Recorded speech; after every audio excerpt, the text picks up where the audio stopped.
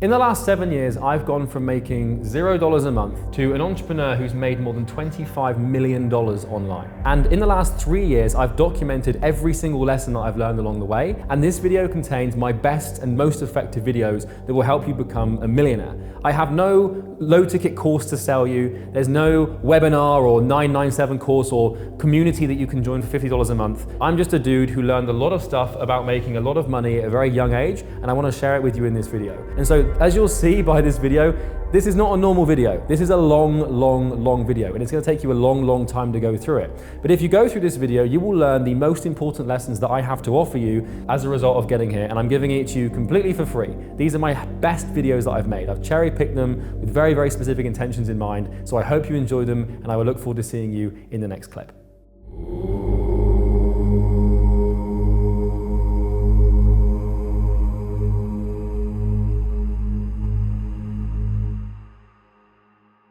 You're going to have heard from a lot of different people that you can get to 10K a month in 2 months, 3 months, you can do it in 6 months. The truth is that going from $0 to $10,000 a month is more about changing your character, your belief systems, your identity, and who you are to manifest this and make this happen, as opposed to changing your financial situation. And in order for you to do this and to become the person that can make 10 grand a month, which I'm going to walk you through exactly how to do shortly, you need to undergo a complete overhaul of yourself. And that can only really happen in a slightly longer time horizon than people that sell 997 courses promise you, okay? So as with my How to Become a Millionaire video, I'm going to set an expectation for you, right? And that is that to get to the point where you're consistently, reliably, predictably making 10 grand a month is probably going to take anywhere between 12 to 36 months. Okay, it's going to take a year or 2 or 3, all right? And you need to realize this.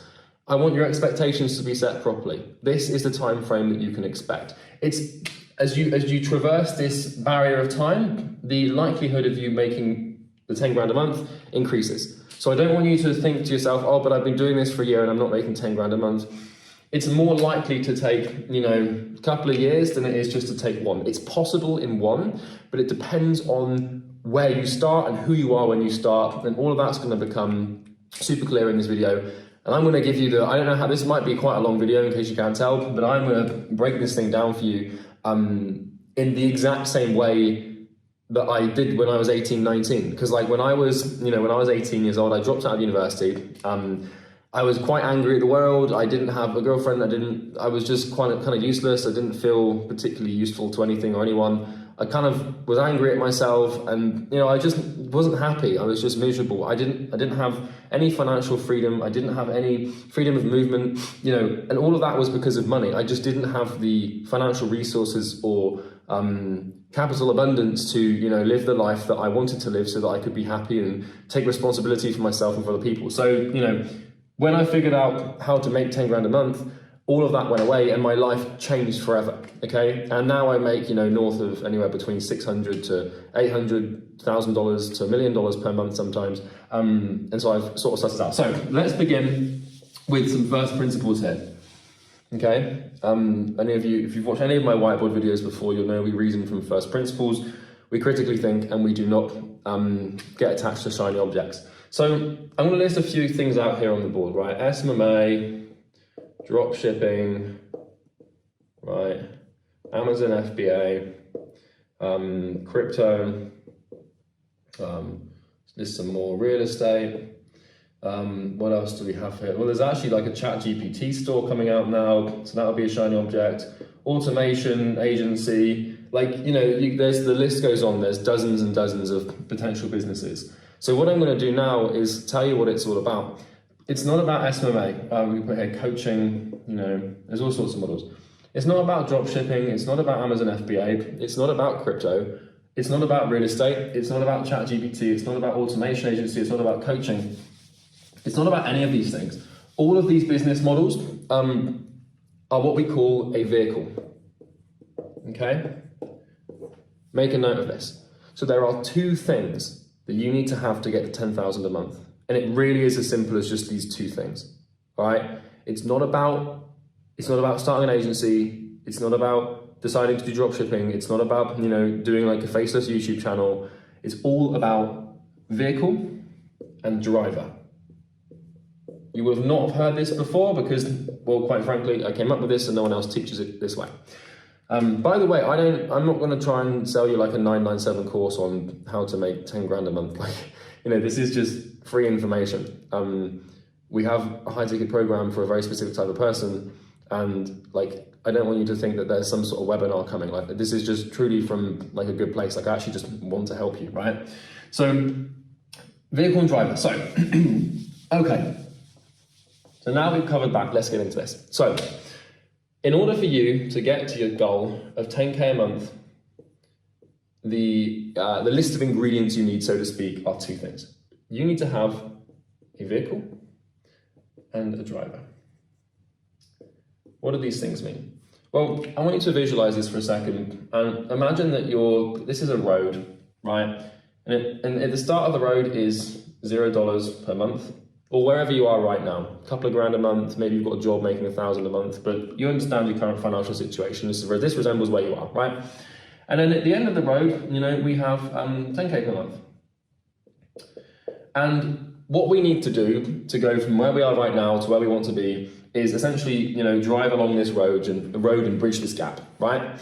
And in order to do that, what we need a vehicle, right? So we need a car. This basically is a car. Let's just pretend it's like a Tesla Cybertruck or something. But we need a car and we need someone to drive this car, right?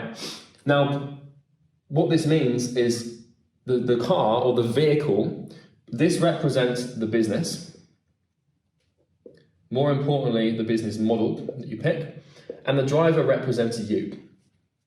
So I'm here to tell you, and you're not going to like this, I'm here to tell you that 80 to 90% of your ability to do this is about you, okay? So it is very seldom the business model that is the reason why you're not making 10,000 a month. Very, very rarely does this actually happen, and I'm going to explain why. So let me explain this. So if you have, let's list out a couple of business models. SMMA, drop shipping, you know, automation agency, you know, YouTube, like / Instagram / socials, you know, like repurposing content or whatever. You know, there's all, you know, community, you can sell like a low ticket community. Maybe you're doing video editing, you know, agency. You know, the list goes on, real estate, Airbnb, right? Here's the truth. So you might have tried some different models before. The chances are, if you're watching this video, you've tried a few different things. For example, when I started, I tried dropshipping way before I tried my agency, right? But the truth is that all of these work.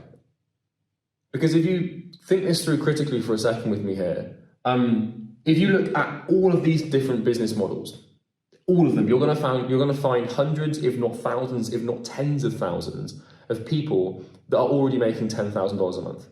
So what you need to understand is basically any business vehicle that you select, whether it is starting a cleaning company, whether you're selling pasta on the street, right? The chances are there's already someone in there, inside of that business, inside of that model, inside of that car, that is making 10 grand a month. And so what this means is that if one of these doesn't work out for you, it has absolutely nothing to do with the vehicle. It has everything to do with you. Understand this. Businesses do not fail. People do. A business is an extension of a person. And if that person doesn't have the capabilities, requirements, heuristics, characteristics, you know, insert synonym here, to make what they want to make, they won't make it. And so the example that I want to give you here is, let's say that this represents like a race car, you know. I don't know how the hell I'm going to draw this, but let's just say, like, you know, here's a race car, you know, it's like a massive exhaust here, you know, and it's like it's got go fast stripes. Let's say that this doesn't look like an F1 car, but let's say this is an F1 car. This is a vehicle that is going to go fast and is going to, you know, enable you to get to the point where you're making like 10 grand a month, whatever. Now, if I gave you a F1 car to drive, right, which was capable of getting you from A to Z very, very, very quickly, right? That's the point I'm making here. If I gave it to you in your current state right now, with your current skills, your current characteristics, etc., and you try to sit in here and, you know, drive this thing, why you'd be sitting like that, I don't know, you know, with the pedals down here, you would crash it because you don't have the skills or anything to know how to drive this car. You have no business sitting in a, you know, 1,300 horsepower, £5 million F1 car, right? I wouldn't know how to do it. So nobody, like, I'm not saying that I'm the ultimate driver, but my point is if this is a business model, like the car's not the problem. So time and time again, and you've probably done this before, what people do is they try a car like a business model. They start drop shipping, or they start an agency, or they start anything, you know, and about a couple of months in, it's usually a couple of months, their confidence turns to doubt, and then they don't make it, they don't do what they want to do, and then they blame the business, right? So this is the single first most important thing that you need to have to get to 10K a month, and that is the ability to take responsibility.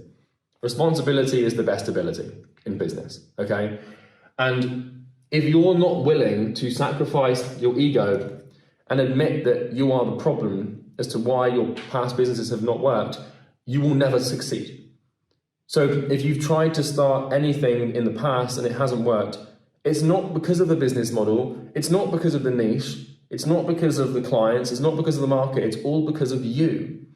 And if that wasn't true, then there wouldn't be people inside of that business, inside of that niche, making the money that you want to make. And so think it through for a second here, right? And I'm going to drill this point and then we'll move on. So, you know, let's just say it's drop shipping, right? You know, and, you know, you try drop shipping and you do it for, you know, 3 months and you get to here and you make like a lousy £50 sale and then, you know, you just quit. And then you say, oh, drop shipping just doesn't work. No, you don't work. It's a big difference, very big difference. Because if drop shipping didn't work, then there wouldn't be thousands of people that are making 10 to 100 grand a month, which is what you want to make. So my point here is it's never, ever, ever about the business. You probably clicked on this video to figure out like, you know, what business model is Charlie going to tell me to use? Like, you know, like this guy, like, what's he going to pick? Like, what's the strategy? What's the shiny object? You clicked on this to get hold of a model or like something that you can, like a car, right? Like a vehicle. But I'm here to tell you that it's not about that. It's all about you. And so we're going to spend a lot of time talking about you, and I'm going to write some things over here. What else do we have over here? Well, really, that's it.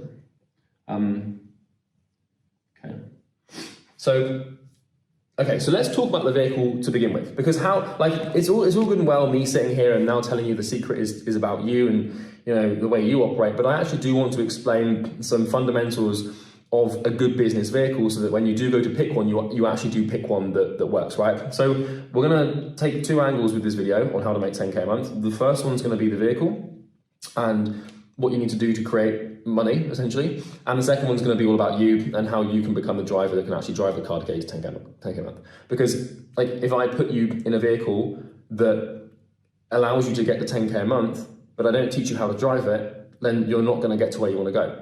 So this is my point. It's not about the car. It's not about the vehicle. It's about your ability to drive it. Because every business vehicle that has been proven to work by another person before will get you to your goal if you know how to find, you know, if you know how to downshift and, you know, take the corners and, you know, indicate properly and put the lights on. If you don't know how to do that, you're not going to succeed, right? So let's get into this. So the vehicle. Now, business 101. No one would have taught you this before because I don't know why. People don't focus on this stuff. If you want to look at this, like what we're trying to do here is we're trying to make money, right? So we are trying to make big fat stacks of cash consistently, as much as we can, repeatedly, right? So we need to understand that money works as an exchange, right? If you want to make money and receive money, you have to give something. Every action has an opposite and equal reaction, you know? That's kind of like the main law of the universe, right? Newton said it. So if we want to make money, we have to give something. If we want to receive money, we have to give something.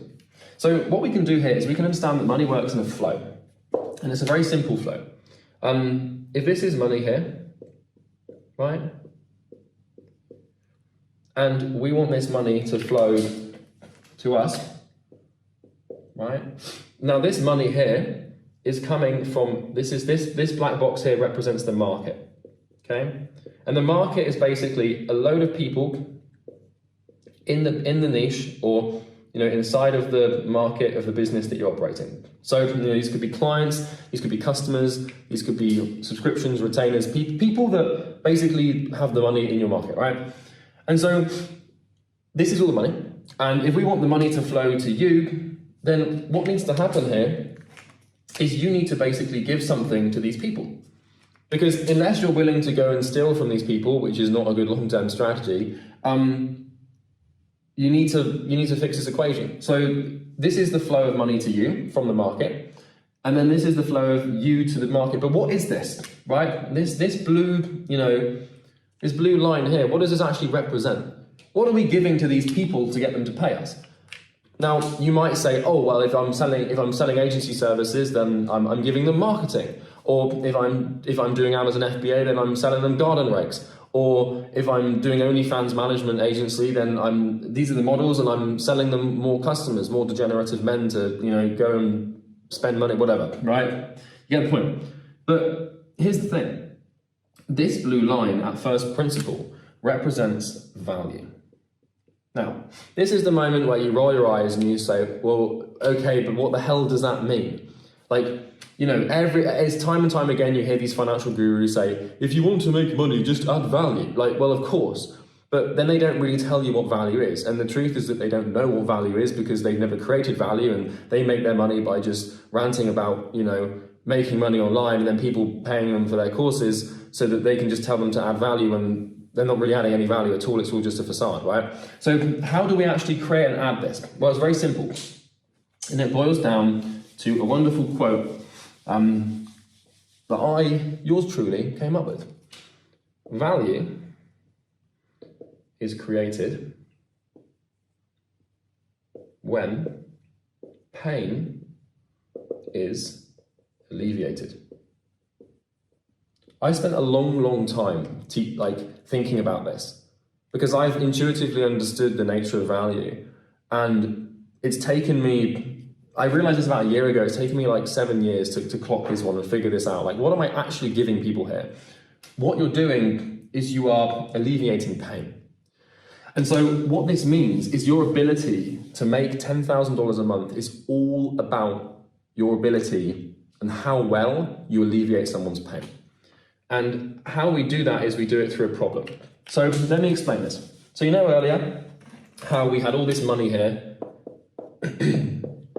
We have all this money, stacks of it, but the money is locked away inside of the market, right?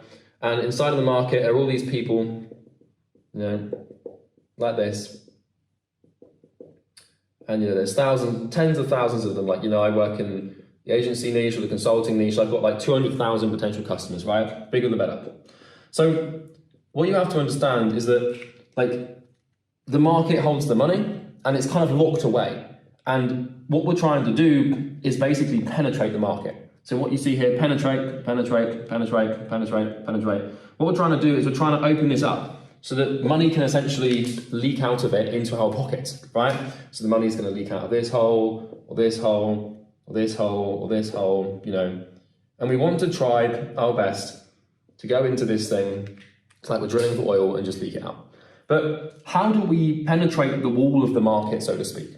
Because these walls, the market is very difficult to penetrate. This is reinforced. There's guard dogs, they've got a moat. It's very, very difficult, to get into this thing. There's barbed wire, and it's not an easy thing to do. The way that we create a hole in the market so that, we can basically leak money into our pockets is we find a problem, right? So understand that markets work in what we call a fractal. And what a fractal essentially is in nature is it's what exists in the micro also will exist in the macro. And so it's basically a pattern. And what this means is the life of this person will very closely resemble the life of this person, and this person, and this person, and this person. And so what this means is, from a standpoint the market, all the people in the market are very similar. They have very similar problems, they have very similar experiences, and they want very similar things. It's the same reason as to why, you know, if my brother right now is 17 years old, right? And he wants to build a business and his goal is to make 10K a month, right? And so, you know, what I can do with that is I can then assume that other 17-year-olds that want to build a business and make money probably want to make $10,000 a month, right? And because of that, I can then start to penetrate the market and create video titles but you know, I don't sell courses on how to get to 10K a month, but you get the point, right? You understand that as in the micro, so in the macro, right? And so what we're trying to do here is we're trying to establish a problem that all of these people have. And by solving this problem, we create value, because remember, value is created when pain is alleviated. And so if you want to make money like this, you know, and you want this money to go from, you know, someone in the market, and you want that money to go over here to you, well, the market is only going to reciprocate based on pain alleviation. So then that begs the question of, well, how do I alleviate the pain? I'm not referring to like physical pain, unless you're a massage therapist or, you know, a pain doctor or something.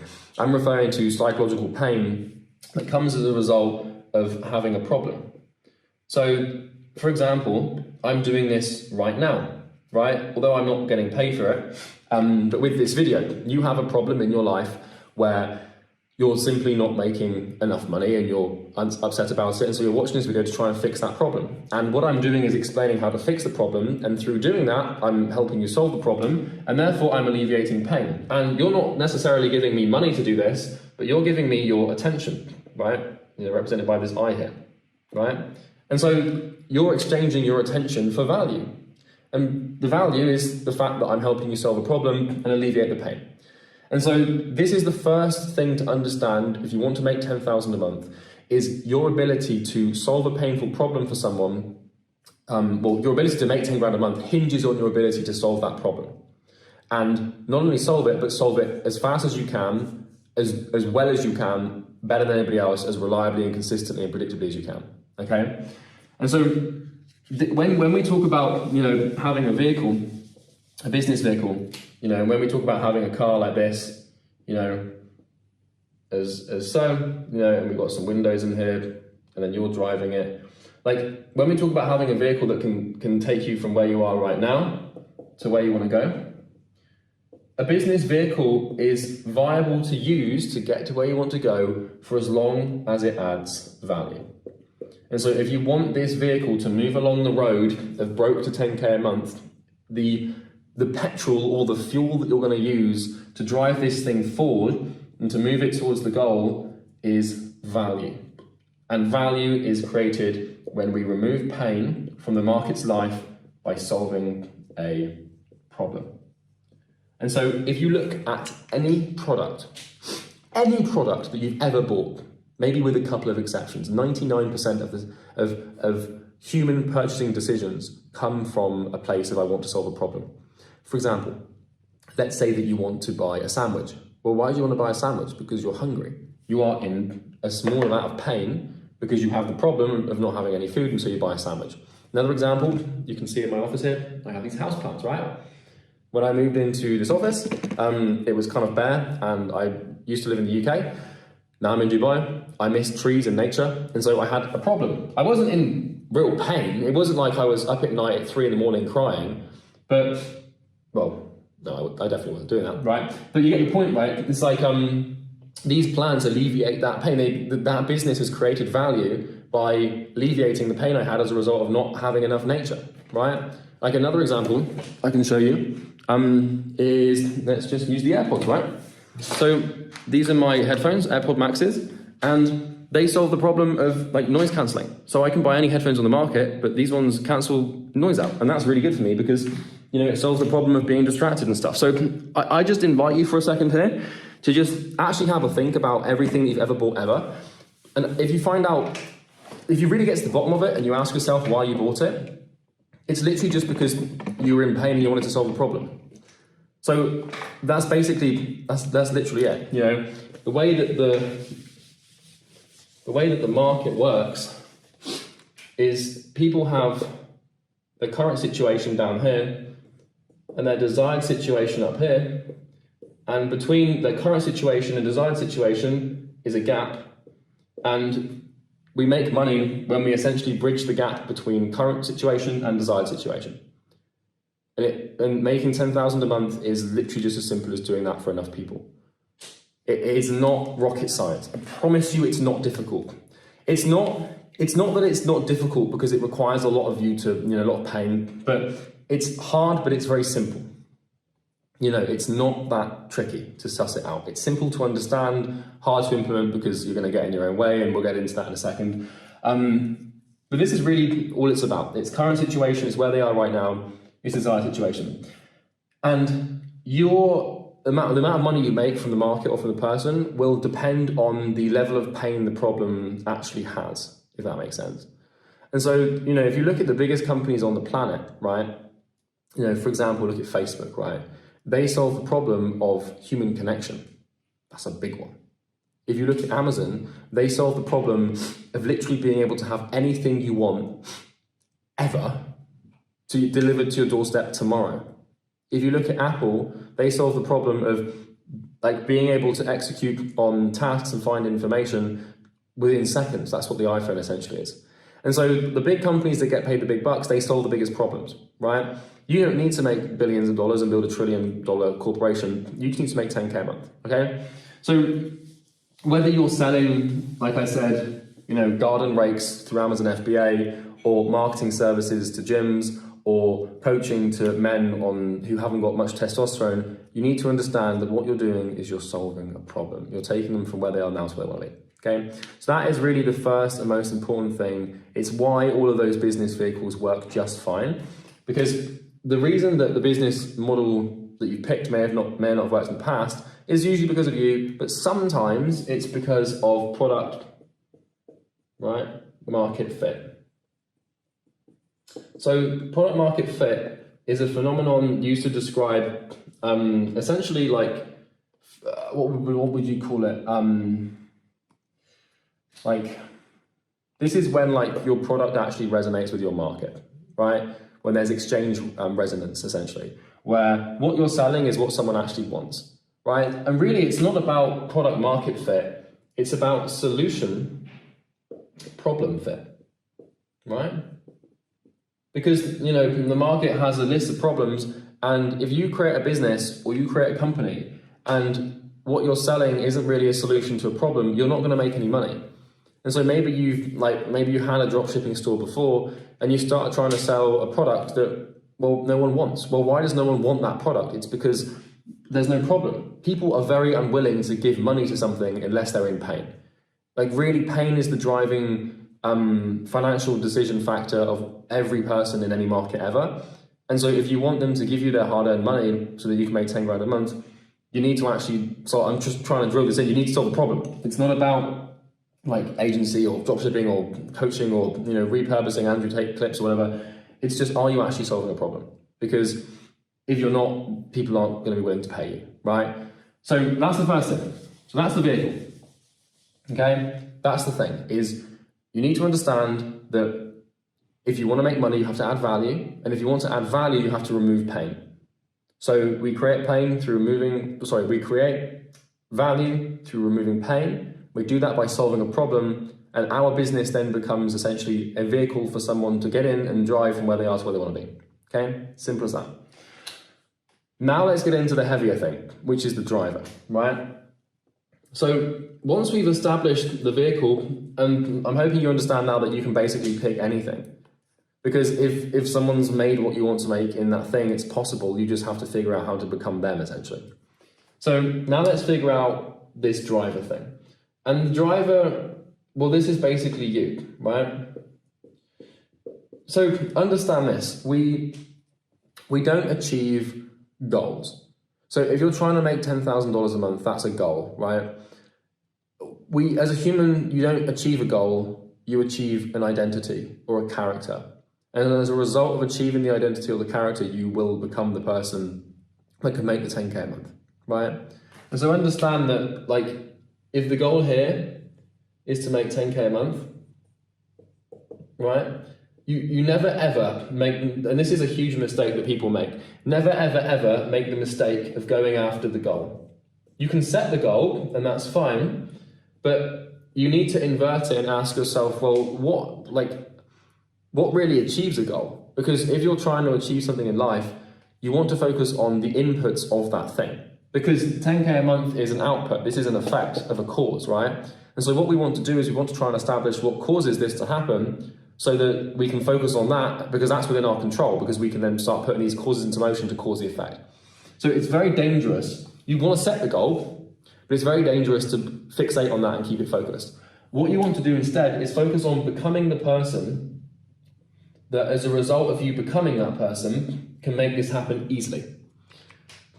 I'm going to explain how to do this. It's very, it's not that complicated. It's just like, people don't really get it, you know? If you want to like achieve something, if you want to make a certain amount of money, don't try to make the money, try to become he who can or she who can. Because people achieve goals. Goals don't achieve themselves. And so if you want to do anything, just ask yourself, well, who do I need to be for that to happen? And then start becoming that person. And then once you're that person, you'll make it happen. Because if you were capable of making 10K a month, you would have already done it. So you are the problem, right? You are the reason you're not where you want to be. It's not because of anything. We talked earlier about responsibility, right? You are the issue. You know, the common denominator of all the problems in your life is you. And so if you don't want to experience those problems and you want to solve them, you have to identify the problem, which is you, and then you have to change. Because if you try and start a business now with who you currently are, it's just not going to work. And that might seem quite brutal, but it's the honest truth. You know, if you think right now that you have any chance of making 10K a month, you are sorely mistaken. Because who you are isn't capable of doing that. So what you need to do is you need to learn how to transcend yourself and become someone else. And I'm not saying that you need to change your name or, you know, like undergo some weird like religious routine. That's not the purpose here. But you need to realize and understand that it's about personal change. So I'm going to walk you through how to do this. And I'm going to walk you through, like, there's really 3 things that you can focus on and control that basically make you up. And it's going to get kind of heavy. So let's get into it. So if you ask yourself a very existential question for a second here, you know, let's just put this in, or let's just say that your neck's a little bit steadier than that. So let's ask ourselves this question. Who are you? Right? Now, your natural response to that question is, well, my name is Charlie Morgan and I live at this address and I am a man and this is my family and I have this going on and I have this religion and I eat this, like, and my passport says this, so this is who I am, right? You've got to realize, man, that all of that stuff is just arbitrary, right? If you actually ask yourself, like, who or what are you, the question isn't very clear, because you are not your name, right? Because a name is just an arbitrary, you know, it's a sound bite that gives you like some sort of meaning, right? You're not your passport or your driving license. You're not an address. You're not a family. Like, what are you? Well, that's a pretty existential question to answer. But really, like, you are a few things, right? Now, I've read an awful lot of Jung and Jungian psychology in my life. And if I'm not careful, I'm going to take you down a rabbit hole that is like 7 hours long. So I'm going to try and keep this simple. There is an answer to this question of what are you and who are you, but it goes super deep and it's a terrifying place to go. So we're not going to go there today. We're just going to focus on some easier things to digest so that you can actually get some actionable steps after this video so you can start, you know, making progress to become the person that can achieve the goal you want to achieve, right? So really, what you are at first principle is you are a collection of different things, because also you're not your body, You know, if you ask yourself that, if you think that's the answer, like, you're not your body. Your body is just like a physical structure designed to house your organs. You're not your brain. You're not your thoughts. You're not really anything, right? And that's good news, because that means that you can change. So you are a collection of beliefs. You are a collection of skills, and you are a collection of characteristics. Now, the truth, and I'll give you the Jungian Psychology 101 really quickly. The way that Jung had answered this question, Jung's, by the way, if you're not familiar with Carl Jung, he's like the founder of modern psychology, and his work is absolutely petrifying. So I wouldn't suggest reading it unless you want to be a bit scared. But Jung basically believes that like the psyche or the identity works like this, and it kind of, you can pie chart it out. This is a very very reductive view of the psychology. But Jung basically believes that you are like a collection of parts. So this could be 1, 2, 3, 4, 5, 6, 7, 8, 9, 10. Obviously you're not just 10 parts, but Jung basically believed that the psyche or the individual is nothing but a collection of different identities. And what that essentially means is, like, have you ever had this before, where you feel like you've got two sides to yourself, where, like, if you're trying to make progress in business, one side is like super confident, trying to build things, trying to do well, and then a couple of weeks later, another side of you comes knocking it all down. Or maybe you've tried to eat healthy before, and you're on it for like a couple of weeks, and then part of you is like, no, I don't want to do that. Or maybe, you know, maybe one day you decide that you want to make friends and start being social and being extroverted, and you start making friends, and then like a couple of months later you decide you don't really want those friends anymore, and you want to sort of, you know, just work on yourself and not be extroverted. Like, have you ever had this? I'm sure you've had this before. I'm sure there's loads of instances in your life where it seems like you want two different things at the same time, and you can't get clear or make decisions on how to orient yourself in the world because it seems like you've got conflicting identities, right? And this is basically what Jung believed, is that you've got a ton of different parts, and what these parts do is they basically represent motive. Now, motive is like not really the right word to use here, but they represent different wants, right? Is actually a way better word to use here. They represent different wants. And essentially, your physical body and your conscious mind is nothing but a slave to the unconscious to get what the unconscious wants, right? And so one day the unconscious might want one thing, and then the other day it might want another. And you have these different parts of you, and what these parts do is they communicate to you through emotions, right? Because when you've got a very deep psychological piece of your identity that's sort of representing a specific want or advocating for a specific need, the only way it can really communicate and try to implore you to fulfill that need or want is through some sort of deep emotion. And so this, like I said, this is a whole deep thing. So I'm trying to answer the question, because I asked you a very existential question here of what you actually are. This is sort of the answer. It goes levels deeper than you could ever possibly imagine. So yeah, if you want me to make a video on this, you can comment, but I warn you, I don't know if I want to make it, because it's not very, it's kind of a bit dark and it gets a bit heavy. But anyway, let's stay on track here about how to make 10K a month.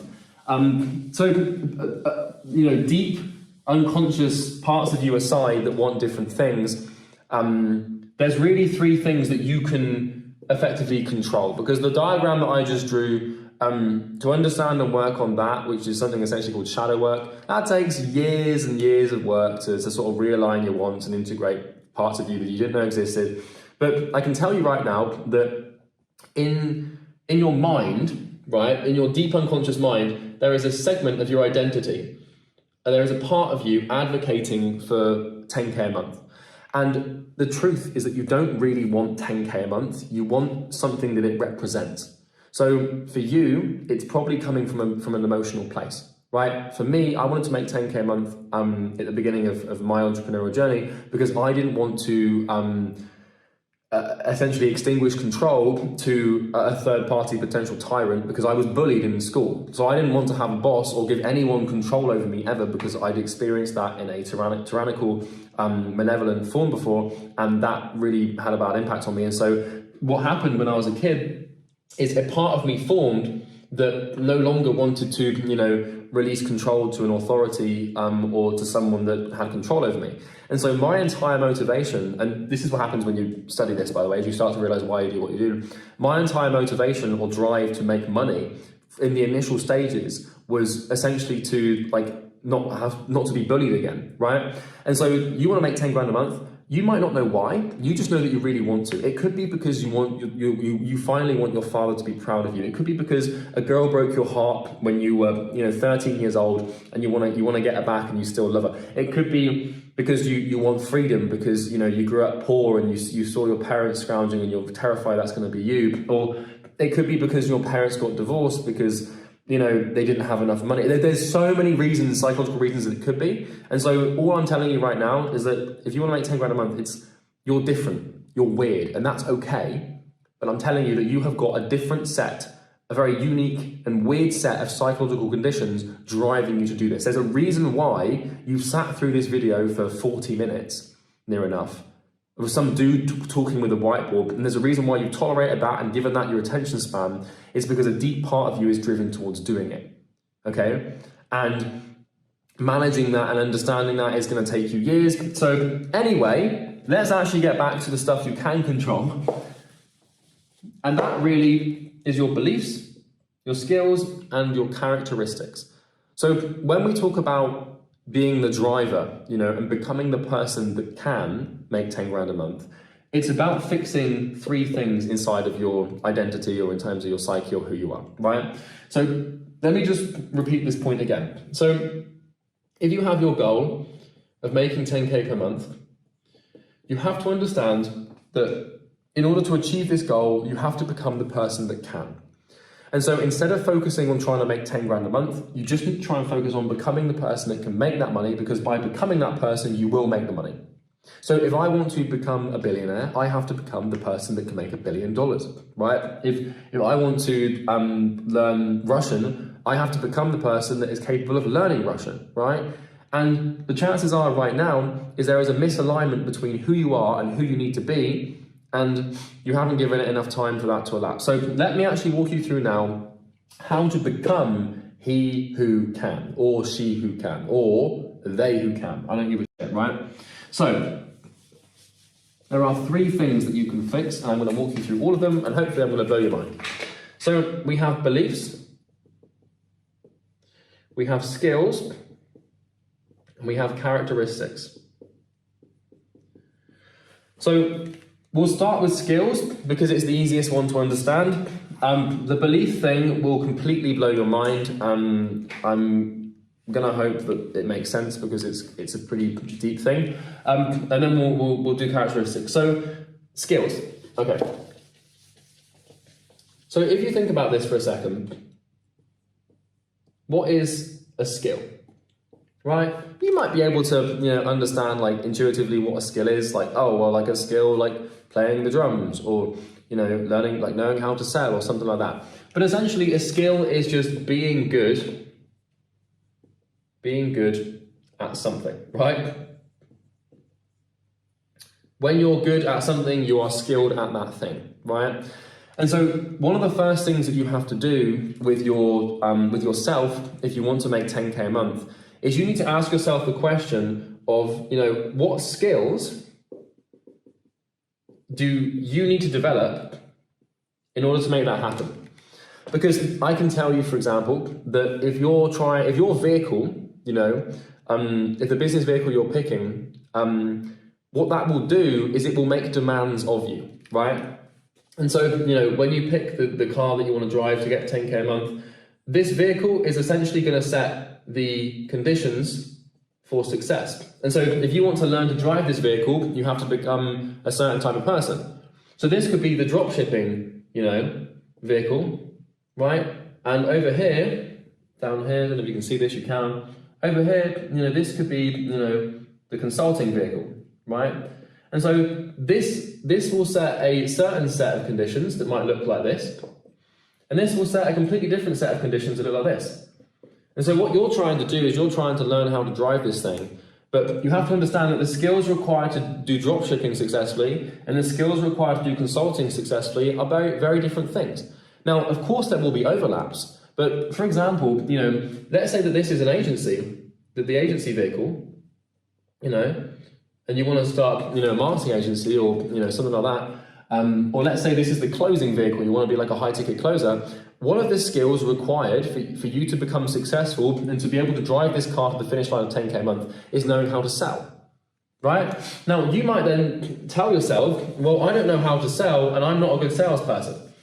But this is where we have to gauge this identity problem, right? Where who you are right now is not capable of achieving what you want to achieve. And so if right now you want to make 10K a month, and you've picked a vehicle that requires you to sell and you don't know how to sell, well, that's fine because you just have to learn how to sell.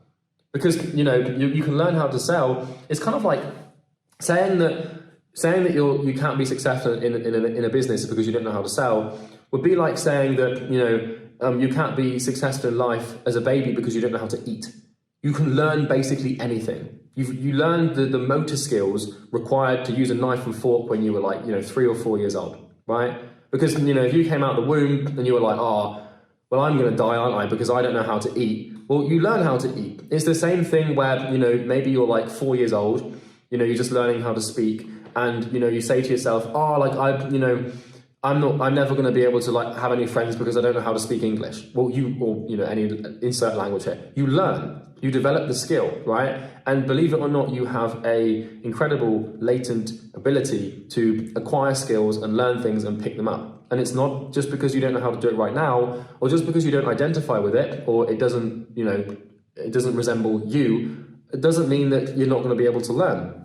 Look at your life and, another example is maybe when you're like 15 years old and, you want to have a girlfriend and, well, that requires some certain skills. You need to know how to be funny and interesting and charming, and you need to know how to take care of someone and have empathy.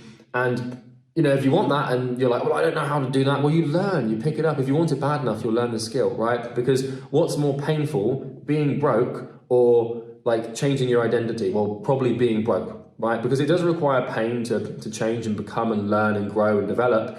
And it's uncomfortable to do that because it's outside of your comfort zone. But I can tell you now that it's far more painful to stay where you are than to, not develop. So what you need to do is you need to ask yourself right now, with the business model that you have selected, and remember, you can select any one because they all work, you need to ask yourself, what skills do I need to have to make this happen? So let's say you wanted to start a bricklaying business to get 10K a month. Well, you need to have the skill of bricklaying, right? You need to have the skill of time management.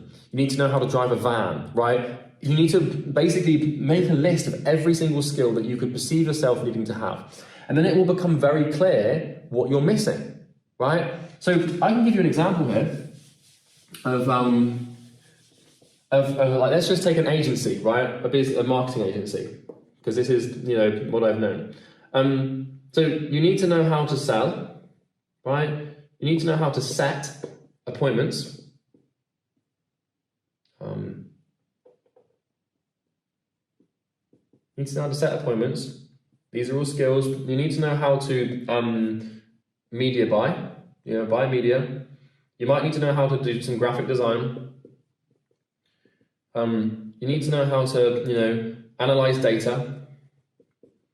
There's a ton, there's going to be an infinite, there's going to be maybe 20 skills, but you get the point, right? So if you're looking at, well, I want to start an agency and get to 10K a month. If you don't know how to sell, maybe you know how to do media buying, but if you don't know graphic design, I'm not saying, by the way, that you need to know graphic design because I don't, and I had an agency doing 100 grand a month when I was 20, right?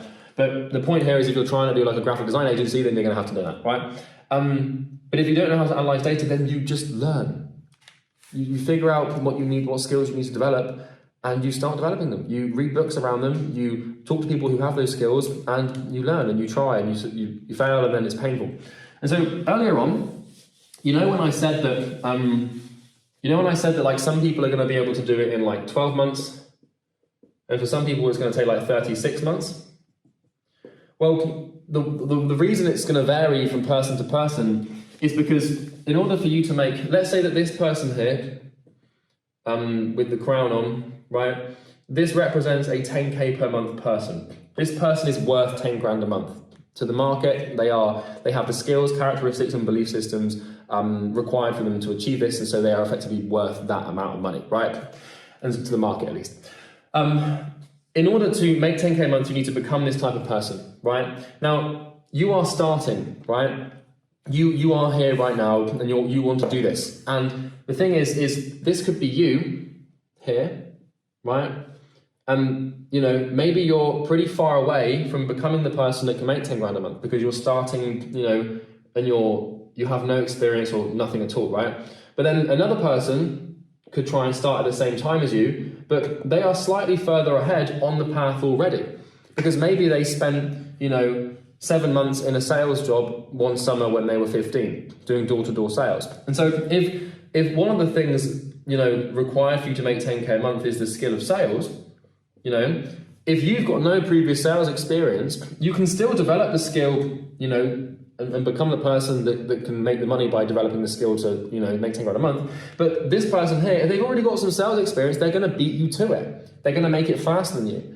And so this is why in my first agency, I went from 0 to 10 grand a month in about 2 to 3 months. And people look at that when I was 19, right? 18, 19. And you might be looking at that and thinking, well, shit. I've been doing this, or I'm like 23, and like I've not made this progress, and I've been doing this for 3 months, and I can't even make 1 grand a month. Well, newsflash, before I started my agency, right, when I was 18, by the time I was 18, I'd read near enough 200 books on business, right? And I'd been selling, I'd done a sales apprenticeship, 18, 19. I'd been doing a 12-month sales apprenticeship, where every day I made 300 cold calls and I took, 3 to 4 sales calls a day.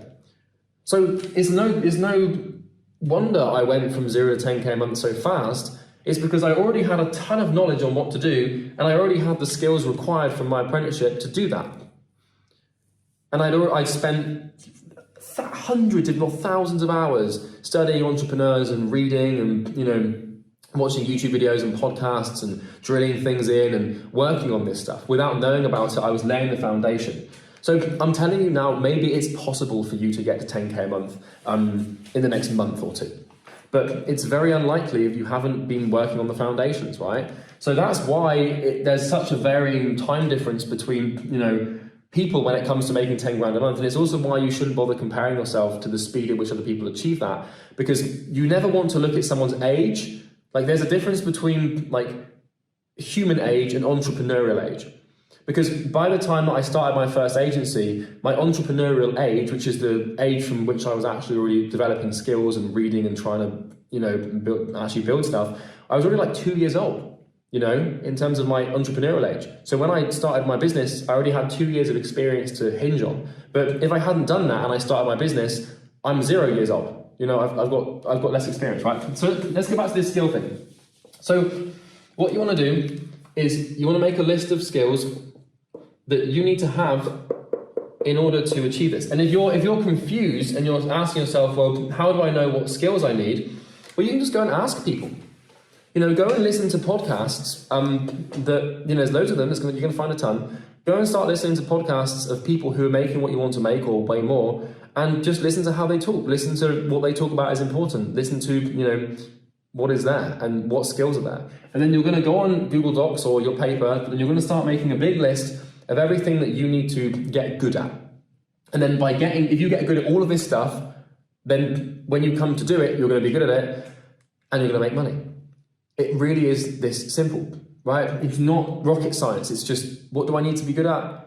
That, okay, I'll go and learn it. How do you learn it? You read, you study people, you trial and error, And, for example, the one skill that I have right now is making YouTube videos, right? Albeit like my skill of drawing is pretty dire, but I can now sit down for like 2 hours at a time and talk about abstract concepts without making any like mistakes in terms of like the way that I'm talking. Like there's no umming and ahhing, and I don't have to keep cutting the clip, and it's just one big recording with a couple of exceptions.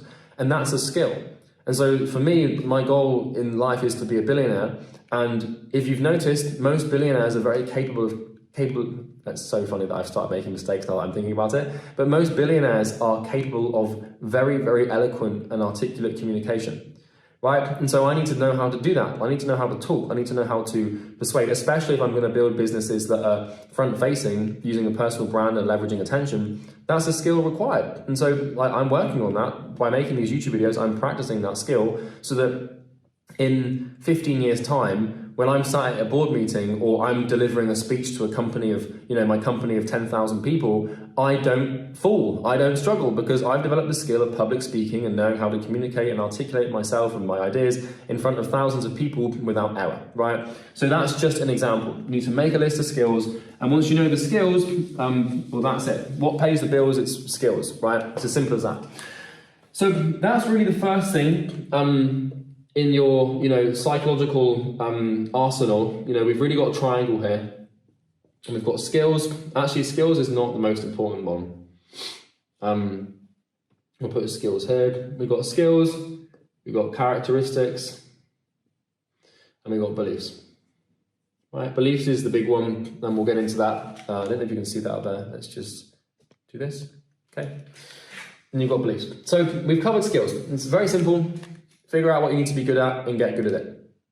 It's not rocket science, right? It's difficult to do, simple to understand.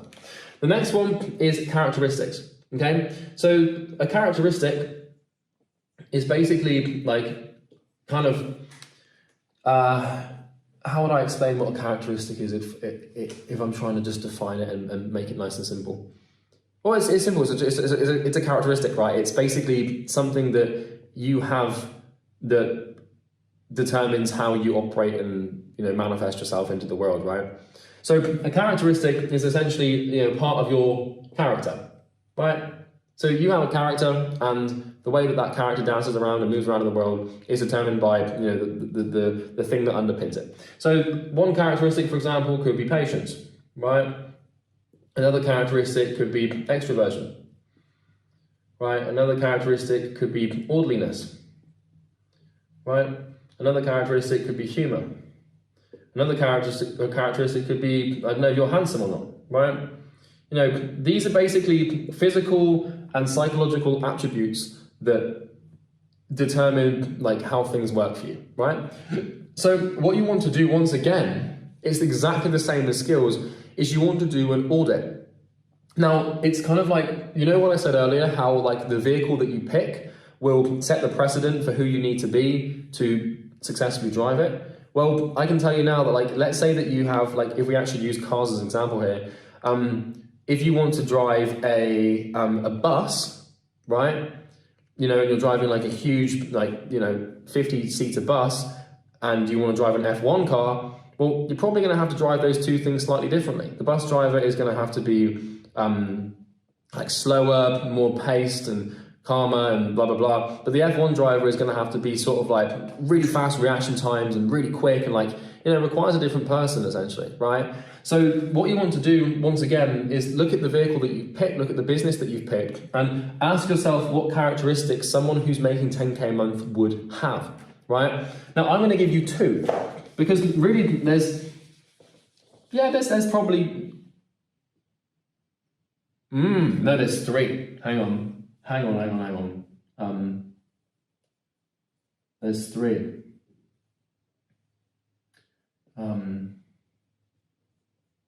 Yeah. Okay. So now I'm going to give you four. Okay. So in terms of the characteristics that people who make 10K a month have, that you need to develop, and you need to develop these as an absolute matter of priority, there's four, right? And these are personal attributes that you can develop and introduce into your life. Focus, discipline, malleability, and emotional management. So there's going to be a lot of characteristics that you need to develop to become the kind of person that can make 10K a month. You know, another one, for example, could be patience. It could be, you know, communication skills, etc., etc. But I'm going to leave that up to you to decide like who you want to be. And the cool thing about all of this, by the way, is it's actually entirely possible for you just to literally write down all the skills and characteristics and belief systems you need, and you can just become that person. Like, it's kind of cool. You can literally just like decide, okay, here's who I need to be, and then just start becoming it. And it's kind of like I'm exposing the wiring to you, because by becoming that person, like, think about it logically with me here. If you develop all the skills, all the characteristics, and all the belief systems of someone that can make 10K a month, then you're going to make 10K a month. I'm hoping the penny is dropping for you now. It's not about the goal, it's about you, right? It's about your skills, your characteristics, and your belief systems. And if you figure out, you know, what this 10K a month cocktail looks like with the vehicle that you've picked, and you learn all the skills, you develop the characteristics, and you fix your belief systems, and you actually do that, well, then your identity is shifted, and now you're going to be making 10 grand a month. It's kind of impossible. If you become the person that can make 10K a month consistently by having the right characteristics, developing the right skills, and in introducing the right belief systems into your life, and you do all of that stuff, it's impossible for you to not make 10 grand a month. It's just like a rule of nature. You know, the same way that like a famous athlete just keeps winning over and over again. Like, if you can do it, you will. It's as simple as that. So the first characteristic that you need to develop is focus. This is the ability to just work on one thing and channel your attention and energy and time into one specific thing that adds a lot of value for a long period of time. The second thing is discipline, which is being able to essentially like control your behavior and not allow yourself to, it's kind of like focus but in behavioral format. It's just like, how well can you just stick to one thing and just like, you know, actually discipline yourself. Like, if you say you're going to do something, do you actually do it, or do you end up like, you know, venturing off into like a fairyland, right? The third one, and this is a weird one, malleability. What the hell does that mean? Well, malleability is your ability to change. It's your ability to perform ecstasies, which is the word used to describe a snake shedding its skin, right? Where you just let go of who you are and you become someone else. So, you know, for example, there is going to come a time and point in the future where my business success and my goal no longer requires me to be a YouTuber and make YouTube videos. And when that day comes, I will just stop making YouTube videos. You need to be malleable at all times. And what this means is never marrying yourself to a specific identity or a specific form, so that, you know, when it comes time to change form, you can just shift. It's like the Bruce Lee quote, like, if water is in the cup, it becomes the cup. If it's in the river, it becomes the river. Be like water. You need to be able to change. And at a moment's notice, just shift your identity and shift your belief systems, your skills, your characteristics to become someone else. For example, you know, right now, one of the skills I need to learn is sales management for my company, right? And, you know, in order for me to do that, I have to become a sales manager. I have to become the kind of person that can do that. And so in the past, I haven't been a sales manager, but I'm not going to look at that and be like, oh, you know, well, I'm not a sales manager, so I'm not going to do that. That's just dumb. If you're not willing to sacrifice your identity for your goal, you're sacrificing your goal. So you have to ask yourself, what matters more to you? Your current psychological state in terms of your current identity, or the future that you so desperately desire? You have to sacrifice who you are to get what you want. There's no other way. Like, when you set a goal, the universe will demand a sacrifice, and that sacrifice is your current sense of self. It's your current identity.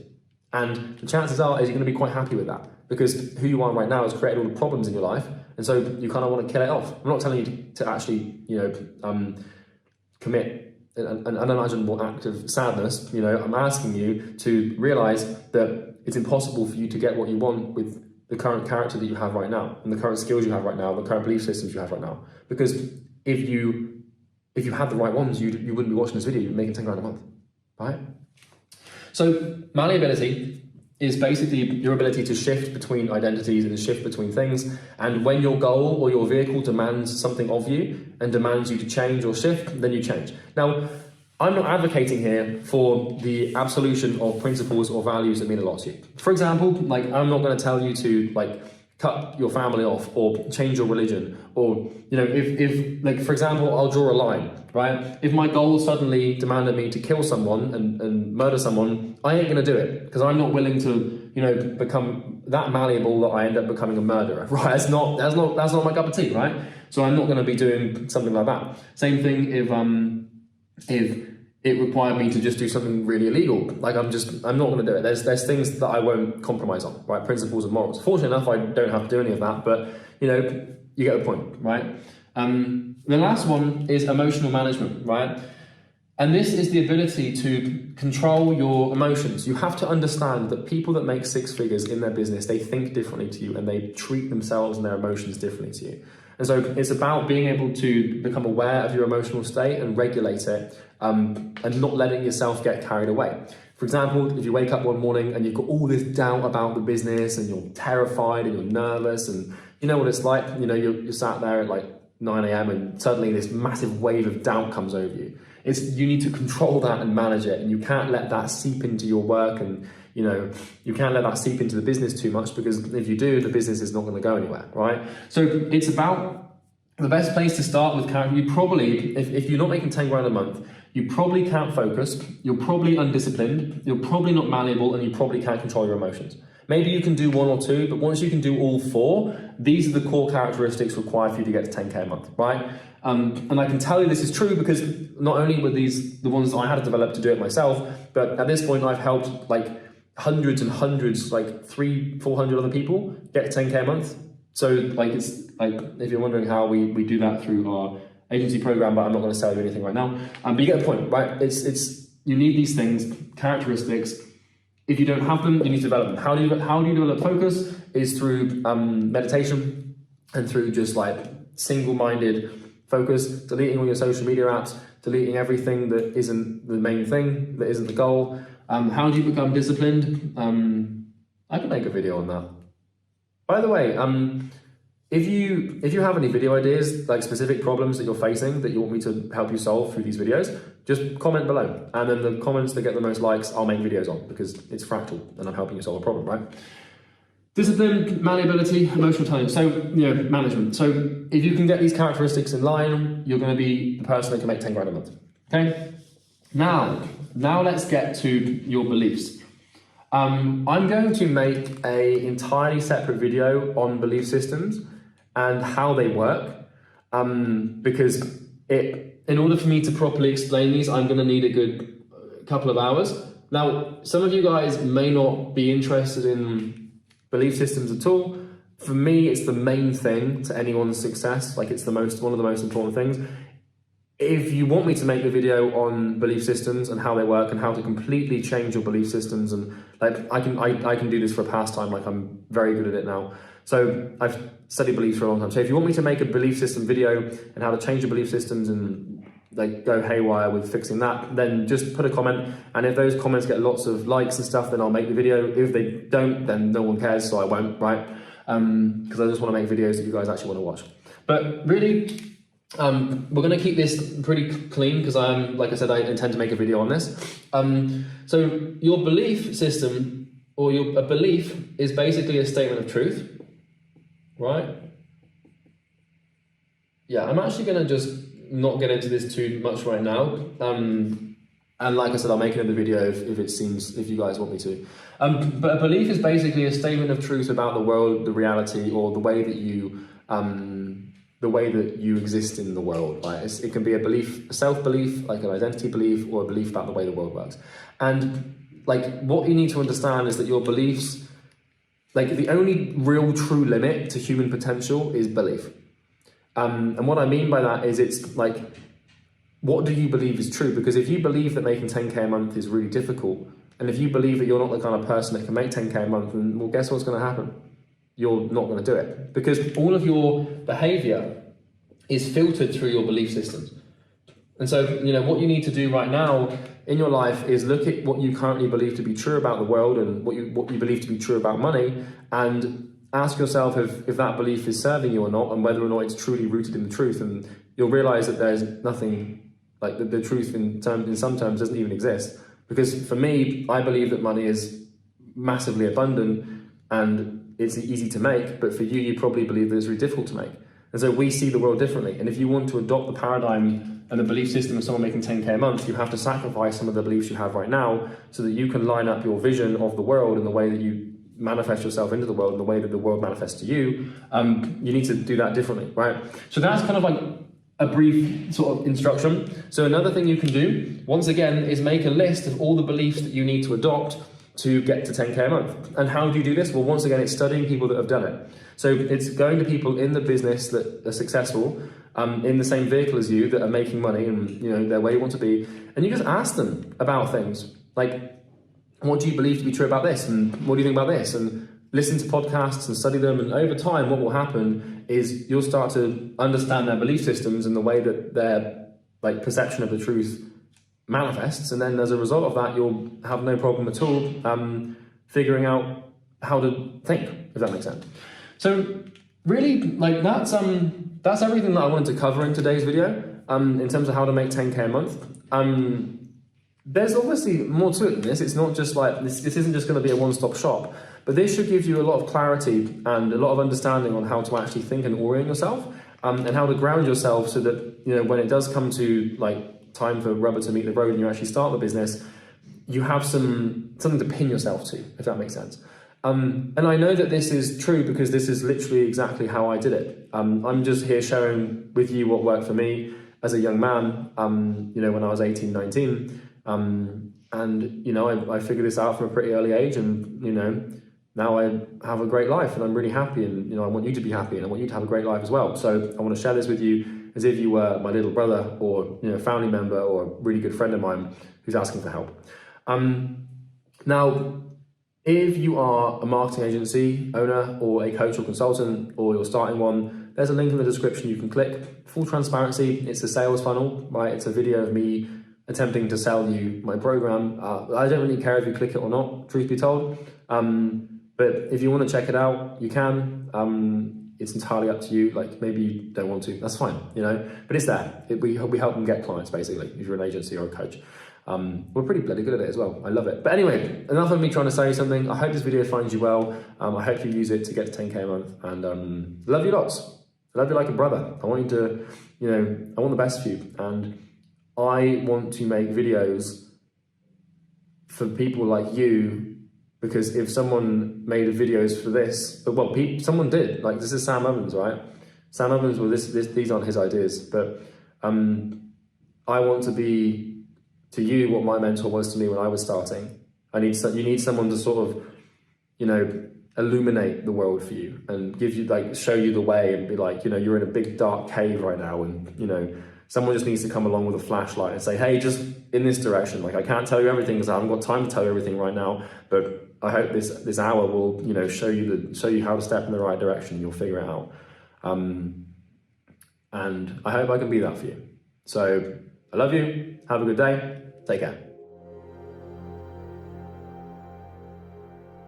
Hey everyone, it's Charlie Morgan here, and I've been making more than $10,000 a day for the last 2 years. In fact, to show you that that's true, you can see my Stripe here. This is one of my payment processes for one of my companies. You can actually see these are real live Stripe notifications confirming that I actually, in some way, shape or form, know what I'm talking about. This is one payment processor, so we make around, through other processes and bank transfers and crypto and stuff, typically $20,000 to $40,000 a day, or roughly give or take 800 grand a month, like an 8-figure business basically. And this is all online. This is with an online business. And when I was 18 years old, I figured out how to go from 0 to 10K a month. No, I'm not scamming people. I'm not selling low ticket courses to mums who want to figure out how to make money online. I'm not selling like a 997 course. I don't have a webinar for you to attend. I don't want your email. I have no interest in your financial situation. I don't want to sell you anything in this video. I just want to make this video for myself when I was 18 years old. There are 7 steps to getting to 10K a month.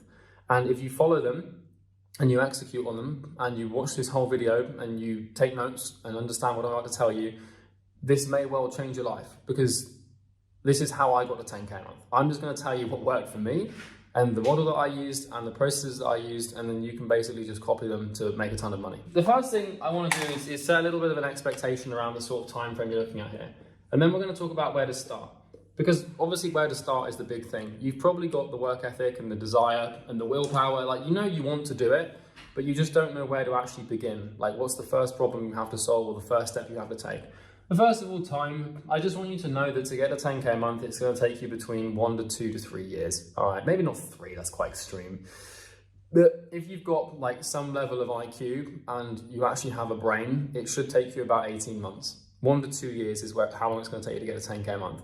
That is provided you stick to one thing and you work with one person, like one type of person, and you just stick to it and you don't get this shiny object syndrome and hop around and grass greener. So I've devised 7 steps. Like if I was trying to get a 10K a month from scratch and rebuild my wealth and get to like 6 figures, I would follow these 7 steps. And I would follow them because these are the 7 steps that I followed that got me to 10K a month when I was 18 years old. So without further ado, let's begin. So the first question you're gonna have is, where do I start? Like, what is the first thing? Because a lot of the steps you can figure out, but a lot of people just struggle with knowing what to actually do to begin with. And well, the first place you start is with the market. And I'm gonna give you a lesson in how to make money online here that you need to hear before we get started. So your business is not about you. Remove this idea from your equation. You're not trying to make yourself money. What you need to learn to do is focus on the market and put all of your attention and effort and conscious thought onto this thing, a group of people that you're actually helping. Let me help you understand how money works. If this is you and you want to make money, well, money has to be exchanged for something. That's the fundamental principle of economics. And so this is someone else over here, and this can represent the market. And what you want is you want the market to give you their money. And this is the business. You're selling things to people so that you can make money. Now, if you want money, then you have to give value. Okay? So money is exchanged into your pocket when you give value to the market.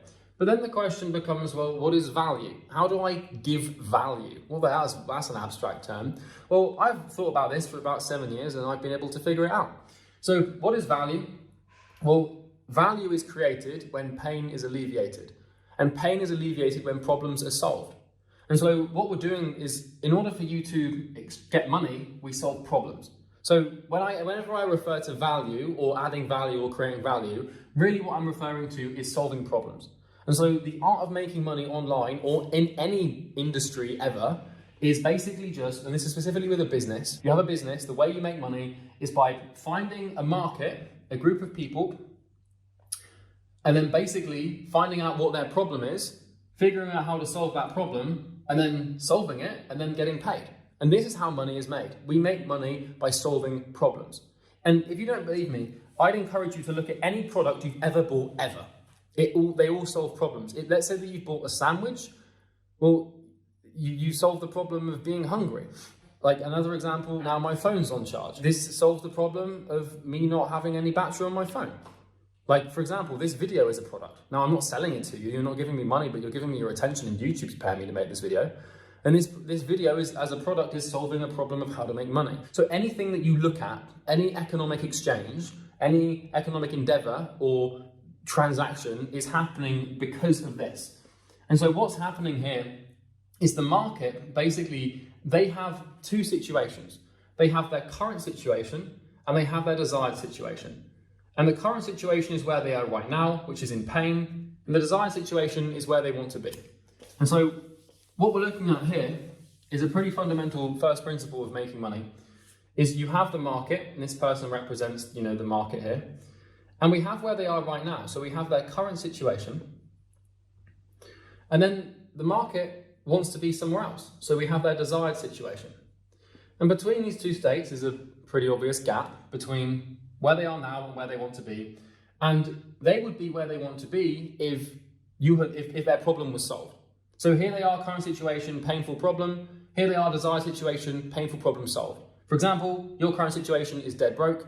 I'm sure that you'd be in less pain and you'd be in your desired situation if you were making 10K a month. And so as a market, right now on YouTube, people want to make money. And if someone solved that problem for them and added value by alleviating the pain by solving the problem, then they would be in a desired situation. And so this is how my business works. It's called Imperium Acquisition, and we basically, and I'm not pitching you, I'm just telling you how I've used this equation to make millions of dollars online.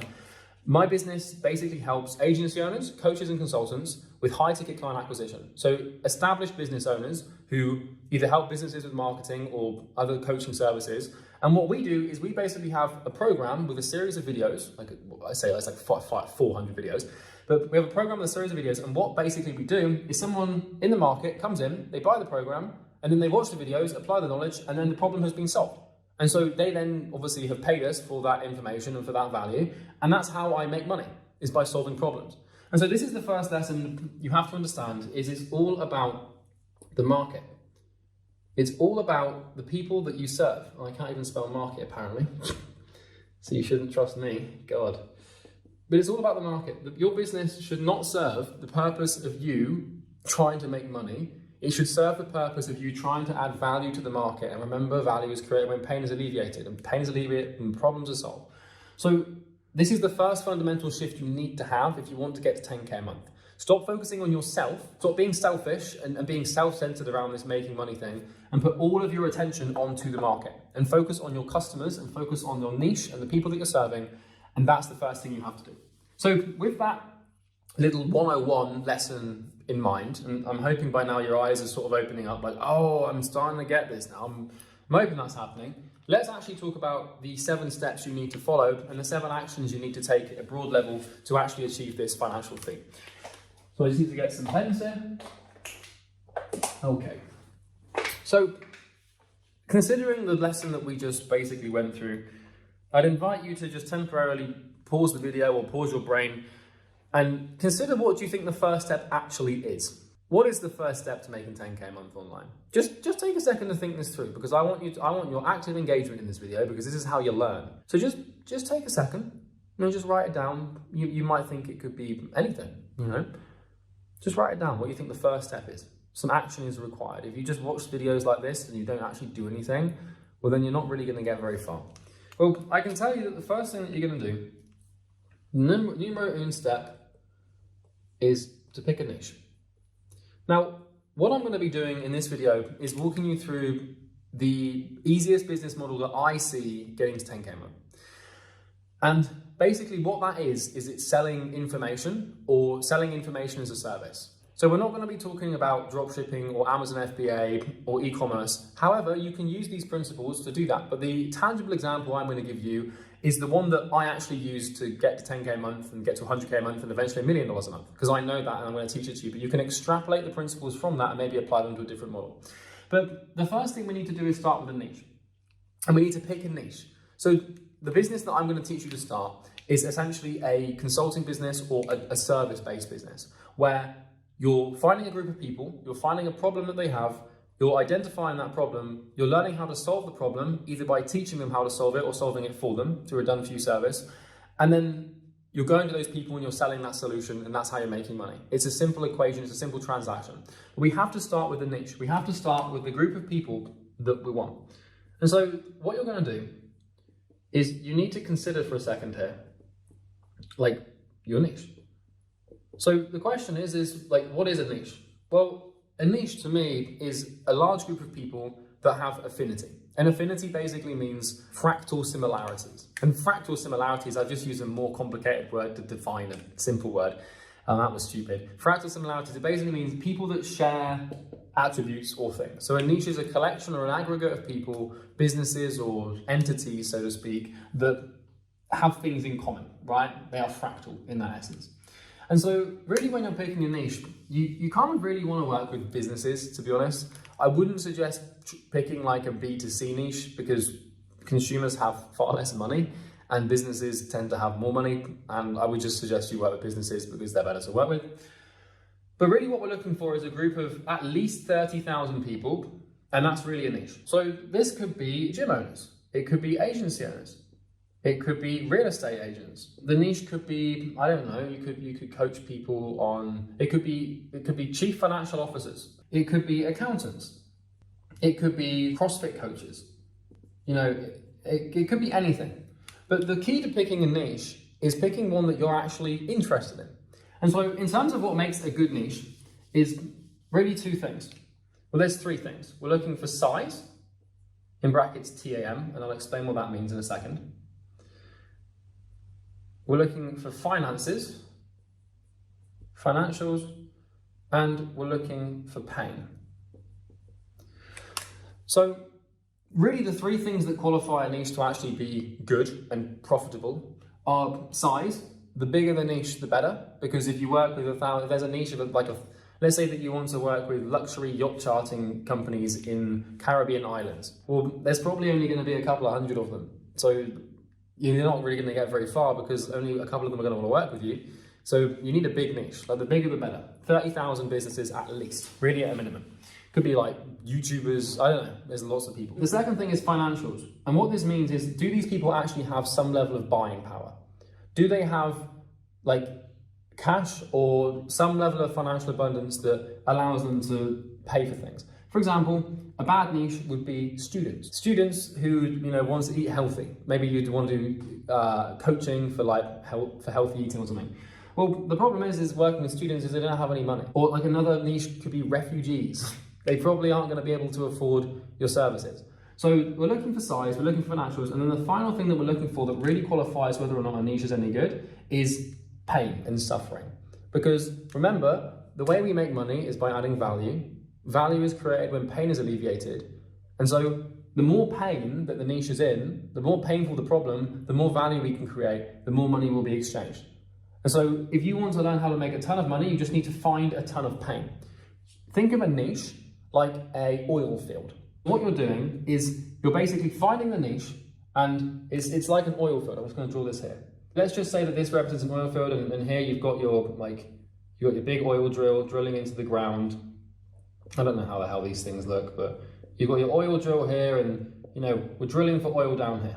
And so what a niche is like, and what a group of people are like, is we're looking like they have pockets of pressure. So what's happening is this is the niche here underground as we go down.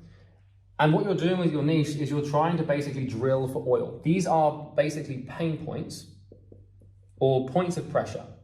And so you're going to drill down with your offer, basically, or your product, and you're going to try and find a point of pain or a point of pressure.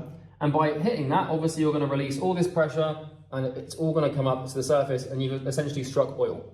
So when you're thinking about picking a niche and finding a problem to solve, think of it as if you are an oil corporation drilling into the core of the earth to try and find pockets of pressure that you can basically use to create value. Because if you're drilling as an oil company, you're looking for these pockets of pressure to release. And this is kind of what the human mind is fractally inside of a niche.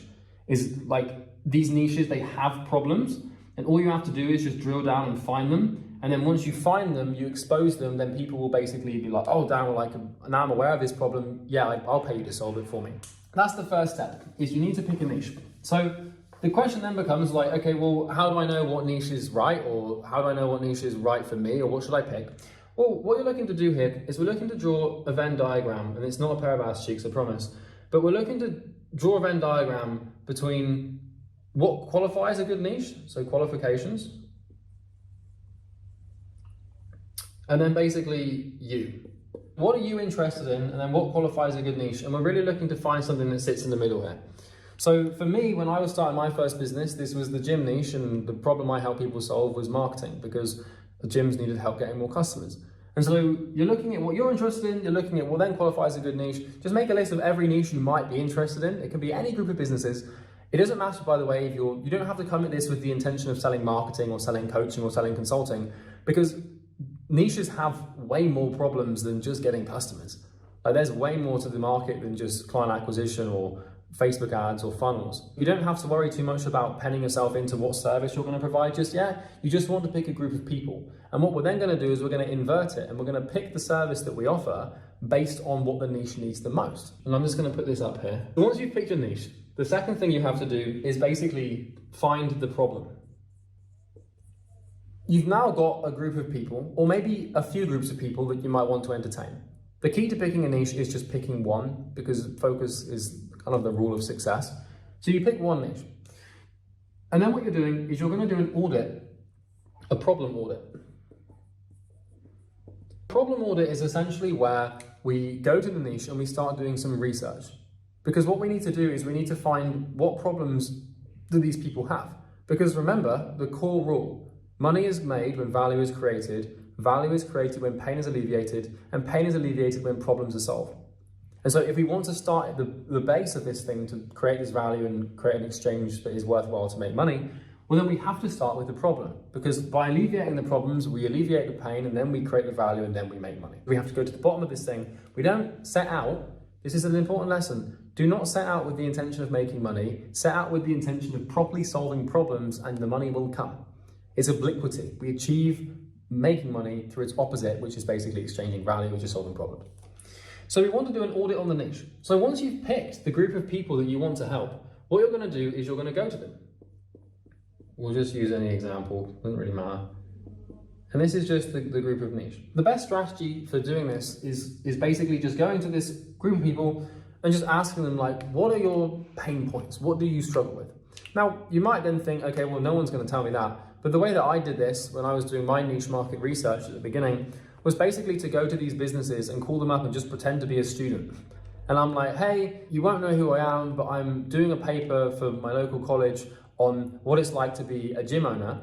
And I know that you're really busy, but I was wondering if you wouldn't mind if I could just ask you maybe 10 questions about running a gym. I'm not trying to sell you anything, I'm just writing this paper and I really want to get some quotes. Would that be okay? Now, you could argue that's dishonest and it's a lie.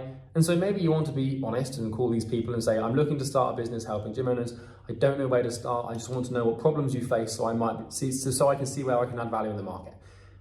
It doesn't really matter. But really, you should probably spend like a good week or two, a couple of weeks on this, because the better your understanding of the problem and the market that you're solving, the better you'll be able to tailor a solution. I'm hoping you're sort of starting to understand the mental model I'm using here, which is inversion.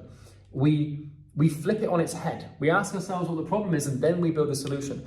A lot of people try and start a business by coming up with an idea. If you ask a lot of humans who want to start businesses, why haven't you started a business yet? They'll all say, oh, because I haven't got the idea. I don't know what the idea hasn't come to me. I'm waiting for an idea. But we don't come up with ideas in the shower. It's very difficult to do that. Like you can't just bang out of nowhere comes a fantastic idea. But what you can do, and what's way easier to find, is a problem, because the solution is the idea. And so you're not going to go looking for a solution, because in order to find the solution, you first have to know what the problem is. And so we start with the problem. The second step to getting to 10 grand a month, or in this case, for me, even $1 million a month, which is literally what I did, is you have to do an audit on the niche. And so you call, like I would call like thousands of people in your niche, hundreds of them at least. Email them, message them on Facebook, message them on LinkedIn, go into their place of business, right? They might not be brick and mortar businesses, but find them online and just ask them as many questions as they are willing to answer about their life. And after you've done this for maybe, I say 1 to 4 weeks, you really want to try and speak to 30 to 100 people, because once you've spoken to between 30 to 100 people in the niche and you've asked them the same questions, you'll start to be able to recognize patterns. And this is where you're going to build a massive competitive advantage over the other people, because everyone in your niche might offer marketing services or something like that. But I can give you an example. When I was in the gym niche, everyone had a gym marketing agency, myself included. But I worked with about 360 gyms over the course of my business, NorthFlow Consulting. You can go and Google NorthFlow Consulting. It's an actual live business if you want to. We don't have clients anymore. We got rid of them, but you can check it out. I'm not lying. It's a thing. We've got results, blah, blah, blah. Once you start noticing patterns, you can basically figure out where the value lies. Like by asking these questions, we're doing the oil drilling thing. We're just asking like, what hurts? What hurts?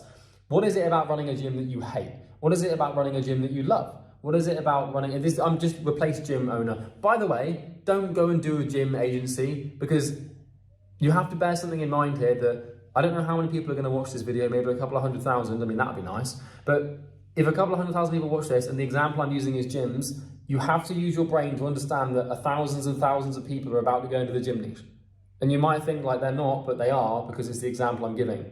And a lot of people are completely critically incompetent and cannot think for themselves, and they just want monkey see, monkey do retardation. So please do not go into the gym niche. I'm warning you. I don't even care if you do or not, because I'm not in the industry. But it's an example, and people take example as gospel, right? So we're looking for patterns. You can spend a week or two, a couple of weeks, trying to talk to, properly, deeply interviewing hundreds of people in your niche, and then you'll develop the patterns. And what you're looking for is problems, fractal problems that everyone in this niche seems to share. Because if you look at 1 or 2 of these people, you're not really going to be able to predict what behavior they're going to have. But if you look at them as an aggregate, they're all going to share the same thing. And that's why I can make YouTube videos that get hundreds of thousands of views, because I know what my market wants, and I know what will resonate, and I know what pain you guys have. And I was you, which is another advantage as well. So when you're picking your niche, when you're finding the problem, we're digging in, we're asking questions, we're trying to find the pain point. And so really that's the second thing here, is problem isolation. We need to get focused on something. We need to start by figuring out who we're going to help, and then we're going to figure out what we're actually going to help them do. And so problem isolation is the second thing. It's really the most important thing, because now you have the vehicle in which you're going to use to introduce value. And like I said, this can be any niche, any group of people, but just go and dig into their pain points. What keeps you up at night about running this business? Or like, what do you really hate? Or what do you really love? Or what's one thing that if I could just wave a wand, you wish could go away with specifically to this business, or specifically to this thing that you're doing? You know, find just questions that elude them to finding problems. So this is literally how I did it, and well, it worked. So the third thing is now where we're actually going to start to look at building our product. Because up until really, like, you are the product. In this instance, in this business model, you are essentially the product, because what's happening now is we need to basically create a solution. So the next step, the third step to building a company and actually creating value, after you've isolated the problem that people have pain about, because I can tell you right now, if someone's in pain, they will pay to solve that problem. Like, pain is the strongest form of negotiating, bartering power that we have in a financial exchange. Because the more pain someone's in, the more money they're going to put into solving that problem. And if you don't believe me, like, go and find anyone that's terminally ill and ask them how much money they'd be willing to pay to alleviate their terminal illness. They'd give their life. They'd literally give their life savings to do that. And I'm not saying that's a good moral argument to make, but you get my point. More pain equals more money. The next thing is to create a solution. So you might then have the question of, well, okay, so I've picked my niche, I know who I want to help, I've identified what problem those people have, and I've really figured out like what really keeps them up at night. And there's going to be a few things, and you can just pick the one that you might think is most valuable to solve. The next thing is to create a solution. So what we're doing now is this is all about information. So here's the wonderful thing about problems and solutions. Pretty much every single problem on this planet can be solved. If the solution, if the problem itself, if by the nature of the problem it is within the laws of physics and nature itself, with time and the application of the right information, the problem can be solved. So as long as it's within the laws of physics, we can do it. And if you don't believe me, well, you can look around pretty much anywhere and you'll see that we've solved millions and millions and millions of problems as humans that seemingly are impossible to solve. Like, it's crazy when you think about some of the stuff that we've done. And how do we create solutions? Well, it's information. You have to think of it like this. Your niche has a problem. And you need to think of this problem as if it was a lock in a door. So this is a lock in a door, and the lock requires a specific pin of a key. And so this is the problem. This represents the issue that your niche solves. And the way we're going to solve this problem and open this door is basically by finding a key that has the right code, to fit the lock. If we come along with this key, specifically this shape of key, and we put this lock into this key, then, the door, lo and behold, will open. So you have to start looking at solution, problem, information. And this is how we critically think through solving these things. Your niche has a problem, you need a solution. What we're trying to do is really a solution to a problem in this day and age is information. How do you do this? How do you solve this problem for people? Well, what you do is you're going to go onto something called the internet. I'm sure you might have heard of it before. And you're going to start doing research around what information is required to solve this problem. Because here's the thing, the problem that your niche is facing has been solved. Because there are people in your niche who don't have that problem. For example, if I was in the gym niche, there's 100,000 gyms or whatever, chances are there's a few thousand gyms on this planet that don't have a problem with getting customers, and don't have a problem with marketing, and don't have a problem with getting people into the door and keeping members. And so what I'm trying to do is I'm trying to find those people and I'm trying to find the sources of information that they use to solve that problem, and then I'm trying to learn that information so I can then bring this information and package it into a product. So really, if you ask yourself, like, what are you actually selling to make money?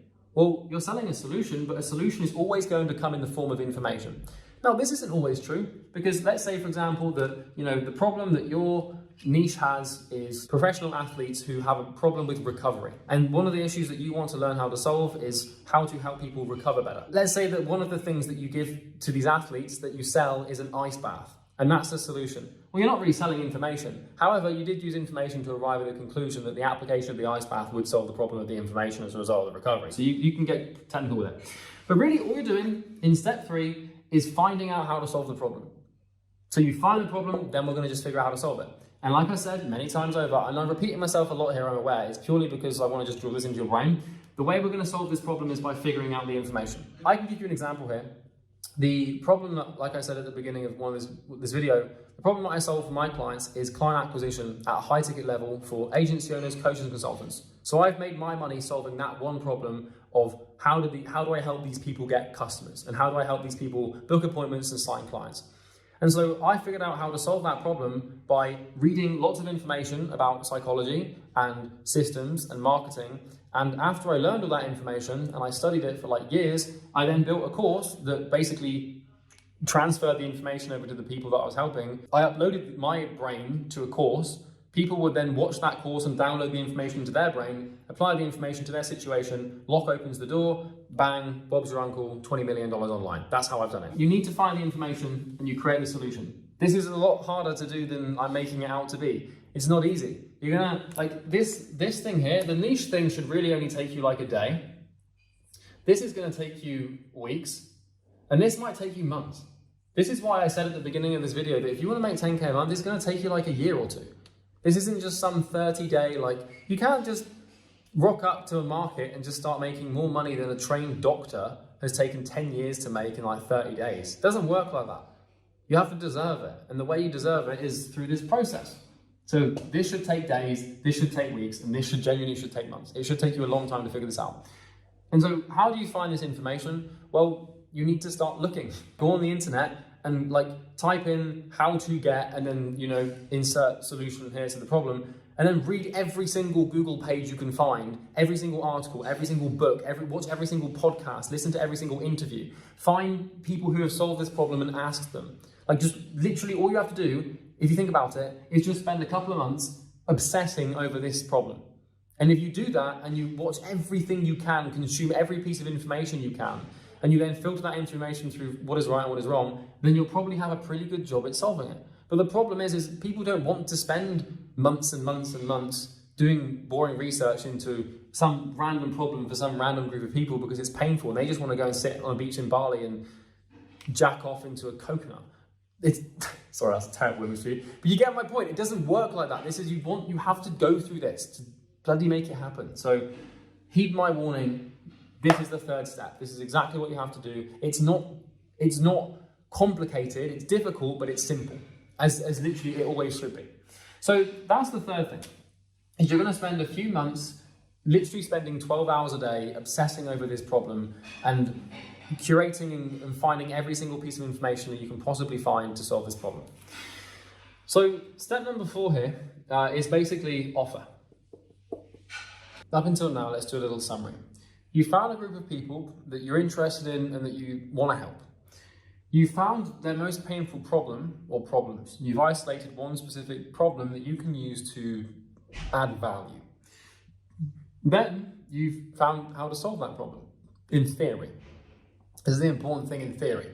You've curated or basically understood a plethora of information that, if applied to the problem, likely will solve it. And you've done that, and you've verified that through people who have actually solved the problem and extensive month-long research. And you could probably write a book on the thing at this point. And that's really what would qualify you, I think, to make money online. Could you write a 200-page book on the nature of the problem that you solve and how you help people? Or could you talk on a stage in front of thousands of people for a whole hour or 2 hours about your thing without any prompts? Case in point, this YouTube video. I've been helping entrepreneurs go from 0 to 10K a month for like 4 years now. And I've been helping people with client acquisition for a long time. And I can sit here for hours on end and just make videos without any problems, just off the top of my brain with like a small legal notepad of literally 7 words. So this is the thing, you're becoming an expert, but now we have to learn how to create an offer. Because going to people and just saying, hey, I can help you solve this problem, it will work, but it's not really, you need to create a compelling sales argument, and you need to craft a persuasive, piece of text or stimulus that will actually get people to talk to you. So offer creation is a very simple structure, a very simple idea. Really, it revolves around 2 things. It revolves around tangibility, it revolves around time, and it revolves around risk reversal. And so for an offer to really be an offer, it has to be tangible. And what this means is tangibility is basically putting a number or a measurement on the solution. So for example, instead of me going to a gym and saying, hey, I can help you get more members, I would go and say, hey, I can help you get 30 new members, or I can help you get 100 new members, or I can help you add $20,000 to your new monthly EFT, electronics funds transfer. It's a gym term used in the gym industry to denote monthly revenue. And so you have to make it tangible. You have to figure out what the solution is, and you have to put a number to it. For example, let's say that your niche is executives, male executives who want to increase their testosterone. Well, specifically, how much are you going to increase their testosterone by? Are you going to double it? Are you going to triple it? Are you going to increase it by 500%? You need to have some sort of tangibility for them to basically be able to visualize and properly conceptualize the solution, because as human beings, we work in tangibility. The second thing in your offer is the time frame over which that tangibility is bound to manifest. And so if I tell you I can help you increase your testosterone by 100%, I need to give a time frame to it, because without a time frame, the offer is rather chaotic, and people are going to be like, well, is it going to take like a year? Is it going to happen tomorrow? We need to set the expectation as to how long it's going to actually take for this thing to actually happen and manifest. The next thing is risk reversal. So once you've defined the tangibility and the time frame, now you need to actually put your money where your mouth is. And what that basically means is you need to be able to say to people, I'm going to get you this result in this time, and if I don't, you either don't pay me or I'm going to give you back your money. There needs to be some way for people to eliminate their risk. And risk is usually going to be all about finances. Because if you're asking someone to pay you to get a result in a specific time frame, it really helps them to know that if they don't get that result in that time frame, that they're going to receive their money back, or that they can essentially try to solve this problem without risk. And people love risk aversion. People are naturally risk averse. We have a cognitive bias in our minds called loss aversion. It's probably one of the most powerful cognitive biases that drives our behavior in psychology. And in order for you to use that cognitive bias to persuade people to buy, you need to have risk reversal. Because here's the thing, you might be thinking to yourself, well, I don't want to guarantee results because I don't want to have to give people's money back. Well, it's a stupid statement, it's a stupid argument. The market sets the conditions for survival, and the conditions are very competitive. And what I mean by that is, if you don't have the confidence to guarantee that what you do works with a money back guarantee, why should anyone on the planet have the confidence to buy it? Sales and acquisition is the transfer of emotion at its purest form. And what I mean by that is that if you don't have the confidence to offer a guarantee, or have the confidence to put money where your mouth is with pay on results or something, then why should anyone buy from you? It's as simple as that. So that's really what an offer is. And if you have those 3 components of an offer, you've kind of done pretty much all the work. Now, if you want to learn how to create an offer in a little bit more detail, you can always go and read Alex Hormozi's $100 million offers. But generally speaking, if you have the tangibility, the time frame, and the risk reversal, you're going to get pretty far. And also, the cool thing about this is the more you've understood your niche, and the more you've researched the problem, and the more you've researched the solution, the better your offer will be, because you'll know the lingo. You'll know how to communicate with these people and what messages are going to resonate with them and work incredibly well. Because it's pretty simple. I can give you one small example. When I used to reach out to CrossFit gyms, my offer to CrossFit gyms was not I can help you get more members, it was I can help you get more athletes. Because a lot of CrossFit gyms, at least the ones that I was reaching out to, would refer to their members as athletes. Okay, and if I was reaching out to coaches, I knew that there was different levels to the coaching. I knew the name of the guy who created the CrossFit gym, and I knew that a lot of CrossFit gyms kind of found him a bit annoying. So you can just, when you've done your homework, you can really create offers and you can talk to people properly. And this is once again the drilling for oil thing, where we've got these different oil fields below the surface and we need to drill down and use our offer to use words that basically invoke emotion and pain to do this. So that's the fourth step. Without getting into too much detail, that's how you create an offer. When I teach offers at a more advanced level, it does get far more complicated than this. But we're not trying to build a 8-figure business. You just want to get a couple of clients a month and you should be able to do it with that. Okay, so number 5. Number 5 is where we're actually going to start doing some damn work. Okay, and this is where it gets pretty simple. This is where it becomes more about your pain tolerance than anything else. I'm talking about outreach. So once you've found the problem, solved the problem, or at least understood how to solve the problem, and you've packaged that problem up into a compelling offer, well, now really all that's left to do to make money is to put this offer in front of as many people in your niche as you possibly can. And so outreach is basically the art of finding people in your niche, online typically, and using some mode of electronic communication to present your offer, which is basically a stimulus, to your niche. It's as simple as that.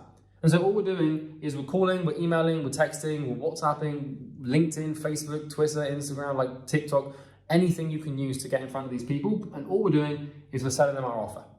We're saying, hi John, I know that as a blah, blah, blah, blah, blah, you probably have this blah, blah, blah, blah, blah. I can solve this problem for you with X result in X time frame on risk reversal basis. Don't suppose that might be of interest to you. It's as simple as that. You probably use that script and get clients. You might have to get a little bit more creative than that, depending on the saturation of your niche and how many people have tried to solve the problem before you. But this is why I'm not recommending you do like a marketing agency or something. Like I've got lots of examples of very cool little unique niches and businesses that I'm not going to give you because it will just spoil it for the people that are in them. But it's super simple. You just reaching out. And basically, the rule that I'm setting here is you really want to reach out to 10,000 people before you make any changes or give up.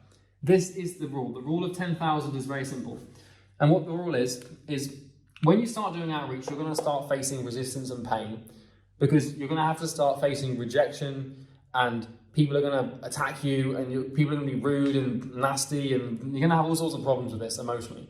But the rule is you do not quit and you do it every single day until you've reached out to at least 10,000 people with your offer. Until you've done this, you cannot invalidate this, or this. Do not switch niche, do not switch problem, do not switch solution, do not switch offer until you've done 10,000. Because most people, if you've done this properly, and you've properly researched your niche, and you've properly tried to solve the problem, and you've properly made it tangible, time frame based, and you've reversed the risk, this should work.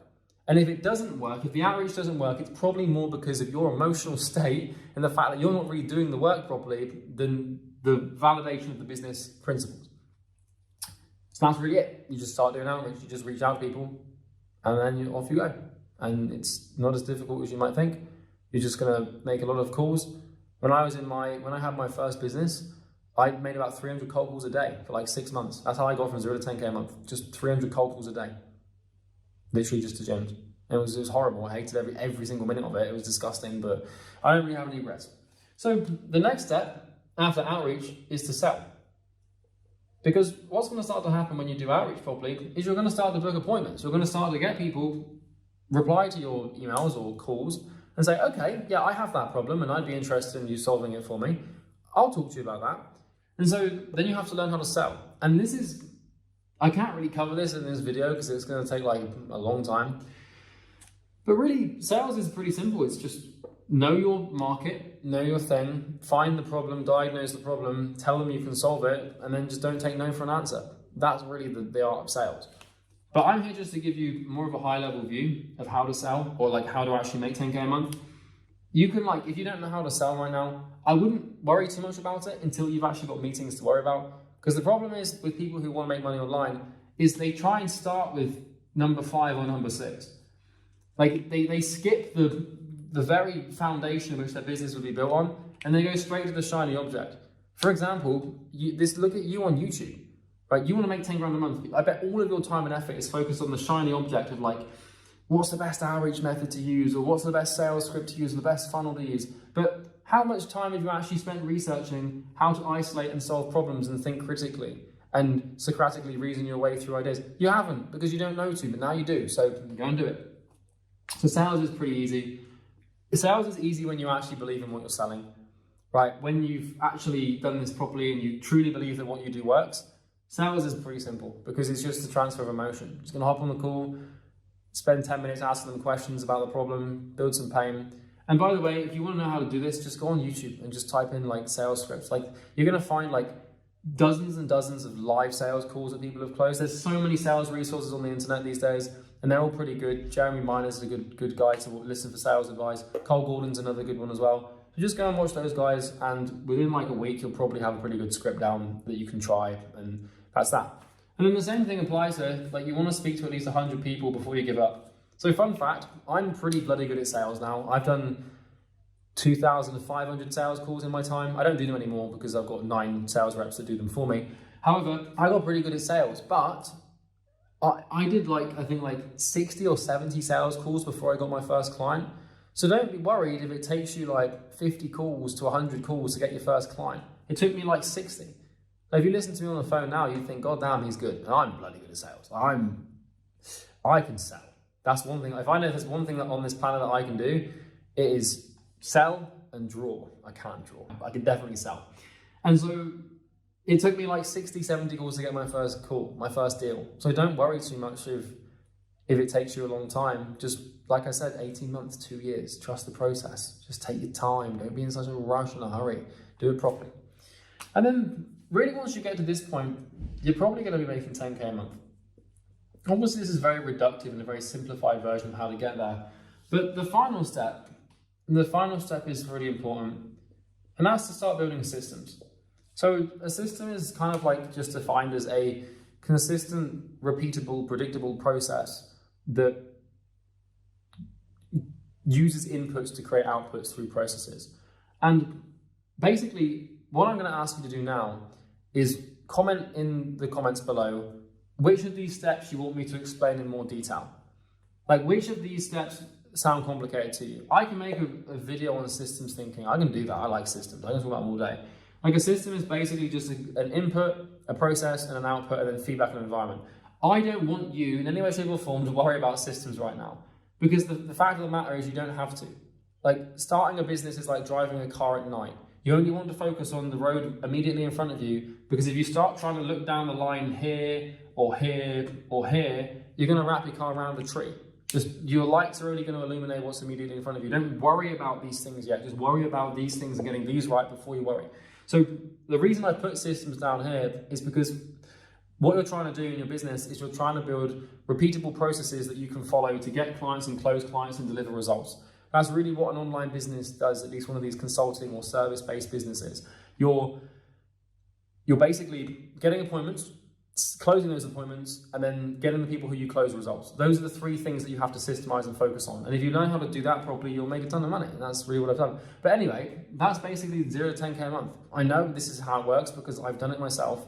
And I've taught this to like 2,000 people at this point in my paid programs. And like I said, you can't buy my paid program if you're a beginner. Like, we quite literally will disqualify you and we'll cancel the call if you don't have a business. So if you have an agency or a coaching or consulting business and you identify as one, what I mean by that is you might not have any clients yet, but you feel like you kind of are one, then you can use the link in the description to schedule a call. But if you're just starting out and you've got no idea about how this business thing works, you haven't really spent any time on it, I hope this video helped you because, well, I wanted to make it for you because if I had this when I was starting, my life would have been a lot easier. And God knows, I would have made more money. So, you want to be a millionaire? It's not a rhetorical question, it's the topic of today's video. My name is Charlie Morgan. In the last 7 years, I've made north of $15 to $20 million online. I'm 25 years old and I've been able to achieve the status of multi-millionaire by what most people would consider quite a young age. And in today's video, I'm going to explain how you can do the same and how you need to think and orient yourself in the world to make this happen. Because I've been able to do this many times over. And I'm at the point in my career now where I've helped a handful of people, my clients, also achieve this status. So I got kind of good at it, and I'm gonna make this video to explain how you can do the same. And by the end of this video, you will hopefully see the right path and understand what you need to do to become a millionaire, okay? So the first thing that you have to gauge, and the first ingredient that you have to have essentially to the soup of a millionaire, so to speak, is time. It's not about like investing in crypto or going into real estate. It's not about SMMA. It's not about affiliate marketing. It's not about Amazon FBA. It's not about selling courses. It's not about, you know, doing repurposing content or being famous on TikTok. It's all about time. Time is your biggest friend. The thing about money is time, okay? And if you don't believe me, go and look at Warren Buffett's net worth over time. Go and look at any billionaire's net worth over time. And you'll find on average that it takes time. Now, I'm going to set an expectation with you shortly, and you're not going to like it. You're not going to want to receive this information. Your ego may block it out. You may choose to ignore it. That will be at your peril, okay? And that expectation is 7 years, okay? When I was 18, when I was 17, I think about 8 years ago, I watched a video by Patrick Bet-David. And in that video, he told me it's going to take 7 years for you to become a millionaire. And I didn't listen to him. I didn't want to listen to him because, you know, my Gen Z, millennial, whatever the hell I am, fried, like just completely ruined brain, couldn't even comprehend a 70-day time horizon, let alone a 7-year time horizon. And if you're watching this now, I want you to know that it's probably gonna take about 7 years for you to become a millionaire, okay? It's not gonna be fun. It's not gonna be exciting. It's not gonna be McLaren P1s, partying on yachts and renting Lamborghinis and skydiving in Dubai. It's gonna be 7 years of you locked in a room, isolated from society, focusing on one thing. And that is how you become a millionaire. So the thing about becoming a millionaire is time. It takes a long time. Everyone wants it fast. And my business partner, Bo, came up with this absolutely just banging quote, you know, to use a British colloquial phrase, banging quote, mate. He said that results are guaranteed, but speed is not. And so if you want to get rich, just take your time, pace yourself, be patient. And this is the biggest lesson that I've learned through my last, 7, 8 years as an entrepreneur. It takes 7 years, maybe 5, depending on the skills you already have. But I'm going to explain why it takes so long. And I'm going to explain what you need to do, and you should now understand what to do. So just bear this in mind. Give yourself a 7-year time horizon. Stop trying to get to 100 grand a month in the next year. Stop trying to become a millionaire by 19 because you saw some kid in Dubai do it. Just pace yourself and understand that this is a marathon. It's an Ironman. It's an ultra marathon in the desert. It's going to take a long time and it's going to really hurt and suck. Okay. So let's get into the first thing. So, well, the first thing is really time, right? And not many people understand how time actually works, but I'm going to explain it to you. So the thing about money is time, right? Now, time is a bit of a, it's a bit of a monster of an idea to break down because it's an arbitrary human construct. It's an abstraction built to basically standardize and understand the flow of cause and effect through the universe, right? It's kind of how we make sense of stuff. In fact, if you go onto Wikipedia and you click on the second link of the second hyperlink of any Wikipedia page, it doesn't matter what it is, if you're looking at armadillos or pillows, I don't care, right? If you click on the second hyperlink of every Wikipedia page that you go to, and you keep doing that, so you go from armadillo to like animal to whatever that might be, on the second link, eventually you're gonna get back to philosophy, right? The way it usually works is it goes, usually goes science, and then maths, and then language, and then philosophy. And then sometimes, usually what philosophy will do is it will either take you in a loop or it will take you to time. So time is kind of like this abstraction built to standardize chaos, right? Where we basically so we can have orders of chaos and understand how things work. But time. So what you have to realize is that the universe is governed by something called cause and effect. And that might sound obvious, right? That might sound pretty okay, duh, of course. But when you understand how time actually works and how cause and effect actually works, you can become a millionaire. So let me explain. Let's actually get into some nuts and bolts here.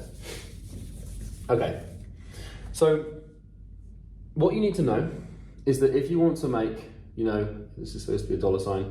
If you want to make $1 million and you want to have that in your bank account and that's your goal, this is an effect. $1 million or being a millionaire, as having that as your financial status in life, is an effect. Okay, it is essentially a snapshot of the future, a projection, it's a thing, right? Yeah, it can manifest. It's an effect. And so if this here is an effect, well, we can understand that every single effect in the world has a cause. And so, this is also called Hegel's dialectic. I won't get into it, but it's pretty straightforward. Actually, let's get into it. Let's go deep. Why not? Let's get into it. Hegel's dialectic is basically this statement where over here, right, you have a thesis, and then you combine that with an antithesis, right? And you get something over here, and I'm going to explain what this actually means. Just bear with me. I know this is about how to become a millionaire, and you're going to be like, what the hell? But just bear with me, right? And then this is a synthesis, and then we have this called feedback. Okay? So this is basically how to visualize cause and effect. This little diagram here, this changed my life, and I'm hoping it's going to help you. So we have something called a thesis. So this, for example, the thesis is something in its raw form.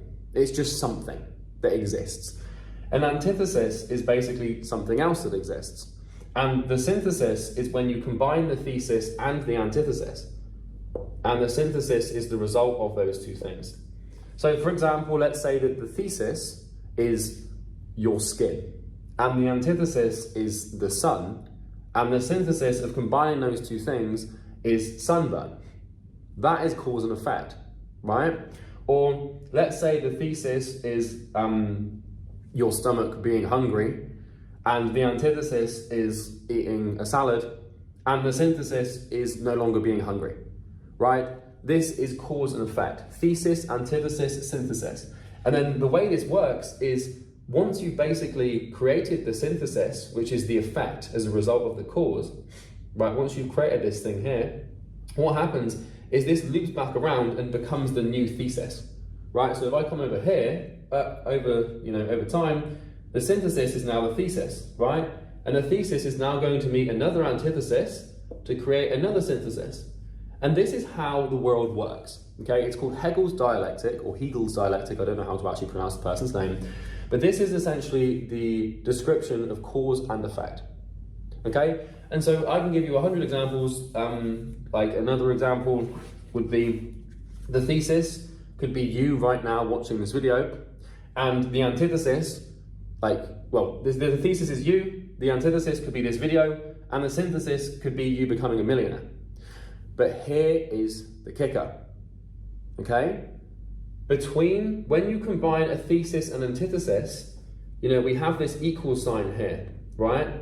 And this is basically a line, you combine these two things to get the synthesis. But here's the kicker. In here, we have time. And so what we have to understand about the way the world works is that between combining a thesis and an antithesis, time elapses before we get the synthesis. And so the reason this is so important to understand is because if you want to make $1 million, we understand that this is an effect, this is a synthesis.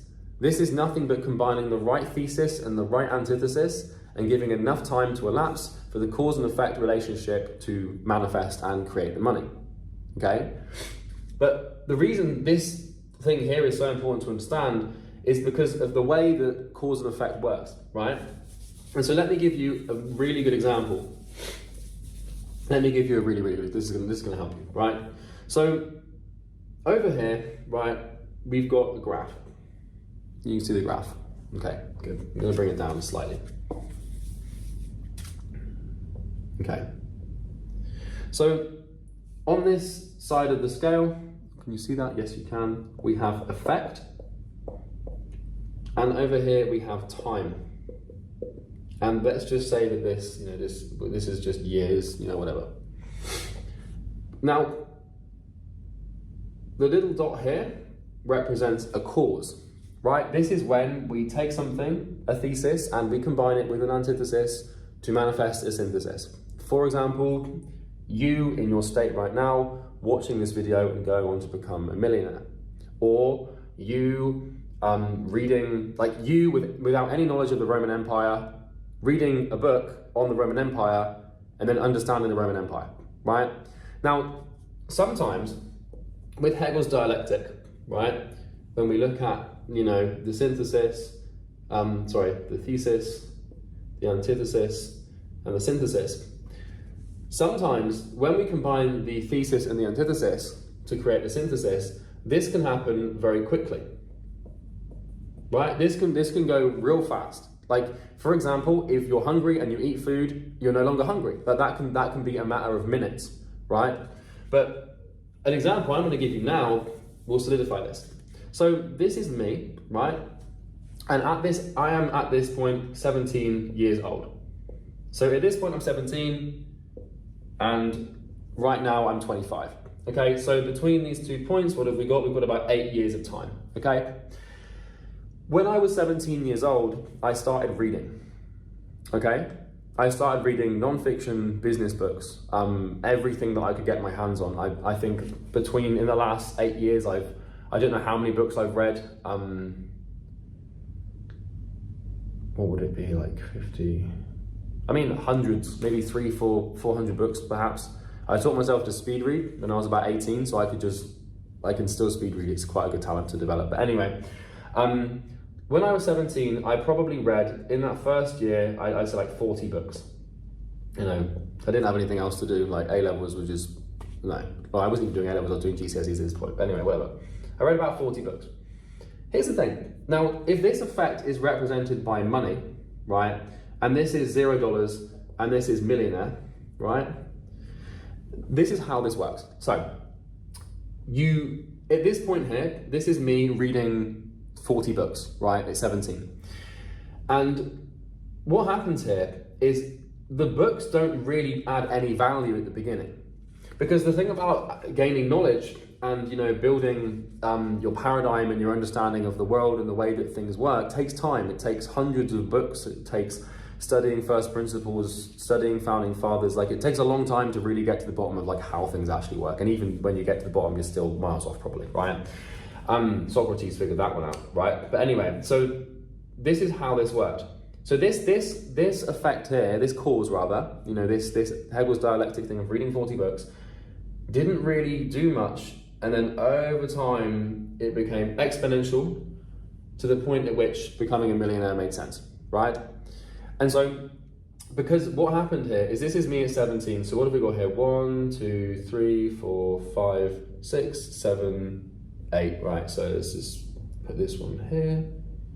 So this is after 8 years of reading, right? And this is just one example. Because, here I'm 18, here I'm 19, here I'm 20, 21, 22, 23, 24, 25. And so every year I read near enough another 40 books, right? I kind of just made it a habit, and I've continued that habit, okay? And what's happened is basically at every step of the way, with regards to like making money or my knowledge building, it's compounded.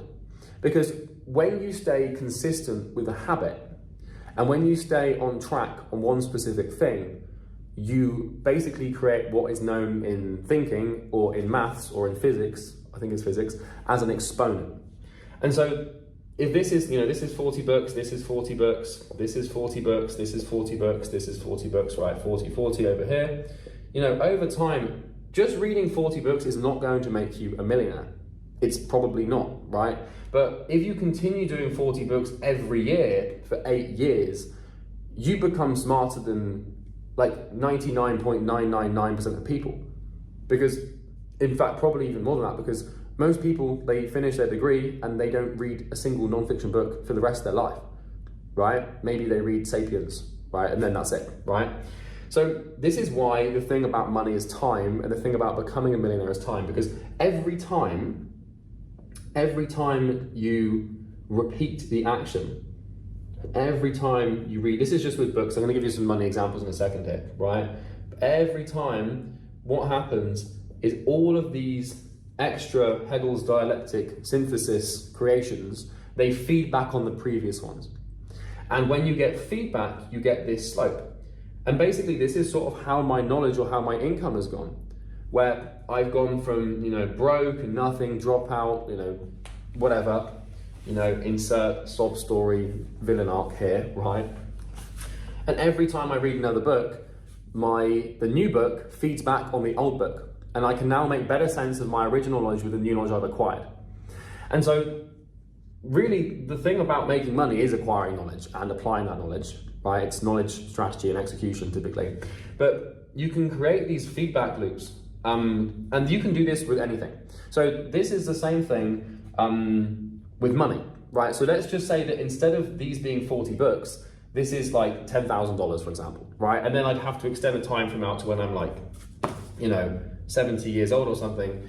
But if you just invested $10,000 a year, it might not seem like a huge amount, but if you apply time and an exponent to that, you're going to make a lot of money, okay?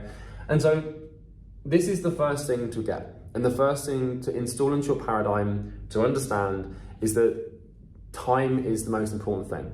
Because what you need to allow is for compounding to join your side, okay? And there's a quote from Warren Buffett that says that compound interest is the 8th wonder of the world. He who understands it earns it, he who does not pays it, okay? And that's a pretty good quote to summarize how this thing works, okay? We achieve this compounding effect through consistent action and repeating the same thing over and over again. And so this brings me to my second point on how to become a millionaire and how to actually achieve this. And that is focus. So in order for you to really build anything of value, and in order for you to do something and create something, we need to have time. But it's not just about having time, because I'm sure that maybe you've been trying to make money for a lot of time, but for whatever reason, you're not. And so time without focus is kind of just waste. And focus without time is waste. You kind of have to have both.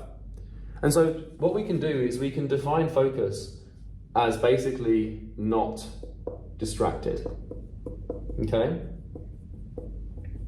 And really, what this is just avoiding shiny object syndrome. And what this is really just avoiding is pain. So let me explore this and I'll explain it to you. So I'm gonna draw a diagram and it's gonna basically explain this and you're gonna get it, okay? So over here, we have human number 1, right? And over here, let me just make sure you can see this, you can. Over here, we have human number 2 with an oddly long, terrifyingly long neck. Let's just maybe give him a little bit of an adjustment here so he doesn't look too unwell, right? So human 1 and human 2, they both have 2 things. As a human being, you have been given the gift of 2 things, right? You've been given energy and you've been given time, okay? Now, we've already talked about time, but the second one is energy. So near enough every human being has the same amount of energy, right? Now, you can maximize your potential energy, right? By sleeping better, eating cleanly, not drinking, not smoking, not taking drugs, and basically taking care of your health. The better your health is, the more energy you have. which is why if you have ever wondered why entrepreneurs want to take good care of their health, it's because like an entrepreneur can make a lot of money, but they can't make a lot of energy.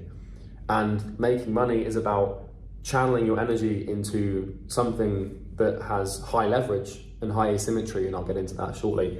I'm actually gonna put that on my book here, because we'll talk about asymmetric leverage. And it's about taking your energy and channeling it into one place. So to give you a metaphor to explain the power of focus, right? Let's say that you have this, you're on a desert island, right? And I'll get into these boys in a second here. But you're on a desert island, this is a palm tree, believe it or not. This is the sea, and here you are, and you're like, oh no, this is bad, I'm not gonna survive, right? But for some reason, there is a magnifying glass, like this is just a magnifying glass, right? On the floor. Now over here, we just draw it, we have the sun, right, blah, blah, blah. Now, focus is best demonstrated through this metaphor, because if you get a piece of glass and you try and you can use a magnifying glass to start a fire, right? And the way we do that is by concentrating what? The energy of the sun, right? So what you do is you get your firewood and you put it all together over here, you pick up the magnifying glass and you direct the energy of the sun through a tiny focal point on the magnifying glass onto the fire. And this is how you start a fire, with a magnifying glass, right? And this is a very strong metaphor to explain the power of focus, because the sun has this unbelievable level of potential energy that it can give you. But if it's channeled and focused into one specific small area, you can put all of its energy into that area and basically manifest like fire, which is pretty cool. But on the other side, if you didn't have the magnifying glass and you just had like a big mirror and you kept shaking the mirror around to try and get all the energy onto the floor, it's not going to work. And so what we want to do is we want to ask ourselves, this is a magnifying glass, just for argument's sake, what is your magnifying glass, right? What is this thing that you can use to basically put all your energy into one focal point to create a fire? Or, I'm denoting a fire as value, right? But you need to have a magnifying glass. You need to have a focal point where you can channel all of this abundant energy that God or whoever you believe in, or whatever you believe in, or maybe you don't believe in anything, but you've got energy, right? You've been given energy. You have been given calorific potential, to convert into glucose and glycogen and sugar, and basically, take physical, literally move your arms and your fingers on your keyboard and think. You've been given energy to do those things. And everyone has energy, but not everyone has the ability to focus it through a channel or a point, okay? So on a desert island, what is one of the best things you can have? It's a magnifying glass, right? But you could argue there's a knife, might be more important. But if you want to start a fire, having a magnifying glass makes sense. And so what we can imagine here is that the millionaire thing represents the fire being lit, and the magnifying glass represents focus, okay? So let me explain this, right? So here we go. Okay, so we've got person one, person two, and they both have 100 units of energy, right? This is obviously an arbitrary number, but let's say they each have 100 units of energy. Now, person one, this is basically their magnifying glass, right? This is their focus. This is their energy, right? This is their pool of energy that they can get things from and basically use to make money. Person one decides to start a social media marketing agency. They also decide to start a podcast. They also decide that they want to do affiliate marketing. And then they also think, I'm also going to try and build an Instagram page as well, right? And so they go in all these, so they want, in terms of making money, they believe this ridiculous, stupid, dumb lie that millionaires have 7 sources of income, which is just a complete, total lie, by the way. I know a lot of millionaires and they typically just have 1 source of income or maybe 2. Right? Because the people that really make the money just focus on one thing. So people go out into the world thinking, oh, to be a millionaire, I need to have 7 sources of income. So I'll do property investing and Instagram. One thing is way better, and I'm going to explain why. So they want to start 1, 2, 3, 4 businesses. And then on top of that, they also decide that they want to compete in a bodybuilding competition. So this is the 5th point of focus. Then they also decide that they're going to learn day game and go pick up girls in the mall or whatever whatever people seem to do these days. Then they also decide that in addition to starting these 4 businesses, trying to pick up girls and like being a bodybuilder, they also want to learn how to paint. And then on top of that, they have Duolingo and they're trying to learn French and also Russian, right? So this is like, this is a problem because let's just have one more so it's nice and neat and tidy. And then let's say on top of this, they also want to, they want a blog. Let's just say they're gonna blog the whole thing, right? And this is how most people think, right? And so what this means is, this is arbitrary, right? But essentially they have 100 units of energy, right? To basically, like, this is all you have. All you have is energy, right? And time. And so, 10% of your energy is going in this direction to the first business. 10% is going here, another 10% here, right?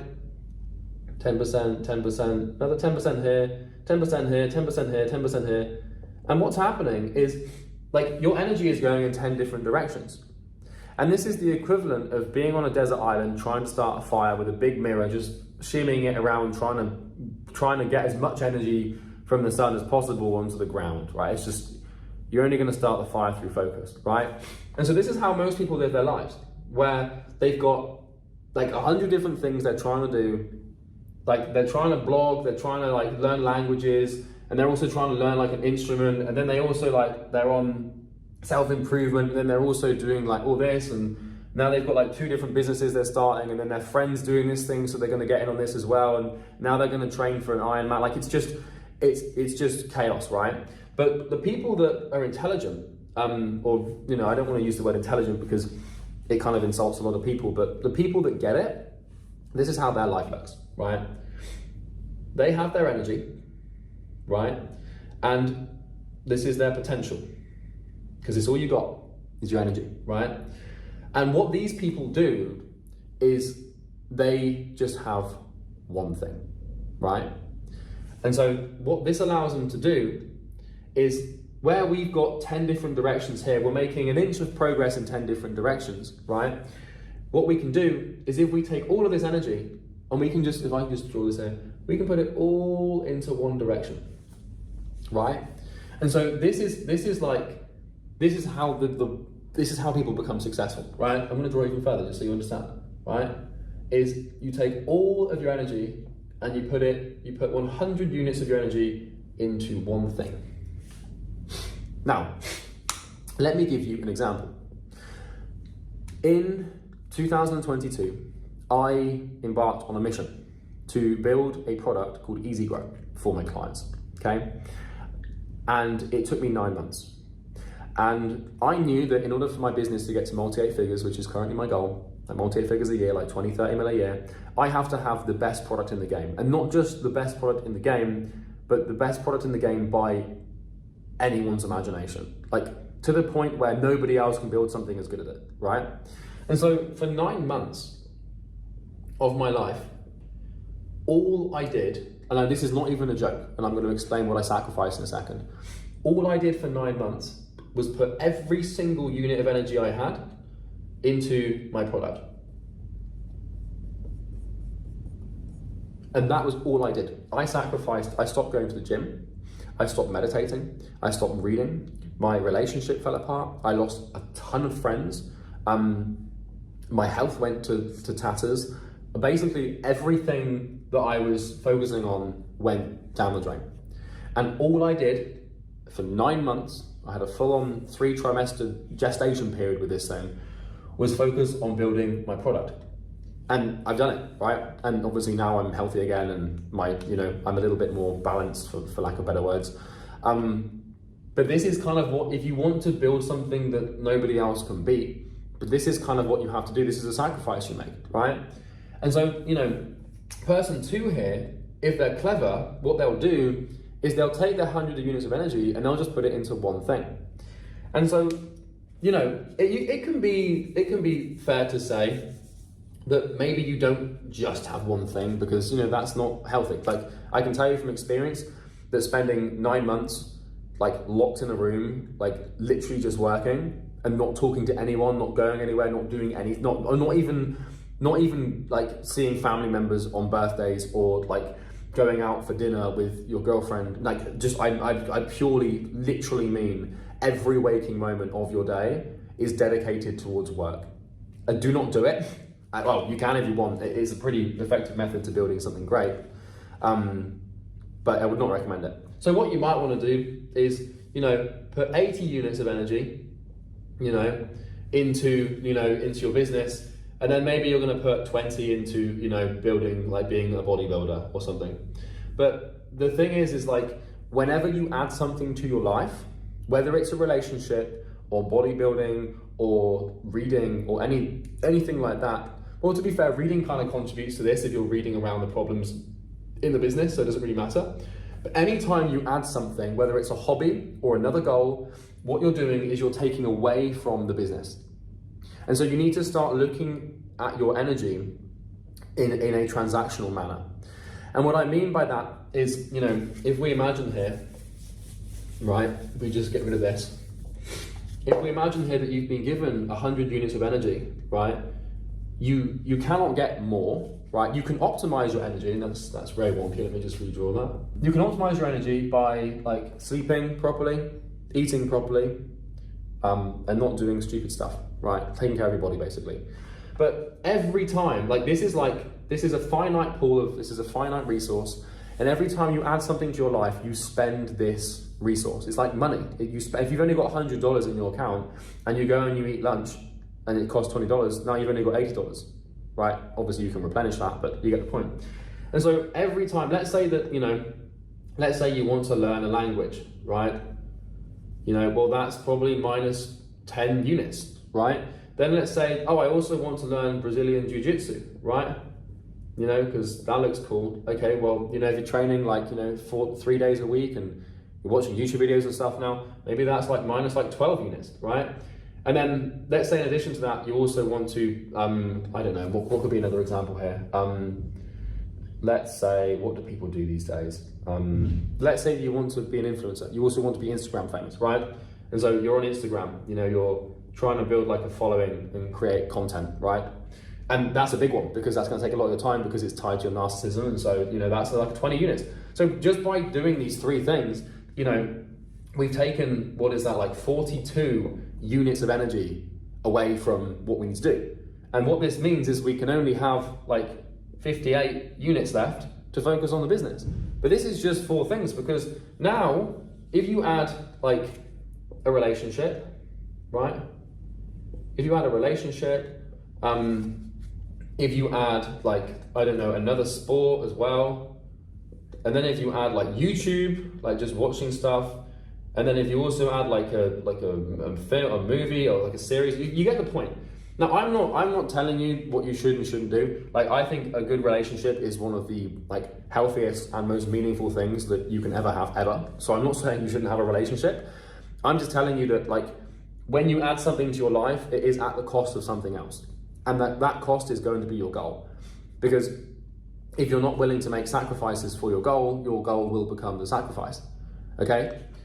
So if you really want to be a millionaire, and that's truly, honestly what you desire, you have to get rid of a lot of things. Now, I'm not saying you have to break up with your girlfriend or stop taking care of your health, or if you're really passionate about gardening, I don't care. But my point is that when you add something, you take it away from something else. For example, if you have an Xbox and you play Call of Duty, that's a time sink. That's energy going into something that isn't productive or working towards your goal, right? So that's kind of how that works. So you have to be extremely careful with your energy. You have to guard it with your life, because if you don't, it's kind of death by 1,000 cuts. There's going to be so many different things that come and get you. I can give you an example for me personally. So I moved to Dubai about 3 months ago, and the problem with Dubai as an entrepreneur is there's a lot of entrepreneurs here, right? Which a lot of people think is a good thing. And it is to a degree. But the problem is that you get invited to stuff all the time. Now that's not a virtue signal, look at how many friends I have. I'm saying that dinners, parties, people are always because it's quite Dubai's a beautiful place, I love it here, but it can be quite isolated and lonely if you're an entrepreneur, right? And so, you know, you've got invitations and everything all the time to different dinners and events and yacht parties and this, that, and the other. And if you're not careful, you know, you've got your 100 units here, you can add socialite, right? Socialite to the thing. And that can take like 25 units away. If you're not careful, you're going to dinners like 2 times a week. And I'm not saying you shouldn't have friends, but I'm just saying that, like, be very careful with guarding your energy and your time. And the way to guard your energy and your time, and this is a millionaire's favorite word, right? A millionaire's favorite word is the word no. No will make you more money than any other word ever, right? Being able to turn things down and being able to say no to things is the most important thing a millionaire or a person can do. Because the way you want to do this, okay, this is how you want to do it, is you want to define your goal, like so, right? And you have your current situation, right? You have where you are right now, and you have your goal, right? And you know, this should be what is known in thinking as your Polaris star, right? This is the thing that you focus on, this is the thing that you get up for in the morning. And between where you are right now and your goal is a straight line, okay? And what's gonna happen is as you try to walk along this line, you know, this is what it should look like. But as you try to walk along the line, you're going to get sidetracked.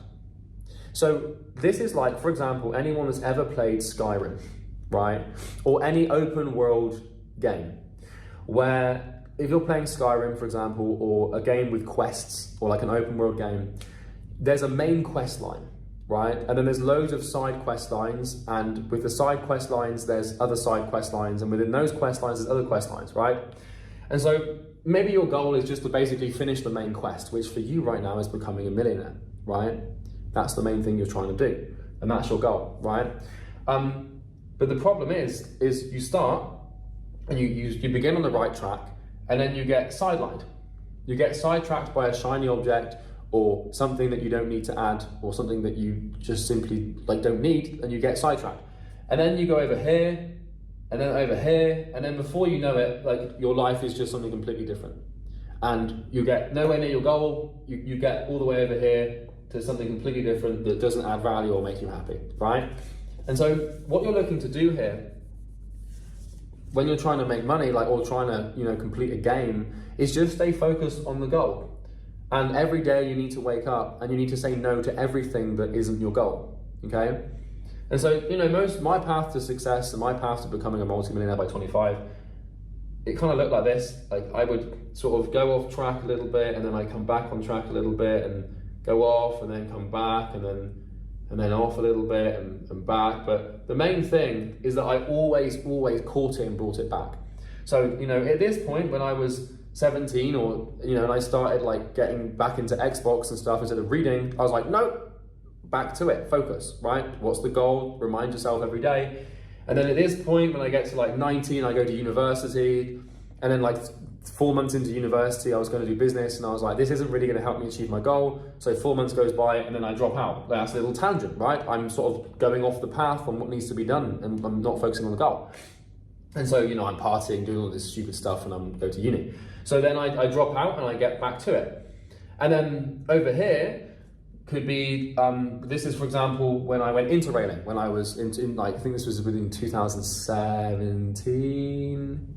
Yeah, when I was like, once again, like 19, 20 probably. And I went interrailing for like 3 months. And then I started doing the laptop lifestyle, and I was in like Europe, and then I was like, I'm gonna go to Thailand, and I'm gonna go to Bali, and I'm gonna like, you know, I'm just gonna live and like take my laptop and make a few $1,000s a month and just like sit on the beach and drink Mai Tais and just like go and like explore the world. And then I did that, and this got me for a long time. This is a small portion of my life. And then I sort of got to this point, and I was like, what the hell am I doing? What's my goal? My goal is to build $1 billion company, which is basically what I'm trying to do right now, right? And so my goal is to become a billionaire. And like, this has always been my goal from the very beginning. Right? I was start with millionaire, but it's always been billionaire, right? And so, you know, I got to this point, and I was like, whoa, what am I doing? So I had to bring it all the way back, move back home, get back into my office, and just get back to work, right? And then another one. And then I recently, over here, For example, might be when I moved to Dubai and I started going to all these expensive dinners and all of these dates and all of this, like the drinking and the parties and like yachts and all this, basically, which, don't get me wrong, it's fun and I've got a lot of great friends here, and I love them all to bits and pieces, but they will understand when I say no, because I have to bring it back to the goal and the focus. And so your job, your primary job, if you're on the road to becoming a millionaire, is trying to just keep a straight line, right? Focusing on the goal and the one thing. So this brings me to another point, because this is still, I talk about focus for hours. It's a big topic to focus on, right? Pun not intended, right? But shiny object syndrome, right? So now we can actually get into the meat of this thing.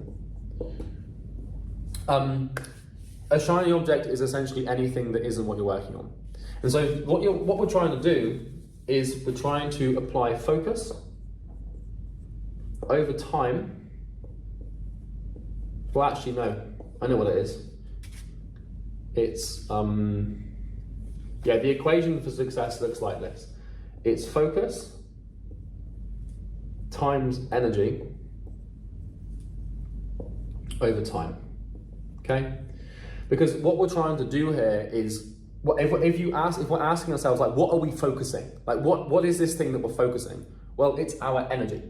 Remember what I showed you with the diagram just going in one direction? Right, or just traveling in one direction here, where you take all your units of energy and put them into one thing, and instead of making an inch of progress in 10 different directions, you make 10 inches of progress in one direction. And that's like, success is about depth. Success is about longevity and depth of understanding something, right? And so what we're trying to do here is focus times energy over time. And time's the big one, remember, time's the variable that we have to begin with and we have to sort of end with, because like without time, it doesn't really matter. Because when we apply time, we apply what we call a little exponent here, where this equation becomes infinitely more valuable and infinitely more exponential as time basically elapses through it, if that makes sense. And so what this is about is it's about choice. And so what do I mean by choice? Well, in order for you to become a millionaire, you have to have a vehicle.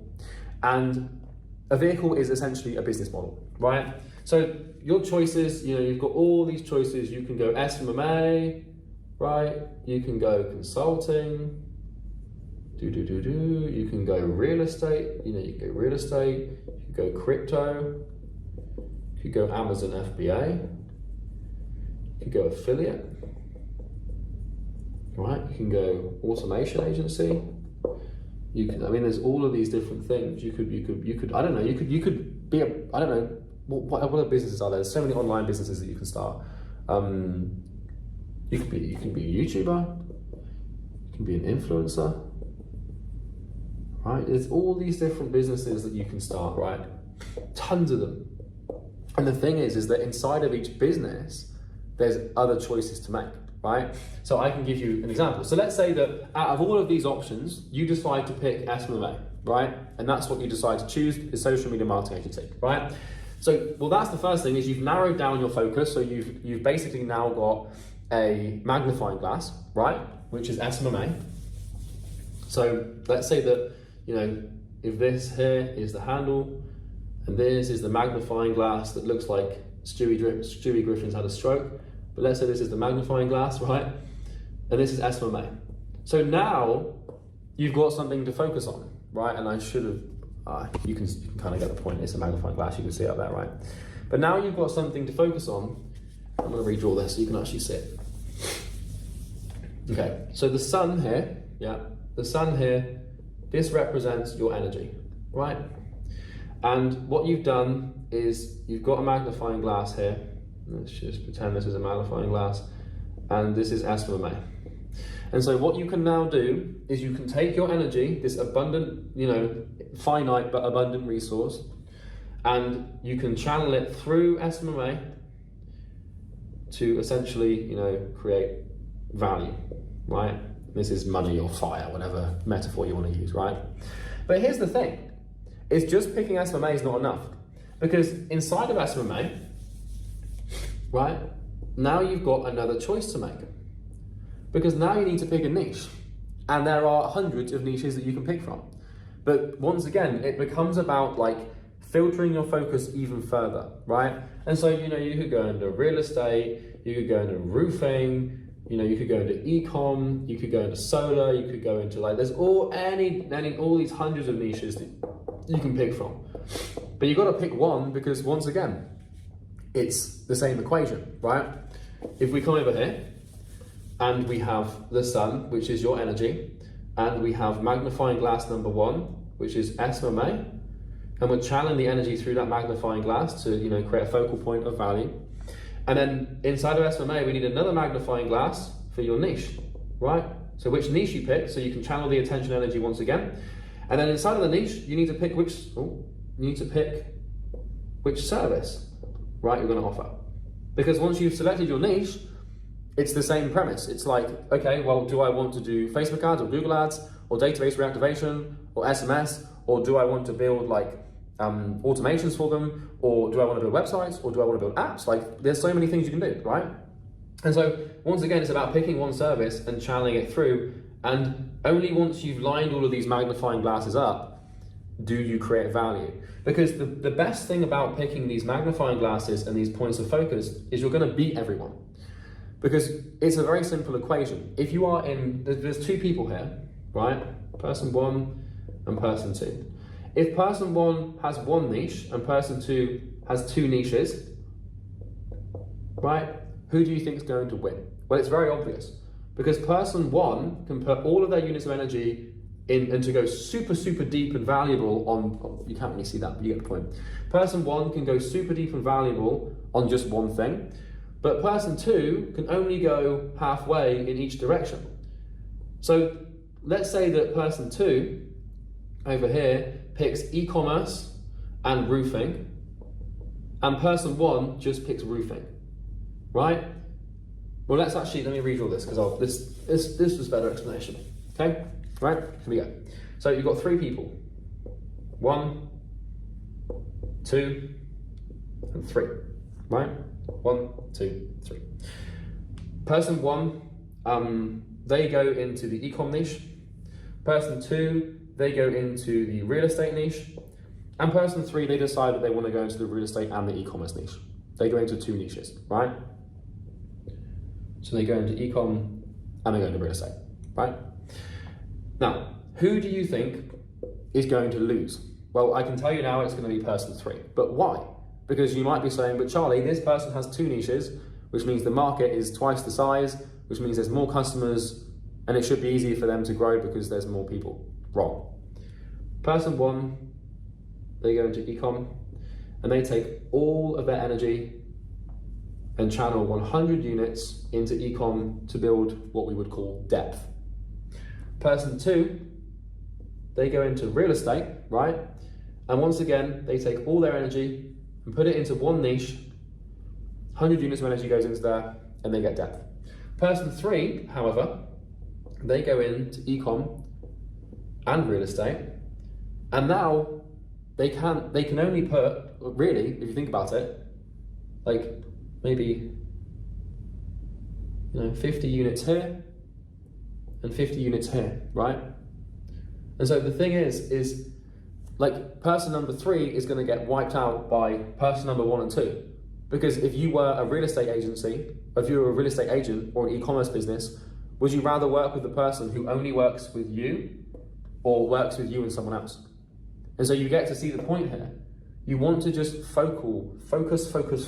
One thing for a long time, build a huge depth of understanding. And this is why my company, Imperium Acquisition, has been so successful. And this is why we can make north of $800,000 to $1 million, $800,000 to $1 million a month in cash, because we just focus on one thing. We now help coaches and consultants as well, but that's because we sort of grew to the size we could inside of the agency owner market. So you can have multiple niches, but only once you've outgrown the market. And that takes like 5 years, right? So I wouldn't recommend starting with it, okay? So that's the point of focus, right? It's being able to define one thing and channel your energy through one point of focal attention to essentially build value. And by doing that and elongating that pattern of behavior over a extended period of time is what allows us to create value and create competitive advantage. And essentially that's the easiest and fastest way to becoming a millionaire. It's not about like the shiny objects. It's about sticking with one thing. And so once you pick your thing, once you pick your vehicle, your niche, your service, whatever it is, it's about sticking with it. And this is what people don't understand. Because if you pick something, let's say you pick SMMA, right, over here, and let's say we know there's a 7-year time horizon, right, towards becoming successful in this space, right? There's all these options. You've got SMMA, you could go into e-commerce, you could be an influencer. Let's just say these are the 3 things, right? Right? There's obviously more, but you know, whatever. So it takes 7 years to become a millionaire here. It also takes 7 years and 7 years to become a millionaire here and here, right? The problem is, every time you switch vehicle or model, you go back to square one. And so the easiest metaphor is this, right? Let's say that you have, this is a road, and on the road you have a car, right? And this is the car. Yeah, look at that, we're gonna get some downpipes on there, we'll decat them. You know, yeah, look at this. We'll get a little windscreen going on. All right, let's just imagine, for the sake of everyone's sanity, but that is a car, right? Get a little Mercedes logo on the object, right? So this is your business, right? Sorry to hear that, but just imagine this is a car, right? And what's gonna happen is you're gonna get in this car and you're gonna drive down the road of success, for lack of a better cliche that makes me wanna throw up in my mouth, right? But here's the thing, is every time like the going gets tough, you're gonna blame the car. So you're gonna start driving this thing down this road and you're gonna get like a quarter of the way and like the car's gonna like have a flat tire, or the engine's gonna fail, or the clutch is gonna burn out, or like the downpipes are too loud, or it's whatever, you know, the car's always going to have problems. And you are always going to be tempted to scrap this car and get a new one and start and continue your journey with a new car. But the problem with that is that when you buy a new car to start the journey again, you have to go back all the way to square one. So let's say that, you know, this car arrives here and then you get 2 flat tires and you think, oh, this thing, I just knew this wasn't gonna work. I knew this wasn't the car. I'm gonna go and get another one. And then, you know, you go and you buy the second car, but you have to go all the way back to buy the second one and you start again. And then you get halfway through the journey and something goes wrong with the car, and so you start again. And then you get another 2/3 of the way through the journey and something goes wrong with the new car, so you go back and you start again. And this is what people do. And this is the biggest trap that people fall into. When the going gets tough and when things don't work out, and when someone gets a couple of months, a year, a couple of years into the business and they're not seeing the results they want to see that quickly, and their expectations, well, the reality is not meeting their expectations in terms of what they're making, they just basically change the model. They switch the business. So they'll go from SMMA to real estate, or they'll go from real estate to e-com, or they'll go from e-com to affiliates. And the problem is you never really build any depth, you never really build any value, because what is the thing about money? It's time. And it's doing one thing for 7 years. So results are guaranteed, speed is not. And the easiest way to stay poor and to not become a millionaire is to constantly change the vehicle that you're using to drive. Because every time you change this, you get sent straight back to the starting line, and now you can't transfer your understanding from the previous business because it's probably very different. And this is the same thing with with any magnifying glass that you use. If you have an SMMA, an agency, and you pick real estate, and you get 2 months in and you decide to switch, you've just wasted 2 months. Stick with the thing. If there is somebody else in the space who is making, or if the vehicle that you're currently in has already made someone else a millionaire, then it is possible that you can make it work as well. And I see this all the time, where people hop into a vehicle, they'll hop into agency space or consulting or whatever, and they'll try it for 6 months, and then they'll say, oh, it doesn't work. it didn't work. No. The human didn't work, right? The vehicle, like with marketing agencies, for example, there are thousands, tens of thousands of successful marketing agencies on the planet. Tens of thousands of millionaires are being created through the agency space. So if you get into it and it doesn't work, it's not because of the agency model, it's because of you. You are the problem. You are the common denominator between all your suffering, right? And so don't ever blame the vehicle for why you're not where you want to be. Don't ever blame the niche. Don't ever blame the market. Don't ever blame the competition. Blame yourself. And this is kind of what it all comes back to. If you want to make money and you want to actually have a successful life and be happy, you know, like, it's just about responsibility. It's about not pointing the finger at your niche or your business and saying, oh, I knew affiliate marketing wasn't going to work. Well, if affiliate marketing didn't work, there wouldn't be millionaires that have become millionaires through affiliate marketing. You just haven't had the patience, the skill, or the character to solve the problems that you're facing.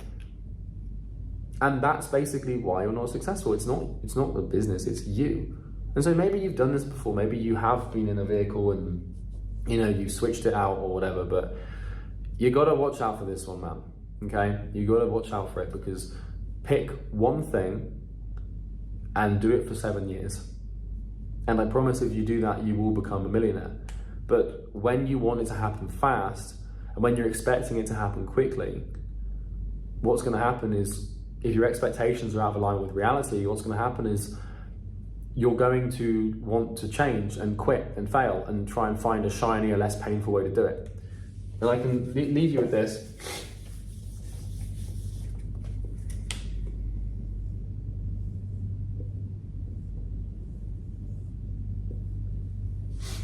Becoming a millionaire is about pain. It's about sitting in a room for 5 to 7 years, for half a decade, for a very large portion of your young adult life, and sitting in nothing but pure mental suffering. It's about consistency. It's about focus. It's about waking up, figuring out what needs to be done and doing it, and figuring out what you need to work on and just working on that. It's not about, everything that you see online about money and making money is all BS. It's not traveling to Thailand and, laptop lifestyle this. It's not about skydiving. It's not about girls or boys or whatever the hell you're into. It's not about cars. It's not about mansions. It's not about yachts. It's not about private jets. It's not about going on Fresh and Fit and telling women how ugly they are. It's about pain. The real people who make money and the real people that you should be looking up to right now, they're not on a yacht. They're not vlogging their insane lifestyle. They're not in Rolex buying a new watch. They're not, dancing with models on a yacht. They are sat at a desk in a chair, focused, and they're in pain. And that's how you become a millionaire. Do not fall prey to your projections of what you want it to be. It's about suffering for near enough a decade, and then you'll make it. And I can tell you from experience that being a millionaire is pretty damn cool. Having the financial freedom to buy not anything you want. I can't go and buy a yacht, for example, but having the financial freedom to not even worry about money ever is wonderful. Being able to go where you want, when you want, with who you want, however you want, the freedom, the control, it's a phenomenal feeling. It's wonderful. And it's well worth the suffering, I can tell you that. Because you sacrifice 5 to 7 years of your life to basically live, 60, 70 years in pure bliss. It seems like a pretty good trade-off to me. So the more pain you're in, the more suffering you go through, the more successful you're going to be. There is a direct correlation relationship between suffering and success. And that about summarizes the points I wanted to make in this video. So if you enjoyed it, you can subscribe. You can like it if you liked it. In the description of this video, there will be a link to a funnel. It's a video of me trying to sell you something, for full transparency. If you are an agency owner or a coach or a consultant and you need help getting more clients, my company, Imperium Acquisition, can solve that problem for you. I personally don't give two hoots if you click the link or not. Okay, it's entirely up to you. Maybe you don't like me, I don't care. But the point is that it's there, and then check it out if you want, it's fine, whatever. But I hope you found this video valuable. It might be one that you have to rewatch every month just to keep yourself sane. But I enjoyed making it, and I'll see you next week. Have a good day, bye.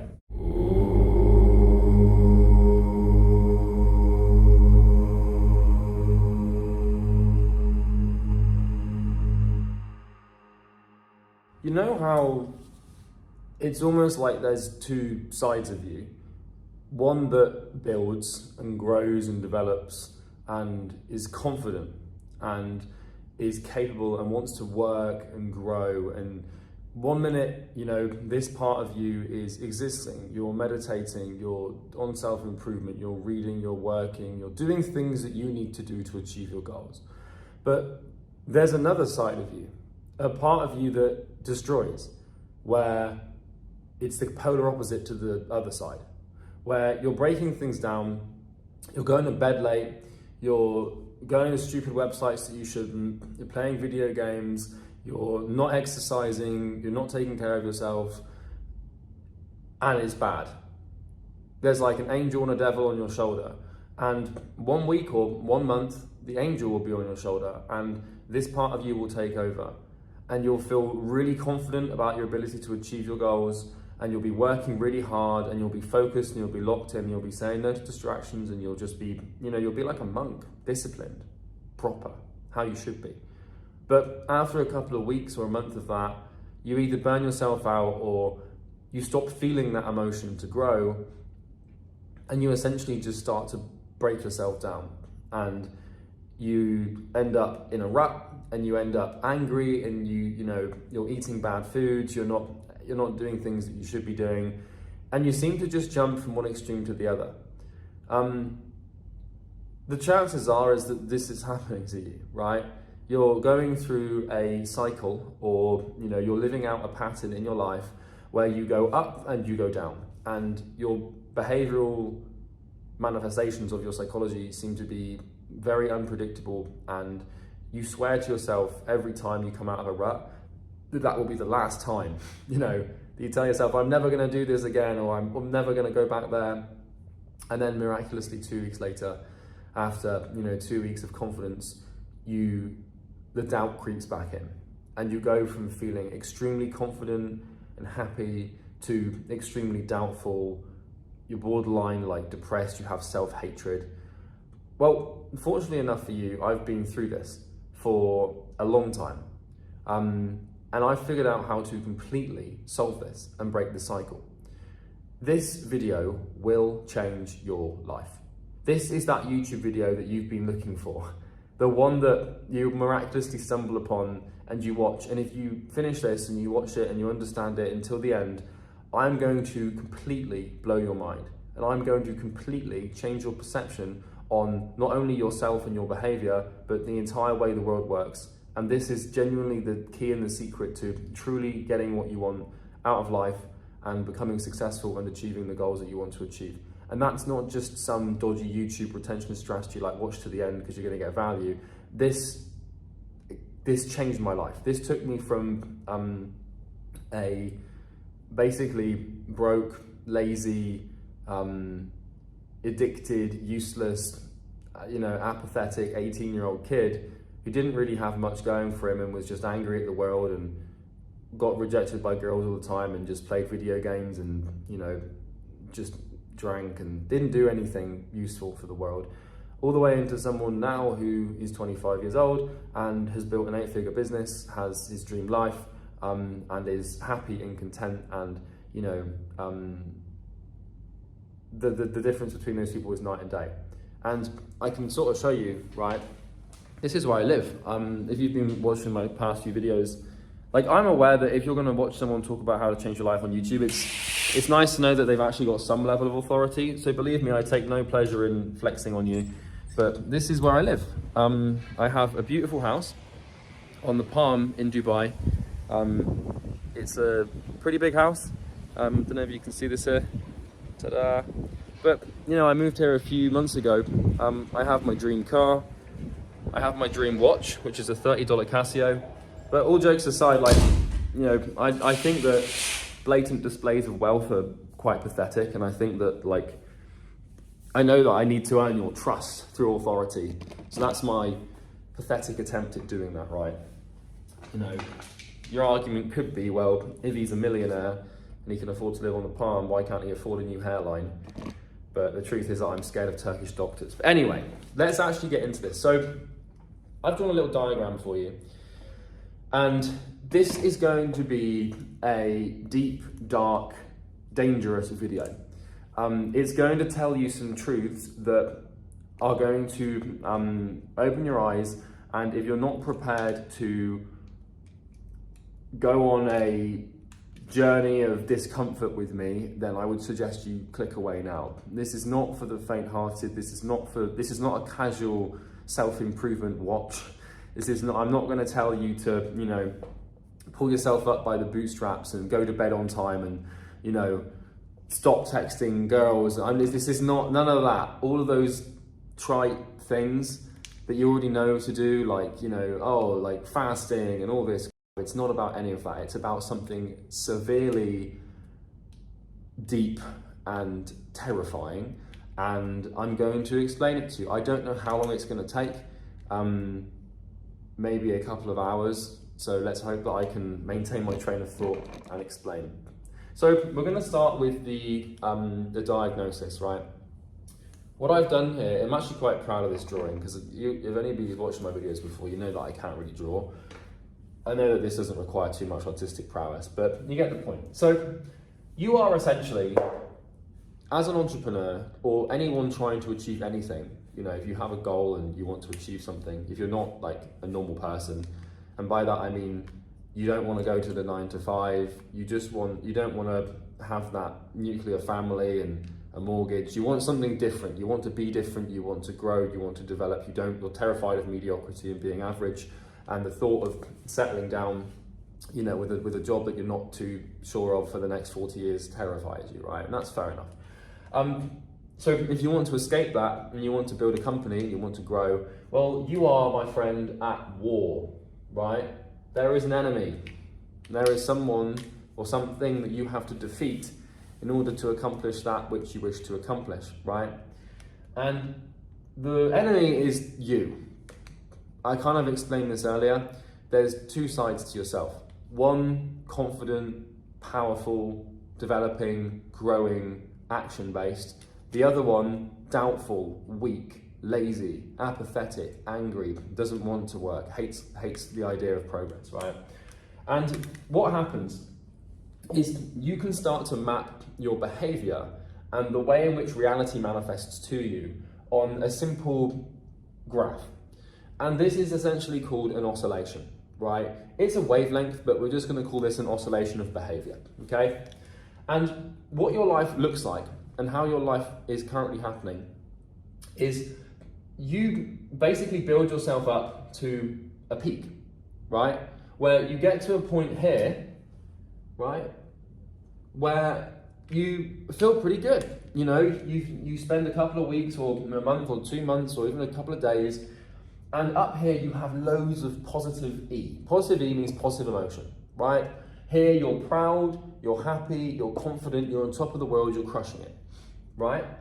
And what starts to happen is you sit at this peak for a short period of time, right? Because obviously the main, you know, the thing down the bottom here is time, because our behavior is tracked over, you know, the variable of time. And so, you know, for a short period of time here, you sit in positive emotion. Now, if you could be this person in this state for your entire life, you would achieve your goals easily, right? You know that side of you that knows what to do, and you're working and you're concentrating and you're focused and you remove all distractions. If you could just be that person forever, then you'd have exactly what you wanted. So the question is, well, if you're this person and you start feeling great and happy and proud and you're making progress and you're genuinely moving towards your goal, then why do we have this like cliff? Why does it happen? Well, it's going to get deep. But what happens is you go from feeling great about yourself to feeling terrible about yourself. You know, this here represents growth and building and working and working. And then this here, you just stop working, you actually start destroying. So what you're doing here is you're creating and you're building. And it's almost as if, sadistically, you create it just to destroy it. And you come down here to a point where you have negative E, which is negative emotion, right? These are the emotions that don't feel very pleasant. They register neurologically as bad and painful. We have self-hatred, we have anger, we have guilt, we have shame, we have apathy, we have like just these negative low frequency emotions that make you feel pretty bad about yourself, right? And this can happen in a very short period of time, as I'm sure you're aware. You can go from being on top of the world, at the tip top of heaven in your mind, to the very depths of hell at which you despise. And this can happen in a day, this can happen in half a day, it can happen over the course of a week. It's usually gradual. You know what it's like where you go and you start working and then suddenly you sort of let one thing slip, like, oh, I'm just not going to go to the gym today because I'm feeling a little tired, or, oh, like, you know, I made 50 cold calls yesterday, so I'll only do 25 today, or I'll let myself off because I've done pretty well coming up to now, and the cracks start to show and your discipline starts to waver, and before you know it, you're here. But what happens is you get to here, and you get to the bottom, and you feel all this negative emotion, and you've built it, and now it's destroyed, you know? But for some reason, by some miracle, all of this negative emotion is channeled back into your work. And so from the ashes, you rise. You get to this point here, you hit a low, and then you start to regulate yourself. You get to this point, and you start to regulate yourself back up. And suddenly, it's about, no, I'm confident, and I am feeling good, and I can be disciplined. And then, you know, a few days goes by, and before you know it, or a few weeks or a few months or whatever time horizon that you track your behavior over, then you're back on top of the world. And, you know, all the positive emotions are back. You're building, you're feeling confident, you're feeling determined, you've got this drive, you've got this motivation, all these positive emotions are pushing you forward. And you do it all over again. You get to the peak, and then suddenly you start slipping, and then bang, a couple of weeks, couple of months, couple of days later, a couple of hours, sometimes you're back here and you feel the doubt. And so what's really happening here, right, is we are oscillating, our behavior and like our actual like physical actions are oscillating. But really what we're oscillating between are really two emotional states, I would say, right? The first one is confidence, right? And the second one is doubt. So you seem to be sort of, you know, between these two states, where 1 minute you feel like you can do it and what you want to achieve is actually accomplishable and, oh my God, this is actually going to happen, I can see it, you're doing affirmations, whatever. But then the next minute, it's 3 a.m, you're still awake and you're just sat there crippled with fear and doubt as to whether or not this is going to work, right? So what I'm going to tell you is that this graph, in order for us to break this cycle and like actually surpass this and transcend it, which is entirely possible, by the way, I'm going to tell you how, and your life won't be the same. I cannot over exaggerate like the amount of importance this holds right now in your life if you resonate with this, right? But in order to break this, we first need to understand it, right? So what you might have noticed here is that we have this sort of dotted blue line, right? And you might be asking yourself, well, what does this dotted blue line, you know, represent? Well, this blue line that we have in the middle here represents the average state at which your behavior is manifesting, or the average result that you achieve in your life. It's the average state, effectively, right? And so what I mean by this is if you mapped your behavior over a 90-day, 180-day, 365-day time horizon, we would be able to establish an average, right? So let's start getting actually like, let's get specific on these behaviors, because this graph can exist in so many different forms. this isn't just like a macro explainer of your entire emotional state or behavioral being. This thing manifests everywhere.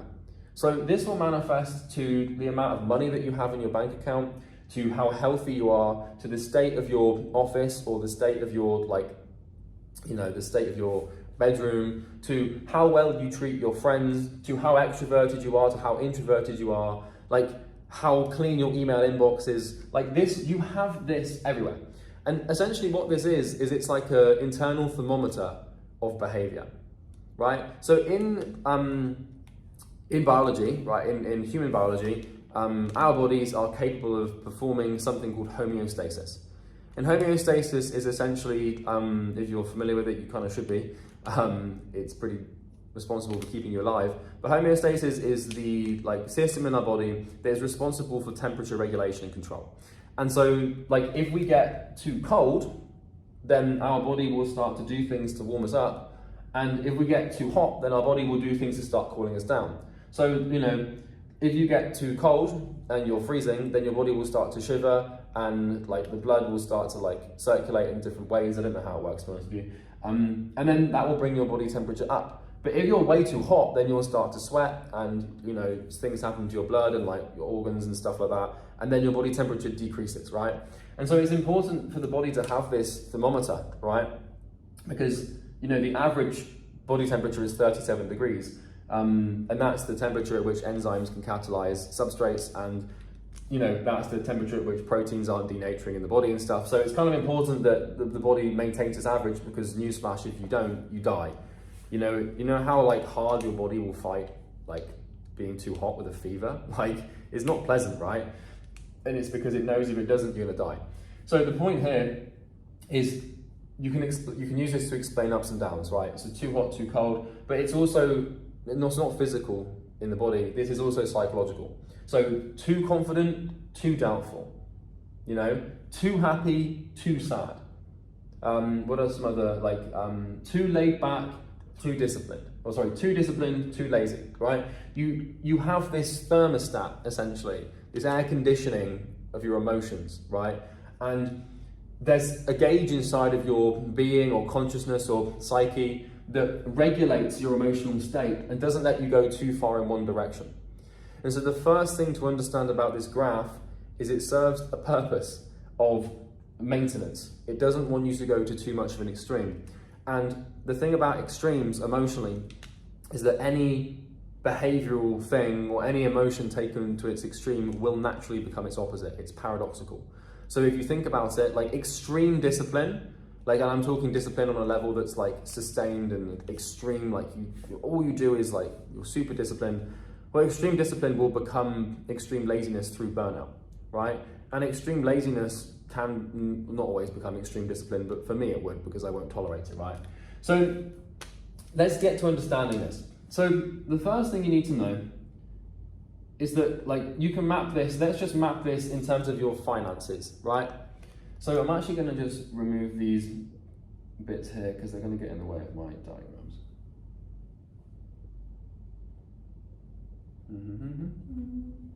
Okay. Just want this to be nice and clean now. All right.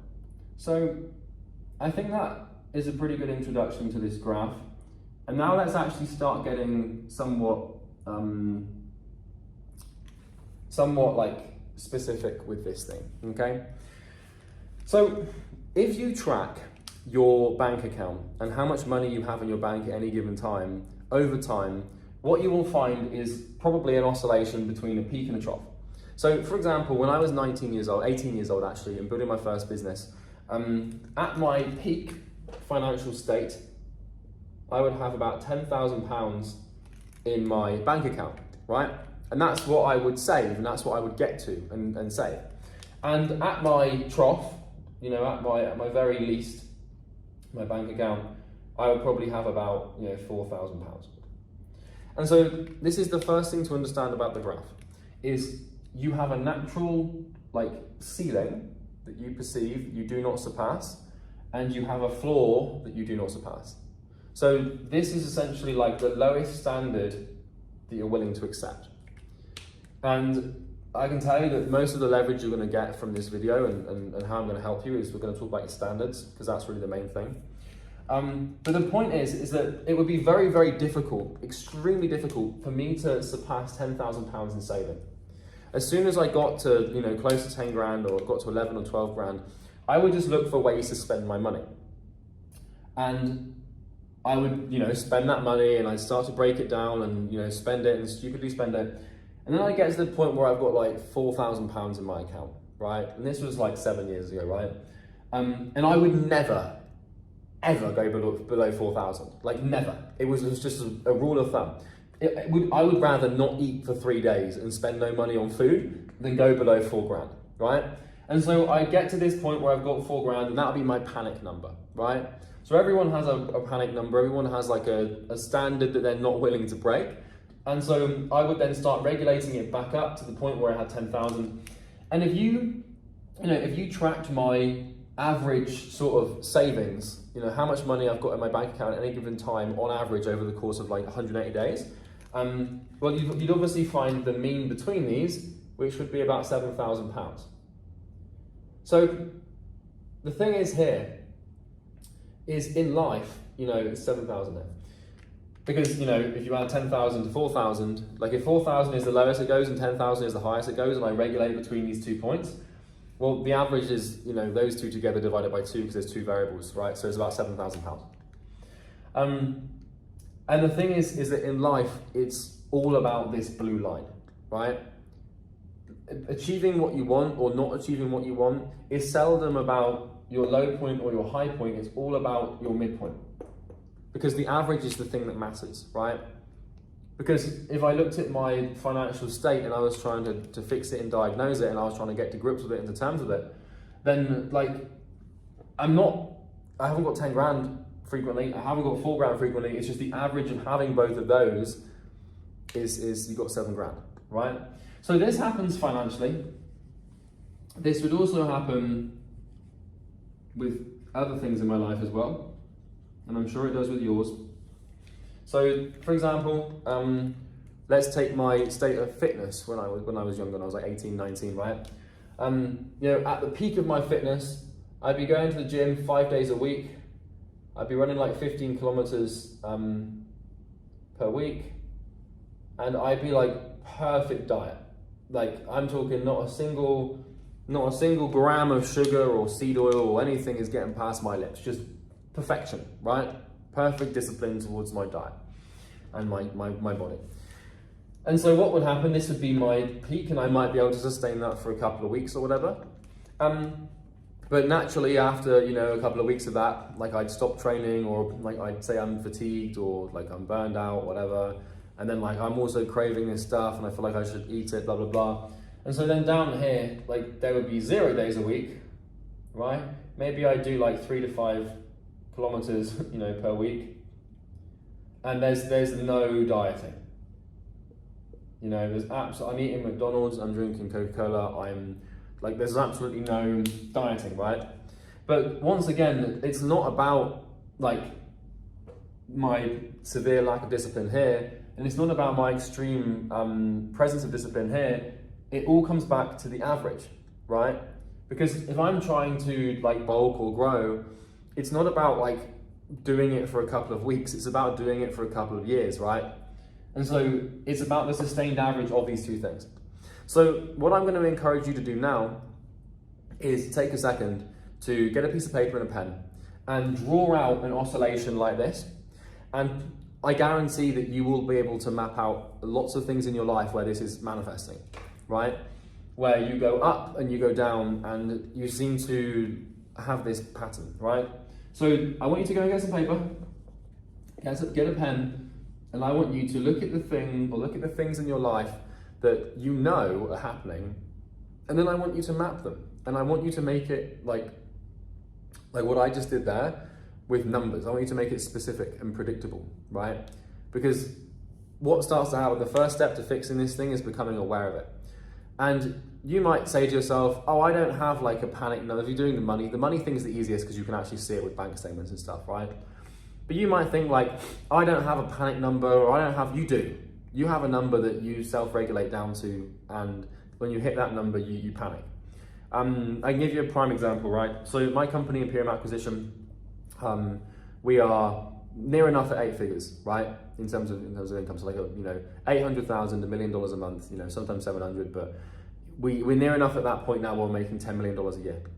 And in December, because this is now January 2024, so in December of 2023, I think we did something like 500 grand in cash, right, in revenue.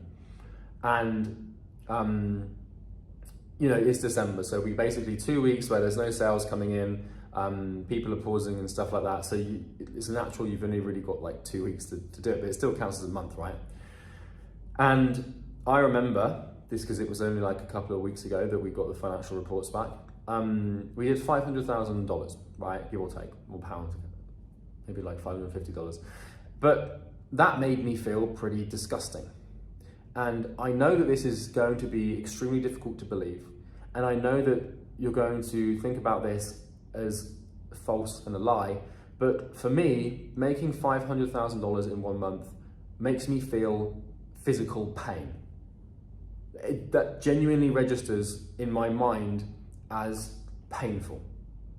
In the same way that £4,000 going below that would be painful, me going below 600 grand a month in revenue makes me feel I'm beside myself with fear and terror. And I know how ridiculous that sounds, and I know how insane to you that may be, because if you made 500 grand in 1 month, you probably, I don't know what you do, probably feel great, right? But what I'm trying to tell you is that this thing, it doesn't go away. This is a universal behavioral phenomenon, and it does not matter what level of success or financial abundance or anything in your life. It doesn't matter what you achieve, there will always be a lowest standard and there will always be a highest peak. So for me at the moment in my business, and I can tell you this because this is exactly what happens, right? Because I'm still living this oscillation, but I've just been able to play the game at a significantly higher level, and I've broken it, and I'm going to teach you how to sort of get out of the cycle, but it's still regulated, so you can still become aware of it. I'll go between like $1 million a month, right, where I'm making $1 million a month, and then we'll have like months where we do like 500 to like 600, right? So my goal right now is figuring out how to get to like 1.5 just consistently and hold that there, and then but the point here is, if you told me, if 5 years ago, 6, 7 years ago, when I was starting out as an entrepreneur, I was happy if I was making like 3 grand a month. And my panic number was like $1 grand a month. That's when I'm freaking out, right? But if you transcend yourself enough, you will genuinely get to a point where $500,000 a month registers as painful. And so one man's goal can be another man's hygiene standard, right? So what this is down here, essentially is like a hygiene standard. It's a standard, it's something that you do not break or tolerate, or in any way, shape or form, like you just you won't allow it. Like the idea of me going below 500 grand a month, like that's the danger zone. That's tantamount to me eating rotten chicken out of the fridge or not brushing my teeth for 4 days. It's like I have these basic hygiene standards that I don't break because they're disgusting. And I see the 500 grand a month in the same way, right? And in the same way that I see 500k a month, you might see 3 grand a month, or you might see 2,000 in savings. You might see, this might be, minus 1,000. Maybe you're in debt. Maybe you've got an overdraft of £1,000, and anything below like 1,000, anything above 1,000 in your overdraft, then you start to register that as painful, and you start to panic, and you start to save money and grow and like try and build it up, and then you break it back down. So, this number and these things you can map, they become incredibly predictable. And so what I want you to do now is pause the video for a second here, draw a bunch of these out, and track everything. Track your health, track your wealth, track your social life, track how clean you keep your office and your room. I used to have this for how clean my car would be. Like, same thing with like my car and petrol. Like, I'd fill it up and I'd let it get to just the point where there was almost none left, and I'd go and fill it up, right? It happens everywhere. The big ones that you're trying to solve is probably money, but you can also track this with your emotional state, with how confident you are. So you should be doing that right now. So we can now move on. Okay, so essentially this thing, it exists in a few different stages, as I mentioned. So stage 1 is, to sort of build. Stage 2 is to, this is stage 1, and this is really happening over here, right? And then stage 2 happens up here when you hit the peak and you start to break it down. Stage 3 is you sort of hit the trough and then you start to build it up. And then essentially what happens is, we have stage 4 where it happens again, right?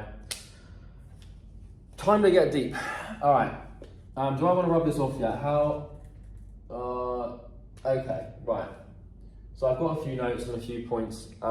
So this video is about to take a sinister turn. I'm going to explain, and it's going to take a while to do this, so you're going to have to bear with me because the answer won't become abundantly clear for maybe an hour, right? I promise it will make sense eventually. I'm going to explain this part to you because the thing is about this cycle is it's not about how high you can go. It's not about everyone in life who's trying to make progress. They focus on the peaks, right? They focus on how far they can go or how much money they can save or how healthy they can become. But the truth is that the dark truth, and I'm going to explain this all in a second, is the low point. This is the thing that matters. Because think this out of me for a second here, right? If you figure out how to make a ton of money and you figure out how to become a millionaire, but you have a gambling addiction or a spending addiction or whatever, it doesn't matter how much you make, right? In life and business, whether it's money or health or relationships or anything, it doesn't matter what you achieve. It matters what you keep. So when you achieve something, a state or a level of finance, it's the hard work isn't achieving it, it's keeping it, and it's stopping yourself from coming in and destroying the thing that you've built. So maybe you have this with your personal relationships, right? Where you come in, you meet a woman or a man, and you build this relationship, and then a few months goes by and you just break it all down because you're sabotaging yourself essentially, right? So it's seldom is it ever about how high you can go and how far you can go. It's all about what you do when you're down here, when you're at your worst. Because you can extend this and you can go from maybe right now, maybe right now your limit is 10K, right? $10,000 or £10,000. And you can extend this out to $1 million, right? But if whatever, you can bring it to 100 grand or $1 million and save $1 million or 100 grand. But if this part of you is still existing and still wants to just destroy, you're gonna end up with the same result, which is nothing. Or maybe the average increases slightly, but if you don't address what's down here and you just address what's up here, the more this grows in extremity, the more that this thing develops and pushes forward, the more extreme the high. If you don't address this, the further you have to fall. So it's kind of like if you're climbing a building, the higher you go, the further you are away from the floor. If you want to build your ceiling, you have to bring the floor with you, right? And this is a very profound thing. It won't make sense for a while, but I promise there's a place to go, right? Which I've actually put off making this video for a couple of months because it requires me to be quite open and emotionally vulnerable with you because I can only explain this through my experience. And we'll get into it. So the point I'm making is there's a TV show called The Biggest Loser. It's an American TV show. You may have heard of it. And The Biggest Loser is all about fat people. And I'm going to say fat because they are fat objectively. You can get upset if you want. I don't really care. It's about fat people who lose weight. And the idea of the game show is the person who can lose the most weight in an allotted period of time wins. It's the biggest loser, right? So who can lose the most weight? And what the Biggest Loser do after a year or two of the show is they'll go back to the contestants that won or came second or runners up or something. I haven't watched it in a long time. And what they'll do is they'll reconnect with them and they'll find out where are they at with their physique and their body and their health. And almost always on The Biggest Loser, they go back a year later and the person's put the weight back on. And so what happens with The Biggest Loser on this TV show is they lose a ton of weight, right? So this might happen with their weight. So maybe like down here at the beginning, maybe like, if we extend this out and we draw it down, right? And this is the peak at the beginning. Maybe, I don't know how much like they would weigh, but let's just say that they're like, 120 kilograms, right? So super overweight if that's not muscle, it's body fat, right? And so maybe like, their lowest trough, their floor, they won't go above 120 kilos, right? And then, maybe they lose like a bunch of weight and they get to the point where they're 90 kilos, right? Which objectively you could argue is still overweight depending on your BMI. But, they lose all this weight. And then time elapses, but if they haven't addressed the psychological conditioning that is leading to them sabotaging themselves and getting to this point, it's like you're addressing the symptom, not the cause. Behavior is an effect. Behavior is a symptom of psychology. Psychology is the disease. And the behavior, like if you have a cold, let's say you have a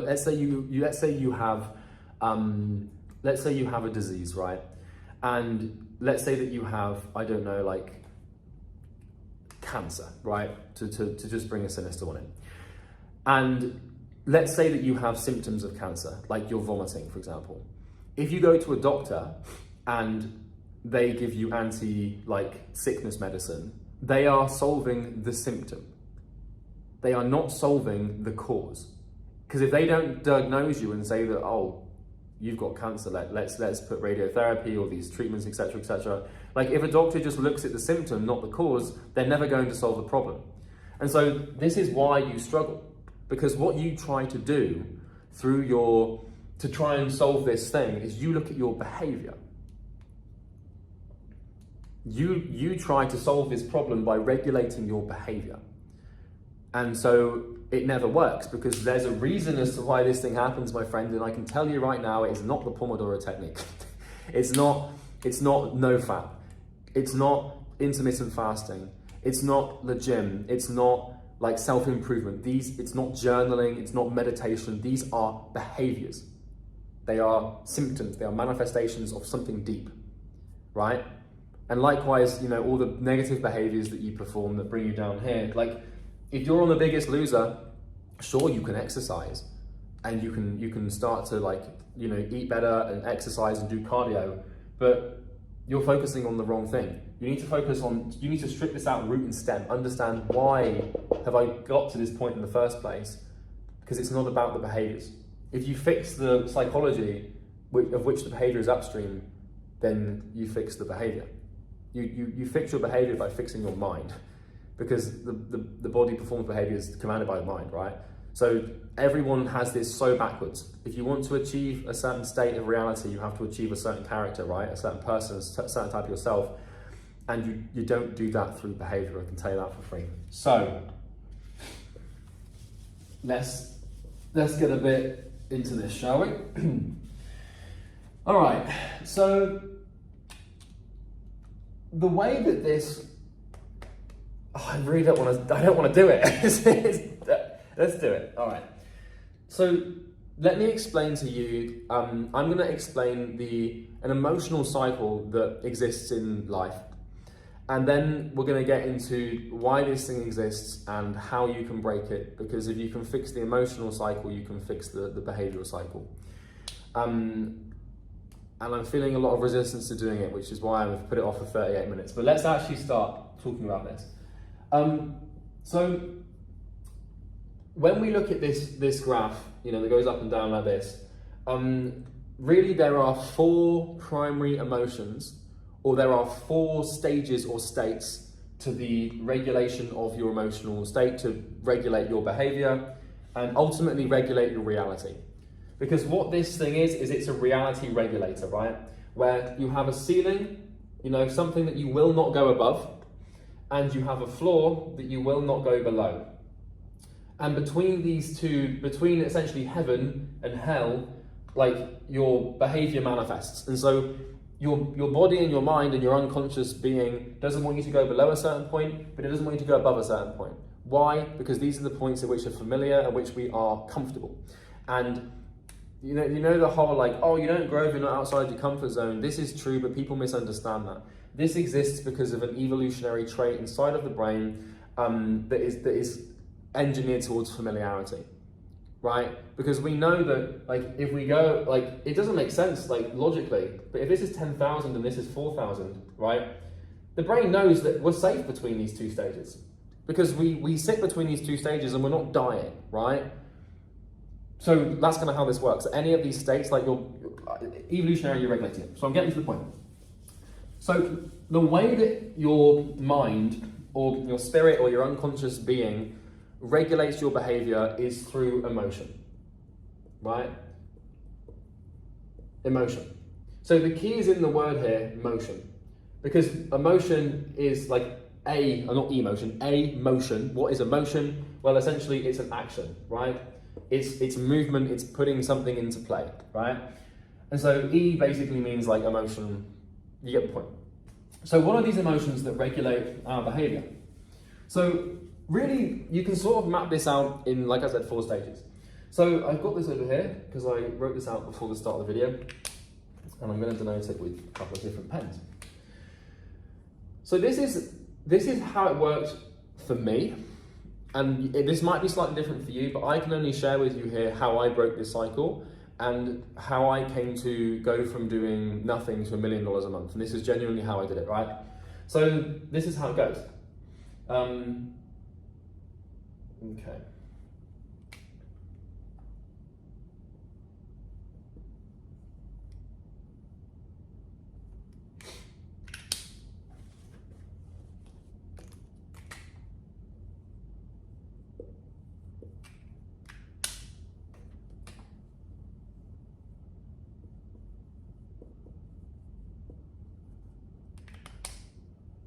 Okay. Here we go. So the way in which my behavior was being controlled by my emotions, right?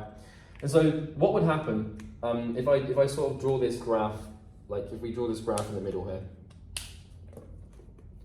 right? You know, we're going up and down, right? So typically the cycle begins for me with anger. And this isn't anger at someone in particular, it's anger at myself. So this is stage 1, which is anger, right? And I'll just put an A. You know, anger exists for me at the very bottom of the trough. This is where I've basically destroyed whatever I've built. I've been lazy, I've been undisciplined, I've been slovenly, maybe I've been gluttonous, I'm sinning, whatever, you know, I'm doing stupid stuff that I shouldn't do. And I get angry at myself. Now this emotion for you might not be anger, it could be shame, it could be guilt. There are lots of low-level emotions that like exist that will push you to sort of fix it, right? And so the anger is usually the place that this cycle begins for me. Obviously it's a cycle, so it's chicken and egg, like where the hell does it begin? Probably like when you're 5, right? But it starts with anger, right? And then what happens is I get so angry at myself and I get so much self-hatred that the anger has to go somewhere, right?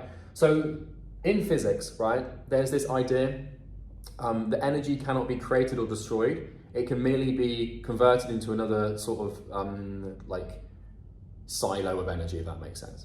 Like, so you can't create or destroy energy. It transfers between different states. And it's the same thing with emotion, right? With this cycle. It's like what's getting passed here essentially is energy, right? Or emotional energy at least. And the more energy, the more behavior. And so what happens is the anger over here gets transferred into what I call drive. And drive to you can mean a lot of different things. Drive is determination, discipline, focus, motivation. This is basically positive emotion that fuels the hero's myth.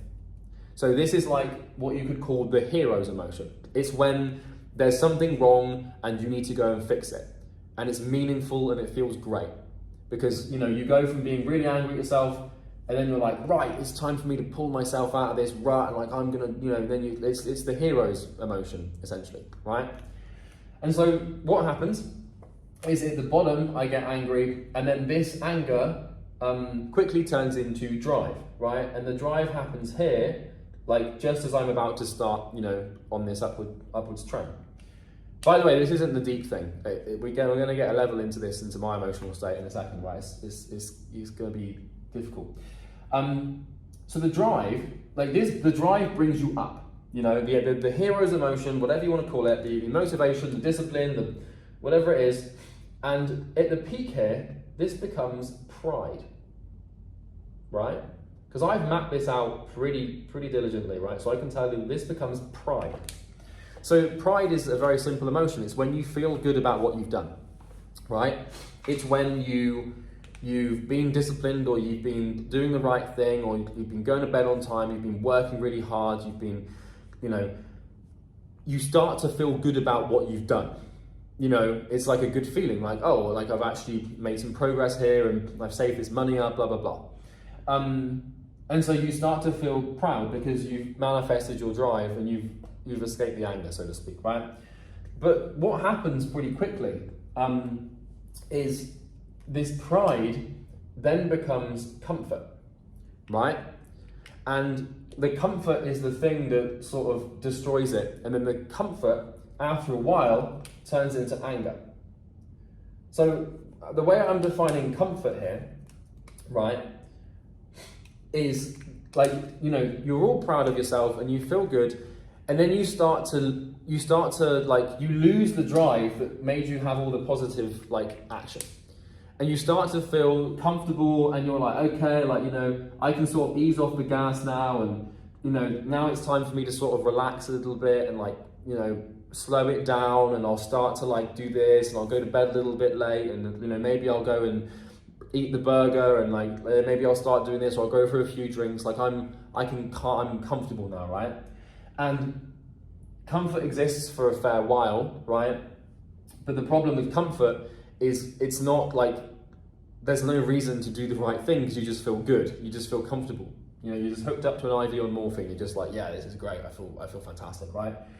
And so what happens is, through comfort, like, slowly anger starts to form. It's important to understand that these are not binary emotional states.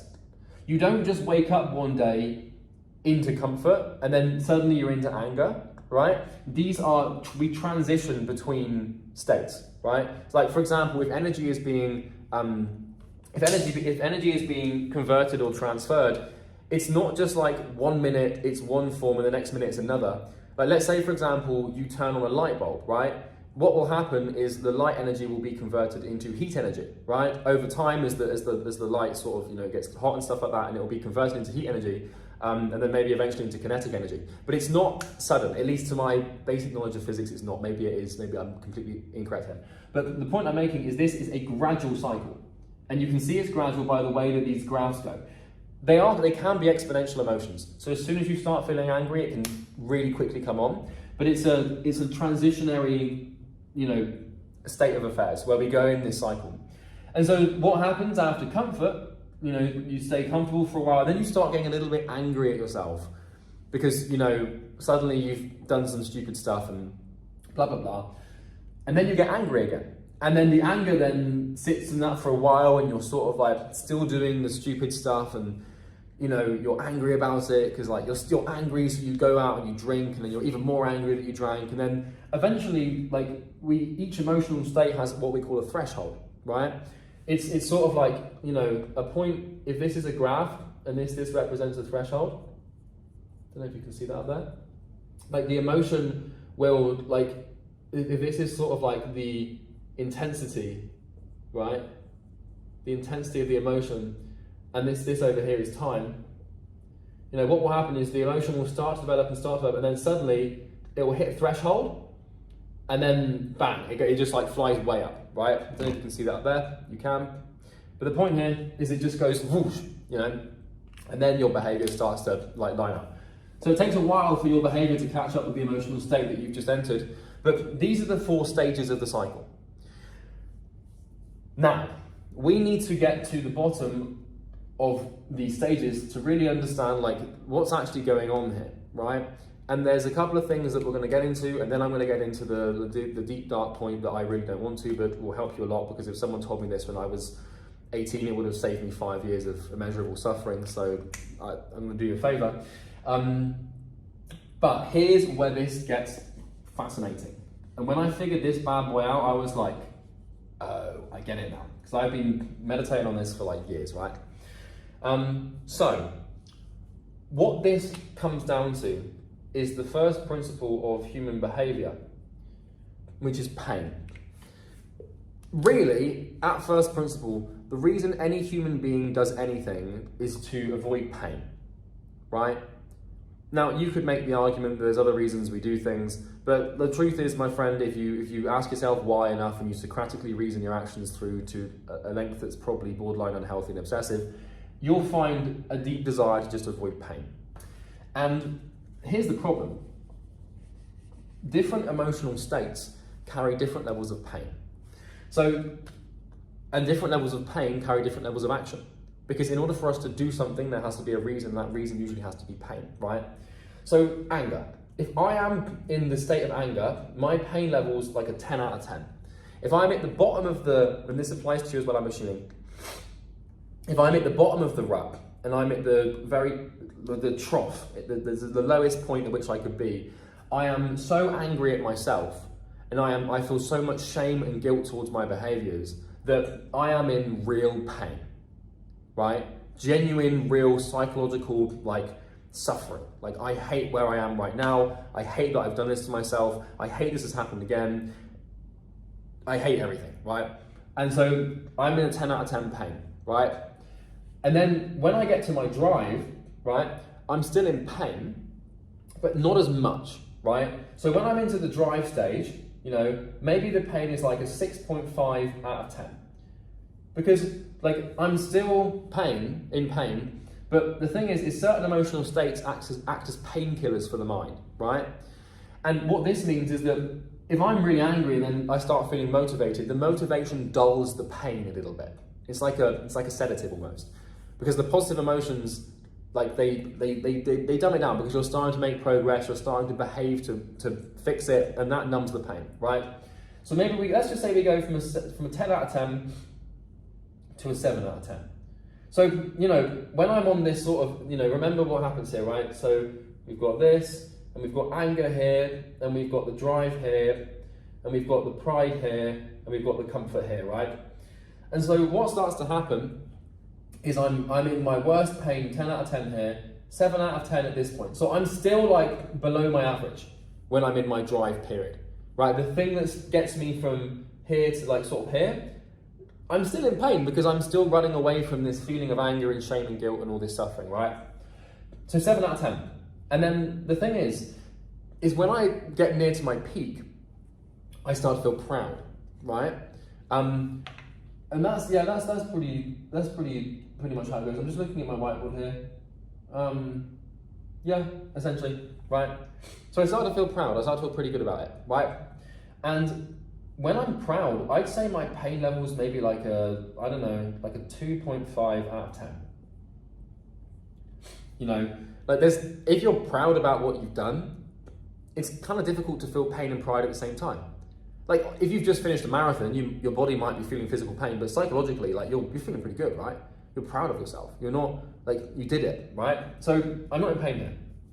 And then what happens is when I get around to comfort, which is the thing that comes after pride, this is a 0. There is not a single piece of pain going on in my life. Because what I can start to do is I can justify the down. If I'm proud and then I start to become comfortable, like, I can now start to eat the bad food and spend the money and do the stupid stuff because I feel that I've deserved it, right? I'm not in any pain at this point, and I'm not in any pain because the behaviors that I'm performing feel justified. They feel like I've earned them. I've earned the right to do the bad thing, if that makes sense. And so this is how, like, this is the thing. And so what we can observe is that with the graph is the level of action that you take to improve your life or break the cycle or to start to make progress depends on how much pain you're registering at any given time. And that's essentially how it works. And so what I can tell you, and this is the unfortunate secret, because I actually need to make another note here. I'm just going to make a note over here. And yeah. So what I can tell you is that like the secret to constant progress is pain, right? And what you want to try and do here is learn to register your current ceiling as painful. I'm going to explain how to do this, right? There's three things that I need to walk you through now, right? The first one is, what have I got there?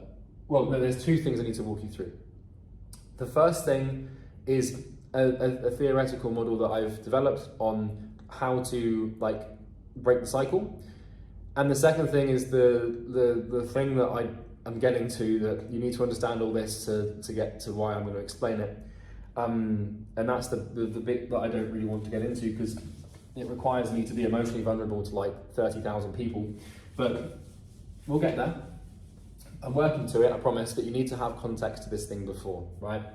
So we've got this graph, right? And you know, we go from up here to down here, and we have an average in the middle, right? And by now, I'm hoping I hope you understand. I've taken an hour here to explain this, and I hope you understand it. You understand that you have a highest point at which you can't seem to break past, and the lowest point at which you won't go below because we never break our standards, right? We have an average, which is the summation of these two things over a long period of time with enough frequency. And we have 4 emotional states that regulate our behavior and explain why we do what we do, but it's not the only reason. But the way that you break this thing and the way you make progress is you have to basically change your perception of the ceiling, right?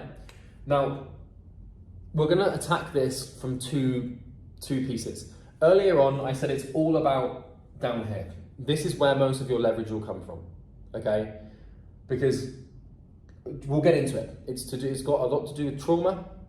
I know I'm dropping the word in now, I'm hinting at you. And we'll get into that. But the first thing we can do is we can focus on the ceiling, and I can theorize this out and explain this out to you. So what you want to do, and I in my program, Imperium Acquisition program, we have some mindset training that explains this. And I explain this in there in some more detail, but what we want to do is something that I call flipping the floor, right? So we have the floor here, which is a state at which we will never ever go below. It's a hygiene standard, we just ain't going below it, right? And we have the ceiling here that we seem to struggle to, break through. We bang our head every time, we try and we regulate back down. What you want to do, and I'm going to explain this in a simple format, is you want to register the emotional state that you would usually register at this point here. This is the secret, theoretically, and I've been able to do this. This is how you break this cycle, right? Is all of the emotions that you feel here, all of that negative energy and all that pain that comes when you hit your lowest point, you need to channel and continue to feel when you hit your ceiling. Because what we can know now is that this is all about pain. And what we're trying to do here is we are trying to enter an endless loop of this stage here. This stage here where we're in the up. This is what we're trying to cultivate as much as humanly possible, right? Is we're just trying to stay on this upward trend. And we will always be on this upward trend for as long as we feel true, genuine pain. The second that pain is numbed, and the second that pain is gone, is the second that you will stop working and you will stop making progress towards your goals. And so what we want to try to do is when you regulate up and you achieve your goal and you get to your ceiling, is you want to start perceiving that ceiling, and you want to start believing that the peak that you usually achieve is actually disgusting. It's the worst possible thing that could ever happen to you. Let's say right now you want to make $10,000 a month. You, my friend, need to reframe your relationship with that goal. You need to look at 10 grand a month and imagine that makes you, it's disgusting. To just break 10 grand a month is just like horrible. And that's so hard to do because you've pedestaled it, right? You see it as the be all end all achievement and that would solve all your problems in your life. But I can tell you right now that if you achieve 10 grand a month and you celebrate 10 grand a month and 10 grand a month makes you feel happy and proud and good, then you'll never ever, like that becomes your ceiling. What you celebrate and what you register as emotionally nice and whatever up here numbs the pain is what will become your standard. That's what will become your limit. The true root of limit is celebration. Okay? If you're playing this game to feel good, stop. Okay? If you're getting into business because you want your life to be happy and you want to be content and comfortable, do not go into business. Because once you enter this realm, I can tell you right now that it is a trap. It is a psychological trap that only a select few people have the heart to play consistently. It's not about feeling good. It's not about going and sitting on a beach. Maybe that's what you think right now. Maybe you think you want to make 10 grand a month so that you can have financial freedom. You're going to get here, man, and you're going to enter this pain. And if you're playing this game to feel good, just stop. It's not about feeling good. It's not about happiness. It's not about being content or comfortable. It's all about constantly breaking yourself through this cycle over and over and over again. And maybe you don't believe me, but I guarantee you in a year or two of entrepreneurial progress, you'll realize exactly the same thing. You'll get to 10 grand a month, if it means a lot to you, and you'll get to 10 grand a month and you will feel the exact same way now. You know, all that pain, all that suffering, all that doubt, all that, you'll feel it when you make 10 grand a month. Because, what will happen is, what is your floor right now? Like, you'll break it and you'll get 10K a month or whatever, but then the 10K a month will become the new floor and you will start to register negative emotion at 10 grand a month and it won't feel good anymore. It's a trap. You're not going to escape it. It's great. I love it. I love playing this game. It's like I said earlier, 500 grand a month makes me feel sick to my stomach. And I know I know you won't believe it, and I know that you won't, I know that that's not feasible, and I know that just sounds ridiculous, but I genuinely feel true psychological horror and pain at 500 grand a month. If I made $10,000 in 1 month, I don't know what I would do. That would make me, like, this is the thing about standards, is you can't even, it's the same thing as if I said to you, like, imagine if you, went down the street and you saw an old granny and you just beat her up, you just beat this old woman up for no reason. Like, you trying to comprehend yourself doing that, you can't even imagine it. It's so unfathomable and it's so, out of your remit and conscious understanding of the way the world works, you can't even comprehend it. Like, if I made $10,000 in 1 month, I reckon that would make me ill. I reckon I genuinely would be terrified. Like, pure, unfiltered horror. And so you need to start to learn how to do this at this. You want to be in constant pain. This is a cynical way to explain the entrepreneurial journey. But do you think for a minute that any of the super successful entrepreneurs that you look up to are always happy and feel great about themselves? No. Don't get me wrong. I am in a place in my life right now where I am content and proud and happy, right? And you can have a good life and you can have good things in your life, because business it's not all about business, right? But my point here is, it's not I don't want you to think that if you start a business, you're going to be depressed forever. That's not how it works. But my point here is there always needs to be an element of pain if you want to make progress. Pain is petrol, right? And without petrol, the car's not going to go anywhere. So most people in their businesses, they're building businesses to try and escape pain. I want pain. And I don't think you quite understand. I derive pleasure from being in pain now. And I don't mean that in some weird sexual masochistic sense. What I mean by that is I am comfortable when I'm uncomfortable.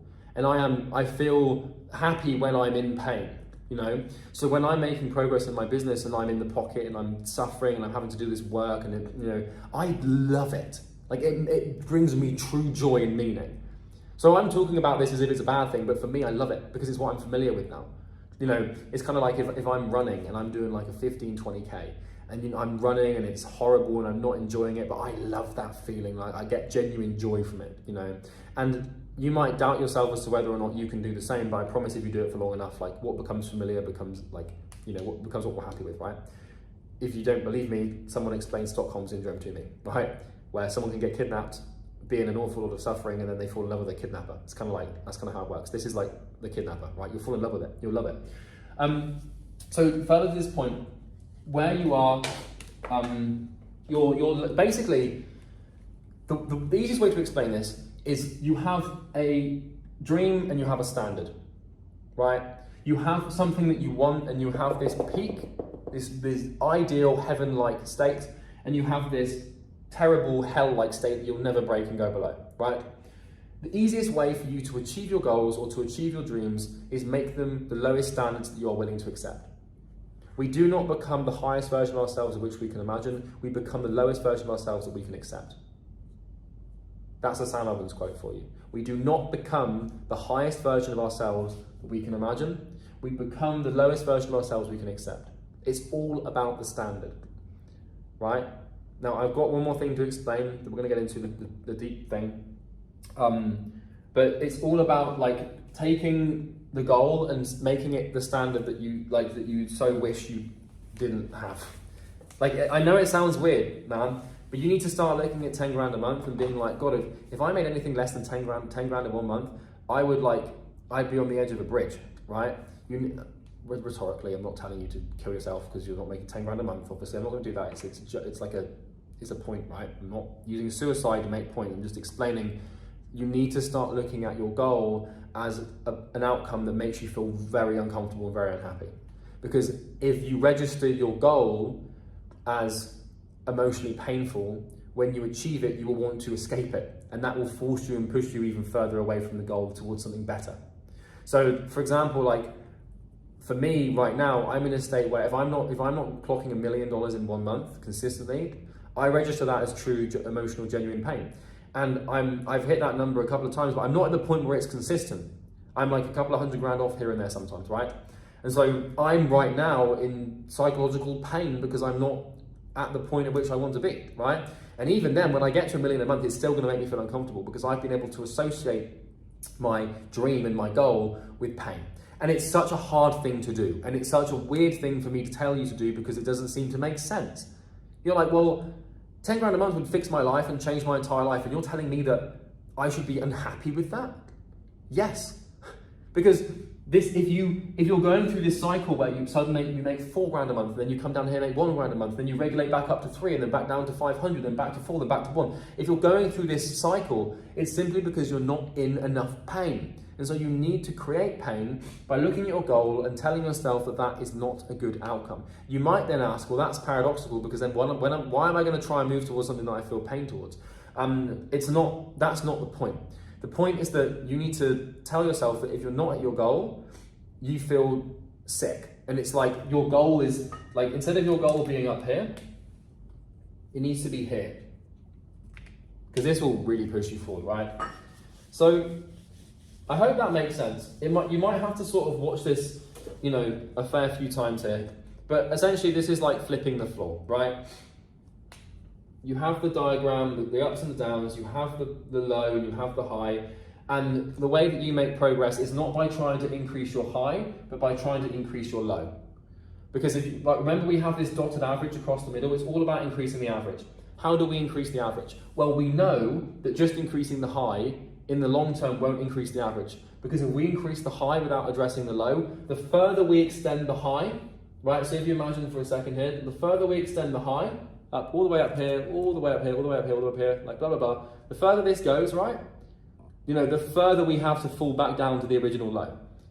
So you can't just set higher goals and expect yourself to achieve them. You have to set higher standards and not accept anything below that, right? So if you want to raise your average, if you want to make progress in life and business, it's all about what you're willing to accept, not what you're willing to try and achieve. And so if you're trying to look at your goal right now, and you need to start perceiving that as a hygiene standard. Not achieving that and not having that is makes you feel sick and uncomfortable. Instead of making you feel good having achieved it, it makes you feel bad having achieved it.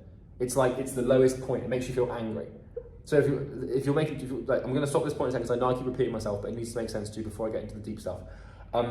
If you want to make 10K a month, stop imagining that 10K a month is going to make you feel happy, and start to imagine that anything below that, even just making 10 grand a month, is like that's the lowest you'll accept. And you need to meditate on this for a while. Right. So now I'm going to explain. Do you remember earlier how I talked about cancer and I talked about symptoms and we talked about cause and effect, and how, like, if you had cancer and you went to a doctor and the cancer was making you vomit, and you went to the doctor and the doctor just prescribed you anti-sickness medicine and you stop throwing up, but you know the cancer is going to continue to grow because they haven't addressed the cause. What I've spent doing in the last hour and 10 minutes is I've been addressing the symptoms, right? And I've been telling you how to fix these symptoms, right? Although with the exception of the last 10 minutes, but we've gone into the sort of symptoms of understanding. Now I'm going to address the cause. And this is something that I have never talked about on YouTube. It's something that I've only really discussed with very close friends and family. It's going to take me, you're going to have to bear with me here, because to unwrap this, there's a lot of personal emotion and suffering tied to this for me. And I am near enough certain that you will resonate with it, and that it will in some way, shape or form help you understand yourself better and help you understand this cycle. Forgive me if my emotions get the better of me and I start to, like right now, it's going to be, yeah, we're just going to get into it. And the reason I'm going to get into it is because I just wish that someone had told me this or had the balls to be honest with me when I was starting out, because it makes so much sense. And right, I'm going to get into it, and whatever happens, happens. Okay, so as we said, there are two types of person. So, okay. This circle represents you, right? This is your identity. Inside of this circle, you have two versions of yourself. This is simplified Jungian psychology. The reality is you might actually have 20, 30 different parts of yourself operating, right? But to keep this simple and straightforward, there's two versions of you, right? So let's actually address these.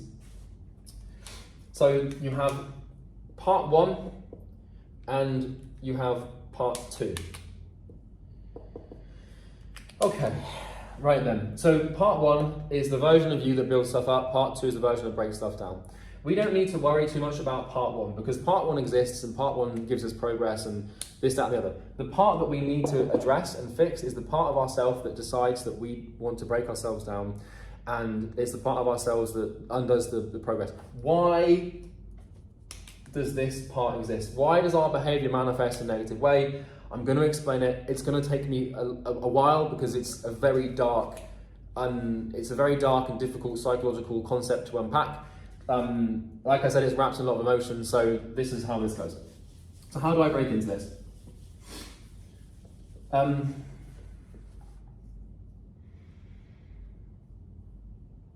do I break into this?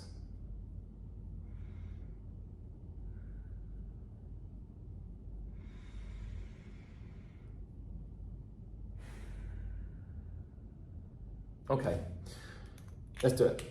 So we have negative behavior. And a lot of people would call this negative behavior self-sabotage. Right? And the truth is that you're not really sabotaging yourself. That doesn't make any sense, because you're like, this, I don't get that. But the truth is that the reason that you have this self-sabotage is because there's a part of you that wants to destroy yourself. Right? There's a part of you that doesn't want you to make progress, doesn't want you to grow, and this all comes back to trauma. Right? This is how I learned this, and this is the thing that did it for me. Right? So I'm going to explain to you how I explain to myself. This is what has worked for me. I'm not necessarily pinning this on you or saying this is you. I'm just going to tell you my thing, and that might resonate with you, and that might help you understand. Like, I actually have got, like, for the first time in this YouTube channel, I have got a psychological block to explaining this to you. Like, I'm struggling I'm usually pretty capable of, as you might have noticed, of articulating my thoughts and getting into topics and just drilling to the point and getting, but there's literally part of my mind that doesn't want to do this, so it's blocking it off, but I'm going to get into it. Right. So,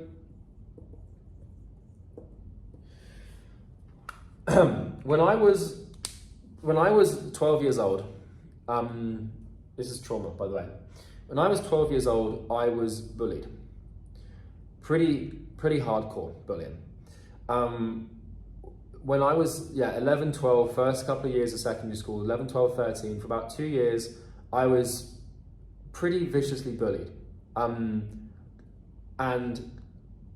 I didn't really have any friends. I didn't really have much support, and I didn't really have anyone to help me, with the exception of my parents, but obviously it's in school, right? And every lunchtime, I would take my lunchbox and I would sit in a toilet stool, or I would go to the staff room where the teachers worked, and I would sit outside there, because those are the two places where I felt safest, because no one could come and pick on me, right? And you know, there were a group of guys in the school who persistently picked on me physically, emotionally. Sometimes they'd pretend to be my friend, and then it was a horrible couple of years. And I had a bad time. I don't know if you can hear the doorbell, but I'm not going to answer it. Someone else can get it. And this is essentially trauma, right? And what this did to me is, for between the ages of 14 to really 18, 4 or 5 years of my life, I went in on myself. I didn't really have many friends. I never really had a girlfriend. I played video games all day. I ate junk food, and I didn't really exhibit any sort of healthy behaviors or progress, or like, it was pretty unhappy time. And when I got to 18 years old, I essentially wanted to start a good business, right? And this was like a psychological phenomenon, right? You have to understand that if you want to create a company, you're weird. And I don't mean this in like a negative way, but you have to think about this. The psychological conditions that are underpinning your drive for unique, weird, abnormal progress are, you're different, right? If you've just spent an hour and 60 minutes watching a video on how to regulate your behavior through emotion on a graph with some weird dude with a dodgy beard, like, this is weird, right? You're not acting in a normal way. You're not acting like 99% of people on the planet, right? And, you know, so I was 18 years old, and I began to start this business. And what would happen after, you know, a few months of progress in the business is I would come in, and as I said, I would just break it down and destroy it. And I essentially would start making progress, and after a while I would just taper off and like break it down. This all came back to what happened to me when I was younger. There is a Freudian quote that says that the adult is developed to protect the child. Most people mistake this, thinking that it means that, like, when you're an adult, you're developed to protect children, you know, like your kids or whatever. But that's not true. You grow up to become someone to protect who you were as a child. And what I was doing with my business was protecting myself. Because, is that doorbell still ringing? It doesn't matter. So I was protecting myself with my business, right? Where, like, I was so afraid of being bullied, and I was so afraid of having someone exert or exercise tyrannical control or power over my body or my mind, that I didn't want to have a boss, right? I didn't want to have someone tell me what to do. And so I used the business, like, you know, unconsciously, like, a part of me knew that if I had a company and a business and I worked for myself, that I wouldn't be under someone's thumb and no one would ever be able to bully me again. And so this is why I started my business. Now, I would invite you to explore your past to understand what's happened. Because if you want a company and if you want to do something that's different to everybody else, it's likely that something happened to you that hasn't happened to everybody else, right? There's always a cause and effect to this. And you might not have been bullied, you might not have been through some trauma, but if you want to pursue an abnormal life, you've got to have an abnormal state of psychology, right? And there's always something that starts with the conception of this. So what you have to understand is that maybe you've been through some bad stuff in your life. Maybe you've had an abusive parent or a terrible relationship. Maybe you were bullied. Maybe your parents broke up when you were a kid. Maybe someone died. Like, you've probably, the chances are, if you're a young adult or you've grown into like a young man, you've probably been through some bad stuff, right? Something has happened to you. And what happens when you're young? And this is the other thing as well, by the way, like most people don't even remember their trauma. Like some of the stuff that happened to them when they were like 5, 6, 7, even younger than that, you just haven't got the memory to comprehend it, right? But what happens when you go through trauma is your mind and your body, the thing that you're dealing with is so painful that your mind and your body essentially just go in on themselves, and we don't deal with the thing. We don't process it. We don't deal with it. We just bury it deep into our psyche.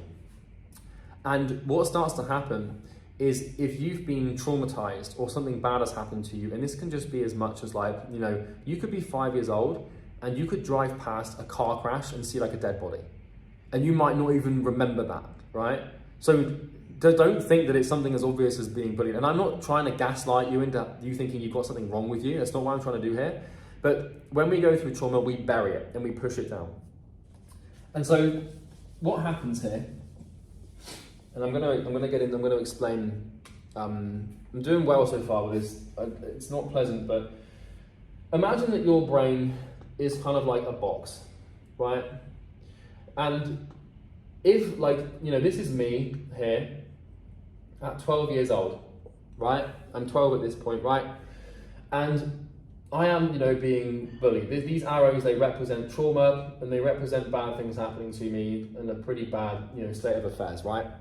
When I'm at the age of 12, what I started to do to deal with this trauma is I started to become apathetic, and I started to just go in on myself, and like I just stopped feeling things at this point. You know, I stopped getting angry, I stopped getting sad.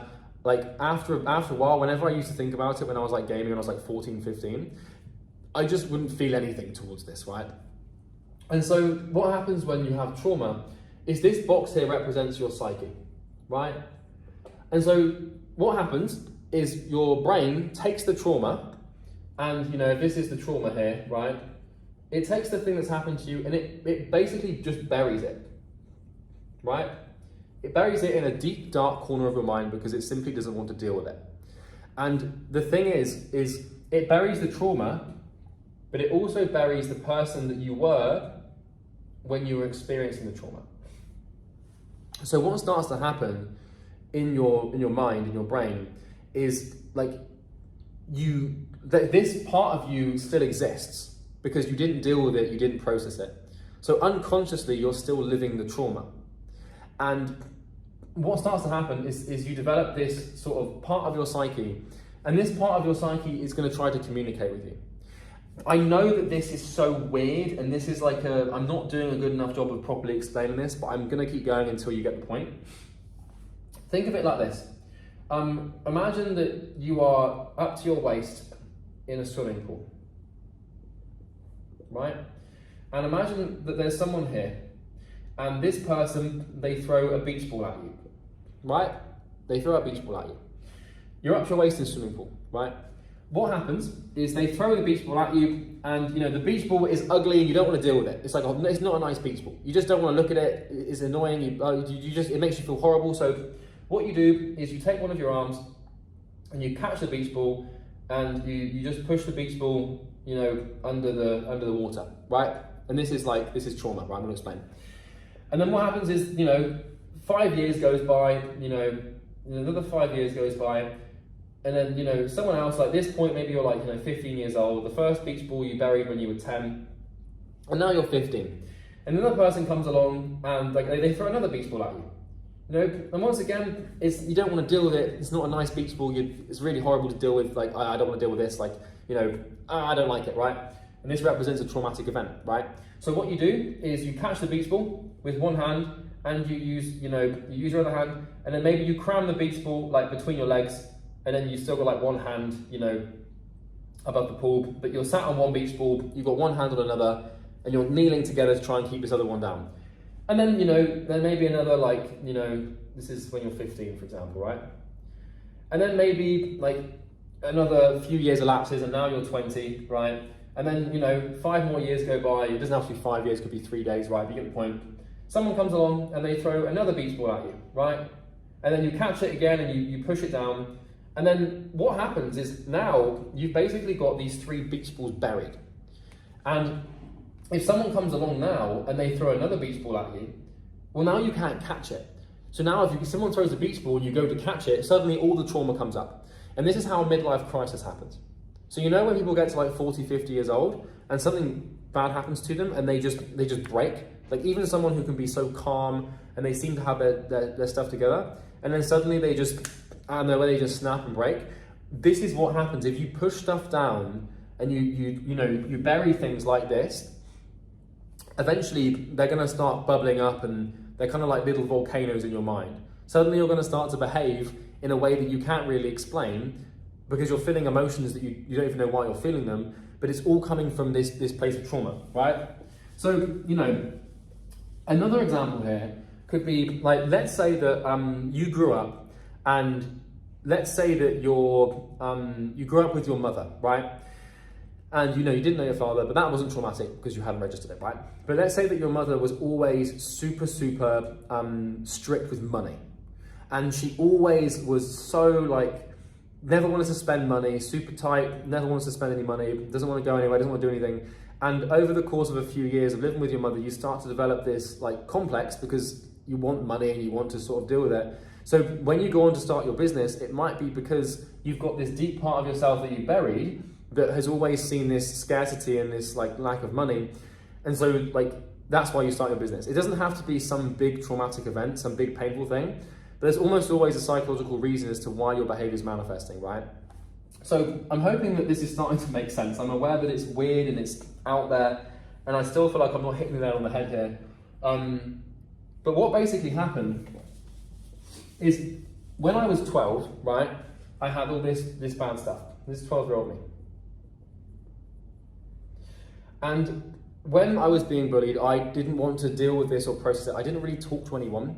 I didn't talk to a therapist. I very rarely told my parents about it. I just dealt with this on my own. And usually I just buried myself away in video games and junk food so that I didn't have to think about this or deal with it, right? And so what happened is I pushed this thing down into my head, into my mind. And here's the thing.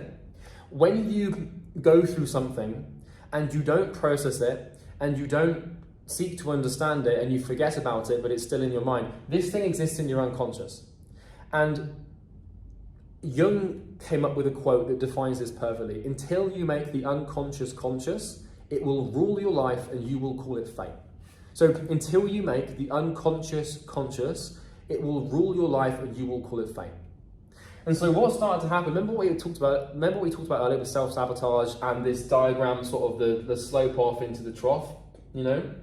Like the reason that I would self-sabotage was because in my unconscious, I was still convinced that I was being bullied.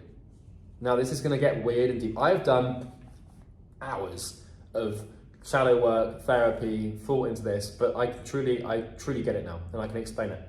So I buried this 12-year-old kid into my psyche, and I never chose to deal with his experiences, right? I never made the decision to process and understand up until a couple of years ago. And so what this kid basically thought, this version of me, it was living this cycle. So unconsciously, it was still believing that it was being bullied because like it's in the unconscious.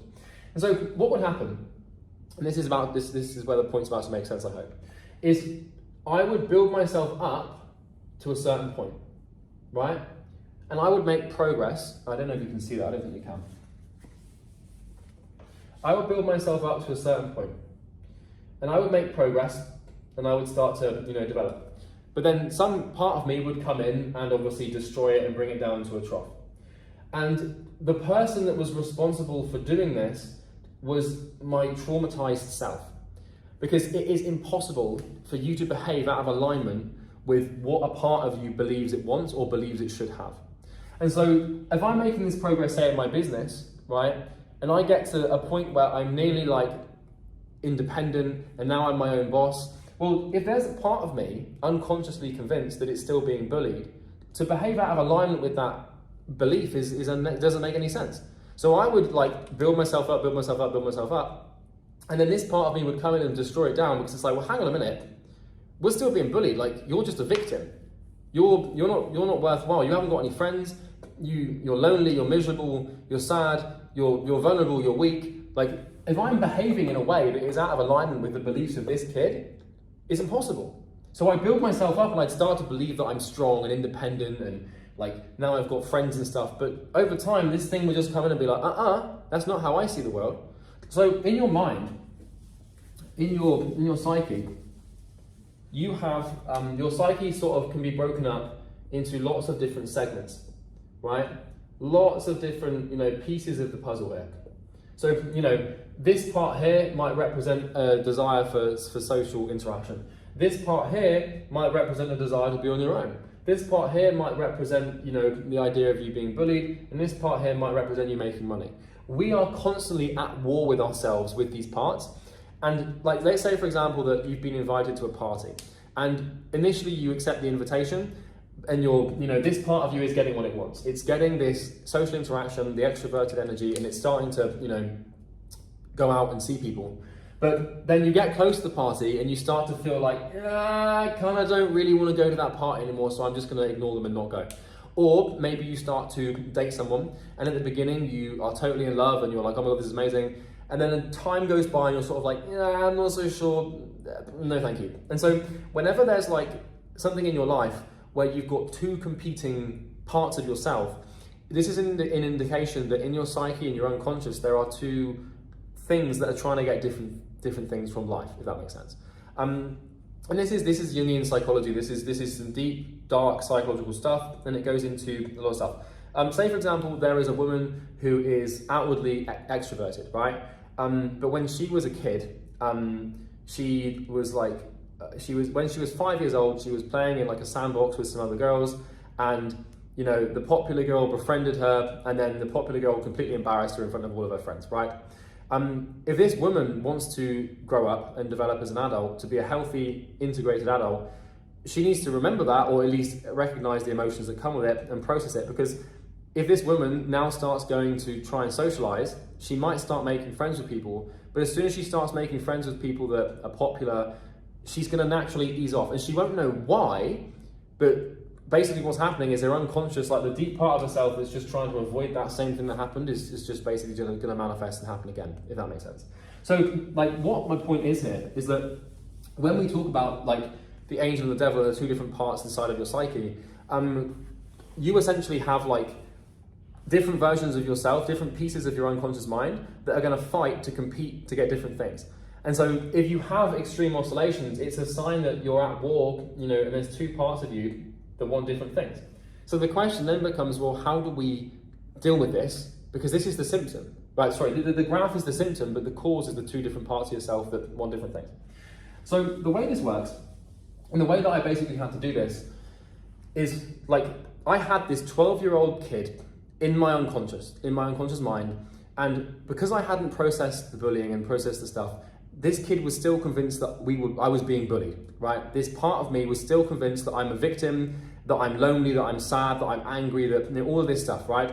And so what would sometimes happen in my life is like, I would start to make progress, like, I'd start to make friends and I'd start to build a company, but then this part of me at the bottom of my psyche would recognize that and be like, well, that's out of alignment with the way that I see the world, so I'm going to bring in what I want, which is like, destruction and pain. Because if part of you is convinced that all there is destruction and pain, if you start trying to build non-destruction and non-pain in your life, this part of you is always going to come and break it down. Because it's just like, you can't behave out, if you've got all these different psychological parts, you can't just behave with one's interest in mind, because all the other ones are going to be unhappy and they're going to come and get you. So how do you fix this? Like if there's this part, if trauma's there, or if you've got for some whatever reason you've developed like a neurosis, or there's a part of your psychology that just doesn't want to succeed and win, how the hell do you deal with it? Well, you need to perform something called integration, right? And this is entirely possible to do. But you need to integrate your psyches together, and they need to start to see eye to eye and stuff like that. So how did I integrate this part of myself, this bullied 12-year-old kid that would always come and destroy the stuff that I was doing, right? Because as soon as I can tell you, the second that I did this was the second that I took off in my business. And this is not even a joke. I went from doing like 30 grand a month to like 200 grand a month. This was like 2 years ago now, the second that I performed this. So here's what I did. I had a therapist, and well, she wasn't actually a therapist. She helped me with something called shadow work, which is what we're trying to do here, right? And what basically happened is we talked about me being bullied, and she suggested that what I do is I go back to that psychological place. And so I sat down after this session, and I started listening to a song called Amber by Flume, right? It's one of my favorite songs. It sounds a bit weird at the beginning, but there's these notes halfway through that are just gorgeous. Like, what you want to do, and I'm not telling you to do this because you might not be psychologically ready. Chances are you're rejecting this information, by the way, because the part of you that doesn't want to be dealt with is like going to reject this. But this is how I did it. I sat down and I listened to Amber by Flume, and I shut my eyes and I actually imagined, I took myself back. It was like suddenly I was just snapped into suddenly I was in the shoes of myself at 12 years old again. Right? And I took myself back, and I remembered the school, and it was very vivid. It was like a dream almost. And I just sat there and re-visualized being bullied. That I remember the memories, I've repressed them, I've forgotten them. I was convinced that I hadn't even been bullied and it wasn't a big deal at all, it was just a couple of kids that picked on me. But I sat there and I replayed the memories that unconsciously I've been continuing to play that I wasn't conscious of. And I played them through. And it was horrible. I remember, like, you know, in school, I had this memory, came back real fast, and I was next to this place called Practical Block, which is where we used to do all of our science and, like, you know, practical science, right? And I was on the sort of walkway, and Practical Block was on my right, and these kids were coming the other way, and I just played it out, and I remember it, and it was so visual. Like, you know, being pushed around and like abused and just horrible shit, right? And then I went to sitting in the toilet eating my lunch. But like, what I would do is I'd pick my feet up and put my feet on the toilet, so that nobody knew I was in there. So like, if people came in, they wouldn't recognize my shoes, you know, and then they'd know I was in there. So like, and I remember it, and I remember eating like jam sandwiches, like white bread, and just very, very, very, very, very, very vivid, horrible imaginations, memories that I hadn't processed. And so what I was doing is I was processing this trauma. And, you know, then what I did is I took myself into the third person, and I visualized it happening again at third person. Then I put myself in the second person and visualized the bullies bullying me from their perspective. And I did this for about 10 minutes, right? I had Amber, I think Cornfield Chase by Hans, and like songs that made me feel emotional and brought these emotions back. And then 10 minutes of this, it was almost like it was vivid. It was like so extreme, right? I didn't know how much time had passed. Sorry, yeah, it's pretty hard. Sorry. And I did that. And then I opened my eyes. And I remember just a complete wave of, I don't know what emotion overcame me. And I cried a little bit, right? I cried a little bit, just sort of sobbing, like, you know. And I went downstairs, and my girlfriend at the time, I'm not with her anymore, my girlfriend at the time was sat on the sofa downstairs, or the couch as you call it in America. And she was very nurturing. She was great, right? And she'd seen that I'd sort of been crying, and she was like, "Are you okay? You know, you're all right." And you know when you're sad and someone asks if you're okay and you're really not, and then you know. And I cried on her for about 45 minutes, and I'm not talking like little sobbing. I'm talking like full on bawling, like full on tears flooding down my face, like whole body like shaking, like genuine like pain leaving my body. And it felt amazing. It was obviously unpleasant, but I cried and I didn't stop, and I just didn't know when I was going to stop. But this was essentially integration. And I said to my girlfriend at the time, I won't name her name, as I was crying, I said to her, I'm so proud of myself. I said, I don't have to worry anymore. I'm not being bullied. I'm not like that kid, that part of me, like he's good. Like I've shown him, like I opened my eyes and I looked around and I saw my desk and I saw my house and I saw like my life, and I realized that I wasn't under the thumb of trauma anymore. Like I opened my eyes and I was like, I've done it. Like I'm not, like I've built the business, I've got the control, I'm not being bullied, I'm free. And I remember I was crying on her shoulder, and like, you know, I was saying, like, I was talking about how through my tears, like how like I don't have to worry anymore, and I don't have to destroy myself, and like I'm not a victim and I am in control. And sorry, I'm getting got a little bit caught up in this. But how beautiful is that? You know, like how incredible that you can be downtrodden and destroyed malevolently by other people, and you can go through horrible experiences, and you can really be put through the ringer. And come out and use that as energy to do something and to fix that. And so what I realized in that moment, God, crying out loud, man. Sorry about this, guys.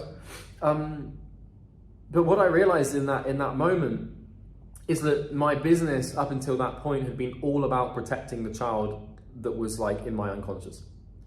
I was working to protect myself.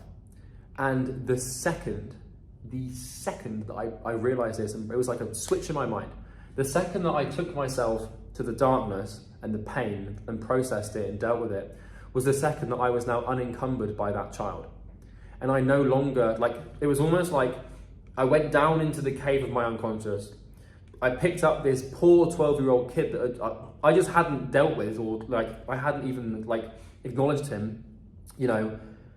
Like the argument is that when like emotions are often or sometimes unconscious parts of you that can't communicate. And so if you've got like a part of you that's been buried away, like when trauma happens, it's like when something bad happens to you when you're younger, you don't want to deal with it. And what happens is like, it's like your body and your mind take a screenshot of your current psychological state, like a GIF almost, and they bury that GIF under your unconscious. And that continues to replay over and over again, and it will dictate your life if you're not aware of it. And so it was like, I went down into my unconscious through processing this, and it was almost as if I'd gone to this 12-year-old kid who was crying and sat eating lunch on his own, being bullied. And it was like, I picked him up, you know, fireman's lift, or I just picked him up, and I brought him to the light. I brought him to the unconscious, and I said to him, he opened his eyes, and I said to him, I got you. We're good. You're not being bullied anymore. You're not a victim. I'm sorry that I've neglected you for the best part of 10 years, because I didn't do this until I was like, well, 23 really, 22. So 10 years. Most people don't do this in their entire lifetime, right? But it was like I picked him up, taken him to the light, opened the door of my conscience, said, look at what you've done. Like, you're good, man. There's no more, you don't have to worry about being bullied. I've got you. I've sorted it out, you're fine. This is called integration. Integration is when you take a deep part of your unconscious, like a part of you that is fighting against your conscious efforts, because if you achieve your conscious efforts, you are now out of alignment with that part. So it's impossible for me, if I've got a 12-year-old version of myself inside of my unconscious that is convinced that it's being bullied and a victim, for me to manifest a reality that is out of alignment with that is near enough impossible, because part of me is convinced I can't do it. So this is where limiting beliefs come from. This is where negative behavior comes from. And I'm still not perfect. I still break things down. I still have destructive behaviors and tendencies. And I'll be honest with you, I'm not like a monk. I'm not a beacon or paragon of discipline. No one is. All the people that you look at online, all of the gurus, all of the self-help people, we all struggle with this. It's just that we're a little bit further along than you are, right, in terms of our ability to do this. And so back to my crying, right? I just realized, like, suddenly in that moment that I was free. Because up until that point, I truly, genuinely had been building my business to protect myself. And so my business was serving the purpose of protection, and like the adult was developed to protect the child, right? So I was doing this to protect this version. And as soon as I brought this 12-year-old version of myself to the light, opened his eyes, gave him a hug, and said, I got you, we're good. You know, that's integration, that's processing trauma. And when you do that, it's almost like you unlock this superpower, because now my work and my, everything that I'm doing through my business is no longer to protect a child. So I am unencumbered by this trauma. I can now just work and focus, and there's lots of stuff I've got to work through. There's tons of manifestations of behavior and emotions that I still want to dig into. I haven't been there since, because it was so psychologically taxing and so painful that I don't want to go back to do it. I'm going to do it in probably soon. But since then, I haven't done much shadow work or therapy or anything because of how dangerous, well, not dangerous. You need to know what you're doing. You need to do it with someone that's good. But that was what happened, man. And so that sort of, it comes full circle to the graph. It comes back to this, this graph. Like, remember the symptom and the cause thing? Like, what's the real cause of me destroying everything that I built? Well, it's just having part of me that's, sorry about that, I think the cleaners are cleaning up. Why do I destroy this? It's because, I've got part of me that is just convinced that, like, I can't do it. Like, if it's like, I'm still convinced I'm being bullied, right? So that's how I fix this. And what I'm gonna do, I'm going to take you on a quick excursion through my house to show you some books that might help you understand this in a bit more, because I've got them upstairs. There's cleaners about, so I'm going to have to be careful there. Hang on.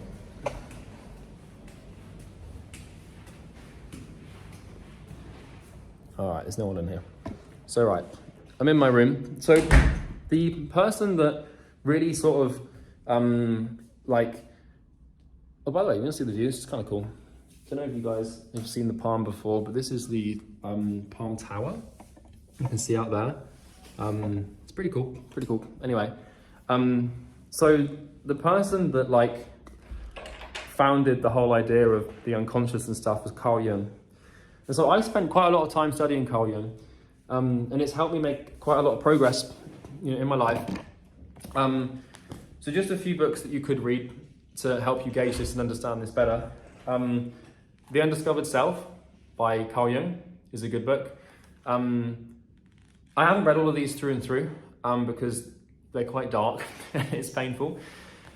But his point in The Undiscovered Self is the whole idea that you haven't discovered this part of yourself, blah, blah, blah. Psychology and the Unconscious is a good one. Researches into the Phenomenology of the Self by Carl Jung, once again, dark. Psychology and Alchemy, another one. I haven't read all these all the way through, by the way. You could quiz me on them, but I might not be able to answer. But that, and then the Archetypes and the Collective Unconscious. So, I've kind of summarized to you. Actually, I think there's more. I think I've got a couple more, but have I? No, not in Dubai. Wait, let me just walk downstairs a second. I can't do two things at once, it'll go wrong. It's cleaners. All right. God, I feel like a vlogger. It's embarrassing. Yeah, this is the living room, by the way. If you can see that, it's kind of cool. So yeah, I mean, you can start reading into Jung if you want to. If you want to get started with this, all you have to do, it really is just go on YouTube. If you go on YouTube and you start searching shadow work, Because shadow work is basically the practical solution to the integration of the unconscious parts of you that are fighting against you. And like, if there's a symptom, there's a cause. So if you have this up and down, and you sabotage yourself, and you are going through this cycle, there's a reason for it, right? And that reason is that there's an unconscious part of you, there's a piece of your psyche that is actively battling and fighting your progress. Because for you to consciously make that progress, you're misaligned with some deep part of your psychology, right? You don't have to sacrifice the goal, you just have to understand the part of yourself that's fighting against you. And then you can integrate it, and you can understand it, and you can listen to its needs and wants.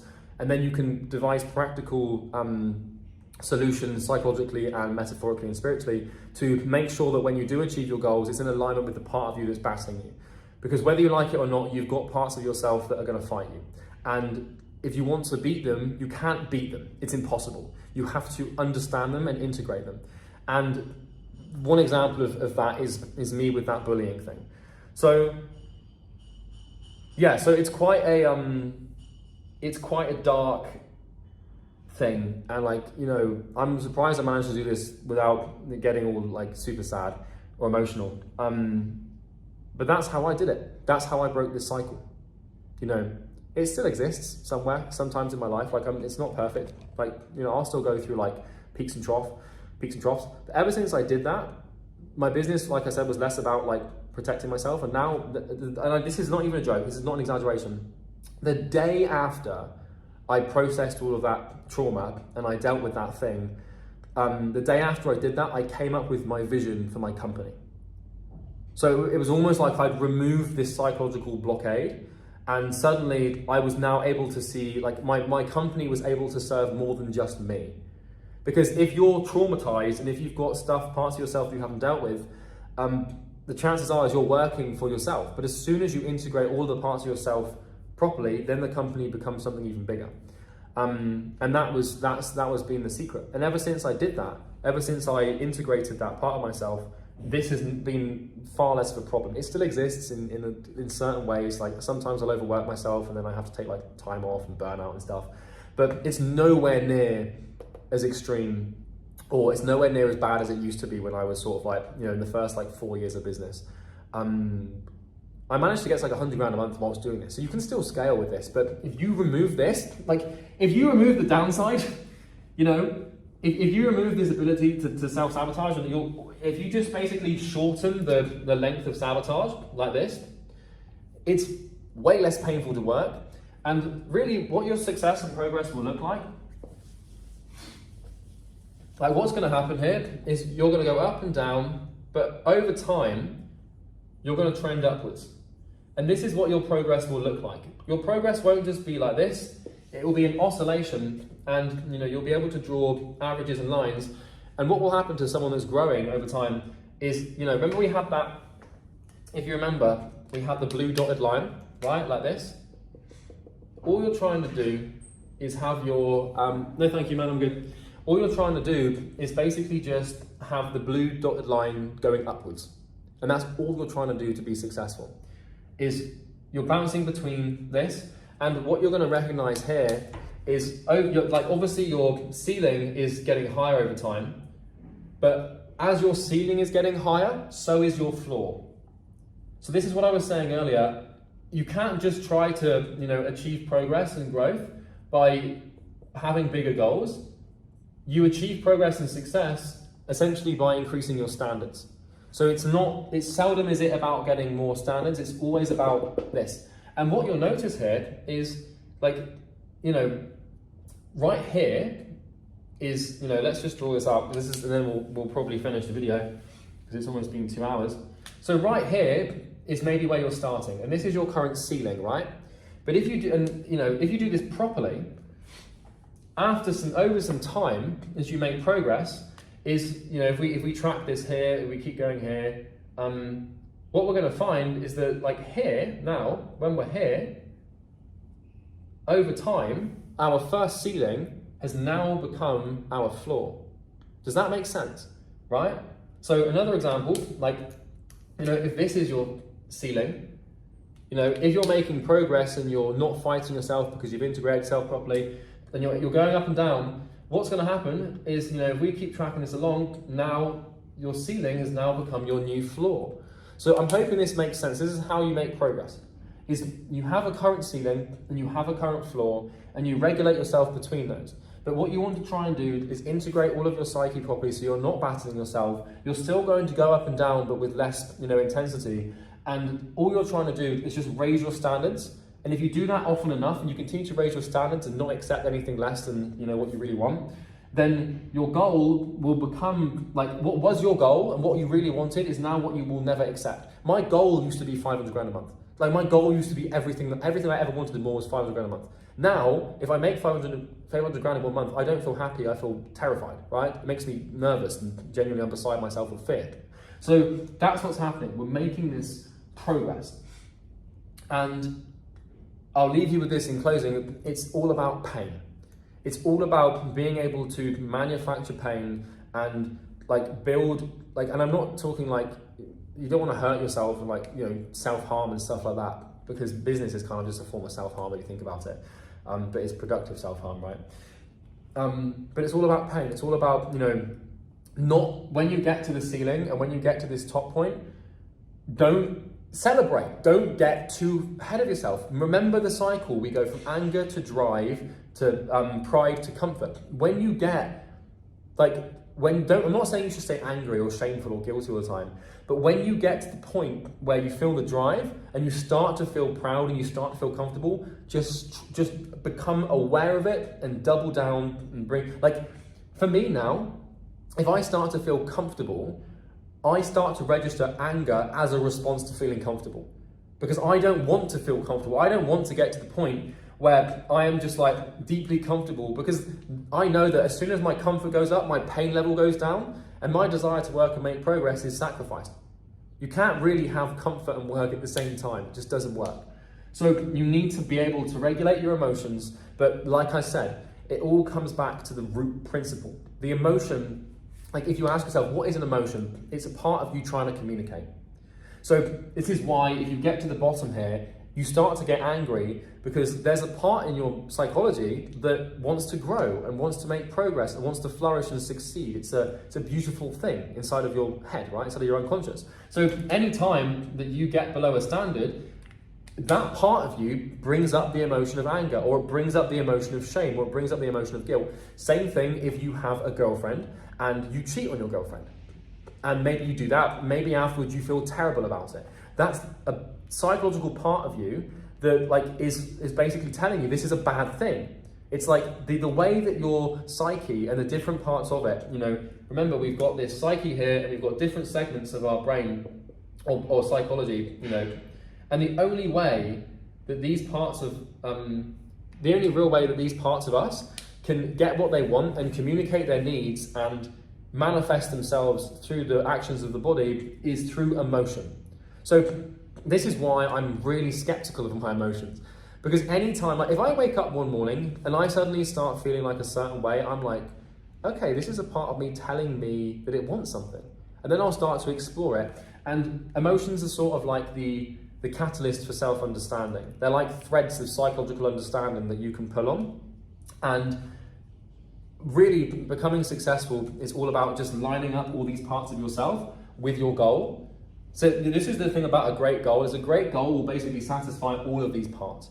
And then that way, when you need to do the work and start making progress and stuff, if all of these parts are aligned with the goal, you're not going to be fighting against anything. Because you remember at the beginning I had war written on the thing? The reason it's war is total war. If you're not integrated and your psyche isn't aligned towards your goal, if half of your parts want the goal and half of them don't, well, of course you're going to be in ups and downs, because they need to, these things, they all need to get what they want. And so if one of these things is a 12-year-old kid that is convinced that it's being bullied and is a victim, and it's given up and it's admitted defeat, right? Which is basically what happened to me when I was 12. I'd admitted defeat. I was great, I'm useless, I have no control over my life, and I'm a victim. And that was what it believed. And so this part of me, every time I would try and make progress against those beliefs or those unconscious understandings of myself, I had no choice but to break them down, because unconsciously that was what part of me wanted to do. And so, no thank you, man, I'm good. No thank you, it's all good, thank you. Sorry, the cleaner's coming, but I had to, obviously, not today. So that's how this works. That's how, God, what a video. No, I hope this has helped you. And if I knew this, like it took me what? So I started my entrepreneurial journey when I was 17 really, 18, 19, 20, 21, 22. It took me like maybe 5-6 years of this and suffering to figure this out. Most people go through life and they never get to the bottom of this. This video, I'm hoping this will change your life. This should set you off on a trajectory that is so severe and so great that you're never gonna look back. Because as soon as I learned this and as soon as I acknowledge this, this is like the key, the big secret to progress. You no longer need to worry about self-improvement. It's just like, oh, okay, well the reason that I need to improve myself is because there's another part of myself that wants to destroy myself. And until you address that, self-improvement will do nothing. Like all your behaviors towards your goal and towards your progress, they don't mean anything against the wake of your unconscious. So if you want to fix it, just fix your unconscious. And by fix, I mean integrate. Because you have a goal for a reason, right? There's a part of you that wants to make progress and succeed, and you want to manifest your potential and bring yourself forward and raise the bar of the universe and expand and grow and develop, and that's great, but you're fighting yourself. And if you don't learn the enemy, like it's like Sun Tzu said in The Art of War, like if you understand yourself but not the enemy, you will win half the wars. If you don't understand yourself but you understand the enemy, you'll win half the wars. But if you understand yourself and you understand your enemy, you'll win every war. So the point is you're up against yourself, and the enemy is obviously yourself as well, so it doesn't quite apply. But that's it. I'm at the point in the video now where I'm supposed to sell you something, but honestly it doesn't really feel appropriate. So I'm not going to do that. There's like a link in the description, but I'm not going to tell you anything about it. I just feel like I made this video for you. I don't care if I book no appointments from this. Quite frankly, I couldn't care less, because even if one person watches this and like they get to speed up the process that I went through, like I wouldn't wish this on anyone. So thanks for watching. I hope I haven't scarred you too much, but that's that. Becoming successful is a lot easier when you have your shit together. And so what we're going to be doing in this video is I'm going to explain to you how I actually got my shit together when I was younger and how that led to me becoming a millionaire, living my dream life and making a ton of money. Now the chances are right now, if you're not where you want to be in life, you don't have your shit together. You've probably got bad habits, you've probably got bad belief systems, you might not be in a healthy place, you might not have any good relationships, you might be completely broke. So what we're going to do in this video is address this problem, and I'm going to help you solve it. And I'm going to help you solve it as someone who has solved it themselves. So I've definitely got my shit together, right? I've got my dream life, I've got my dream relationships in my life, I've got more money than I know what to do with, I'm healthy, I'm happy, I'm in a good spot. And so I'm going to explain what I did 7 years ago to create this life so you can have the same thing. So without further ado, let's hop into it. So really, happiness and being happy with your life comes down to a couple of different variables. You've got health, you've got wealth, and then you've got love. And typically, generally speaking, if you study the human condition, if you're healthy, wealthy, and you have love in your life, i.e. with personal or intimate friendships or relationships, you're probably going to be happy. Now, if you just have wealth and love, but you're really unhealthy, then you're probably not going to be happy. And if you have if you're really healthy and you have lots of love, but you're dead broke and you can't afford anything and you're in a terrible financial spot, you're probably not going to be happy. And likewise, if you have love, and health, so if you have health and wealth, if you're really healthy and you're really wealthy, but no one loves you and you don't love anyone, and you have no friends and nothing like that, then you're probably not going to be happy. Now, a lot of people would argue that all you need to be happy is love. Well, why don't you go and look at the statistics for what ends most marriages? It's finances. It's people not having enough money to make the marriage work, and most marriages end over wealth. And so what I've experienced throughout my short 25, 26 years on this planet is that if you have these three things in tow, you're probably going to be happy. And having these three things in tow constitutes having your shit together. And so what we're going to be doing here over the next hour or two is I'm going to explain my philosophy for acquiring these three things. Now, I don't have a huge amount of life experience. I'm only 25 years old, but in my short 25 years on this planet, I've been able to make more than $20 million online. I've been able to sustain healthy relationships. I've got tons of great friendships. I've got a fantastic team of people that work with me and for me. I've got a great relationship with my parents. I live in my dream house. I have my dream car. So I have these things and I'm happy. And if you're not, then I'm going to explain how. So let's dive into this. So the first thing that I'm going to explain is what you don't need to do, because there's a lot of misconceptions around how to get your shit together and how to have a good life. And a lot of them, in my opinion, are wrong. And so I'm going to break some belief systems, hopefully. So you do not need monk mode. Don't need it. You don't need meditation. You don't need it. You don't need journaling. You don't need it. You don't need to read. What other habits are there? You don't even need to go to the gym, right? All of these things, I've got some notes on my phone here, but all of these things like self-improvement, you don't need it. Now, are these things bad? No, absolutely not. And these can be great habits that can massively benefit you and help you in life. But getting your shit together when you're near rock bottom or you're not in a good place in your life is far less about adding things and adding good habits. It's not about adding things when you need to get your shit together. It's about removing things. When you need to get your shit together, it's way more, your leverage and your ability to get your shit together is way more about removing habits and bad things from your life than it is adding things. Because these habits here are fantastic to acquire, but you need to achieve what I'm going to call a solid base. Okay? Now, a base, this represents your character. And what I mean by this is, as you, this is you right now, if this is your shit together-ometer, you know, this is your shit together-ometer, here is 0, where you don't have your shit together, but you don't not have your shit together.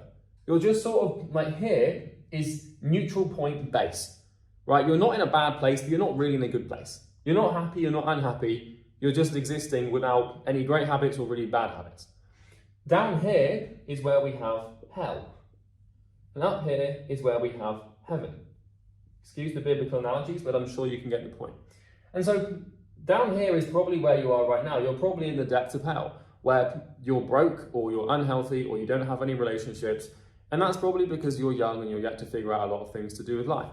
But the thing is all of the habits that I listed on the board earlier, well, they bring you up here to heaven. But there's not much point in trying to seek heaven in your life when you're trudging through hell.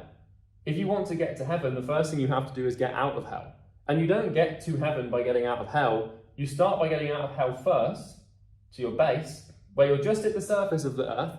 So if this is the surface, and this is hell, and this is heaven, you know, this is bad and this is good, we don't escape hell by looking for heaven. We escape hell just by trying to get to the bloody surface. And then once we're at the surface here, then we can start looking for the good thing. And so if your life sucks right now, and if you're down here somewhere, if you've got mental health problems or health problems or money issues or relationship issues or whatever, you're not going to fix those and you're not going to improve your life by randomly starting to meditate. The leverage is in removal, not addition. If you want to add, you must first subtract. And so I want you to imagine that, let's just say that there's like, you have 10 different things in your life that you do, whether they're good or bad things. There might only be 10 things that you can do. This is an arbitrary number, it's a mental model, right? It's not exactly true, but my point is that before you try adding something good, you need to remove something bad, because there's only so much time, energy, and willpower you have. And there's way more leverage and there's way more power in removing things down here than there are in adding things up here. Because your job right now is not to try and live a good life and have a happy, amazing life. It's just not to have a bad one. And so what we want to do is we want to borrow a mental model or an abstraction called inversion or obliquity, where we try to achieve something through its opposite. So how do we become successful? Well, we just try to not be unsuccessful. And so what we're going to do in this video is I'm going to walk you through what you need to remove. I'm not going to tell you to add anything. I'm not going to tell you to enter a monk mode protocol or like start drinking more water or journaling or meditating, because none of those things are going to help you if you have fundamental, terrible, bad habits going on down here. Like, for example, let's say that you smoke weed and you drink alcohol and you're addicted to video games, you can't stop watching pornography, you're constantly scrolling through social media and Instagram, and your life is just, you work a job you hate and everything's bad. You doing meditation for 5 minutes a day is not going to change your life anywhere near enough in contrast to the removal of those habits.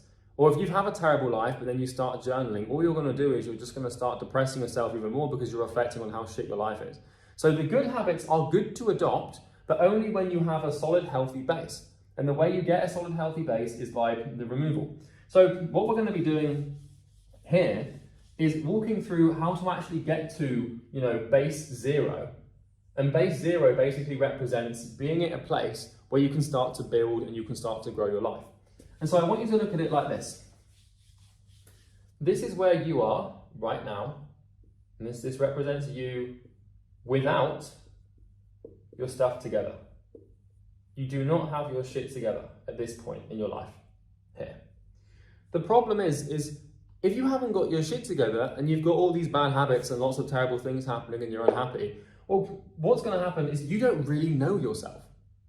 Like, this is the problem that I see time and time again, where this person here, down here in this depth of hell, so to speak. I'm just going to get a different pen here. Where's my black pen? Let's grab it. The person in the depth of hell, they don't know themselves. And so what a lot of gurus are doing online right now is they're telling you in your current state, in your hell-like state, with all your bad habits, to start figuring out what you want to do with your life. And have you ever been asked this question before of what do you want to do with your life or what's your goal? And you have absolutely no idea. Well, the reason you have absolutely no idea is because you don't really know yourself. And the reason you don't know yourself and your true self is because you buried yourself away with all these bad habits. Like, if you smoke weed or if you drink alcohol or you watch pornography or, if you're on social media all the time, your brain is fundamentally your brain is just completely, it's overstimulated, its reward mechanism and its goals drive mechanism is completely out of whack. And it's no wonder you can't figure out what you want to do, let alone read a page of a book. Because how could you possibly? If you're massively overstimulating your brain, you're messing around with all your chemicals, and your brain and body, doing all these behaviors, cannot achieve a natural state, then you don't know what you want, because how could you possibly?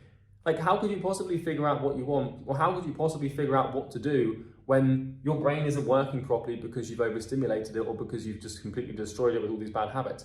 It baffles me that people think they ask an 18-year-old what they want to do with their life, and that 18-year-old is just out drinking and playing video games all the time without a job, and they're just some idiot. It's well, that person can't possibly know what they want because they don't have their shit together.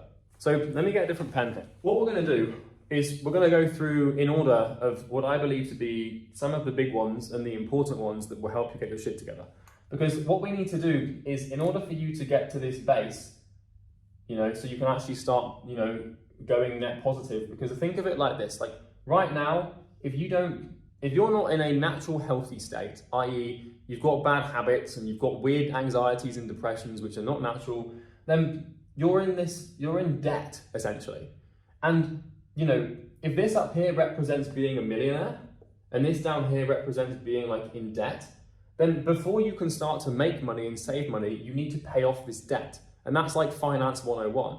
The most common advice given in personal finance is, before you try to start saving money and making money, pay off any of your debts first. And so that's what we need to do with your behaviors and your habits and with your brain, is we need to pay off this damn debt and get out of it. And then once you've paid off the debt, you can actually start to think about building things.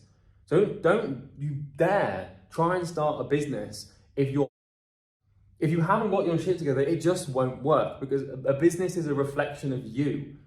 Understand this. People say that 9 out of 10 businesses fail. Businesses don't fail, people do. Seldom is the business model the problem. It's the person starting the business. 9 out of 10 business people fail, but not 9 out of 10 businesses. because the business is an arbitrary thing. It's just like it just exists. How could it possibly fail? The person failed.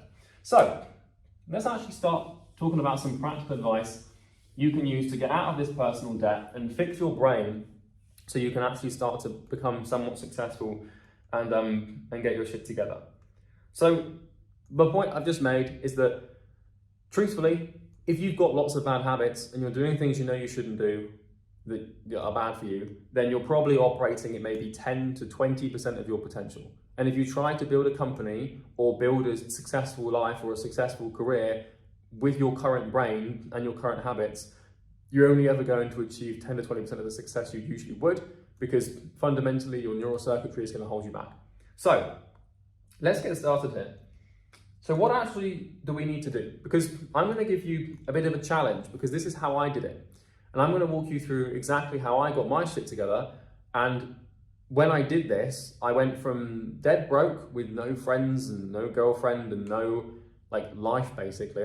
I sat and played League of Legends all day and just did rubbish, ate rubbish food and did stupid things for 3 years of my life when I was a teenager. And when I was 18, I had enough of it. So I started doing this get my shit together protocol, and it worked. And now I make $1 million a month and have a cool life. So this is how it works. So the first thing that you want to look to eliminate from your life is sugar. Now, what I'm going to do is I'm going to give you these habits, and I'm going to give you these variables that you need to eliminate.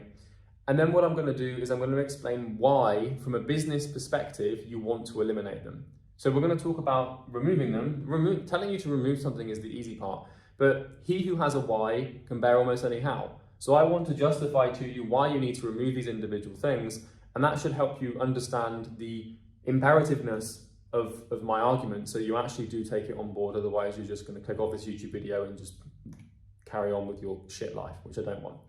So sugar is the first thing to remove. Sugar is basically, right now, sugar is like the devil. It is absolutely awful for you, because what sugar does is, it stimulates your brain heavily, but it just completely ruins your body and your brain. And I can tell you right now that if you are having weird anxieties and weird depressions, and if you're having weird mood swings and you have huge energy spikes and then in the afternoon you have a massive energy crash, or if you're just randomly sat there checking your emails and you have a wave of anxiety come over you, it's likely to be because of sugar.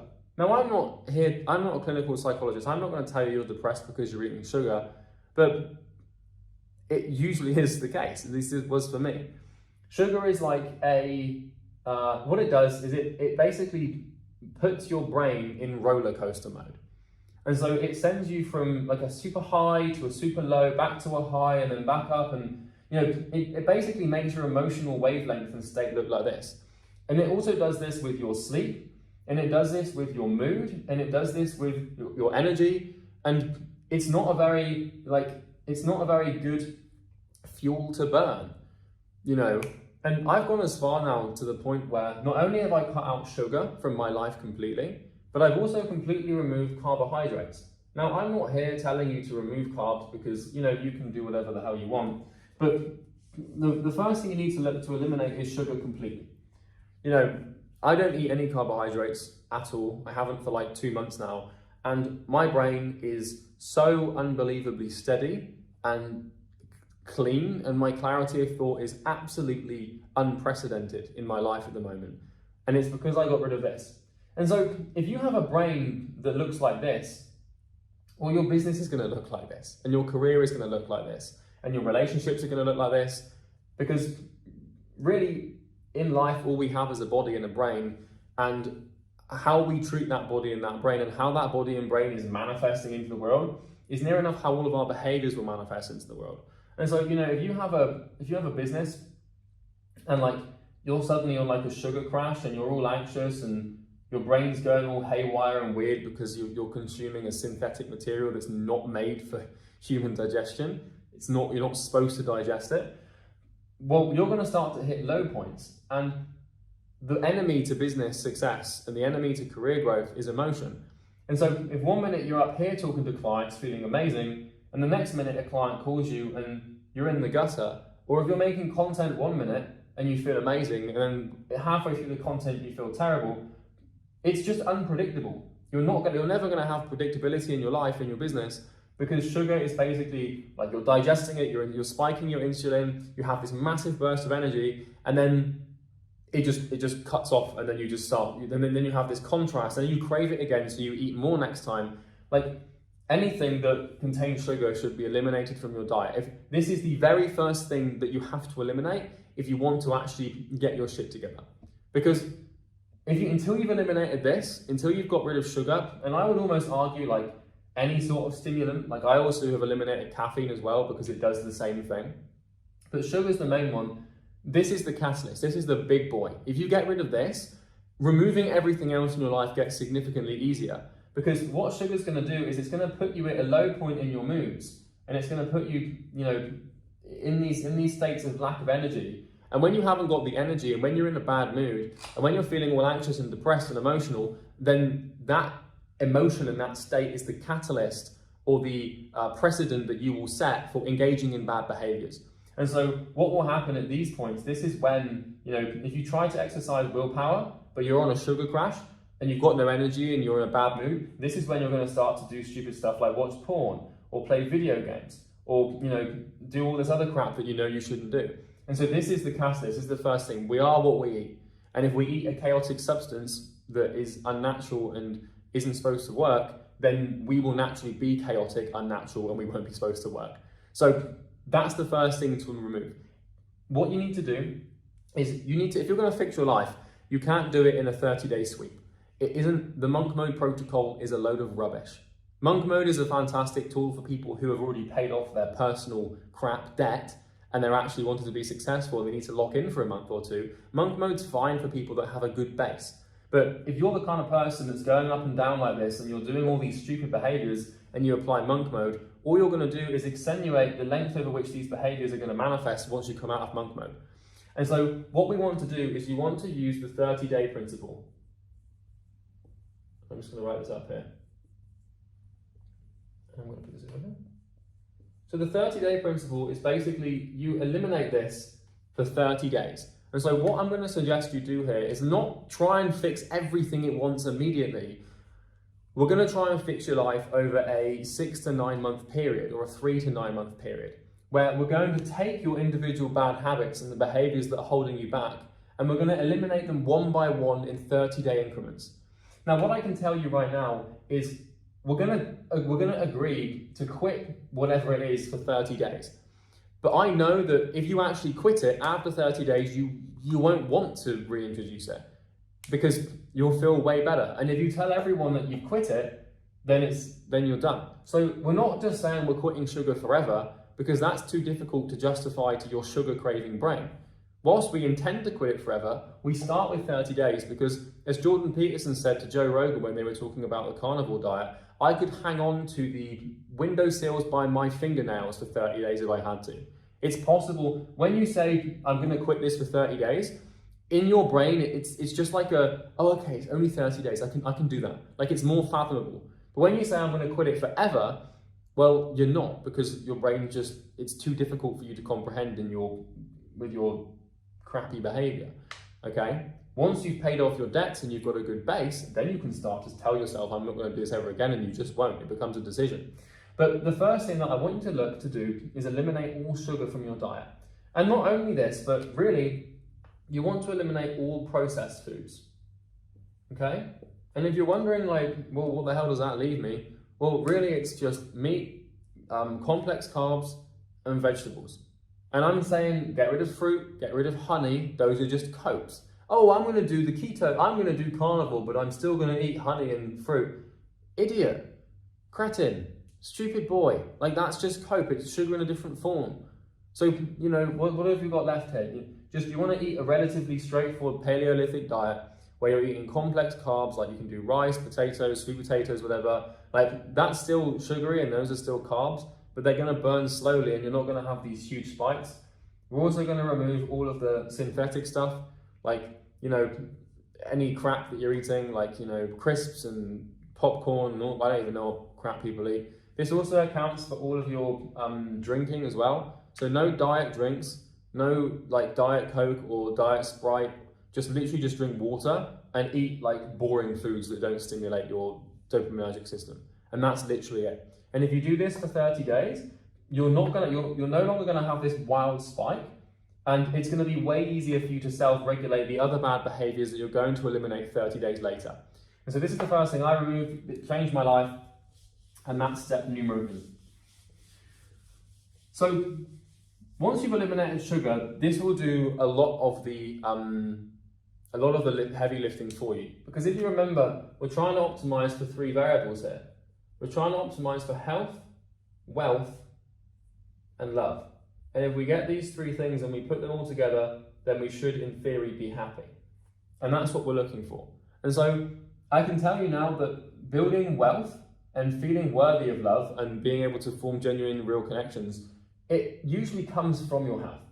Because if you try and build a company when you're really, really unhealthy, and if you try and start becoming successful and making money and stuff when you can't get out of bed in the morning because you're on such a sugar crash, or you're sleeping 3 hours a night and your emotions are haywire, it's incredibly difficult to build wealth with terrible health. It's possible, and a lot of people have done it before, but you put yourself at a massive disadvantage into your competition when you don't eat and sleep properly.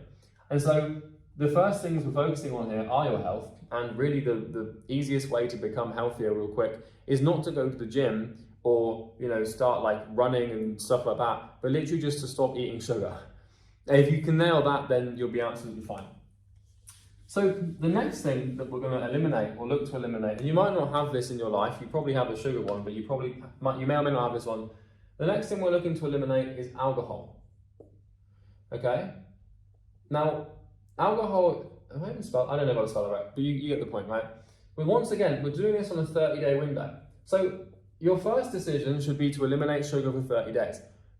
We're not trying to eliminate any more than one behavior at once because it's simply going to be too difficult for you. I can tell you right now that you will not be able to do it. If you've never actually done an audit on your life and properly quit behaviors before, it's a really hard thing to do. And you're going to have to learn to manage your cravings and manage your impulses so you don't give in to your emotional situations. But the next thing to eliminate is alcohol. So alcohol, a lot of alcohol will actually be covered in the sugar thing. Just gonna drink some water here real quick. A lot of alcohol will actually be covered in the sugar thing because you're not going to be able to drink beer and you're not going to be able to drink like any like mixers or anything. So really the only alcohol you're going to be able to drink is like vodka or whatever, which you won't want to do straight. But alcohol is the second thing that you need to eliminate from your life. Now, I've never really struggled with alcohol before, so I can't really tell you too much about what it does to you because I've never been a drunk. I've drank before and I've had like heavy nights out and stuff before. But the reason alcohol is so bad for you is because it just completely ruins your body. You're literally ingesting a toxin, it's ethanol, and your body has to then deal with that, and that's why hangovers feel so bad. But what alcohol does is it just completely screws you up for like 1 or 2 days. And usually like if you have a heavy night out, and you're gonna be out of whack for like maybe like 4 days until you actually get back to like normal. First day is horrible, second day you feel tired. The third day you're having these crazy emotional spikes because of all your hormones all over the place. And so what we want to learn to do is eliminate something like alcohol so that our chemicals and our brain is just able to actually function without having these crazy weird spikes. Ingesting a poison is probably not going to be a good thing if you want to be happy. You can have a drink every now and then, and I still do that as well. But just don't go out and go absolutely crazy once a week because, well, you're sedating yourself. You're disabling yourself. And, let's say that you drink once a week really heavily. You have 7 days in the week. If you drink once a week really heavily, for the first day after you drink, you're going to operate at maybe 3% of your potential if you have a heavy night. And then the second day after you drink, you might be operating at 22% of your potential. The third day after you've had a drink, maybe you're operating at 50% of your potential. And then by the fourth day, maybe you're like 80%. But that's like half the week where you're not operating at 100% purely because you were just being an idiot. And most people drink because they don't like their lives. That's a generalized sweeping statement, but a lot of people drink to escape their life and the feeling of being alive because they have all these bad habits. So once again, once you've got rid of sugar, alcohol, this is the next big one to remove. Because like, I'd rather have a few drinks every now and then than eat sugar, to be honest. They're both as bad as each other, but once again, it's the health thing. It's what you're ingesting into your body. This has to be removed. I can tell you right now, there's absolutely no, like, journaling, gym, meditating, becoming, like, if you want to become a millionaire and be really successful, like, there's lots of habits and things you can do to do that. But if twice a week you're going out and drinking your body weight in alcohol and you're hungover for like the whole week, it doesn't matter if you journal or meditate or, you know, cold call. You're not going to do anything. You're being silly. So the next one that we're going to remove is slightly different to something you're ingesting. And this is a really big one. Video games. So by this point, you know, you should be on day 60. So day 0 to 30 is sugar, you can see that. And then day 60 is obviously alcohol you've eliminated. So you might not need to eliminate alcohol because you might not drink much, like I didn't when I was younger. So therefore you could just jump straight to video games. But my God, is this a big one? So if you are a man, which you probably are watching this, because my YouTube analytics tells me that you are, inside of your brain, if you are conscientious and you want to be successful, you have something called a goal striving mechanism. So what this means is that somewhere buried into your brain is a part of your brain dedicated to achieving goals and dedicated towards feeling, what is achieving a goal? It's feeling a sense of progress along a trajectory towards an outcome that you've set for yourself. And as a man, and I can't speak for women here because I'm not a woman, but as a man, how I get my meaning and I derive my meaning in life and a lot of my happiness and fulfillment comes from setting a goal and then seeing myself progress towards that goal. Seldom is it the achievement of the goal that makes me feel good, but actually the progressing and the journey towards it. And so I'm going to make a bet here that most men, especially the ones watching this video, you probably have a goal-striving mechanism in your brain because you probably want things. Now, I know lots of girls that have goals as well, and I'm not saying this is just men, but from my experience with girls and women, sometimes they don't have a goal. They're just way easier, they're way easier going, they just want to chill out, and some guys are like that as well. But if we take the average, it's probably safe to say that most dudes have goals. I don't know about girls because I'm not a girl. God knows if I can figure out how they work, right? But what this means is that you want something. You want things in your life. And the problem is when you're playing video games, what video games do is they channel and they basically they use this goal-striving mechanism. And so this goal-striving mechanism is basically a finite resource. And it means that, like, you have to use it because as a man, if you're not striving, at least in my experience, based on what I've seen, most guys, if they're not striving towards a goal, they become quite unhappy. And I know myself personally, I become very neurotic and depressed and anxious when I'm not making progress towards a goal because I have to be doing this. And so what video games do is they basically sedate your goal-striving mechanism. They strip you of this thing. Because what is a video game? Well, it's really a goal. If you're playing a game, then usually there's levels and there's outcomes and you're playing every day to work towards that outcome. Like, for example, if you're playing Call of Duty, then you're leveling up. Or, you know, if you're playing Call of Duty, you're trying to get your KD up or your skill up. There's some sort of measurable metric with every single video game, whether it's a ranking system or a certain weapon or a certain level or something, where you work your way towards something, okay? And that's goal striving. And so what video games do is they use this goal striving mechanism that is latent and built into us men or women. And what they do is your goal striving mechanism will now latch onto the video game and your life now becomes about a video game. And so if you are playing video games whilst also trying to start a business, then you're significantly hindering your ability to succeed in the business. Because if you remove the video games, right, so let's just say that, let's just look at this. So here we have this goal-striving mechanism in our brain, right? goal mechanism. The mechanism, the part of our brain dedicated to setting goals and finding meaning and fulfillment towards the accomplishment of them. And then let's say over here we have a business, which is your goal might be 10K per month. Okay? But then over here we have a video game where your goal might be, level 99 or whatever.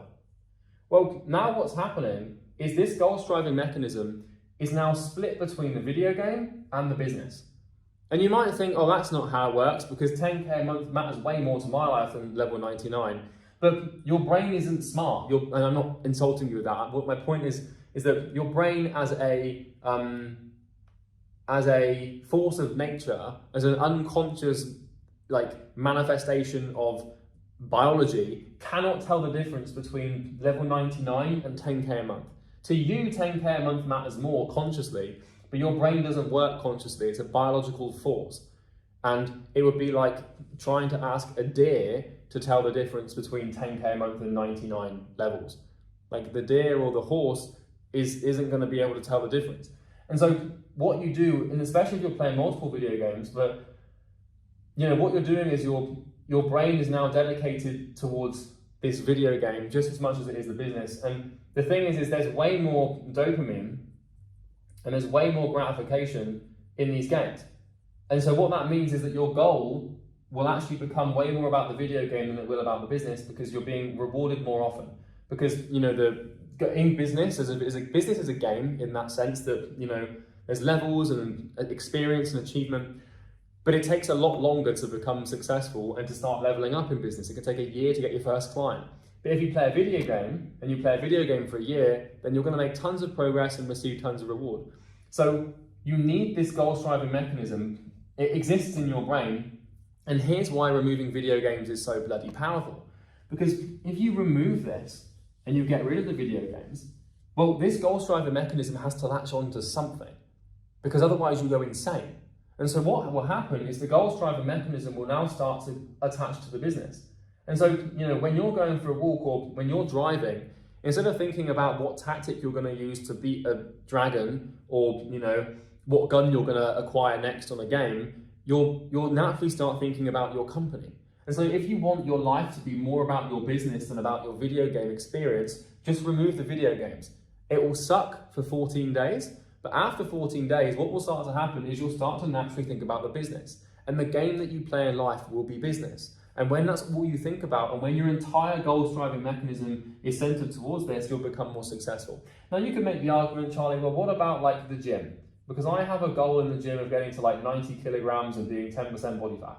Yes, of course, your goal-striving mechanism is going to be in some shape or form taken up by that goal, but nowhere near as much as a video game would be, because the video game is it's engineered to use this thing as much as possible. And so what you really want to do in life is have as few goals as humanly possible. And so in my life, for example, I can list out my goals because you don't want to spread yourself too thin. So, really the framework is simple. We talk about this, where we've got health, we've got wealth, and we've got love, and then these things all create happiness, okay? Now there's more to life than these three things. You can say hobbies and stuff like that, but my goals are very straightforward and very simple. My first goal is to be a billionaire, because I'm playing a game, and as far as I'm concerned, I used to be addicted to video games, and as far as I'm concerned, $1 billion in your bank account in cash is the completion of the game. At this point, you're done, right? That's it. My second goal is to read the biography of every great person throughout history.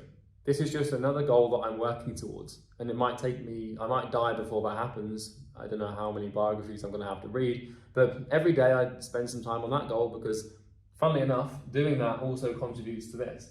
And then my third goal is obviously to do with my health, and I won't get into that because it's personal. And then I've also got some other goals around relationships, and I know what I want family-wise and stuff like that.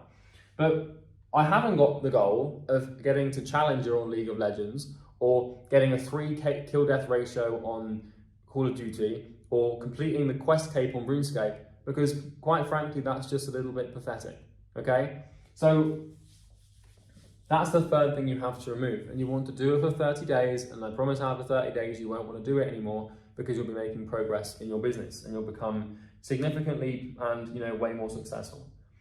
So the next thing that you need to look at removing is a little bit more touchy, and this is pornography. I don't know if you can see this. Let's see, my pens are running out of ink here. Okay, yeah, here we go. The fourth thing that you need to remove is porn, because I am of the opinion, I'm just going to move this because you can't see it because it's over there. I've written porn 3 times on this whiteboard. The fourth thing to remove is pornography, because I'm sorry, but you can't really, like, I don't know how you can expect to be able to feel or accept true, genuine love in your life when you're watching pornography all the time. And if you're wondering why, well, it's exactly the same mechanism that your brain uses. It's like you know how the goal-striving mechanism thing works, where you can't really pull it in 2 directions? Well, the same thing is true in your brain. So naturally inside of your brain, and I'm pretty sure every single human being has this, is a relationship driving mechanism. Okay? And, you know, this is, you can argue that this comes from either a spiritual place, but really it's probably more from a biological place. Now, I know I don't want to reduce the entire, you know, experience of love down to biology, because there might be more to it than this, there probably is. But inside of your brain, you have a relationship driving mechanism, an intimacy driving mechanism, where you naturally want and desire a partner to reproduce with, because that's literally the meaning of life, is reproduction. If you don't believe me, you can go and read The Selfish Gene by Richard Dawkins. But in order for you to be happy, and in order for you to feel fulfilled and like you've got a good life, typically having a partner is a pretty good way to do that. Because if you haven't got a partner, your limbic system goes kind of insane. The limbic system is like your nervous system, right?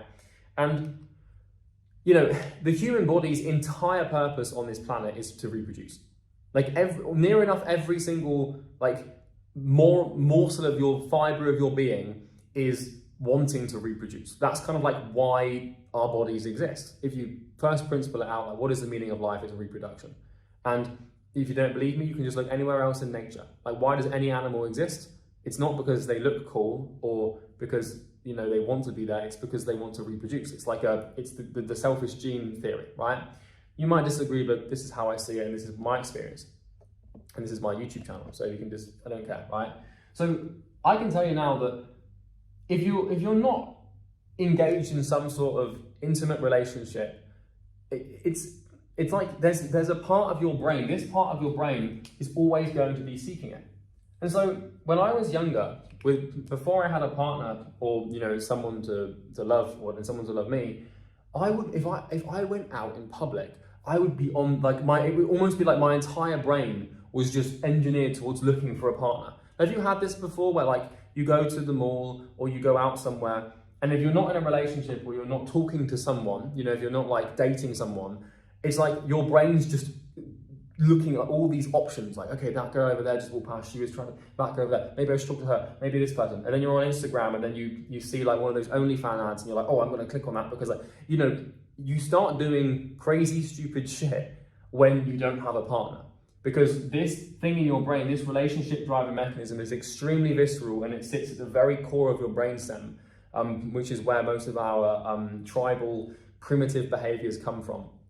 You know, and if not having, like, a steady or stable relationship, or at least an understanding that you have the status to achieve a relationship, because some people don't want a relationship because it's not what they want right now, but they know that at least they could have one.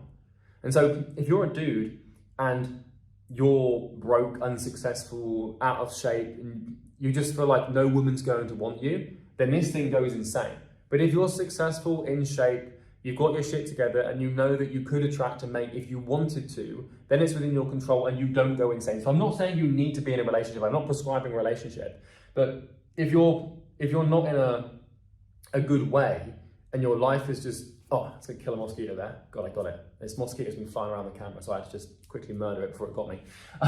But my point is this, like, if you don't have your shit together enough to get a partner, or if you don't have a partner, then your brain is going to dedicate an awful lot of resources towards trying to find one.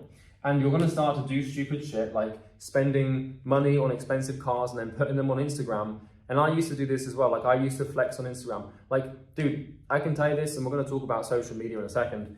But like, if you really break down a lot of your behaviors and why you do them, and you really get to the bottom of why you perform and act in a certain way, if you haven't got a partner, or you haven't got the status to get a partner if you wanted, you're going to find that most of your behavior is this relationship driver mechanism, just pushing things out. Why are you on Instagram talking about rubbish? Why are you on watching porn and stuff like that? Like, porn is the ultimate manifestation of this. And so what happens if you're lazy, and if you're stupid, and if you're weak, then what starts to happen is you start to watch pornography. Because when you watch porn, you temporarily sedate this relationship driving mechanism. And so when you masturbate to this crap and this toxic, awful, disgusting manifestation of the 21st century, you start to subdue and what would you call it? Temporarily satisfy the relationship driving mechanism. The problem is that every time you do this and you watch porn and you satisfy this, you have to come back to the porn, a day or two later, because this is no longer satisfied. So when you watch porn and you masturbate to it, well, for a day or two, like, this has got a short half-life, for maybe 24 to 72 hours, this thing is now calm. But the problem is that after a couple of days, it's going to crave, this relationship driving mechanism will once again crave this stimulation and this meaning and temporarily shameful fulfillment, and you're going to go back and you're going to do it again. And so until you get this thing straight, you're going to constantly go through this loop. And so how do we get this thing straight? How do we satisfy this relationship driving mechanism? Because this is a huge component of getting your shit together. Well, what you do is you eliminate porn. If you remove the short-term, if you pursue the short-term expedient thing that is pornography, and you remove this loop, then what's going to start to happen is your relationship driving mechanism is going to start to look elsewhere into more natural places for fulfillment. Because if it knows it can't go to porn, it's the same thing as a goals driving mechanism. It has to manifest. It's what makes you human. And if it doesn't manifest, you go insane. So it has to manifest in some way, shape, or form. And so what this will do is it will force you to start actually doing shit. And so before you know it, you're going to want to go to the gym because there's going to be girls in the gym that you can talk to. Or you're going to want to go and start randomly working on your business in a coffee shop somewhere because there might be girls for you to talk to. Or, when you might want to start going on runs because you might see people. Like, if you remove this thing, if you get rid of porn, and I promise you, and I know this is true because I've done it, if you get rid of porn, intimacy, connection, and meaningful relationships actually become possible. You can completely, it sucks for 30 days because you're going to constantly think about it and it's going to freak you out and this, that, and the other. But you'll start to masturbate less, which means that your life force, or your, quite literally, pun not intended, your actual life force, it's like you retain more energy. And I'm not talking about nofap and not masturbating and stuff like that, because sometimes it's healthy to do that. If you're wondering what I do, I'm not going to tell you because it's weird, but I don't watch porn, and it's very seldom that I masturbate because I don't need to, right? I don't feel like I'm not controlled by my impulses or emotions. And if you have a partner and you're constantly masturbating and you're watching porn all the time, your relationship is going to be completely destroyed, because this relationship driving mechanism will feed all of its time and energy into pornography and not your partner. And so if you want to destroy your relationship, just watch porn. But if you don't want to, then don't. But if you want to get into a relationship, stop watching porn because you won't give yourself a choice. Okay? And so you'll start to look for more natural ways to find connection and find intimacy. And you'll start to you'll stop objectifying women. You'll stop overly sexualizing women. And I'm not this, red pill, have sex with as many girls as you want. I've been through the whole dating app thing and the expedient constant one night stands. That's something that I've done And I'm not shameful of it because it was a different version of myself, but it's not something to be proud of. Like a high body count isn't something to like be, oh yeah, this is amazing. Like it's not. What you should be proud of is a long-term, satisfying, deep, meaningful connection with one person, because that's the natural way to do it. If you want to be happy and you want to have a meaningful, fulfilled life, then you want to do what the Stoics called lining yourselves up with nature, where all of your behaviors and all of the ways in which you orient and manifest yourself in the world are in alignment with the way that nature intended. And so when we look at nature, what do we see? Well, most, you could make the red pill Andrew Tate argument of like some animals have multiple partners and stuff, but like typically speaking, when you look at how civilization has developed, most people naturally just want one person. It's a natural urge. Now, I'm not going to get into the red pill argument of having multiple wives or sleeping around. I've done both of these things. I've done the sleeping around thing and I've done the single partner thing. And I can tell you almost every time without fail that the partner thing makes me way happier and way more fulfilled. That's my experience. I'm not here to tell you what you should and shouldn't do with your personal relationships. I'm just telling you what worked for me, and this was a massive component of getting my shit together. Because remember, it's health, wealth, love, and happiness. It's difficult to build wealth without good health, and if you're trying to build wealth whilst you've got this constant striving for sex and intimacy, it takes up so much of your brain, and your limbic system goes so haywire that it's very difficult for you to focus on work because all you're thinking about is where your next orgasm is going to come from. So that's just a crude way of putting it, but sometimes this stuff is uncomfortable to talk about on a wide audience, but a lot of people need to hear this. You need to have this thing in check, man. And if you remove the pornography, you'll start to find that when you're talking to women, and this is what's happened to me, when you're talking to girls and women, it's less about, I just want to have sex, I just want to have sex with this person. It's less about their body and having sex with them and reproducing, and it's more about actually getting to know them and understanding what they value and connecting with them. There's way more to a woman than her vagina. And for some reason, a lot of people think that's a controversial thing to say. But I don't think it is, because when you have removed the bad crap, and I did the same thing, I removed porn, then I removed dating apps. I gave myself no choice but to go and do it the right way, the natural way. And you'll start to see women in a different way. You'll start to see them in a way more positive, healthy, natural, meaningful way. And that's a huge component of getting your shit together, okay? So removal of porn. Once again, this is a 30-day affair. I'm not telling you to give it up forever. I'm just telling you, for the first 30 days, just stop it. And you'll find that, by week 3 and 4, you're going to start to be doing more natural behaviors. You're going to start to be going out and going out with friends to try and find mutual friends. And if you give yourself no choice, you'll find a partner. And at this point already, you've given up sugar, so you're not all haywire and you're starting to lose weight and you're starting to feel better in your body and you're not eating processed foods. You're not drinking alcohol, so you're not useless and in bed all the time feeling sorry for yourself. You've also stopped playing video games, so you're actually starting to do more useful things and you're actually starting to work on your business. And now you've removed porn. If you eat healthily, if you don't drink, and if you actually start working on something meaningful, that's going to give you way more confidence to go and find a girlfriend, and you'll start to become successful. A lot of the self-improvement game is fueled by women, and it's fueled by trying to get a girlfriend.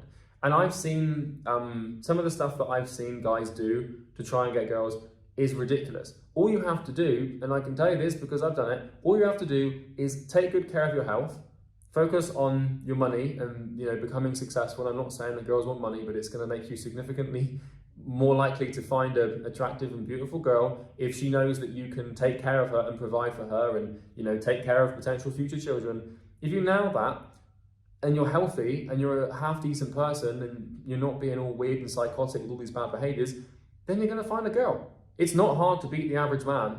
It really isn't. Trust me, it doesn't require as much suffering as you quite frankly might think. Okay? So that's the 4th thing to remove. I'm just going to write this here. Now, the final thing that we're going to talk about here is short form / social media. So, a lot of people spend time on social media and watching short form content. you kind of, dude, if you want to get your shit together, you got to stop doing that. Because one of the, you know what I said a minute ago about how it's not hard to compete with the average person these days? Like, it's not hard to compete with the average man because most of them are just, well, quite frankly, just stupid. But the easiest way to compete with someone in this day and age is just to beat them on attention span. And every time you watch a piece of short form content is another time that you slightly reduce your attention span.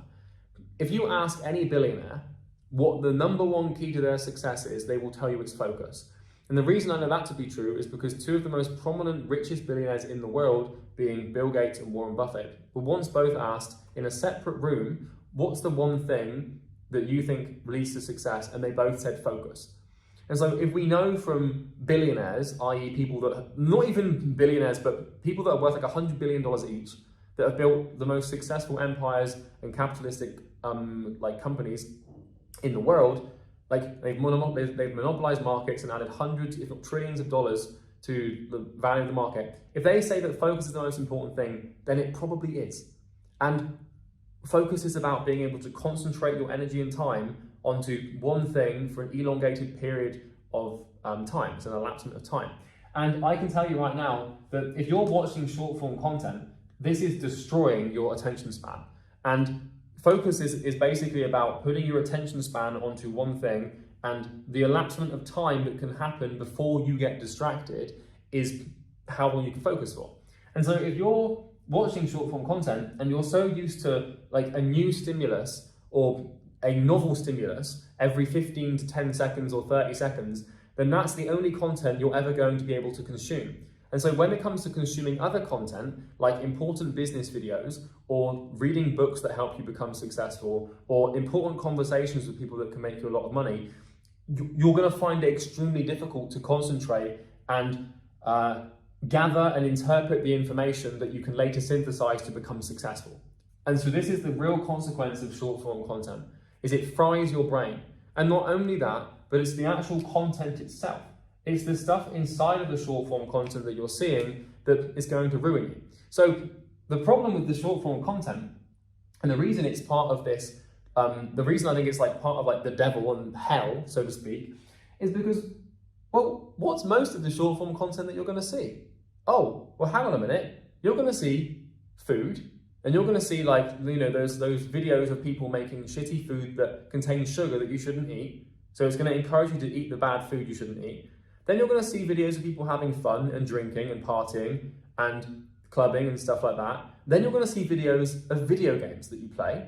And the algorithm's going to start to show you and encourage you to play video games again. You're also going to see softcore pornography as well. You're going to start to see OnlyFans models and girls in bikinis and basically thirst traps.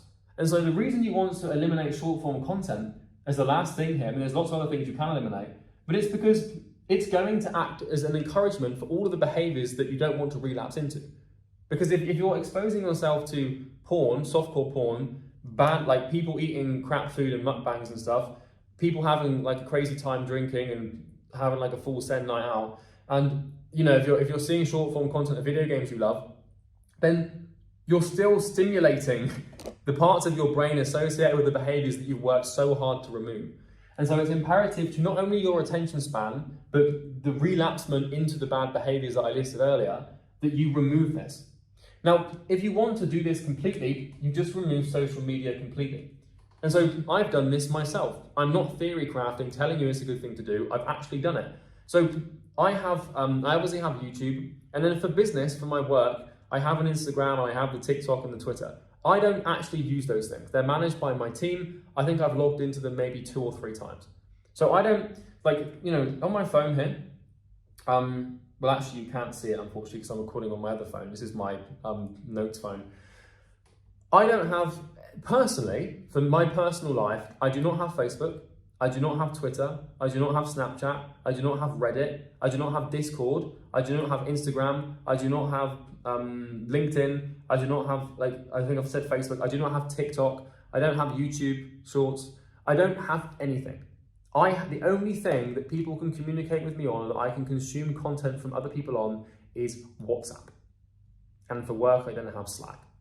So I've intentionally eliminated those things because they don't serve me. They don't do me any good. Social media is like, brother, if you want to grow into a man, what the hell are you doing on Instagram or TikTok? Like, if you're a grown man, if you're over the age of like 18 and you're like an adult now, or if you're like 17 or 16, you want to be a man, brother, what on earth are you doing on TikTok or Instagram? Posting little pictures of yourself, like little poses. Like, what? You're a man. You're not supposed to sit there and be like, and that's fine if a girl wants to do that and she wants to share pictures with her friends and stuff. But if you want to be a real man and you want to get your shit together, you don't tell people about it. You don't go in the gym and post like little cute leg day. Off. What are you doing? Same thing, bro. If you're scrolling through TikTok, what's wrong with you? Like, are you ill? Is there something wrong with your brain? Are you not functioning properly? Do you have any idea how bad that is for your brain? Just constantly stimulating yourself and constantly entertaining yourself and constantly making yourself feel temporarily good at the sacrifice of one of the most important skills you can develop to become successful.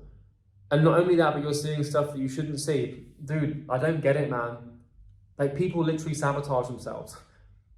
Same thing if you're on Twitter. What are you doing? Just polarizing yourself and reading, stuff about like politics and gender and all this crap and being offended and upset and getting emotional by words from strangers.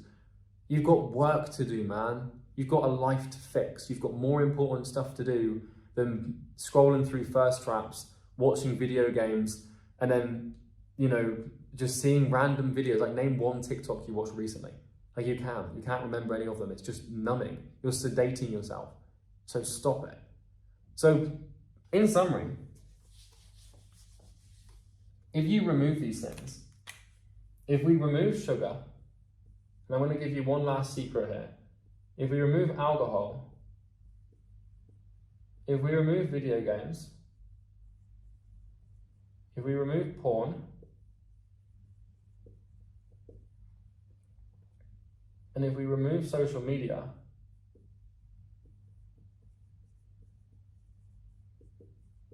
I'm just going to put short form here as well. What we've done, if we do this in 30 days, another 30 days, another 30 days, now the chances are is maybe you've got, in addition to these ones, you might have other bad habits as well. Maybe you smoke weed, for example, or I don't really know what else do people do these days that's bad for them. You know what I'm talking about. You know what you shouldn't be doing. But every 30 days, eliminate one. Don't try and do it all in one go with one massive monk mode blast where you do everything you should and more for 5 days, you feel great, and then you relapse because you've been an idiot. Because like, if you remove all these at once, then what's going to happen is your brain has to fight 5 impulses. You can fight one impulse. That's pretty bloody easy. You'll struggle and it will hurt, but you should be able to fight one craving at a time. Like, smoking is another example as well. You might want to remove that. And so once you've cleared out, and I'm not saying like you can't try to build a business whilst you've got these things on, but think of these like actual disabilities. These things here are literal disabilities. And so if you're trying to start a business, you want to see that a business is like a 100-meter race. Okay? It's like a 100-meter race. And you're going to start this race here, but you're up against, say, 10 other people. Now, if you have these 5 things, you're starting the race in a wheelchair. You are disabled. And I'm not saying that that's a bad thing or that I'm judging people who are in wheelchairs. You've got to be a real idiot to think that I've got anything against someone who has a disability. I mean, that's not the point I'm making. But the visualization, the metaphor that I'm giving you here is if you have these things, fundamentally, people will easily beat you. Because you're going to be all weird and chaotic because you're on sugar. You're going to be hungover all the time and your hormones are going to be out of whack, so you can't do any proper focused work. You're not really going to take the business seriously because your goal-driving mechanism is being satisfied elsewhere. You're not going to be able to focus on work properly because all you're worried about is your... And then on top of that, your attention span's being completely destroyed and you're stupidly polarizing yourself emotionally to stupid people's content. And so you're disabled. before you can learn to run the race, you need to learn how to get out of the wheelchair. And that's the point I'm making here by, trying to find a good base. If you are drinking, gaming, constantly wanking, constantly spending time on social media, and constantly eating sugar and smoking weed and doing stupid shit and going out to raves or whatever the hell you're doing, you don't know yourself. Once you've cleared these out, and once you've stepped out of the wheelchair, now you can actually set a goal, and now you can actually start to work on things that are meaningful and fulfilling. You have to learn to pay the debt off. You cannot save money until you've paid off debt, because the APR will eat you alive. Likewise, if you try to start journaling and meditating and going on self-improvement and going to the gym and doing cold approaches and looks maxing or whatever the hell people suggest you do, you're going to fail. Because that's like learning how to stretch your hand. Like meditating for someone who has all these things is like learning how to stretch your hamstrings when you're still sat in a wheelchair. It ain't gonna be much use, all right? So get rid of these things first. Do it every 30 days. Be patient with it. It's gonna take 6 months to eliminate all your bad habits. But you've got probably, hopefully on this planet, 85 years. And so if you can spend half of one of those years paying off all of this debt, so you can eventually start to introduce good habits and become successful, it's probably pretty worthwhile. I know this to be true because this is how I've done it. Now, I'm not saying that you can't try to work on a business and try to become successful whilst you have these things. That's fine. I got the 10K a month when I was eating sugar, I was playing video games. Actually, to be fair, I wasn't. All I really did was the sugar thing and some social media stuff. I cut all the other ones out real quick. That's how I did it. Bye-bye.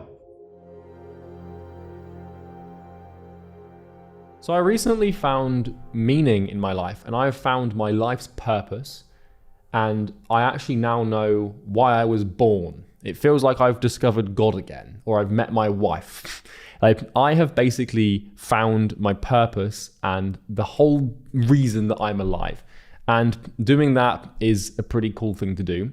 And so what I'm going to do is make a video explaining how I did it, how long it's taken, and how I've carved out what I believe to be, for me, the actual meaning of life. So I'm a 26-year-old entrepreneur. And as you can see here, this is my life stripe for my company. I'm making 30, 40 grand a day, sometimes $50,000 a day. And I'm now in a very blessed, fortunate position where I no longer need money. I have enough money to sustain me for the rest of my life, whether I work another day in my life or not. I have true financial freedom. And I've really had that now for well over a year.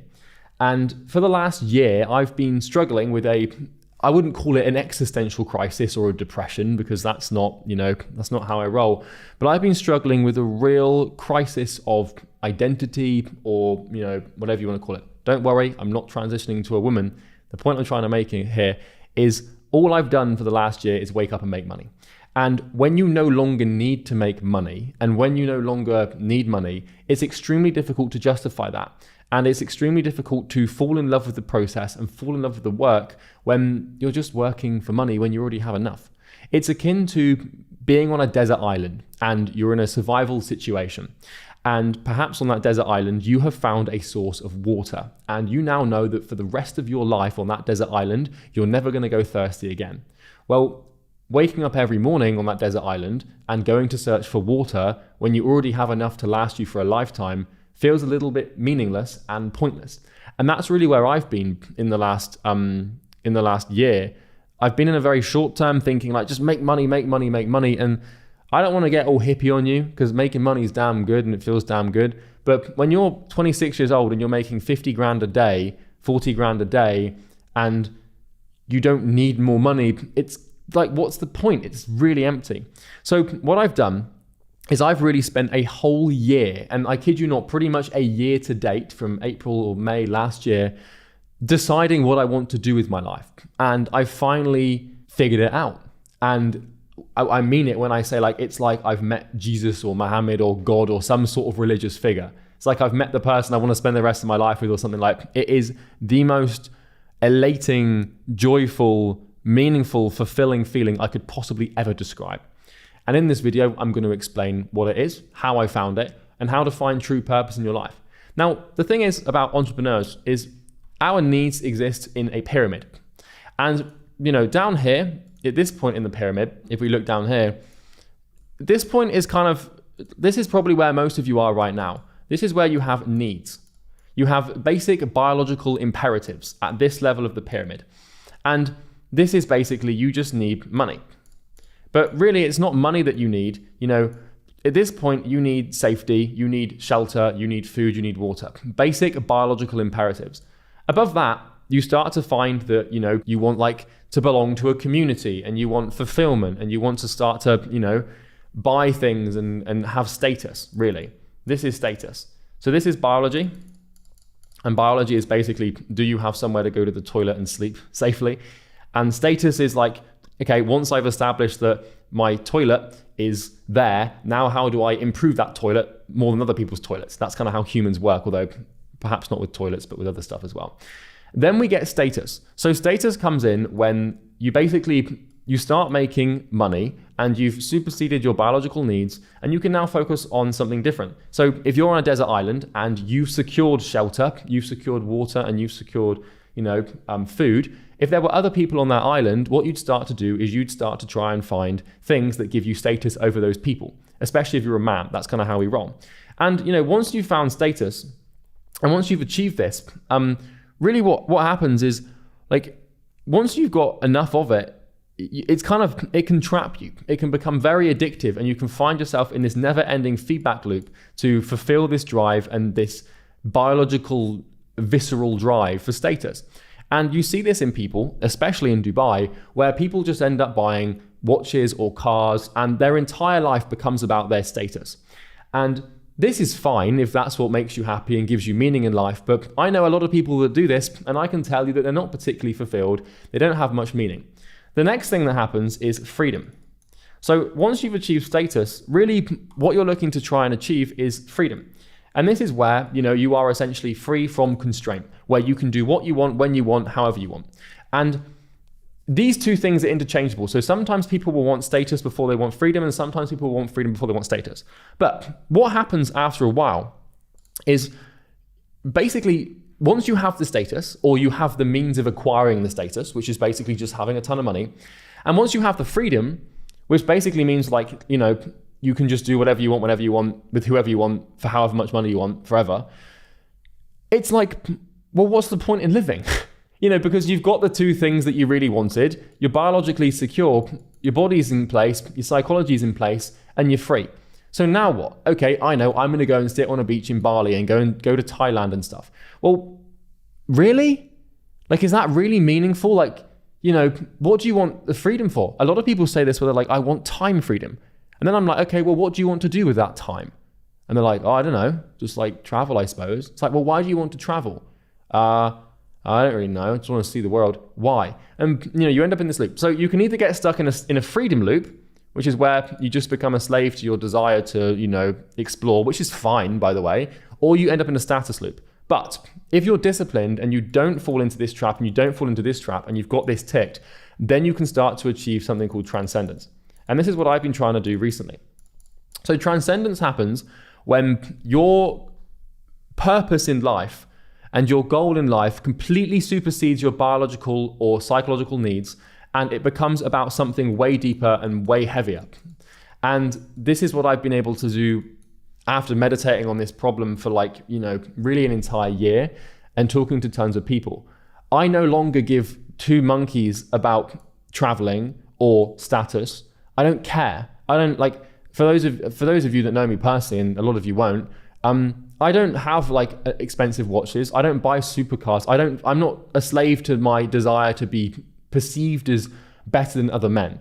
And I'm also not a slave to my desire to, go and do whatever I want and just let my inner child just run loose around the world. So when you get these two things in check, you can achieve transcendence. And transcendence is when you can create a purpose or a vision in your life that it exceeds you. It's no longer about you, and all of your work and all of your desires, they completely transcend yourself and your own biological or psychological needs. And this is what I've been able to do. Now, like I said, this has taken me a full year of thinking, of asking myself near enough every day, and all the people that I know and love, what the hell do I do with my life? I've got all this money, I've got all this freedom, I've got all this status, for lack of better words. Now I've got what most men take a lifetime to achieve. Like, what's the point? And, you know, I sat on that and I carry on making money and making videos and stuff. And now I get it. And so what I'm going to do is I'll walk you through the vision and explain what I want to do in my life. So I've basically created a future state. I've observed that near enough any great person ever had a vision. Anyone who's ever done anything great, they had a vision. What is a vision? It's a state of future that basically has applied radical change. And for example, someone who was a visionary was Henry Ford. And Henry Ford envisioned actual cars. And before Henry Ford, there were no cars, there were no motor cars, and he brought them along. Another example, it could be Elon Musk. His vision is to colonize Mars, or for every human to drive an electric car. Microsoft's vision was, you know, to put a computer on every desk in every home, for example. And what you've got to realize about these visions and these entrepreneurs and these visionaries, everyone thought they were insane. Like, you know, Henry Ford was like, you know, we're not going to use horses for travel. We're going to use boxes of metal and glass on these things called wheels. People were like, what? How the hell are you going to do that? Like, it's insane. Same thing when Elon Musk says he wants to colonize Mars. Everyone's like, you're insane. That's never going to happen. But the common denominator of greatness, and I've studied a lot of great people throughout history, read a lot of biographies and stuff, and they all have a vision. So I've really sat down and asked myself, like, in order to create a vision and in order to create a, you know, a desired future state that really improves the life of humanity, what you have to do is you basically have to draw two circles like this. And you have to ask yourself, you know, what am I good at? And then you have to ask yourself, what do I love?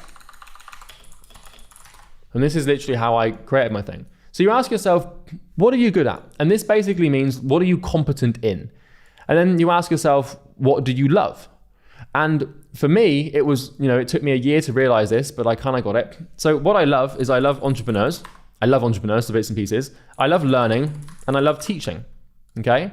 And, you know, what am I good at? Well, you know, basically learning and teaching, right? Because I have an info business that I've been running for 3 years and I absolutely love it. I love learning information, synthesizing that using my brain and then teaching that to people and basically passing information that solves problems.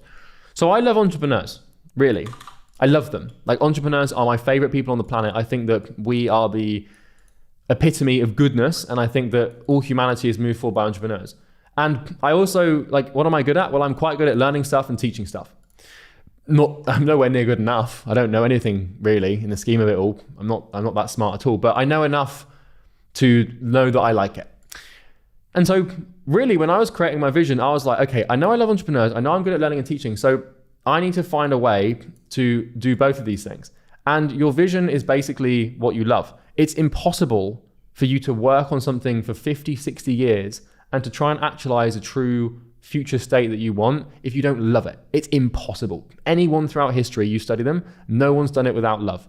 And if you want to know how to, like, I've basically unlocked the unlimited discipline glitch, like the unlimited energy glitch. Like, now I've got this vision, like, mate, I can't even begin to describe the visceral shift in my psychological attitude towards work. Like, I've unlocked the infinite discipline glitch. I don't even need to try anymore. I don't even need to, I just, all I want to do is just do this because I love it. It's the same thing with like raising a child. If you love your child, you'll do anything for them and you won't, and it might be tough and you might suffer, but I've always meditated on Nietzsche's quote, which was, he who has a why can bear almost any how. And I finally get it. So the vision, I want you to imagine a world, and this is, I'm going to state this now, and this might seem insane. It might seem that's not possible, but that's the bloody point. Imagine a world where every entrepreneur who wants to succeed actually does. Just imagine that for a second. Everyone who really wants it does. Every entrepreneur who wants to succeed actually does. That's the vision.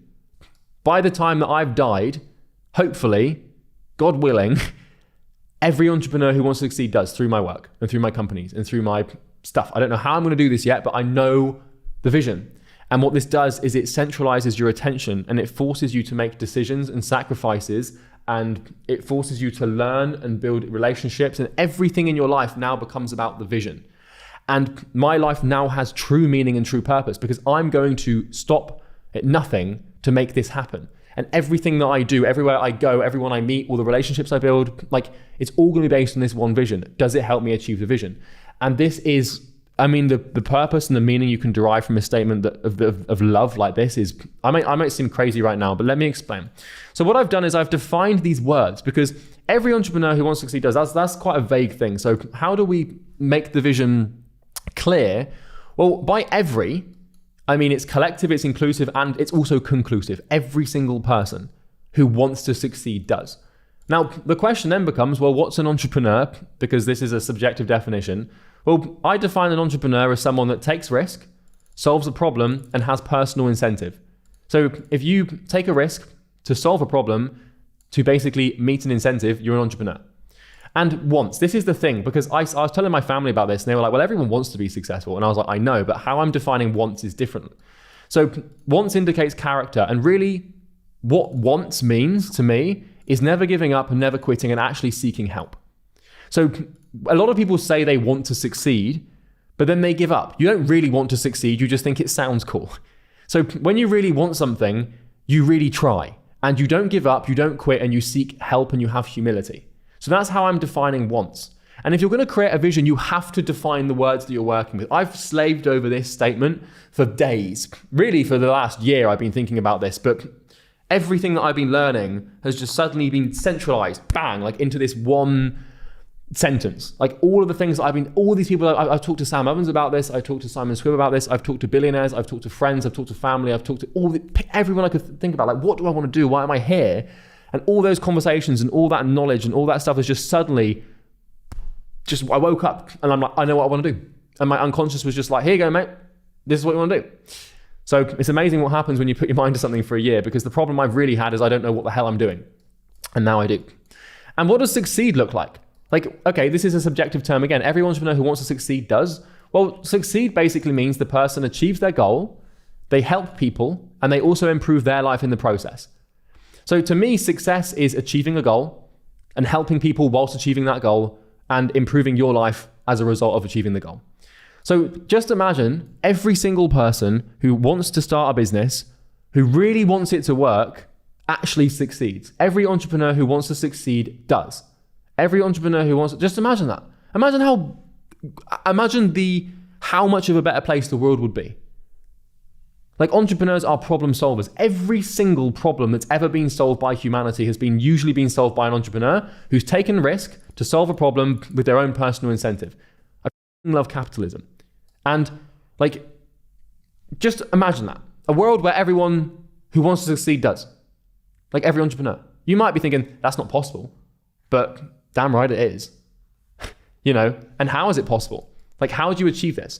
Well, any great company has ever done anything great has a vision.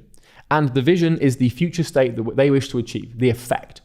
And then what they have is they have the cause of the effect, which is the mission statement. The mission is an actionable, verb-based statement that you can actually work on doing to make it happen. So the vision is the effect, which is what you want. And the mission is the cause, or what you're actually going to do about it. And the mission that we have is to revolutionize business education. Because what I've concluded is that if someone really wants it, and I've concluded this through my own experiences, but also having helped thousands of entrepreneurs with their businesses at this point, if someone really wants to be successful, the only thing that's going to stop them from being that is having access to the right information. And so what I want to do is revolutionize business education. And once again, I've defined these key terms. Because education, how do you define this? Well, education is basically, in my eyes, at first principle, a transfer of information. It's where one person who knows something that someone else doesn't tells that person that thing, they then apply it, and as a result, their life is better. That's education. Education is the transfer of information at first principle. And how do you revolutionize business education? Well, first of all, you have to decentralize it. It's all about distribution. And the way it really works is, you download the information. Like, someone telling you a piece of information is like, it's like going to a computer and downloading something and then uploading it back into your brain and then applying it. So really, for education to work, it has to be decentralized. The information has to be distributed, otherwise it's just in a silo, like a book publishing, for example, or a YouTube video. And then it has to be downloaded and uploaded into someone's mind, applied, and then time has to elapse, and then the success happens. So how do we achieve success as an entrepreneur? Well, really, first of all, you just have to want it, because if you don't want it, like, you're not going to get it. But the second thing, if you really want it, then you seek information, you get that into your brain, you apply it, you wait for time to elapse, and then you become successful. That's the first principle of entrepreneurial success. It's character, knowledge, and time. Character is, do you really want it? Knowledge is, do you have the right education and the right information? And the third thing is time, which is the elapsement of, cause and effect relationships. And if you have those three things, you'll be successful. I can't give people character and I can't give them time, but what I can do is give them the thing that bridges the gap between those two things. And that's education. And so the problem that I see in the world right now is that, like, the reason that this isn't true and the reason that every entrepreneur who wants to succeed doesn't is because they simply do not have the right education. It's as simple as that. First of all, a lot of them just don't want it, but we can't help those people. I can't help someone who doesn't want to be helped, right? I can take a horse to water, but I can't make it drink. But for anyone that wants to succeed and truly, truly wants that, if I give them the right information, they are going to succeed. If they apply it and they do it and they properly do it, they'll succeed. And I know this to be true, but it's exactly how I became successful. I wanted it so badly, and a mentor came along and was like, here you go, here's the information.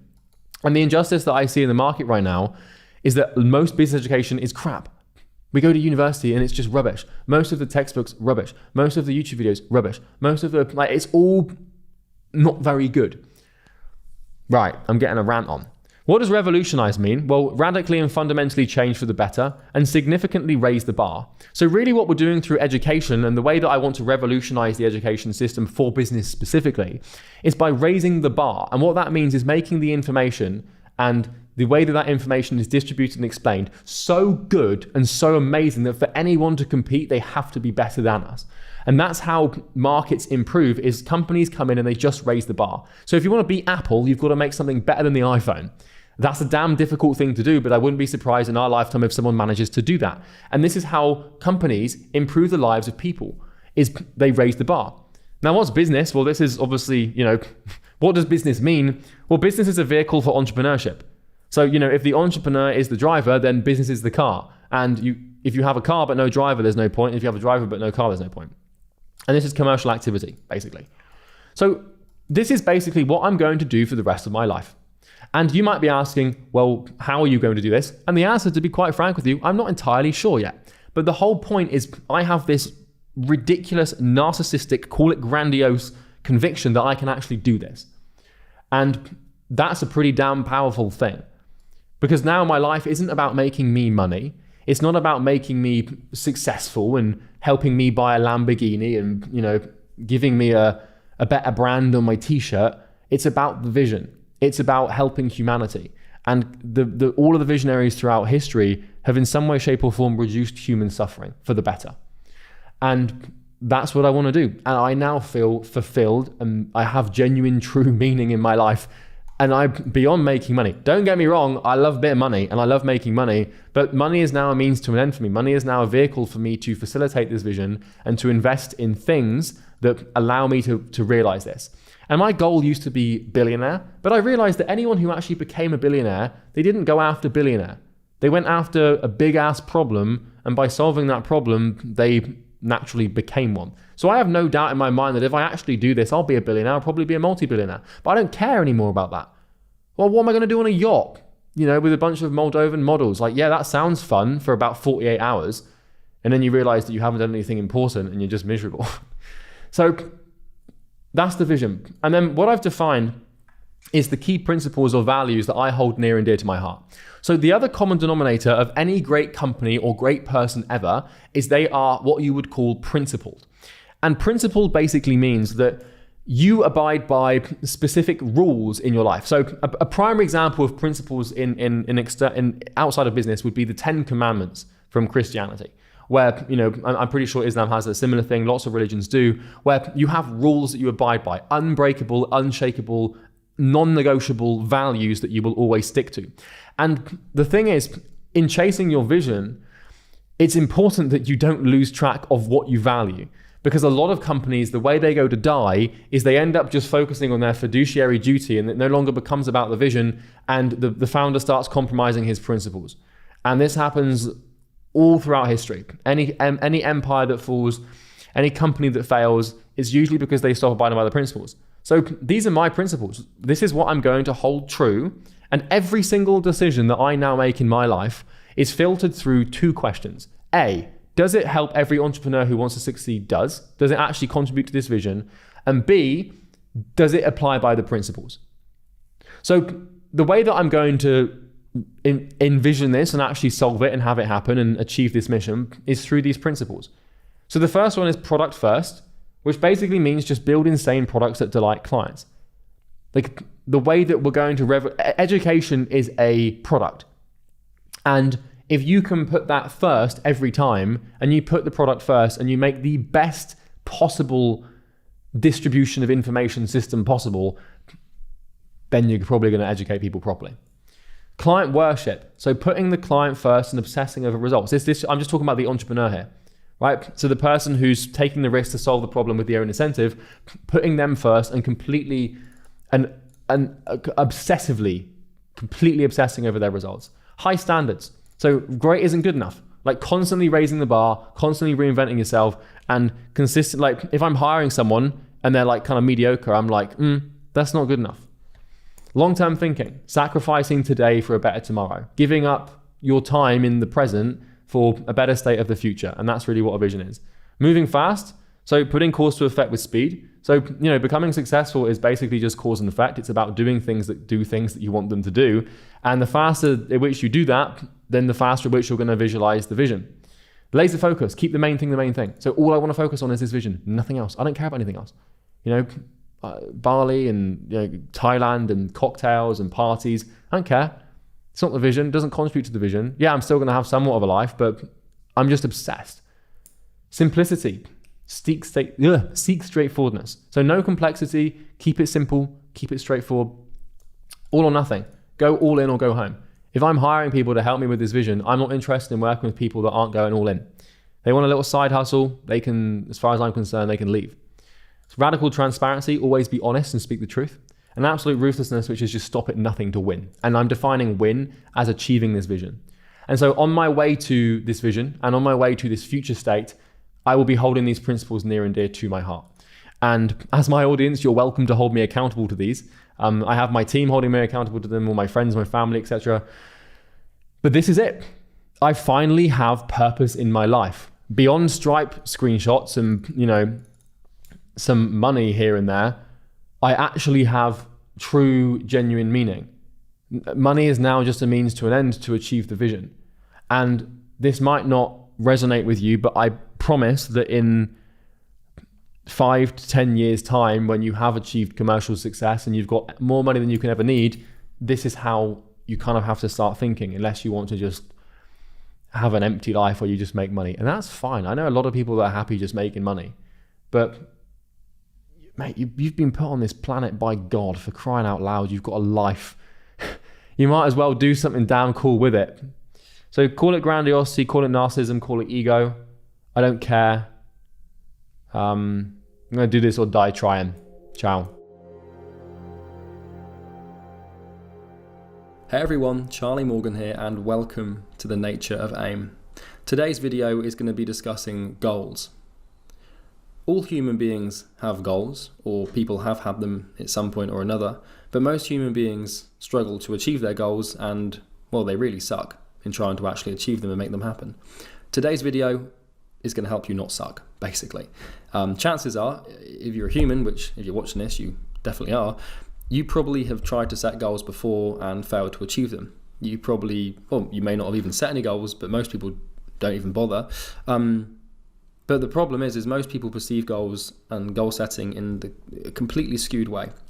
And so today's video is going to show you how to set a goal and actually achieve it, right? We're not going to go through any of the bullshit like corporate way of goal setting, like the SMART targets or any of that crap. I'm going to be giving you a brand new paradigm and a way to think. And if you can absorb what I teach you in this video, setting and achieving goals will become easier than ever before. And I know that because I've used this methodology for myself and I've developed this for myself. I haven't copied it from anywhere. So everything you see in this video will be new to you.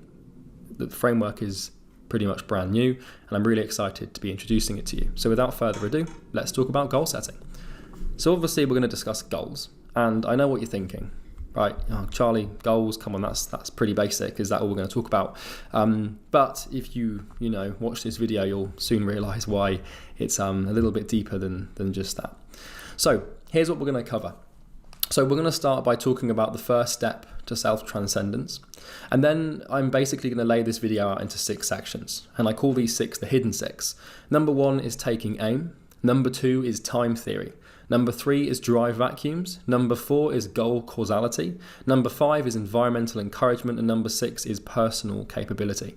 So this model, the hidden 6, is basically the theme of this video. And when you can apply it and use it, you're going to absolutely crush your goals. I promise you that if you really come to terms with this stuff. So let's hop in.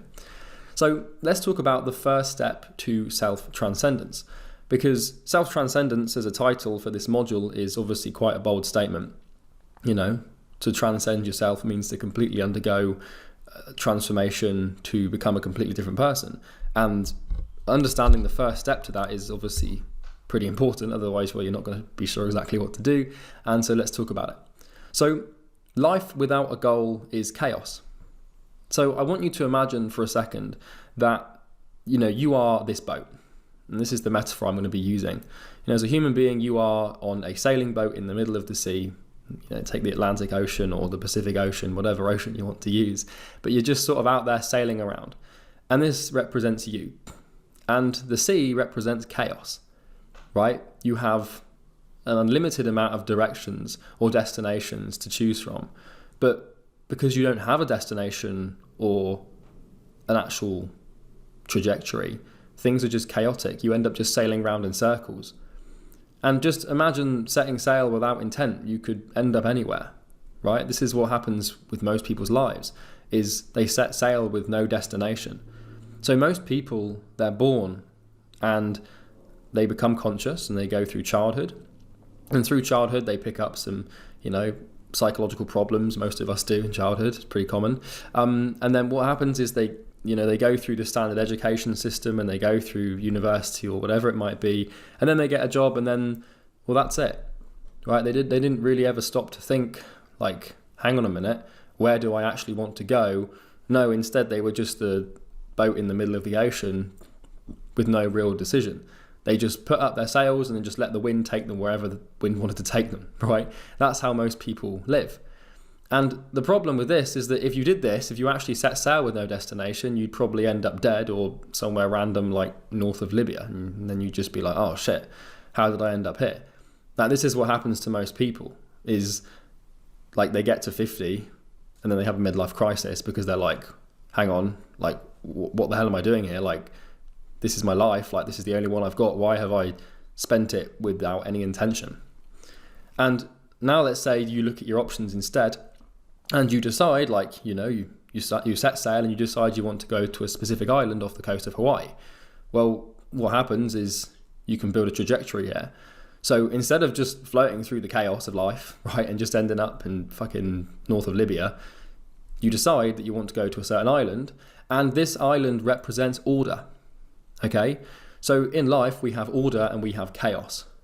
And order is basically, it's very hard to articulate what order is, but it basically means like having control or having a sense of control over your life. Chaos is life itself. It's the monster under the bed, but order is your parent coming into your room and going under your bed to confirm there's nothing under there, right? We as human beings, we dance between order and chaos on a daily basis. And if your life feels chaotic and out of control, it's simply because you haven't got a goal to set yourself against. You haven't got a trajectory to put yourself on. And if you haven't got a trajectory, what that means is you haven't got a goal. Because goals, they, by their very nature, they give us something to work towards. And by having something to work towards, we're able to navigate the chaos of life. Because as human beings, and as young adults, or however old you are, depending upon your age, doesn't really matter. Humans are nothing but raw potential, right? And you've got this huge level of potential to do really anything you want within the laws of nature and physics. And the only thing that's stopping you from manifesting that potential is deciding where to channel it. Because as a human, you're chaotic. You've got all this potential. You could be anything and everything, but you can't be everything because you haven't picked anything to be, if that makes sense. And so by deciding like what the hell you actually want to achieve, you can take your efforts and your energy and the little time you have on this, spinning rock in the middle of nowhere, and you can actually decide to start doing something and building something productive. And that is what basically gives meaning to life. Right? It's what you have to set off the suffering with something or another. And life is pain, it's suffering, it's difficult, as I'm sure you're probably aware. But by having goals and by having things at which we could set ourselves against in the form of seeing trajectories and being able to make tangible progress, that brings us like clarity and it brings us better mental health. And so this yellow line here represents a trajectory, which is obviously a path. And once you've got a path, you know what you're sailing towards and you're no longer worried about what the hell you're doing in life. And you end up here and you're like, yay, that's cool. So a goal is an aim, right? It's a way for us to manifest our human potential and bend the fabrics of reality to our will and our desires. So you've got to imagine that your life is kind of like, you just got to imagine that you're a third person out and you are a sculptor, right? And in front of you is a massive, huge piece of rock, right? And just like a big square piece of rock. And your goal, like, is as the sculptor, is to look at that rock and to think and to visualize, what do I want this piece of rock to become? And then every single day you walk up to the rock and you just chip a little bit away, bit by bit. And after 80 or 90 years, you can step back and you can look at your life and think, that is what I wanted to achieve.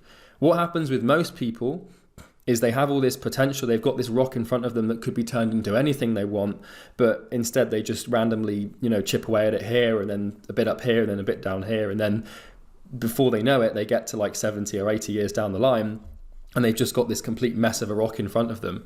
And by that point, at that point, it's too painful to even realize that you have the option to do it differently. So most people don't.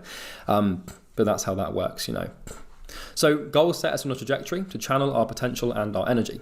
And before we change your mindset and begin the self-transcendence process, well, we need to decide what you want. Because if you don't know what you want, then what the hell are you doing here? Like, no amount of mindset training, no amount of like Facebook ads or Loom or sales training or anything like that will help you if you don't know what it's all for. So because, by their nature, goals are a vehicle for self-transcendence. Like, self-transcendence requires vision of future which is better than what we currently have. Because if you don't have a goal, then you can't transcend into it. So before we can start the training, you need to know what you want. This is because we're transcending you into the person that can easily achieve what you want. But before we can do that, we need to know what you want, of course, right? So my point there is that if you want to grow as a human being, you have to create futures for yourself and visualize futures for yourself that demand more of you than what you currently are. And the purpose of transcendence and the purpose of self-transcendence is to become the person capable of achieving what you actually want. But if you don't know what you want, then there's no point in becoming capable and you won't know what sort of capability is required. And a goal is the snapshot of the future. It's a predicted effect of a culmination of causes that aligns with your feelings of desire and want. Without a goal, life becomes aimless. And really, you're at the mercy of the tides of the ocean that's the chaos embellishing life. And extremely successful people, they didn't stumble upon success. Right? They decided on the future they wanted for themselves and then they got to work. And really that's all success is. It's deciding what you want and then working to get it. The problem is that most people don't decide, or they decide on the wrong thing, or they make a decision and then give up, or they do decide but then they don't work, or they don't understand the goal. Like, people are just really bad with goal setting, and this video is designed to help you with that problem. So you might have already decided what you want. Okay, if you're watching this, in fact, there's a chance you're already there, right? So congratulations. I don't mean like having your entire map lifed out, but you probably have some idea as to what you want to do. And you might have like a desired future situation in your head mapped out. But the problem is that it needs to be crystal clear, and also your expectations of it need to be in alignment with reality. And if it isn't crystal clear, and if your expectations aren't in alignment, then your limbic system and your unconscious mind will self-sabotage, and it will wreak havoc on any effort you make towards actually trying to achieve the goal. So let's dive in and talk about this. So we're going to boil this down to a number, because the beautiful thing about business is that it is very simple in terms of like goal setting, right? You really do just have to decide how much money you want to make in the early stages. Now, as you progress as an entrepreneur, you'll want to become like a mission-led entrepreneur, and then the goal is more like it's not as tangible as a financial form, because it revolves around the solution of a problem, and that's not as easy to measure. But right now, you probably have a number in mind, which is how much money you want your business to make. Right, and this could be monthly, it could be yearly, but you probably thought through like how much money you want to make. And if you're not sure what your desired monthly revenue for your business is, well, then just pause the video and have a think, and the number will come to you. I found that like most entrepreneurs, they have a number, right? It could be $3,000 a month, it could be $300,000 a month, right? Most people in this space have an idea in mind as to what they want to make. And if you don't, then just think, and just like a number will come to you. Don't question it. Just notice that that's your number. Like your unconscious mind will produce this for you. It's very rare for your consciousness to actually like manipulate your perspective on what you want. It's usually like you have a number, you've always wanted that number, you don't quite know why, but it's just what your brain has produced, and now it's what you've associated your future identity to become with, right? And you don't really know, but you should know. And it can be any number. There's no right or wrong answer. When thinking about your desired goal, don't consider the time frame or how you're going to achieve it, right? Just focus on the number you want to be at per month. So the first problem people have with goal setting is like they get way too sort of bogged down into the details of the goal. So I'll see this where like I'm like, what's the goal? Like, to say this to someone, it's like I'll be like, what's your goal? And then they'll be like, oh, I want to make like $20,000 a month, and I want to do it by April, and I want to have this, and to do it, it's like, man, just like you can figure that stuff out later. For now, just focus on the number, right? So anything you've got tagged on to the end of your number, just get rid of it. So write down your goal, right?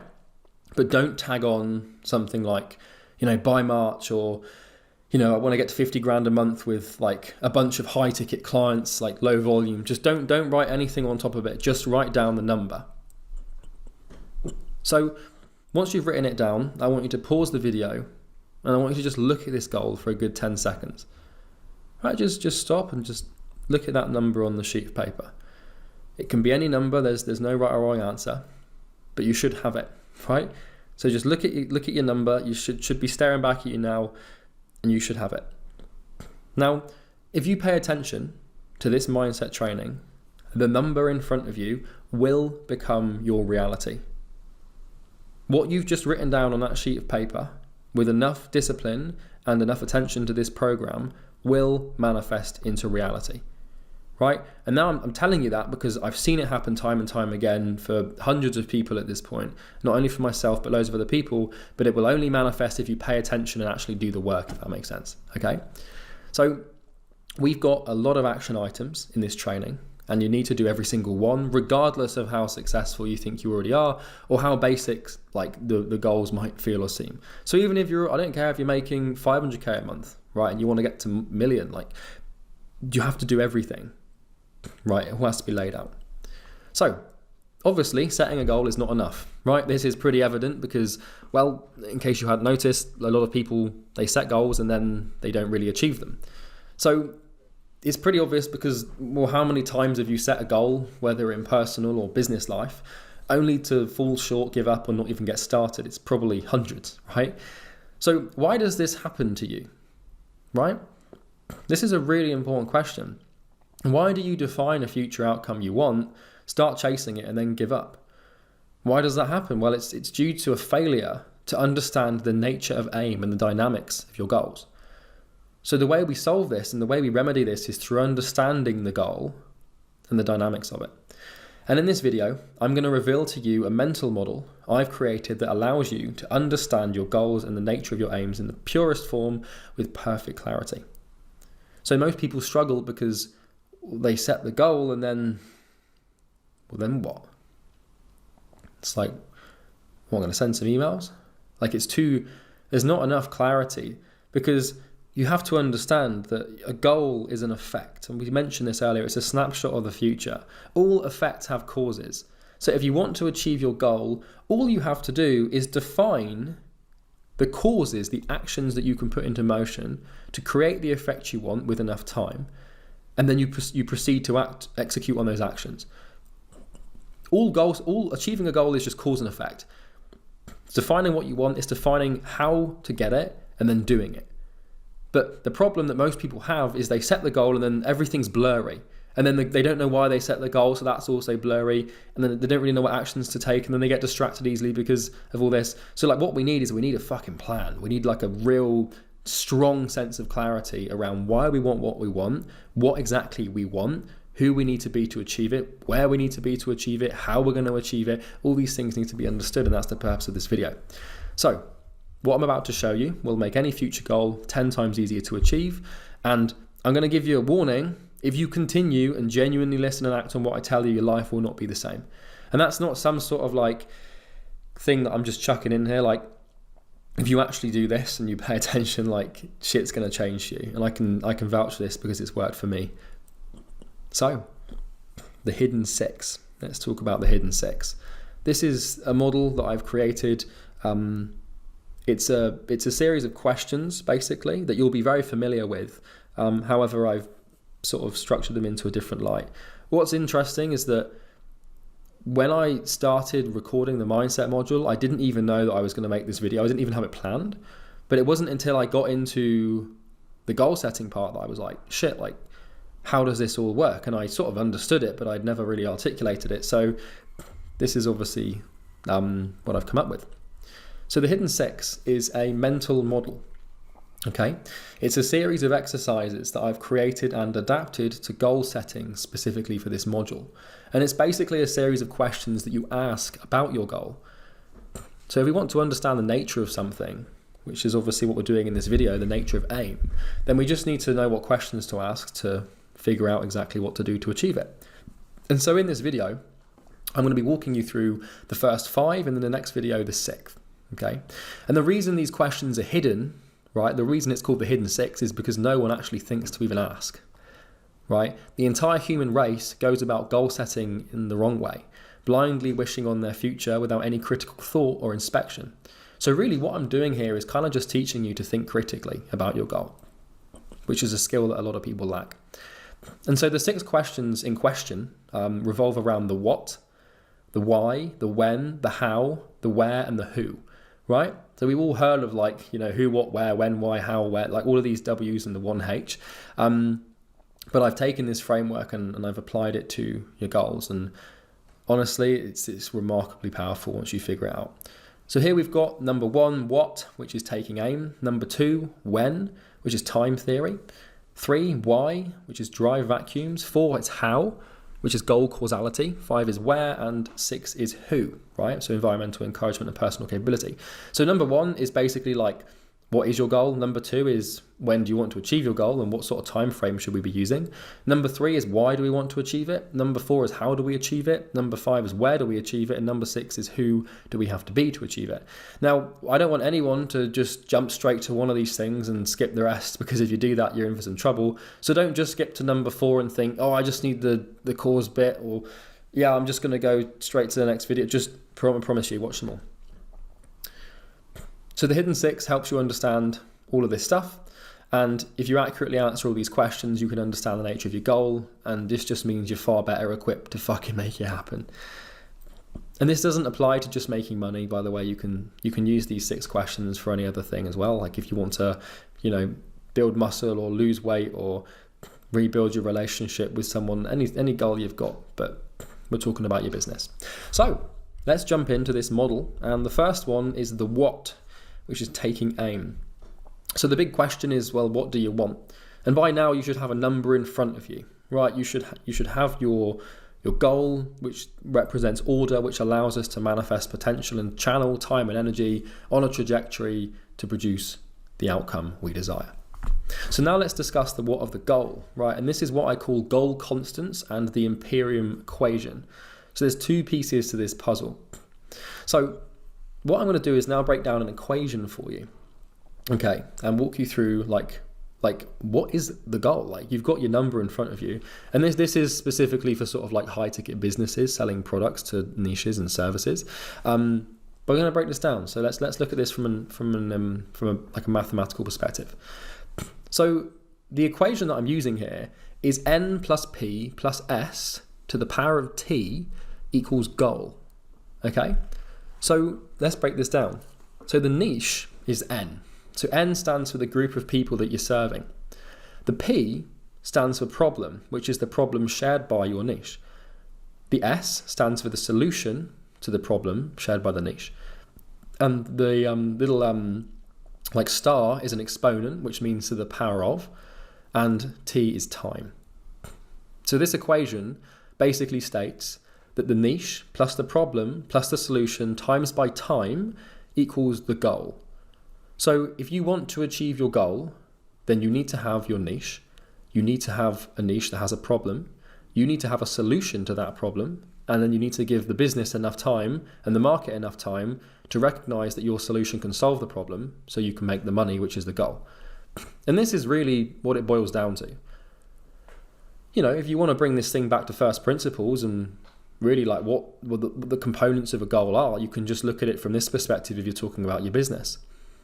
And so we know that niches have problems. We know that problems are painful and require solutions. And we know that solutions can be sold to the niche to make money, which is to add value, right?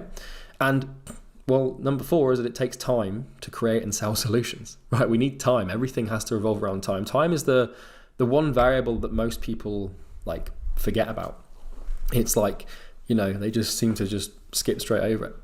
So once you have a niche, a problem, a solution, and enough time, you will have your goal. So for example, if you want to get to $50,000 a month, then you'd pick a niche, which could be gyms. You'd pick a problem, which could be like poor retention for gyms. And then you'd pick a solution, and the solution is just providing knowledge on how to prevent members from leaving. And then the time is, well, basically however long it takes to acquire the knowledge and learn how to sell it. Okay? So this is obviously a simplified thing because you're also going to need some business acumen and some business skills, but the core principles of your goal is the niche, the problem, the solution, and the time. And these are what we call goal constants. Okay, so pay attention here. These are first principles. They are factors required to achieve your goal that cannot be disputed or further questioned. Right? I'm not just assuming you need to have these things to achieve a goal in a business. I'm assuming that, I'm not assuming anything. I'm telling you need to have these things, right? You must have all 4 of these to achieve your goal. And so goal constants are the what part of your goal. They are the DNA of the process required to actually create the future you want. And so I've actually got a resource for you here, which is taking aim, defining your goal constants. So I've got quite a lot of resources throughout this video.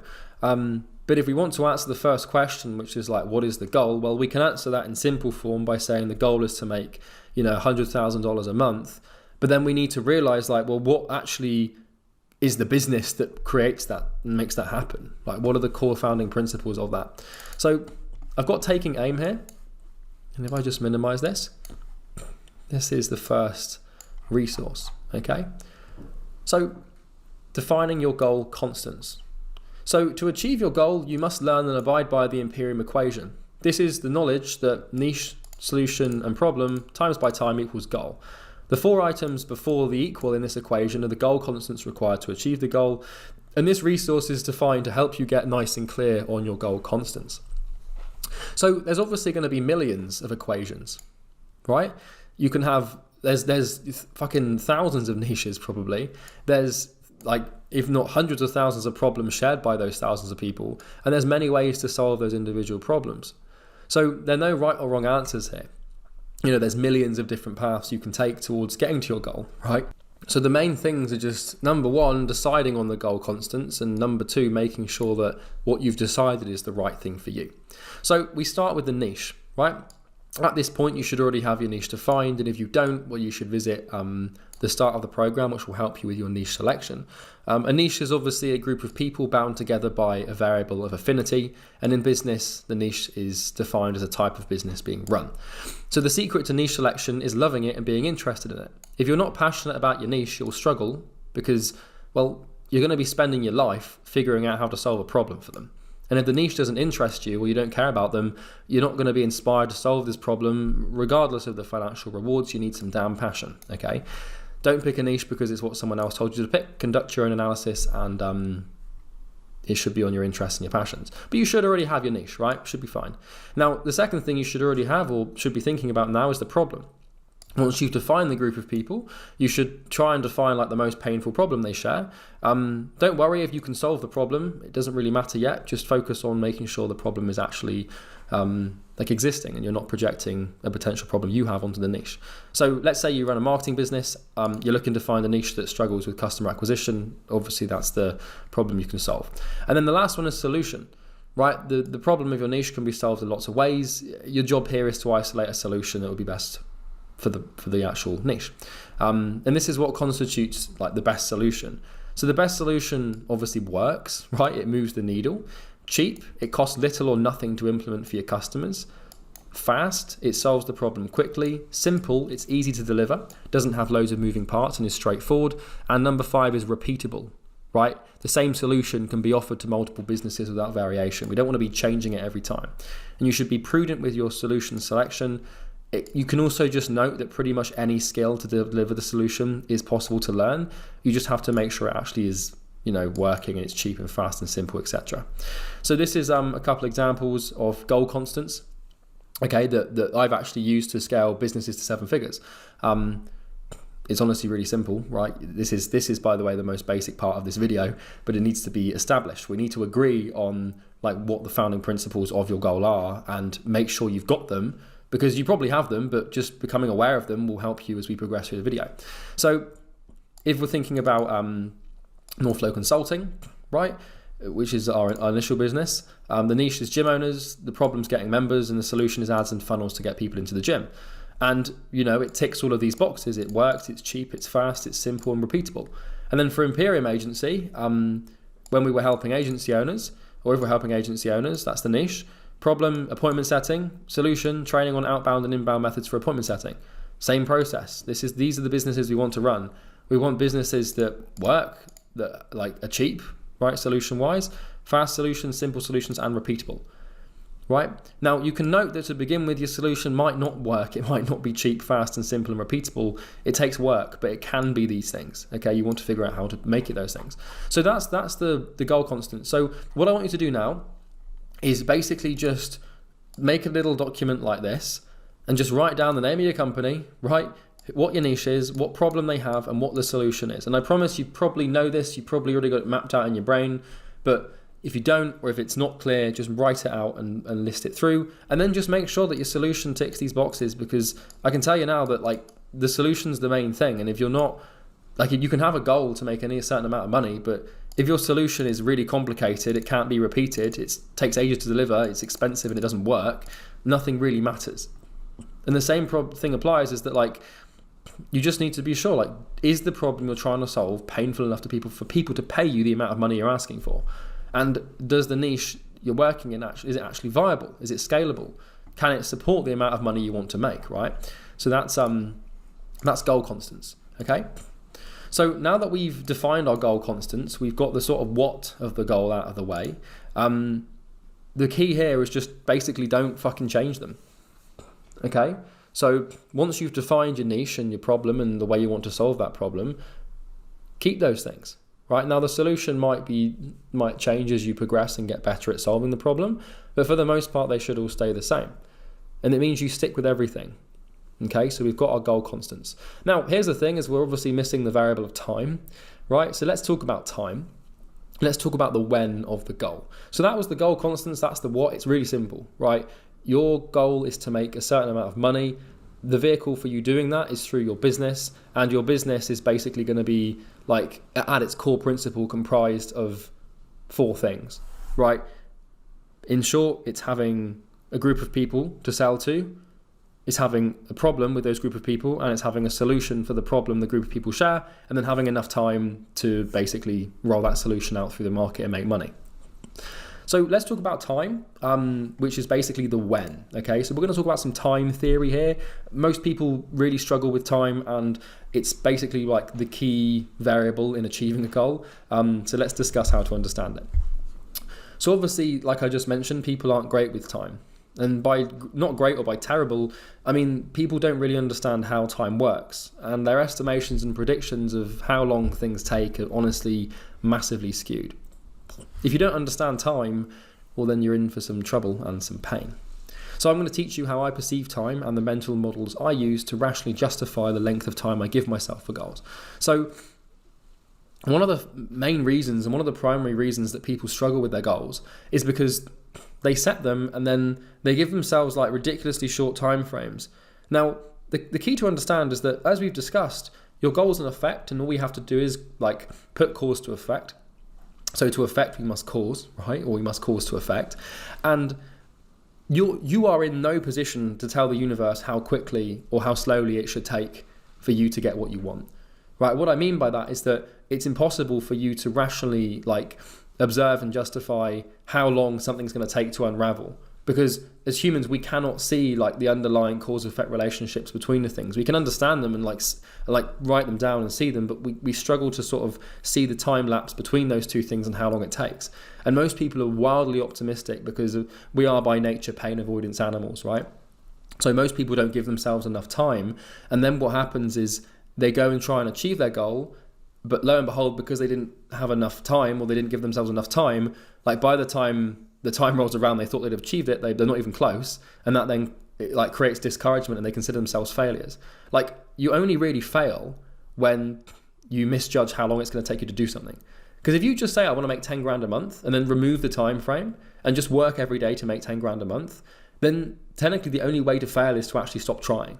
But if you say, I want to make 10 grand a month by May, and it's March, and then you've got 2 months to do it and you're making nothing, and then you get to May and you haven't made 10 grand a month, then your limbic system and your subconscious will start to build this identity of yourself as a failure, right? And we don't want to do that, and all because you were too fucking optimistic with your time. And then the knock-on effect of that is that you've just basically created this self-fulfilling feedback loop of you being the kind of person that struggles. So let's start with Stockdale's paradox, okay? So have you ever set a goal only to fall short and get discouraged and quit, or consider quitting? Well, I'm going to tell you a quick story about a bloke called James Stockdale. So this is James Stockdale. He is a renowned war hero from the Vietnam War, I believe in like 1960s, 1964 perhaps. What happened to James, or Mr. Stockdale here, is basically he was flying over, I think, a village or a town or city in Vietnam called Hanoi, I think. And what happened is his plane basically got shot down by the Vietnamese army, and he was basically like parachuting his way down to the ground. And as he was sort of going down, he looked down and he could obviously see like all of these Vietnamese troops basically with guns aimed at him. And one of his famous quotes is he said in his mind as he was flying down, you can just imagine the feeling you'd have in your stomach of just like, you're just gripping onto this parachute and you look down and you can just see the enemy, just like hundreds of them, just like ready to catch you as soon as you land. And he said to himself as he was falling down, he said, I'm leaving the world of technology and entering the world of Epictetus. And for those of you who don't know Epictetus, he's a Stoic philosopher, but this is where James Stockdale's philosophy came from. Anyway, the purpose of this story is to explain a sort of model or paradox that this guy developed as he was being held prisoner of war. So basically he was captured and he was held as a prisoner of war for a long period of time throughout the Vietnamese War, and it was pretty awful for him. Now, he did live to tell the tale, fortunately, and share his incredible knowledge and fortitude and everything and his philosophies through it. But what did Stockdale say was the biggest lesson he learned from being held as a prisoner of war? Because he said something, right? And also, why should you care as a digital business owner? Right, what's the point? Well, James Stockdale came up with this quote, and it's that the optimists die first. And this is probably one of the most important things I've learned when it comes to goal setting. So the Stockdale paradox states that optimists die first. It implies that having too much faith or confidence or optimism in your ability to achieve a goal or withstand suffering leads to a lack of achievement, or in this case, death, right? Suffering and death being the staying in a prisoner of war camp and, achieving a goal or not achieving a goal is depending on business. Now, this is a paradox, because most people think that you need extreme optimism and confidence and faith and belief to achieve your goals. However, Stockdale, who obviously experienced this firsthand, he figured out it was pretty much the opposite. This was also observed by Viktor Frankl in Auschwitz. He was held in the Nazi concentration camps and the death camps. And he basically realized that people who died the fastest were the ones who thought they were going to be rescued basically immediately. And the reason that the reason optimists die first is because they're not confronting reality, right? You want to have faith, but you also want to confront reality. So how does this actually apply to getting your goal, right? Now, don't get me wrong, you want to have levels of confidence and faith and optimism and stuff to achieve your goals, but the reason people go wrong is because they have too much faith and optimism and confidence in the time frame. So people aren't overly optimistic about what they can achieve, because humans can pretty much achieve anything if physics and nature and time allows them, right? We're pretty cool. But the problem is that people are overly optimistic about the time frame over which they can achieve the said goal. In fact, humans are pretty much overly optimistic about anything related to time, right? So if you say to someone how long is it going to take you to do this? Or, when do you think you can get this done by? Or how long is it going to take you to drive to me? The over-optimism time bias is prevalent everywhere in our lives, and we all have this tendency to be over-optimistic with how long things take. And it's imperative to your success that you release and break this time bias and realign your expectations with reality. Because we want things, and we want things now with the least amount of pain possible, and that's no different when you're thinking about your goal, the amount of money you want to make. However, you have to accept reality. So if you're making 5k a month and you think you're going to scale to 50k a month in the next 6 months with no business experience or proven systems, then you can think again, right? Likewise, if you're a beginner with no clients and want to get to 10k a month in the next 3 months, think again, right? Things take time. And the biggest mistake you can make with goals is having a time frame at all.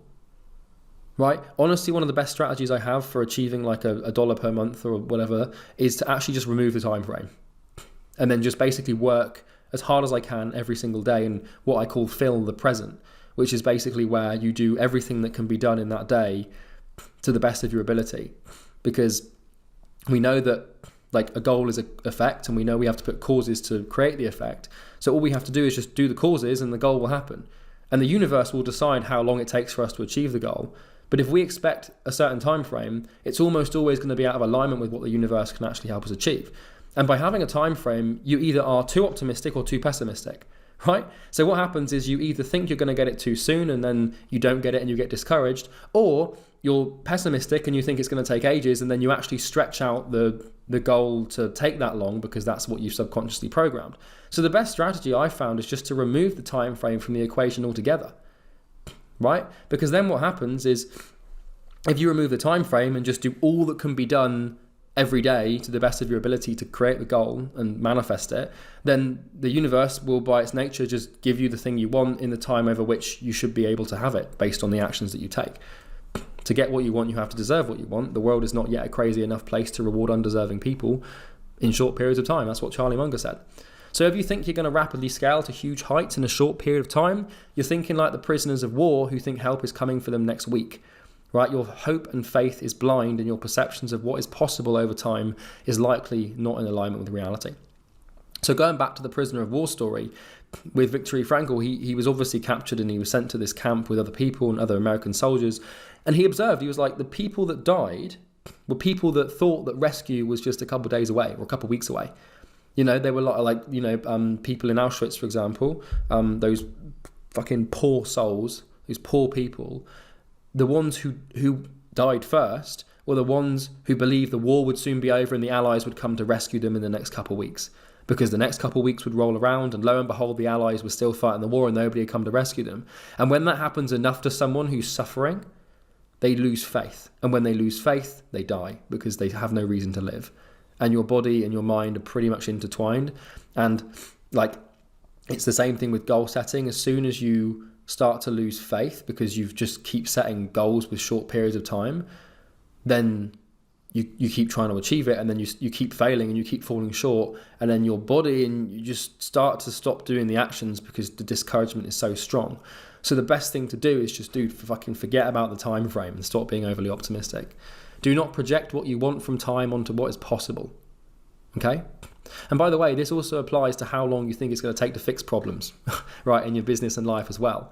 Like, if you think it's going to take like a really short period of time to, hire a sales rep, for example, well, then you're probably in for some trouble. Like the best strategy I found for anything is to be like, okay, I need a sales rep, converting it 25%. I don't say like, I need one by March. I just say I need one, and then I go and do everything I can to the best of my ability. I fill the present, which basically means doing everything I can every single day to make it happen. And then the universe will give me the sales rep when I've done enough to deserve it. But if I say I want one by March and March rolls around and I haven't got one, then I get stressed and angry and anxious, right? So the best thing to do is just forget about the time frame, man. It's like, I want to build, I want to build the system for looms by April, and it's now like January. It's like, dude, you could build that system in like 3 days if you just did the whole thing in 3 days. So don't, just do everything you can, all that can be done to the best of your ability, and let the universe decide when you get what you want, and remove all expectations of time. Now, there are obviously exceptions to this. You can speed up the process, right, of manifesting your goal into reality. You can get what you want quickly, but it only really helps if you have a lot of experience and know what you're doing. So here's an example, right? So right now, as of me recording this, Imperium does about $195,000. Well, this is the truth. Like in the last 30 days, we signed around, I think 29 clients at around $7,000, which means that we've made about 200 grand in the last in the last month. But it took us, we started this thing about 13 months ago. So that's obviously pretty crazy, right? Going from zero to like a multi-7-figure run rate in just over a year. But the thing is like the reason that we've been able to do that is because Bo and I have 10 years of collective experience in digital business and consulting. Prior to starting this business, I've already conducted 1,600 discovery calls, and Bo's been operating at 7 figures and doing shit like that and building funnels and ads and stuff. So you can get what you want really quickly if you've already done it, right? And you're just sort of repeating it somewhere else. But if you're starting from scratch, it's going from complete novice and complete beginner to 200K a month in 13 months just isn't possible. And Bo and I didn't even set the goal of, multi-7 figures after the first year. We just said, right, we want to get Imperium, we want to scale it as far as we can. Could be like 8 figures. We're not going to be like, we want 8 figures by this time. We're just going to do everything we can do every day, all day, every day to the best of our ability. And then the universe will start to reward you. Like imagine if we said in 12 months we want Imperium to be making 80 grand a month, right? We would have probably got there, and then we would have fallen short by, an extra 110,000, 120,000. So another example, right? When I started my first marketing agency, I went from $0 a month to $10,000 a month within the first 6 months. But prior to starting, I had 6 months of cold calling experience. I'd read over 100 books on sales and digital marketing. And I'd also sought out a couple of 7-figure mentors who were already doing what I wanted to do. And, I also had this, and still have this disgusting work ethic, right? So I don't think that just because Bo and I have done this, or because I went from 0 to 10K a month really quickly, that, that's what you're going to be able to do, because you have to sort of look at the conditions on which your life sits. Look at yourself, rationally observe yourself, take yourself out to the third person as if you're playing video games, and look at your skills, right? Look at your character traits and your belief systems and your skill sets and who you are as a person and what you have going for you and what you have behind you in terms of business acumen. And if you haven't got a lot, it's okay, right? It's fine. If you've got a lot, then it makes sense to try and expect more quicker. But if you haven't got a lot, then expect less, right? And just align your expectations with reality. I promise. This is this is contrary to what everyone else will tell you to do, because everyone else is going to tell you that you should set these huge lofty goals and give yourself short periods of time to achieve them. But what I'm telling you is that you can't control this, the universe, right? You have no say in how quickly you can get what you want. You just have to give it your best shot and do all that can be done and just learn as much as you can. and it will give it to you. And that's what I'm saying is just, look at yourself honestly. I'm not trying to discourage you. I'm just trying to ground you in reality so you don't get discouraged when your deluded optimistic time frame doesn't bring your goal to fruition. And it could happen quickly. Don't get me wrong. You could strike gold. You could have like with this program, for example, you could be in a great niche. They could have a really painful problem. You could have you could already know how to solve it. And then you just need to like we've had it before with people with the program where they're doing nothing and they've got a decent sort of set of skills and a decent goal constants, and then they apply the program and then they go from 0 to 50 grand a month in 3 or 4 months, right? It happens, but it's rare and it only happens because of their preconditions. So another model is to take the time frame that you want to achieve it by and just multiply it by 2 or 3 or 4 times. But the best thing to do is just remove the time frame. And this is why it's important to do, because of something called goal constant depth, right? So now what I'm going to do is actually talk to you about why this is important. Why do we want to stop being overly optimistic, and why do we actually want to remove the pressure of time altogether? Well, it's because of this thing here, goal constant depth. So I want you to look at these 3 boxes and these 3 lines, okay? And so these denote the niche, the problem, and the solution, right? Our goal constants. This is how this all ties in. And goal constant depth is the single most important thing you need to have to achieve your goal. And what I mean by this is it's basically the depth of understanding you have around your goal constants, right? So I want you to look at this and just visualize this for me. So what we can see on the right here is we've sort of got this this graph that denotes the depth of something. And I want you to think about this being depth of understanding. Okay, so when it comes to your goal constants and how easily you can achieve your goal, the 3 most important things to understand are your niche, right? The problem the niche has and the nature of that problem and how to solve that problem for them. Now, you do need more things, right? So you also need to understand how business works, how appointment setting works, how sales works. However, that's exactly what this program is designed to give you.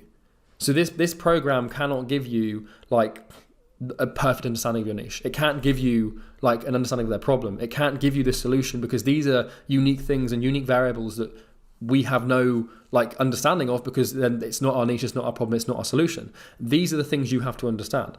The depth of understanding that you need around the skills in business and appointment setting and sales and marketing and team building and systems, that's the programs for that. And you don't have to worry about that stuff because it's all covered in the videos in this program, as you'll see later on. One of these examples is the depth of understanding you have about mindset and how your personal psychology works. And that's what this module's for. But you need to understand these things deeply, because the depth of understanding you have will determine how easily you can achieve your goal.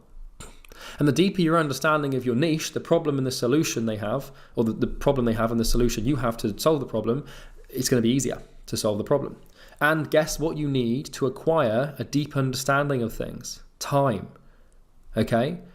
So it takes years to really understand a niche. It takes years to really understand their problem, and it takes years to really understand their solution, right? Or the solution that you need to build. Now, don't get me wrong, you can start a business and you can get clients immediately. But if you want to build real solid, multi-7-figure businesses, it takes a long fucking time, right?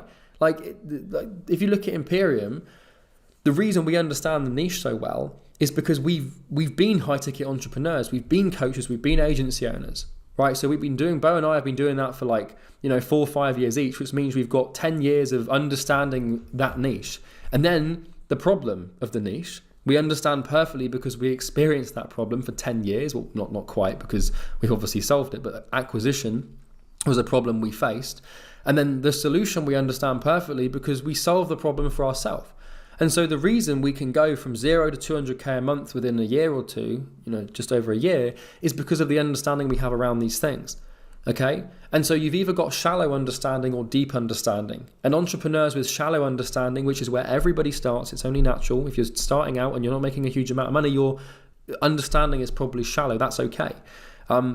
If you're a bit further down the line, you might be sort of in the middle, or you might be deeper, right? It doesn't really, it's going to depend on how much work you've done.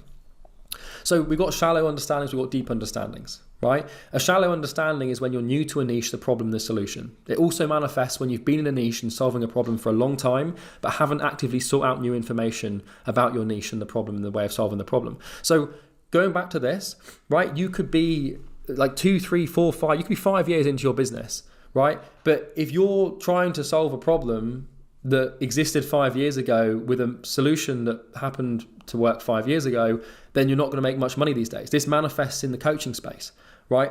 We've got coaches and people that have built programs that, you know, they built 3 years ago and they haven't sought out or acquired new information since. You know, a deep understanding is when you've stuck to a niche and their problem for a long time, right? A long time is like years and years of work. Right. The key to understanding this mindset training is that this building a business of good infrastructure and something that builds value takes years of work. Like I'm talking like 3, 4, 5, 6, 7 years of work. You know, you have to come to terms with this. Instant gratification does not work in business. It doesn't exist in business. You know, you have to just sit down at your desk for, 8 to 12 hours a day and focus for 5 to 6 or 6 days a week for years on end before you can start to build things of value. And I can tell you that because it's exactly what I've done, right? You can start making quick money immediately with coaching and consulting and other high ticket stuff. However, if you want to build it for the long term, it takes a long time, right? And bear in mind that the level of your goal will reflect the level of your understanding you need, right? You don't need to be an extreme expert with really deep understandings just to hit 10K a month, but you better be deeper than just shallow. So going back to this, right, if I come out here, you don't need to be all the way down here to make 10 grand a month, right? Like this, like real deep down. And the truth is that there's no sort of cap. It just keeps going deeper and deeper and deeper and deeper, right? And the deeper you go, the longer you're in it, the more you understand it, the more money you make. But like when you start out, the first 0 to 6 months, first year, really, you're just going to be chilling up here.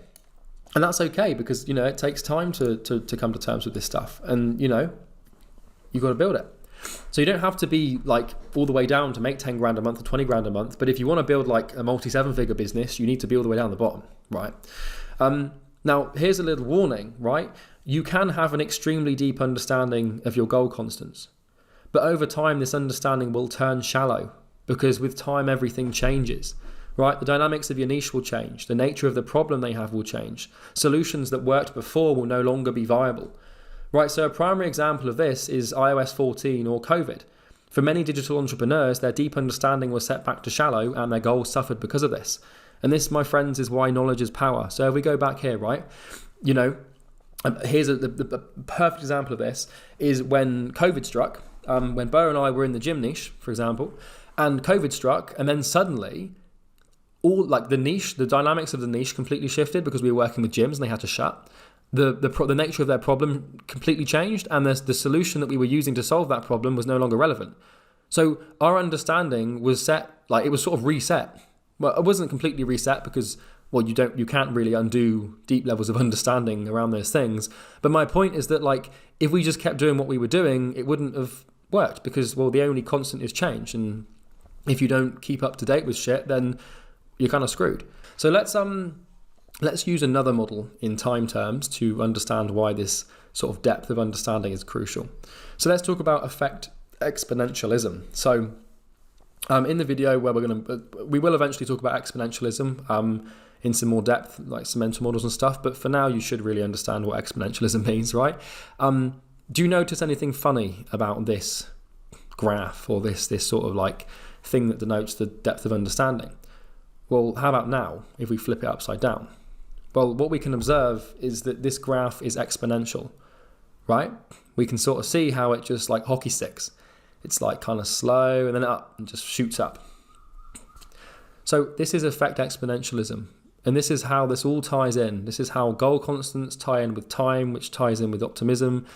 So over time, effects will compound, right? And what that basically means is that like the extremity of the effect you can achieve is great, like becomes greater with time. So the more you do, like let's take outreach, for example. If you send 100 emails a day for a year, then a year from now, you'll get far more positive replies because of all the feedback you've received to improve that system. And also, someone might reply to you today from an email you sent them 6 months ago. And so if you're measuring like the effect of how many meetings you can book, well, then the best thing to do is just to give the system loads and loads of time, because you can start gathering metrics and feedback to improve the system. And that's how we build compounding knowledge. And that's how effects compound. So knowledge compounds, right? Now, yeah, basically it says there, do you want to know what else compounds, which is knowledge, of course. So as you learn more about your goal constants, your depth of understanding rapidly increases. And this is exponential, because in the beginning, you have to acquire a lot of knowledge to build even the most basic understanding of your chosen goal constants. So the problem here is that most people expect and want quick results, and these obviously don't exist in business. And the yellow box is where most people give up, okay? The first stages of your goal acquisition are the hardest. They're the least rewarding and also the longest, right? So when you put this concoction together of like something being really hard, not giving you anything back, and also taking ages and loads of pain, it sort of makes for quitting. However, I've given you the remedy for this, because if you understand that this shit, like just by understanding this alone and understanding that it takes time, and by not giving yourself like a stupid over-optimistic time frame, you're far less likely to quit. Because my job with this video, the key is for me just to make you realize that you just have to keep going, right? You just have to define your goal constants, figure out what you want, set your goal, figure out why you want it and everything and how you're going to achieve it, and then just don't stop doing that. And the reason that you're going to quit is because it's taking longer than you're expecting and it's just painful. So what we can observe in the green box is that after the longest period of time, the understanding spikes significantly and reaches a peak.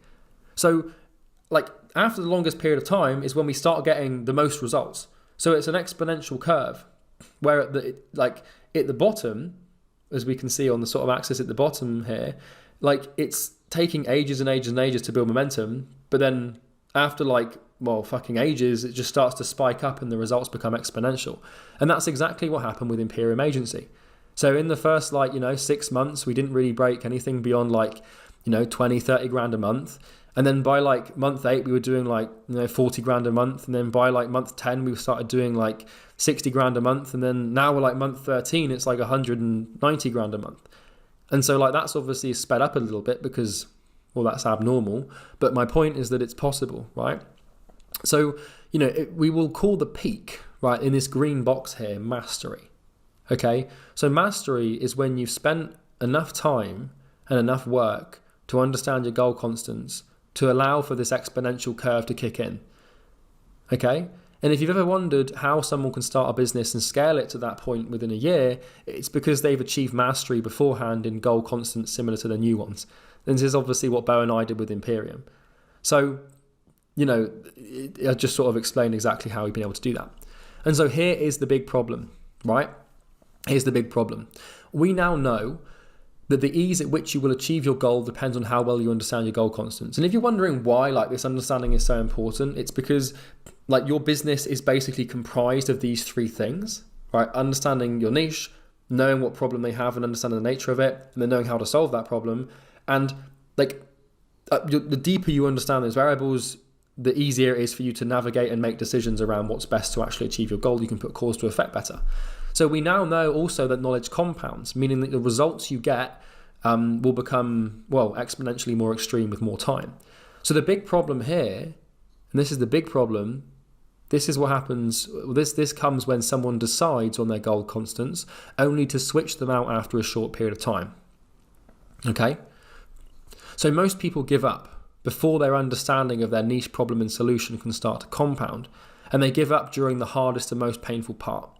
So the reason people switch niche is because what they're doing is simply too difficult, or they run into a problem they feel like they cannot solve, right? So if you're figuring out how to deliver coaching for people in, health coaching or something, and you're running into this problem where you can't seem to get people to pay high ticket, and then you think, do you know what, maybe I should just try this niche instead because maybe they'll pay high ticket. That's why people give up, is because they run into a problem that becomes too painful to solve, or they believe it can't be solved.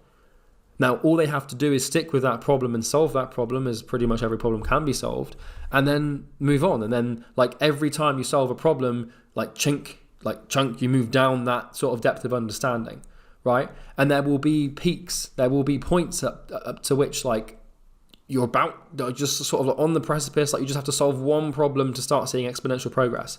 Because like where we are here, you know, with this point here, like if you can make it to like here, like just here, then everything's like boom, like everything, you just sort of fly down here really fucking quickly, and then you start making a shitload of money. So like, you know, as you're building your solution in the early stages, it feels like, you know, you're making some progress, but the progress is so slow and so excruciating. And then ironically, what happens is like, there's a really painful problem around like at this point right here, which could be like, you know, tracking for e-com businesses, or it could be anything. You probably are aware what the problem might be right now. And then you're just like, oh, I just can't seem to do it. And then like, so what you do is you think, oh, I'll try this solution instead. And then you reset back to here. And then with that new solution, you move forward and forward and forward and forward. And then you get to here. And then there's a really difficult problem, a really thorny one that you can't overcome. You're like, no, I'll just try this one instead. And then and most people's, like most entrepreneurs, like careers just look like this. Like, and it doesn't have to be the solution. It could be the problem. So they're like, oh, I'm trying to solve this problem for this niche. And then like it's like, oh, I just can't figure out this lead quality thing for them, or I just can't figure out how to get them to fix their mindset. It's just too much of a problem. I'll just try this one instead. And then and like the problem is you'll notice that like the amount of money you can make is congruent with the depth of understanding you have. So the reason most people are constantly plateaued at a certain amount of money is because they only ever reach a certain amount of understanding, which is like here. You know, they're like, oh, I'm going to pick this solution. They're like, oh, this is painful chunk. And like, because you're doing all this work, like this point here requires like the most work and the most pain for the least amount of reward. So your limbic system in this motion here is like, what the actual fuck are you doing? Like, this is horrible. I can't like justify doing this. But then all you have to do is just remember this graph. And when it feels like it's most painful, it's when you're about to just completely fly down the ranks here. And I tell you what, man, like, when you just like jump over to this point here and you just start flying down, it's the best feeling in the world. Like nothing is more gratifying and rewarding than knowing that you gave this thing some time and stuck it out. But what will happen is like the opportunity and pain are pretty much synonymous. So the point at which you are in the most pain is the point at which you're about to just completely break down a new level and fly down to the bottom, and your depth of understanding will just compound, and then you can just make as much money as you want, basically. So you have to understand that these things take time. And so like this is obviously like niche hopping, right? This is the nature of it. It's the grass being greener. It's when the person offering coaching to like help, it's like the person offering the person offering coaching to agency owners decides to suddenly switch to gym owners. Right, and they just make that decision to switch because agency owners are too difficult to work with or whatever, and then they completely reset their understanding, and then they just go back to square one. Now, there are times where it does make strategic business sense to switch niche or change solution or change problem. So, for example, like when COVID hit, Bo and I had no choice but to move towards the solution, right? Like we had to change the solution. The problem had shifted, the niche had shifted. Another example of this is with Imperium Agency. When I'm recording this right now, we work predominantly with agency owners. However, that niche and that market is only so big, and we're scaling pretty quickly. And we're thinking, well, okay, this doesn't have like huge amounts of longevity. We can start thinking about switching towards coaches and consultants, which is exactly what we're thinking about doing. And like, we're not resetting our like solution and niche and stuff because it's easier. We're doing it because it makes strategic business sense, because we're going to exhaust the market soon, right? Now, that's not going to happen anytime soon. Like, there are so many agency owners in this market that we could work with. However, like, we have to start thinking about these things, like what is more scalable, what makes more strategic business sense, who can afford higher ticket prices and such. And so there is a time and a place to reset and switch, right? However, because we understand like the coaching space better than anyone else, we can make that switch and it won't be difficult at all. So this is just a graph I drew up. It's pretty untidy, I know, but I did freehand this with my mouse. It's not the best, but like the principle is the same. You can sort of see like the blue denotes the understanding of goal constants, and the purple denotes the amount of money. And like what we can observe is that like here is just pure pain, because we're doing lots of work and not making any money, but then suddenly like something happens and we solve one problem and then it unlocks the key to everything. And this is where most people give up, right? Every time you switch goal constants, you reset your progress to 0. In other words, you don't give your understanding enough time to compound. So most people who keep switching around from niche to niche or problem to problem or solution to solution, they build an understanding and then like they find it too difficult and then they switch and they go back and it just creates all this stupidity, right? And then they understand like a lot, like they understand a little about a lot, right? And you can't do much with that basically. So you must give your niche, your problem and your solution time, right? Remember the equation, it's n plus p plus s to the power of time, right? Time, switch time back out. And you know, if you switch them out at the, like, if you just decide like one day, like, oh, do you know what, this niche, like I just don't think it's working, or like this problem, it's just like really annoying, or I can't really do this solution anymore, I just want to try this instead. If you switch them out, then you're going to be resetting yourself back to 0. So the most important thing to remember is this here, right? It takes time, it's painful, it takes years and years and years and years and years, and you get down here and it's just so excruciating, and you can't, like, you're blind to what's going to happen next, because all you've seen in the last like 6 to 12 to 18 to 24 months is just slow progress and pain.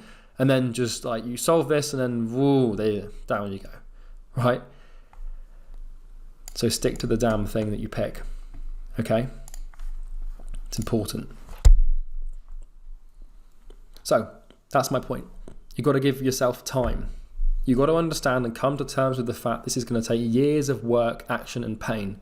The best thing you can do right now is come to terms with the fact that this is going to take time, right? You might, that probably disappoints you. You're probably feeling some negative emotion. You probably don't want to believe me. You probably think it doesn't apply to you, right? Your subconscious right now is probably conjuring up emotions or thoughts or beliefs or feelings that try to disagree with this statement, because it wants it immediately, it wants it now. And deep down, it probably wants you to fail. Your brain's very good in knowing what you should do and what you shouldn't do based on what you want. And what I mean by that is it knows you really well. So it knows that, like, by setting a really drastic, over-optimistic time frame, that you're going to get discouraged. And so by actually like having an over-optimistic time frame, you're inadvertently self-sabotaging. And I wouldn't be surprised if that's an unconscious thing that you're doing. So the key to building your dream life is to let go of time frames, because your goals will change over time as you continue to transcend yourself. This is the other thing as well. Like you can't, like, we can't, like, human beings don't understand exponentialism against time. Like, time is not linear, like effects are not linear, they compound over time. And like, if you just think like, oh yeah, I'm going to have like this in 2 years, like it could be 2 years and 1 month is what you needed. That last month is where that shit could have just gone completely exponential. Like if you're like, I want to get to 100k a month in a year, it's like, well, maybe it takes like, maybe it would have just taken you like a year and 3 months. And like the first year is that sort of like, you know, long end of that tail where it's just really slow growth. And then the last 3 months is where it all takes off. But because you think it's going to take a year, you don't give it the extra time. So remember, you have to fill the present, right? What that means is each day is an opportunity to put causes into motion that contribute towards the effect you want. It is your duty and your job every single day to define those actions and to complete them to the best of your ability. And we'll talk about what those actions are later. But you have to do it, and you have to do it without the expectation of how long it's going to take for those causes to manifest into an effect. So you wake up, you look at what you've got to do, you make sure that what you're doing is in alignment with what you want, right? So outreach, sales, calls, team building, system building, whatever it might be. And you squeeze as much as you can. You don't overdo it, but you don't procrastinate. You do everything that you can do today to achieve your goal every single day for years on end without any expectation of when you're going to get what you want, because you can never predict it. Okay, so now I'm going to reveal how to find the drive that will motivate you to achieve your goal. So like obviously now we just had a bit of a chat about that time and like what your goal is and what it comprises of and like what you need to understand to like achieve the goal and everything. But why do we want to achieve them, right? Now this is one of the most profound things and one of the most profound questions a human being can understand and can do. And I'm going to share it with you now, because understanding why you want your goal is to understand the goal itself. So now we're going to talk about discovering your drive vacuums. And this is going to completely, this thing, when I did this myself, I was like, holy shit. Like, you have to realize that like the surface level of the goal, that sort of like amount of money that you want to make, that's not really the goal at all. Because where the hell does that number come from? Right? What have you thought it through? Have you critically sat down and decided no, all of these sort of like desires and ambitions that we have that move us towards a trajectory, or that put us on a trajectory to achieve a future, like the number is a tangible way for our brain to decide what we want, but what that number represents is what's really important. And we want to uncover the motivation behind the number, because it allows us to understand the nature of why we want what we want, and that allows us to align our efforts. And I promise this will be the most useful thing you do. So let's hop into discovering your drive vacuums. So don't be afraid by the weird words or strange name. All of this will make sense in just a second. So let's sort of talk about your drive vacuums and what a drive vacuum actually is first of all. So a drive vacuum is basically like, it's the thing that's underneath the goals we've discussed, and let's talk about it now. So at a first glance, your goal will seem simple, it will seem direct, and it will seem straightforward. But you've got to recognize that your financial goal is not really a goal, it's not really what you want, and it's actually not what you're working for at all. Goals reveal drives, okay? And by drive, I mean subconscious thing, right? Like it's a subconscious directive. Like it's a subconscious instruction that is putting our body into motion to achieve something that we want. So drives help us understand ourselves. Once you've stripped this dollar per month number, or euro per month number, or pound per month number, once you stripped it down to the purest and most fundamental reason you want to grow your business, we have your drive. And this is the most enlightening thing a human can do. Because once you bring this reason to your consciousness, you can use it every day to fuel your discipline and transformation, and bring even more order to the chaos surrounding life. This is how we figure out why you do what you do, and most importantly, why you're putting yourself through all the fucking pain in the first place. Because in case you hadn't noticed, building a business and trying to achieve a goal is pretty fucking painful. It hurts, man. Like it's not an easy thing to do. However, we have to offset that pain and that suffering against a really solid reason. As Nietzsche said, he who has a why can bear almost any how. And if you haven't like consciously justified the why, then you're going to never consciously justify the work, right? So subconsciously, your subconscious knows what you want, but until you come to terms with like knowing exactly what that is, like in your cognitive mind, consciously thinking about it and visualizing it, then when it comes to actually doing the work, it's going to be really hard because you don't necessarily see a reason. So let's discover your drive vacuums, and I want you to do this now. So don't put this off. We cannot proceed without you doing this. So here's what I want you to do. Right, I want you to do this right now. So there's instructions on the screen. Pause the video, and please, for the love of God, do not continue until you've done this. You might think, oh yeah, fuck that. It's just, this is some stupid hippie psychology stuff. Like I just want to learn about looms and I can't be bothered. I promise, like you need to do this. So number 1, get a blank sheet of paper and a pen and write down 5 bullet points. Right? Next to number 1, put down your desired monthly revenue for your business. Number 2, I want you to ask yourself why you want this number, right? Write it down next to number 2. And then step number 3 is I want you to ask yourself why you want the thing in number 2. And then for number 4, you ask yourself why you want the thing in number 3. And you just keep going, right? You keep going again and again until you get to the bottom of why you want this damn money. So 5 might be enough, but you might need to ask why 10 times or 15 times. Right? This will take thought, and it will take concentration, and it will not come naturally to you to begin with. Do not be surprised if it takes you over an hour, but I promise it will be worth it.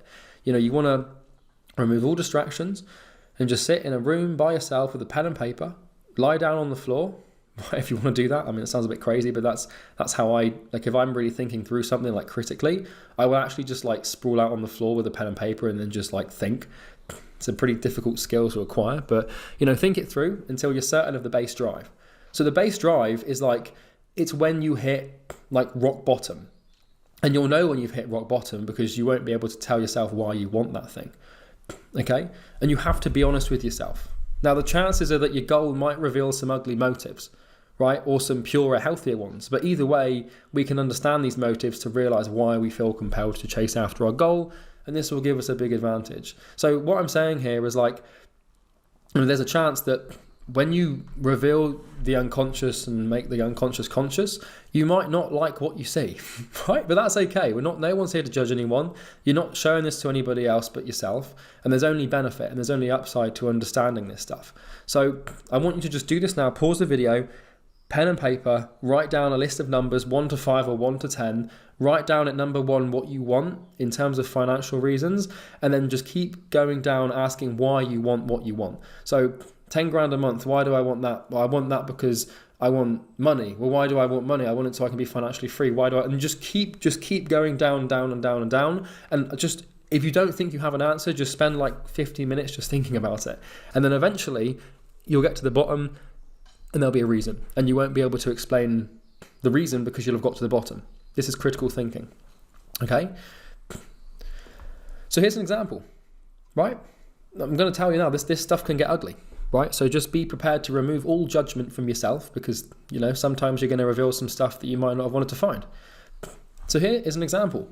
And this is honestly like what this shit can look like. I'm not even joking, right? So the goal could be, I want to make $20,000 per month. And then you'd say, well, why? Why do you want $20,000 a month? And it would be because you want more money.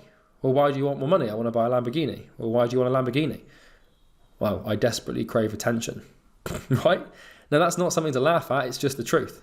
Because most people that buy expensive cars, it's usually for a reason that isn't as pure as they would want it to be. And there's no judgment, and it might not always be the case that someone who buys an expensive car does it because of this, but for the most part, someone that's making nothing and wants to buy a Lamborghini, it's probably because they want to seem like the person that makes a lot of money. So the why would be, I want attention, and then the why to that, why do you desperately crave attention? Well, growing up, your parents didn't give you enough attention. So the goal, right? So you can't really answer that well, why didn't my parents give me enough attention? You enter some fucking Freudian shit if you go down that route. But you can't really answer. That's the base reason as to why. So the goal here is to satisfy an unconscious craving for attention to fill a hole from your childhood. Right? So we took this all the way down from the top to the bottom. So you have to do this because you have to come to terms with why you're working. And so sometimes you'll find your reason and it will make you uncomfortable. And, sometimes it makes perfect sense. And I would almost recommend, if you get to the bottom and it looks like this, I would recommend seeking out a therapist to help you with navigating this because, you might want the Lamborghini, but well, why? It's a similar thing to why does someone want to lose weight? Well, maybe they were bullied for their weight as a child, right? And that created real pain, and now that manifests into their goal of wanting to lose weight. So the way this works is it's the adult self is built and designed to care for the child self. So who you were most of these problems will manifest from childhood or your years as a teenager. Okay, so here's an example number 2. I want to make $10,000 per month. Why do you want to make that? Because I want to quit my job. Why? Because I hate my job. Why? Because I hate being told what to do. Why? Because it makes me uncomfortable to know that someone can exercise power over me and determine the quality of my life. Okay, well, you could go further and say, well, why does it make you uncomfortable? But we can observe here that the goal is to take control over the life. Okay, so here's mine, right? In case you're wondering, we can get deep here. This was my initial goal. So my initial goal was to make £8,334 per month, because if you times that by 12, you get exactly 100,000 a year, right? And I hit it, and it was cool. But why do I want to make that money? It was because I want to make 6 figures a year. And why did I want to make 6 figures a year? Well, it's because I didn't want to have to go down the route of getting a 9 to 5. And it's why didn't I want to get a 9 to 5? Well, it was because being average really scared me. Well, why does being average scare you? Well, it's because you've got some base level narcissism, Charlie, right? I realized this. I was you have to understand yourself, because if you don't, you don't know why you're working. It's never just to make the money and get the thing. And coming to terms with this stuff is ridiculously powerful. I have some base level narcissism in my personality that rejects mediocrity and needs to be channeled. And the goal was to escape, right? The goal was to escape a life that didn't align with my sense of self. And that's really powerful shit. So I tell you, if you dig deep enough, you will find stuff that you don't want to find. And that's okay. But digging these things out and rooting them up is actually the healthiest thing you can do, because, well, it allows you to come to terms with it. And coming to terms with it is pretty cool. So understand that we don't create goals to move towards a better future. We create them to move away from a painful current present. And goals are a mechanism of faith used to soothe our current pain and give us hope there is a better future. So the way in case you're wondering, the way your subconscious and the way your brain deals with this shit that you've had to withstand either in your childhood or whatever, it deals with it by setting a goal, and then like the goal becomes the order to the chaos. And we talked about this earlier. So another example of this, I can give you another personal example. When I was growing up, when I was going through my sort of adolescent years of like, as a teenager from like 13 to like, 17, I was really bad with women and I got no female attention, and that made me really insecure. And so what happened when I was 18 is I started to feel this just drive, this sense of just like real purpose, of real sort of like discipline to build a business and make money. And I didn't analyze it at the time, but it wasn't until like only in the last couple of years that I look back and I thought, well, why did I have that drive? Why did I want to make, $100,000 a year? And when I dug down and when I started asking why, I was like I did this, and there might be an example in a second, but I was like, it's the same principle. Like, why do I want to make, $100,000 a year? And I had you'll have multiple of these. So like one of them was I was scared of being average, but the other was women. And I was like, well, I want to buy like a nice car and have a cool flat and, have all this shit. I was like, well, why do I want that? And then I was like, because I want a girlfriend. Well, why do I want a girlfriend? Well, look, that's pretty straightforward. It's so that you can, so that your limbic system knows it can produce offspring. And, that's just how most guys are wired. And I can't speak for everyone, but that's how I was wired. And then I was like, well, why do I want that? And I was like, because I was always rejected by girls. And so what was happening is as I was becoming an adult, my subconscious mind was starting to set goals that allowed me to take care of the child within. And so by achieving the goal, the drive vacuum, right? The reason it's called a vacuum is because it's the way a Hoover works. It's like emptied out, if that makes sense. Like the vacuum is created because there's a hole that needs to be filled, right? The goal, when you hit the goal, the space in your life that you're trying to fill, the pain you're trying to soothe, is soothed by achieving the goal. And so if you're wondering why you've got this strange sense of motivation, it's probably because of something that happened to you. Or it could be another one, for example, you could have a more, I'm not going to look at this in sort of like a positive or negative light. There's no such thing as a positive or negative drive. It is what it is. So another drive that would potentially be deemed more positive in other people's eyes would be like, I've got an upcoming, like my child's going to be born in 9 months and my family's totally broken. We've got no money. And I don't want my child to have the life that I had. Something like that, for example. And then fuck, dude, you're working for your unborn child. Like you're going to pull your finger out and really get into it. Okay. So we understand this, that goals are subconscious manifestations of pain avoidance. They're aligned with our deepest fears, traits, needs, and desires. So if you've got a goal, it's not because you've cognitively, consciously thought of it and just produced it. That shit's coming from somewhere down deep.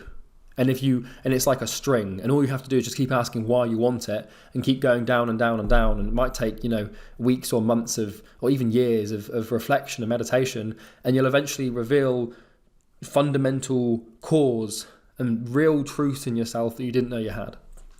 And understanding these traits and fears and stuff and all the desires, it equips us with a knowledge that gives us a huge advantage, because they allow us to avoid a crucial mistake. So the reason that we want to dig all this stuff out, and the reason we want to understand why, is because it helps us understand ourselves, which means that look at it like this. In business, it's you versus yourself. What that means is that you are the enemy, right? There's a part of you that is going to self-sabotage. And if the better you understand yourself, the better you understand your enemy. Okay? And so the more of this shit you can pull up and understand, and the more of this stuff that's unconscious you can bring to your consciousness, the more you know what you're up against or what you have going in your favor to push you towards the goal. Okay? So they also allow us to avoid a pretty crucial mistake, which is obviously what happens when you get the goal. Because if we've got a vacuum and we fill that like a dry vacuum, an unconscious hole to fill, and we fill that hole by achieving the goal, then all of the motivation and all of the desire and all of the incentive and the drive forward to achieve that thing is just suddenly stripped out from beneath us. And so when that happens, it's like, well, what's left? Well, as we know, these are the dangers of dry vacuums. As we know, goals are subconscious manifestations of desire that have root in a fear, trait, or desire, which is actually usually multiple fears or desires. And we call these fears or desires drive vacuums. And these drives come from our childhood because we typically lacked something.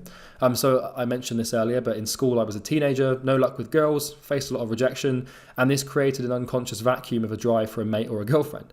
So, we can see how, because I didn't have what I needed biologically throughout those teenage years, when I started becoming an adult, my subconscious kind of had no choice. And this won't happen every time. Like, some people become fucking incels, stuff like that. No judgment, but it can go all sorts of different directions. But I was fortunate that it became like a positive thing and started to drive me towards getting what I wanted. And upon reflection, with the advantage of maturity in retrospect, if I'm being honest, when assessing my motivations for starting my business, the drive for attention from women was at the forefront of my drive vacuums. And I'm not ashamed to admit that. That was what got me started. The reason I wanted to start, and now I'm looking at it, the reason I wanted to make that money was because I wanted female attention. And I started my first business out of self-hate and anger. And that's not even an exaggeration. I really didn't like myself. I was angry at the world, and I was just a loser. I was just this skinny kid with a video game addiction, with no real prospects for anything. And then I was like, oh, but I've got so much potential. I could be more than that. And then that all manifested into this, who I am now. And I've been able to work through all that stuff with a therapist. It's pretty deep stuff to work through, but sometimes the most profitable thing you can do is therapy. Now, here's where this creates a problem. So eventually I made my, 100 grand a year, right? It felt great. And I ended up getting loads of dates and, having a great time. School teenage me definitely loved it, right? But once I'd filled this drive vacuum, my motivation for work completely dropped, and I ended up regressing way back. It was like my subconscious had just said mission accomplished and signed out, right? So this is the danger. This is the downside of drive vacuums, because right now they work in your favor because they push you. But as soon as you fill that hole, and as soon as that vacuum is filled, right, as soon as that unconscious desire or that unconscious fear or whatever it might be is sort of checked off, well, then all of the drive that you had is just gone. Because what was driving you was that vacuum, that thing that had nothing in it, and now you've put something in it, it doesn't drive you anymore. It's kind of just imagine a drive vacuum is just like an empty stomach, right? It just makes your body move towards achieving the goal of eating something, and then once you've eaten something, it doesn't need anything until it gets hungry again, but that kind of doesn't happen with dry vacuums. So that's the problem. Well, what do we do about this? The moral of the story is that, well, your dry vacuums will get you your goal, but they won't help you beyond that. Understanding why you're putting yourself through the pain of going after your goal is helpful, but once you have the physical item you wanted, once you have the tangible thing like the money or the car or the travel or the financial freedom, your motivation to continue driving forward and making progress as a human will diminish. And that creates fucking pain, right? Because what happens is when you see personal progress, you get addicted to it. And let's say you go from 0 to 10K a month because you want female attention, right? You get 10K a month, you get female attention. Now your dry vacuum is gone. However, you've gone from 0 to 10 grand a month, and now you've got this sense of identity where you're an entrepreneur and you're the type of person that grows yourself. But now all of your motivation to grow yourself is stripped of you because you've achieved the goal. So now you've got this cognitive dissonance between wanting to do more because it's your identity and it's what you've become, but not having the motivation to do it creates pain, right? I've been there too many times and I can speak from experience. This is deep psychological shit that no one talks about, man. Like nobody even knows this stuff exists. It's just taken me a long time to suss it out. So, this is why on this fourth bullet point here, this is why people stagnate and get stuck. They hit a goal, but then they lose the drive and the work ethic that got them there because the unconscious has filled the drive vacuums it wanted to fill and the motivation is gone. If a subconscious drive is powerful enough, the human will figure out how to fulfill it. This, of course, is a simplification of the human condition and why we do things. After all, it's a model, like models are simplifications. But I've observed this in myself. I've observed it in countless entrepreneurs and other friends of mine. And I've read more books on psychology than I can actually count. It's quite embarrassing how many books I've read on psychology. It's ridiculous. But this is the sum of it. And so if you're already making good money and feel comfortable, then your past and current stagnation is nothing but a byproduct of no longer having the subconscious drives that pushed you in the first place. So what happens here? So you're going to be in two positions. You're either really motivated and you've got this pain, right? Because this is really the main sort of indication of having a drive vacuum is pain.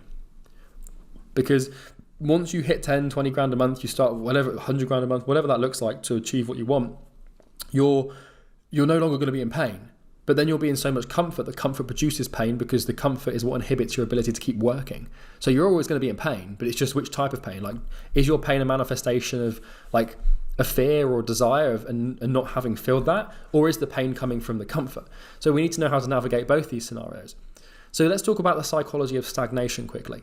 So understanding that your drive vacuums will give you the drive to achieve your goal is important, but knowing that there is a strong danger is important as well. So once you achieve your goal and satisfy the drive vacuums, your behavior will revert and you will either regress or do just enough to maintain but not grow.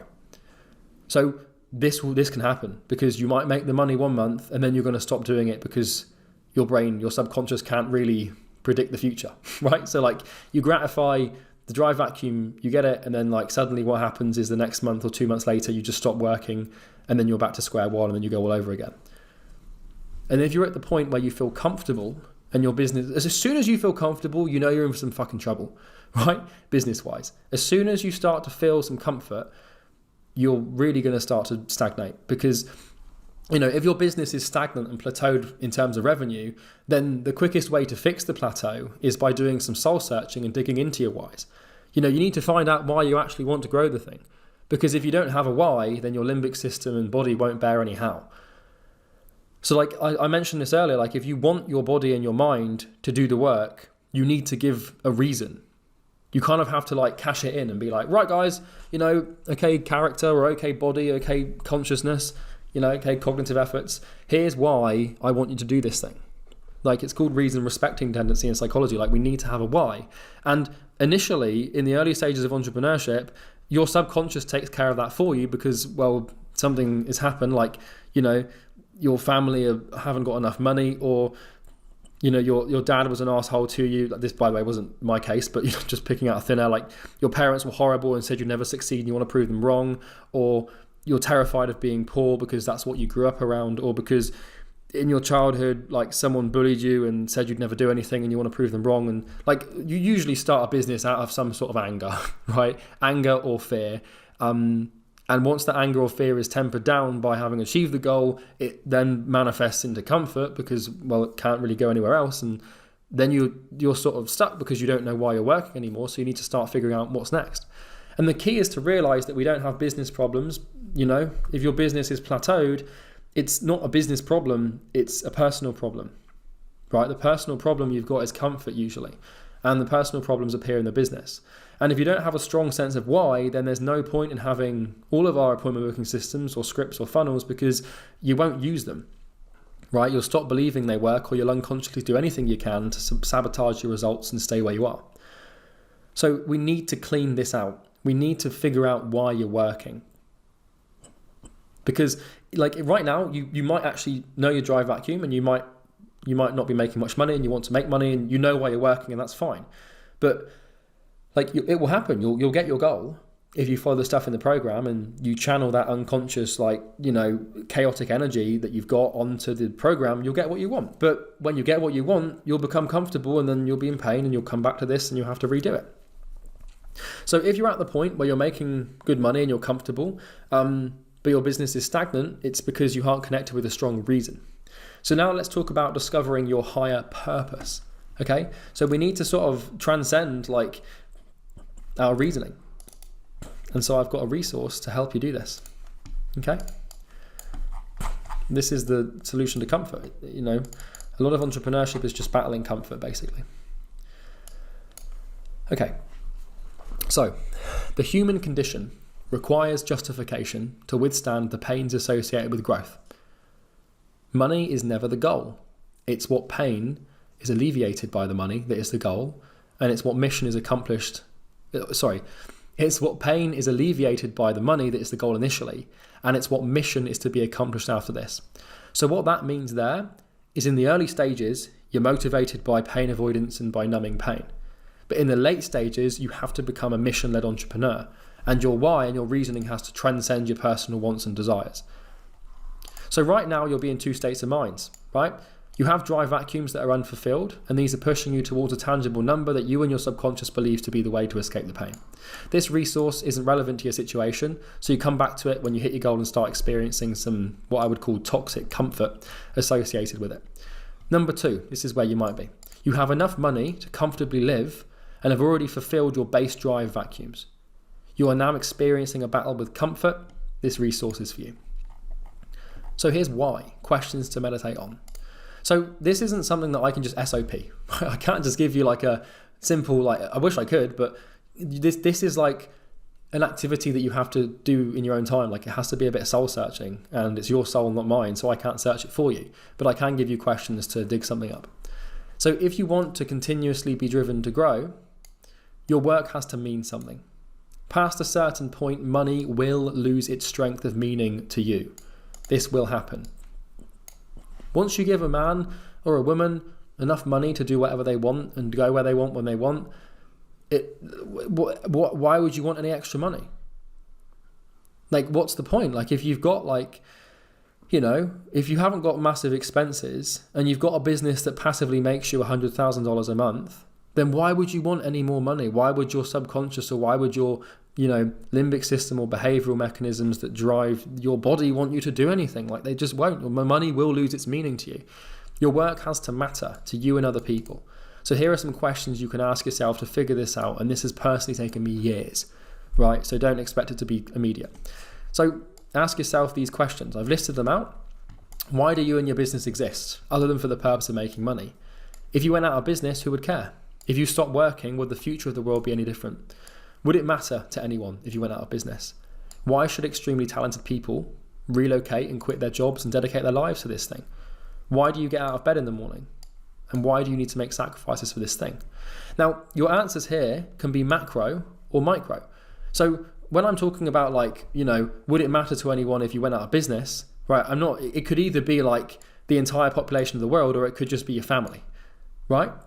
There's no right or wrong answer, but what matters is that you have a why. So you can be working for your family, you can be working for your future family, you can be working for your community, you can be this is like an element of responsibility. So once you've solved your own shit with business, once you've solved your own dry vacuums and your own money, and you've taken care of yourself, and you've now taken responsibility for your situation and your life, and you no longer have like extreme problems that cause you extreme discomfort related to things within your control, it's time to start branching out. So maybe the next, like, this is honestly the model I use, is once I've taken care of my shit, my responsibility then extends to people I love and helping take care of their shit. And by shit, I mean suffering. So you need to start seeing your work, and this is, I'm not saying you need to, but this is how I've done it, is I pulled myself out of this battle of comfort, and I won the battle of comfort by realizing that, like, I wasn't suffering anymore, which meant that I now had potential to reduce the suffering of people around me in my family. And then once I've taken care of my family, I've got the ability to start extending out like the reduction of suffering in my community. And then I can start doing it globally and then countrywide and nationwide. And like, you can eventually just like, you want to see your business as a vehicle for you to eliminate the suffering of other people that mean something to you. That's fucking meaningful. That's how you produce meaning. That's how you get out, because then you're no longer getting out of bed for your own end. You're no longer getting out of bed to make yourself money. You're getting out of bed because you want to reduce the suffering of someone that you love. And that's a very strong drive. And this is meaning through responsibility. So this is basically what I was just talking about, right? I managed to transcend my drive vacuums by recognizing that the meaning in my life was derived from taking responsibility for suffering of other people. So putting it simply, get up and put in the work for other people. As a human, you're too familiar. This is deep shit, but as a human, you are all too familiar with your flaws, your personal laziness, your dark thoughts, your negative emotions, and your bad or destructive behaviors. All of the bad stuff you've thought or done, you know about it, and no one else shares this burden with it. You know what you've done or haven't done, and you know what potential you have that you haven't fulfilled, and you know what your self-sabotage patterns, and you know whether you're a good person or not, and you know what would make you a bad person if you were one. And there's no judgment here, but you may find it extremely hard to work for yourself because of this. So the knowledge you have of yourself and like who you are, you might not want to help that person. Well, no, this is really deep, and I don't mean this like, I encourage self-love, but self-sabotage can be a manifestation of self-hate. So you should work on rekindling your relationship with yourself, because you will want to help yourself, but like if you find yourself in a constant state of self-sabotage, it's worth entertaining the idea that the reason you're sabotaging yourself is because the way you've behaved in the past is out of alignment with the values that you hold near and dear to your heart. And so like if you observe this, like let's say you've got like a client who's really horrible and they don't align with your values, and you find them to be really nasty and horrible, and then they ask for some help, you probably say no. But if you are that client to yourself, then you're not going to do anything to help them.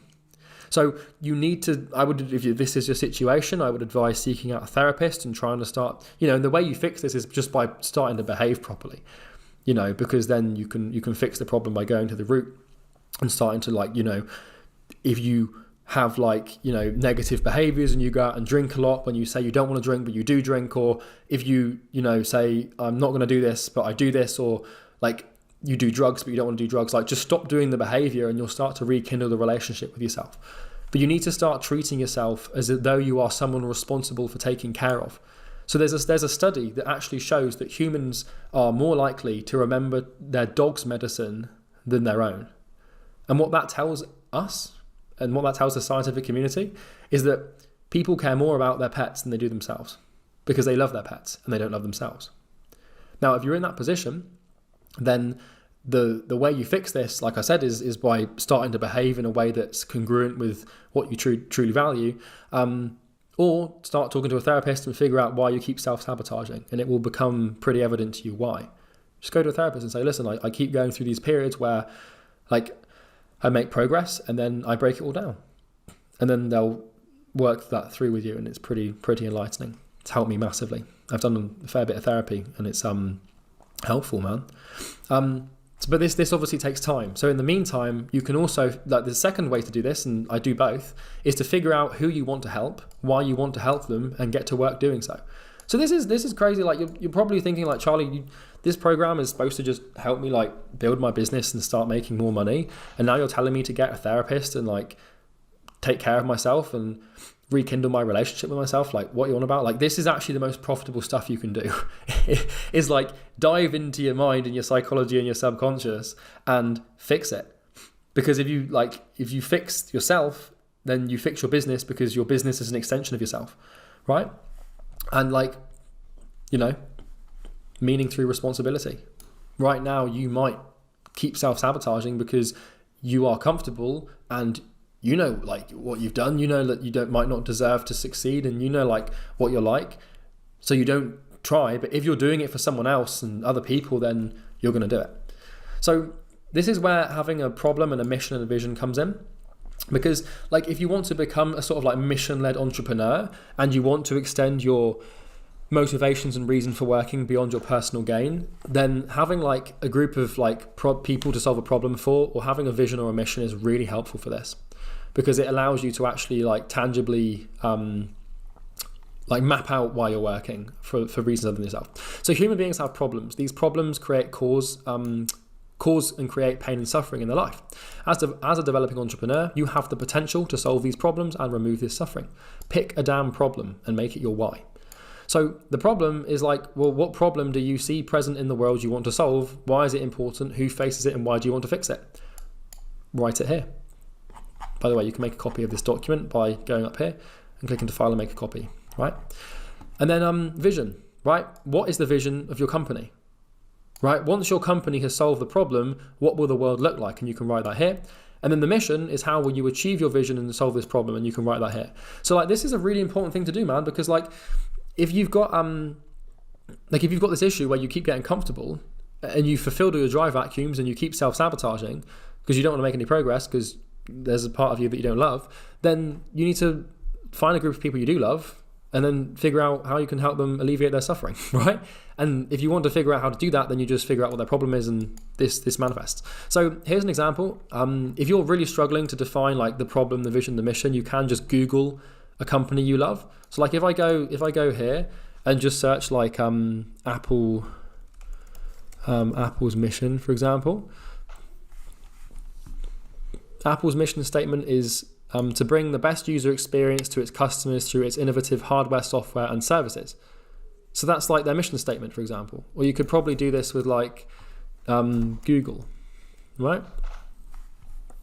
Organize the world's information and make it universally accessible and useful. So you can find some examples.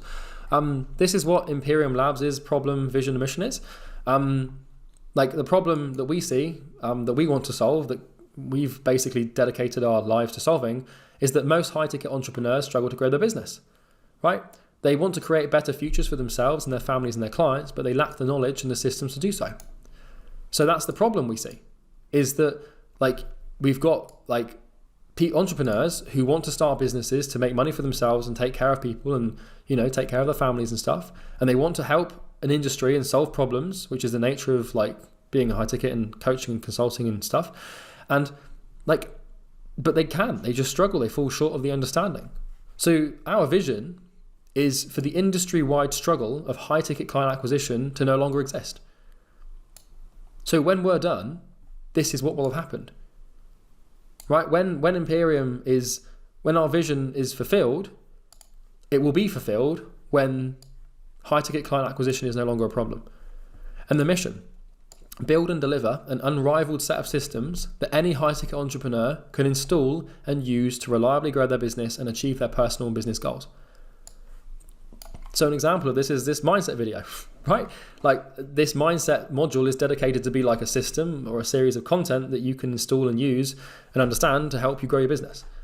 So that's like the mission, the vision, the problem. And this is why Bo and I work, and this is why we build a team, and this is why we are doing what we're doing. Because like, I don't need more money. Like there's no, and that's not to sound like cocky or anything, not at all. But like my point there is, it's like, there comes a point where when you're making like hundreds of thousands of dollars a month with like 70 to 80% profit margins, there's no reason to keep making more money. So you have to find another reason. And the reason I'm putting this module in here, and this training in here, is because even if you don't, like, if you're not facing the problem of comfort right now, you will, because this program will help you achieve your goal, right? And then you'll be comfortable, and then the reason you can't keep growing is because of comfort. So it also helps to think about the long term, right? So like once you've done all the why and stuff, you can go down to here, like, and answer these questions. What are you building for your future family, right? What good can you do with the money you make? What is a huge problem you see in the world and want to solve in the long term? And how does your current company facilitate a potential solution towards this? So like what you might think, like this depends entirely on how you're wired. But for me personally, I want to solve an extremely big problem. Right? Now I cannot do like, and the problem I face there is that like high ticket client acquisition is not like a international problem, right? It's localized, it's specific to an industry. However, I want to personally solve a huge problem like reversing climate change. And what I'm doing is I'm using my current businesses as a way of acquiring skills and capital. So when the opportunity presents itself, I can build a huge company dedicated to a global solution of a huge problem like global warming.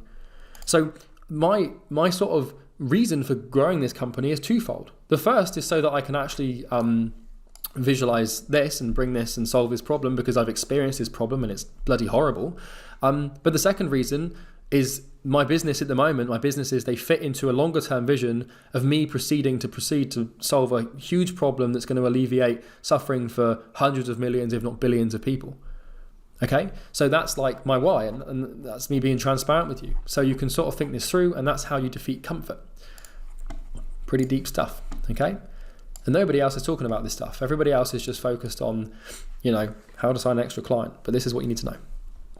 So now that we've talked about that, let's talk about the how, right? So this is goal causality. So by now we've covered the what, right? So we've gone through your goal constants. We've figured out like what you need to have in place, like your niche, your problem, your solution. We've talked about time and time frames and why you shouldn't give up and everything. We've also discussed why you want to achieve your goal. Now it's time to understand how to achieve it. And this is goal causality. So here we're going to cover 3 things, right? Number 1 is reverse engineering the math of your goal. Number 2 is simple planning for clarity. And number 3 is the chain of action. And they're all pretty cool. So now that we've discussed the what, the when, and the why, let's talk about how, right? Probably the sexiest part and the one that's making you sit up the tallest, I suppose. So this is very simple. We're now going to use reverse engineering and planning templates to build a solid, clear idea of what we need to do to make your goal happen. And so we've got a resource here. Reverse engineering your goal. you're gonna love this. This is cool. So I've got this resource. This will be available in the download section below. And so what we're going to do now is basically reverse engineer and invert your goal to figure out exactly what you need to do to make it happen. So your goal and your business can be broken down to a series of numbers in like simple forms in first principles. And so what we're going to do now in this document is go through and work through the numbers. And by working through the numbers, we can define a single daily activity and a single daily volume and number to do to actually achieve the goal. And it really is this straightforward. Like this is we talk about causality and cause and effect. This is about as black and white as it gets. Okay. So I want you to go ahead and you can click here to actually make a copy of this Google Doc. If you just go to File, make a copy, and then you can start filling it in for yourself. So what I want you to do here is reverse engineer this goal. So for those of you who aren't familiar with reverse engineering, it's basically where we figure out how to solve a problem by starting with like the end goal and then proceeding to like work our way back through the numbers. So what I want you to do is in this step-by-step form is start by defining your goal below. Now, I want you to state this. In fact, if I just come here a second, I need to actually change this one because I did update this before starting this recording. So let's just come back into here. Okay, so just disregard that. So what we want to do here is we want to start by defining the goal. And what we're going to do here is we're going to do something like contradictory to what I said earlier. Okay, so it might sound stupid, but we want to define how much money you want to make and how many months you want to make it. So I want you to be really pessimistic with this time frame. Now, I have mentioned that I want you to remove the time frame from your mind entirely. Okay, and I still want you to do that. But for the purpose of this exercise, with it, when it comes to cause and effect, it is actually possible to figure out exactly what you need to do over a certain period of time to achieve the goal. However, the caveat to this is we're going to do this, but we're going to completely forget about the time frame. Because what we want to do is we want to get a sort of number per day of activity. Like we're going to define the activity and then define how much volume of that activity we need to do per day to achieve the goal. But to get that number, we need to have some rough time frame, right? But it does not mean that we will achieve the goal in the time frame we set. It just means that the numbers say we will. But it might take longer, it could happen shorter, but we're going to set a time frame, we're going to figure out how much we need to do per day, and then we're not going to have any emotional attachment to the outcome against the time frame over which we've set, okay? So, step 1, define goal. State your goal below in dollars and months. So you just, whatever, like, you know what your goal is. We're not going to do it like to monthly, we want to do it over a certain period of time because like it just is a lot easier to like figure it out over 12 months, for example. So I would maybe just do 12 months, like how much money you want to make in the next 12 months, okay? Number two, state the value of a client. So once you figure this out, you want to state the average value of a client below. So you're just going to put that number in here, figure out the lifetime value of an average client and how much they're worth to you. If you're selling multiple products, well, we're going to talk about that. We probably already have, but we just want to sell one thing or very few amount of things. Just figure out like what one thing you want to sell the most of and pop it in here, okay? So step 3, state your sales metrics. So if you don't know your metrics, then I'd suggest you use these ones here, but I want you to put your sales conversion rate. I want you to put your good fit rate and your SHRP rate. So your sales conversion rate is the percentage chance of a call closing if the client's a good fit, right? The good fit rate is the percentage chance of a prospect being a good fit on the call you pitch. And the SHRP rate is the percentage chance of someone actually showing up for a call. So the good fit rate is, you might be unfamiliar with this, but this means like if you book 10 meetings, not all of them are going to be a perfect fit for your program, right? So like 1 or 2 of them might have no money at all and they might not be a good fit. Or one of them might like not even be in your industry, right? So we need to account for the good fit rate to get a proper indication as to what we need to do. So like if you don't know these numbers because you're still starting out, then I would suggest you put your sales conversion rate as 15%, your good fit rate at 70 and your show rate at 70 as well. Those are the sort of like baseline metrics that you should be able to achieve with the program. Honestly, you can achieve way more than that, but we're going to be pessimistic, okay? So put those metrics in there. Now, note that the systems can give you obviously a stronger sales conversion rate, a better good fit rate and a good SHRP rate, but you've got to understand that learning and installing these systems takes some time, so it's best to be conservative. The secret to reverse engineering successfully is pessimism, right? Please do not say you have a 50% sales conversion rate if you haven't got like 100 calls of data in black and white to prove it.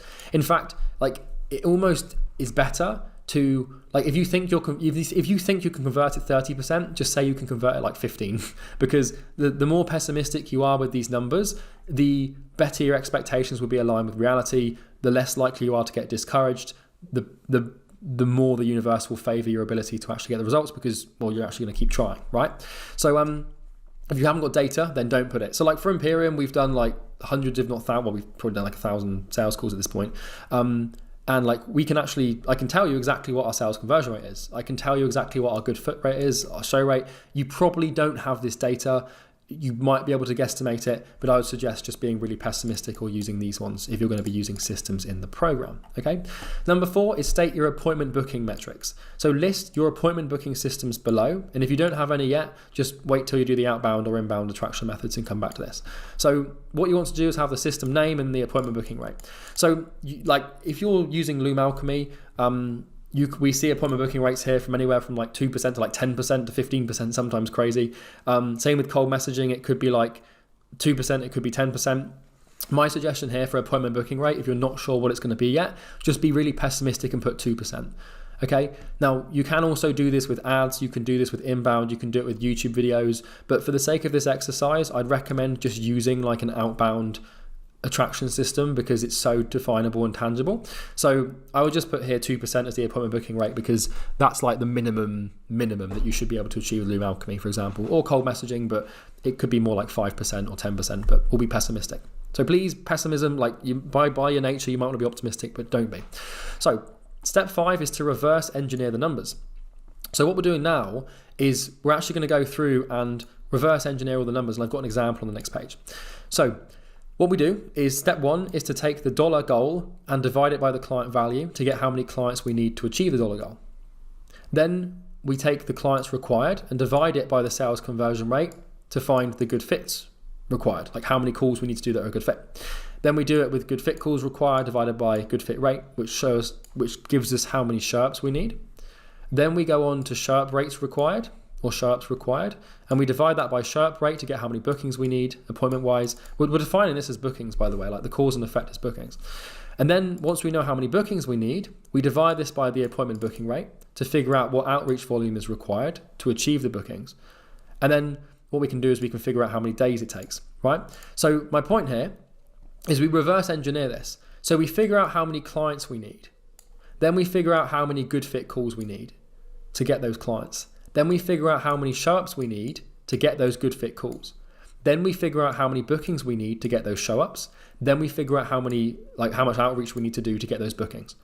And then what we do is we take the outreach we need to do, like the amount of volume, and we divide it by how many days we have to achieve our goal, and that gives us the daily activity required.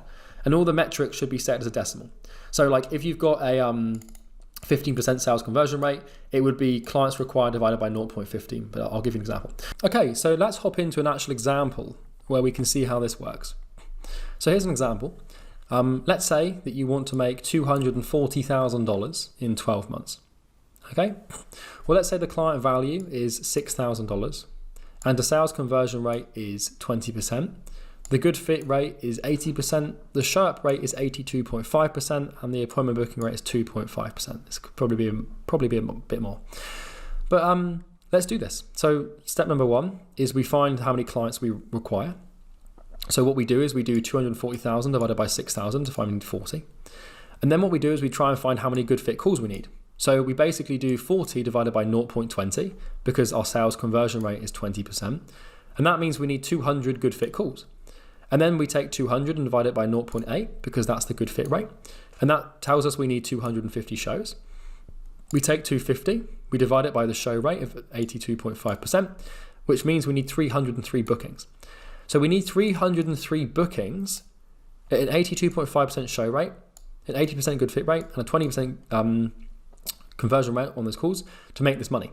Now, what we then do is we take our appointment booking rate of 2.5% and we divide 303 by 0.025, which is 2.5% represented as a decimal. And that means that we need 12,120 emails to make this work. So what we do now is we look at how many days. So we're going to do 12 months, right? Which is 365 days. Now, we don't want to send cold emails on weekends. So we basically remove 104 days because there's 52 weeks in a year. There's 2 days of the weekend per weekend. Per week. There's 52 weeks, so we do 52 times 2 is 104. So we remove 104 days and we remove Christmas as well because nobody wants to be reached out to on Christmas, or maybe Thanksgiving, whatever. And that leaves us with 247 days to send emails. So what we proceed to do is we divide how many emails we need to send by how many days we have, which then gives us 49, which means that we need to send 49 emails per day. So this means that all you'd have to do is send 49 emails a day. So 49 emails per day will make you $240,000. It's simple, and that's how it works. Okay, so this is how we reverse engineer a goal.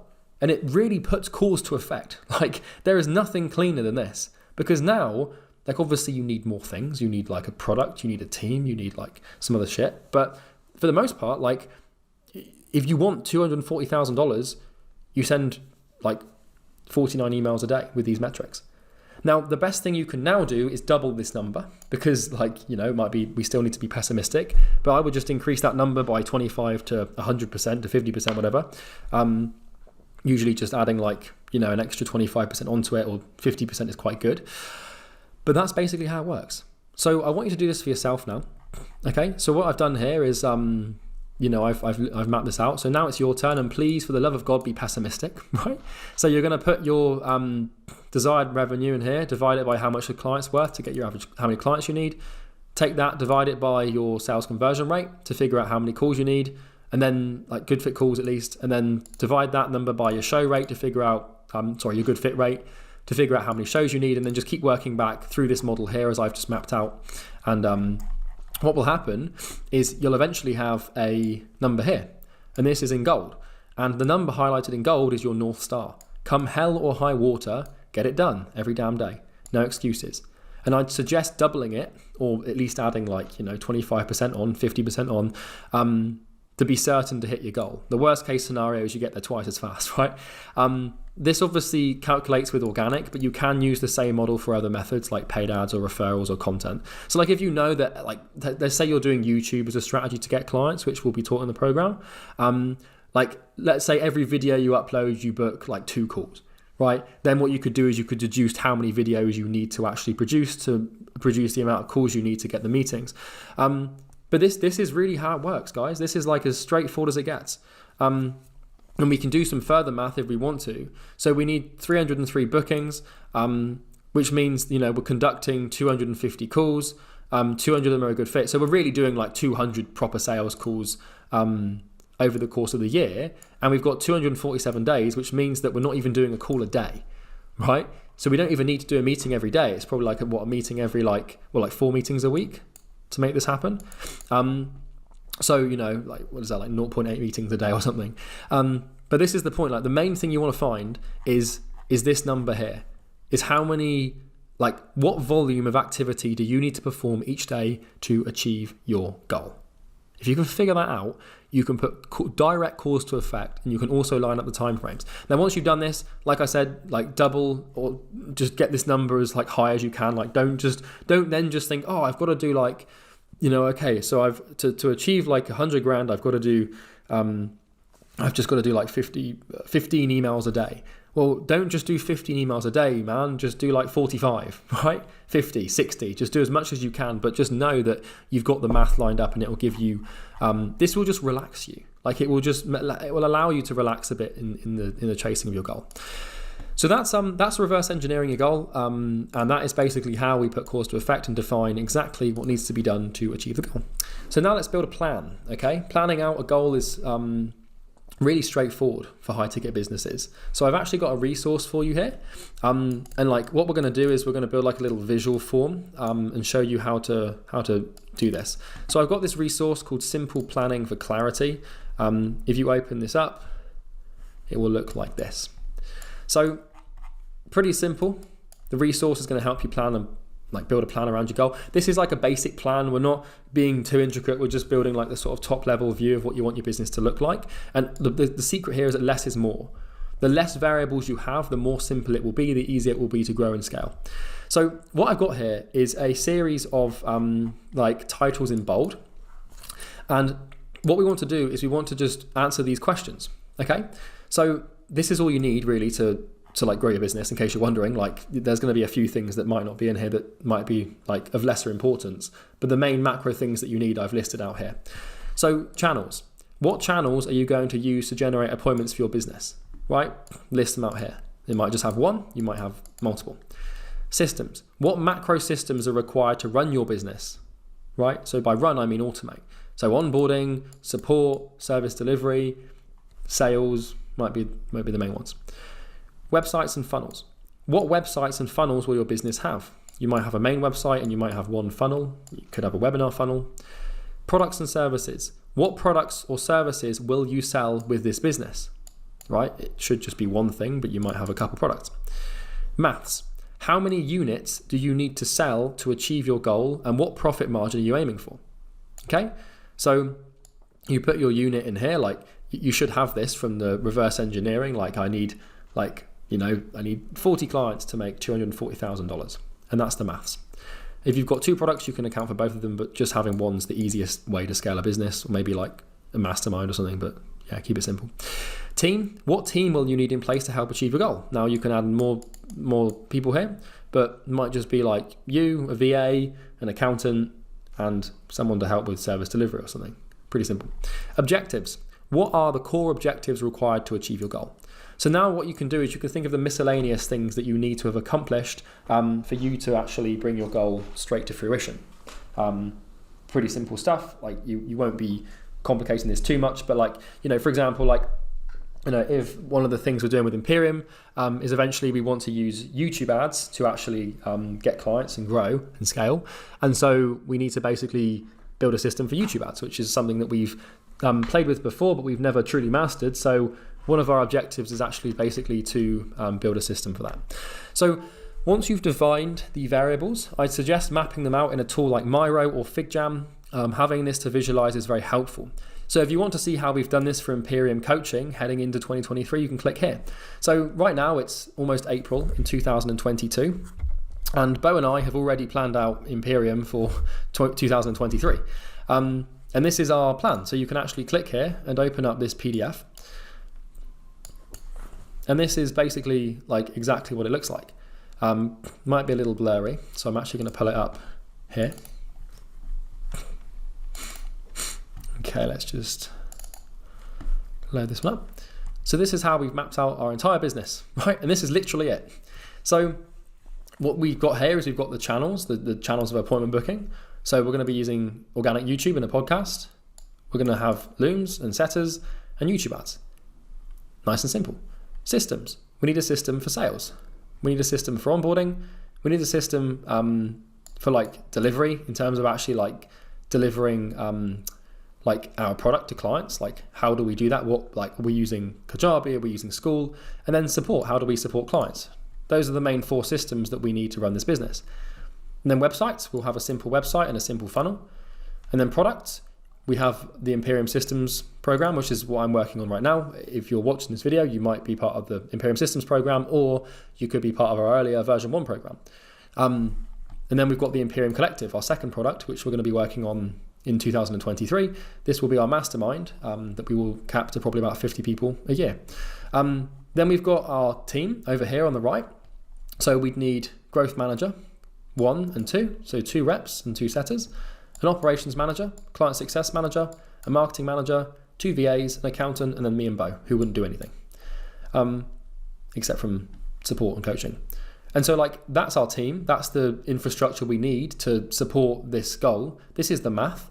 So we want to sell our product at $9,600 360 times, which will bring us around $3.456 million in revenue. Then we want to sell the Imperium Collective, our mastermind, at $2,500. This might increase this price. We're not sure on this yet, but this is like rough estimate. At 50 units a year, which is 1.25 million. Gross revenue is 4.7 million. Then we have 40% expenses because we are going to be running YouTube ads, and we've obviously got a pretty large team over here. So, you know, the thing is that if you want to completely automate your business, you have to sacrifice profit, because the only true way to automate and have something to run itself is to have a team. And so you have to make a decision between profit and your time. And I would rather have time than profit, right? So we'd run a 60% margin, which means our gross profit would be $2.82 million. And then we've got our objectives here. So these are our core objectives. Build version 2 of the program, Imperium Systems, which is what I'm working on now, ready for 2023. Create the Imperium Collective, which is the mastermind. Master YouTube ads, 3 vids a week for the YouTube channel, build the team in blue, and then maintain our profit margins. Those are our objectives. So this is how I've planned out my business. Now, I cannot take credit for this structure because the person I learned this from is Sam Ovens. Some of you might be familiar with him. He actually helped with this and it was really useful. So thank you, Sam. You know, we've been working with Sam for a long time. So yeah, I can't take credit for this system for planning, but I have found that it's like this little document here I produced, but I thought it'd be useful for you. It's been useful for me. So thank you to Sam. But build this out. And then this just gives you like a page of all the variables you need to achieve your goal. And it's a really beautiful way to plan. You'll notice it's very simple. You'll notice there's not many variables, and you truly can build a like $4 to $5 million business a year with these amount of variables. Now there's going to be some other little bits and pieces, and obviously I'm aware of that, but for the most part, the big things that are the things we should be worrying about and focused on are listed out here. So that's how to plan. Okay, you can use that resource, and that should give you clarity on your goal. So now that we've defined the raw math of your goal alongside a clear-cut plan, let's explore the chain of action. So this is pretty cool. So having a plan and understanding your math is important, but it doesn't really matter if you don't have a clear-cut, step-by-step plan of action that's reverse engineered to the day. So we need to have like a coherent sort of structure on like, we know what we need to do because we can visualize it. We know what like our daily actions are. We know how much we want to make. We know what our team should look like. We know what systems and channels and products and funnels and objectives. But like, how do we like organize this into a coherent workflow so we know what to work on and when to work on it? Well, understanding your goal means to understand all the causes you need to put into motion to make it happen. So we now know, after you've watched this video, you're one of the lucky few, that goals are cause and effect, right? Like a goal is not some magical thing that just randomly happens by chance or mystery. It's understanding that like what underpins that goal is a collection of variables that if lined up together in tandem will produce the goal. Like it's kind of just like, I don't know, it's like Tetris. Like you just like put those little pieces together and then the thing like just builds and then you just have Tetris. I don't know, just around, like it's like a puzzle. You know, like want to build the puzzle, you just put the pieces together and then it's there. So we can obviously observe that that's not all there is to it, right? So we've obviously we've defined your North Star, right? This is the big thing, the number of outreaches you need to do per day to make it happen. You could have ads or inbound as well, but we've defined like the real big thing, like that sort of number of messages or emails or videos or posts or ad spend. Like that's the thing, the big thing, like how are we attracting clients to this business every day? What do we need to do every day to achieve those numbers, and how does that work? But we also need to do the following. Right, we need to build channels for appointment booking. We need to build systems for consistency. We need to build websites and funnels. We need to build products or services or improve them. We need to build a team, and we also need to achieve our objectives. In case you're wondering what to prioritize, it's always going to be number 1 and number 4. Right, these are by far the most important things to get right. So, the first thing you need is channels for appointment booking, but the second thing you need is products or services to actually sell that are good. These are the first 2 things you should focus on in your chain of action. So your chain of action, by the way, I may not have defined it, but your chain of action is basically like the series of actions you need to take to make your goal happen. To like put all of this together, and like it's going to take time and work, but now you know exactly what you need to work on. It's just a question of organizing it and prioritizing it so the goal happens quicker, right? But like the first things you should always be focused on is appointments and services and products. So the first thing to build is the channels for appointment booking. Even if you have nothing to sell, just start generating appointments, right? It might sound crazy and backwards, but what it does is it forces you to start focusing on the thing that really matters, which is making money. And then once you start booking appointments, it lights a fire under your ass to start building something good to actually sell them, because you don't want to waste them. So it's like a sort of pressureful thing that's beneficial. But the most important thing is to get right at product and appointment booking. Because if you've got loads of appointments and you're selling people and you've got a great sales process, but you're selling people a product doesn't work, then they're going to ask for refunds and your reputation will be fucked. And then if you're getting like a poor reputation, loads of refund requests, then, well, you're not going to achieve your goal because you've got negative forces acting against you, right? So resource, chain of action. This is pretty simple. I've sort of laid it out here. Obviously, I can't give you like a cut and dry way to do this, but this resource is designed to help you strategize the best chain of action for your goal, like the best series of things you need to do. Like I said, I can't really give you the chain of action because it's dependent on you, but I can give you some frameworks and just the model to sort of sit down and think about it. So step 1 is to organize priorities. Obviously, as I mentioned, your priorities should right now be 2 things. Number 1 is building a system to generate appointments. We've figured out how many you need. And then number 2 is building the best insane product in your service, the best product or service in your niche to solve the problems. So you got to sell the best, right? You have to sell the best thing in your niche. The leading cause, the main thing that contributed to Bo and I getting multi-7 figures with Imperium within a year or 2, or a year and a month, was purely product. It was because we sold, or we still sell, the best thing on the fucking market. In fact, I'd go as far to say that you could take everybody else's course on the market, wrap them up into a bundle, and put it against ours, and ours would still win. That's how much confidence and belief I have in our product, because the thing works incredibly well. And the caveat is that most people in our industry don't have good products. So, you only have to be better than everybody else, but you want to be amazing, right? So you need to focus on these 2 things first. And it's really like this thing here, number 2, you have to have a good product. It sounds so elementary and so basic, but if you're not selling something that is unbelievably amazing for the client, you will not get your goal, right? So once you've got appointments and something amazing to sell, and by the way, we'll have modules on this. I'm not just telling you, we'll show you how to do it. But once you have something amazing to sell, you can start to focus on other things. I cannot give you a cut and dry method to plan out the rest of your objectives because everyone's going to be at different points. When planning, I find it helpful to forget about timeframes or be extremely loose with the time I give myself or pessimistic. The purpose of this exercise is to get clarity on what chain of action is required, so you don't need to be hyper-specific with timeframes. So I'm just going to draft up a little plan for this. This is just an example. So let's say there's a business currently doing 10 grand a month. They're selling a 3K product and they want to get to 50 grand a month. I'm just going to sort of talk out how I would do this, right? So what I'd first of all do is seek to increase this product price to around $5,000, right? So I try and figure out how I can charge more money by just improving the product and basically solving a bigger problem, or like having like a stronger sales process. The first thing I do here is just try and go from 3K to 5K because you want to sell high ticket. So what we then do is we know that to get to 50K a month, we need 10 clients. Okay, so my next step of action would be to build a system, probably through cold email or cold messaging, to book, something like 50 appointments a month, or let's say 60 appointments a month, knowing that my show rate will be, 80%, my good fit rate will be 80%, which means I'll be doing around like 40 appointments a month. With a 25% sales conversion rate, I'll be doing 50 grand a month, right? That's just like sort of run through the math like whoop. So I now know I need to generate, let's just call it 70 appointments a month to be pessimistic. Fuck it, let's just say 80 appointments a month to be pessimistic is what we need to generate. So then I would go back and reverse engineer, I'd go through, and so I need 80 appointments, and let's say my appointment booking rate is 3%, then I do 80 times by 0.03. Hang on, what am I doing here? That's 80 appointments a month, isn't it? So let's do this times by 12. So that's 960. So if I want to make, this is okay because it's just by, hang on 1 second. What have I done here? See, this is the thing when you try and do it quickly. It's easy to get confused. So let me just come out here. So let's map this out properly, right? So we want to make 50,000 a month, which means that we need 10 clients.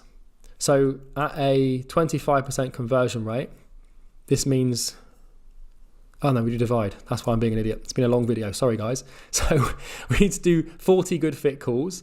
Okay. So then let's say that we need, our good fit rate is 80%. So we do 40 divided by 80. So we need 50 show ups. And let's say we've got a show up rate of 80%, which you'll have in this program. So then let's do 50 divided by 0.8, which means we need to book 62 appointments. Let's call it 65 to be pessimistic. So which means we do 65 divided by 20, that we need to do 3 appointments roughly per day, right? So that's the first thing I do is I plan out like a system to improve the product to charge more. Then I'd build a system to generate 3 appointments a day. And if I was doing 3 appointments a day, then I know I'd roughly sign 10 clients at 5K to make 50 grand a month. Then what I would proceed to do is once I've got that system in place, I would make sure, well, obviously you need to put the sales system, right? So you can actually convert people at that 25% that we're talking about, or 20%, whatever it is. And then you'd progress through to the next thing, which would then be to look at where most of your time's going. So is your time going towards service delivery, and are you coaching loads of people? Like what sort of problems are people facing going through your product? I'd start to build modules around that. You might want to hire a virtual assistant to take care of the outreach and maybe a sales rep to take care of everything else on the sales side. Then you can purely focus on the products and the coaching. So you sort of see my like chunk. Like I'm not starting by building a website or by building an onboarding process. I'm solving the first problem, which is getting like customers, and then building a product that we can charge more money for. And then I'm figuring out how to sell that to people. And then I'm figuring out how to improve the product based on their feedback. And then I'm starting to build a team like around the biggest problems, around what's taking most of my time. And then I'm stepping back. And then, do you see my point? So this is just a real sort of basic plan. But what you want to do is you want to spend the next couple of hours with a paper and pen thinking through your chain of action. So by chain of action, I mean 1, 2, 3, 4, 5, 6, 7, 8, 9, 10. Like it's almost like you're like, when they in chess, when they say they're thinking like 10 moves ahead, that's what you want to do. Now you also have to understand that your chain of action will never ever be linear and perfect, because there's variables that are going to fly at you that will make it impossible for you to perfectly follow it. But all we're looking for here is a loose structure for the next 12 months to follow, of actions that we need to take. Like it's like a macro to-do list of big projects that we need to work on or big hires we need to make at certain points.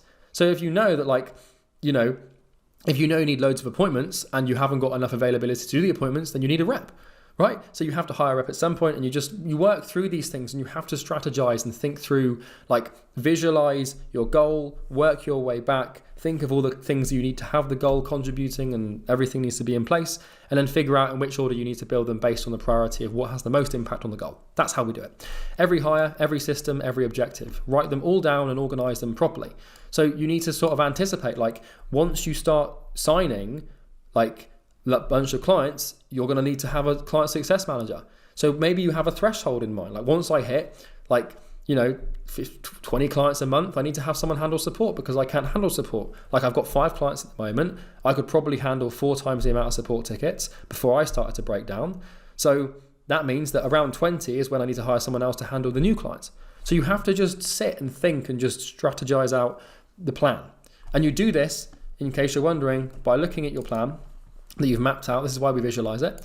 And we just look at like what needs to be built first, what hires need to be made and when they need to be made, what objectives need to be done first, like what's going to drive appointments, what's going to drive client success, and which is always the product. When do I need a website? Like, do I need the funnel immediately? When do I need to build a support system? When does delivery become too much? You just have to sort of like fit all these variables into a nice little pattern. So there's a few notes here. I've actually capitalized these. I would not just pretend I'm shouting. Do not prioritize around pain avoidance. This is the biggest mistake people make. If something's going to be a bitch to do not put it off or procrastinate on it. So what you'll probably want to do, your natural pain avoidance brain, the first thing you'll want to do is go and work on your website and start really just getting some stuff done on your product, and then maybe doing some stuff like just like, you know, a little bit of accounting, or like you start looking for a VA when you don't need one, or you'll start thinking about like, you just need to like sink your teeth straight into the difficult stuff. The stuff that you will try to avoid is the stuff you need to do the most.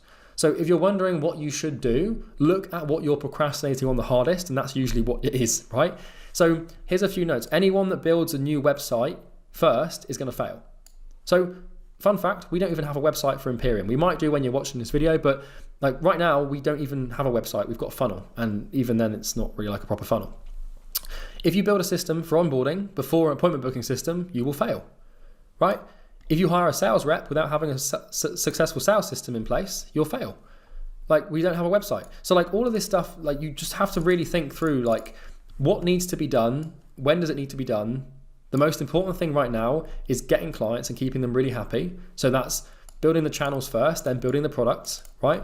Build a channel, automate it, get the calls, then work on the product, right? You should be able to do both. It's possible, trust me. Once you've done that, right, once the product's at a point where it's really good, you can start putting fuel on the fire and maybe hiring a sales rep. And then you can start looking at building other systems, and like, you know, you've got it all in your head, so you want to start building systems. And then maybe it's time to start working on one of these objectives. You just have to, I can't give you like the actual, like, you know, playbook for this, because it's going to be down to you, and like, you know, you have to sort of, you know, your situation better than I do. However, it's a useful thing to do. Just sit down and just write it out. And like Bo and I have this, like, I'm not going to reveal it because it's kind of like personal shit for the business, but like we've literally just got like there's like 20 steps of like step by step what we need to do over the next year to actually build this thing. And like we've also got it for the product. So like I'm not going to click on this, but we've got a Trello board here called 2022 end product. And this shows like exactly what we need it to look like and stuff. So yeah, it's pretty cool. So that's the how, right?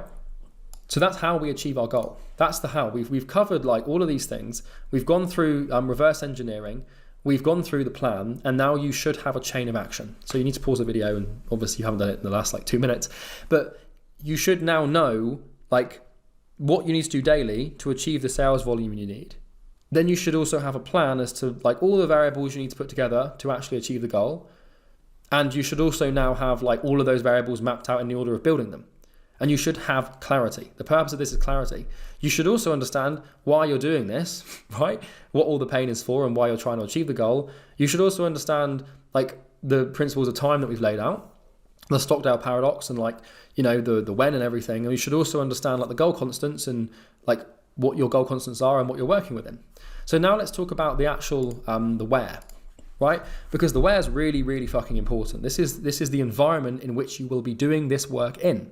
So in order to have this work, we need to do work, right? And we're going to be working somewhere. So we need to make sure that that somewhere is optimized towards us doing the work, right? And we're going to talk about environmental encouragement here.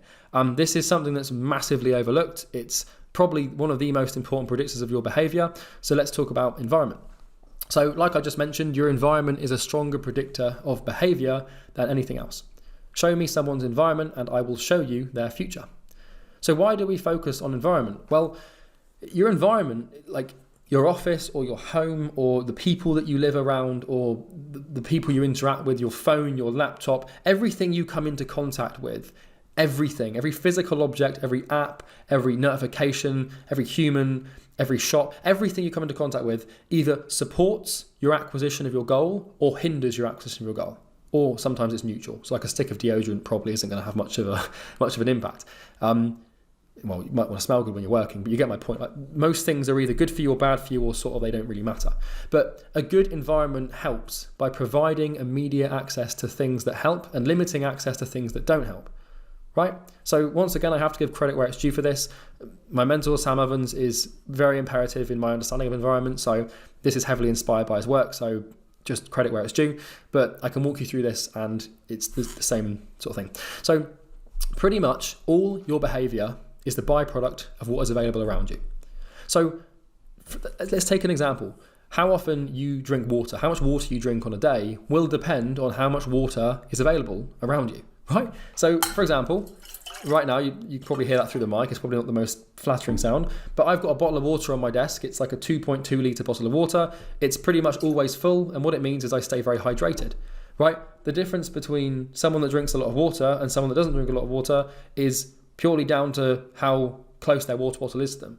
The difference between, like, another example, how often you check your phone depends entirely on where your phone is, right? Like, how often you play video games depends on how available video games are to you. How often you eat bad food depends on how available the bad food is. How often you go to the gym depends on how far away the gym is, or like how available equipment is, right? Or, you know, how much access your personal trainer has to you. Like, your environment is the biggest predictor of your behavior. And all of your behavior is, like I said, the byproduct of what's available. So for example, if you leave a chocolate muffin on your desk all day, every day, you're going to eat it, right? Or you'll be very tempted to. You might not, but it's very likely, right? We got to think about this not in terms of absolutes, but in terms of like a dichotomy of probability. So the chances of you behaving poorly if you have a chocolate muffin on your desk are increased, right? You might not absolutely eat the muffin every time. However, the chances of you doing it are decreased. And like, we want statistics to be working in our favor, not against us. It's like the same if you're working with Facebook open, you're going to get distracted. So what you'll probably notice here is like, this is my environment right now. Like, obviously I'm sat at my desk, but this is my laptop and my digital environment, which is what I'm working in. And this is like the screen that I'm sort of engrossed in right now. And you'll notice it's optimized. There's no distractions. The only thing that would piss me off is the fact that my trash has got those resources in it, right, that I've deleted now. But like, you know, this is my environment. There's no distractions. There's no noise. It's calm, it's collected, it's minimal, it's pretty. And like, when I'm working, I want my environment to look like this, my screen to look like this, because it's conducive to work. So we have the ability to control our environment. And since our environment controls our behavior, by controlling our environment, we actually get massive benefits without even having to try to behave better. And our environment kind of just encourages us to do the right thing. Okay? So like, if you find it really hard to work and really hard to behave properly and do what you need to do, then changing your environment is like the best thing you can do. Like, if you're like, I can't tell you enough, like, if you're trying to quit smoking, but there are cigarettes around, you're going to smoke, right? You're not that, your willpower is only so useful, right? And at the end of the day, your life is the sum of all the choices you make.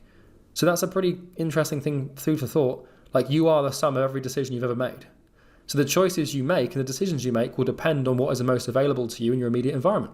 So often, if you want to fix bad behavior, just fix the bad environment, right?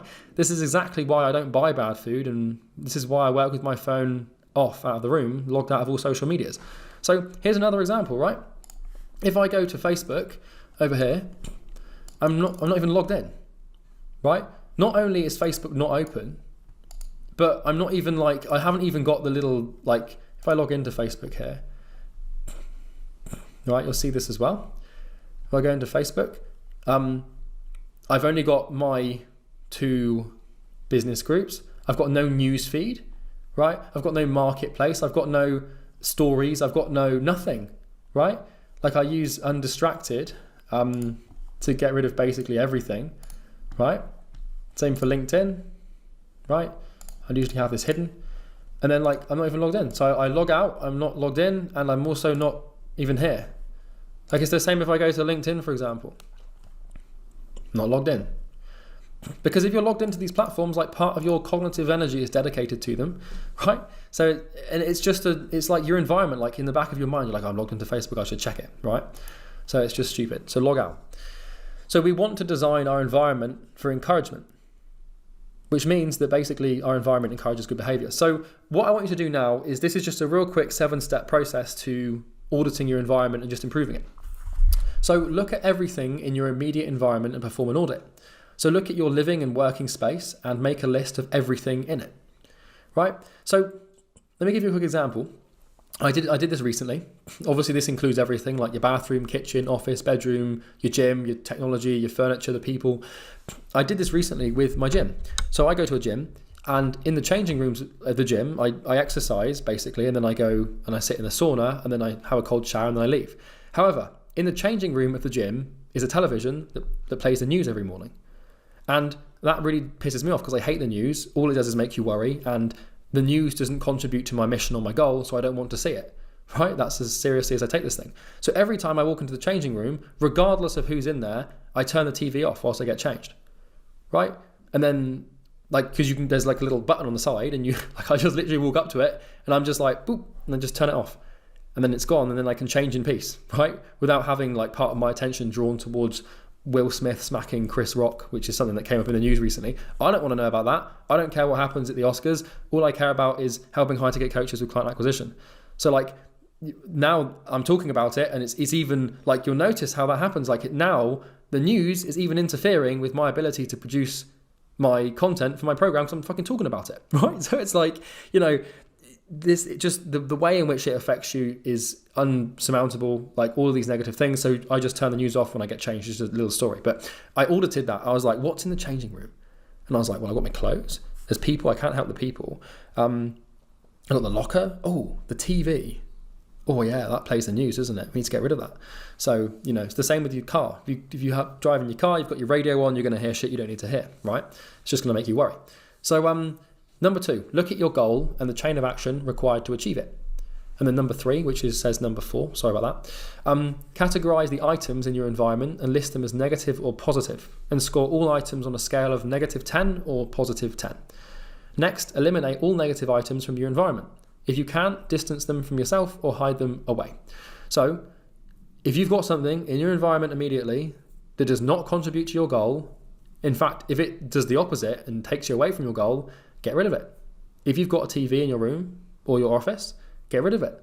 If you've got alcohol in your office or your living room, get rid of it. If you've got a PlayStation, like just sat somewhere, get rid of it. Like if you've got Instagram on your phone, get rid of it. If you've got Netflix, get rid of it. If you've got Amazon Video, get rid of it.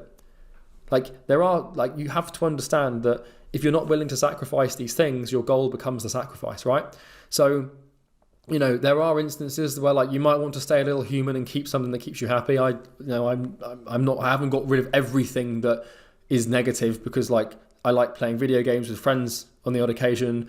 I don't use any social media anymore, but like there's a few exceptions to this. But generally speaking, the more extreme you take this, like when I was building my businesses, like in my real monk mode stage, like those first couple of years, I just got rid of fucking everything. I just locked myself in a room. I played no video games. I ate no bad food. I slept perfectly. I went to the gym. I was just perfectly disciplined. And that was because my environment was so clean and I made a lot of money. So number 4 really, eliminate all negative items. Oh, we've covered that. Number 6, increase the availability of positive items in your environment. Make them more noticeable and add visual or auditory cues that nudge you in the right direction. So an example of this is like, look at things and find things that you like looking at that are nice, that help you with your work. So here's a prime example. On my desk, you can probably hear this, right? Through the mic. That, my friends, is a mechanical keyboard, right? And basically, it's a very satisfying thing to type on. And what I realized with a mechanical keyboard, by the way, in case you're wondering what I use, I think the brand is Royal Clutch. But like, what I realized with a mechanical keyboard is it's really satisfying to type on. And a lot of my work is typing. So by having something satisfying, I was making work more satisfying. So like, that's an example. Like I noticed that like my keyboard was like nice, and I usually would just use my MacBook keypad. So I brought the keyboard in, and now I like working more because it's just a little marginal thing, but you do that with enough things and it's great. And like another thing I really like is music when I work. So I bought a Bang & Olufsen speaker for like $600, $700, which means that I can have really good quality music playing when I work. And it just encourages me to sit down at my desk. It's sort of like plugged in to my desk. So like I can't really move it, which means to listen to music, I have to sit down at my desk. So it's pretty cool. But But like, just notice the things that are positive and just bring them closer to you and make them more available. And then number 7 is to introduce new positives and keep removing negatives. You know, what else can you bring into your environment to test? So like, one thing that I keep in my office is a resistance band. So sometimes like, and a foam roller. So like, if I'm sat down all day, like, I'll just sort of maybe foam roll or just do a bit of stretching with a resistance band between like recordings or something, or sales calls, just so that I feel more refreshed and my body feels more available to work. Just find things you can introduce, like incense is another good one. Like, you know, smell is a great sort of like predictor of work. Like, you can associate smells with work, and it's just really helpful. So yeah, just find things that help you work and introduce them. Like, maybe you've got like a really like funny coffee mug, and just keep it on your desk, and then you fill it up and it makes you happy. I don't know, anything, like, could be anything, but you want to find things. Like, for example, I've got a standing desk, and like, I'm not stood at it right now, but sometimes I'll stand up to work because I don't want to sit down. Like, you know, you should give your body the option to stand or sit. Like, because sometimes your body won't want to sit because it will be sore, and like, you know, if you sit for too long, you'll get a bit painful. But if you stand for too long, it will also want to sit down. So you have to give it like the option to have both. So just find the positive things, bring them close to you, and remove the negative things. The main thing to do is find the negative things and remove them. There's probably like 1 or 2 big things you should remove. Just get rid of them, okay? And so now I'm going to walk you through a resource, which is basically high performance environments. And this is the last resource in this video, and this will walk you through a checklist for things that you can have to basically improve your environment for better performance. So let's take a look at high performance environments. And this is basically a checklist of like all of the things, all the variables. Once again, big credit to my mentor for this, so I can't really take personal credit for this, unlike the other stuff, but this is really important, so I wanted to share it with you. So this resource basically contains a list of things that contribute to environments of high performers. Okay, so what we've got here is a list for your office or your living space, and a list for the technology that you use. So we'll start with the office, okay? So the first thing is clean, right? You want your space to be clean. Clean spaces contribute to better mental health and encourage healthier choices. Organize, keep things tidy and orderly. You want to find what you want when you want it. You want to move quickly. Colorful, right? Clinical white environments or dark environments cause anxiety and depression, so just get some damn color, you know, into your office. This is the same with like artwork and stuff. Like, just get some artwork in the thing, you know, just make it pretty, right? You want to create your work environment to be a place that you want to enter, right? This is why like I chose the flat I chose, and the place that I'm in right now is because it's so beautiful, and like my workspace is so like nice, and it's just beautiful to sit here. Like, I'm sort of sitting here now. I've got these huge like 3-meter tall glass windows. I'm looking out onto some beautiful houses. I've got loads of natural light. I've got artwork. It's comfortable. It's warm. Like, you just want to create like an environment that invites you to basically enter it, because then you're more likely to work. Like, you want your office to be a place you want to go and chill out in. Not chill out in, but, you know, if I go to my office and I sit down at my desk, I'm probably going to work, right? Natural light, right? Work near windows. Light is energy, and the more the better. Other light. So you want to avoid fluorescent white light. I don't know if you've ever been in like a dental office before, or like a supermarket late at night, and like, you know, it's like your nervous system's just like, what the fuck is going on? Like, you really want incandescent light. 3 sources is optimal, alongside the natural light as well. You just want your like lighting. You don't want harsh lighting. Like, just gentle sort of like lights will keep your nervous system clean and focused. Sound. You want to just work in silence or use binaural beats or music. I work with a lot of music. Avoid working near loud noises as they distract. So like, if your neighbour's got a dog, then and it keeps barking, then just go and tell them to shut it up. But look, I'm trying to work. I'm trying to save the world here. Like, I can't do that with, you know, fucking Rufus like yapping about. Like, tell him to shut up. I mean, obviously within reason. Please don't start arguing with your neighbours. But like, my point is that like, if you're working near a construction site, like, go and work somewhere else, because you're never going to be able to focus or produce meaningful work when there's like, you know, people drilling hammers and, you know, nails and shit into walls. Furniture. Invest in furniture that doesn't piss you off. It should also be comfy. We've all got a piece of furniture that we hate, right? Now, we might not all, but we all have seen a piece of furniture we hate. So just, you know, you want to make sure the furniture that you surround yourself with is comfortable, inviting, and it's nice. Like, I used to keep, when I move offices again, which I'm doing in September, I'll have a sofa in there. I used to have a sofa in my old office, and what it would mean is I could just sort of lie down and work. If I wanted to just chill out, then I had the option to stand or sit or lay down. Now, that doesn't work for everybody. Some people will just lie on there and watch Netflix, but I didn't do that, so it's fine. Plants, right? Nature inspires and is good for mental health. Get plants into your office, not those fake ones because they're horrible. Get like proper plants, take care of them, keep the room green. I've got one, kind of looking at it now, it's lovely. Temperature, not too hot, not too cold. Thank you, Goldilocks, right? So this is really basic stuff, right? But I can't tell you how much of a difference that like having like a good room temperature will make to your productivity in your business. Like if you're trying to work in like a sauna or a freezer, it's not going to work. So view, big brighter windows with nice views with things you like. Air, open a window, right? Get some fresh air in your workspace because clean air is better. Smell, remove bad smells and try something like incense or sage. Acoustics, get rugs and stuff to put on the walls, right? Harsh acoustics upset the nervous system. So when you like walk into like an empty room and you clap and it sounds like you've just like shot a gun into your ear, like that's the same thing. Just you want nice like softer sounds. Minimal, apply minimalism to every aspect of your life, virtual and physical. Water, keep water within arm's reach and stay hydrated. And food, stop buying what you know is bad for you. Shop on a full stomach.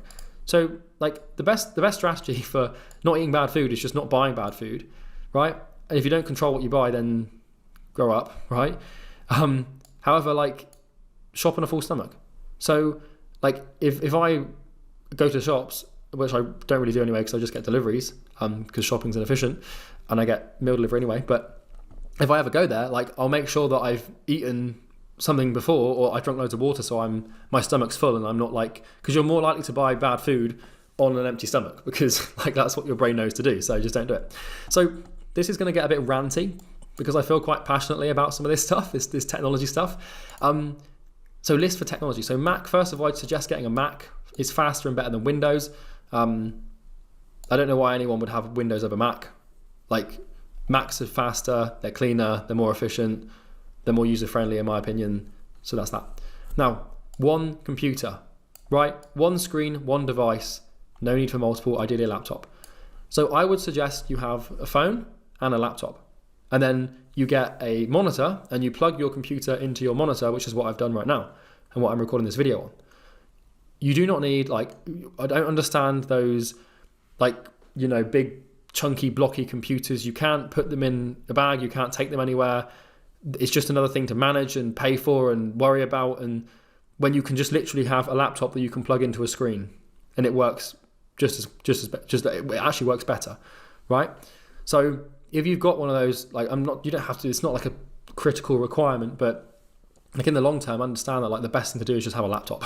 Like buy a laptop and then invest in the best spec possible.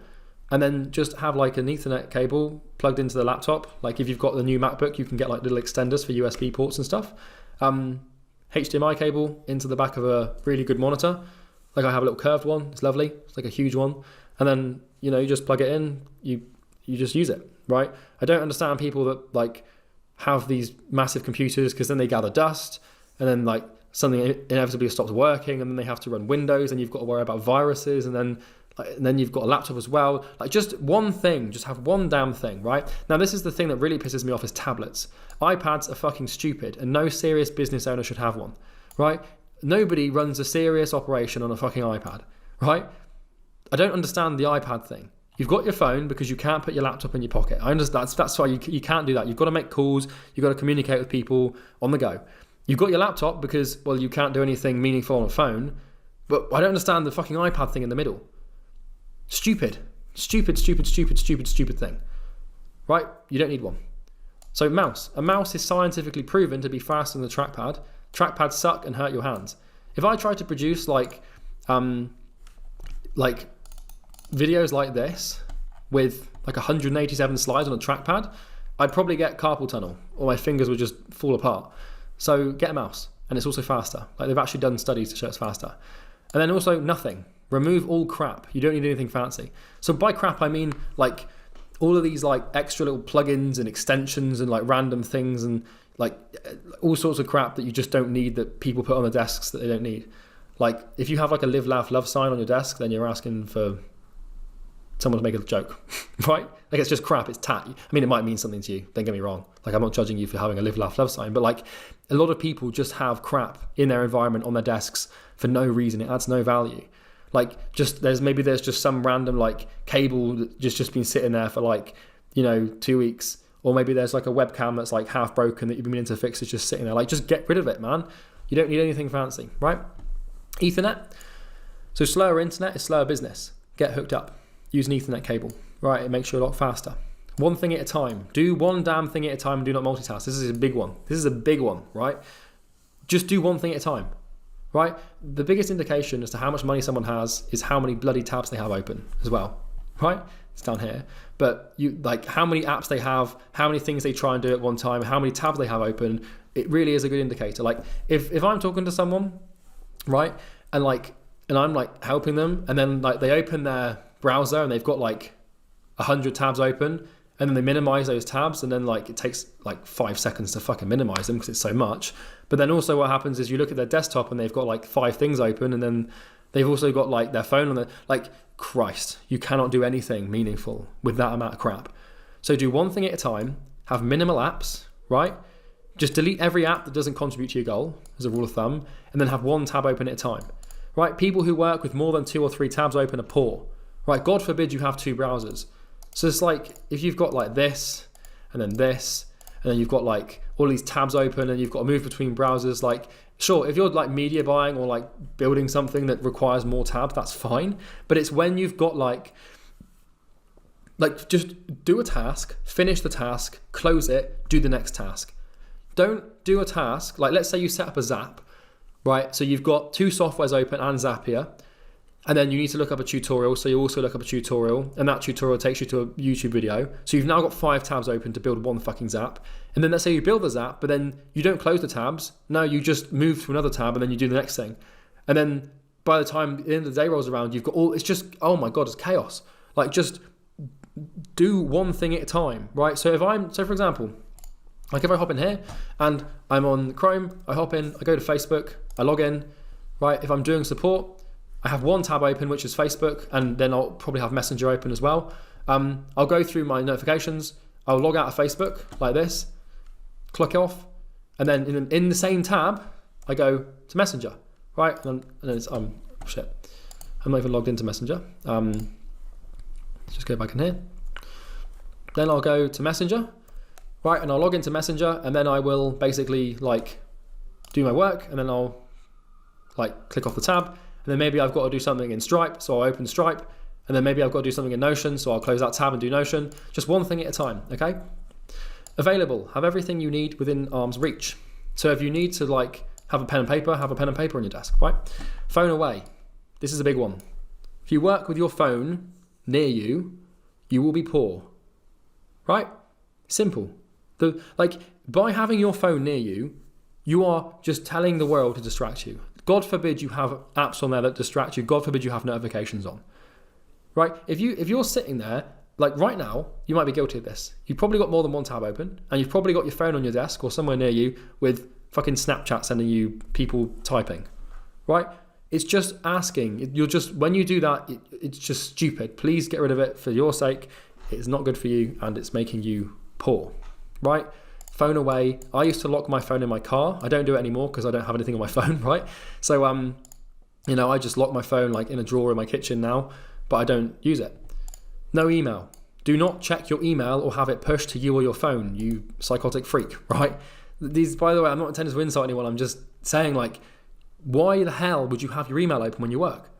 Like, sure, check it in the morning, check it in the evening, or check it once a day, or something like that. Same with Slack. Check it a couple times a day if you've got a team. But you don't need it in the background whilst you're doing something important. Nothing is that important. Like, the most important thing in business is focus. You don't need to be constantly available all the time to your team or to your clients. Because if you really want to be responsible and help your team and your clients, you will focus on things and building things that contribute towards them. And if they have to wait a couple hours or half a day to get a response from you for that, then it's a fucking happy trade-off in my perspective. No socials. Log out of all social medias. In fact, log the fuck out of all your social medias and stay out. Only go on for work. In fact, delete them delete your accounts if you don't use them for work. Notifications, turn it all off. Everything off. Calendar notifications off. Email notifications off. Everything. Get rid of all of it. All of it. Clean desktop. Clean up your desktop and make it minimal. Right? Like this. Passwords. Use LastPass to keep a log of all important passwords and private notes. And then also for tech, you can model this sort of setup. So I have all of my important apps that I use for a day-to-day basis here. I have my most important spreadsheets all available. I've got all my Trello boards here. I've got all of my sales stuff I could need here for my team. I've got all of my organic metrics and prospects that I could need to keep a log of here. I've got all of my team folders here. I've got my program folder here. I've got my YouTube stuff here. I've got any personal stuff I need here. I've got my outreach systems here. And I've got my mindset module I'm working on here. And then I've got other bookmarks. I have undistracted to get rid of all distractions. And then I also use momentum to have this nice bit of nature. And that's pretty much it as far as this goes. I also use AdBlock. And these are the other apps I use. These are cool ones. But yeah, so that's how I have it set up. I use Google Chrome. Anyone who uses like Firefox or Safari, like what the hell are you doing? Chrome is much better. It's cleaner, it's faster. Like, and this isn't just like my opinion. Like, this is just like, I'm not telling you this stuff because I'm trying to insult you. I'm telling you because, like, if you're doing this stuff, you've got a problem and you need someone to just like coldly say, like, what the hell are you doing? Like, why have you got it? So yeah, rant over basically. Slightly unprofessional, I know, but you know, if it gets the message across, then I don't care. So understand you probably you probably won't have or be able to have all of the things immediately. So for example, like, I don't want you to like think that you need everything here. So like, for example, like, you know, if there's not like a window in your office, it doesn't mean you're not going to make money. If you haven't got a nice view, it doesn't mean you're not going to make money. If your office is a bit too warm, it doesn't mean you're not going to make money. If you don't have any plants, it doesn't mean you're not going to make any money. If you don't drink loads of water, it doesn't mean you're going to make money. Like, these points here make it easier, but it didn't make it impossible. So here's a funny example, right? You don't need everything to succeed, they just help. I could still grow a business locked in a cold cave with 1 megabyte per second of internet connection in a bright pink lighting, wearing the itchiest socks in the world, right? That might be a funny visual for you. I wouldn't have much fun and it would be harder, but I could still grow a business in those conditions, right? Like, it would suck. But my point here is, like, just because like I've listed out these are the things that you need, like my point is they help you and they will contribute positively to you getting your goal. You can grow a business with distractions. You can grow a business with more tabs, right? You can grow a business with iPads. You can use like Windows. It's fine. My business partner does, right? My point here is these are just things to make you more efficient, and the more of them you have, the bigger your advantage. And in business, we value advantage and want to get it from everywhere. So that is the where, right? Environmental encouragement. Put together an environment and, you know, control your environment so that it contributes towards positive behavior that drives your goal. You know what you need to do, and go and do it. So the next module is who, which is personal capability, and this will be covered in the next video. This is another huge piece of the puzzle, but I thought for the sake of, you know, keeping these videos, this has probably been quite a long one at this point, but I thought it'd be best just to, you know, do this in the next video. So we will be covering the who as we progress through to the identity video following this one. So that's everything for today's video, guys. That's the model. We've covered the hidden 6. We've talked about the what, the why, the when, the why, the how, the where, and we're going to talk about the who in the next video. So that's everything. I hope you found this one useful. It's taken me a long time to produce this and articulate it. However, you've got all these resources and all this knowledge, and this, what I'm hoping is a paradigm shift to help you achieve goals into the future. So I hope you enjoyed this video, guys, and I will look forward to seeing you in the next one. Thanks for watching.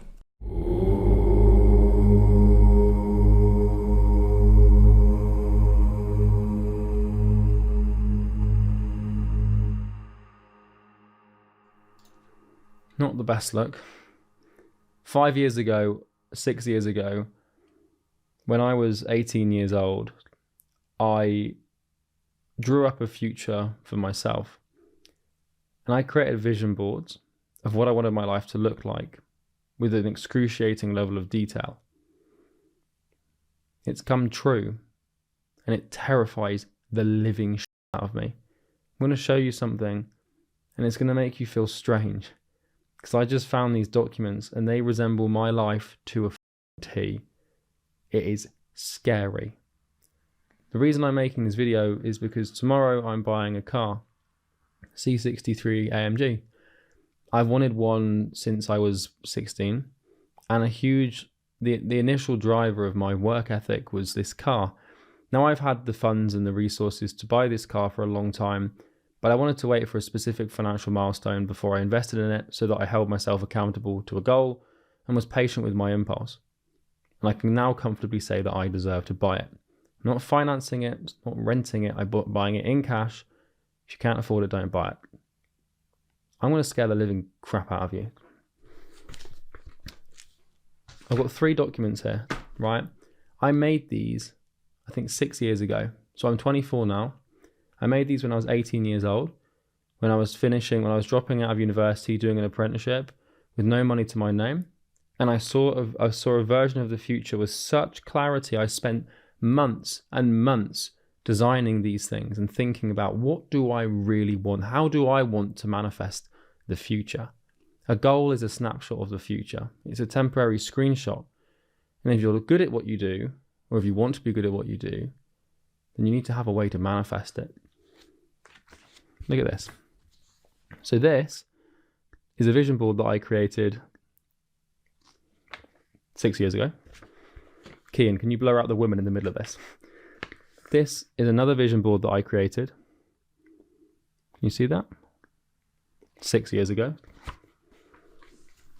And this is another one I created 6 years ago. Now, one thing you're going to notice is there's 2 recurring themes. You see the Mercedes, the black AMG in there. You also see it in here, right? And I'm pretty certain, if I'm not mistaken, that I even dedicated an entire page to it. The point is that I drew this up when I was 18 years old, and I had this uncanny foresight to determine exactly what I wanted my life to look like. There you go, you can see the car there. So I initially wanted the C250D, which is like way cheaper than what I'm buying tomorrow. What I'm buying tomorrow is pretty expensive. You see this window, right? It might look familiar. It's nighttime now, but I live in this exact flat. It's not the exact one, but it's in the same building because the one that I wanted wasn't available. So I was restricted, right? But you'll see this, like, you see this here? You see that arrow pointing to that building with the glass penthouses, and you see these sort of glass panel bay windows? I live in that building. And tomorrow I'm going to buy that car, right? All of this has come true. Another thing you can see here, right? You can see I actually went into Stripe once, and I even adjusted my my like Stripe thing to show like I wanted to make $1 million. And there's more detail to this. In fact, I'm going to read you something, right? So what I would also do with these documents is I would actually draft up what I call the Charlie Morgan Manifesto. And this is an incredibly narcissistic thing to do, right? But I'm going to walk you through like what I told myself I would become. And bear in mind, this was me when I was 18, I was making £3.50 an hour doing a cold calling job as an apprentice. I dropped out of university, much to my parents' dismay, although they were very supportive. So let me find one of these manifestos I can read to you. And it's going to sound awfully familiar because it's who I am. If you want to be successful, you shouldn't chase a goal. You should chase a character. You should determine who you need to become to accomplish the manifestation of your physical being. All right, let's go. You can see this manifesto here. It's going to be flipped, but who is Charlie Morgan? Charlie Morgan is a 7-figure consultant. He is known for his mastery of organic attraction and sales and is a $1 million entrepreneur. He's completely transformed himself and his character is unshakable. His standards are ruthlessly high and his business went from $4,000 a month to $100,000 a month in 12 months, which is what happened. Charlie is the co-founder of Imperium Acquisition, the best and most effective coaching business for agency owners and coaches and consultants. Imperium Agency has transformed the lives of thousands of clients, and is quickly becoming recognized as a force to be reckoned with in the market. Charlie's students get incredible results, and he's soon to be getting attention of Forbes for a candidate of their 30 under 30, which I haven't yet. Imperium Acquisition makes it easy for any agency owner, coach or consultant to scale to multi-6 or 7 figures. So here's the thing, right? I had this ability to, like, the vision for my company is to make client acquisition easy. I was thinking about this shit like 6 years ago. Here's the cool part. Charlie lives, I'm not going to tell you the city I'm in, but Charlie lives in a certain city in the UK in a corner penthouse flat at insert house name here. His desk looks out over a beautiful view of the countryside and the city he lives in, and the penthouse is clean with a minimalistic design. Charlie drives a black C63 AMG Mercedes and lives alone. The flat is optimal for Charlie's routine. Charlie has control of his finances, location, and time. He often takes month-long breaks to any city or place he fancies and is not restricted by money, time, or location. Charlie is considered one of the best experts in client acquisition. He manages a team of upwards of 5 to 6 sales reps who work in harmony to close $500,000 a month in business.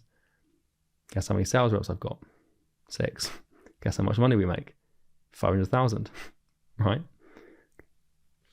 Charlie's a ruthless, relentless entrepreneur. He's not afraid of pain or confrontation. He's a master of sales and finds closing high-ticket deals easy. Charlie has a disgusting pain and fear tolerance. He has an extremely competitive attitude, and paired with his genius, he's a force to be reckoned with in business.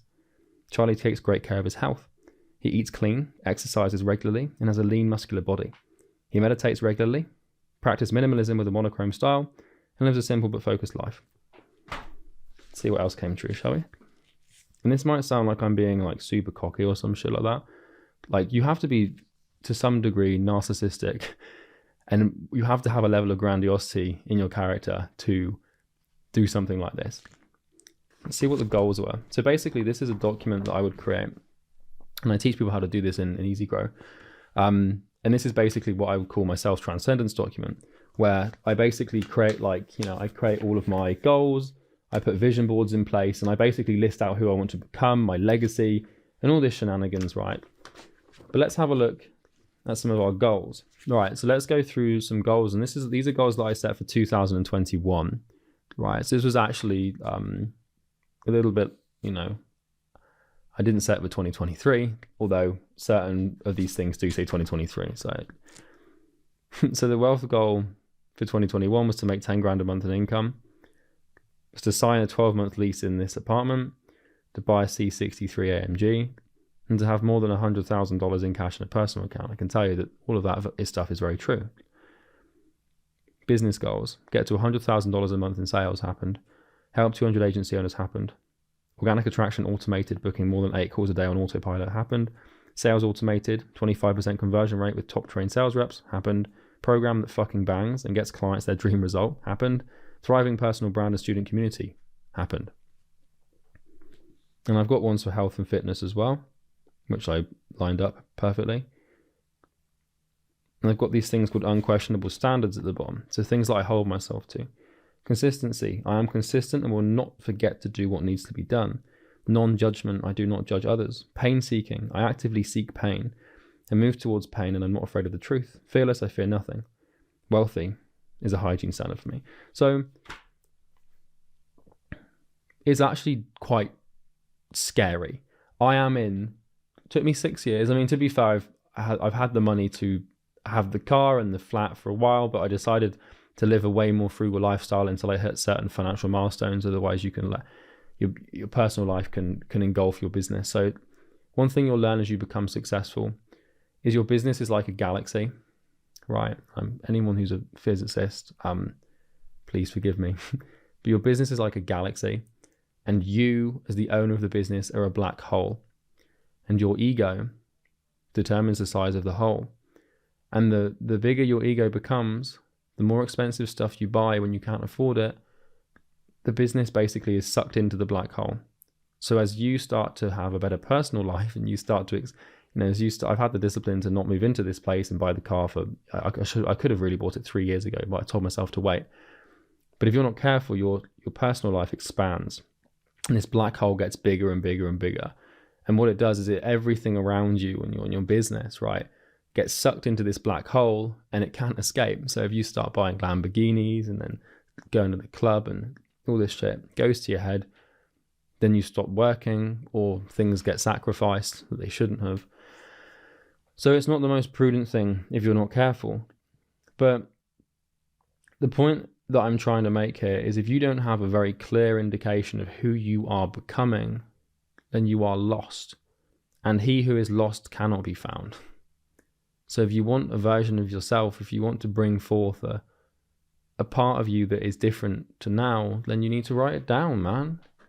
You know, we could talk about the law of attraction, but truly it's just the law of action. Everything is cause and effect. If you have obstacles or problems to solve, then you can learn how to solve them. Even if it's out of alignment with your current sense of self and your current identity. Humans are malleable. We change. The self is not solid. Self-solidification is the biggest tragedy psychologically of the 21st century. And when I was 18 and I was putting together these documents, you know, and I was writing these manifestos and I was putting these vision boards in place so that I could, you know, I would look at this every day, twice a day sometimes. You know, when I was putting these things together like this, I was not this person, you know? Like, you know that quote, like, you're not that guy? Like, I was putting this shit together, dude. I was a fucking loser. It's 18, uni dropout, £3.50 an hour, can't make ends meet, still living with my parents, no girlfriend, no prospects, but a work ethic and a vision. A vision. That's the most important thing, is you have to have a vision. You have to know exactly what you want and exactly when you want to bring it into reality. And it's easy to do this in physical form, because I need to redo this now because I fucking did it. So I need another one for 2028. I need something else that's, you know, 5 years out, 10 years out. And this time it won't be material. So when I was 18, the easiest way to sort of create those vision boards is to have visual things that you can look at, right? So you can look at the body, or you can look at the Rolex, or you can look at the car, you can look at the flat. But all of that doesn't mean anything. Once you get to a certain point and you acquire those things, you can appreciate them and you can enjoy them, but you struggle to derive meaning. The meaning has a diminishing nature past a certain point when it comes to material objects. The truth is that you could put me in a different flat and give me a worse car and, you know, strip me of my, like, relatively nice clothes, although I do have a questionable dress sense. But you could take stuff away from me and I wouldn't mind, because it's not, I buy these things and I have these things because I enjoy them, but they don't own me, because I don't see myself as owning them. They are objects in my life that are there to be enjoyed, but I'm not prepared to let them be anything more than that. You know, tomorrow I'm buying this car. I don't own the car. You can't claim ownership over a piece of metal and glass. It sounds cool, it looks cool, it feels cool, provides you with good emotions. So what it does is it gives you the emotions. But to say you own it, because then if that car gets stolen or scratched, then my ego gets damaged. And I'm not prepared to let my ego get damaged.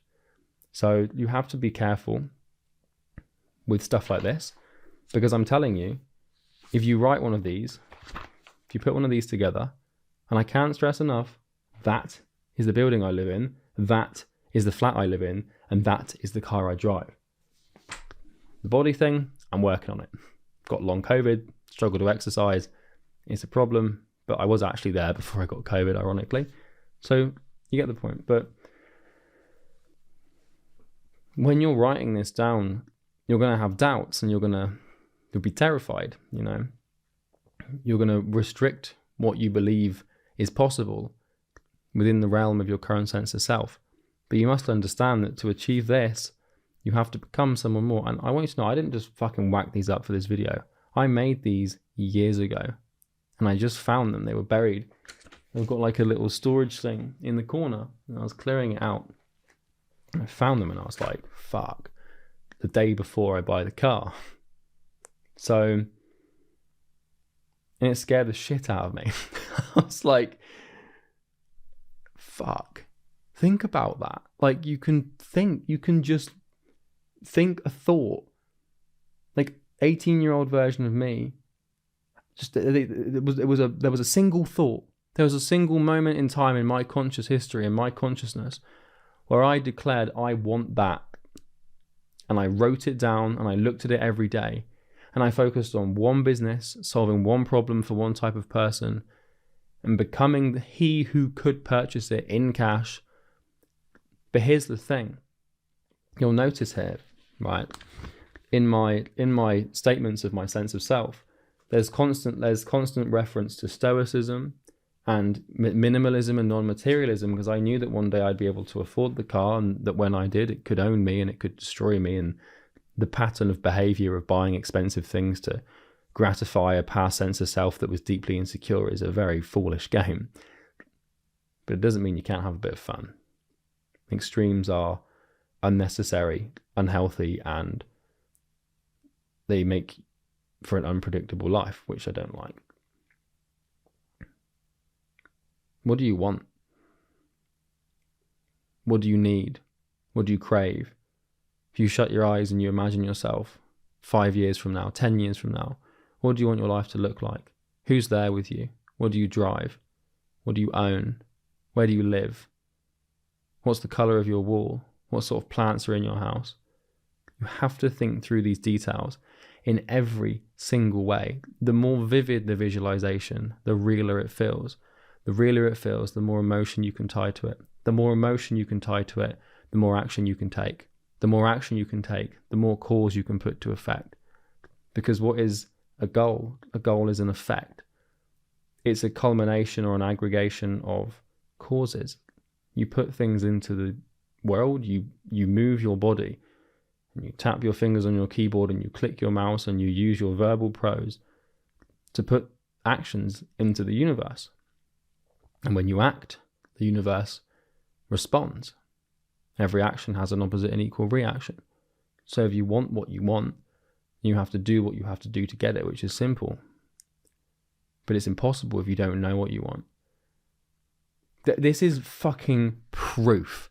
This is not some woo-wah law of attraction, see it and you'll believe it, affirm it every day. This is fucking cold, hard evidence that this shit works and that you can become anyone. You know, I'm gonna get emotional, but the amount of fucking pain you go through to fucking do this is unbelievable, but it is so fucking worth it. To create a life.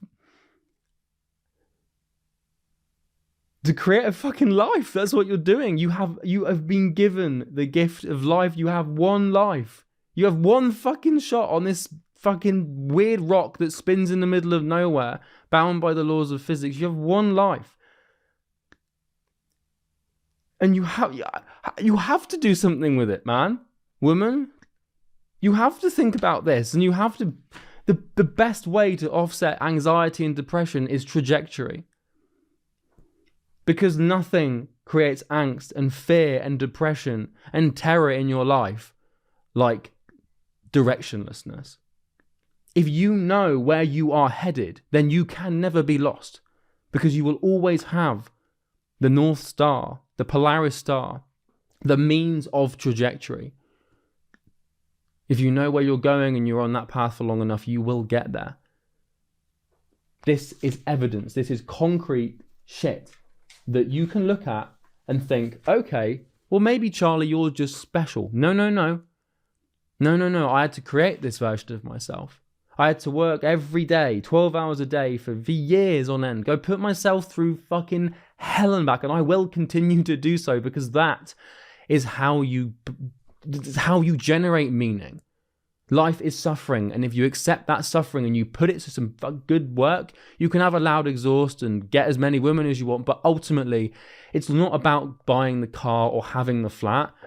It's about putting yourself on a trajectory and offsetting the fucking nihilism that life can be with work and pain. Nothing is more meaningful. I mean, there might be other things like finding a wife, right? But for me, in my experience, this is evidence. Look, I've got the car. I'm buying the car tomorrow. That's the exact flat I live in. I don't know if I'm monk-like yet. I didn't buy the Tag Heuer Carrera because I actually fell in love with my $30 Casio watch. But you get the point. Like, I don't know. I'm hoping that you can understand this, man. Like, it's possible. And you can do it. You just have to think of what you want and then accept that you must kill your current self. The big word there is current. I'm not advocating for the S word, right? That rhymes with, I was going to say suede. It doesn't rhyme with suede, but you get my point, right? Don't do anything stupid. You must commit psychological suicide. The person you are right now is not capable of this, because if you were, you would have it. So the fastest route to success and the easiest path, which is always the hardest, the easiest path to take is the hardest, but that's a story for another day. The fastest route to success is to accept that you, with your current sense of self and your current identity and how you perceive yourself and how the world presents itself to you through your lens and your paradigm, you're not capable of bringing about the future that you want to bring about. Which is why when you put together something like this, you feel so much doubt. Doubt represents the psychological limitations of success. And what that means is if you're unsure as to whether or not you can accomplish something, then you're right. Because you can.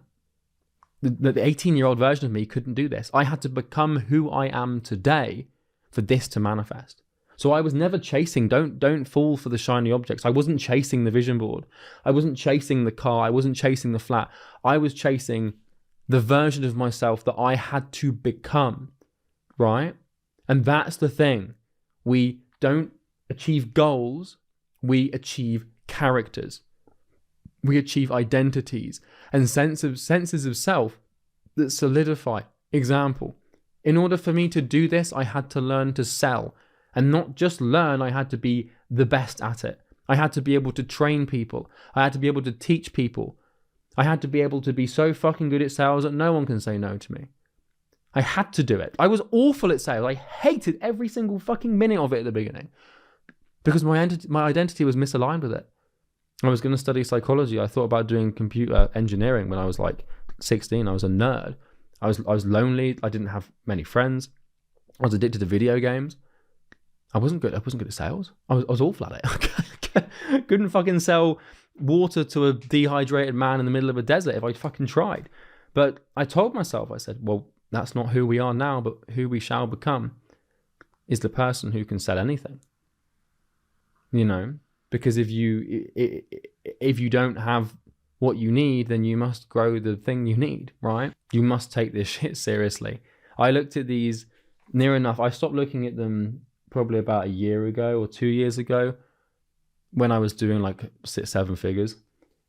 But that's a mistake. I should have remade these a long time ago. Trajectory is more important than speed, but speed is an asset to growth. How are you going to get where you want to go if you don't know where you're going? This is a pretty simple observation. You're not going to get very far. And you might be wondering, like, why the hell should I listen to some fucking weirdo with blue light blockers and a dressing gown on, and he's recording this video at 11:45 on a Wednesday night? Well, it's because I was you. That fear and that doubt and the shaking of the head when it comes to anything, and you think, oh, I can't do that. Like, that's not me. That you're probably saying, that's not me. I'm not you. That's not who I am. Exactly. You need to put something down on a piece of paper that feels so alien to you. Because if it doesn't, if it feels familiar in any way, shape or form, you're doing the wrong thing. You must create a vision board and create a manifesto and design a character that is so unlike you that it terrifies you. Because to become that person would mean to lose yourself. And that is the objective. It's called ecstasies. It's shedding skin, right? You can't, if who you were right now was capable of achieving what you wanted to achieve, you would have already achieved it. We don't chase goals, we chase characters and identities. And through the achievement of the character and identity, the goal will manifest. And that's what I've learned. And so you might be wondering, well, what's next for me? Like, okay, what's next? Well, I can tell you we're now pretty close to 8 figures. So if I was to redo this 2 years ago, it would have been 8 figures, right? But we're nearly there. So the next thing, like once I hit it, I'll recreate that, then it will be 9 figures. Could be a property portfolio, right? Could be a SaaS business. The current vehicle I'm driving doesn't get to 9 figures very well. The coaching consulting business, it's not something that it's hard to, okay, so here's the thing about business models in this online space. You can get an agency to 100 grand a month, but very rarely beyond that with efficiency. You can get a coaching business to 10 to 30 million a year, like $1 million to $3 million a month, very rarely beyond that efficiently. That's the natural cap of these business models, which has been proven by quite a lot of people that I know. And so I now need to transcend myself. I need to become someone new. I need to create a vision board that is fucking alien to me.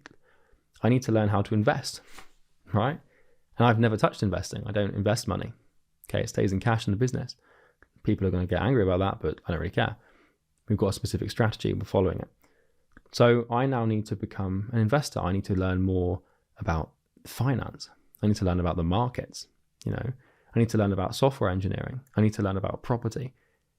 I need to learn more about becoming a CEO, and managing hundreds of people. That's alien to me. But I know that if I visualize it, and if I set a list of things that I need to become, I will become them. If I need to become a software engineer, you give me a year, I'll be a software engineer. If I need to become a famous painter, you give me 10 years, I'll become a famous painter. If I need to learn the guitar, you give me 3 months, I'll learn the guitar. Everything that you need to be that is out of alignment with who you currently are can be acquired into your mind and in your identity. I need to become a YouTuber, I'll become a YouTuber. It's another thing I had to do for Imperium. I know, you can ask my business partner about this. I didn't want to make YouTube videos. I didn't want to do it. I was like, that's not me. I don't do YouTube videos. I don't want to have an audience. We had the conversation. It's kind of who you need to become to do well in this space. Bang. I have no tie to any the biggest strength psychologically and the most important mindset to have is to be no one. Right? So I have this sense of self right now as a multi-7, nearly 8-figure entrepreneur with who does like some small business influence stuff and has a team and, is good at sales and is really good at organic attraction, is trying to make client acquisition. Like I have this identity and I drive the AMG and I've got the penthouse, but truthfully, like I'm willing to let go of all that. It's like Bruce Lee said, like nobody really understands what Bruce Lee says when he said, be like water. And when water, flows through the river, it becomes the river. When it gets into the cup, it becomes the cup, right? The point Bruce Lee was trying to make is you need to be fluid and flexible with yourself and your identity. So tomorrow, right? So right now, one of the strong tenets of my identity is YouTuber for all my sins, right? But if tomorrow a new goal was set and the identity had to shift away from YouTuber, it's gone, right? And this is a skill that you have to learn because the faster that you can change yourself, the faster you can change your reality, right? And if the reality that you're experiencing right now isn't one that you want, and I hate to break it to you, man, but that's a result of your current sense of self. I'm well aware if you're in a third world country and you've got a bad spawn, then it might not be all your fault. But the quicker you assume personal responsibility for your immediate circumstances, the quicker you can change. Because here's the thing, like the responsibility is the cornerstone of progress, because blame mitigates your ability to change, right? And what I mean by that is as soon as you point the finger and say, I'm not, it's the Rocky quote, I'm not where you want to be because of him or her or anybody. Cowards do that and that ain't you. You're better than that. But I didn't mean to slip into a Rocky quote, but you can't point the finger to it. It has to be you. You have to have accountability for your actions and for your reality. And so the most powerful thing that you can do right now that sets you on a trajectory along these lines is to accept, is to say, I am solely responsible for my immediate circumstances. The reality that I'm experiencing, the way that the universe is manifesting to me through my senses, the way that I'm hallucinating this thing that we call life and consciousness is my own doing. all of this, the good stuff and the bad stuff in my life right now is my fault. There's some good stuff in my life. There's a little bit of bad stuff, nothing like bad. You know, I'm a human being. We deal with problems, right? So I created all of that. It's all my fault.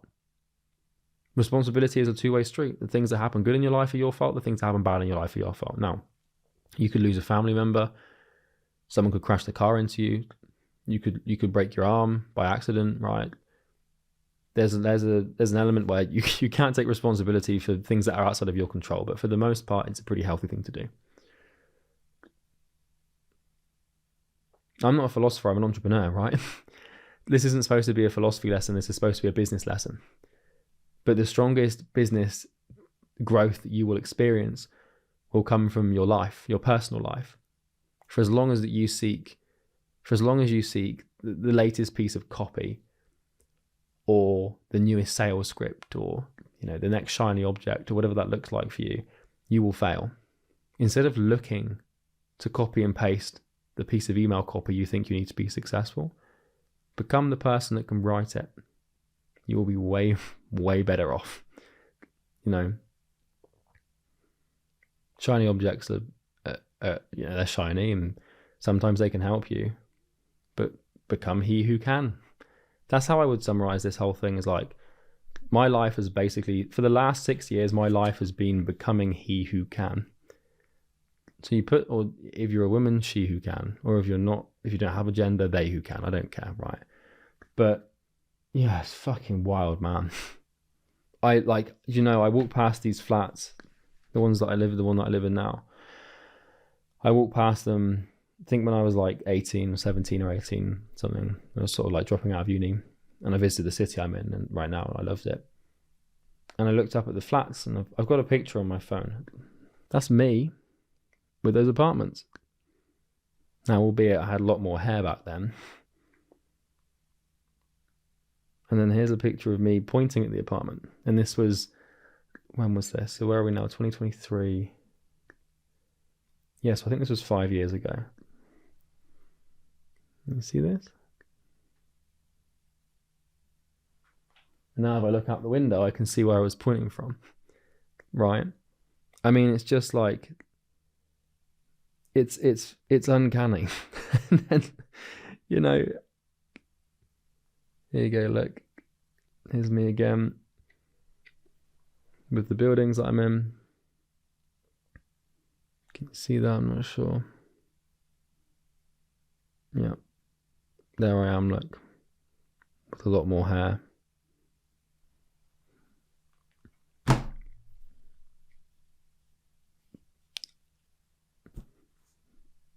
I don't really know what to say about it. Like, it feels weird. Every morning, every morning, I would wake up, and the first thing this was my life for 4 or 5 years, was I was building my first agency and building my agency, NorthFlow Consulting. Every fucking morning I would wake up and I would go through these documents, like different stages. I made different ones at different times, but it'd be the first thing I'd think of. The first thing: the house, the car, the life, the character. Who am I becoming? Reminding myself every single day of the end goal. Because if you're on a trajectory, it's very easy to get off of it. If you are here and you need to be here, and you're trying to bridge this gap, it is so fucking easy to just, boom, you're off. You get offered an opportunity in a job, or this, that, and the other. When you have a goal and an end result that you're looking to get, you can optimize every single decision and action in your life around it. It's the fastest way to achieve success. And the best thing to do is to imagine that you're here and you want to be here, right? Denoted by these fists. It'll fuck you up, right? I won't. So if you're here and you want to be here, right, you've got to traverse this gap. But you imagine you're like a bee, like a honeybee, right? Honeybees fly faster when they're not bogged down by pollen. Pollen to you is things in your life right now that don't help you achieve your goal. Social media, bad friends, alcohol, video games, Netflix, right? What else? Drugs, right? Women that aren't good for you, or men that aren't good for you. Anything that you have in your life right now that isn't going to help you achieve your goal, you need to remove ruthlessly, and it will hurt, and you'll say, oh no, but I need this thing. Get rid of it, because the lighter you are psychologically, right, and physically, I don't mean physically in terms of how much you weigh, but you get the point. The lighter you are psychologically, the less stuff that you have pulling you back, the easier it is to traverse the gap. So if you imagine that you're here, you want to be here.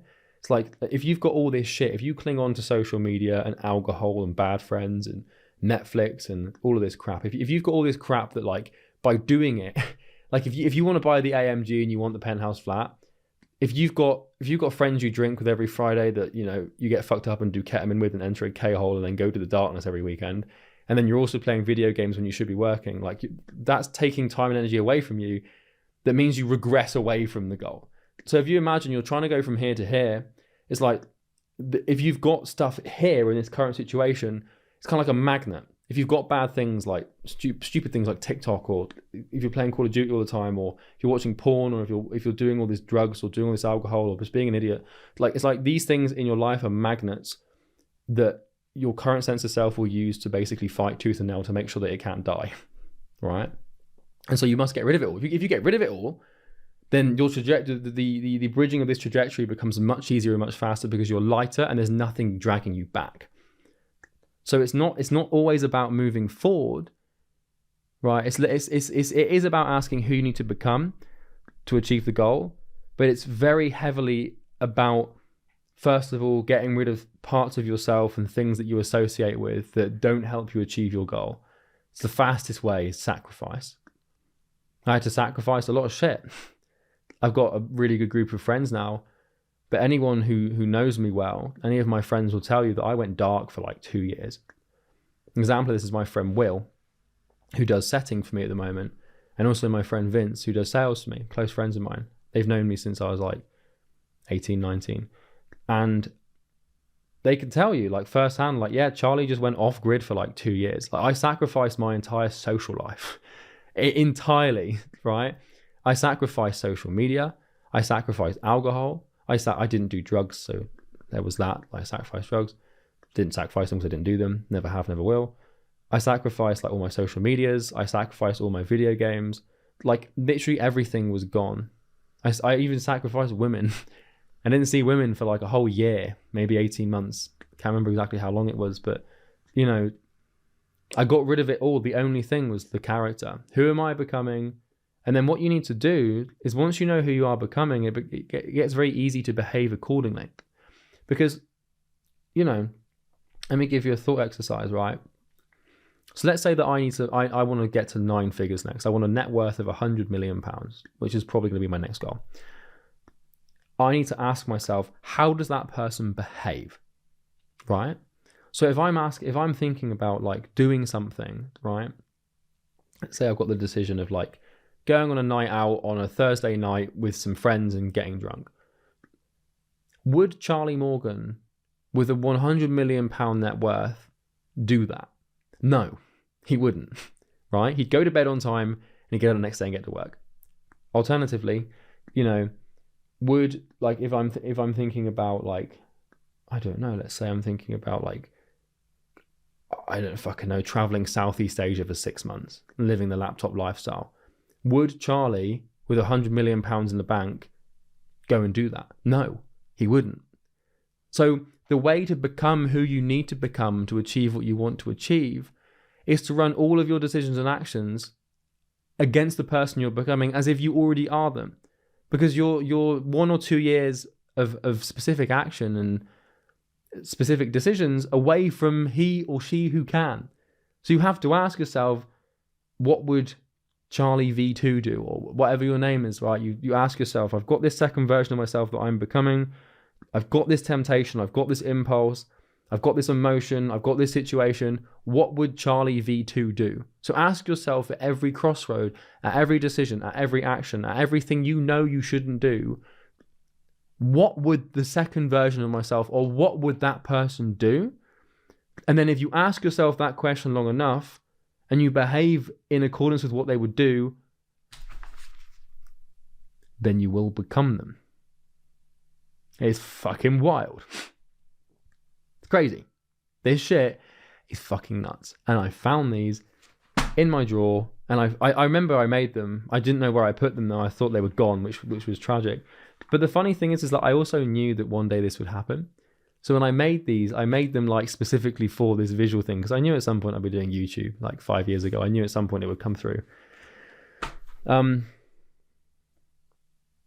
I challenge you, like, go and write it down. I've actually got a video on my phone. I'm not going to try and find it. Like, there's a video on my phone somewhere of me like going through all my goals. Like, it's like 5 years ago. But he who has a why can bear almost any how, as Nietzsche said. And here's the thing about becoming successful is it's extremely painful, right? And so you can't convince your body and your mind to go through pain without reason. So you need to have a reason, and it needs to look something. It doesn't have to look like this necessarily, but you need to wake up and remind yourself every day of why you're suffering. Because if you don't, your natural pain avoidance tendencies will kick in, and you'll stop working, you'll stop putting cause to effect, and you'll slip backwards into those bad habits. But you can become anyone you want. Anything is up for the taking. It's just a shame that when I was 18, all I thought I could achieve was this. Because, you stretch yourself to the goals you set.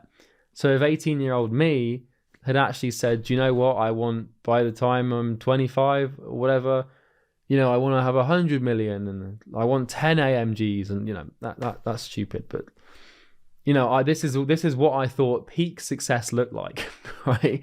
Was the car and the flat and the watch and the women and all that shit. But now that I've got it, I realize that there's a new echelon, and I guarantee what will happen is I will achieve the new echelon in 10 years or 20 years, however long it might take. And then I'll get there and I'll sit down and I'll make another video, or I probably might not be doing YouTube then, I don't know. But I'll sit down and I'll make another video and be like, fuck, like there's another echelon. Because maybe now I should set the billionaire thing.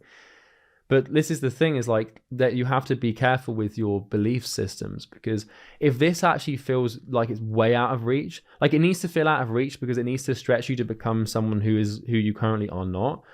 But if it's like, if I put down here to be like a trillionaire, then to the body and the brain, like that's not justifiable because it doesn't feel realistic. So it has to be this sort of balance between you don't think you can do it, but you also think that it's possible. So I believe the billionaire thing is possible, but I don't know whether or not I am at the right mindset and psychological level to set that goal and truly believe it's possible. Like I know it can be done, and I've got no doubt that I can do it, but I think that you need to do this sort of one step at a time thing where you go from $0 to $100 a month, then you go to $1,000 a month, then you go to 10 grand a month, then 100 grand a month, then $1 million a month, then 10 million a month, then 100 million a month, then maybe $1 billion a month. But to pass through those levels and that sort of multiple of 10, you have to become more, right? So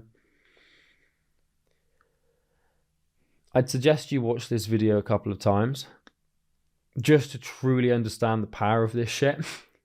And the core central message of what I've just said, I might have slipped up here and there, but the core central thesis of my prose in this video needs to be deeply understood in your brain.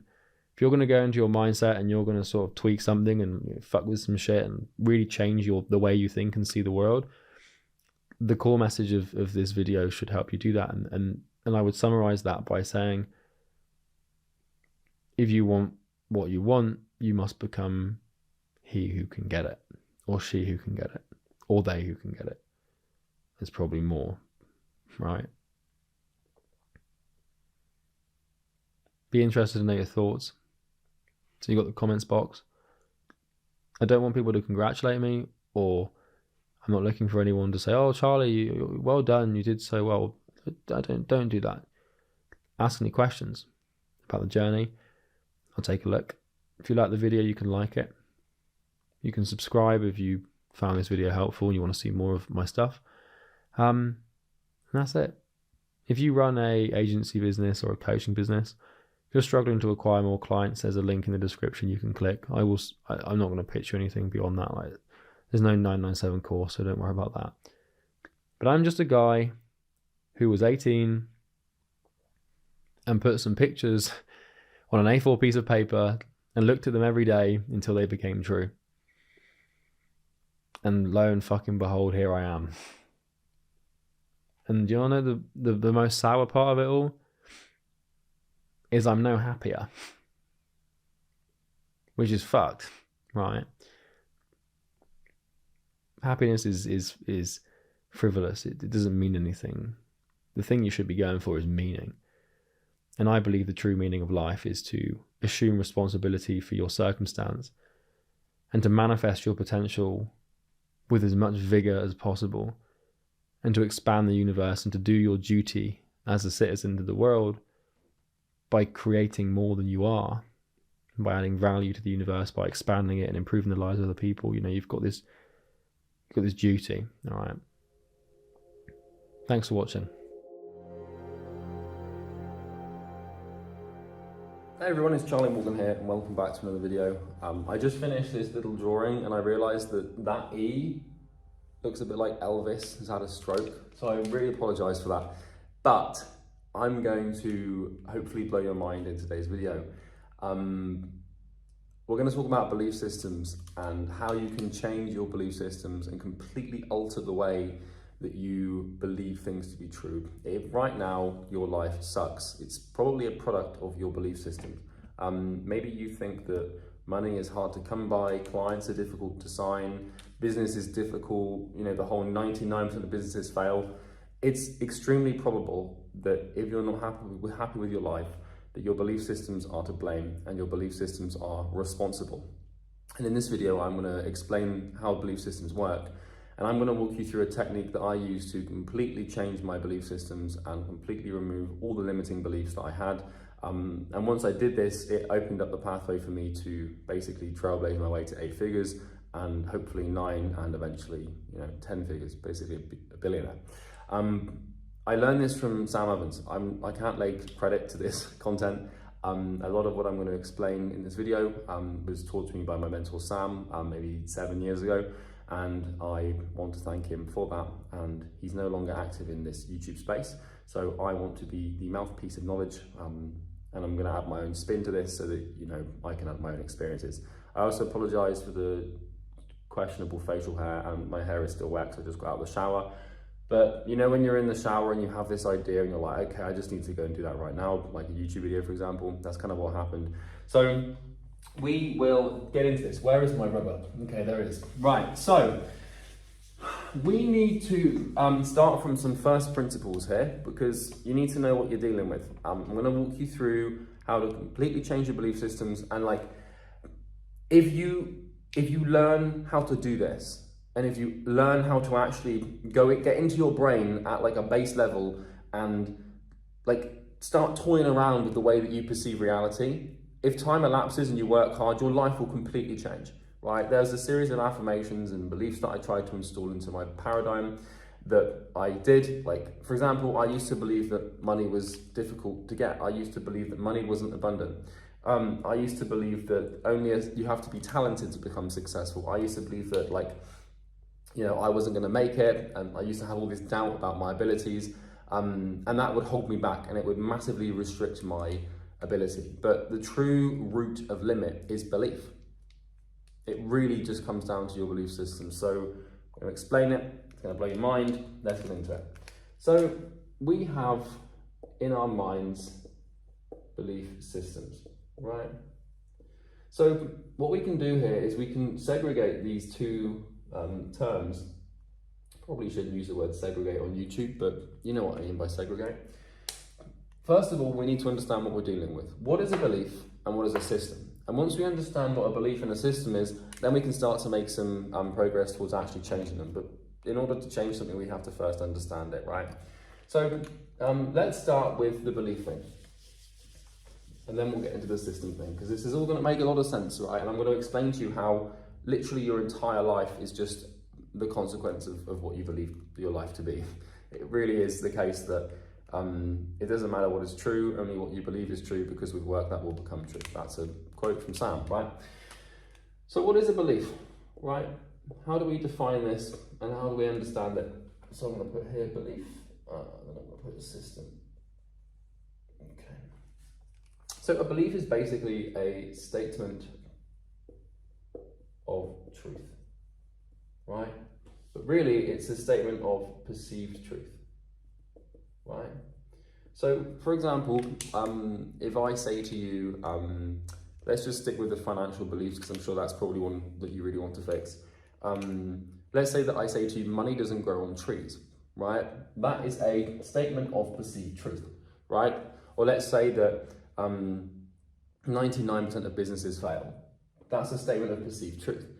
If you believe something, it is near enough impossible for you to behave in a way that is incongruent, out of alignment, or not conducive to the assent of that belief. And this is a term in psychology called praxis. If you believe something to be a certain way, you will treat it in that way and you will act as if it is that way. What this means is that it's near enough impossible for you to build a company and make lots of money if you fundamentally believe that money is difficult to come by. Now that, you might then think, well, it is difficult to come by, and you'll start defending your belief. But here's the thing, people don't have beliefs, beliefs have people. You don't have belief systems, they have you. Right now, if you're not in the driver's seat of your belief systems, they're going to control you, and until you make the unconscious conscious, it will rule your life and you will call it fate. Bit of Carl Jung for you there, right? So a belief is a statement of perceived truth. So any time that you look at the world, whether it's a physical thing in reality, like a car, or an abstraction like money, how you treat that thing and how you behave around it and how you act in accordance with it will depend on your perception of it, and that is what a belief system truly is. It's a statement of perceived truth, right? Another example, let's take dating, right? If I say, pretty girls are not interested in men that make less than 6 figures, right? To make a controversial political statement. I'm not saying that's what I believe to be true, but maybe that's what you believe to be true. Now, if you believe that to be true and you're not making 6 figures, you're never going to have a pretty girl because all of your behavior is going to be filtered through that. And even if a pretty girl was interested in you and you were making below 6 figures, if you truly believe that to be true, you would just self-sabotage the relationship or the connection you had with that person because it's impossible for you to behave out of alignment with your belief, right? It's kind of like this. Think of it like this. Imagine, for example, that your life is like a bowling alley, right? And we have this lane, right? And here we have the gutter and the gutter, right? And so we have this bowling alley that you want to travel up, and here we've got the pins. I don't know how many pins we actually have here, but you get the point, right?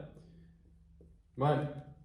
And so we have the gutters here, like so, okay? Now, what you want to try and do is you obviously want to throw the ball down to hit the pins. And this is, the pins here, they represent sort of, what reality will actually be for you, right? And what the gutters basically represent is they represent your belief systems, right? And so what I'm trying to get at here is like, when you have in bowling, when you go bowling and you put the barriers up, this represents the barriers, right?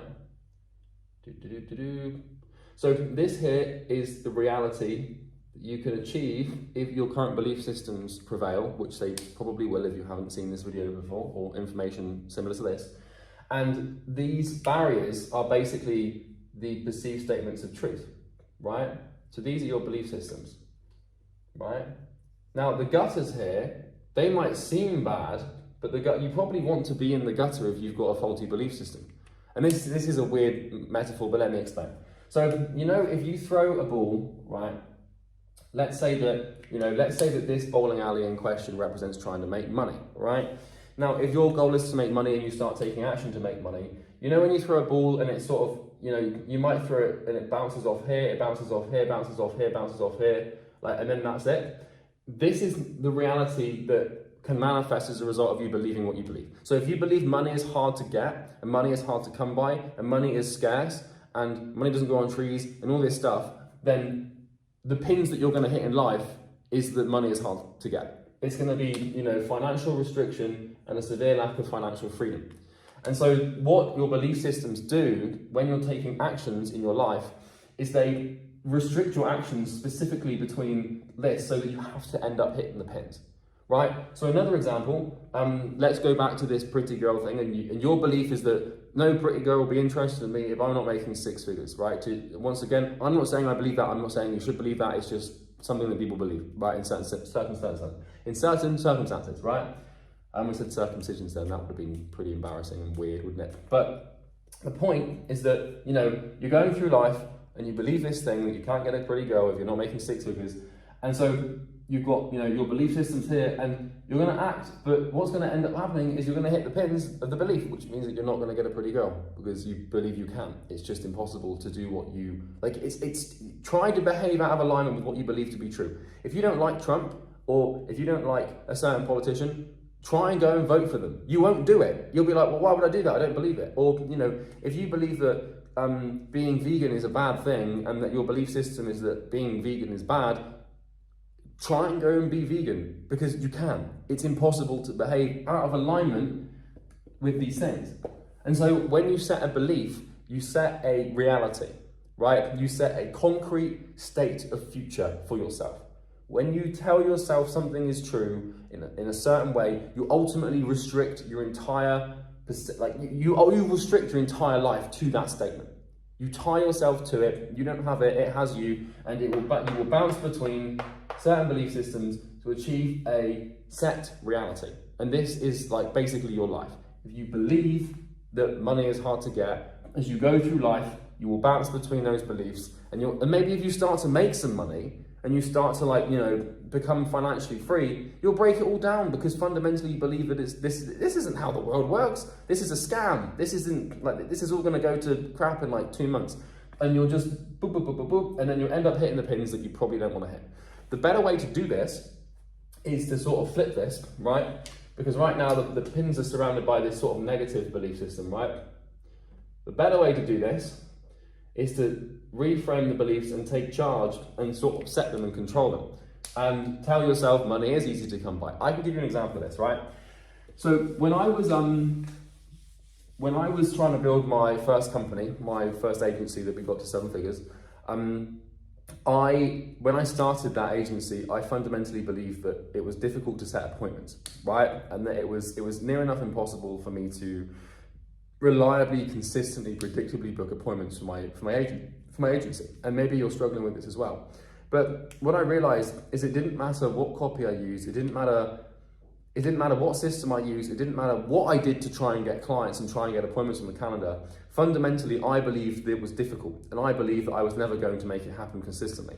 And so even when I stumbled across something that would have enabled me to be consistent with the appointment booking, I ultimately sabotaged that thing because it was like I had these belief systems, and if I started to go into the gutter, if I almost went into the gutter, which would basically be behaving out of alignment with what I believe to be true, my consciousness would just bounce it back and bounce it back and bounce it back until we eventually achieved no appointments at all. And so one of the best things I ever did in my life, in my business, for my business progress, is I basically made a list of all of the beliefs that I had surrounding the thing that I was struggling with, and then it became super clear and apparent what the problem was, right? And so I actually made a video on this called the Outreach Epiphany, which was maybe 2 years ago or something. But what you want to do, if you're struggling to achieve something, if you're struggling to win, if you're not making progress, do an audit of your belief systems, right, surrounding that thing. What do I actually fundamentally believe to be true? What is my perception of truth about this thing that I'm dealing with? And it's extremely likely, if not near enough, almost always the case, that the reason you're struggling is because you believe it should be the case, right? If you've always, one thing I used to struggle with was gaining weight, right? Before I did this insane bulk and put on loads of weight, I used to be really skinny. I'm not a big guy, right? I'm 80 kilos now, but I used to be super skinny, 70 kilos, and I gained 10 kilos in 6 months. Wouldn't recommend that. It was pretty hellish to do, but I did it. And prior to that bulk, I always believed that I just struggled to gain weight. I can't gain weight, and I'm a hard gainer. I'm not built to gain weight. And I had all these beliefs. And and the thing is you build these beliefs based off of, your perception of the truth, which is, of course it's always been difficult for me to gain weight. I was skinny as a kid, I was skinny growing up, doesn't matter how much I ate. But for as long as I kept telling myself that, it was just impossible for me to gain it. So it's so important that if you want to fix a problem in your life, you start with the root of the problem, which is the belief system. The symptom of psychological disease is behavior, right? But the root of the disease, you know, the real rot, the thing at the the conception of this problem is essentially, or genesis of this problem, is the belief system, right? So a belief is basically a statement of truth. And the thing is about this is I say the truth, but the truth is obviously subjective, right? So some people will believe different things to be true than others, and you know, often there's no real right or wrong. It's just, you know, who is subjectively closer to the objective. But that's a question for another day, right? The whole truth thing. But I'm hoping this is starting to make sense. A belief is a statement of truth about something that you're dealing with, and it fundamentally impacts how you deal with that thing. So one of the smartest things that I did was just reframe my relationship with money, my relationship with health, etc., etc. And almost always when I have a problem in my life, all I have to do is look at my belief systems. It's just as simple as like, okay, oh yeah, you know, we had like a down quarter. Why? Oh, well, because I believe this, blah, blah, blah, blah, blah, right? So the next question really is like, how do your beliefs form over time? Like, because I can tell you now that there's a cause to every effect. Every action has an opposite and equal reaction. So you've got all of these beliefs in your head, and you've got all these things in your mind about how the world works and the way that you orient yourself in it that fundamentally restrict your ability to be successful. And I can tell you now that 99% of your belief systems are probably out of alignment with the objective nature of the world, which is totally fine. And really, your entire goal in life should just be to line yourself up with the truth, right? And sacrifice your ego in the process. But in order for you to do that, you have to understand where these things actually come from, right? So once again, I can't lay claim to the ideation of what I'm about to explain. This was from Sam, my mentor, right? So the idea is that, how would I even draw this? Yeah. So the idea is that a belief system is as simple as a binary scale, right? So you know how like you've got like a scale like this, right? And this can, I'll just write here, scale, right? So when we think about beliefs, we need to have something tangible. So let's just once again take money, right? And we'll take money in terms of, you know, whether or not it is abundant, like, you know, restrictive, or whether or not it is easy to come by, right? So we've got really two types of belief when it comes to money. We've got negative belief, which is money's hard to make, money's difficult to come by, I can't save money, or and list, you know, you can have hundreds of these statements. And you've got money is easy to come by, right? I'm just gonna write something else here. Okay. So here's how it works, right? In your awareness and your consciousness, you essentially have 5 senses, right? And throughout your life, you're going to have experiences, and an experience is essentially like a sensory experience, right? It can be a sensory experience or it can be a non-sensory experience. So there's 2 types. So you can have a sensory experience or an imaginary experience. And when you have experiences, typically in life, relevant to something specific like money, experiences are either positive or negative, right? That's kind of almost always how it works. So when it comes to something specific like girls or money or food or your weight or your relationship with your parents or whether or not you like beans, whether or not you like Nazis, whether like all these things that you can form belief systems around, like you're gonna have experiences, right? And so this can either be sensory or imaginary. So a sensory experience is essentially when one of your 5 senses receives information relevant to the thing in question. So for example, you know, in terms of sensory experiences, let's say that when you are 9 years old, you go out to a super expensive restaurant and you eat super expensive food. Now, you probably haven't got the intelligence at the age of 9 to comprehend, you know, the price of food and stuff like that. So let's actually just pretend that you're 15, right? And you go out for dinner, and let's say you go out with, you know, like you've got a really rich uncle, right? And your really rich uncle, they take you out to this dinner, and you eat the expensive food and it tastes amazing, so that's one sense of like, oh my goodness, like I'm basically eating money. You know, you've got the ambience of the restaurant, you've got the, you can see the price of the bill, you see the thing, and your uncle's like, oh, it doesn't matter, or whatever, I'll just buy it, blah, blah, blah. And so you essentially have an experience, right, from your senses. You know, your senses are registering stimuli in your environment and processing them into your brain. And when you have a sensory experience, you form basically an either positive or negative belief, right? And so what this means is this scale is you have a scale, which is basically a belief scale, for almost every single thing in the world, right? So, for example, I can just give you a simple example. In my apartment, or well, it's not an apartment, in my house, I've got all these plants. I don't know if you can see those. I've got all these plants. And so my belief system is that having plants in your office is nice and good. And that's because when I was growing up as a kid, my mum was obsessed with houseplants. And so, you know, she'd always tell me how much she loved them and how good they were for environment and how good they were for working and stuff. And, you know, she was really into gardening and nature and plants. And so as a kid, like I had loads of sensory experiences about plants being good. If you look at your environment, you might not have any plants in your environment and then be like, why? Well, you never had any positive experiences with them, right? And I know that's weird, but I have a scale for plants, right? So whether or not I believe that plants are good to have in an office, every single nuance of your psychology is based off of this model of this, how this scale works. So let's keep this one simple and go back to money, right?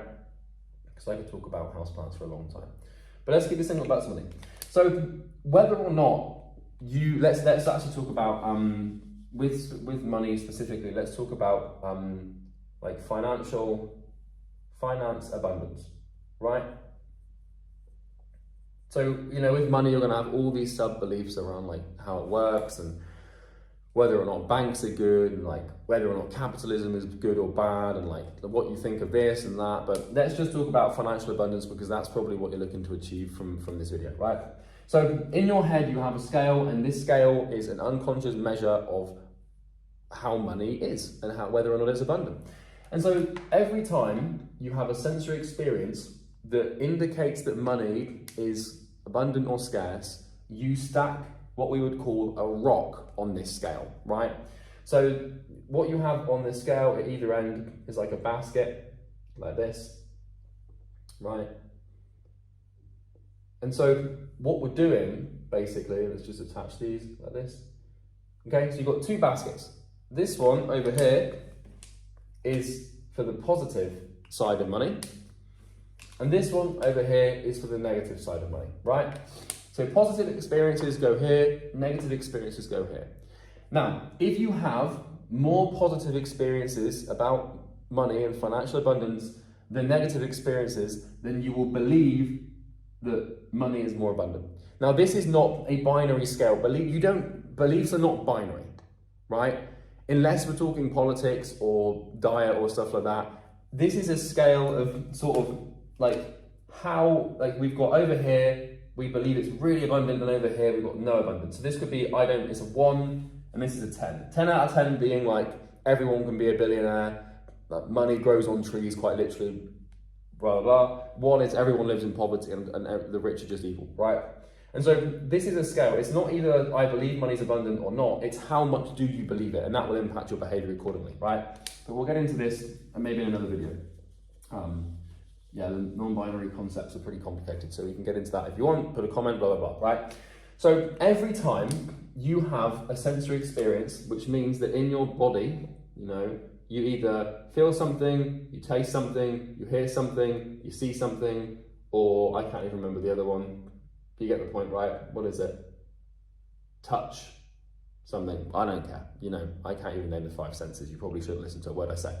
But anytime you have a sensory experience, for example, if you're watching a YouTube video and you see someone that has a really nice house, or if you're listening to a podcast and you know you hear Warren Buffett talk about how the market's huge, or you eat a really expensive steak, or you know you're touching some silk that's really expensive. Any sensory experience that is like, oh my goodness, money's abundant. What happens is you stack rocks on either side of these, right?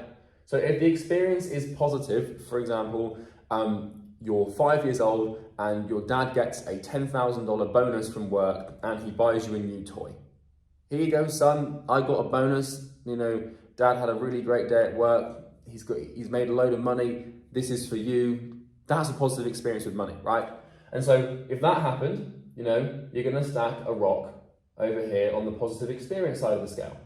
But if you had a negative experience when you were, say, 4 or 5 years old, and you know, maybe you're watching your mum cut coupons out of a, you know, newspaper, and she's saying, oh, I gotta cut these coupons because, you know, we haven't got any money is really scarce. Well, that's gonna stack on this side, right? Now, different rocks have different sizes depending on the emotional impact of the experience. So the more positive the emotion, the more strong the emotion on either side of the scale, the stronger that will weigh. For example, one negative experience can completely skew your entire life, and that's called trauma, right? So, you know, let's say, for example, when you're 7 years old, your dad goes bankrupt and you go from living in a nice, good home to literally being homeless. That's a traumatic experience. And it doesn't, like, that scale is gonna tip. Even though you just got one rock can, like, one negative rock can outscale and outweigh 100 positive rocks. And likewise, one positive rock can outweigh and outscale 100 negative rocks.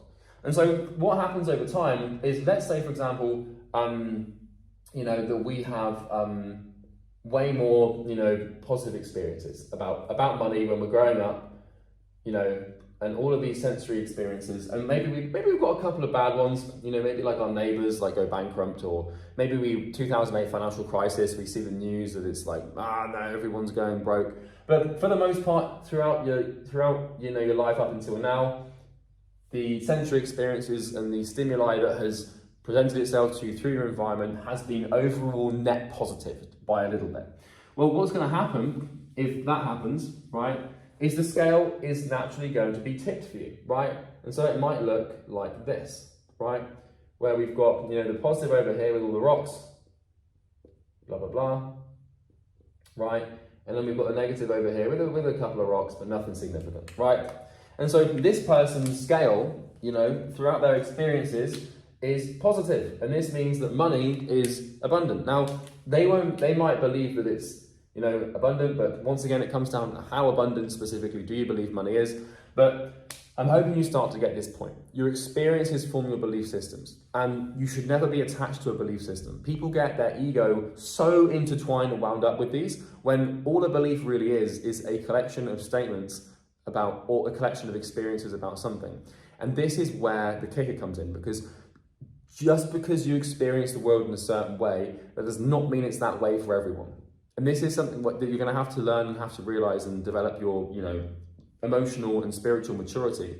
Just because the world was a certain way for you growing up doesn't mean it's that way for everyone.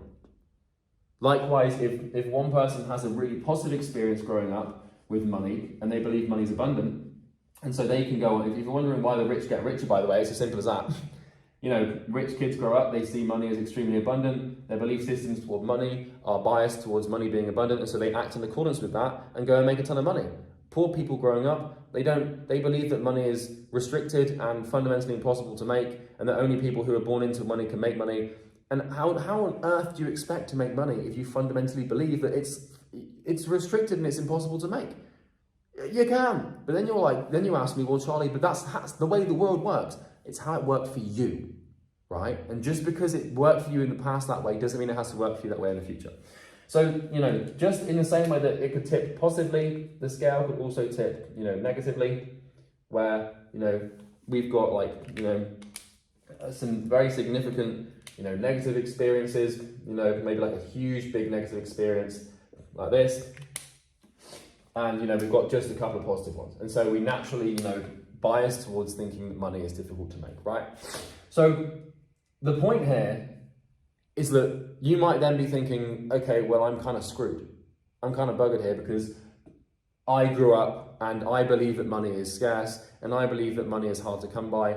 And, you know, you can do this with anything, by the way. I'm using financial abundance because it's the most tangible and probably the most emotionally attached to get you to watch the end of this YouTube video, right? But you can do this with anything, but we're going to stick to the financial one because this video is about how to help you make money, right?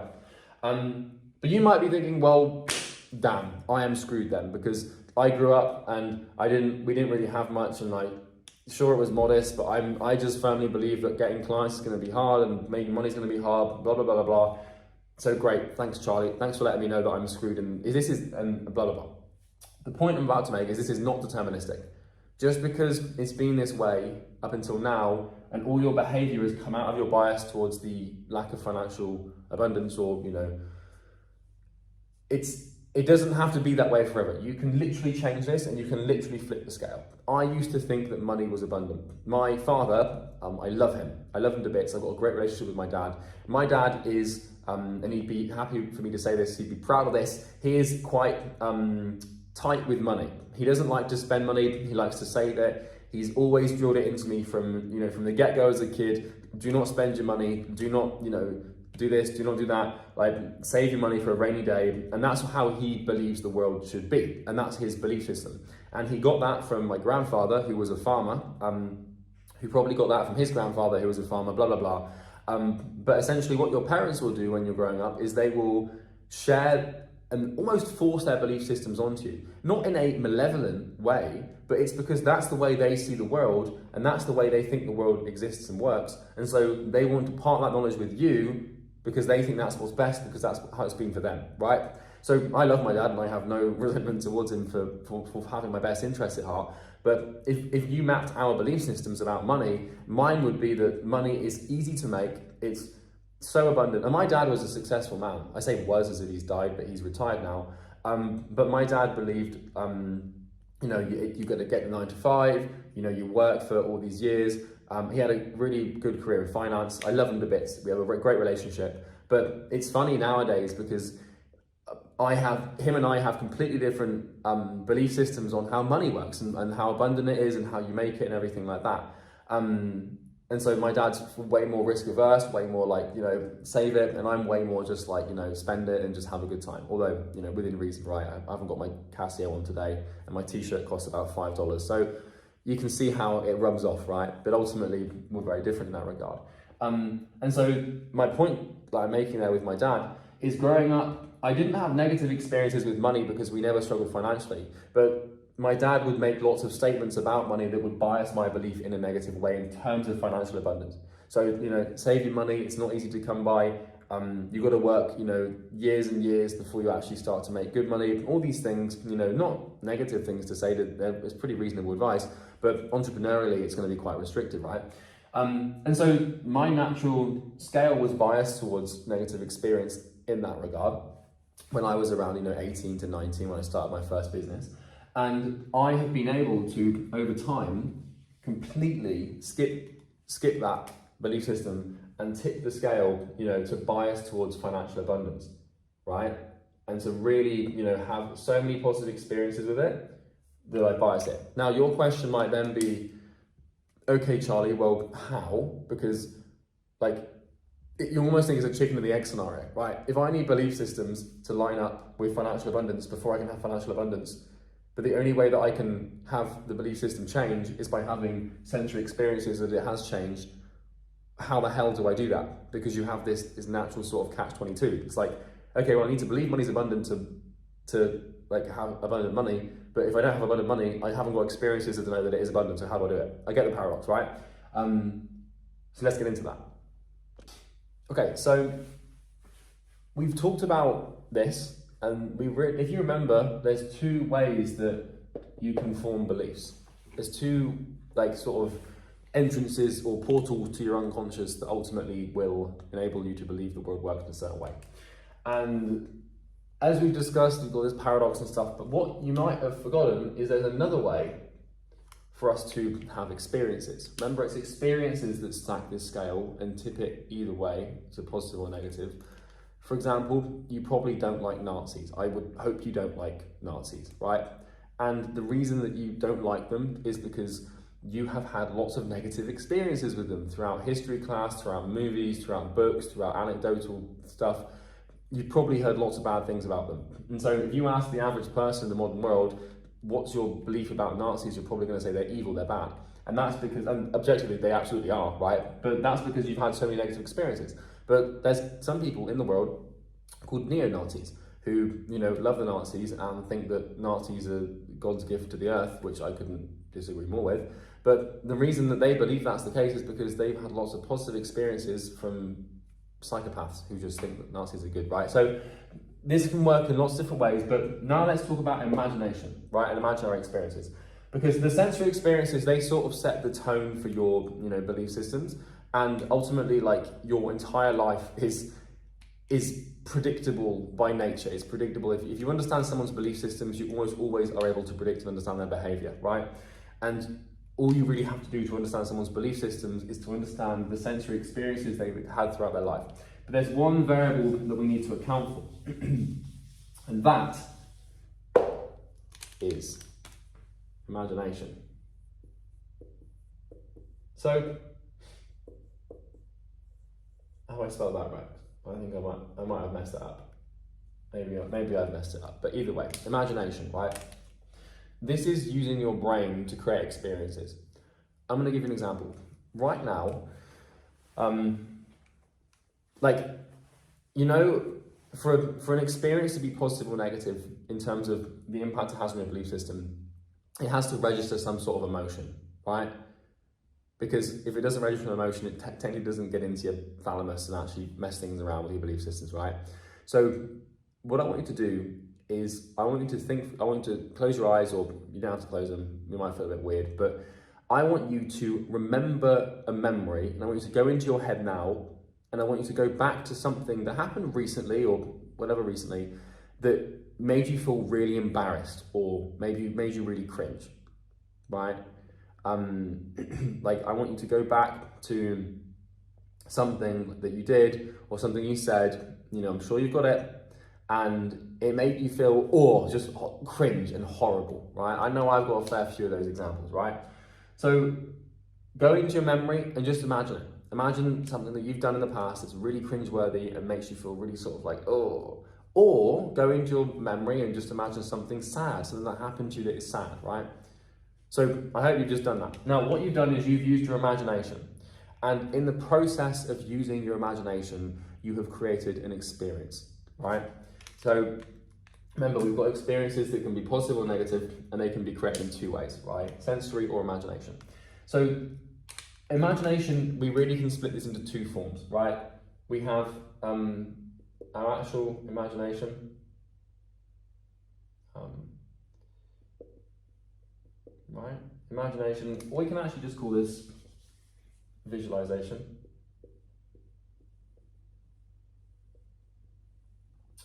And memory. So this works in two ways. Visualization is a method, is a form of imagination, and this works on the future, and memory works on the past. So what can happen with your belief systems? Remember what I talked earlier about with the rocks and the stacking the scales, and they can go up and down and stuff like that? You can have one negative experience about money, right? And that negative experience can be stacked over and over again if you continue to play that back in your mind, right? So your imagination is way more responsible for your belief system stacking than your sensory experiences, because your sensory experiences are fundamentally limited, right? So let's say you have one negative experience to do with money, one time, where, you're at a restaurant, and you're at a restaurant and your father goes to pay for the food, and his card fails, and then it's really embarrassing because he can't pay for the food because he doesn't have any money, right? That's like just an example. It's not happened to me as an example, but like, let's just say that was like, you have one negative experience, it's really embarrassing about money, right? Now, this is one experience. This is a standalone single experience. But every time you replay that experience in your memory, it becomes a secondary experience. So suddenly you've had two. And if every time you think about this and replay what happened in your mind and feel the emotions associated with it, you are creating more and more of these experiences. Just one negative experience or one positive experience can become 100, 1,000, 10,000, depending on how much you replay it in your mind. And so this is why, for example, I can give you a perfect example. I believe that I cannot draw. And in case you hadn't been able to tell, you've been watching these videos, right? I can't draw to save my life, right? And this is a belief system that I have about myself and the way that I've oriented myself in the world. And the reason that I cannot draw is, I've traced this back. When I was in primary school, you know, I would try to draw things. And my sister, who's a year younger than me, so 1 year below me in primary school, is an incredible artist. She's very creative, very talented, and, you know, she was great. And I don't know exactly what happened, but my inkling is this.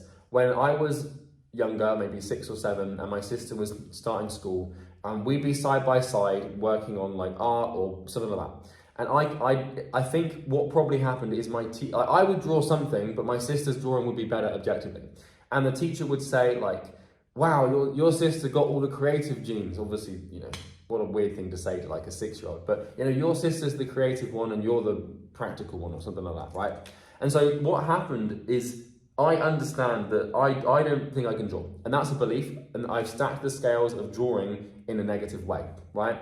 And that's because I've told myself so many times I can't draw because of probably one thing that happened when I was a kid. It honestly, there is like any belief in your life exists for a reason. It doesn't just come out of nowhere, all right? Anything that you believe to be true about the way the world or something specific works or the way that you work in the world came from somewhere.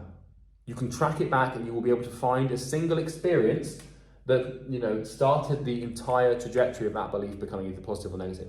And what happens if the experience is you know, super positive or super negative, then what's going to happen is you're going to continuously replay that in your mind because the brain craves emotional stimulation, and you're going to continue to stack the scales. So standalone, one teacher saying to you one time, Charlie, you can't draw, it's not that bad. But if that teacher said it in front of the whole class and now your sister's laughing at you as well, you're going to continue to replay that over and over again. And so whenever I come to draw something, it always looks like a potato or a banana. I just ruin it. And that's because I believe I can't draw. And so it's impossible for me to draw properly because like I just fundamentally believe I can. But I know this, and I could address this and correct my belief systems, but I've got bigger fish to fry than being able to draw stuff right now, you know, in terms of my belief systems. So just know that. So your memory is one way for you to cement your beliefs and to stack the scales. But another thing that you can use is visualization, right? And this is where you close your eyes and you basically visualize a certain state of reality that may be out of alignment with what you currently believe to be true, but you visualize it and you feel the emotions associated with it, and that's another way for you to stack the scales. So the real question that you're probably asking is, how do I change my belief systems and how do I reorient myself in accordance with money or women or whatever it is you're trying to get? And it all comes down to how you use your imagination. Because if every day you wake up, you're replaying bad stuff that happened in the past about the thing specifically, and you're visualizing things about the future that are just bad with accordance with the thing you're dealing with, you'll just continuously exponentially stacking the scales, right? So an example of this is like, your body will respond to imagination. If you look at the placebo effect, it really does, it actually works. Like if you believe that a drug is going to work, your physical being and your body will actually, like, even if the effect doesn't exist medically, your body will still register it in that way, and you know, you'll be better. So it's kind of like, it's pretty cool. And so this is imagination, right? Every time you replay a bad memory, every time you play a bad visualization or a state of the future, you are essentially stacking the scales to be negative, right? So how do we use imagination to actually make this work? Well, I'm going to put a plug in that, and we're going to talk about systems, and then it's going to come into it, and it's going to make a lot of sense, right? So let me actually just do this. Okay. So in there's a field of study called systems thinking, which is a field of thought that you can apply and use to near enough everything in life to explain how things work. You might have seen me do it before on this YouTube channel. And once again, I got this from Sam. So I'm going to just explain basically how beliefs work, right? So remember earlier we talked about belief systems, right? I don't know why that B looks so cursed, but you know, we talked about belief systems. Well, we've explored the belief side of things now, and you should understand what a belief is and how it works, right? But now we need to understand systems. We need to understand, like, how do these things work as systems, because they are predictable and reliable, and you know, by nature we can track them.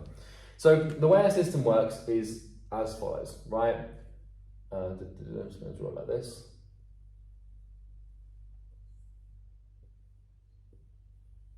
Okay. If you're unfamiliar with this, it should change your life. Okay, so here we have the process, right? Here we have inputs, here we have outputs, here we have feedback, and here we have the environment. So the way a system works, essentially, any system in the world, in your body, so whether it's a solar system or a respiratory system or a belief system, works like this. Inputs are processed to create outputs. The outputs then feed back into the inputs, and the environment dictates the processing of all of these things, right? So how this would work in terms of a belief system is very simple. The inputs, these are basically, the input here is information, right? And information is basically sensory stimuli that occurs in your environment. For example, I'm giving you information right now.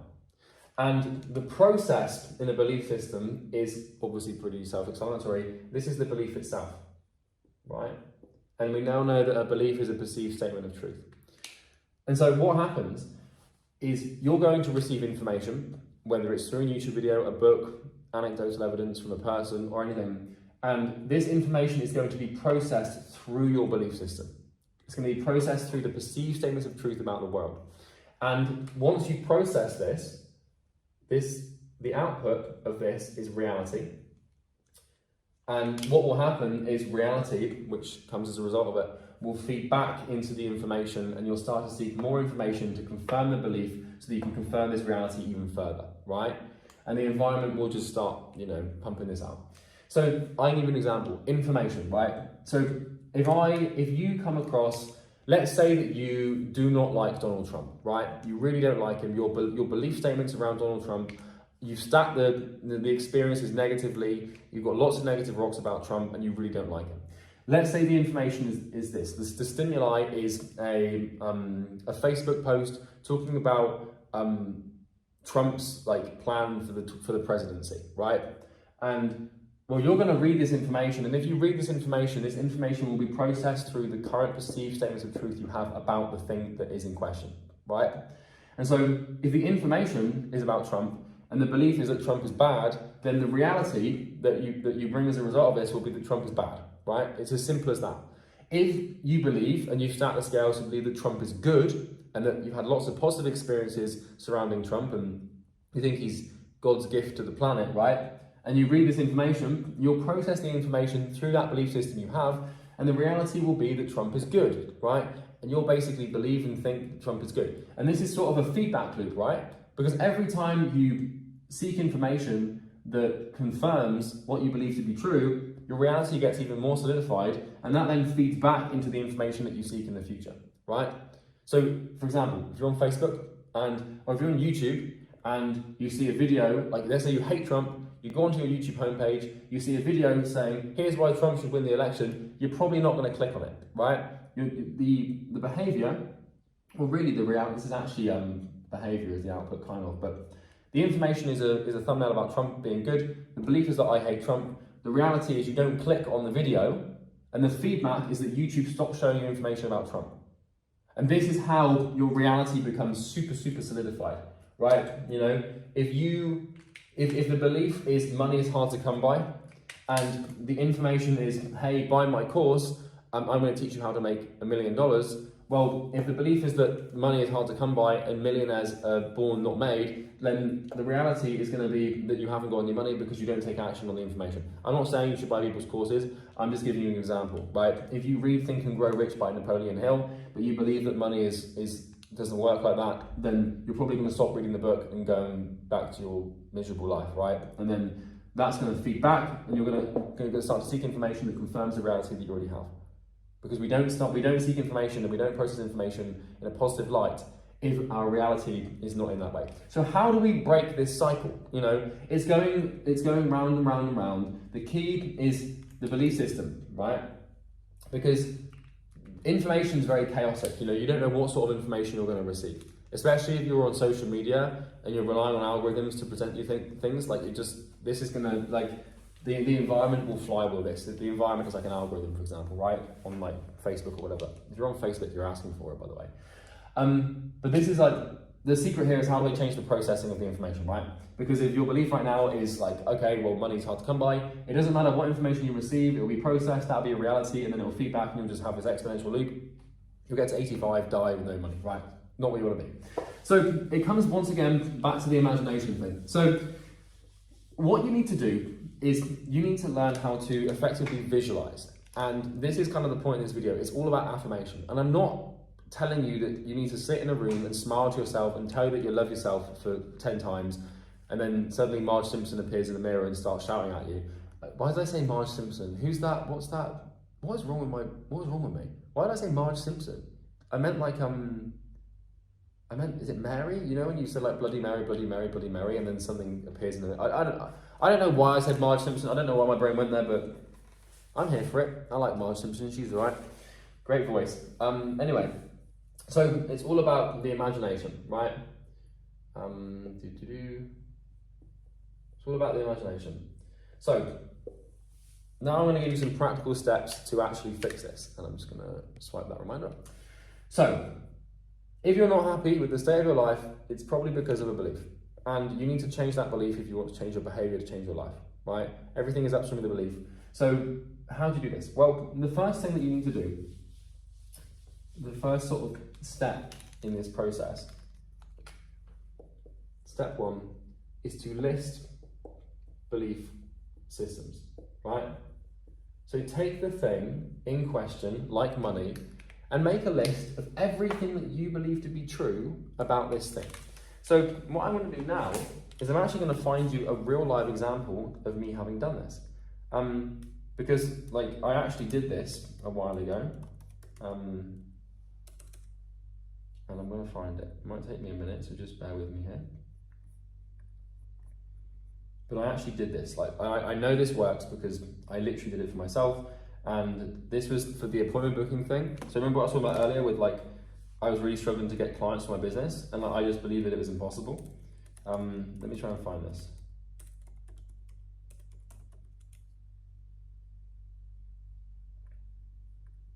All right, I think I've nearly found it.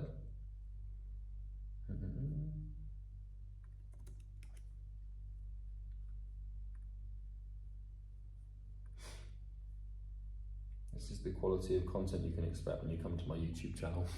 It's just me on my laptop for like 5 minutes trying to find something completely unprepared. Here we go. Okay, so what I basically did is I was struggling and I realized this and I couldn't get clients, and I did this. Now I've got like more, like I've gone from literally not knowing how to book a single appointment a day to having 10 sales reps and having more appointments than I actually need. Like we are constantly fully booked, right? So in the space of maybe 5 years, my reality has gone from like, I can't even book an appointment a day to I can now book like 80 appointments a day. And the problem I have right now in my business is I don't have enough sales reps to take the appointments. And it's because I believe that appointments is so easy. Like I believe that booking appointments and getting qualified appointments with potential prospects is the easiest thing in the world. It's just like running a tap and drinking water for me. It's so effortless and it's so easy. And I firmly, strongly, honestly believe that nothing is easier, and it's just the most obvious and straightforward and easy thing in the world to do ever. It's literally just like brushing my teeth. Like it comes intuitive to me. I have no struggle doing it. I can book as many as I want. I can control the flow, and I have absolutely no problem or restriction in my life with regarding to appointments. If you asked me what I thought about appointment booking 5 years ago, I would have said, booking appointments is impossible, it's really difficult, no one wants to talk to me, but I've been able to completely re-engineer my belief systems, and I'm sure you can tell. It's the same thing with money. I believe that money is extremely easy to make. I believe that 6 figures is just effortless. I believe that 7 figures is effortless. I believe that 8 figures is entirely possible, right? Like, I believe that 10 grand a month is so easy to make that near enough everyone should be making it. I believe that money literally grows on trees. There's so much out there, and it's so easy to make and get if you know where to look and know how to do it. It's really easy. It's not difficult. Like, I actually believe these things, and I know that you don't. I know that you're watching this thinking like, yeah, but it's easy for you to say that when you're already making money. But if you asked me 5 years ago, like, I'd be like, well, money's really hard to make, and I can't make it, and like 10 grand a month is like impossible, and like blah, blah, blah, blah, blah. Like, it's funny how I've changed over time, but it's not, I haven't changed, it's just my belief systems have changed. Because really, what are we except from a big collection and cluster of beliefs, right? So let me get into this. I want to actually show you this because this is pretty cool. So this is actually what I did, right? I don't know if you can see this on the screen here, but I basically went through and I listed out all of my limiting or faulty beliefs to do with the thing I was dealing with, right? So I'm going to read them to you, right? So getting clients is hard. Sales is hard. I don't like outreach. Outreach is painful. It's hard to get clients. I'm afraid of outreach. People won't respond. People will judge me. It's hard to land meetings. I can't get clients. I'm not good at outreach. I don't want to do outreach. Blank is more important than outreach. I'll just do double tomorrow. I don't get outreach. I don't have the right copy. No one responds. The market is saturated. I don't have the right approach. I should get the copy right first. My outreach problems can't be solved. Outreach just sucks and always will. No matter what, I'll never get meetings. I've already tried everything to get clients. There's too much competition. I'll let them come to me. I don't want to spam people. I'd rather do something else. Right? Those were my fault. I wrote down everything I believed to be true about outreach. And that then became extremely apparent and clear as to why I wasn't getting clients. How on earth can you get appointments if you think like that? Right? It's impossible. Of course you can't get clients if you believe all those things, right? But really, all of those beliefs were just me defending myself from pain. I was just in denial. Like, I wanted to believe outreach was difficult because I knew that if I started doing outreach, I'd have a business to build and it'd be painful, right? So what I did instead is I did basically step number 2. And this is actually, I don't know if you can see this, but this is actually the piece of paper I did that on. And this exercise, this piece of paper, quite literally changed my life. I don't know if you can see this on that legal pad there, all those years ago. I wrote down all those statements, and it then I was sort of like, it was very liberating because I was literally looking at the problem. I was like, oh my God, this is exactly what's holding me back. For as long as it's not about the copy, it's not about the software you use, it's not about the business model, it's all about your beliefs. And if you write them out and you see them, you're like, oh, of course that's the problem, right? So basically what I did is I took all of the faulty beliefs, and step 2, right? Step 2 is to perform the antonym exercise, right? So I call this the antonym exercise. Antonym basically means opposite, right? So an antonym is like if you have a specific word, like, you know, if the word is wrong, what's the antonym of wrong? Right. You know, it's the opposite word of the thing. A synonym is a similar word used to describe the same thing. An antonym is a different. So basically, oh, nearly broke a bottle of water there. Mate, the amount of Evian sparkling bottles that I've dropped in this house that I haven't smashed is commendable. But anyway, sorry about that. So, antonym exercise. So what you want to do is you want to make a list of all of the negative beliefs, limiting beliefs you have about the thing you're dealing with, like money or girls or whatever it is you're trying to get. And then you want to list the opposite of those beliefs. So I read out to you a second ago all of my limiting beliefs about outreach that were in play 5-6 years ago. And these were the opposites, right? So what I had to do was I had to root out the problem, which was the belief system, and change it around, and I'm making a right mess of this video now. Sorry. But this is the way I did it, right? So I had all these belief systems that were wrong and that were limiting. Getting clients is hard, sales is hard, I don't like outreach, like no one responds, market is saturated, blah, blah, blah. And what I did is I inverted them, right?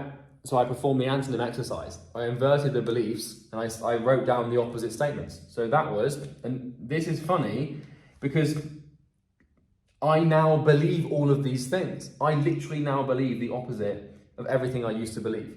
So I listed out my negative beliefs before. These were the beliefs that I wanted to install into my life at the time.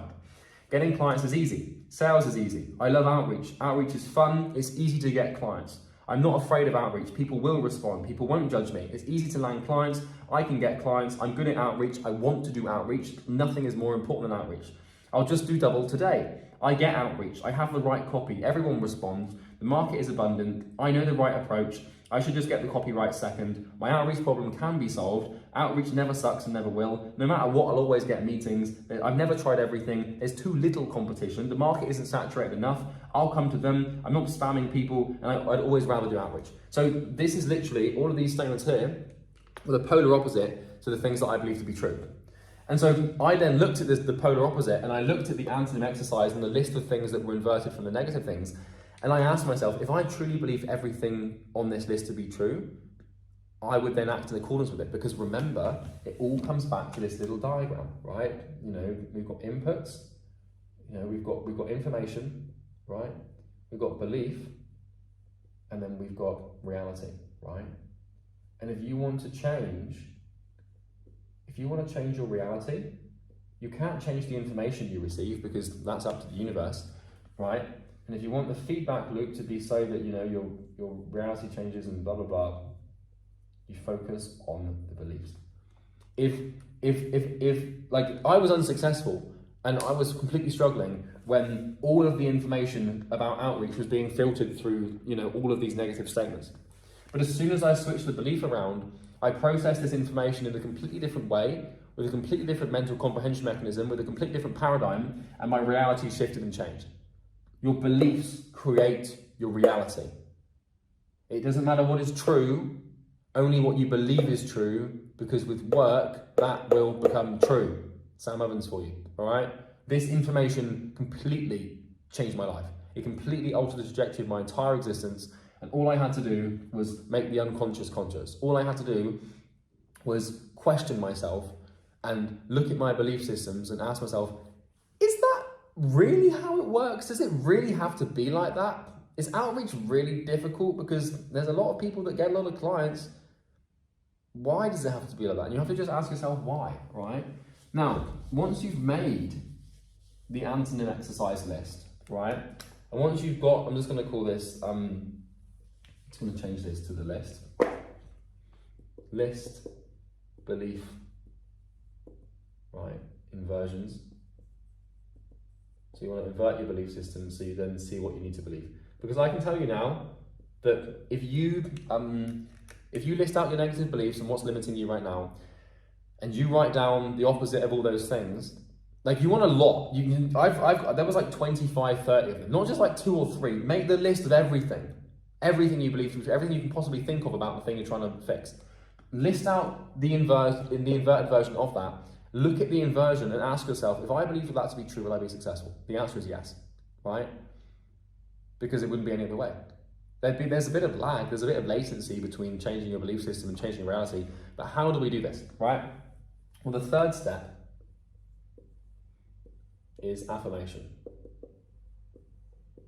So what you now want to do is you want to use your imagination to create visualized experiences in your head that tip the scales. So remember how I said this, where you've got these scales and they tip either negatively or they can tip positively, right? Well, what you want to try and do is you need to force this into your brain. You need to, the new belief systems that you have, these belief inversions, you need to replace these here with these here. If you don't, you won't be successful. It's as simple as that, right? So what you want to do is you want to take your list of belief inversions, this antonym list that we just created, and you need to force that into your brain. You need to create so many positive experiences surrounding these belief systems that your brain has no choice but to change the way it perceives and believes the world, right?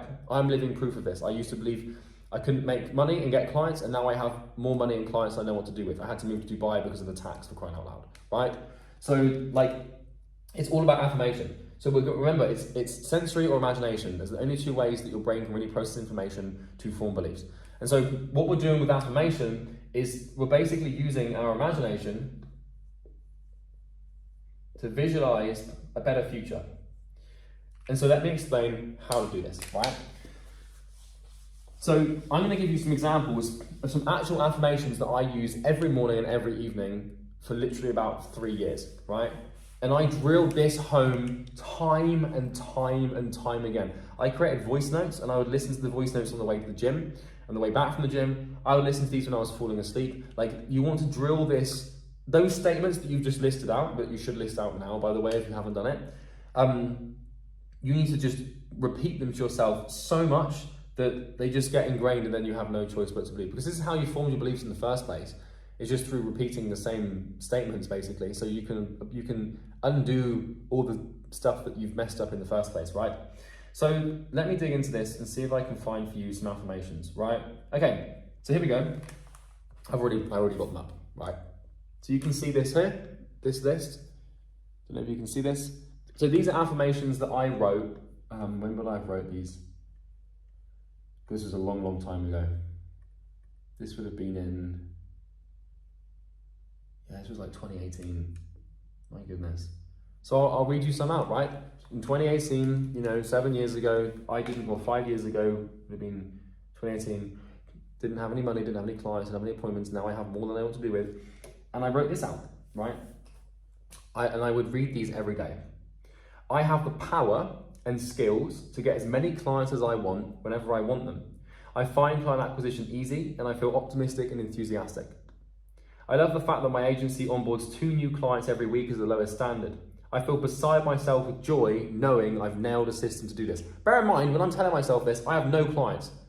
So it feels like I'm lying, but you just need to drill these statements over and over again, right? I am absolutely effing amazing at generating appointments for my business easily. I have an amazing positive association with outreach and appointment booking, and I'm unstoppable in my appointment booking generation. I find building appointment systems to generate 4 to 5 appointments per day for my business easy. I am naturally gifted at lead generation for my business and find that clients flock to me in abundance. The funny thing is all these things are now true about my life. Isn't that terrifying? I know you can't see who I was when I was 18, but I'm going to read some of these out, and these are all true. And I wrote all of these down, 5-6 years ago, and just repeated them every day until they became true. Doesn't matter what is true, only what you believe is true, because with work that will become true. I love waking up each day knowing that my calendar is packed with high quality, easy to convert appointments. Well, look at this, right? If I hop into my calendar here, I don't even take sales calls anymore for my business, right? But I can show you this, right? So I've got all my sales reps here, right? This is sales rep number 1. Don't know if you can really see his calendar. So sales rep number 2, you can see all the appointments in there. Sales rep number 3, you can see all of these appointments in here, American, so different time zone. Sales rep number 4, you can see all the appointments in there. Sales rep number 5, you can see all the appointments in there. Sales rep number 6, you can see all the appointments. Sales rep number 7, you can see all the appointments. Sales rep number 8, oh, he's actually, one of our team members just had a son, so he's blocked his calendar off, so I shouldn't have showed that one. Sales rep number 9, you can see all these appointments. So I've got 9 to 10 sales reps that are always fully booked 3 days out in advance. And all of these statements are true, right? I can give you another one. One of the problems I used to struggle with was instant gratification and impatience.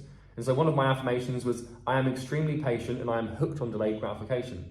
I love knowing that the cause I create today will create huge wealth and abundance in years to come. Knowing I am patient makes me happy and warm. And this is true. I am a patient person now. I can delay gratification. I have no problem with it, right? It's like I have no problem resisting impulses and delaying gratification. Patience is an integral part of my identity. And I know that with the right paradigm and action, everything I want will come to me in time. I'm not sure you understand quite how scary this stuff is. I wrote down some sentences, repeated them thousands of times, and now they are true. I created a Google Doc that literally became my reality. I don't think you quite understand just how wild that is. And you won't understand how wild that is until you do it yourself. All of the, what else have we got on here? Marketing is in my blood. I am one of the best marketers in the world, and I'm a magician when it comes to growing the sales of any business, especially my own. I feel powerful and extremely confident knowing my marketing skills are world class. I just made you watch a 1-hour YouTube video on belief systems. I'm good at marketing now, right? I'm hoping you get this, right? It's just and there's loads of these affirmations, right? You can see them. There's a lot of them. But all of these are true. This is another one, right? I haven't read these in years, man. It's just crazy. It's crazy. I used to not be particularly articulate with my words. I know I slip up here and there on the whiteboard, but I used to struggle with public speaking, and I used to find it difficult to sort of accurately articulate the point I was trying to make. I didn't have much verbal dexterity. And 5 years ago, I wrote this affirmation down. I am articulate and renowned for my verbal dexterity. I am gifted with world-class communication skills, and this makes me feel strong and vigorous. And now I'm capable of articulating my thoughts properly. Another one, my training videos are impeccable. They're produced to the best quality, and I find I can record long and complex training videos without error and with ease. I feel stimulated and thrilled, right? So this has all come true. I could never have done this like 5 years ago, make a YouTube video like this and talk to like 20, 30,000 people without seeming like a bit of an idiot, although I do seem like a bit of an idiot. So I hope you get the point. You know, another example I can give you is like, I fill each and every day with as many appointments as possible. Every day I do all that can be done to get as many appointments as possible. I do not procrastinate on outreach. I find it easy to get appointments, and this makes me feel happy. So those are some examples of affirmations that I wrote 5 to 6 years ago that literally contradicted my exact reality that actually came true. So that is genuine, pure evidence that this works, right? It works. I cannot stress enough how insane that is to me. It actually works. At the time, I obviously sort of understood, but now I can look back in hindsight and it actually is a bit like, oh, damn. Well, that's kind of wild, isn't it? So with affirmations, what you're trying to do here is you've got basically a sentence, right, or sentences, and it typically is going to wrap this new belief into a couple of words, right? What you then want to do is you want to have an image to associate with the sentences, and then you want to have an emotion to associate with the image. Affirmations are not just about the words. Just saying, I love the fact I get appointments, it won't work. Remember, in order for an experience to register and to tip the scale and influence your belief, it either has to be positive or negative. It has to have an emotional sentiment to it. It has to make you feel a certain way, right? Experiences that have no emotional registration in our brain or unconscious will have no impact on our belief systems. And so just saying words won't make you, it won't work, it won't fix anything, right? Just saying words like, yeah, I'm really good at appointment booking. That's not going to change your belief system. So the thing that people don't understand about the affirmations is the imagery and the emotion that comes with it. So every sentence, every affirmation, you want to have, maybe 20, 30 of them, as I mentioned earlier, with like, getting clients is easy, the market isn't saturated enough, I love competition, blah, blah, blah, right? Or maybe right now you're starting a business, you're like, oh, I can't beat the competition. You can change that. That's a statement. That's a statement of perceived truth. How do you think all the guys that you're trying to compete with felt when they started against competition? Same thing. You can fix it. You can change it, right? So you want to have an image in your head when you say the sentence. So for example, if I'm saying to myself, I find it easy to book appointments, right? I love the fact my calendar is completely packed. I would have my eyes shut afterwards. I'd shut my eyes. I would then visualize opening my Google Calendar on my balcony in my penthouse and seeing back-to-back appointments, because my calendar was purple at the time, back-to-back purple slots of time. And I would then close my eyes. I'd imagine that. I'd have my espresso coffee in my hand with the view of my penthouse, and I would imagine it would be quite a little bit cold, the coffee cup would be warm, the brightness on the screen would be just a bit glary because I've just woken up in the morning. You've got that nice sort of October air, I can see what I can see, I can hear the birds, and I sip the coffee and I smile. That was the image associated with the sentence. And if you create the image in your mind, what you've just done is you created an experience. The brain cannot tell the difference between an imaginary experience and the real one. It cannot. And if you're curious to know, is that really true? Well, remember what I got you to do earlier? When I got you to imagine a memory that was cringeworthy or made you feel embarrassed? Well, that's an image in your head. You've imagined it, and your body is responding accordingly. You're creating emotions, so your brain cannot tell the difference between something you imagine and something that actually happens in reality, right? So, and if you don't believe me, there's actually a study on this, where they got this guy, or a group of people, and what they did is they got this really hot coal prong, a stick with a big hot coal on the end of it, like a boiling coal, and they sat these people down and they showed the people, the hot coal, we're not going to put this on your back, don't worry, but I want you to tell me when you can feel it. And they put it if this is the person's back, they put the coal nearly at the back so the person can sort of feel the heat. And then what they did at the last minute is they switched the coal out for an ice cube and they pressed the ice cube against the back of the person, and the person's back would respond with blisters as if they'd been burned, right? They actually thought they just had this hot coal pressed against their back. So the imagination is just as powerful as the way your sensory perception of the world works, right? So you create an image. It's very important you create an image. Do not fall into the trap of just saying the thing. You have to visualize it and see it. You shut your eyes, you imagine the details. Another thing I used to do around this, I used to say, I love the fact that I've booked so many appointments and I've got so much money that I can afford to buy my dream car, a C63 AMG. In fact, do you know what? Just to prove that this actually works, that was literally an affirmation that I used to have. So I'm going to show you something. And hopefully it will change your mind and help you understand how this works. So here we go, look. I used to affirm it, I used to visualize literally walking out of my house and seeing exactly that. Do you know how wild that is? Like this thing here, that car, my dream, it's been my dream car since I was like 18. Do you know how crazy that is? So I used to like actually close my eyes and tell myself I had so many appointments that I could finally afford to buy the car I wanted, which was that exact car, matte black C63 AMG, stage 1 matte, with a cool exhaust, blah, blah, blah. And that was literally like what I would imagine. That's actually what I would visualize. And now it's true. So this stuff works, right? If you do this for, I would say probably 2 or 3 years, every single day, twice a day, as much as you can, and you constantly recreate these images and you constantly recreate and stack these rocks, you will in time quite literally be able to do this.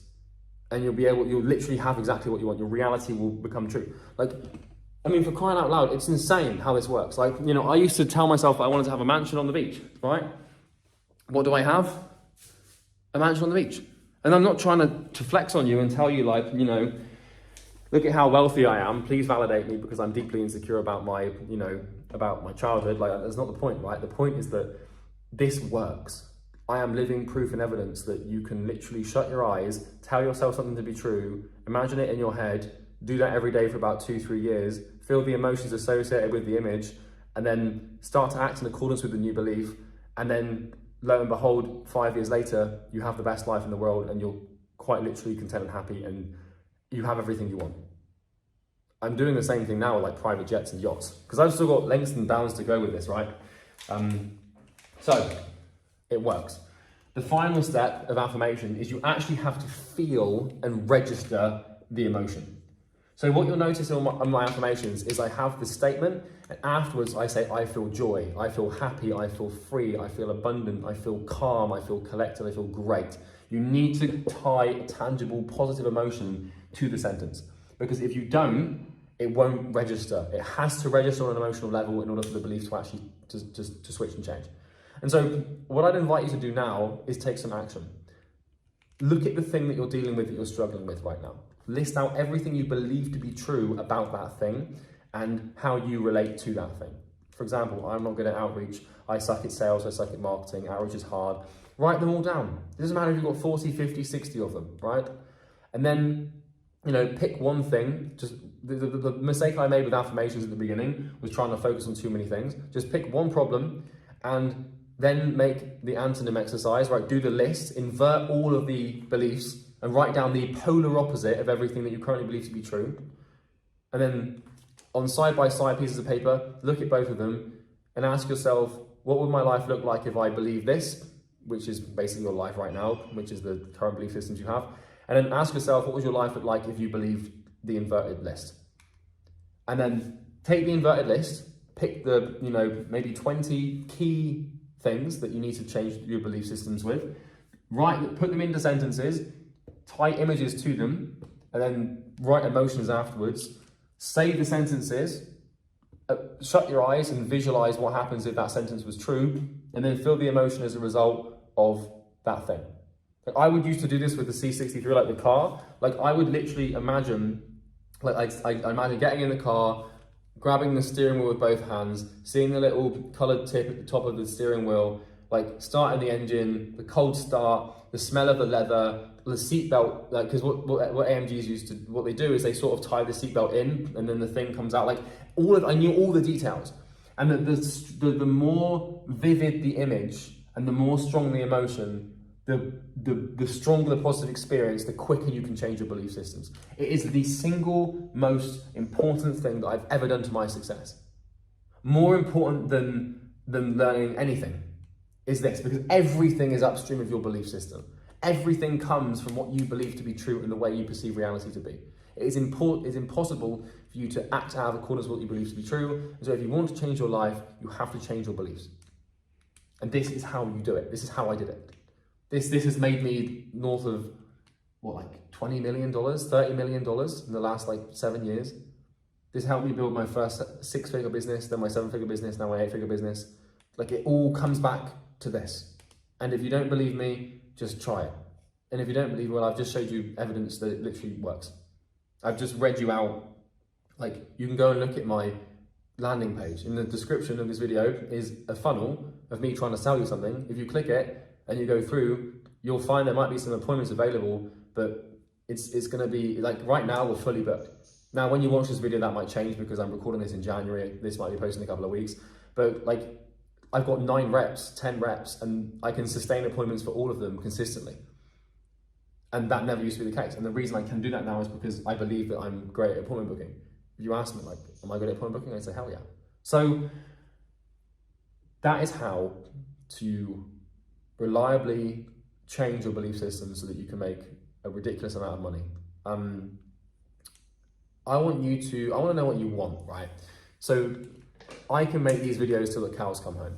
So I want you to comment below what videos you want me to make, what you're struggling with, and what you really want me to make videos on. Because I just want to make videos for people like me when I was 18. If I had this, luckily enough, I had this information. I struggled for about a year or two, then I found my mentor, and then I went through some stuff and I learned this, and then my life is never the same. So I want to, I see comments from people sometimes, and they'll be like, oh, you're just copying Sam Evans. I'm like, damn right. The dude changed my life. The information that he shared with me completely altered the entire trajectory of my existence. It's put me on the palm. Do you know what I mean? It's made me a multi-millionaire. I love my life because of this information.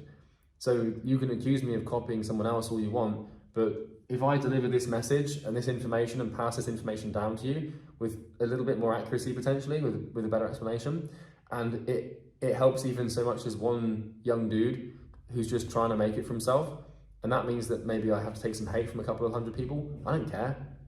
You think negative comments, it's just words from people who don't even know me. So do you know what I mean? I'll wear that with pride.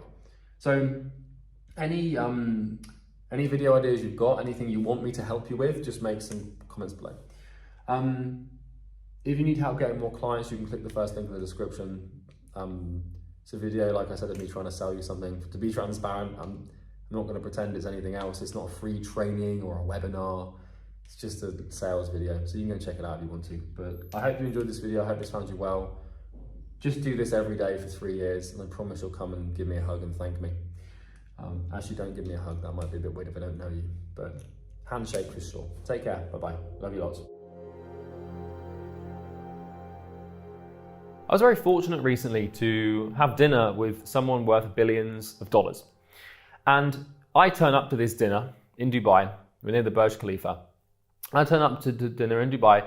I've got a notepad and a pen, and I'm asking question after question after question. This dude, he probably didn't know what hit him. And if you're watching this, mate, I apologize. But I asked him a question, and he gave me an answer. And he gave me an answer that I think is so profound and so important that I wanted to share it with you on this video. And he basically said, I said to him, I was like, what's the one thing? What's the one big thing that allows you to get so good at business that you've made billions and billions of dollars? And he kind of laughed a second, sort of looked over to the side and cocked his head and thought for a second. And he gave me the answer. And it's something that I've already been aware of and cognizant of, but he explained it in a way that was so profound and so mind-changing for me. I was like, oh, so now I understand how billionaires see the world.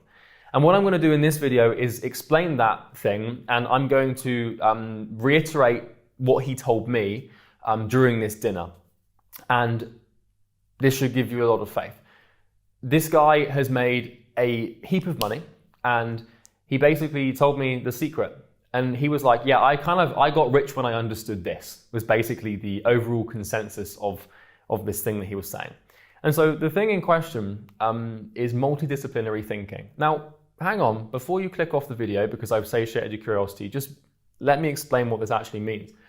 Because I was expecting him to say like, obviously I wasn't quite expecting this, but when people look for the one big thing, they're expecting a sales script or a cold message or a specific person to come into the business.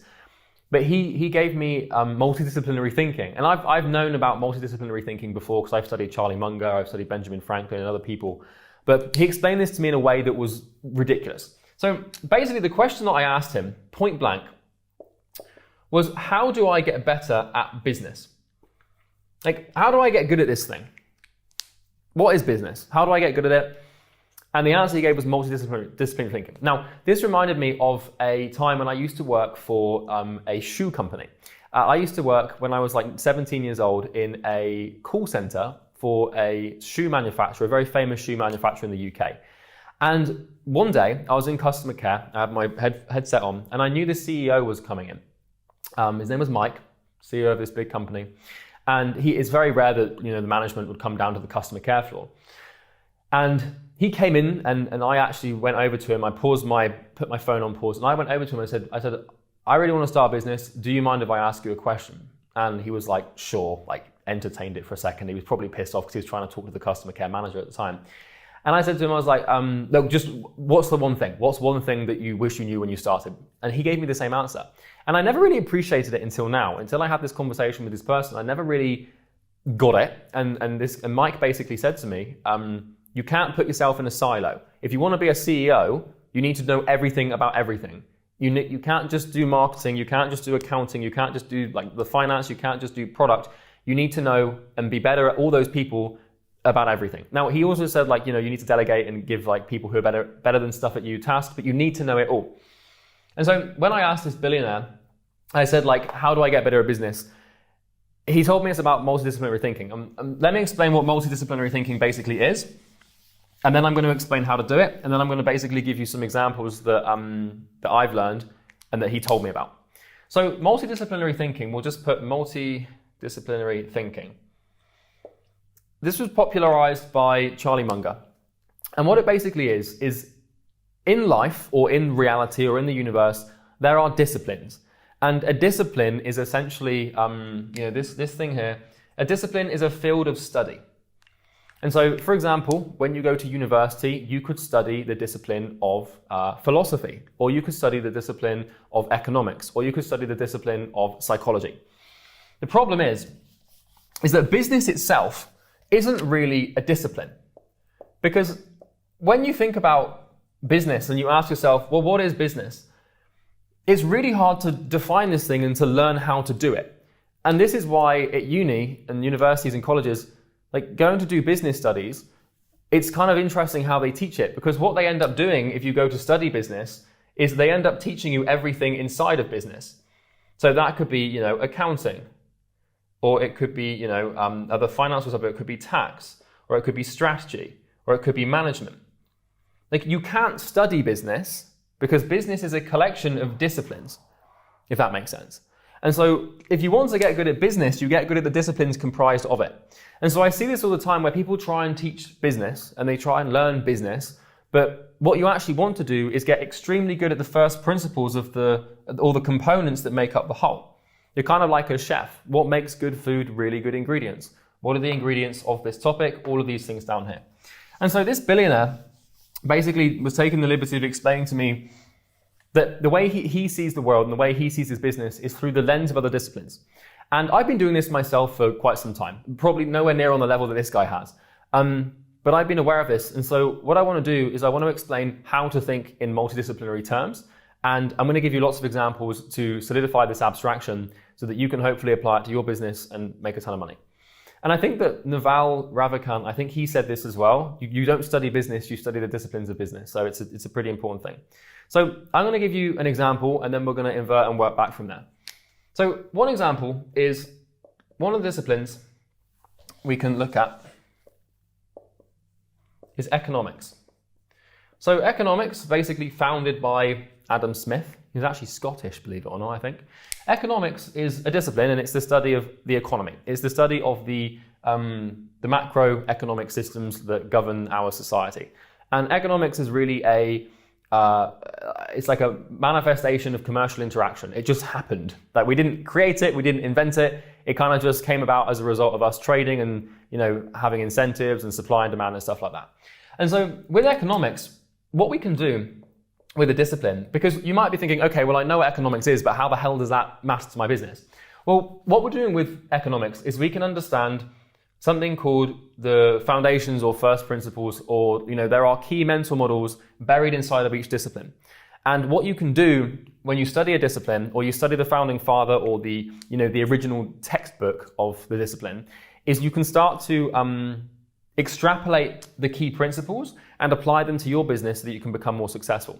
And so really, making money online and building a successful company is about being able to see the world objectively and dealing with things in the right way and making the right decisions. And the best way to do that is to be able to see what is right, and the easiest way to see what is right is to have the right disciplines. So let me explain. So in economics, there's a ton of different models, tons of different foundations, but you've got a couple like the law of self-interest.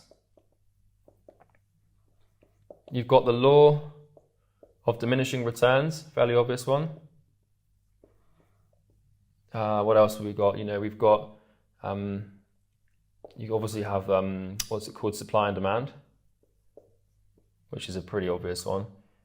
But, there's loads, there's tons. But what we can do, when you understand the core abstractions that pretty much just light up the universe, like, when you think about it like this. And this is how this guy explained it to me, this billionaire. He didn't explain it in this exact term, but verbatim, right? It's kind of like reality is dark, and it's just one big plane of darkness. And when you learn a new discipline, and when you learn a foundation inside of that discipline, what you're doing is you're turning a light on in the dark, and you can now see a little bit clearer than you could before. So imagine that, your understanding of the world, everything's pitch black. And when you learn something new, a little light is turned on, and now you can see part of that darkness. You can see part of reality. And the more lights that you have on, the more stuff you can see, the further you can see, the more things you can use, and the more successful you'll be. That's a weird metaphor to use, but I'm hoping this is how you illuminate the universe. And if you imagine for a second that business is this big, I'm just going to draw this here. Business is this big black square, and it's just pitch black and you can't, see anything. Well, if you want to understand business, all we're trying to do is take the core disciplines that make up a business or make up the study of business. And every time we learn one of these new rules, we just scratch away a little bit of darkness. And then eventually over time, if you're at the billionaire level and you understand all the disciplines so well, you've kind of got rid of most of this darkness and you can see things really clearly. So these things allow you to comprehend reality in a way more objective sense. Therefore, you can see better than other people, and therefore you make better decisions, you take better actions, you have better initiatives, you become more successful. So this is all abstract. So let's actually give an example. So one of the laws of economics that Adam Smith came up with is the law of self-interest. And the law of self-interest is pretty straightforward. It is what it says it is. People operate out of their own self-interest. And Benjamin Franklin summarized this pretty much perfectly when he said that if you were to persuade, appeal to interest and not to reason. And what this basically means is that the main thing that really drives human behavior commercially is incentive. And so this is just a law. This is just a rule of reality. It's a rule of commercial reality. And so understanding this first principle and understanding this rule, what I can basically do is now I can start to act in accordance with the objective nature of the world. And if I can act in accordance with the objective nature of the world, I'm going to be more successful because I'm not deluding myself. For example, a lot of people want to ignore this. Primary example, with the whole Benjamin Franklin example, you're not going to convince someone by appealing to their reason to do something. It's very rare that you're actually going to get someone to do something just by giving them the right reasons. It's kind of like, people who donate to charity. What reason are you doing that to make yourself feel better? That's almost always the case. Or are you doing it for the moral reason as well? When you get into it, it gets a bit shady, but you get the point. So law of self-interest basically means Everyone acts in their own self-interest, and it's just a law. It's the way the world works. And so when I'm building my company, and when I'm hiring new people and managing people, I understand that they're always going to act out of their own self-interest. And because of that, what I need to do is build incentives and create incentive structures in the company that facilitate people to act within their best interests. And when you can do something called incentive alignment, where your incentives or the company's incentives are aligned with the incentives of the individuals in your company, you're going to be successful. This is why, for example, I don't pay any of my sales reps a base salary, because base salaries, they create comfort, and they create, there's no incentive. But if I give a sales rep a really good commission structure, then they have the self-interest to go and sell those many deals as they can, because they can make as much money as they can, and therefore, I can make more money as well. And so our incentives are aligned. And Charlie Munger said this. He said, in business, if you're not focused on incentives, you're focusing on the wrong thing, which I think is pretty telling. So incentives are really the main thing. And so that's just an example of that's an example of using a discipline or a principle from a discipline to make a better business decision. And so when you're running your company and you're not sure what to do and you're not sure what decision to make, and you're kind of paralyzed because you're not sure exactly what move you should make, it's because you're missing the principles of the things surrounding that. Another example I can give you is the law of diminishing returns. So in my company right now, this is just economics. I'll give you some more examples in a while. But in my company right now, I'm spending around $100,000 a month on ads. So we spend nearly $1 million a year on running ads. And I'm aware of the law of diminishing returns, which is basically a statement that means that past a certain point of input in a system, the output will diminish. And what that means is that I could get up to 150 grand a month on ads before my profit margin starts to shrink or my cost per call massively spikes. And this is because there are certain constraints and limits to all systems. Like if I can't just spend infinite money on this thing and scale it to $1 million a month overnight, because the audience wouldn't support that growth.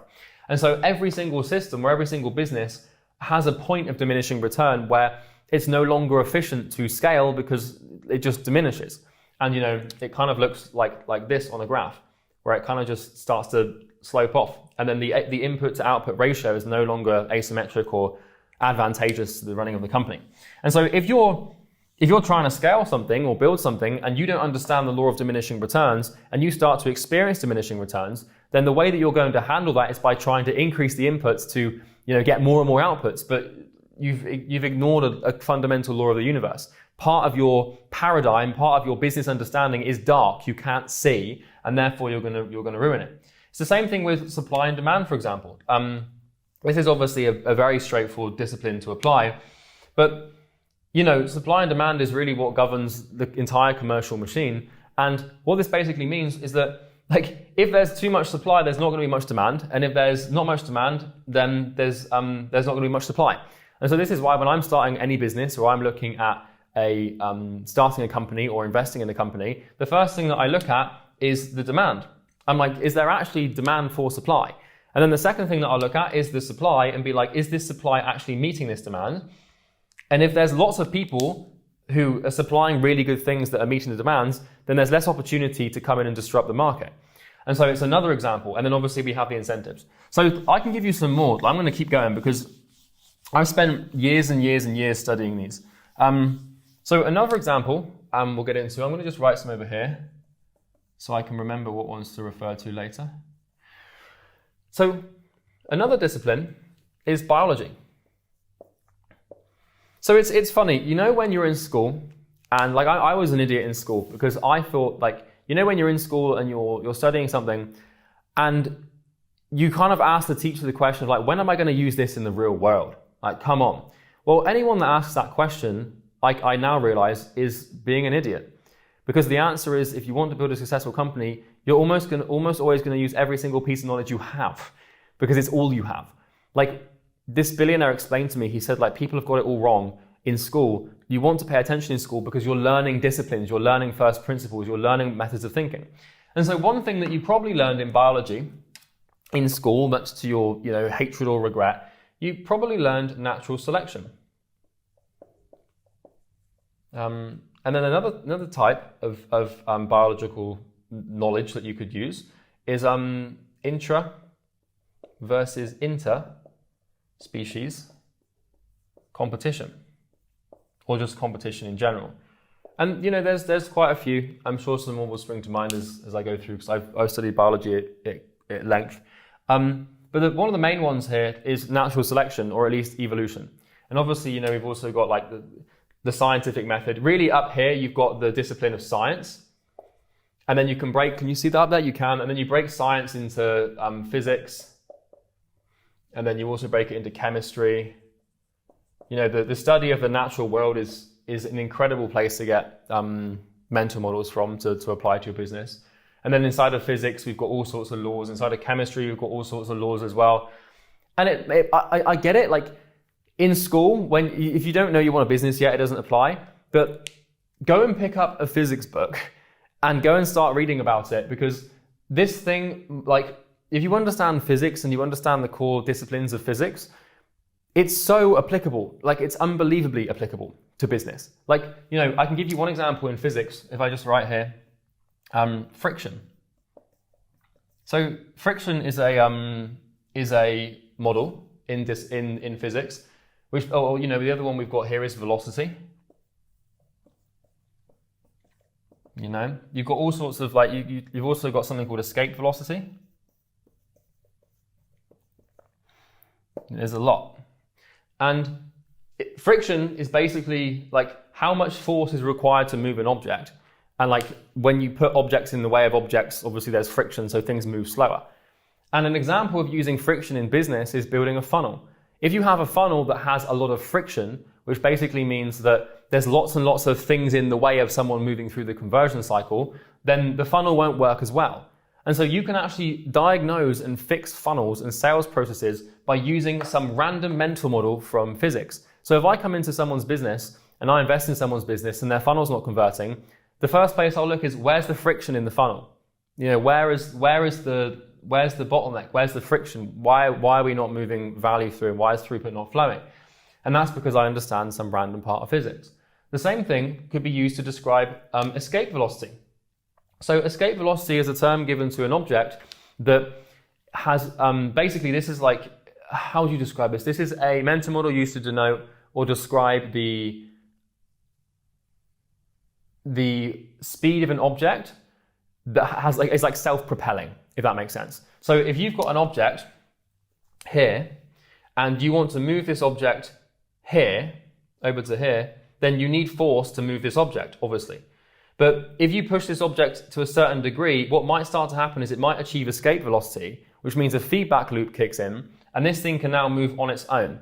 So it's kind of like the term used to describe escape velocity, specifically without using an abstraction or an example, is like a plane, it's like a rocket leaving the atmosphere. Like it's escaped the atmosphere, it's escaped the gravitational pull of the Earth to some degree, and now it can propel itself without any means of propulsion. Now, I don't know if that's exactly how it works, so I'm not a rocket scientist, but you can use escape velocity to describe all sorts of things in business. Like, for example, my YouTube channel recently just randomly blew up. It achieved escape velocity. It wasn't requiring as much force as it used to achieve the speed of growth that I wanted it to. Velocity itself is basically just, this is just like, speed, if that makes sense. But it's extremely important to understand. I mean, there's hundreds and hundreds of little things in physics that you can use to do this, but I won't get into them now. So in biology, one of the main ones is natural selection.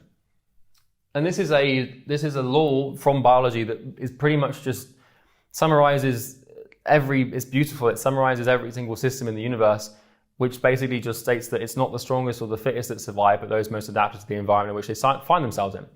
An interesting thing about evolution and Darwin's theory of natural selection is everyone thinks that, you've heard the phrase like it's survival of the fittest.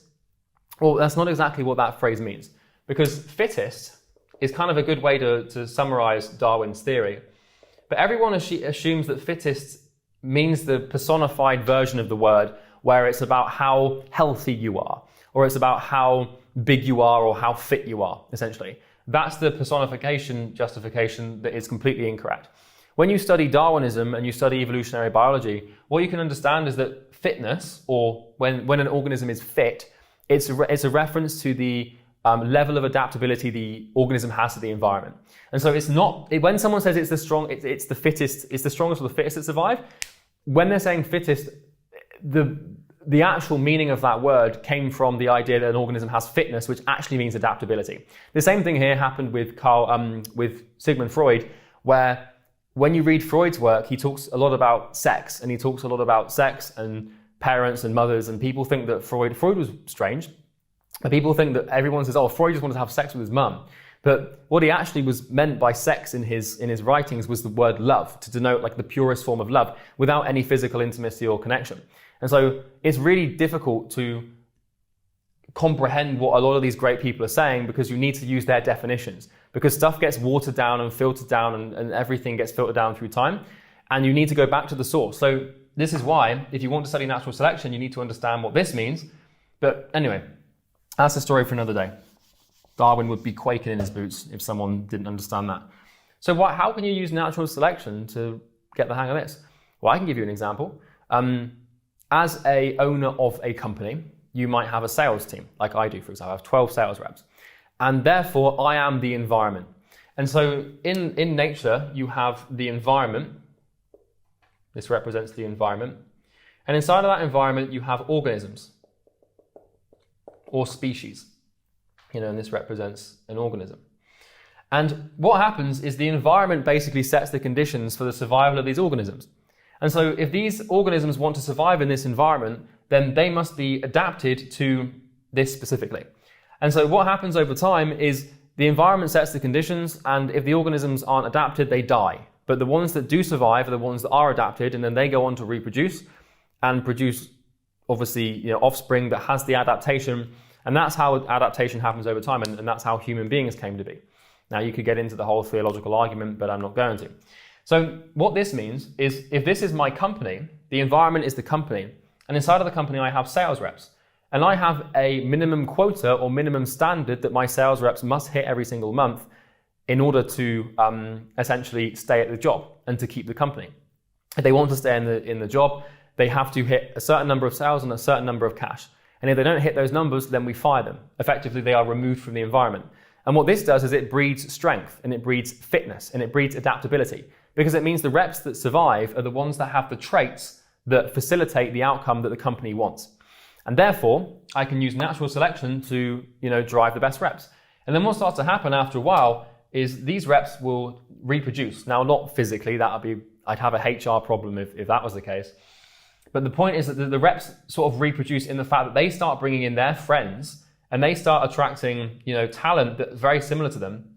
And we find that the ones that are adaptable, they bring in the new reps, and they create a culture that facilitates, the same traits and stuff like that. And so you can create this melting pot of stuff. I'll do the same thing with building client acquisition systems, but that's just one example for now.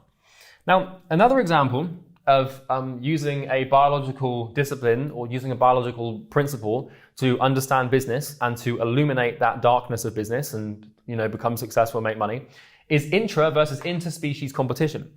And so what this basically means, and I can give you an example from Amazon in a second here, is we have competition in business is a fairly straightforward and understandable premise. And biology explains business very well, because if you think about the capitalistic structure of the world, I'm just going to write Amazon here real quick before I forget. If you think about the capitalistic structure of the world, it closely resembles that of the natural world. Because, you have an environment, which is the market, and you have organisms and species, which are companies, holding companies, or niches. Essentially, you have a niche. It's literally a niche. Where do you think we get the idea for a niche from? It's from biology. Where do you think we get the idea of competition from? It's from biology. Where do you think we get the idea of growth from? It's from biology. All of these terms that we use to just describe an everyday business that we think are business strategies, they come from this discipline. And if you can understand them from the root cause, you'll destroy everyone. And so the capitalistic structure that we follow in the West is akin to that of a natural environment. It's like a jungle, the environment or the market will set the conditions for survival, which is typically who can deliver value, who can sell, who can keep talent, who can create cultures and stuff like that. And if you can't do that as an entrepreneur, if you don't have the skills to create the traits in the business that facilitate survival, then you will die. And it's as simple as that. You just won't be successful. And so one thing we can do is understand that in biology, if we look at the natural world, there's competition on two levels. We have intraspecies competition and we have interspecies competition. And so intraspecies competition, this is basically when two members of the same species compete for resources. And so, for example, if you are in a colony of gorillas and there's two male gorillas, then you will have intraspecies competition for the best quality females, for example. And it's pretty relevant in today's world as well. But you get the point. We have competition within the same species. And intraspecies competition is extremely important because what it does is it encourages only the best people in that species are going to win, and therefore they're going to pass on the best genetics. The last thing you want is lazy gorillas that aren't going to do anything, that are just useless and pointless, getting all the girls. Because what's going to happen is we're just going to get more lazy gorillas. And that's kind of why the modern dating market is completely screwed, if you're wondering. Anyway, story for another day. But then, not only this, we have intraspecies competition, and then we have interspecies, so I-N-T-E-R. And this is competition that happens on an international level in the sense that we have competition between different species. And if you're wondering what we're competing for, it's almost always just resources for survival. So shelter, food, water, those are pretty much the main ones. There's a few other ones as well. And so this is where we have competition between different species. And the species that survive, this is kind of non-binary, and it's genius. You can apply this to business, and I'll explain an example. It's absolutely brilliant if you do this. Where you have different species competing for resources. So for example, if in a jungle, we have a colony of gorillas and we have a colony of apes or a different type of monkey, then they're going to compete for the same resources. They're going to compete for the same fruit. They're going to compete for the same trees. They're going to compete for the same water. They're going to compete for the same whatever. Okay? But at the same time, a species becomes competitive only by having the best people in the species or the best organisms in the species. And so by having intraspecies competition, we create the best variants or the best organisms inside of that species so that we can then compete with other species for total domination and to build a monopoly. And an example of how this has been applied to business, and the best example I've ever found of someone using this, is in Amazon. And Jeff Bezos is an absolute genius for this. So what Amazon does is they obviously compete on an inter-level. They compete with other e-commerce businesses. They basically destroyed eBay. They compete with Alibaba. They compete with all these e-commerce dropshipping brands. They compete with basically everyone who sells everything. But the way that they gain their competitive advantage was by creating intraspecies competition. So Amazon competes on a global level as a company, but they also compete on a local level as a team. And so the way that Amazon structures their resource allocation, and what do we compete for in nature and biology? We compete for resources, right? It's pretty simple. And so the way that Amazon structures this is they get their teams, their internal teams, to compete for resources. And teams that get the best results in Amazon are allocated more resources, and teams that do not get the best results in Amazon are allocated less resources or fired. And so what we have here is we have intraspecies competition. And the reason why Amazon can compete on the global international level between big companies is because they have the best intra-competition. They've created the best internal teams by having this intraspecies competition, by making their teams compete with each other. And I do this with my sales reps as well. So I'll pit them against each other. We'll create leaderboards. We'll create competition inside of the species so that we can have the best organisms rising to the top. So that when I have to compete on an inter-level, I've got the best warriors, so to speak. And so these are just two little, well, they're not little, they're very significant principles from biology. But these are just two things that I can just use in my business and explain. And there's a ton of principles from biology as well, that you can use to become successful. And if you want to understand how to learn these disciplines and study them, well, really what you're going to have to do, and this is what this billionaire told me, because I've already done this, but I need to do it again because I've forgotten a lot of stuff.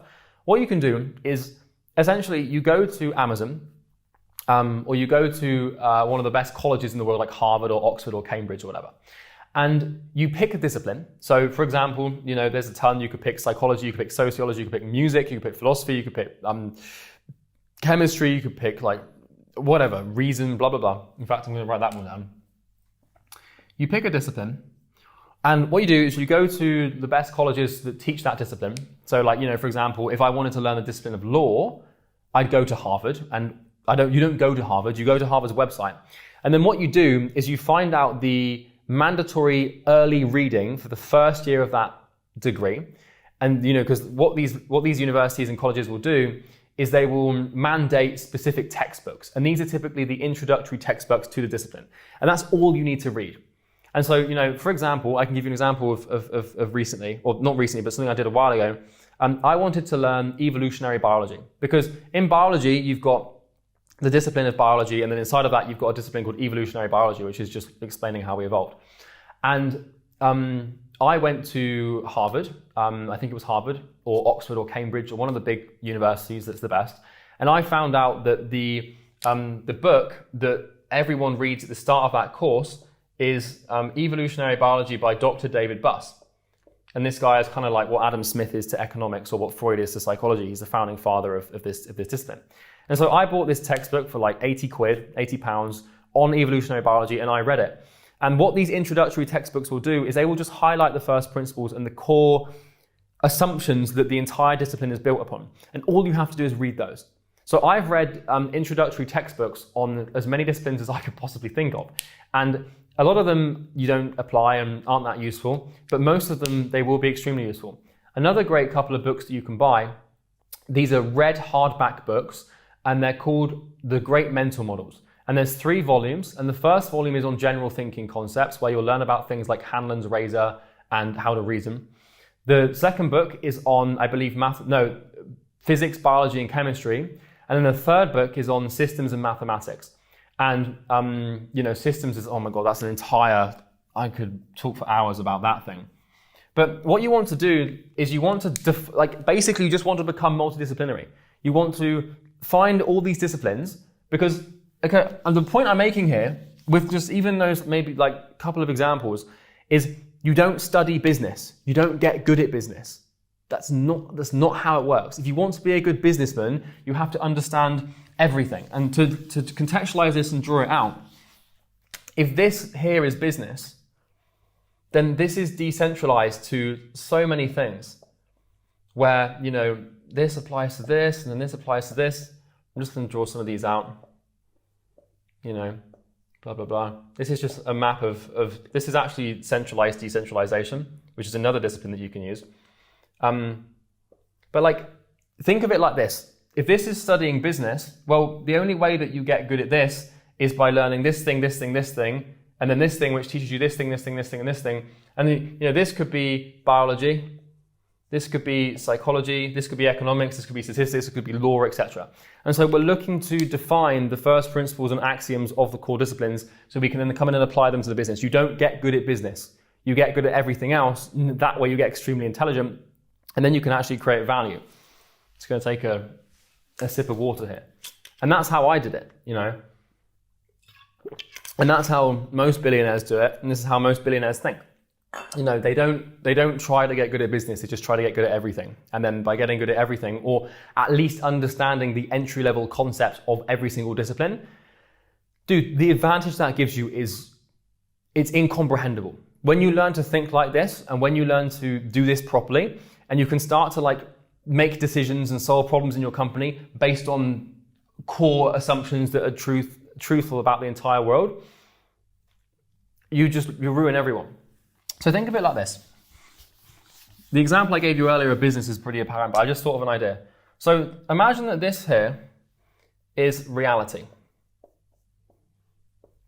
And a pretty core assumption that I think we can all agree on is that in order to become successful and make money, you kind of need to see the world properly. You need to be right, basically.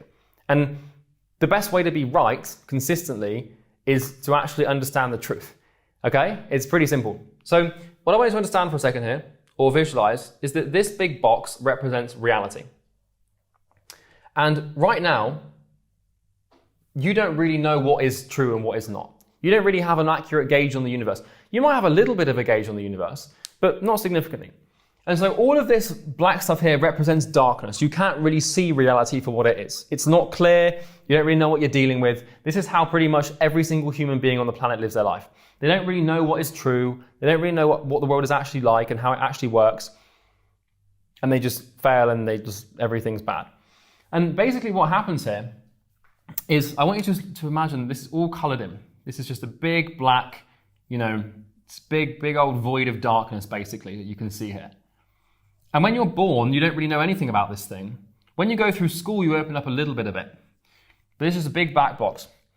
Every time that you learn a new discipline, like you unlock part of this square.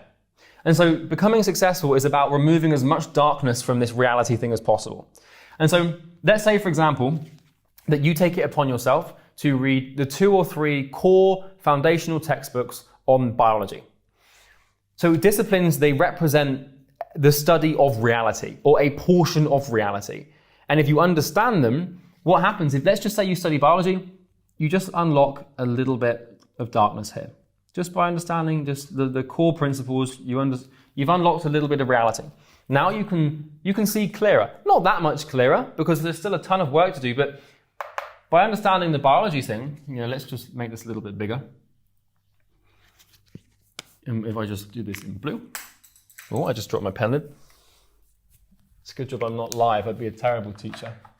But by understanding biology, you've unlocked a small portion of reality, which means that you can now see clearer and operate better in the world than most people in this regard.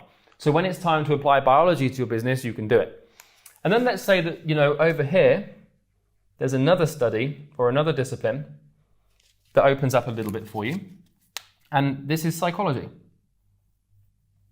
Okay? So now you've learned the core centralized axioms of 2 disciplines. You can see a little bit clearer. Everything's still very hazy and dark. You still can't see much. You don't understand really how the world works, but you understand a little bit. And then let's say that, over here, we remove a little bit of the darkness and we open our eyes a little bit more. And here we learn law. And then, we do it again over here. And here we learn statistics. And then, you open it again a little bit over here, just a little bit. And over here, we've learned systems, or systems theory, or systems thinking. And then we've got another one over here. And, you've studied warfare. And then you've got another little one over here. And, maybe you've studied sociology. You've got to understand, learning is about understanding how the world works. And the better you understand how the world works, and the better that your gauge of reality is, the more accurate your decision making will be, the more likely you are to actually be right and in alignment with the truth, the better your business will do. And, let's just keep going. We'll rub this one out and we'll rub this one out. And what you're trying to do when you're learning stuff is you're just trying to rub out as much darkness as possible. And you can see here, someone that gets this many disciplines and understands all of the core principles here, they can see a lot of stuff. Before you know it, you're going to start to get pretty damn clear. You can see through a lot of these things. There's still a lot of darkness, and you're still never going to understand how the world works completely. But, let's say that here you've studied music theory, and here you've done chemistry, and here you've done physics, and here you've done maths, And then, what else have we got? Here you've got reason. How to actually reason. Then over here we've got philosophy. There's so many things that you can learn and study. Another one could be, here we've got accounting. What else could we think about adding here? I suppose you've got environmental science, and that's just kind of applied biology, isn't it? But you get the point. What we're doing every time we learn a new discipline and we learn the truth, the core founding principles of that discipline, we open it up. Like another one you could study virology. You could even study oncology, understand the first principles of cancer and how that works. Because I'm sure you could probably use the principles of cancer and apply them in your business, like unwanted growth, like how you control that, how you manage it, how you diagnose it, how does stuff get out of hand. Another one you can study is virology. The sciences are pretty damn good and pretty damn useful, but I think you get the point. And so your job really with life, and this takes a long time to do, but your job with life is basically to open up as many of these blind spots as possible so you can see through and you can see super clear. And the more of these you have available and the less darkness there is, the more likely you are to be right and make the right decision. The problem that I see, if I just like scribble all these out here, the problem that we see in reality with most people is they only learn one discipline. Okay? And so let's just scribble all these out for a second here. And let's just leave psychology. So let's say that someone's gone through life and the only thing they've learned is psychology. Their entire life has been built around one discipline of psychology. Well, that's fine, and you can get really good at one thing, but it's still only going to open up a small portion of reality for you. And there's a quote that says, and this was actually used to describe B.F. Skinner, who was a psychologist, ironically. Charlie Munger summarized B.F. Skinner's work. B.F. Skinner was all about positive reinforcement and using reward and pain to drive behavior. And he believed that the entire human condition could be boiled down to the simple theory of like reward and pain, which there's merit in that, but not quite. And the problem with Skinner in his studies, and the reason that he got fired from his job and lost all of his credibility, even though he was an absolute psychological genius, the problem with him was that he was a man with a hammer. And what that means is to the man with a hammer, every problem seems to look like a nail. And what that basically means is Skinner tried to use his theory to explain every single facet of human behavior that he came across. And so if he came across a baby crying on a train, he would say, oh, my theory can explain that, when sometimes it might not. And so the problem with most people is they get good at one thing, or they learn one thing, and then they see the entire world just through this one discipline. And they're not seeing the full picture. They're not thinking holistically about how the world works. They're centralizing it to one specific thing. And that's okay, and you can do that if you want to just be a therapist. That's fine, because then really that's going to be your main job. But if you want to be a billionaire or a conqueror or an idiosyncrasy or a genius or an innovator or someone that completely changes the world, you can't just have one discipline, because you're so blind that people who can see will beat you. If you want to win and you want to outcompete people, you need to see the full thing. And how do you do that? You open up all of these slots by basically learning and studying. And you don't have to there's a few different ways that you can learn these disciplines, and I'm going to write them here. The first one is obviously textbooks. The second one is obviously YouTube videos. You can do biographies. For example, I wanted to study the discipline of the unconscious, although it's not really a discipline, it's obviously part of psychology, but unconscious psychology. So the first thing I did was I read Memories, Dreams and Reflections by Carl Jung. It's his autobiography, like the founding father of the unconscious. And you will learn a lot about the unconscious and the founding principles of it from biographies. So, you've got biographies, you've got documentaries, you've got all sorts of different things. But what you're really looking to do is you're looking to go to the source. This is the key thing. You're looking to get to basically the founder. So, for example, if you want to study the discipline of genetics, which is the study of how genes work and the genetic code, it would help if you studied Watson and Crick, who were the people that discovered the double helix. They basically discovered that we even had genetics in the first place. If you wanted to study, history, that's a pretty difficult one, but you'd study Livy, who was a Roman historian who kind of started almost writing the first. We've had records of history before that, but accurately, properly depicted from the Roman times, from when we started to actually sort of, obviously we had, no, you've got Greek historians that are probably more apparent than that. Okay, I'll give you a better example. If you want to study medicine and how doctors work and stuff, then you study Hippocrates. I think it's Hippocrates or Hippocrates, definitely not Hippocrates. Hippocrates. He was the guy that basically, he was like the first doctor to have ever lived.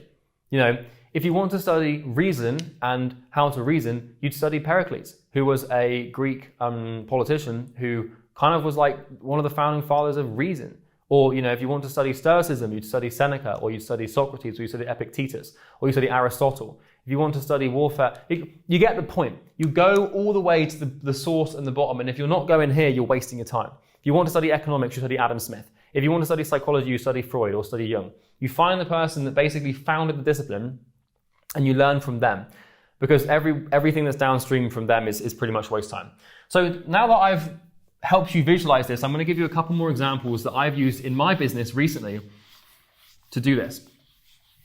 And the whiteboard's just going to have to look a little bit messy. I'm sure you'll deal with that.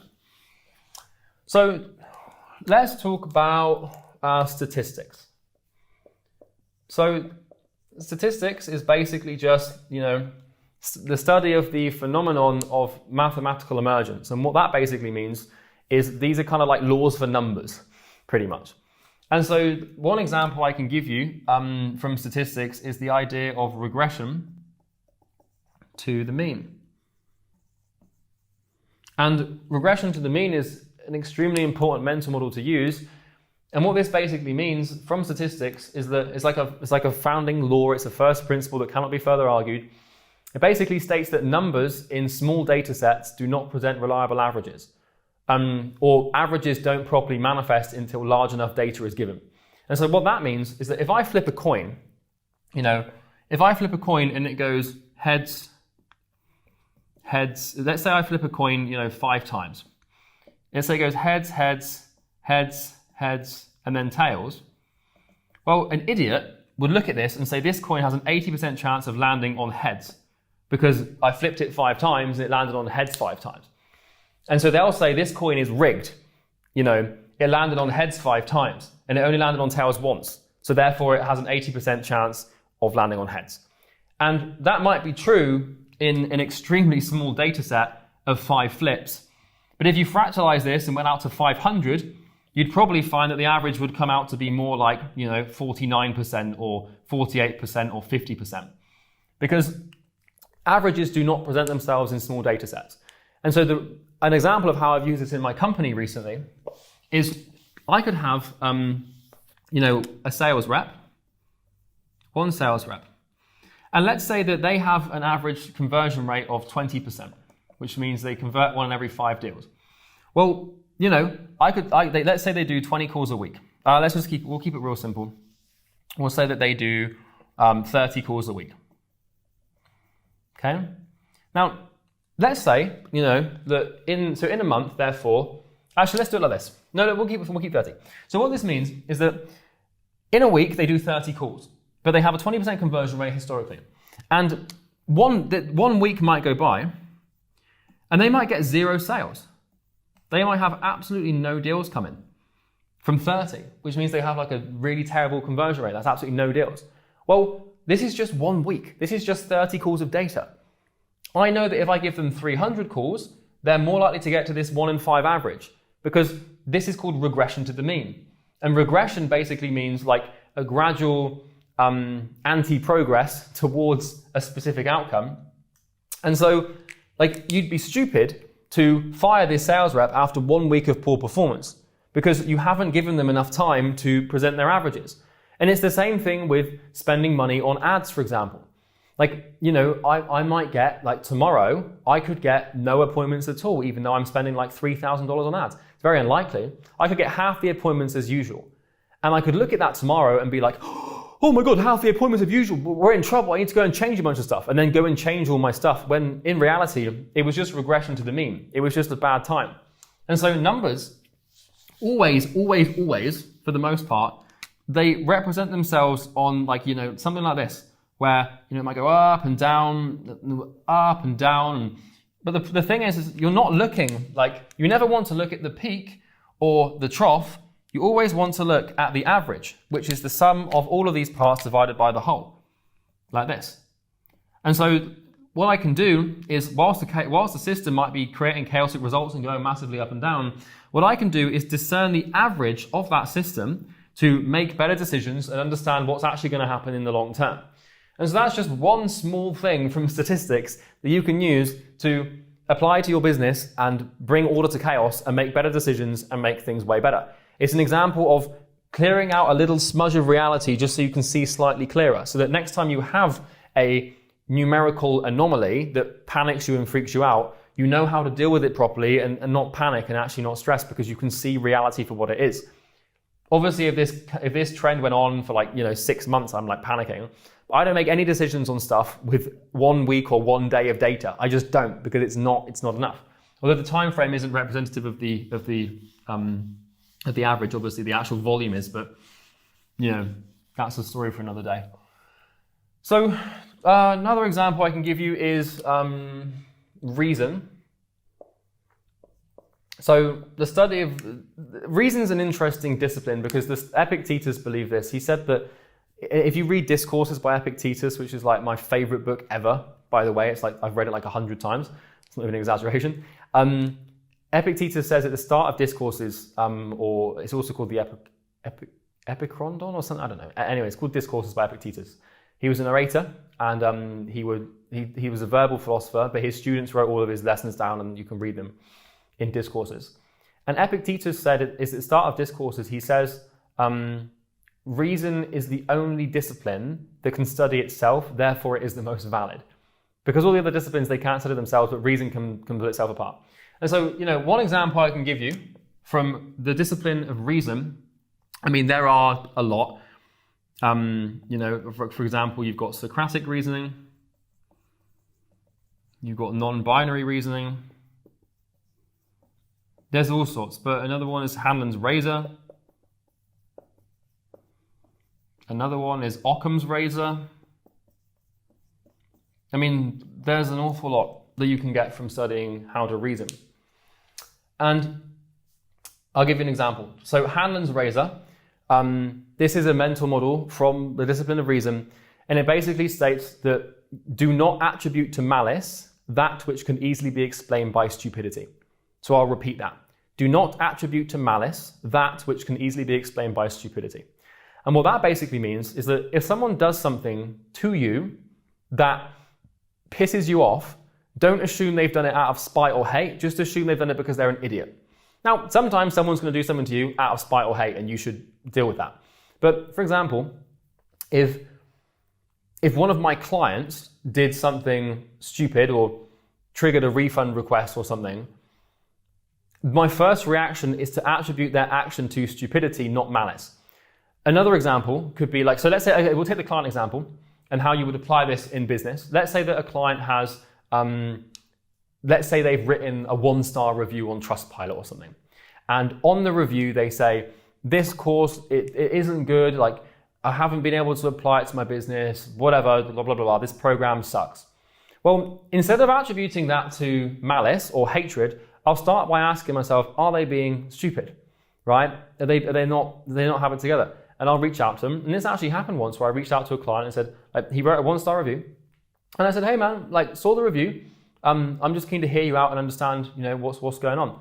And he basically said like, yeah, this thing just, it sucks and I just can't, like, it's really outdated. And I was like, okay, well, tell me about it. And it turns out that what had happened is we basically, he had access to the existing program, but he was a legacy client. And what that meant is he had access to the old program. But what he was doing is he was using the old version of the program, which was like 2 years old and completely outdated, thinking it was the main program. And so obviously, understandably, he's like, this is all outdated, I can't use this anymore. So I'm gonna write a 1-star review. So he was just being stupid. Like, he's not being an idiot, it's just a mistake, it's an accident, right? So what I could have done with that review is attributed it to malice and taken it personally and been like, dickhead, out you go, I don't care about you anymore. But instead I was like, okay, Hanlon's razor, do not attribute to malice that which can be explained by stupidity. Let's see if he is being stupid, and if he is, then we corrected it. And I was like, okay, man, well, like, obviously you're in the wrong program. You know, we gave you access to both, so you could use both, but you're using the wrong one. So let's bring you in here, remove the review, you can rewrite it if you want to in 6 months. Now he makes 20 grand a month. So that's one example. Another example is Socratic reasoning, which is a method of reasoning developed by Socrates, of all people. By the way, look at this thing. I don't know if I've shown you this before. This is a drawing that someone did for me of Epictetus, who's my favorite Stoic philosopher. Just kind of thought I'd show you that. I don't know why, to be honest, but I think it's absolutely sick. It's one of the coolest gifts I've ever received. Anyway, Socratic reasoning is basically the art of asking why and critically thinking through things and saying why like 5 times, basically, until you get to the truth. So like, if I have a problem in my business or someone wants to do something, I'll be like, why? And then they'll be like, I don't know. And then you're like, okay, well, why don't you know? And you just keep going. And really, solving a problem in business is about defining the problem. And the easiest way to do that is you start by just basically asking why. And then you've got non-binary reasoning. I could make a whole 2-hour video on this, so I'm not going to do it now. If you want me to make a video on non-binary reasoning, comment, and if it gets enough likes, then I can entertain that. Once again, it's not a shiny object video, but my God, is it powerful. So if people want that, I'll do that. And then Occam's razor is a discipline, or a part of this discipline of reason, which basically just states that if you've got two options, you should just use the simple one. It's an advocacy for simplicity, essentially. So, that's reason. And honestly, like there's a lot more. I wanted to get into some other ones as well, like systems thinking and systems theory. Like an example of a discipline right now, it's quite hot, is systems theory. And the core premise of systems theory is holistic thinking, which means that when you're making decisions around variables in a system, like a business is a system, right? Which is why it's so important to understand systems theory. You need to think holistically and consider the non-linear relationships of the variables. So, for example, if I've got, multiple departments over here, like marketing, management, sales, funnels, and accounting, if I've got, 5 different disciplines, the thing is not disciplines, sorry, but 5 different variables, these are all intertwined. So all of the parts of your business, they're like a web and they're interlaced. And what this means is that if I make a change in my, I don't even know what the hell I wrote here, but if I make a change in my accounting, or if I make a change in, my marketing, or if I make a change in my funnel or my taxes or something, it's going to affect everything else. And so if I introduce a new product, I don't just mess with the product side of the business, I mess with every other part of the business. And so this is basically called holistic thinking, or holisticism. And this comes from systems theory, which is a discipline that studies the phenomena of systems and how they operate and how they manifest. There's another discipline related to systems called systems thinking, which is pioneered by a woman called Donella Meadows, which explains how systems operate in like how an actual machine would operate, if that makes sense. So they're two different things. Like the systems theory is more focused on the environment, and the systems thinking is more focused on the entities that operate within that environment to create inputs into outputs and process them. And there's a whole thing for another day. There's so many. I could sit here for 5 hours and give you 500 examples of different things that I've got from different disciplines that I use in my company. And I'm not done with this. I've got a long, long way to go. There's dozens more disciplines that I need to study and understand if I want to really get the hang of this. But I've known this for a long time, and I've been doing this for a long time. And it was very reassuring and gratifying for someone who has literally made billions and billions of dollars to basically say to me, hey dude, you're kind of doing the right thing. This is how I see it. And so I want to thank that person. See you later.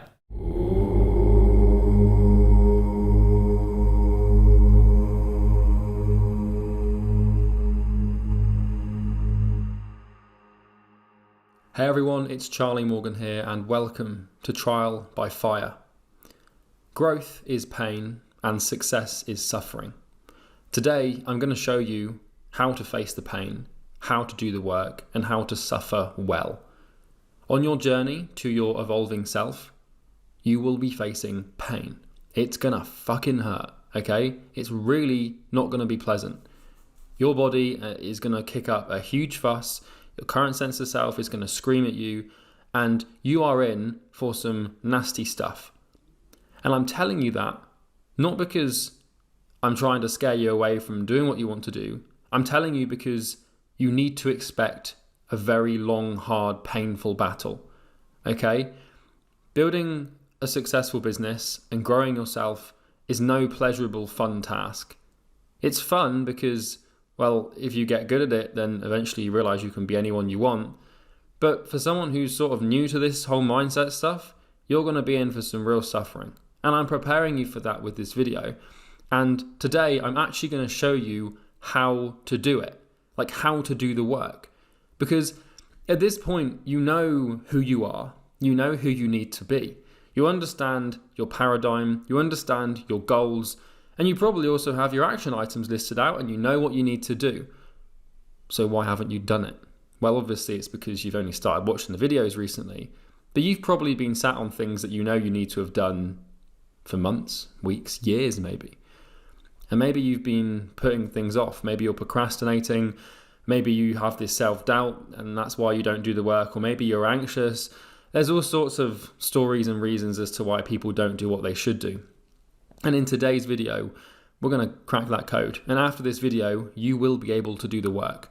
You will be able to face the pain, and you will be able to suffer well. It's a great quote from Epictetus that says that if I must die, but must I die bawling? And what he meant by that is, well, he's got to suffer, but does he have to suffer screaming and crying? It's the same principle in business. To build a company and to grow yourself, you have to go through pain. And I don't mean pain in terms of physical pain. I'm not going to tell you to break your leg or anything. I mean like real mental pain, like facing real resistance conjured up by your body. And so today, after this video, you shouldn't have a problem facing that pain and doing that work. So I want to prepare you because, well, you're going to be facing some pain. There's no question about it. Like, any successful person can tell you that it hurts and that it's painful and it's not a fun, pleasurable journey. The outcome is fun, but the process itself really sucks. And today I'm going to walk you through why that's a good thing, and I'm also going to walk you through how to do it. So here's what we're going to cover. We're going to start with the wall of fire, the nature of resistance, slaying the dragon, eating pain, or bathing in pain. Actually, that's what this module, the fourth one, will be called bathing in pain, not eating pain. It's the same premise. And then we're going to talk about the general's perspective. And so I'm going to lay out some frameworks. We're going to start by understanding pain and resistance and why you can't do what you want to do and where that comes from.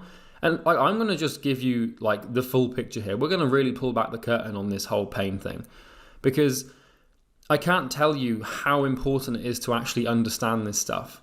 A lot of people just like, they wake up and then like part of them doesn't want to do the work, so they kind of just don't really do it, or they start sitting down and they get distracted, or they've got some doubts about themselves, or they sabotage themselves all the time. And people just think that these are just some weird, like miraculous, like universe out to get them type problems. But it's not. It's something really specific. And if you can understand the nature of these things, you're going to absolutely crush it. So you've decided what you want. You've had some paradigm shifts, you've raised your consciousness, and you've set a trajectory to a better place. This is awesome. You're probably making some progress. You might start to recognize some different behaviors in yourself. Maybe you're starting to read books you never used to read, or you're starting to change some beliefs here and there. You've basically just become way more aware of yourself and your consciousness, and you're probably feeling pretty good. You're like, okay, I'm on the right trajectory. I'm making some progress with this mindset thing. And you probably feel pretty great. I don't want to burst your bubble, but things are about to get really, really ugly. This feeling of elation and this feeling of motivation and confidence is going to wane, because now what's going to happen is the universe is going to test you. So now that we've actually set into motion a future self and an evolving self that we can become, the universe is now going to test your mettle. It's going to see if you have what it takes to actually become this person. And this is what I mean by trial by fire. The universe is now going to put you on a trial. And the caveat to this is there's no jury, there's no judge. It's just the fire. And if you can withstand the fire and withstand the pain, then you will win the trial. But if you can't, you'll lose it. And there's no lawyer by your side to try and argue your way out of anything. You just got to face the fucking work. So the universe is going to see if you've got the mettle to withstand a trial by fire. And Newton's third law states that every action has an opposite and equal reaction. Now, I want you to remember this statement, because you've taken the action of conjuring up a new future that is positive and good for you. You've created your own version of heaven on earth. But heaven cannot exist without hell. Everything works in a duality. The path to success is paved with fire, and you've got to walk it every day to get what you want. And modern day clinical psychologists prove time and time again that life is suffering. So you've got to understand that the key to heaven is unlocked by visiting hell. So what I'm saying here is, like, for every action there's an opposite and equal reaction. So far you've taken action to basically like challenge the universe and challenge society and say, actually, I think I want to become someone else. And when you push the universe, it will push back. It will fight back. And so you cannot try to conjure up a good future without your past trying to pull you back. And if you want heaven on earth, you have to visit hell. You know, if you want pleasure, you kind of have to go through pain, unless you want fake pleasure that's not very healthy. And the universe will always resist your efforts to grow. When you try to bend the fabric of reality, it will try to snap back into shape. And it requires strength to hold it there before it solidifies. When you push, the universe pushes back. So you have to imagine like reality is like, imagine it's like a steel bar, right? And what you're doing is you're grabbing that bar and you want to bend it. You need to mold it because you want this bar to look different. And so you're grabbing it with both your hands and you're sort of like squeezing it at both ends, like bending it, and it's bending and you're starting to mold it. But for the first, for a certain amount of time, the universe is going to resist you trying to bend it. And it will take a while for that metal bar to solidify into the shape you want it to solidify in. So you have to hold it there. And every day it gets harder and more strenuous on your arms and your chest and your back. And you have to just every day just hold that metal bar there. And that's basically how this works. But eventually, after holding it for long enough, you can let go and the bar will have solidified. And the universe won't be fighting your efforts to grow because the universe will have basically become what you wanted it to become. But it's only through the strength of holding it there and having that ability. And it really is like everyone thinks that the universe is like there for them. Everyone, like this whole law of attraction thing is just total bollocks. Like everyone's like, oh yeah, I'm just going to believe it and see it and therefore I will achieve it. And that's kind of not really how it works because, well, the universe doesn't like to be bent. It doesn't like to be molded and, shaped and, pushed around. It's pretty strong and it will try and fight back, and reality will do everything it can to maintain its current integrity. But you need to have the strength to resist that, resistance from it. And so don't make the mistake of thinking that things are going to be easy. Don't make the mistake of thinking that things are going to be straightforward and that you're going to be able to hop into this new evolving self nice and easily and it's all going to be a breeze. Don't think you can, I had a question on a coaching call once where someone was like, we were talking about beliefs and they were like, well, why don't you just see like success as not painful? Why don't you just like not see anything as painful and just like try to believe that the suffering doesn't exist and that it's all easy? That's delusion. Pain is like the universal law of human existence in evolution and growth. And so don't make the mistake of thinking that the universe is here for you, right? It's kind of out to get you a little bit. And to be honest, it doesn't really want you to change. So if you want to change, you need to want to change more than the universe doesn't want to, if that makes sense. And this is really the clash of everything. Everyone thinks that the law of attraction is just, they have to just, fucking speak it into existence and then they'll have what they want. But then like they start speaking it and then they don't get what they want. And then they're like, well, why is it painful? It shouldn't be painful. I shouldn't have to do all this work. I should just be able to talk about it and get it. It's just a load of rubbish. And I'm recording this video to tell you that things are going to suck for you for some time. Now, I don't mean this in a negative way because this is actually the best thing that can happen to you. But you're going to go through some pain, mental suffering. You're going to go through lots of pain and suffering. This video is not to discourage you. It's to prepare you, right? If you want the gold, it helps to know there is a dragon in the way before you set off. So you know the whole story of the knight and the dragon. He goes to slay the dragon. Imagine you're like a knight and you're going to rescue a damsel in distress or you're going to look for gold. And you pull up to the gold and then you think, oh shit, there's a dragon in the way. I probably should have predicted that. It's kind of like, well, you have to face the dragon, but if you know it's going to be there, then you can prepare for it. And if you're worried and if this video is making you a bit anxious and a bit nervous and, you're sort of like, well, Charlie, you've changed your tone. Like now you're telling me it's going to be really hard.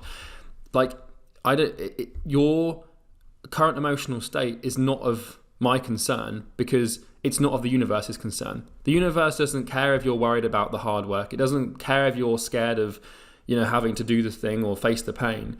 It really is pretty ruthless and it doesn't give any, it doesn't care about you or your emotional state at all. So if you are worried, then the best thing you can do is just face that pain and crack on with it because, well, it's really, I can tell you now, this is going to hurt. And I don't mean that in a negative way, and I'll explain why in a bit, but I just really want you to be prepared and I don't want you to be surprised by, how hard this is going to get, because I promise you, that whole motivation and all this nice feeling that you've got, it will not last. Emotions like that are like a cold bath or a warm bath, sorry. Over time, they will go cold and you'll be sat in cold water and it will really not be nice, but you have to stay in the bath. And understand that once you've set your eyes on a goal, the only thing standing between the goal and you is a lot of suffering. Suffering and pain, when it comes to growth, personal growth, is inevitable. And there is no other way to get what you want. Everything you want is on the other side of pain and suffering. Everything. And it's the only path You can't go under it, you can't go over it, you can't fly around it, you can't, I don't know, fucking swing yourself through it. You have to go directly through it every day. So let's teach you how to suffer well.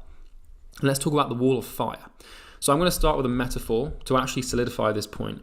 This video is kind of split into two parts. The first part is designed to give you an understanding, and then the second part is designed to give you a solution. So here's me, and well, here's who I was, right? So right now, as of me recording this, I'm making $200,000 a month, and a bit more with another company. And as you are aware, if you've watched the previous videos, which by the way, you absolutely should have, I was making nothing, and I was in my sister's art room in a freezing cold shed, basically making cold calls. And so, as we know, I've taken myself from point A to point B in the last 5 years or so. And I've been able to build myself and evolve myself into the person capable of easily achieving a multi-7-figure income. And it's easy to whack an arrow between these two and just say, hey, just turn into this new person. It's easy for anyone just to be like, yeah, so here's me and here's who I am now. You kind of just have to become someone else.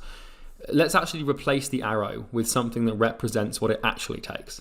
Because this arrow, like, anyone looks at that and thinks, oh, I can do that. It's just kind of growing yourself, I suppose. But let's replace the arrow with what it actually takes. And it's a big, big old wall of fire. Right, this thing here is basically just pain. To get from the left to the right, I had to walk through the middle. And this wall of fire basically just represents mental suffering and pain. And I know that I'm drilling this point home, and I know I keep repeating myself saying it's going to be hard, but I need you to know that you're going to have to do this. If you want to go from who you are now to who you want to be and who you want to evolve into so you can achieve your dreams, you're going to have to walk through a big wall of fire. And to go from who I was to who I am, I had to wade through pain. And then if I want to do this again, which I'm in the process of doing right now, guess what? I'm going to have to face more fire.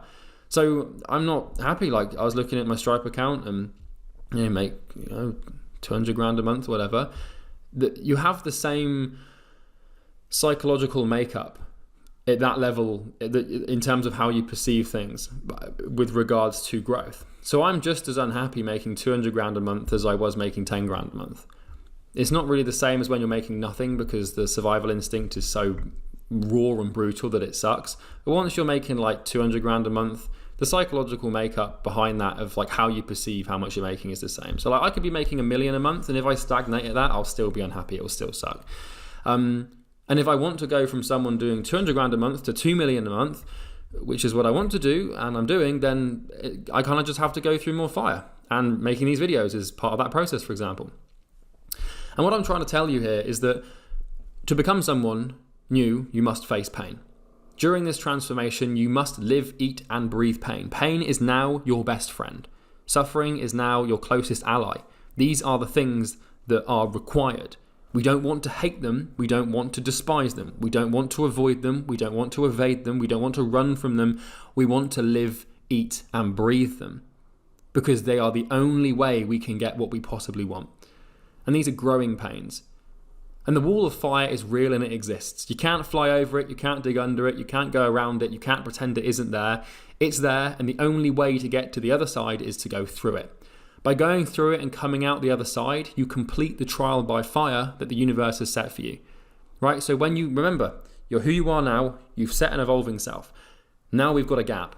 To bridge the gap, the only way is to walk through the fire. And this is why I've called this video Trial by Fire.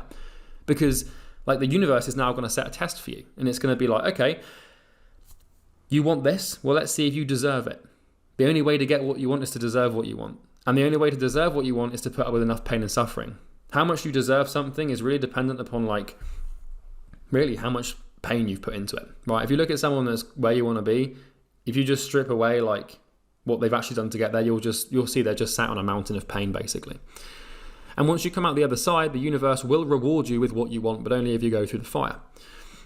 I want you to come to terms with this right now. I want you to accept the fact that this journey and transformation will be painful, agonizing, and will hurt to complete.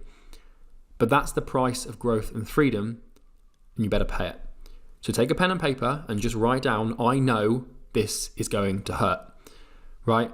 Because the worst thing you can possibly do now is have delusion and think that you're going to just breeze through this and it's going to be a nice, easy thing. And I know this might sound negative, but I'm telling you the truth. I'm not making these videos to tell you what you want to hear. I could just say, yeah, it's going to be great and then amazing. I'm telling you because, well, I'd rather share the truth with you, and you might not like me for it, but I don't mind. I'm just telling you what you need to hear, not what you want to hear. And the sole and only reason for your failure will be if you're not willing to face the fire and walk through it every day. The only way you can fail is when you try and step out of the fire. You won't know how long you have to sit in the fire for, nor will you have any indication as to when it will be over. You can be a meter away from the end and then decide on the last day that you're not going to face it and then get reset back to the start. So if you're trial by fire, you have to walk like a mile, you could literally get to the last 30 centimeters or a couple of yards and then be like, oh, it's too painful. And then, you hop out of the fire and then you'll reset back to the beginning. The fire represents pain. It represents discomfort, anxiety, fear, doubt, and any other negative or neurotic emotion. Coming to terms with the fact you're going to have to undergo the trial by fire to get what you want is a good place to start. Many people, they start their journey and they find it's painful and they quit, mostly because they didn't expect it. Humans, we have incredible pain tolerances. It is remarkable what you can put a human through before they break. And the worst thing that you can do is that people break easily. I mean break if someone tries to do something that's painful and then they don't do it, it's because they think it's going to be easy. It's because their brain is trying to trick them into this delusion. The brain doesn't want to change, and so it's I'm going to make this person think this is going to be a fucking walk in the park, and then they'll find out it's not, and then they won't want to walk in the park. But in spite of what I've said, it's possible to walk through this and come out the other side. It sucks, but it's possible.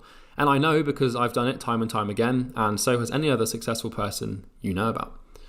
So we have to walk through fire to evolve. It's kind of like your evolving self is forged in fire. It's forged in pain. And pain is kind of I don't know, it's going to give you a weird metaphor here, but it's just come to mind. So imagine that your evolving self is like a cake, right? And you're trying to make this cake, and pain and suffering are the two ingredients that actually bake the cake, right? And it's a bit of a weird one, but I'm just going to try and give you as many angles as I can to really drill this point home. You need to expect it. So how do we pluck up the courage to walk through and actually face the fire? I want to tell you something reassuring. You have the human spirit. Human beings are incredibly capable of doing incredible things. You have the ability to face pain. You have the ability to suffer well. You have the ability to walk through the fire. You can actually do it. And I'm not telling you this because I want to be some sort of woo-wah guru, yeah, you can do it. I'm actually telling you, if you're a human being, you can walk through the fire. You absolutely can. Human beings have been doing this shit for years, hundreds of thousands of years, if not longer. The animal within us, the spirit within us, is more than capable of facing pain and growing and evolving. And you might think, oh, I'm just different, I can't do it. No. At a base level, we are all the same. We all have the human spirit. It's just a question of whether or not you've forgotten you've got it. And we need to understand the nature of this fire. So let's talk about the nature of resistance. So now that I've laid this out for you, I've set some expectations and I've told you it's going to be painful, and I've given you some metaphors to understand what you've got to walk through to make this happen. I want to help you understand the nature of fire, which is basically the nature of resistance. This has taken me 5 years of critical thought to figure out. This video alone took me about 2 weeks to put together because of how much thought I had to put into the next few slides. Breaking this down and explaining it is probably one of the most cognitively consuming things I've ever done. And what I'm going to tell you now is profound, right? The nature of resistance, understanding this thing, not just at the surface level of being yeah, you've got to do hard work and it's going to suck, but actually pulling that apart like we did with the nature of aim, for example. Let's hop into that. So in pursuit of your goal, you're going to face resistance. We can change fire with resistance, but I use the word fire because everyone knows what fire is. Not many people know what resistance is at its core. It's true that, resistance is the true enemy of your goal, and you have to face it every day. It's the source of everything painful. And if we can understand what resistance is and how it operates as a force within us, then we can beat it. So resistance is like this force. I'm going to explain it now. So resistance it's an internal sensation that is more powerful than any external force in stopping you from achieving your goals. Resistance is the thing that stops you from getting what you want. It's the voice in your head that says you aren't good enough or strong enough or motivated enough to start your journey. It is a faceless, formless, and heartless energy with the sole purpose of ensuring you never start the work that will lead to your true nature and your true self. In this picture, it's not the rock, the gravity, or the incline of the mountain that's hard. It's the doubts of the person carrying it and the fears that that person harbors and the pain they feel. It's just, all we're looking at here on the right is a steep face and a rock and gravity. That's not the resistance. The resistance is what's going on between the ears of the person carrying it. It's that person's doubts. Because like when you think about, a good metaphor for this, or a good way to perceive this, is when you think about how hard it is to send cold emails or how hard it is to do a sales call. All you're doing is asking questions or tapping away on a keyboard. It's never the actual sort of physical attributes of the activity that generate the resistance. It's always the human being that generates the resistance doing the activities. So drill this point home. When you look at this on the right, you might think, God, that looks tough, but it's not. It's the rock and the face of the mountain. They are not the resistance. The resistance is generated by the person pushing the rock up the hill. And it's important to realize that when facing resistance, it's you that produces it. Inanimate objects and actions do not produce resistance. So here's, like I said, with cold email. So if you feel resistance or doubts, or if you feel like it's hard for you to do cold emails or cold messaging, well, look at this. All you're doing with cold email or cold messaging is clicking buttons on a mouse and keyboard on a screen, copying and pasting bits of data and text and then pressing send. If I asked you to do this for half an hour, you'd feel no resistance at all, except from maybe some boredom.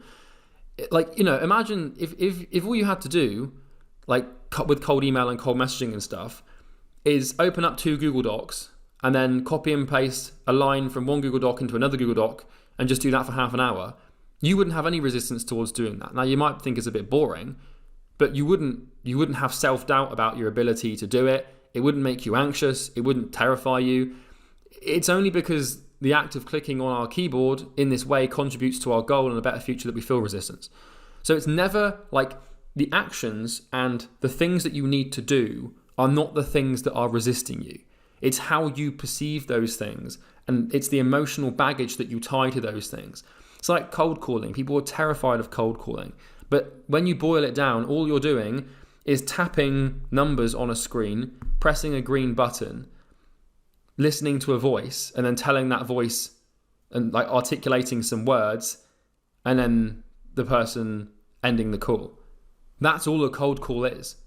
It's not like when you actually observe like the action, that's not the thing that creates the resistance. It's the human variable is the thing that creates the resistance and the pain.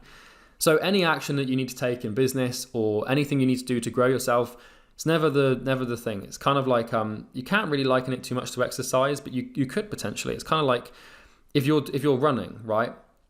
All you're doing is putting one foot in front of the other. That's like, it's not a huge thing, but then eventually your body creates the resistance and you start to feel it.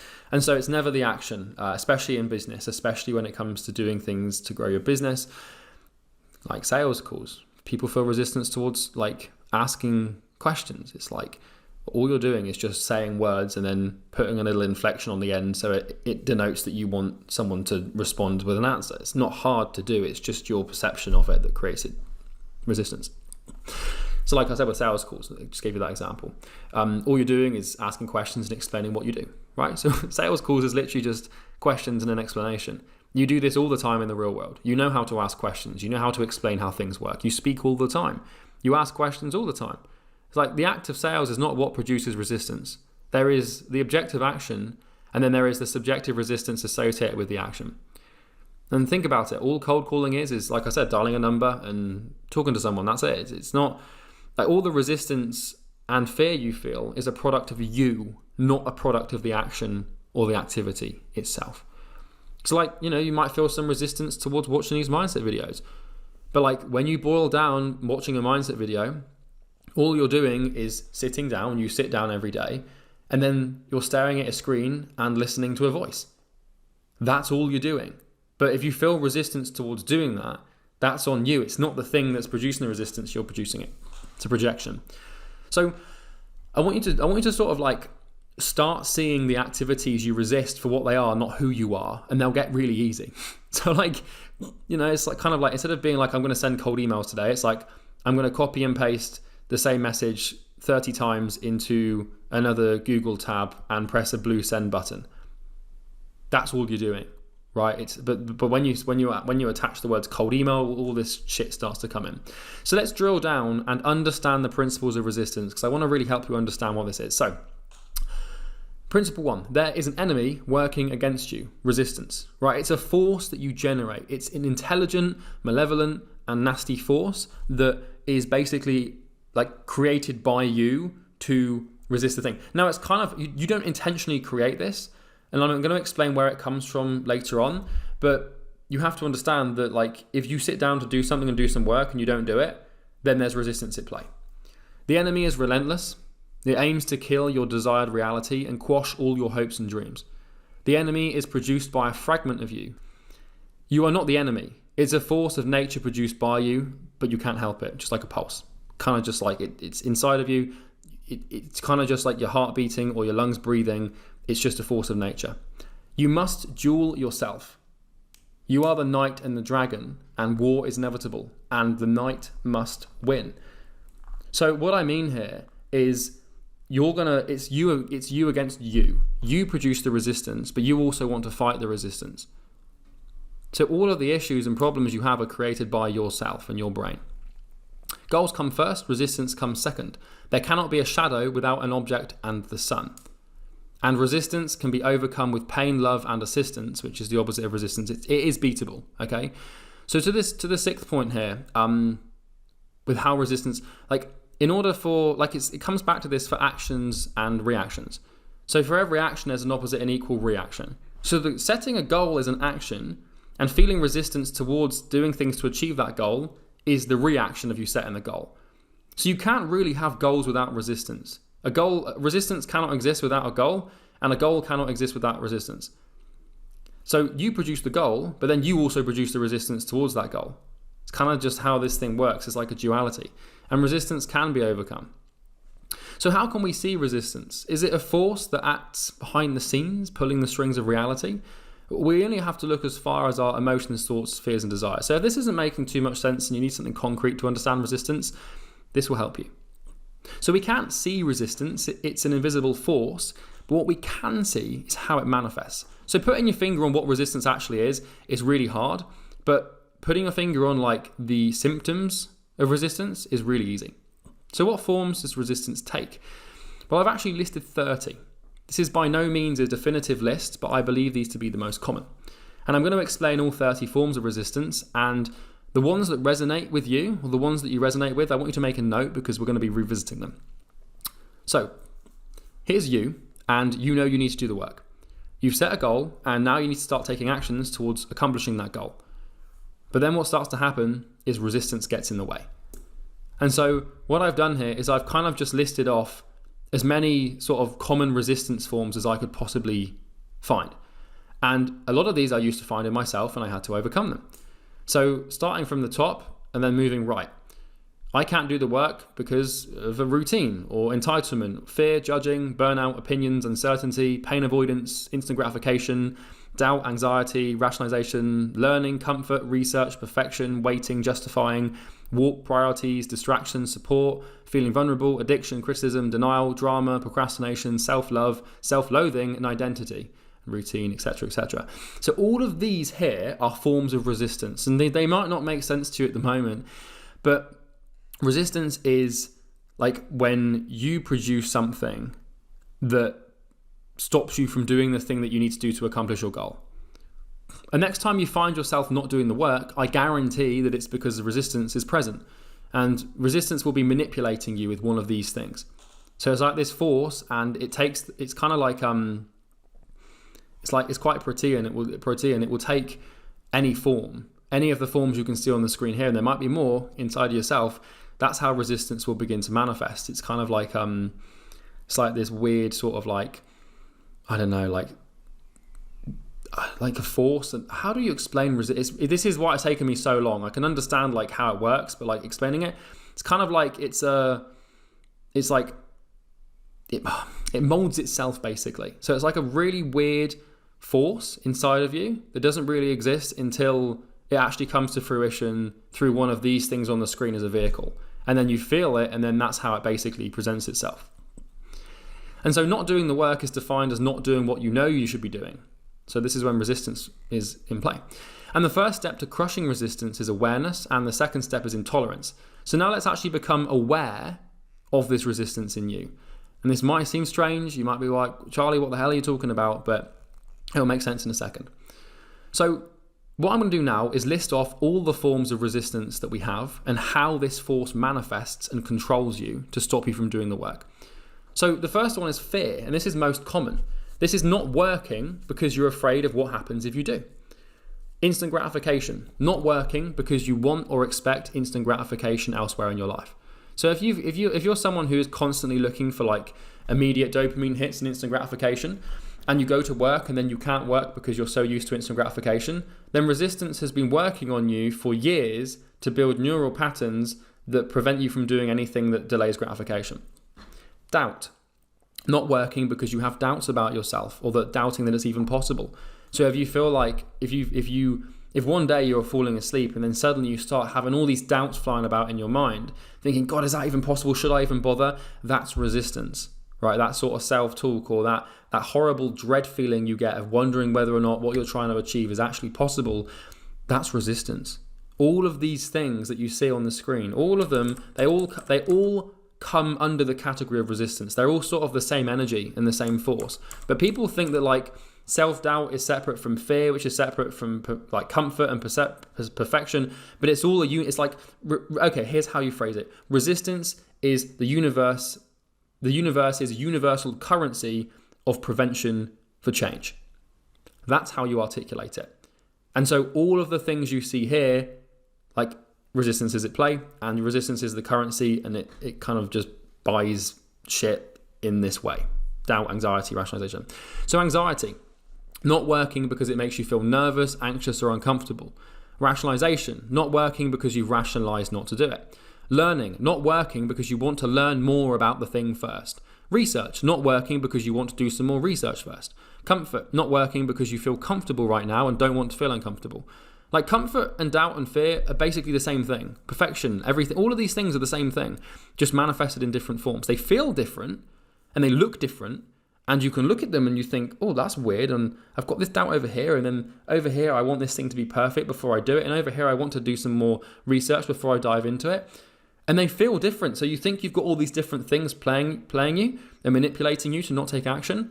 But all of them are just resistance, just taking many different forms. And it's kind of like wearing many different hats and faces, if that makes sense. You think they're different things, but they're all the same thing, I promise you. Perfection, not working because you want everything to be perfect before starting, or waiting for perfect conditions. Waiting, not working because you'd rather wait to see if things change. Justifying, not working because you've justified not to work. Warped priority, not working on the main thing because you think you should be working on something else. So this is like when people like, they need to do outreach and then they're like, oh, I feel like I should be doing my website today, or I feel like I should be doing like some blog posts today. That's resistance. That's no different from self-doubt as to whether or not your thing is going to work. They look different, but it's the same force acting. Distraction, not working because that thing keeps distracting you. So it's like, oh, I'm just constantly on YouTube. It's not YouTube that's the problem. It's like resistance is manifesting a distracted version of you that keeps clicking on YouTube.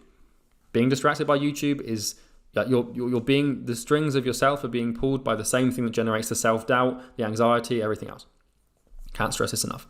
Support. This is a big one. Not working because you don't have the support or a fucking accountability partner.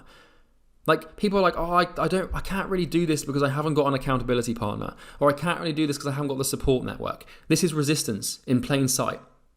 People think it's this nice, pretty thing. It's like, oh, I just want to get an accountability partner before I start. I can't do my outreach if I haven't got my accountability partner. It's resistance it's just there. It's manipulating you and persuading you. It knows you very well. It is you, basically. And so it will do everything it can to pull the wool over your eyes. Feeling vulnerable, not working because it makes you feel vulnerable or psychologically exposed. Addiction, not working because you're addicted to something other than working. People are like, I'm addicted to video games, so I can't work. It's resistance, right? Your brain doesn't want to do the work because it doesn't want to change. And so it gives you an addiction. It's the same force that generates the doubt, that generates everything else. Criticism, not working because you've criticized others that do the work instead of being critical of others instead. So if you're constantly judging people who work hard, then you're not going to work hard because you're afraid of being judged. It's a mirror. And so if your brain is generating these judgments, then it's actually resistance at play because the resistance knows that by judging other people, you're not going to want to do the work yourself. And so it's resistance that's generated that. It's like this universal form that generates every other thing that stops you from working. Denial, not working because you're in denial, refusing to see and accept the truth. Drama, not working because you're drawn to, create, or move to drama in your personal life. Procrastination, not working because you're putting it off till tomorrow. This is a big one, right? Resistance is just like, yeah, we'll just do it tomorrow instead. Fuck that. Self-love, not working because it makes you feel stupid and a bit of self-hatred. So this is a big one. Like when people start working and then they're not very good at what they're working on. So they're like, oh, I need to love myself. I need to be doing things that like I'm good at, so I love myself. Self-loathing, not working because you hate yourself. So if you hate your current situation and self, and like what will happen is you won't do the work because you don't feel like you're worth the work, because you don't feel like you're worth a new future. This is resistance. Identity trap, not working because working would not be me. Routine, not working because you didn't have your latte this morning, you didn't sleep very well. People like wake up and they're like, oh, I checked my Oura ring and I got an hour less deep sleep than usual, so I'm just going to take the afternoon off. Resistance. Entitlement, not working because you think you're entitled to not and that work is beneath you. Resistance. Judging, not working because you're too busy judging people that are. Resistance. Burnout, not working because you think you're too burned out to work. Resistance. Although this is a caveat to this, sometimes you will have burnout because you do have genuine biological limits, but they generally take like months of disgusting work to actually accomplish. So most people think they're burned out, but they're just weak. Opinions, not working because you told someone or because someone told you not to or to take a day off. So sometimes like people they'll get up and they'll feel a bit tired. They don't want to do the work. And then they'll text like their mum or something and be like, hey, Mum, I feel tired. And then their mum will be like, oh, well, take the day off, honey. And then they take the fucking day off. Resistance. Uncertainty, not working because you're not sure how. Ambiguity is resistance. Pain avoidance, not working because work hurts. Resistance. All of these are the same thing. If we go around this circle again, it's like I said, resistance is the universe's universal currency for prevention to change. And so when you try to build a future for yourself and imagine a better version of yourself and your evolved self and try and start, escaping your current situation to achieve your goal, this is what the universe will throw at you. It's the same, it's made of the same stuff. Anxiety might look different to drama and addiction, and burnout might look different to distraction, or justifying might look different to identity, or entitlement might look and feel different to instant gratification, but it's all made of the same stuff, right? It's all made of the same ingredient, which is resistance. And so you may not have a problem with addiction. You may not need to have support to work. You may not need to, you may not feel comfortable, and that's why you're not working. Maybe it's not that, but I can guarantee, looking at the screen here, you should be able to pinpoint your manifests of resistance and your symptoms of resistance. Kind of like resistance is a disease, and then everything you see on the screen here is like a vehicle for resistance to rear its ugly head. And so through them again: fear, instant gratification, doubt, anxiety, rationalization, learning, research, comfort, perfection, waiting, justification, warp priorities, distraction, support, feeling vulnerable, addiction, criticism, denial, drama, procrastination, self-love, self-loathing, identity traps, routine, entitlement, judging, burnout, opinions, uncertainty, pain avoidance. It's all made of the same stuff. It's all made of resistance, and this is how resistance manifests. I can't stress this enough. This is so important to understand, because what happens is people start buying this shit. So like one day they wake up and then they feel vulnerable because they have to do a sales call and they feel afraid. Like, I don't want to feel vulnerable. So then they buy it and they're like, it's kind of just like, yeah, I didn't do the sales call because it made me feel a bit vulnerable. I don't want to feel vulnerable. Or it's kind of like, like I just feel like I'm not going to do it today because I had this huge doubts last night and I'm just not sure if it's even possible, so I'm not going to try. Resistance, same thing. So now we've got a resource for defining your primary resistance forms. So now what we need to do is become like brutally, honestly aware of how resistance is manifesting in your life. Because I can tell you right now, it's manifesting. And it will always be manifesting. It manifests in me, it manifests in Elon Musk, or maybe not, because that guy's like a fucking robot. But every human that tries to do anything better, or tries to create a future or achieve a goal, they will face resistance. And so I've listed them all out here, right? We've got them all here. And now what I want you to do is this will be available in the resources section. So you can either print this out, or you can click here to go to Google, to go to the Google Doc. And if you just come in here and go to File, like this, and make a copy, you can make your own copy, okay? But this is really important. Don't skip through this. Don't think, oh, I don't have resistance, it's something else. It is resistance. If you're not where you want to be, it's because you are listening to resistance and you're buying resistance and you're basically just listening to this force within you, okay? So we need to bring it to your awareness. So what I want you to do now is note your primary resistance forms and some examples. So really think about, don't just do this in like 2 minutes. Don't just print this off, or don't just write this down and just do it like on a whim. Like take some real time, like take long critical reflection on this to list how resistance is manifesting in your brain and in your life. And if you can't think of any, then you're blind, right? If you can't think of how resistance is working in you, then that is resistance itself. So you'd put blindness, because if you can't think and if you can't see it, then that's a form of resistance, because resistance doesn't want to be exposed. It wants to stay under the covers. And so it will start to play you like a fiddle and play like a puppet and tell you that it doesn't exist and that it's something else. And if you're convinced that resistance doesn't exist and that it's something else, and that I'm wrong, and that it's not the question of whether I'm right or wrong or not, it's just the question of the fact that this thing does exist in you and it exists in everyone. If you can't see it, then that's resistance basically playing you. If you can't see that, then there's not much I can do to help you. And so just think back to when you needed to do something you knew you needed to do but didn't, right? Why didn't you? That's the only question you've got to ask yourself here. So there must be tens of thousands, if not hundreds of thousands, maybe not hundreds of thousands, that's quite a lot, but there must be thousands and thousands and thousands of examples in your life where you knew you should do something or you wanted to do something but you didn't or couldn't. And you have to ask yourself, why didn't you? And if you can't think of, what is this, like 1, 2, 3, 4, 5, 6, 7, 8. If you can't think of 9 examples of this, like, God help you. Have some real thinking here. I actually gave you some of my own here. So what you want to do now, before you look at mine, is I want you to give some context to the resistance forms. So start by listing them off. There might be more than 9. You might find less than 9. Just the main ones, you'll know what the top 3 are. Like everyone's got like the top 3, but list as many as you can, and then give some context. So give some examples once you've listed these ones here. So here's some examples of me.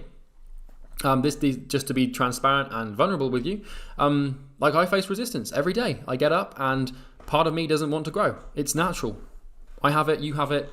Everyone has it, right? But what I wanted to do is share some with you so you can understand how it works within me. So here's my resistance forms. So the first one is burnout, right? Resistance has a tendency to convince me that I'm close to burnout and should stop working. The truth is that I once burned out horrifically, and I'm afraid of seeing that happen again. So I burned out before, and it was not pleasant. I was disassociated from reality. I had brain fog for 2 months. I had panic attacks all the time. I really took myself to the knife's edge of my biological limits, and it did not treat me well. And so now I've got this tendency for resistance to convince me that I'm close to that same thing again, when I'm usually never. Pain avoidance. Sometimes resistance tries to overwhelm me by manipulating me into thinking that I need to work, that the thing I need to work on will be really painful. So for example, the mindset module, the irony behind this is it's not painful at all. So I had this with this video specifically, very ironically and paradoxically. I had huge resistance towards making this video, probably because it's kind of you're exposing the thing, and that's why. But I was convinced this was going to be the most painful, agonizing, long, disgustingly difficult module to make. And I realized, I was like, well, this is ironic, isn't it? This is just the resistance thing at play, because now you're actually talking about how to overcome the thing, so it's really going to start to kick up a fuss. And the irony is that making the module wasn't painful at all.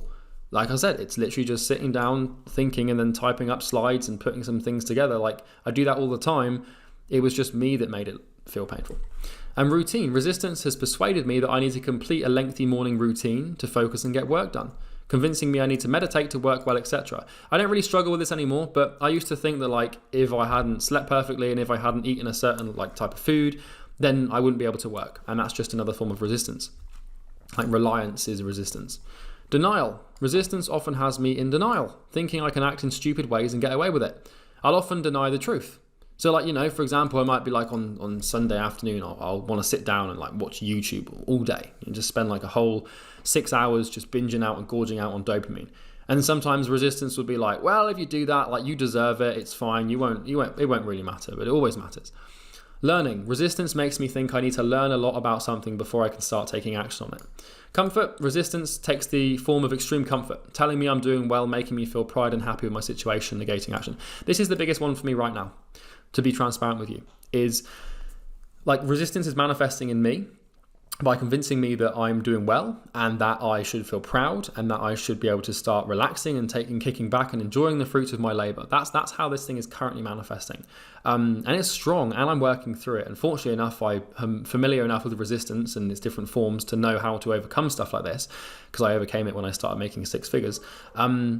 But just becoming aware of this is just so powerful. So make a note of your main forms of resistance now, and then also give some context and some examples so you can start to become more aware. Now, this will be hard. It's not easy to do because like resistance doesn't want to be exposed, because it knows that exposure is the first step to death for itself.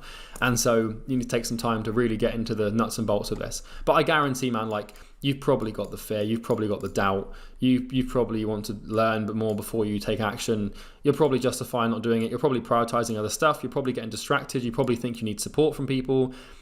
You're probably in denial about things. You probably look for drama to escape the drama at work. You're probably procrastinating. You probably think you need this routine. You probably have a tendency to judge people who are working really hard sometimes, maybe. Pain avoidance is always going to be there, but everyone just thinks stuff's more painful than it is. So yeah, that's the big one. And have a look at this and drill into it, and it will help you, because now what's going to happen is like when you sit down to do the work, and when you actually sort of wake up one day and you're like going to go and start taking action, resistance will like march forward and it will present itself, and it will present itself as a thought or an emotion or a feeling. And you'll notice it and be like, oh, hello, resistance, fuck you. And then you'll get to work. And that's what I do every day. That's literally like, sometimes I'll get up and then I'll wake up at 7 and then my alarm will go off. And then like resistance will be like, oh, let's just stay in bed. And I'm like, oh, hi, resistance, fuck off. And then I just get up. And it will tell me all sorts of stuff to try and keep me in bed, but I just don't listen. I don't listen to that force. I am more powerful than it. And you can be too. You just need to practice. It's kind of just like anything. Just resisting resistance and withstanding resistance is kind of just like a muscle. You just need to like work on it over time. And sometimes it'll get you. It'll beat you sometimes. But we need to try and like how quickly you progress and achieve success will depend on how often you beat or lose to resistance. So someone that like is plateaued and stays where they are basically wins 50% of the time and loses 50% of the time. Someone that makes a little bit of progress will win against resistance 60% of the time and will lose 40% of the time. Someone that makes insane fast progress will win 90% of the time and lose 10% of the time. And someone that just completely smashes it out of the park will always beat resistance. But that's kind of hard. And that might just be a belief that I've got. But from my perspective, like sometimes it's going to get you, right? You're never going to be on guard at all points. But you really don't want to be, losing the battle that often. You want to try and like beat the thing like 9 times out of 10, because that's how you make exponential progress. But for people that slip back and start making like regressions in their life, it's because they only beat resistance like 30% of the time, and then 70% of the time resistance beats them. So I quoted this out. So resistance is the universe's universal currency, and this currency is used to buy prevention of positive change. And so this currency will cash its chips into your head, and it will manifest doubt. It will manifest fear. It will make you think you need to put things off. It will make you think you need things to be perfect. It will send you towards drama. It will make you judge people who are doing what you want to do. It is always going to be there, and now you're aware of it, and now you know how it works. And I'm hoping that this gives you a sense of clarity on why you're facing what you're facing. So next time you have self-doubt, or next time you think something's going to be painful, don't take that at face value. See it for what it truly is, right? Like, you want resistance to be the emperor with no clothes, so to speak. You want to really reveal back what you're looking at for what it truly is, and just notice like, oh, it's just that bloody resistance thing. And it will always be that. You just need to have the consciousness and awareness to recognize it. So next time you go to sit down to do some outreach and you start trying to, do something else like YouTube, or you start thinking, I'll just send some later, just be like, oh, hello, resistance. Just recognizing it is enough to overcome it, genuinely. Like, just not buying the front that it gives you and looking at the back is the main thing, because that's like, then you'll just be like, oh shit, well, I'm not going to tolerate it. So I said the second step is intolerance, but really like it is just awareness, because once you become aware of it, you're like, okay, well, there's a resistance thing. I'm not going to buy it. And so I want to give you a quick note on responsibility and why it's still your fault, because now what can happen is like, you might start to blame resistance. So you might like, I don't want you to do this, because the mistake you could make is, now that you know that resistance is this sort of force within you that you can't really get rid of and you just have to fight, it's very easy to fall into the trap of blaming resistance. And if you remember earlier in the modules, we talked about how everything's your fault. So I don't want you to make the mistake of thinking you're not where you want to be because of resistance. As per the previous modules, it is still your fault for where you are. If you like, whether or not you beat resistance is up to you. It's your fault if you lose. It's your fault if you win. It's not your fault resistance exists. It's your fault if you give into it, right? Resistance is a force of nature. It will always be present, but we must never blame resistance as the reason why we aren't where we want to be. Resistance can always be overcome, and you are still always to blame. It's easy to turn and point the finger to resistance and say, oh, okay, so now that I know this resistance thing's here, that's why I'm not where I want to be. Or it's procrastination, this resistance is just so strong, or my self-doubt is the reason. You must remember that these aren't the things to blame. It's the fact you didn't fight back that is the reason. So don't go pointing the finger at this force, because, well, it's there and it can dictate your life if you let it, but only if you let it. So now we know what resistance is and what form it takes, let's understand why it exists. Right? This is where things get really fucking fun, because a lot of people now think like it's just this force and it's just there, and yeah, okay, Charlie, you've explained that you can't really have a goal without having resistance towards the goal. Seems counterintuitive. Why can't I just have a goal and just go and get it? Well, this is where things get fun, because understanding the genesis and the conception of the resistance itself will make you even more, what would you say, determined in your approaches to overcoming it. So where does resistance come from? Well, pain is where resistance meets effort.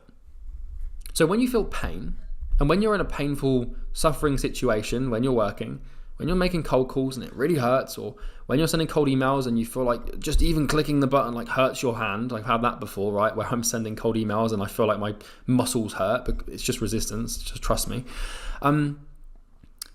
Pain is where resistance meets effort, and pain is where compliance meets resistance with time. So this is a good point. I'm going to talk about where resistance comes from in a second, but first of all, I want to talk about pain here really quickly, because there's two types of pain. Pain, you can have the healthy pain, the productive pain, which is where you meet resistance with effort, or you can have the unhealthy pain, which is basically where resistance meets compliance. So you have two choices. You can face the resistance now and put effort into overcoming it and feel pain now for reward later, right? And that's how you want to do it. Alternatively, you can face resistance now, but not face it at all and just have compliance with it and feel pleasure now, but pain later. And you have to choose. Do you want pain now, glory later, or delusion now and pain later? Right? Everyone has this tendency to just, like, they face resistance and then they just comply with it, and then they feel good for now because, like, whatever, like, they don't have to face the pain. The absence of pain is pleasure quite often.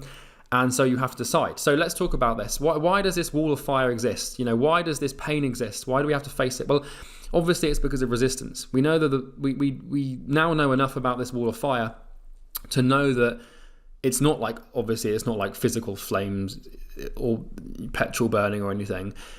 It's actually resistance itself. And the fire represents the pain you feel when you lock your horns with resistance and start fighting it. So the fire is pain. Pain is where resistance meets effort. And when you have resistance and effort, pain is created, and that's basically defined as a uncomfortable mental sensation as a result of these two things being alloyed together.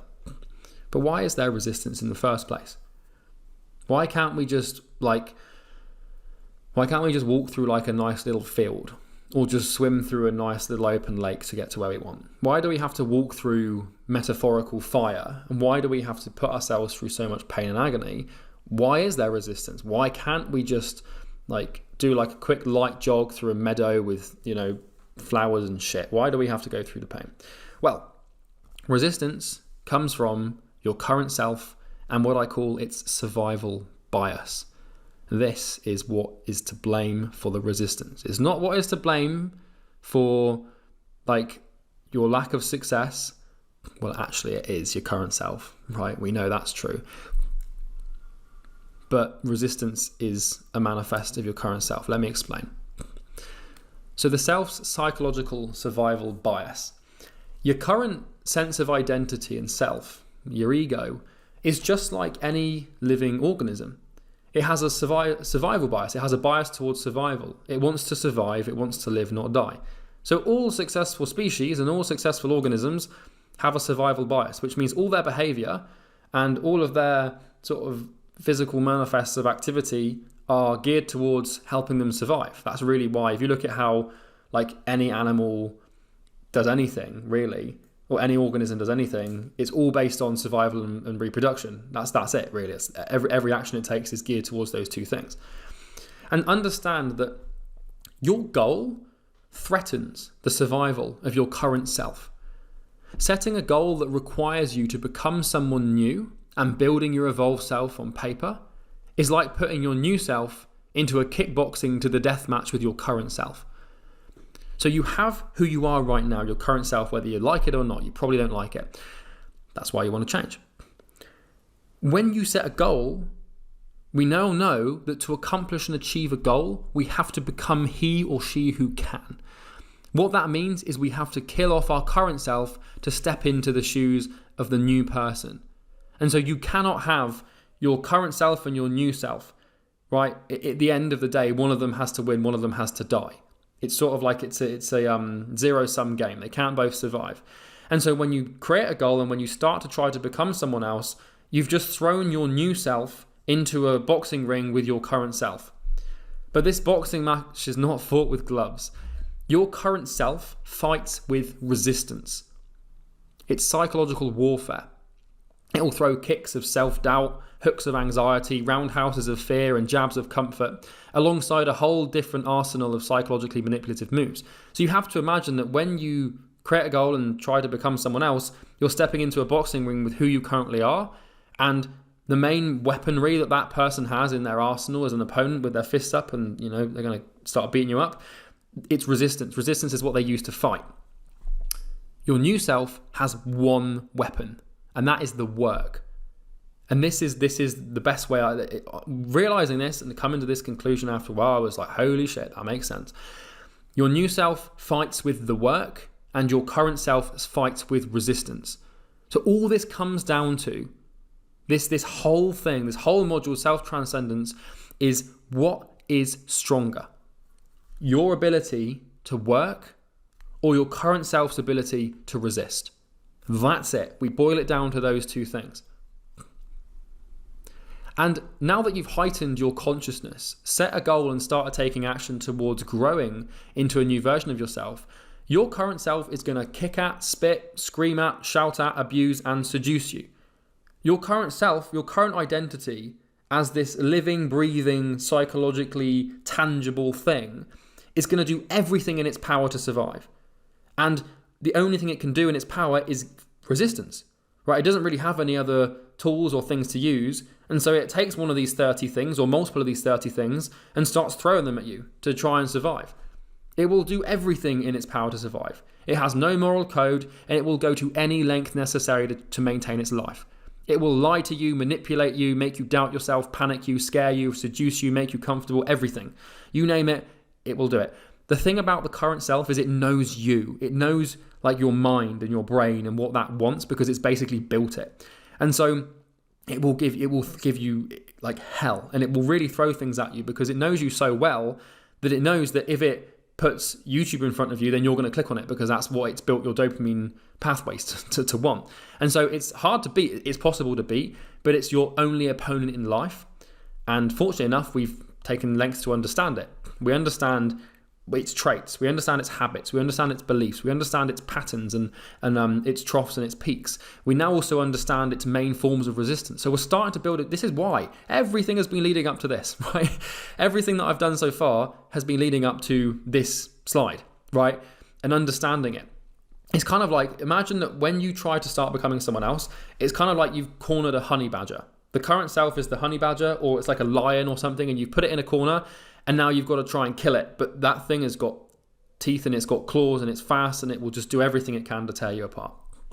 And you may have already noticed it to kick in, right? You've probably already noticed, and if you haven't yet, you will, I promise.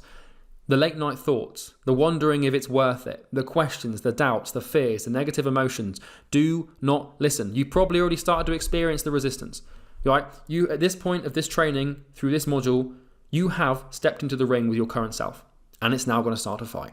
It is going to start to throw stuff at you. It's going to start to manifest resistance, and that force of resistance will begin to generate pain, because now you have to meet it with effort.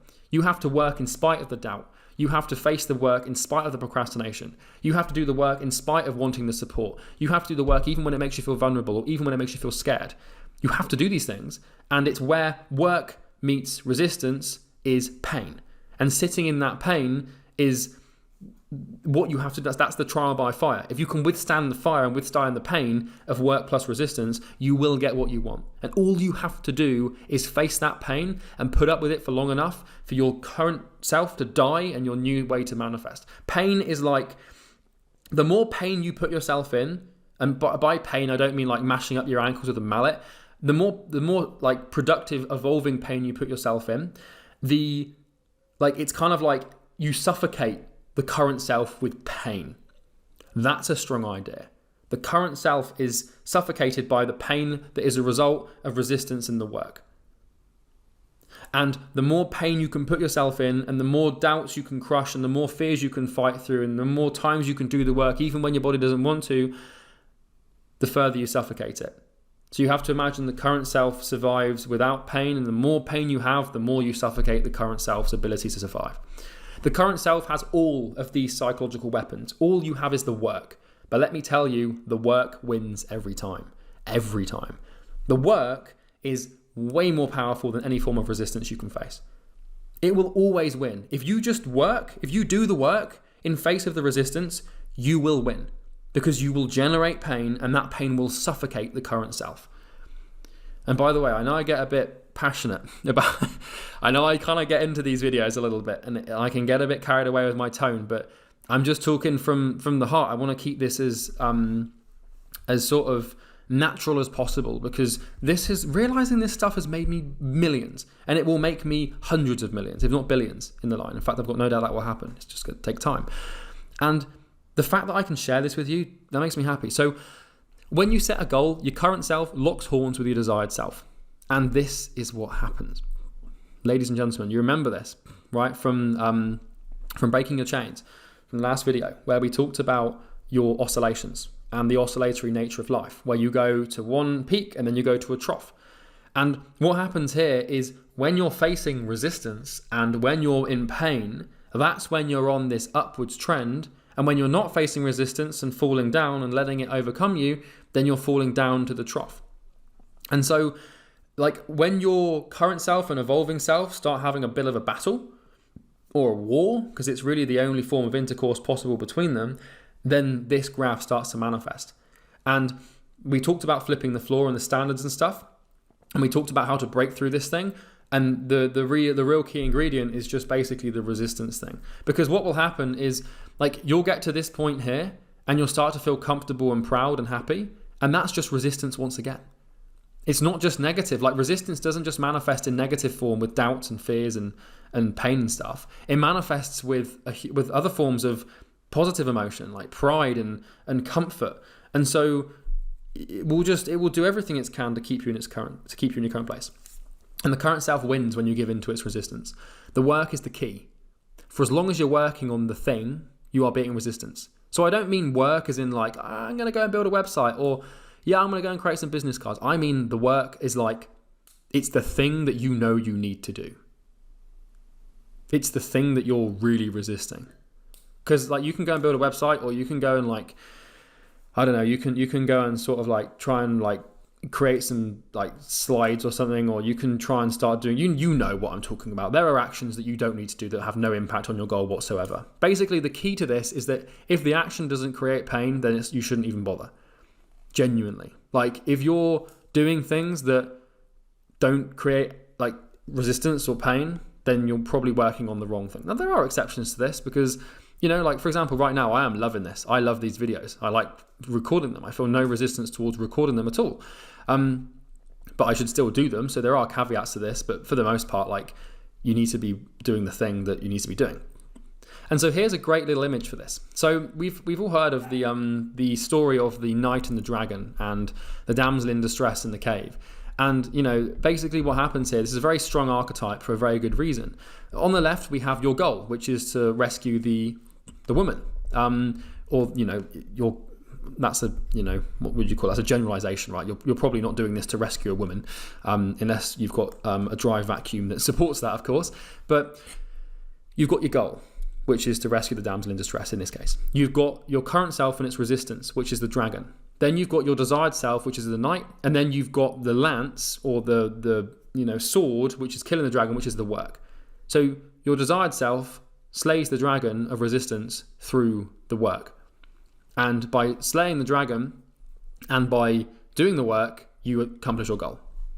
So let's talk about slaying the dragon, because now that you understand what resistance is, how it manifests, and where it comes from, which is obviously your current self and why it's there. Now let's actually talk about how to slay this dragon, because this picture here is pretty much a summary of all of my points put together, and it's why like the George and the Dragon story is so popular, even though it's so old. Very archetypal. So let's slay the dragon. So what is the work, and why is it our best weapon against resistance? So the work is your only weapon against resistance. When you step into that boxing ring with your current self, the only thing you have, the only thing you can use to fight is the work, right? The work is the only way to keep the resistance at bay and not fall prey to its charming, deceptive nature. I define the work as action. It's having the intelligence to figure out what you need to do and then doing it. In life, there is cause and there is effect. We must cause to effect.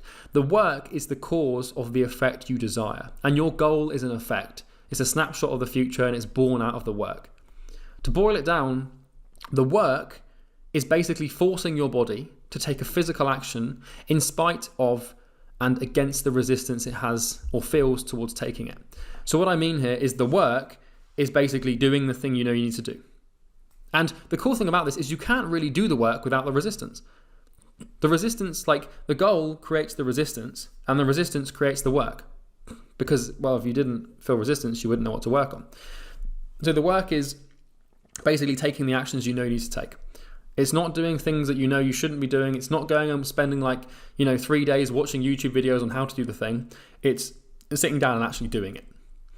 And to clarify, I don't mean any old work like, inviting people to like your Facebook page or, making some business cards or, these are resistance actions. So when you start doing stupid stuff like going to get people to like your Facebook page or spending your days like figuring out what color you want your logo to be, that is actually resistance. That's warped priorities, if you remember.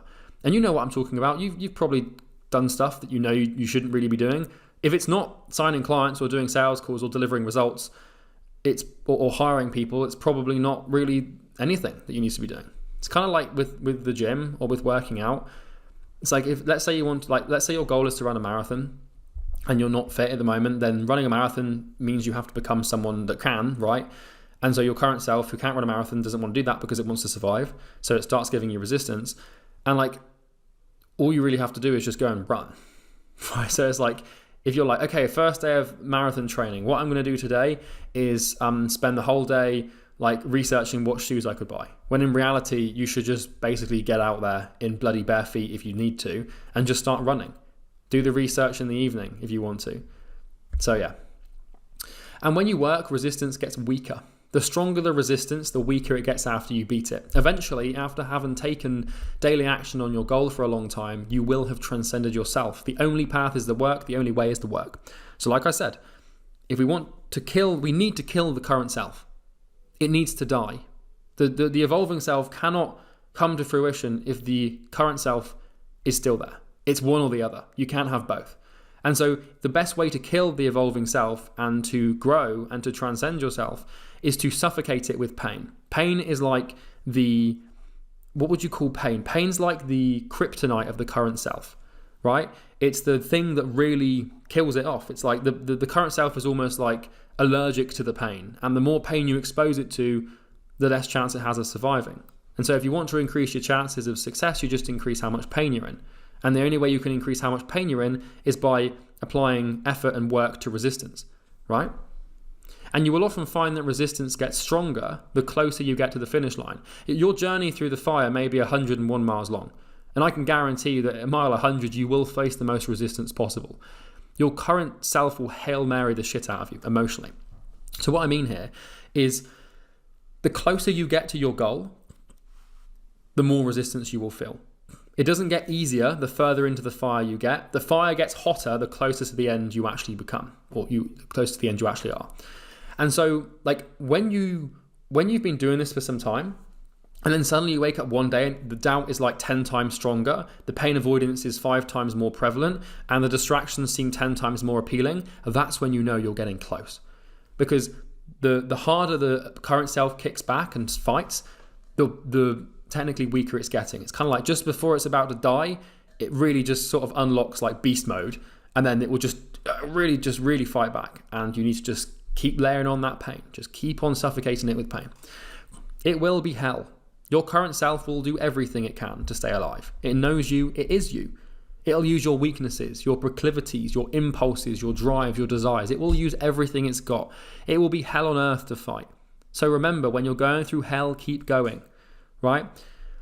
This is why I'm telling you this. I'm telling you that you need to expect the pain, because the pain is going to happen. The agony, the suffering, the difficulty, the stress, all of that stuff is going to be prevalent, because when you lock horns with your current self, like, you have to do it. And I can tell you what is more painful: not winning.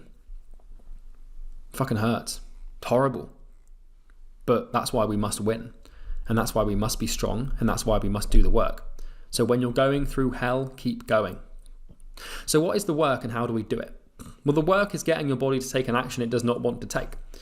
And the work is doing the thing that you need to do but feel resistance towards doing. So you can't do the work if there's no resistance. This is why, like, we kind of want the current self to exist, and we want resistance to be prevalent. Because, like, without resistance, well, what would we work on? We wouldn't. There would be nothing to do. There would be no cause to create an effect. And so the cause you need to, the work is the cause you need to create the effect you want. It's the action that creates the reaction you desire. It's your best weapon, the work. So how do we do the work? Well, let's start with a question. So what I'm going to do now is continue framing this, because the strategies that I'm going to give you here there's no sort of like tangible like strategy. I'm going to give you some towards the end, some like good ways to see, but everything about this depends on your perception. Because if you can alter your paradigm, and we talked about paradigm shifts at the start. You wonder why I put paradigm shifts at the start. This is why. If you can alter your perception of pain and the work and the suffering and the current self and resistance, just by altering how you see it will determine how you act on it, and that will basically, create all this stuff. Because most people see pain as the worst thing possible. I see pain as the best thing possible. I want as much pain as I can possibly get. I want as much resistance as humanly possible, because the more resistance there is, the more work I can do, the more pain I can create, the faster I can suffocate my current self to evolve. So you don't want to see your current self as a negative thing. You want to love that thing, because without your current self, there would be no resistance, there would be no work, there would be no pain, which means there's no evolved self, which means there's no goal. So the key to the goal is to recognize that all of this stuff that we don't want is exactly what we want. And so you have to flip your paradigm and see. And I'm hoping I'm doing a good enough job of articulating this, because it's a beautiful thing to realize and understand. And this is genuinely the big key. This is like the big paradigm shift towards getting what you want. So let's start with a question. What's a knight without a dragon? That's a good question. What is a knight without a dragon? Well, you just have an ordinary man. How could you be a knight without a dragon? How could you be a hero without a dangerous situation to save someone from? There cannot be a knight without a dragon. Sit with that for a second and actually just think about that. It's through having a dragon that a knight can manifest. For there to be a knight, there must be a dragon. The dragon creates the knight. What's a hero without a tribulation? What's an admirable victor without a fierce opponent? The trial by fire creates he who can withstand it. And that's all that's between you and your goal. All that's between you and your goal is pain. And it's through enduring the pain that you get what you want. The pain is the path. So, I want to ask you this. What would your evolving self be without your current self? It wouldn't be anything. It wouldn't exist. What would the work be without resistance? It couldn't exist. There'd be nothing. There'd be nothing to work on because resistance tells us what to do, right? Everything like this works in a duality. There'd be no knight if there was no dragon. The knight wouldn't be a knight if all he did was just ride a horse down to the cave and pick up the woman. The victor wouldn't be the victor if he didn't have to beat an opponent. When you think about victory in anything, take MMA or fighting or, take cycling or running or any sort of sport, Olympics, how victorious someone is depends on how difficult it was to beat their opponents. Because if you put Vladimir Klitschko, one of the best heavyweight boxers in the world, if you put him in a ring with a 10-year-old boy and he beat the shit out of him, then nobody would think Vladimir Klitschko would technically be a victor, but he probably wouldn't feel like much of a victor. If the knight had to go and slay the dragon, but the dragon was like a baby dragon, it was 1 foot tall and couldn't even conjure up enough flames to light a match, then the knight wouldn't be a knight. The bigger the dragon, the bigger the challenge, the more knightly the knight is, right? The more ugly and horrible and evil your current self is, and the more that thing is just really sucking and really doesn't give you anything you want. The worse that your current self is, the better your evolving self can be. The pain is the path. And it's through the dragon we become the knight. It's through the current self we become the evolving self. And so you have to recognize this. What's a victor without a strong opponent? Nothing. There's nothing there. So why would you hate the path? You can't hate the pain. You can't hate your current self. You can't hate the resistance. Because if those things didn't exist, well then there'd be no evolving self. Everyone has this tendency to hate pain and resistance in their current self. I've told you the current self is the cause of basically the resistance, and the resistance is the cause of the pain. But like I've said, we want the pain because the pain is how we suffocate the current self. But the irony is that the pain couldn't exist without the current self in the first place and without the resistance. So the current self kind of kills itself naturally. But we can't do that without the current self existing, and we can't evolve without being. We can't become without being. The current self is the path to the evolving self. So don't hate it. Everyone has this negative relationship with who they currently are because they see it as the thing that is holding them back. But the reality is that it's actually the thing that's pushing them forward. So you need to rekindle your relationship with everything you believe to be negative. This is the key. The reason I've been so successful in such a short period of time is because I love my current self. Now, not in regards to the fact that I love it for who it is and I'm settled with it and I'm happy with it, because I'll never be happy with who I am, which is quite a contrary thing to state amongst the current society. But I don't hate the pain. I love the pain. When resistance manifests, when I have a really strong doubt, I'm like, oh, thank God for that. Thank God for that resistance. Thank God for the pain that's coming as a result of that. Because without it, I couldn't evolve. I couldn't become. You cannot become without being. You must be to become. Without a dragon, there's no knight. So we need a dragon to slay if we want to become a knight. We cannot be a victor without an opponent. We need to be someone if we want to become someone. Foster gratitude for your current self. It's given you an opportunity. If you didn't have your current self, you'd have nothing to become. It's this understanding that makes me grateful for my current self and everything that it's produced. So looking at this picture on the right here, the guy at the top, and Charlie Morgan I no longer recognize, I am eternally grateful for that person, because without him, the one at the bottom couldn't have manifested. Think of it this way in sales.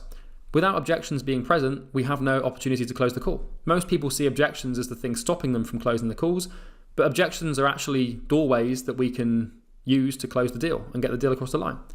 And likewise, you cannot endure pain without resistance being present. Without the fire, we couldn't even have a trial to put ourselves through. Without our current self, we wouldn't have a desired self to become. So be grateful for the fire. Learn to love the pain and the resistance in its source, because without it, you could not become. Everyone hates pain, but I love pain. Pain hurts. And we have this tendency to believe that things that hurt are negative. And sometimes that's true. If you break your arm, or if you get slapped in the face, or if someone breaks up with you, or if a friend stabs you in the back, it's going to hurt. And I'm not talking about pain with regards to physical things, like if you stub your toe and it's painful. That's not good, right? Because pain is actually, it's a feedback mechanism that our brain uses to keep us alive. So pain's actually quite handy. If your partner breaks up with you, or if a child of yours dies, you're gonna endure pain, and it's not that you don't want that sort of pain, is my point. You don't want to go and throw your child off a cliff because you want to feel the pain because you think it's going to grow you. That's not what I'm talking about here. I'll come to this in a bit where we talk about evolving pain. Don't make the mistake of thinking that you want to seek out suffering wherever you can. My point here is this is localized to personal growth and self-transcendence. There's a whole other world of pain that we don't really want to expose ourselves to because it genuinely is horrible and it doesn't do us much good. If a family member dies and you see it as a good thing, you're kind of just being an idiot. So just remember, there's caveats to all of this, and anything taken to its extreme will become its opposite. And we know that pain is effort and resistance. So let's talk about bathing in pain. And I use the word bathing because I really want you to sort of visualize this. I want you to just imagine that you're just going to sit in this thing. You're going to sit in the bath of pain and you're going to love it. It's going to feel amazing. So I'm going to give you an action item, and it's going to sound weird. What I'm about to tell you to do is going to sound a bit strange, and it's not a conventional thing to put into a business training. Obviously, you bought this program to acquire more clients and make more money. I'm going to tell you to do something, and you're going to think it's weird, but I want you to do it because it drills this point home perfectly. I want you to go and find something that you can hold in both hands that weighs, 1.5 to 3 kilograms. It could be I've got this water bottle here. Could be a small bag of sugar, some books, a small speaker. Just go and find something that weighs a couple of kilograms that you can hold in both hands and hold out. It sounds strange, but just pause the video now. Trust me, I know that's a weird thing to ask me to halfway through a mindset video. I'm sort of throwing a curveball here, but go and grab something from your kitchen. I don't know, grab a pot or a pan or something and come back. Go and pause the video, do that now. So you should have that item, and let's dive in. So now, provided it's safe for you to do so, in a second here, I'm going to ask you to hold this item between your hands and hold it out in front of you with fully stretched arms. So kind of you want to grab the thing in between both hands and then just sort of hold it out. And hold it out in front of you so it's suspended, above the floor, and then gravity is obviously acting down on it, and your shoulders are, locked in holding this thing. Don't do this yet, right? So if you're there, you probably look a bit strange right now, just stood there in the middle of your office, just holding, but don't do it yet. But the point of this is I want you to watch your brain in a second. So you'll notice that the first minute or two, you'll be fine. But as soon as the burn sets in, I want you to notice how your shoulders start to hurt. And then I want you to notice how your brain responds. This sounds weird, I know, but what I want to do with this exercise is bring your conscious awareness to pain and the whole point of resistance and effort. And the easiest way to do this is through this body thing, so trust me. And we want to bathe in the pain, and I want you to watch your brain dredge up resistance to escape it.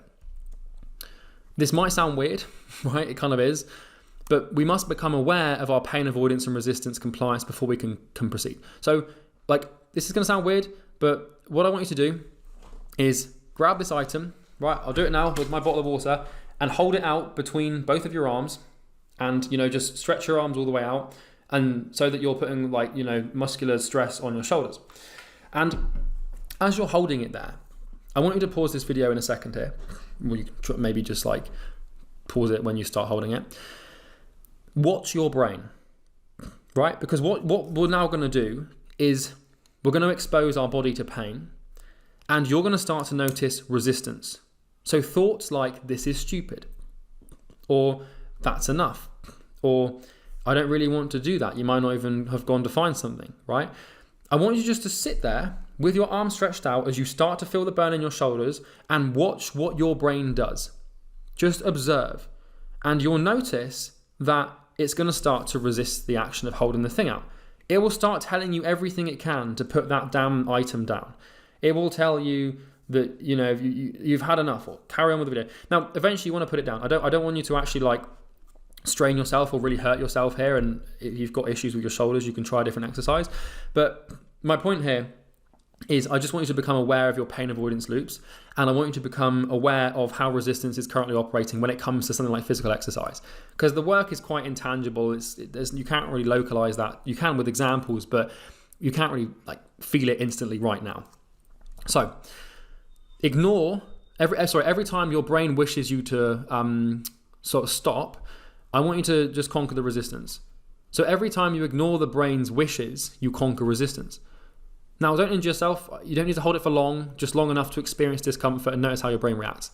So pause the video. I know it's weird, but hold the item out in your arms and just watch as your brain goes crazy. So just pause the video now. And you can do this. It doesn't have to be this. You could do a plank. You could just hold the squat position for a while. You could just hold a press up position for a while. Maybe you want to hold a sit up position. Just find something that you can hold that puts your muscles under stress, and then just watch your brain. And it sounds weird, but trust me, do it. So pause the video now and just go and watch your brain.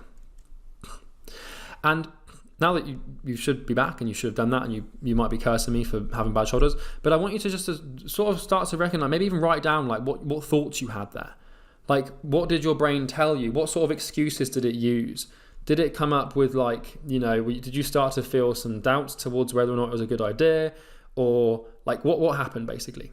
I just wanted to bring your awareness to this thing, because the body is quite clever, and the reason it's creating that pain is so that you're not at risk of dying, right? That's usually why pain in the body exists. But that little exercise was just geared towards you becoming more aware of your resistance patterns. And what I want you to do is take that awareness into your work. So when it comes to finishing this video or waking up tomorrow and doing what you need to do, then notice the resistance.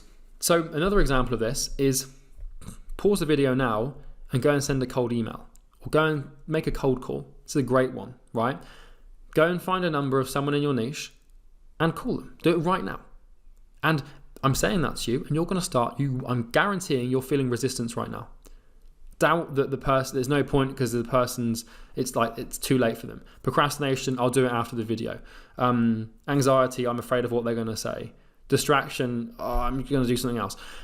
Pause the video now and make a cold call. It doesn't matter what you say. It doesn't even matter whether it goes well or not.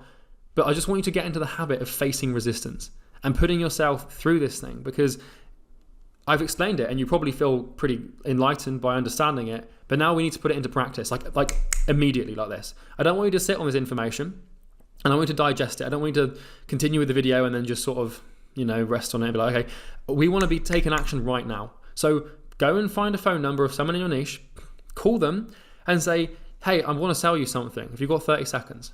And that's all you have to say. And if they say, yeah, sure, then just try and sell them.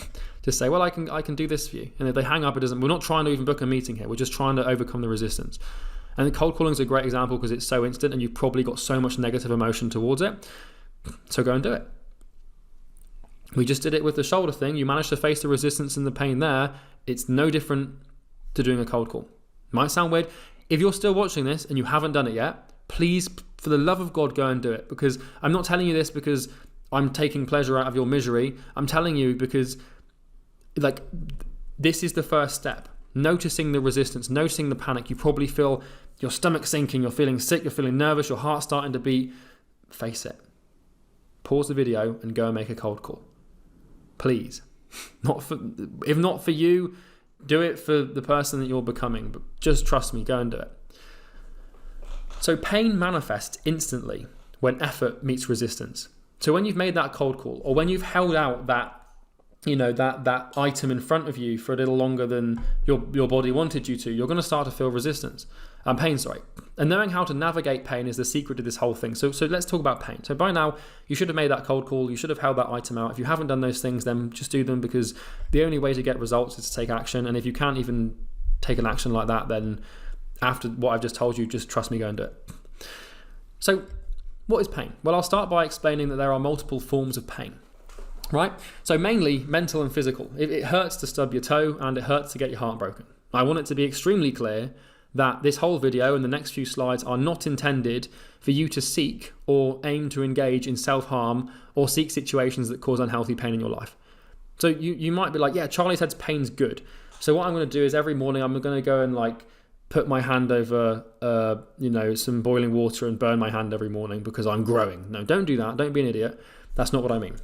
Pain is a defense mechanism. Its purpose is to signal to the brain that we need to change something in order to survive or improve our chances of survival. For example, if you break your leg, your body will send distress signals, and pretty strong ones, to your brain to avoid you from further damaging your body tissue. So pain just prevents you from damaging body tissue. Conventionally, and rightfully so, pain protects us. It might suck, but it keeps us alive. But as you've probably noticed, these videos don't deal with conventional and traditional perspectives. The pain we are discussing is what I've dubbed evolving pain. And I had to dub it myself, because I had to name this because nobody else is talking about it. There's no literature or anything to describe what I'm discussing here. And once again, to be clear, we do not want to bring unhealthy and unnecessary physical or mental harm to ourselves, right? It's safe to experience evolving pain as a result of meeting resistance with effort, but it's not safe to put yourself in emotionally stressful situations for the sake of feeling pain. And please don't do that. Please don't start, hurting yourself unnecessarily. Please don't start doing stupid things. You want to take yourself to painful places in work and to evolve. And it helps to do that, but you should be seeing my point here. This is not to, take you beyond limits that are healthy. So let's talk about pain. So I've actually got a few points here to do with pain. We've got evolving pain, locking eyes with the monster, familiarity and pain. Pain is a compass, the best method to defeat pain, and catching pain avoidance loops. So now that we've sort of worked through the bulk of this video, talking about resistance, we're going to talk about pain, which is obviously what comes as a result of meeting effort with resistance. And we need to sit in pain, right? We now know that we need to tolerate the pain. And it's kind of here's the thing. It's you've got to imagine that pain is like a swimming pool, right? Pain is the water in a swimming pool. You're getting into that pool with your current self. So there's you, the evolving self, and your mind, and then there's your current self. And you're both getting under the water, and whoever can hold their breath for the longest survives. That's really how this thing works. And so we need to learn how to sit in that pain and stay in it. Just imagine that you're getting in, and you could use any example. Imagine that you and your evolving self are both doing a plank on the floor, or you're both running, and the first person to stop running, i.e. give in to the pain, is the person that dies. So let's talk about how to deal with this with these 6 points on screen. So evolving pain, just like your body signals pain to the brain to prevent tissue damage, the current sense of self you have signals pain to the body to prevent damage to itself. So it's a signaling thing, right? And the current self is using it just as well as the body does. And this is evolving pain in action. When you start doing something that would grow you, facing resistance and doing stuff, and you feel discomfort and strong mental pain, that's when evolving pain is present. So when you start doing something that would grow you, and you feel discomfort and emotional pain, then you know that you're in evolving pain. That's really the key here. And so that's how the evolving pain thing works. I just wanted to start by differentiating between real, genuine physical and emotional pain that your body is using and your brain is using to signal distressful things that can hurt you if you continue doing them, and evolving pain, which is the pain that we want. Because otherwise people can get mixed up here, and I really don't want the message to be mistaken. So just please have the prudence to differentiate between what I mean by evolving pain and genuine pain that you don't want. So the next thing is you have to lock eyes with the monster. So what do I mean by this? Like the monster is the pain, right? I'm just going to give you some frames to sort of, the whole point of this is just, it's framing this. So lock eyes. You want to look the monster dead on in the eyes. You don't want to waver in your sight. You want to face the pain. So like, imagine that like sat opposite you right now is like, you know, instead of sending cold emails, you actually just have to look this really scary monster in the eyes. And you have to just hold the gaze of the monster. You can't look away, even though you want to, even though it terrifies you to look into that thing's eyes, you have to just stare at it. It's the same thing as doing the work. You want to face the pain. You don't want to live in denial. So you don't want to delude yourself. You can't really get away with anything. Denial is, really, it's the cause of most suffering. Like, denial is when you convince yourself that you don't need to face the pain and can still get the result that you want. That's what denial is. And you don't want to be in denial. So you want to see the truth, and you want to be honest with yourself and objective with yourself here. And if you know you need to do something and you know it needs to be done, don't think for a second that if you can get away with not doing it. Like, denial is the current self's best friend, because like it's the easiest way out of resistance or facing resistance. It's kind of like, you know, I need to send some cold emails. I'm just going to wait until like later on. It's just denial. Like every time you're doing that, you're just denying yourself of the truth. And you want to bathe in the pain, right? So learn to love the pain, bathe in it, eat it up, and gorge on it. You want to see pain as this like yummy, tasty meal that's sat in front of you. You want to just imagine it's like a nice warm bath. You're just chilling out in the pain. The more relaxed you can be in the face of pain, and the better you can kindle your relationship to be with it, and with evolving pain specifically, the better. And befriend it. Face it every day until your body becomes familiar with it and welcomes it as a friend. You want to be friends with pain. Remember, it's the key, it's the secret, it's the path. So why would we hate it? And it's vital that you recognize that pain is just a signal your current self or old self uses to cling on and survive. It's a real thing, and it hurts. And you can escape the pain just at the sacrifice of your goal. So this is why I said earlier, like, you can either face the pain now and not have the pain later, which you'll probably still have it. It's kind of just a constant. For anyone who wants to consistently evolve, pain will always be present. But my point is that you can not face the pain now and feel no pain now, but you'll be in pain later, and it will be 10 times worse than if you faced it now. Or you can like face it now and then just do the work, and then it will feel better later on. And this is how the best athletes are trained. So if you look at like the best athletes in the world, like the Michael Jordans and, you know, the Kobe Bryants and stuff, these guys are trained to sit in isometric holds for hours. So an isometric hold is like, it's a type of exercise where you kind of just hold a static position that puts your muscles under stress. And, you know, kind of what I got you to do with the holding the thing out. That's like an isometric hold. And it's excruciating. It's agony. But what we get these athletes to do, or what the trainers get them to do, is they get the athletes to sit in the pain, because this trains them to be relentless. It trains them to condition themselves so that when the pain is present, when it's time to perform, they don't waver or falter. And you need to treat pain in the same way. You must become pain-seeking. So you want to look for as much evolving pain as possible. You want to engulf yourself in evolving pain. You want to bathe in it. Like I said, you want to eat it. You want to gorge on it. You want as much of this stuff as you can. The more evolving pain you can expose yourself to, the faster you become who you want to become. The more intense the pain, the more like the longer the pain exists for, the harder you feel the pain, like the intensity of it, the more pain you can have, the faster you will become who you want. It's just the best weapon you have for like suffocating the current self so you can become someone else.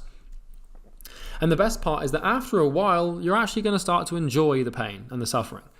You will begin to take comfort in discomfort, and you'll be able to derive meaning and pleasure from pain. So I promise you, pain doesn't have to be traditionally painful, right? Like you can actually completely sort of like reverse the meaning of the word. Now, it's always going to hurt and it's always going to suck, but you can actually derive like pleasure and meaning from the sensation of pain and agony and suffering mentally with regards to evolving pain. Obviously, if you break your leg, you're not going to be like, oh my God, I feel that's amazing. You kind of just can't convince yourself to do that. But when you recognize that pain is the thing that you want and it does help you, then you start to want it. And that's where I'm at now. Like, I want the pain. Like, my favorite exercises to do are like really intense, like all the way to failure, as painful as possible, because I know that that's what helps me grow, and that I can take that relationship with pain from my workouts and put it into my work. And it's possible to love pain, and this shift only happens when you open your mind to the idea that all the suffering, agony, and pain is productive and helpful. Because without pain and suffering, you cannot become. It's the ingredient, and pain is the growth. Pain is growth. It's a synonym for evolution. If you want to grow, develop, and evolve, the only path you can take is pain. So fucking face it, right? Get up every day and lock eyes with the monster. You want to look at it. You want to lock eyes, and you don't want to unlock your eyes. You want to look at that monster. You want to look at the snake in the eyes. You want to, face the fear. You want to do it. And this sounds like a motivational little talk here, but I'm telling you, like, it really is just the secret.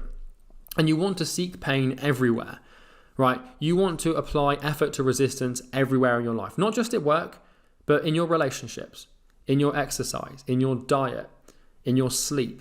Everywhere you can see resistance, you want to face it, because you want to build like a pattern, because the brain uses patterns to behave. And if you're going to the gym and working out, and you're not working out properly, then your brain will use the same sort of like algorithm to conduct its work. So you want to seek pain everywhere. Pain avoidance in other areas of your life will manifest in your business. Pain conditioning is a universal neurological rule. If your workouts are half-assed and lazy, this will seep into your work. If you decide to lay in instead of facing the day every now and then, this will seep into your work. So you can't just become like a pain-seeking missile machine in your work. You kind of need to do it everywhere. So every opportunity you have with resistance, like I used to have this with relationships, to be transparent with you. I used to really struggle with intimate connection and building relationships. And it was one of my biggest struggles for a long time. And every time I would get close to a relationship and loving someone, I would feel this insane resistance, like real, true, genuine panic and fear and resistance. And I realized that, okay, well, this has this resistance thing. Behind that resistance is a huge amount of growth. And so I met it with effort, and now I'm really happy with my relationship, and I don't have that problem anymore.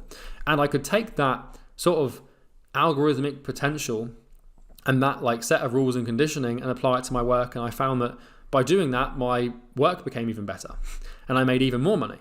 And so like if you've got something in your life, like, with your room, maybe you've got a really untidy room or really untidy office, and you've got resistance to cleaning it.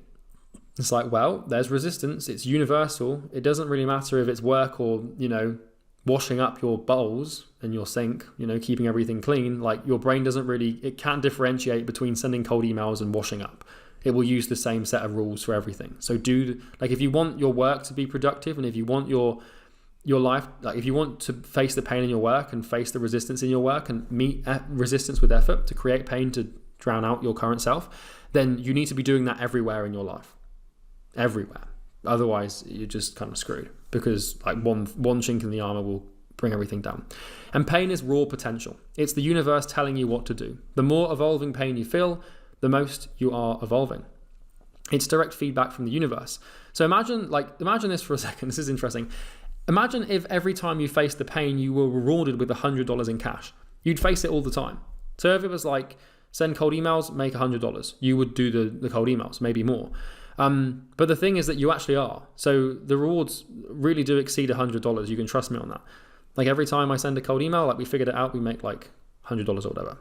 Might not be exactly accurate, but like with YouTube, I figured out that every time I make a YouTube video, I make like $3,000.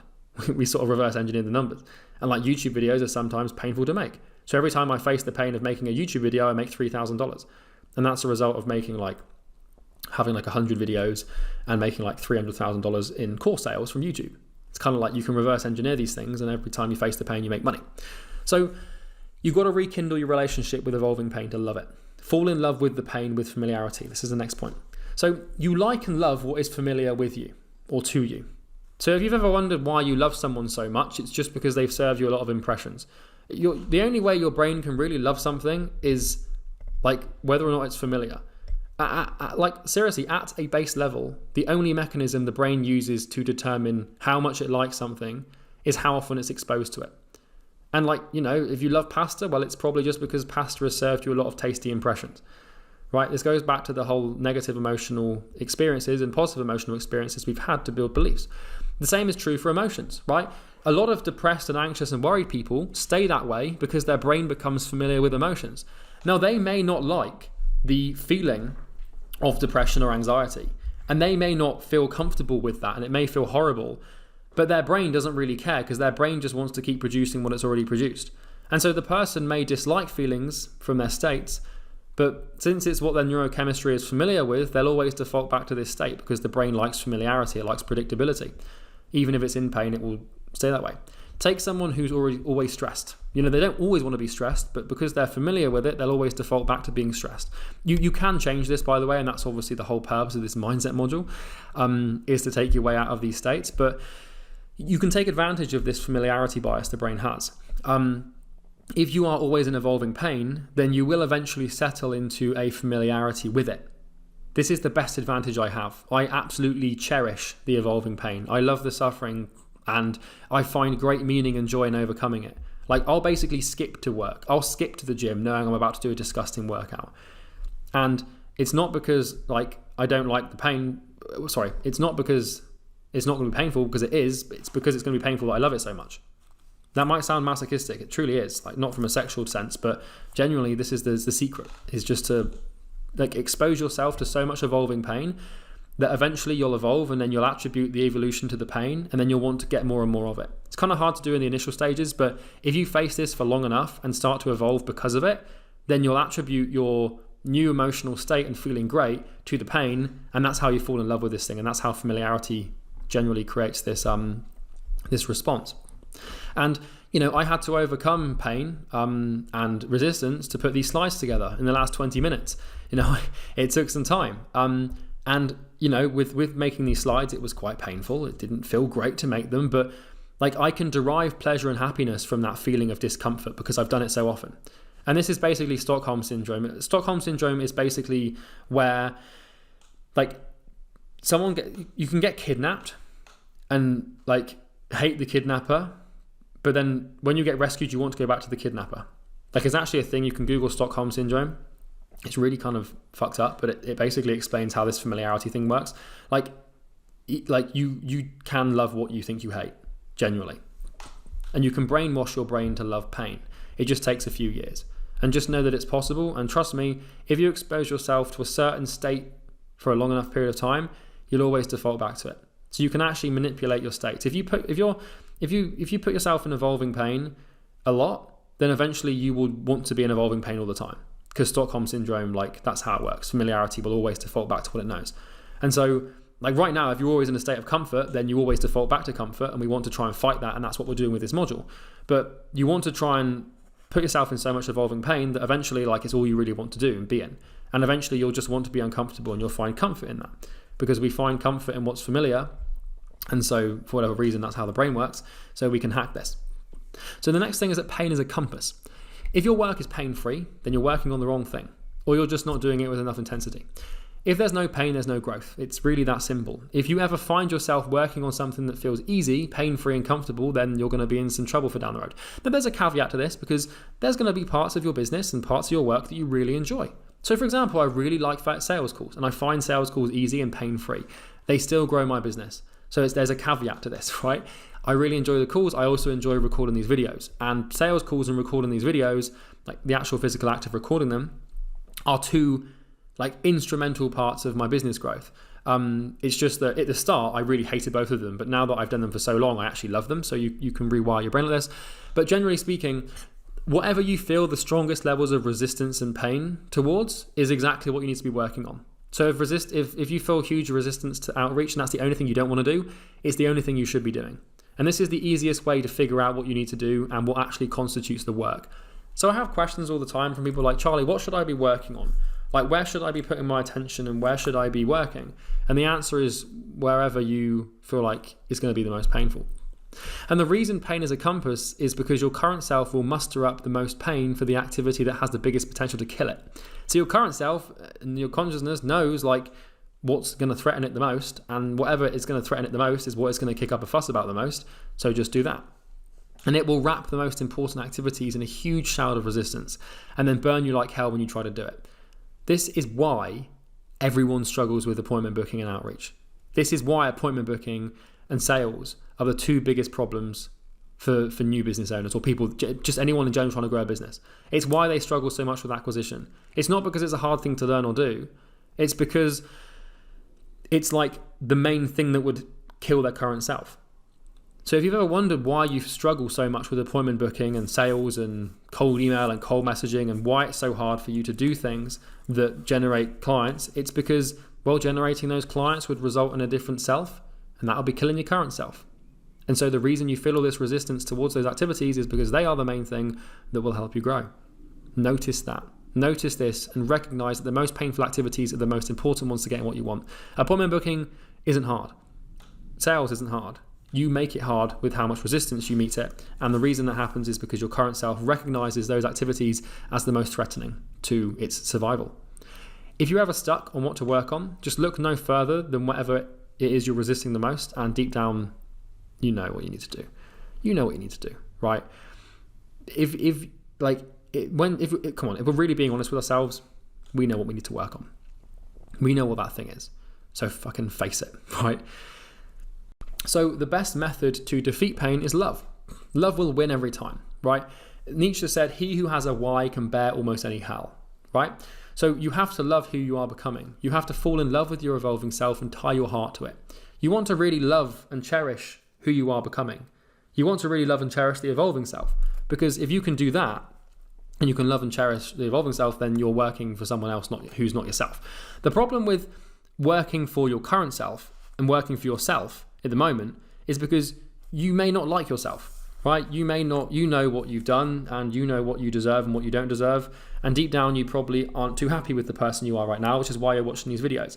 If you're working for yourself, then you're always going to self-sabotage, because you're going to be sabotaging who you hate. It's easy to sabotage who you hate. It's hard to sabotage who you love. So you want to work for your evolving self, not your current self. And you want to treat yourself as though you are someone responsible taking care of. You know your current self and how it operates, and you probably don't like it. So, there's no real excuse for sabotage in that case. So just get to work. It's really nasty one to navigate, because a lot of people don't like themselves because they know what they're like, and they know what their flaws are, and they know where they fall short, and they see themselves as someone unworthy of success. So this is why we have to create an evolving self, so we can look at that person and think, that's my hero. There's a saying that I think Warren Buffett says that everyone should have a hero. Fuck that. Just have your hero should be your evolving self. I think Warren Buffett was right there, but Warren Buffett should have said, and perhaps I'm challenging one of the richest men on earth, so take this with a pinch of salt, but what Warren Buffett should have said is, everyone should have a hero, and that hero should be you. And you want to source your dopamine from the process, not the result. So love is kind of just a chemical reaction. It's just oxytocin, basically, for intimate relationships usually. But love is kind of just a concoction and a cocktail of different neurological, neurochemical, what would you call them? Transmitters and stuff, like dopamine. And so you want to source your dopamine not from actually being the person who can, but becoming the person who can.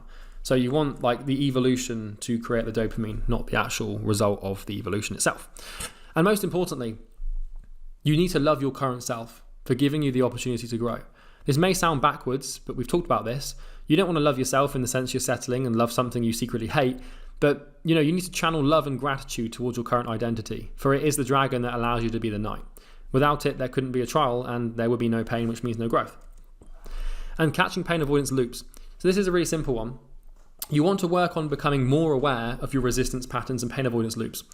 So once again, if you want to do it again, pause the video, make a cold call, right? You'll feel the same resistance, but just keep doing that. Find something that you really resist and just consistently face it over and over and over again. Because the more you do that, the more pain you put yourself in, the stronger you become. And the stronger your evolving self becomes, the weaker your current self gets.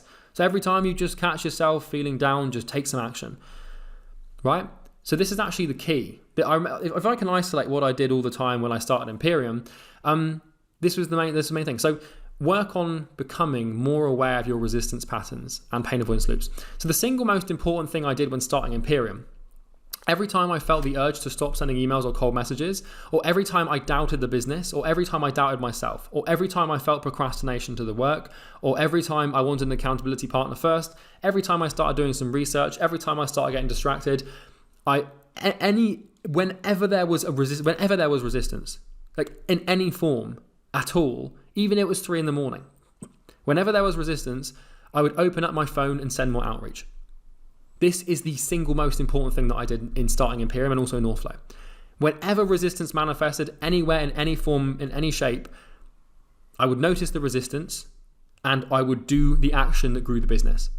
Because I knew that by doing that, it was painful, but I knew that that pain would eventually subside and it would allow me to grow. And if I hadn't done that, I wouldn't be where I am today.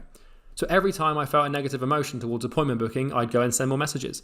You know, if I was worried about opening my inbox to find no replies, I'd open my inbox and send more emails, right? Every time you notice resistance, fight back with the work. So don't let yourself sit on it. If you're sat there at 6 p.m. after having finished work and you suddenly start feeling huge amounts of doubt, go and send emails, go and make cold calls, go and do outreach, right? Anytime that you feel resistance towards growing your business or becoming he who can or she who can, go and do the single most important activity to the growth of that thing, and just do that for 3 or 4 months, and I promise you will be where you want to be. Maybe not in 3 or 4 months, it might take longer, but just building that sort of it's like an if this then that statement. It's like classical conditioning. Feel resistance, do work. Most people feel resistance, do nothing. But if every time you feel resistance, you can train yourself to immediately retaliate with the work, then you will crush it. It's when you wait an hour. It's there's some resistance, some self-doubt. Okay, I'm going to wait and do those cold emails later. No. Even if it's I don't care if it's 1 a.m. and you're just having all these self-doubts, open up Messenger and start sending messages. Open up LinkedIn and start sending connection requests and sending things. Make cold calls to bloody Australia if it's too late at night. Just every time you feel resistance, do the thing that you need to do. Do that for a few months and you will completely change your life. I promise you. The first step is awareness. The second step is intolerance. Finally, let's talk about the general's perspective. This is I'm going to give you a little skill here and something you can learn to do that will completely change your life. I'm hoping this video is, life-changing enough as it is, but I want to give you a little strategy and another little frame that might help you face the pain and do the work. You must learn to control your body. The body is your physical state. It's the combination of all your emotions and resistances, and it's basically the thing that you tell the body what it needs to do, and then it kicks up a fuss. So there is the puppet and there is the puppeteer. There is the character and there is the player. There is the soldier and there is the general. There is the body and there is the mind. The first ones here, these are the body. So most people are slaves to their body. The body wants to do something and the mind gives it. The body doesn't want to work, the mind turns a blind eye. The body wants to binge Netflix for a day, the mind complies. The body feels nervous, the mind lets it off. The body is like the puppet, right? So you have to, if we look at this on the left with this puppet and the hand with the strings, your body, most people's body and most people's character or puppet is pulling the strings of the hand instead of it being the other way around. So you need to remember that you are pulling the strings. It's kind of like your mind is the hand and your body is the puppet. And right now, your body, the puppet, is probably actually determining what the hand does instead of it the other way around. Your hand's probably forgotten that it's got the ability to even pull the strings on this thing. And it's the same with being a character and a player. And if the body is running the show, then you will fail. You must learn to flip this relationship and control the body. So in green here, right, really successful people do not let their body run them. They pull the strings, they move the joysticks, and they send the soldier into battle. Their mind sets the action, their body complies. If the mind is running the show, then you'll win. The mind wants the body to work out, the body goes to the gym. The mind demands a 12-hour workday, the body gets it done. So you want to see yourself as the general and your body as the soldier. You want to see yourself as the player of the video game and your body as the character. You want to see yourself as the puppeteer, the hand, and your body as the puppet. And so you have cognitively, in terms of your mind, the ability to pull the strings, to send the soldier into battle, and to tell the character what to do, instead of the other way around. You have that ability, you just have to recognize that you do. Most people, they forget they are the general. They forget they are the mind. They forget they're the player. They forget they're the puppeteer. They just think that they are this puppet or this character in the soldier of the body, and they just let this thing run wild. When in reality, you need to learn how to switch this around and change it around, because if you're not careful, your character, your body will completely run the show. And if your body's running the show, then, well, you're never going to face the resistance because it doesn't want to. And when you try to take the reins of the body, it will scream and kick. But that's where action stacking comes in. So I'm going to give you a little strategy here, because it feeds back into this sort of like doing the work thing. So mind and body, most people are slaves to their body. That's not what we want. When you try to control the body and send it into battle, it will kick and scream. And it's essential you don't listen to its screams, right? Now, this is where action stacking becomes helpful. This is where you double, triple, or quadruple, or even 10x down on what you ask the body to do. If you tell the body to do 10 calls and it starts freaking out, force it to do 30. If it throws more resistance for 30, force it to do 100. So in other words, just pause the video, go and make a cold call right now. And if the body is like freaking out and you're feeling huge amounts of resistance to doing one cold call, make it do 10. If it does 10, it's still freaking out, make it do 100. This is called action stacking, and it's one of my favorite strategies for overcoming resistance and getting my body to basically comply. Because, if I'm like running and I'm like, there's a few examples down here at the bottom actually. I'll go to the running one in a second. So when I started, I was terrified to send cold emails, and I set myself a target for 20 a day, and my body would resist 20 emails a day. So I made it do 40, and it got to 35 and started kicking again. So I made it do another 40. This is how we get compliance from the body, take control and beat resistance. So if I'm going for a 10 kilometer run and my body starts kicking up a fuss, I'll push it to run 15 kilometers. And if my mind says a 1 minute plank and my body says no, then I'll extend the plank to 2 minutes and make the body do 2. Eventually, the body will learn who's boss, and it will know that by kicking up a fuss or fighting back results in even more of what it doesn't want to do, thus building compliance. So the easiest way to we don't want to enslave the body, that's the wrong metaphor. But the easiest way to get the body to comply with the mind's wishes is to teach the body that when it kicks back, like it has to do more. So eventually it stops kicking back and it stops fighting. Because if I tell my character or my body or my puppet, hey mate, 100 sales calls or 100 cold calls, sorry. It knows that if it fights that, then I'll make it do 200. Right? It just knows, it's learned that's it's like an animal. It's learned that fighting back results in double the pain. So now I have no issue setting things and doing things, because like I'm always trying to extend this and like improve like myself. So like with these mindset videos, I've really gone the extra mile, and my body kicked up a fight, and I was like, all right mate, well let's make each video like 2 to 3 hours long, and let's really dig into the depths of the trenches here psychologically. And then when it kicked up a fuss about that, I was like, all right, well, we're going to go into everything. And when it kicked up a fuss about that, then I'd go into even more. And then eventually it just stops fighting, because it knows that the more it fights, the more you give it. And so you want to do this with like cold calls or outreach. Like find a thing that you're resisting right now, go and do 10 of them. And like if you're afraid of doing cold emails, then go and do 20. And if it kicks up a fuss at 20, do 100. There's no, you can take this thing to too much of an extreme, because eventually you can really hurt yourself. If you're like, if your body's kicking up a fuss at a 10 kilometer run and you make it do 100 kilometers, you might run yourself into some problems. But my point here is that you can't really take it too far when it comes to these sort of like intangible business efforts. And here's a good way to remember this, a good metaphor. So when your body, like when you say, all right, body, 100 cold calls, or all right, body, 50 outreach messages, or all right, body, go and record this video. Like when it gives you resistance, when it shows up like and gives you resistance, you want to give it more. So here's the best metaphor. When your body shows its fists for a fight, pull a kitchen knife. If it pulls a bigger knife, pull a pistol. If it pulls a pistol, pull a machine gun. If it pulls a machine gun, pull a grenade launcher. So what I mean here is like when your body shows its fists, you show a knife. If the body's like, I've got a bigger knife, then you show a gun. If it shows a gun, then you show a bigger gun. And you just want to keep doing that until it runs out of stuff to show you. That's how I see this. Because you can defeat fists with a knife, you can defeat a knife with a bigger knife, but you can't defeat a bigger knife with a gun, but you can defeat a gun with a bigger gun, right? So you just constantly layer it on an action stack more and more. So if it's like, Charlie, I don't want to do 50 sales calls, you can do 100. Don't want to do 100, you do 200. And you just keep doing that until it learns to stop fighting. And this is genuinely the easiest way to build compliance from your body and your character. And eventually you can learn to pull the strings.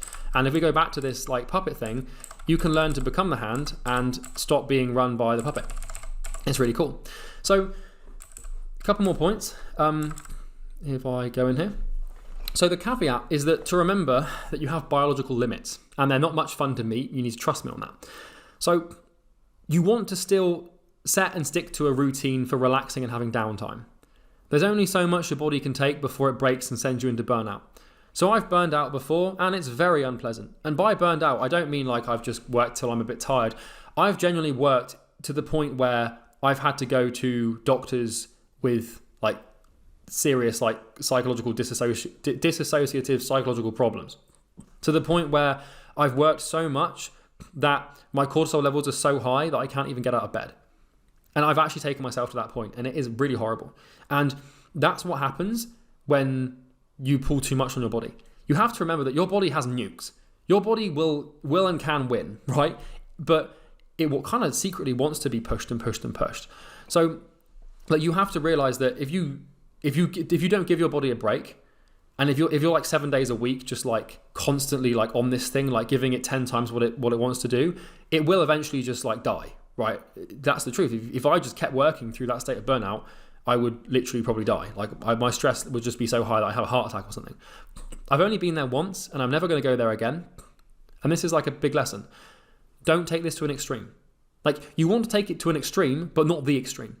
So, set and stick to a routine for relaxing and having downtime. You like, if you aren't careful, your body will just not allow you to do anything. So the key, don't beat yourself up for having limits. Allow your body to recover and rest, right? Reward it for its compliance. Like every now and then you can go and have some fun. Every now and then you can go and like watch some YouTube, or every now and then you can play some video games. There's nothing wrong with giving like intermittent reward.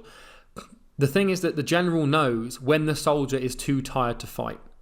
And one day the soldier may shoot the general when he isn't looking if pushed too far. Even video game characters need to rest, sleep, enjoy, and recover, right? Take action stacking to an extreme at your peril. So it's a good tool to have, and you want to have the prudence to not use it to an extreme.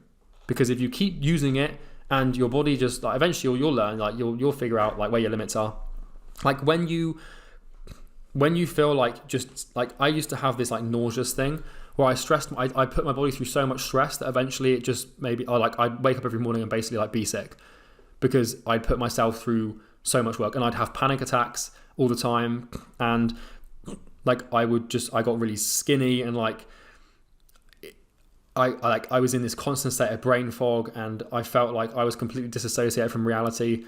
I've been there, and it took me like 3-4 months of no work to recover from that, and it wasn't worth it. But I wanted to see where my limits lied, and I would not recommend you do that. So when you feel like the body will try to pull some smart ones on you and convince you you're burning out. I can't tell you when you're burning out, only you know that. But sometimes it's better to be safe than sorry. So don't sacrifice your body and your general health and well-being to get what you want faster. It's not worth it. You have to remember that like it's kind of like you have biological limits, and you can only drive as fast as the road allows you to drive. Okay? So be careful. So let's talk about another kick-ass method to get the work done, build compliance in the body, and face the pain. And this is the last point. It's called the general's perspective. This is awesome. The general's perspective is where you take a third-person view on yourself. This makes managing pain 10 times easier.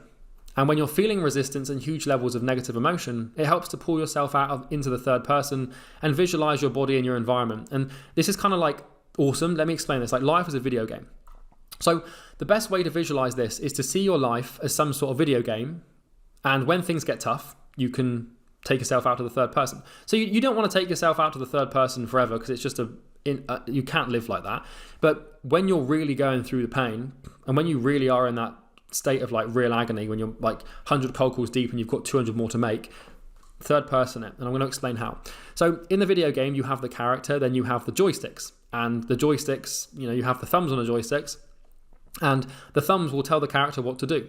And it does so without complaint.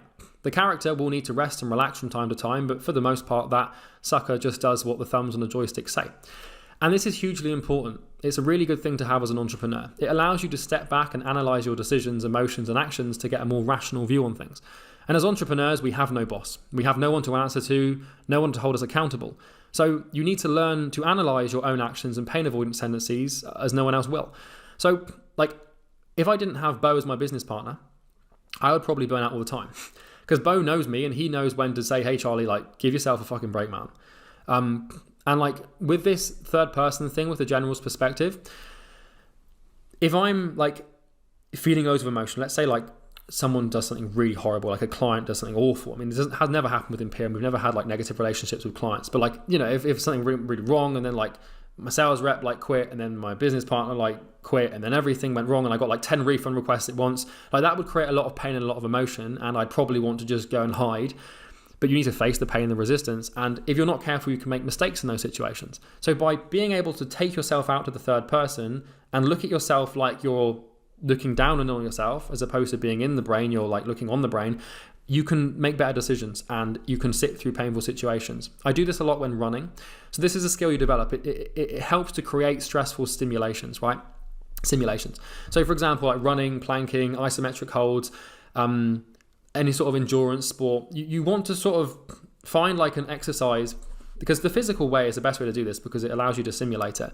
But like go for a run and like just watch yourself running in the third person. I'm going to explain how to practice this in a second and how to actually get started with this. But like you want to find like a monotonous sort of activity that doesn't require much thinking, and then take yourself to that activity, like running, for example, or swimming or cycling. And then when you're doing it and when you feel the burn and feel the pain, just imagine yourself looking over your shoulder like a meter away, just watching yourself run down the road. It's a weird thing to do, but it really helps you disassociate from the pain and just basically sit with it for longer. So let's give it a go. You can take whatever angle feels most natural. For me, it's over the left shoulder or to the left directly. And there's some steps below. So let's actually try and visualize you right now. So you are where you are, you're sat down or stood up at your desk and just watching this video. I want you to shut your eyes. This is an action item for you. And we're going to visualize you in your current state. Now, you might not be in any pain right now. You might be in a bit of pain. It doesn't really matter. The main thing is just getting started with this visualization. So you'll have a natural angle. For me, I can see myself in third person better from the left, right? So from the left side of myself, I can see myself at like directly behind me, from like behind my head, over to the left shoulder, or I can see myself like directly opposite me to the left. Whatever comes most naturally is what you should pick. If I tried to imagine myself from the right, it just wouldn't feel weird. The reason behind that, by the way, is because I have a belief that my left side, left angle of my face and my body looks better than my right side. So all of the pictures I take of myself are usually of the left side of my face. So you probably have like, you have your good side and your bad side, depending on how you feel about yourself. And you'll probably find it's easier to visualize yourself from the good side. So I've seen so many pictures of myself where I'm tilting my head left, which is why I can visualize myself better in the left. So if you're wondering like right or left, that's a good way to start. But anyway, enough of that. So we got 6 steps. Step 0, right? Do these right now. So stand up and walk over to where you want to third person view yourself from. So take a mental snapshot of the space and key details. So stand up right now out of your desk. I know this is weird. I've got you to hold like a bag of sugar in front of yourself and write down what you feel resistance to, but just trust me, this stuff is great. Go over to like where you want to see yourself from. So it could be like a meter away from you from behind. Maybe you want to see yourself over to the right, to the front a bit. Doesn't really matter which angle you take.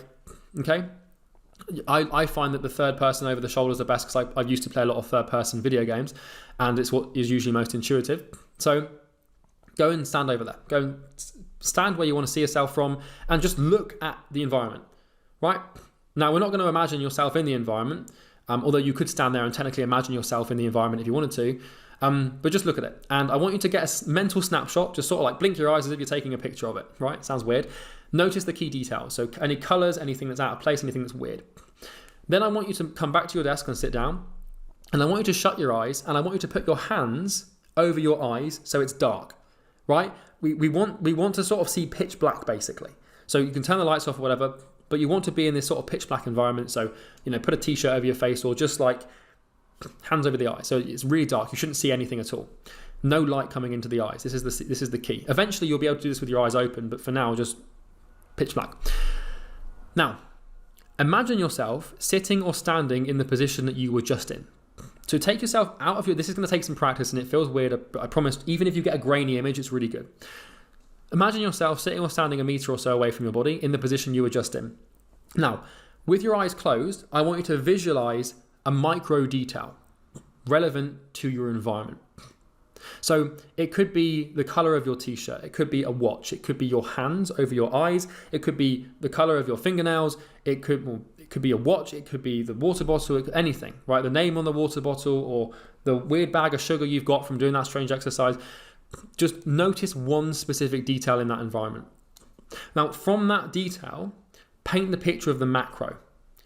This is where it gets hard, but you should be able to take one detail and then you should, because you can't really have that detail in the environment without visualizing the rest of the environment. You need the macro to support the micro. So you can visualize the micro in detail, but the macro will probably be quite grainy. Now what you need to do is try and separate yourself from the micro and allow the macro to naturally manifest. Don't necessarily try to see the thing, just shut your eyes and imagine standing in that position you were just in and looking at yourself with your hands over your eyes, looking like a bit of an idiot, okay? Do that. Now you want to start, now that you've got this grainy image of yourself, and it won't be perfect, it'll probably be quite rubbish, now you need to start visualizing the detail in the environment. So now I want you to start noting your posture, your desk, the chair you're in, right? What's in the background? What can you see? What colors at the wall? Are you hunched over? Are you sat up straight? Is your head forward? Is your head back? Are you relaxed? Do you look tense? Are your feet on the floor? Are they slightly off the floor? Are your legs crossed? Just start to notice the physical behavior and position that you're currently sat or stood in.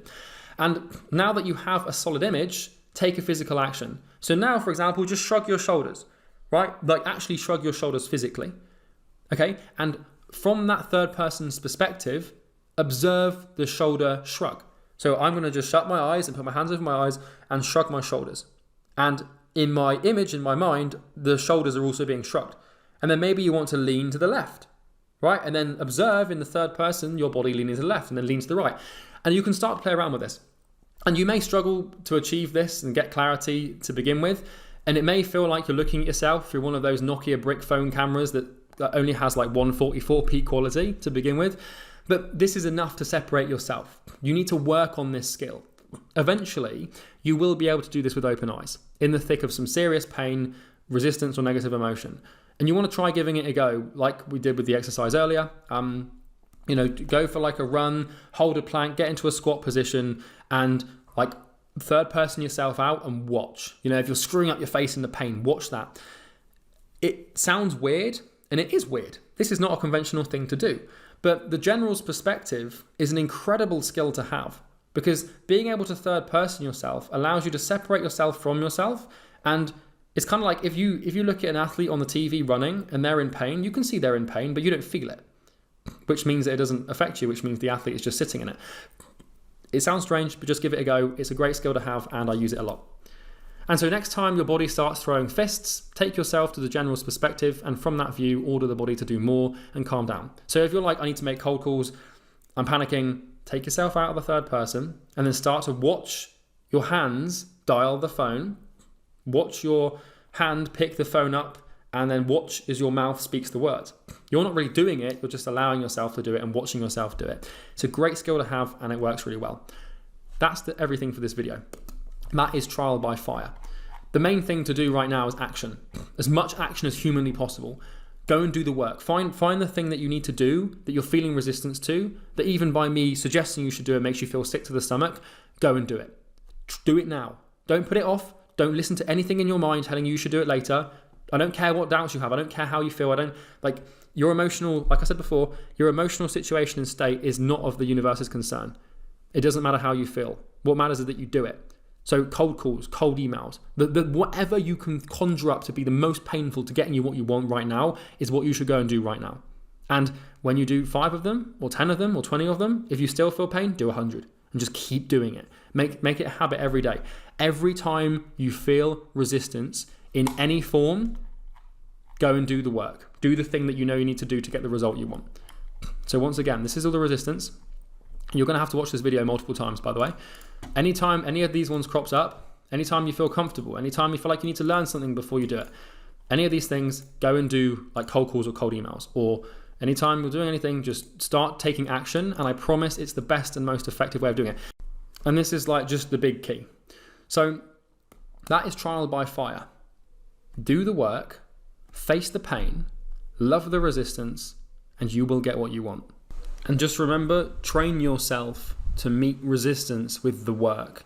So every time you feel a doubt, every time you feel an anxiety towards your work, every time you catch yourself procrastinating, become hyper aware of resistance, and every time it shows its head, go and do the work, right? Pick an action, like sending cold messages, making cold calls, sending cold emails, or something. Pick an action that's actually going to help you get clients and grow, or the thing that you need to do. And every single time you notice the doubt or the fear or the comfort, every time that comes into play and you notice it, go and take the action that basically creates the pain, because it's the easiest and fastest way. Genuinely, like, if you take one thing away from this module specifically, that's the action item. Just become aware of every time you feel resistance, and every time you feel it, go and do the work. So if you've just sent 10 cold messages and you start worrying about whether anyone's going to reply, open up your phone and send 10 more. Or if you've sent cold emails yesterday and this morning you're like, oh, I don't want to send cold emails, don't wait until later, just do it now. And genuinely, it's the best thing that ever, like the best strategy that I ever developed for doing the work and growing myself and getting out of my situation. Every time resistance showed its face, I trained my body to meet resistance with work. You can either meet resistance with compliance or work. Pick wisely. I'll see you in the next video. Thanks for watching. Hey everyone, it's Charlie Morgan here, and in this video I'm going to walk you through the productivity routine that took me from 0 to 10k a month, and I'm also going to walk you through how I manage my time and how I stay productive to the point where I've now made nearly $20 million with an online business. So I'm going to walk you through my calendar, my time management, my productivity system, and just reveal everything so you can just basically copy it and make a bunch of money. Let's get into it. All right, so what you're looking at here is the routine that I followed near enough to go from 0 to 10k a month, 8k a month, give or take. Basically, the first step to becoming productive so you can make a ton of money is structuring a routine, right? So what you want to do is open up a Google Doc or some notes or something and just basically build a routine from when you wake up to when you go to sleep, and list everything that you want to do all day, every day. Success is about repetition of action, and it's just finding actions that drive results and repeating them for like 5 years, and then you basically become a millionaire. Literally, trust me, that's how I did it. So get up at 7:15. This is what I did to get to 10k a month, by the way. Go gym, do a workout, and then I'd eat like some protein shake or something, meditate, alchemy self, trackers. So I've got my health trackers, meditation trackers, call my business partner, and then basically it was just outreach. So literally all I did for like the first like couple of years in business was basically just do outreach. So like cold calls, looms, cold DMs, metrics, replies, etc. And basically what I did is I actually created these daily workflows for myself. And if you're wondering what that looked like, it looked like this. So this is what I did, right? This actually literally was one of my routines, right? One of my workflows. So what you want to try and do is systemize your life, right? Systemize your time. What I mean by that is create these documents that allow you to consistently, repeatedly, predictably repeat behavior that drives results through the company and drives value through the company. So this is one example. This was my morning routine for like 2 years, basically. I'd log my health data first thing, obviously, for my Aura Ring, right? But then basically, this is what I was doing with my Loom system, right? So what you want to do is just isolate the actions that you know you need to do, put them in a linear order, step by step, and then just do them. Wake up every day and just do them. It's really not that complicated. So I'd start by logging my prospects, doing my data, checking Slack, checking email, replying to any prospects that were engaged in my cold emails. This was my cold email routine, right? You can pause it to check it out if you want to. Then in the afternoon for 5 minutes, I just do this, and in the evening for 30 minutes I would do this. So you can pause if you want to see exactly what I did. This is literally what got me to like 10k a month, even 100k a month, I think. And I just did the same thing. So yeah, build a routine, man. Like just structure when you're going to do certain things. Pretty simple. Now, the other cool thing that you can do with your time is structuring out your Google Calendar. So this is what I basically did. I've been doing this now for like 5 years, where essentially what you want to do is you want to configure your Google Calendar so it looks something like this, where you're scheduling in your sleep, you're scheduling in like your routines. Like for example, here I've got like waking up, gym, hot sauna, cold shower, whatever, meditation. I've got the same call I have with my business partner. Like every single day I have a call at 10 a.m. with my business partner. We've done that for like 5 years.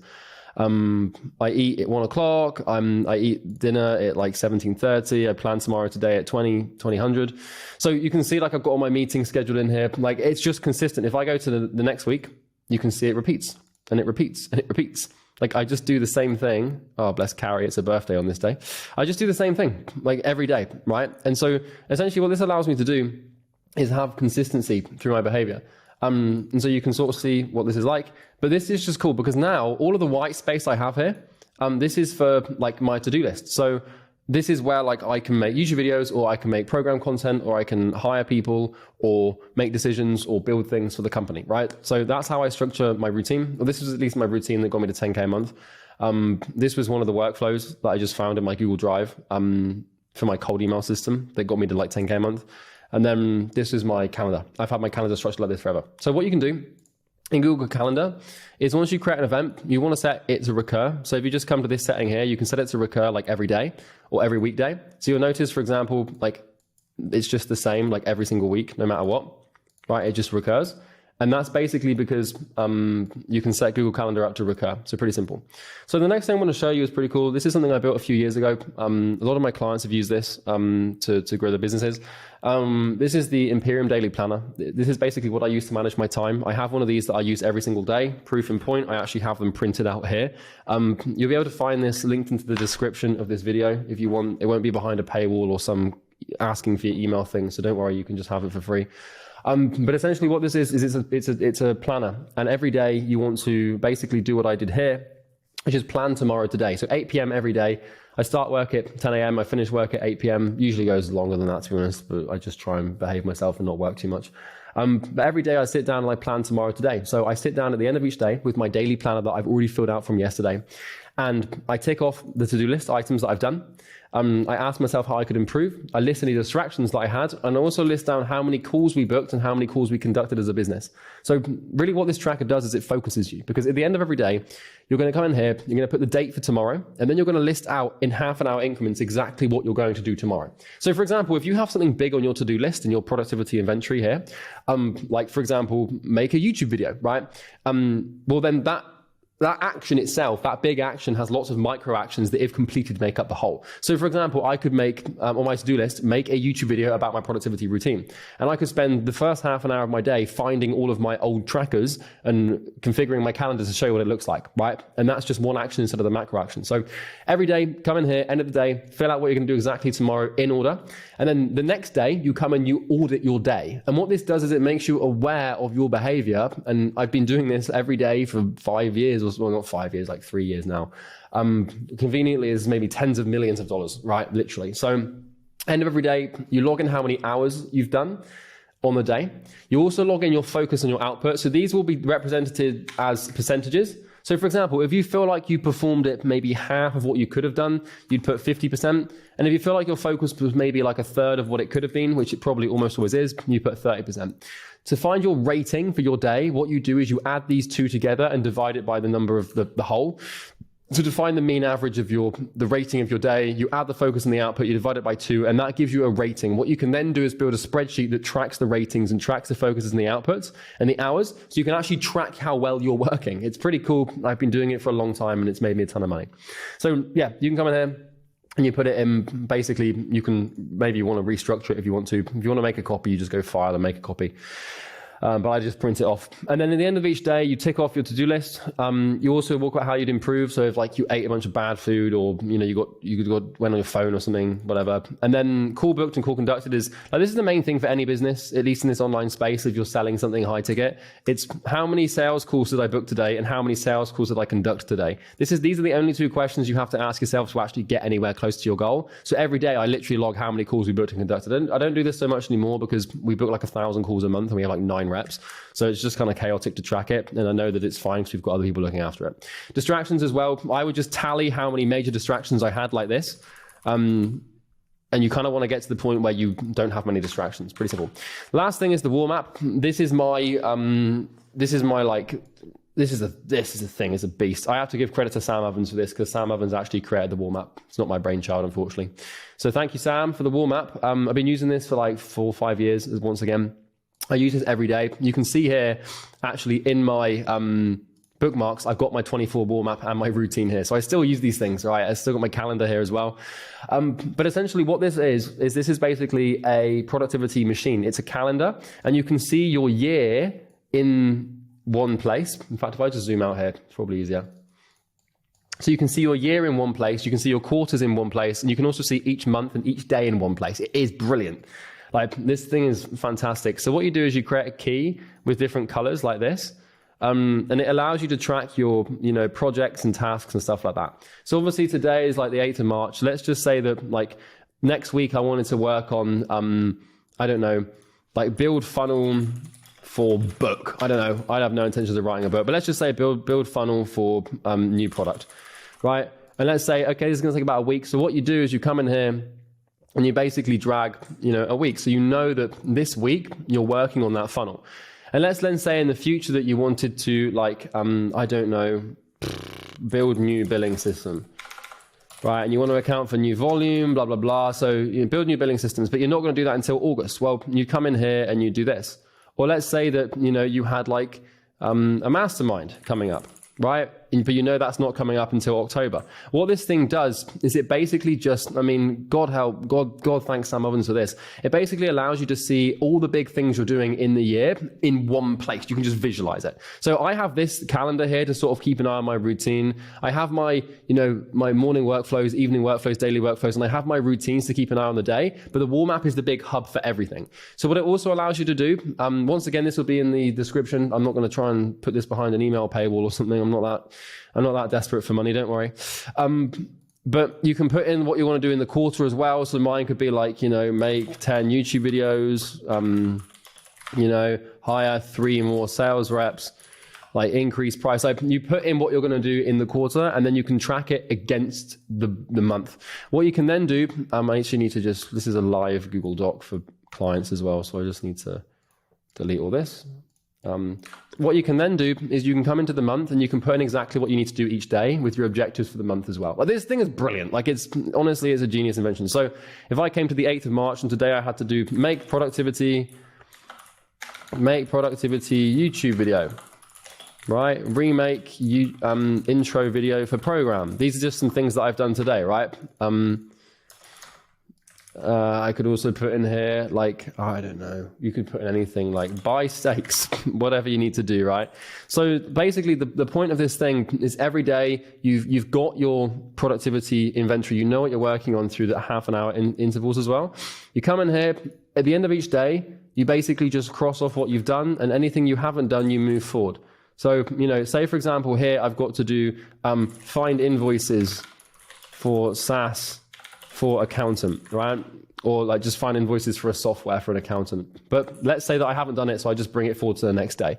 And then if I haven't done it this day, I bring it forward to the next day. And it just keeps getting brought forward and it just exists until I do it. And this is really good because it means that you don't miss things. It means that you essentially have to do things that are on this thing. Otherwise they just hang around and you just come in here, you press Command Shift X when you've done something and it crosses it off. And that basically just allows you to know what you've done day in, day out. So if you have a really good couple of months, you can see exactly what you've done in that time. And also I've got this wall map, like I've got wall maps from like 3-4 years ago. So I can literally see every cause and effect, every action I've ever taken to get to 8 figures. So yeah, that's how it works. Bye.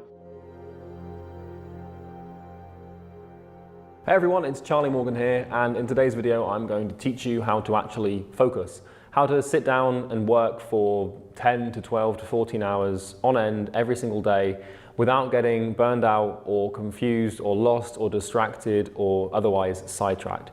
This is a deadly skill to develop, and the reason it's such a deadly skill to develop and the reason it's going to add so much value to your life and your progress is because no one knows how to do it. The best places to get advantages in business and life and in competition is where everyone else is weak, if that makes sense. So, we can understand this from Sun Tzu's The Art of War, fight the enemy on unfamiliar territory, right? And what that basically means is if we're competing with a group of people, which you are if, you're a man or a woman in the 21st century, the first principle of business is competition, right? You're competing with people. And what that means is you need to understand your competition and understand how to gain a huge asymmetric point of leverage over them, which is basically an advantage, in the form of focus, because no one knows how to do it. No one knows how to just sit down and work these days. I mean, look at yourself, man, woman. You've probably already scrolled down to the comments of this video and you're fighting the urge to scroll down again. You've already checked out the sidebar of this video to see what you're going to click on next. Your phone's within arm's reach with notifications on buzzing at you. You've got music playing or, people, like, your life is just nuts. You know, it's not normal, it's insane. You probably can't even go to the toilet without taking your phone with you. You probably can't drive for 5 minutes without listening to music. You probably can't even work out without being on your phone or texting someone. You probably can't even sit down and read a book. You try and sit down right now and read a page of a book, for crying out loud. Like, we have lost the ability to concentrate and maintain a singular point of focal attention using our 5 senses on one thing. And if you can regain the skill and learn how to do that, then you can end up making a lot of money and making huge levels of progress in your life and in your business, so you can have the life that you want and ultimately achieve financial freedom. Financial freedom is near enough impossible to achieve without focus. And so today I'm actually going to walk you through 5 things that you can do that no one's probably told you to do before, right? That are new and that you can actually use. It's not about the Pomodoro technique, or it's not about like chunking. It's not about like all these productivity hacks and the things that you find in these books. It's not about habits. There's 5 things that I've learned to do, and those 5 things have made me a multi-millionaire by the age of 25. And I can tell you that all of the other successful people that I know do these 5 things, and if you follow them and learn them, you're going to make a lot of money. To contextualize this and to actually give you some idea as to the fact that I know what I'm talking about, this is how much money I made yesterday. This is one of my phones. I don't know if you can see that there, but every day if you have Stripe on your phone, it will send you a notification of how much you made yesterday. So you can see in my notification center, that's there. I think yesterday we made about 24,000 pounds, so like, I don't know, $28,000 or something. And that's a pretty regular occurrence, you know. So that's what's possible when you learn how to actually pay attention and concentrate. So let's get into it. So I've got some points on this phone that I'm going to ironically use to run you through this video.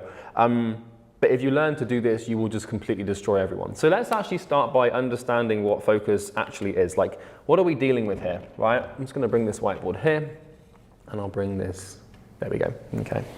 Right, so what is this thing? You know, what actually is focus? Well, focus is basically, it might seem intuitive and it might seem easy to understand, but if you observe it, focus is simply not being distracted, right? So if you're trying to learn how to focus, instead of trying to learn how to just concentrate or put all of your attention and cognitive conscious awareness onto one thing, just try to not be distracted. Because often the easiest way to achieve something is through its opposite, right? And that's called inversion. It's a pretty handy mental model that a lot of billionaires and successful people that I know use. So we can achieve focus through a lack of distraction. But we'll get there in a second, right? For now, I want to stay focused, ironically, and walk you through something. So focus is basically a force multiplier for your work, right? And a force multiplier is simply like an exponent. And of course, my whiteboard pen's going to give up now, right? So focus is essentially a force multiplier. And what this means is it basically acts as an exponent or a multiplier to a variable, right? And so if you say, for example, if you do 1 hour of work, right? And this is you over here doing an hour of work, right? And if I do 1 hour of work, right? We are going to have varying levels of productivity. So let's say, for example, that in 1 hour, you know, we both get set the same task, and it might be the case that I complete it 10 times over in 1 hour and you only complete it once. Or let's say we get given a book to read, right? It might be the case that in 1 hour you can only read 20 pages and I might be able to read 100 pages, right? The thing is, the thing that people don't understand here about work is everyone thinks it's about how many hours you put in. Like, everyone's all about 10,000 hours and I work 12 hours a day, I work 7 days a week.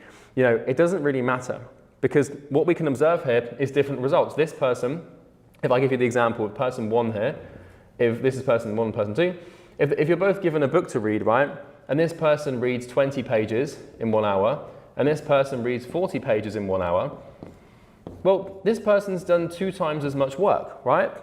Well, how can this be? Because they've both had the same amount of time allocated and allotted to this activity. So how can this person have done twice the work as this person? And it can get even more extreme than this, because we could have this person over here, person 3, and they could read like 100 pages, which is a 5x multiplier. And you know, what's the difference? They've all got the same amount of time. Well, the difference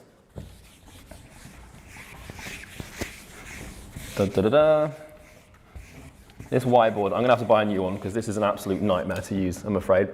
But the difference is the level of focus they have, right? So the point I'm trying to make here is you have 24 hours in the day, right? 8 of those hours you're going to be sleeping, and 4 of those hours you're going to be attending what I'm just going to call biological imperatives, right? You're eating, you're socializing, you're doing things that basically keep you sane. In fact, we could even extend this to probably 6 hours because I'd count a biological imperative as relaxing or socializing or talking to people or, doing whatever you need to do to just make sure that your brain doesn't go haywire, right? So really what this means is if we have 8 and 6, well, that's not 12, that's definitely not 12. But if we take these 14 hours, these are 14 hours that we cannot really do anything in, right? To sleep well and be a healthy human, we probably need to spend about 14 hours a day doing that, right? So what this means is we are left, after our biological imperatives, we're left with 10 hours, really. And how you use those 10 hours determines the quality of your life. And this is 10 hours to essentially work on a business, right, to make money. And life basically is all about how much you get out of these 10 hours.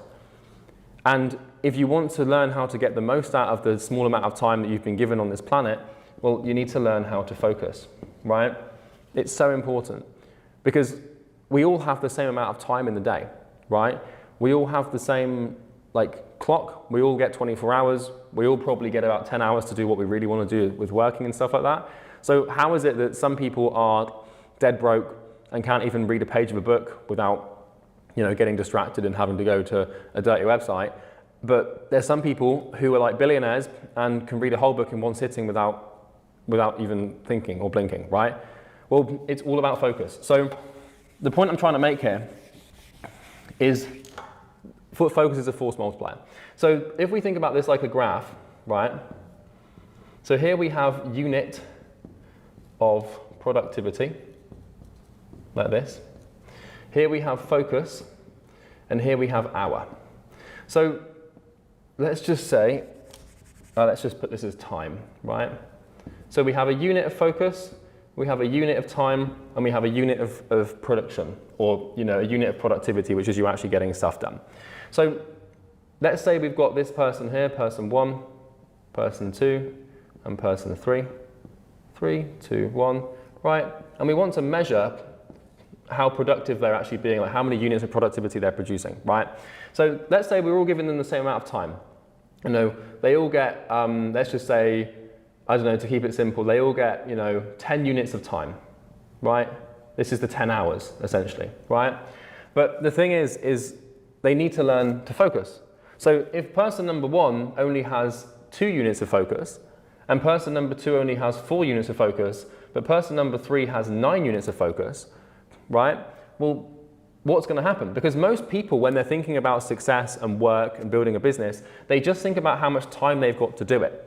But they forget about the force multiplier, which is the thing that really matters. Because what starts to happen here is, if you take someone here who has 10 units of time and 2 units of focus, then they're going to have 20 units of productivity, right? But you can become really efficient with this, because another way to achieve 20 units of productivity is if you had half the time, 5, right? If you have half the time, if you only have 5 units of time, but you have double the focus, right? We go from 2 to 4, then you achieve the same result. So this is the point, right? You can spend less time making more progress, or the same level of progress, if you just have more focus. So focus is the most important thing to time. People don't understand time, people don't really get how it works, and that's okay, but focus is the main thing. So going back to my example here, right? 10 units of time, 2 units of focus. This person's going to have 20 units of productivity, right? And this person here, 10 units of time, 4 units of focus, well, they're going to have 40 units of productivity, right? Person 3 has 10 units of time and 9 units of focus. Well, they're going to have 90 units of productivity, right? This person here is 5 times more likely to make progress than this person up here. So who do you think is going to win and who do you think is going to lose, right? They're all working 10 hours, but their work isn't equal. Not all people work equally, right? And what I mean by that is some people are able to get way more out of the hours they're given, than other people, and that's purely dependent on their ability to concentrate and just do one thing. Focus, if we define it, is simply the act of doing one thing at a time. It's being able to hold, you know, however many billions of neurons you have in your brain and dedicate every single one of them to one thing. And when you do that, you do it really well. For example, this video could be an hour long, right? And for me to make this video, it's going to take me an hour because I'm focused. I haven't got any notifications on, I'm not getting distracted, and it's just that. But for a lot of people to sit down and make a 1 hour video, they're going to procrastinate and take ages to sort of set it all up and procrastinate, then they've got to write a script and they've got to, like, you know, edit it and do all this stuff. I'm just going to focus and just focus on the thing, which is just producing content that you like, right? So this is why focus is so important, because you are up against other people. You are competing with people, and you cannot really compete on time. It's impossible to get more time. You can optimize your time. So for example, instead of going to the gym, you just go for a run, because then you don't have to drive to the gym, and you might save half an hour a day, which is like, you know, 800 hours a year or something crazy like that, right? So you can slightly get more time, but not really. You can't really compete on time. The advantage and the leverage and asymmetry of competition, you know, of beating your competition that you can get in this category is not that significant. But this one here is huge, because if you're up against someone and they have 1 unit of focus and you have 2, now you are twice as likely to beat them, right? So let's actually start getting into some practical advice on how to achieve this and how you can actually focus to make more money and more progress and basically just destroy everyone in your wake, okay? So we're gonna start with a real simple point. And that first one is actually your diet, right? Now, I'm going to give you 5 pieces of information here. I'm going to do them in no order. I'm not going to tell you that I'm going to save the most important one to the end, just to keep you around on this video. I'd like to think that if you're learning about focus, you actually have the ability to just sit and just watch a video, for crying out loud, without having to click off. So I don't really feel the need for YouTube retention strategies here. So we're going to go through diet, and then we're going to go through a bunch of other pieces of like advice that you can find.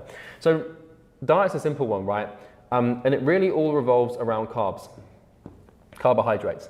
In fact, like, one thing that really helped with my focus, right, is I do intermittent fasting. So I usually don't eat until about 1 p.m., 2 p.m. I don't eat breakfast. I haven't done for like 7 years now.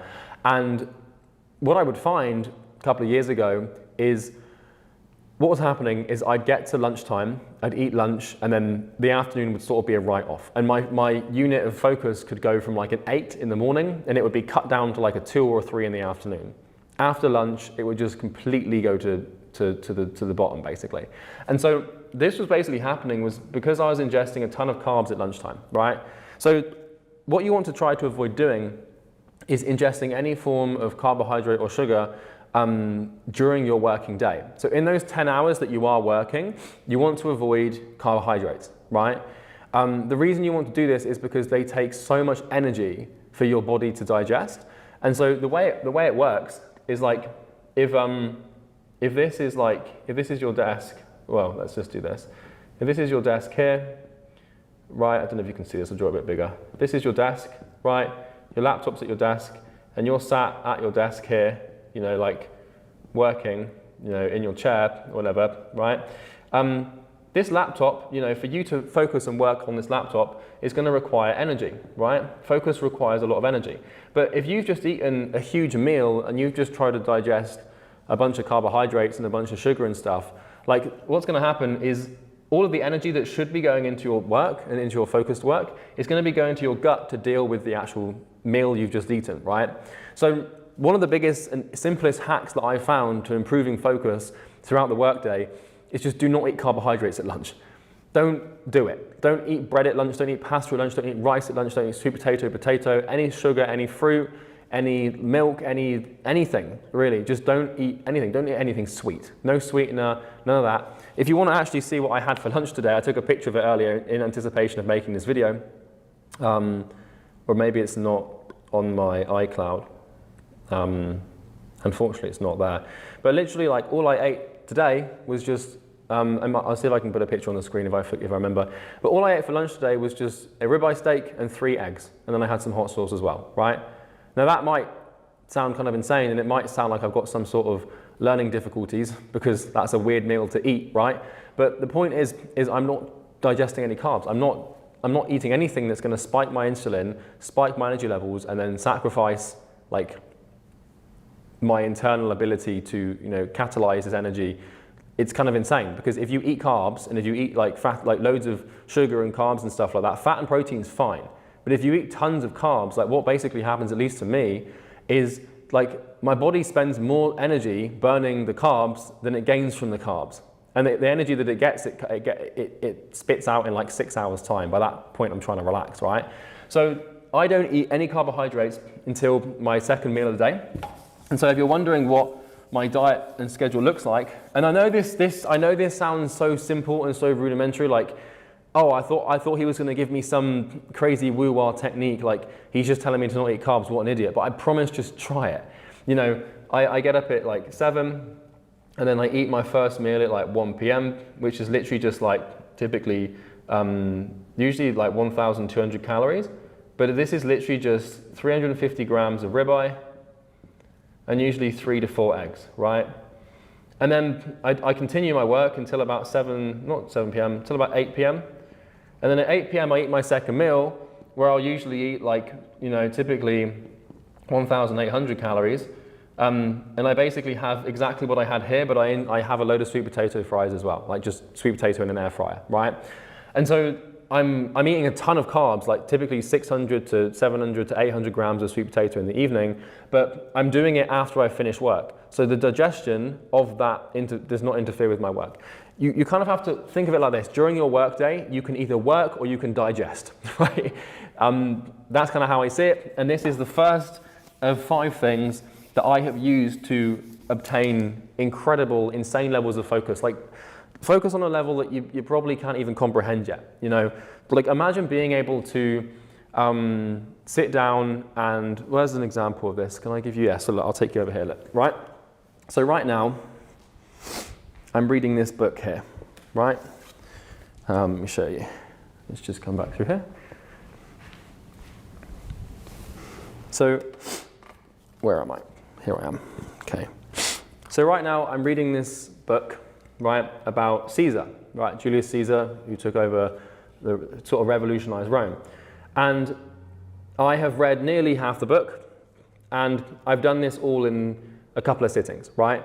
So imagine being able to sit down and open a book and read uninterrupted, unencumbered by distraction, and just with complete focus for like 6 hours. That's kind of what you can accomplish and achieve. And I've still got a long way to go with my focus. I know people that can just sit down and read for like 14 hours a day, right? There's levels to this stuff, and I am by no means, you know, the be all and end all of focus here. But like, how do you think your life would change if you could actually just sit down and work and just do what you know you need to do for like 12 hours a day? Well, you probably, like, success isn't difficult. It's about figuring out what to do and just doing it for a fair few months, and then usually you get something, right? But in this instance, it's really as simple as just like figuring out how to focus, right? So what's next on the list? Let me check. Okay. So we've gone through the diet one. It's very simple. Just avoid sugar at all costs in any way, shape, or form. Like, you can eat like complex carbs in the evening, but don't be eating sugar because it will just completely ruin your ability to focus. Your brain on sugar is just kind of insane. I also don't drink caffeine. I do smoke cigarettes very, very rarely, right? Do I smoke cigarettes? So I'm not like a smoker. So I don't drink caffeine, I don't smoke, I don't take any drugs, I don't eat any sugar. There's no real dietary or consumed stimulants, right, that are gonna increase my brain's inability to focus. A lot of people say that caffeine and nicotine aids focus and helps you focus. I just think that's cope, and they're just using that as an excuse to hide behind their addiction, personally, right? So the next thing is what you do in the morning, right? So I'm gonna put this, so we've done diet. Can you see this up here? I'll just put it down here. So we've done diet. So the second thing is your morning. And I'm talking about before work, right? So what you need to understand is your brain works on a wavelength or a frequency, right? And I don't mean this in some sort of woo-wah, hippy-dippy, like, you know, oh, you want to level, you're on a certain vibe or something like that.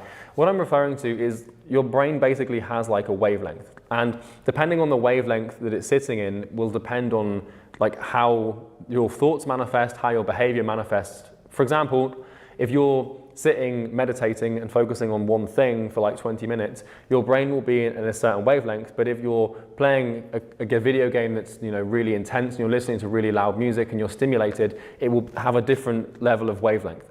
And it's very difficult to go from one wavelength to the other, right? So for example, if you are in a calm, tranquil, focused state, you will feel resistance towards going to a stimulated, chaotic state.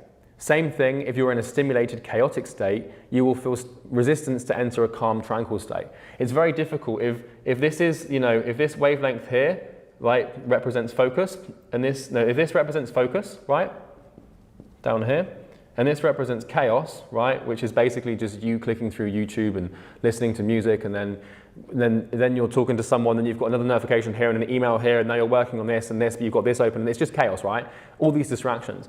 If this is chaos, it's very difficult to switch between these two states, right?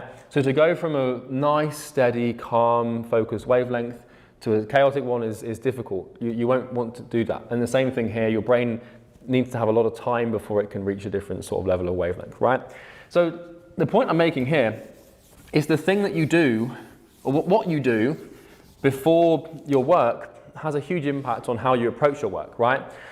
So, for example, if you wake up in the morning and the first thing you do is check your phone, reply to a bunch of messages, scroll on Instagram, go on a filthy website and, you know, get some dopamine through, you know, jacking off, whatever.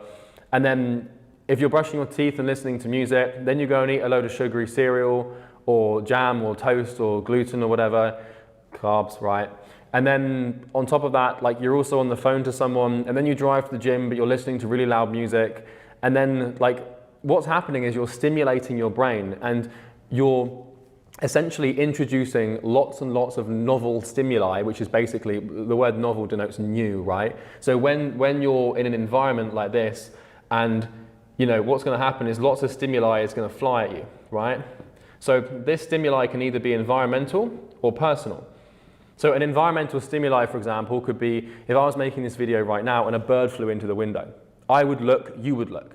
When a novel stimuli enters the environment or the human perception of awareness, we have no choice but to look. This is an evolutionary response to novelty, because if we don't look, it could be a tiger looking to kill us in the bushes, right? Back in the day from the old evolutionary standpoint. So evolutionary stimuli is kind of uncommon and rare. You know, because, for example, if I'm in my house on my own, if there's not a bird flying into the window, there's not really, the environment's not throwing anything at me. If someone knocks on the door, that's a novel stimuli. But your brain is built to deal with novel stimuli, you know, it's an intermittent stimuli.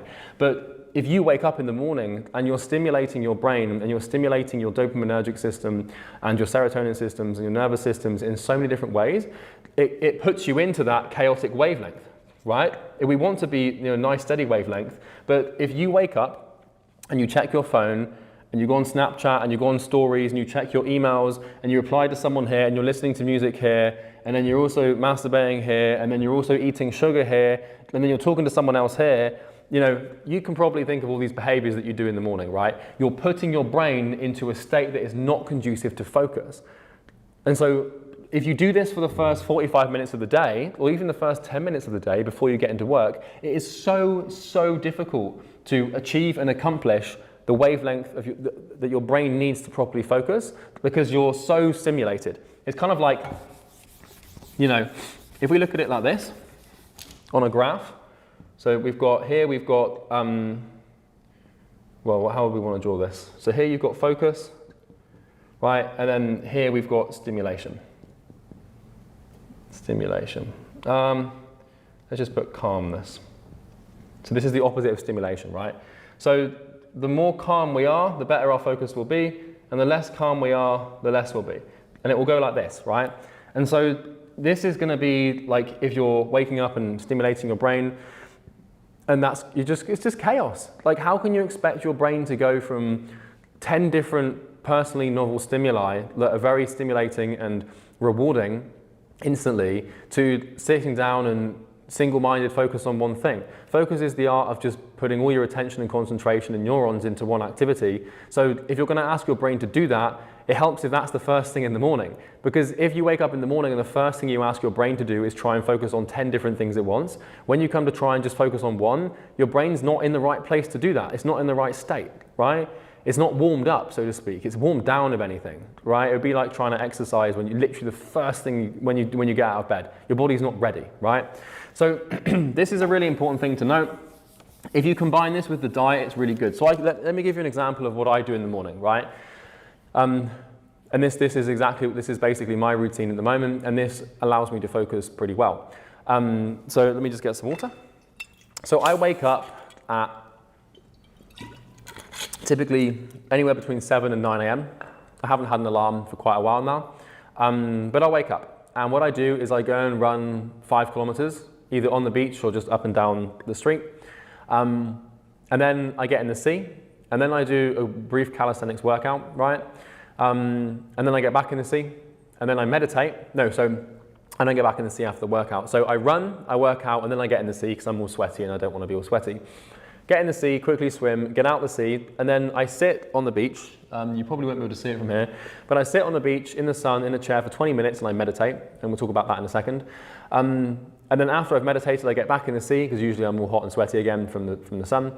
And then I dry myself off, I go and change my clothes upstairs, I walk down to my desk and I start work, right? When I'm running, I'm not listening to music. I haven't at this point replied to anyone on my phone. I haven't even checked my phone at this point. And I haven't really talked to anyone or done anything or anything. All I do is I wake up, I go to the bathroom, I brush my teeth, right? I come downstairs, I put my running shoes on, I run, I come back, I do calisthenics for about 20 minutes, get in the sea, meditate, get back in the sea, get out the sea, go and get changed, and then I walk to work. That whole routine might take me maybe an hour to complete. Runs about 30 minutes. No, it's about an hour and a half, right? But the point is I'm doing these activities, but there's not an abnormal or unhealthy amount of novel stimuli, right? Like when I'm running, I might be thinking about something, and when I'm working out, I'm just working out. And when I'm meditating, I'm just meditating. I'm not introducing chaos, and my brain is being able to achieve this nice, steady wavelength, right? It's not like going all over the place and all up and down. So what you want to do is do an audit on your morning, and also you want to do an audit on your lunch break, right? Because the same thing applies on your lunch break. If you finish working at 12 p.m. or 1 p.m. and you go to have lunch, and then when you're cooking, you're listening to music, and then you're also you've got half a podcast in, and then you're talking to someone, you're messaging someone on WhatsApp, but then also you're checking Instagram whilst also watching YouTube. It's insane. You're going to do that for an hour and then expect your brain to be able to go back to a focused wavelength. It's just not going to happen. It's just stupid, right? So that's the second thing, is the novel stimuli that you introduce voluntarily into your immediate perceptual awareness before work and during your lunch break. After work, go balls to the wall with it. Sometimes after work, 8 p.m. will roll around and I'll have finished dinner and I'll be carved out of my mind, and I'll go and walk on the beach listening to really loud music, and I'm texting 4 different people at once. That's fine, but just not during the workday, right? Save all of that desire for stimuli and that craving for chaos, essentially, for when you finish your work, okay? So that's the second thing. Now, the third thing is actually awareness, right? And then there's 2 more after this, one of which will really help you. The other one will just help you a little bit, but one of them is really cool. So I can't even spell awareness, right? So awareness. So in order for us to, like I said at the beginning, in order for us to become focused, we have to learn to stop being distracted. And there's nothing really more distracting than your thoughts, right? So what you want to try and learn to do is become aware of your thoughts. And I know this sounds simple and obvious and trite, which is something I really want to avoid in this channel, but it's imperative to your success that you actually become aware of what's going on in your life and in your, in your brain, than your behavior. Because if I ask you like, hey, what were you thinking like 2 minutes ago? You probably can't remember, right? And not that you should, not that a sane person can remember what they've been thinking all the time, but it helps for you to develop a level of awareness around your distractions, because really there's only two things in life that can distract you, right? An internal stimuli and an external stimuli. So an external stimuli is a distraction that comes from your environment, right? Your immediate, either digital or physical environment. For example, if I'm recording this right now and someone knocks on the door, I am cognitively obliged to pay attention to that, right? Or if I'm recording this video right now and on this phone, like a notification crops up, then my attention is going to go to it. I can give you a literal example of what just happened. I was on this notes app here, and I accidentally shook it, and it said, do you want to undo the typing? You know that like undo typing thing you get on notes? And then my phone sort of shook a little bit, and then now I just looked at it and paid attention, and then I came straight back to this video, right?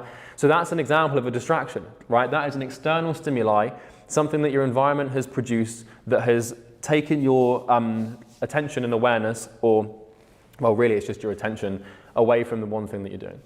The internal stimuli is basically a thought, right? This is something that happens in your head when you're trying to do something and then you start thinking about something. And then before you know it, like you're off and away. Like if I'm trying to make this, not even trying to make this video, but let's say for example that I'm trying to read a book and then I get like 5 lines deep and then I start thinking about the carrot cake I have in the fridge.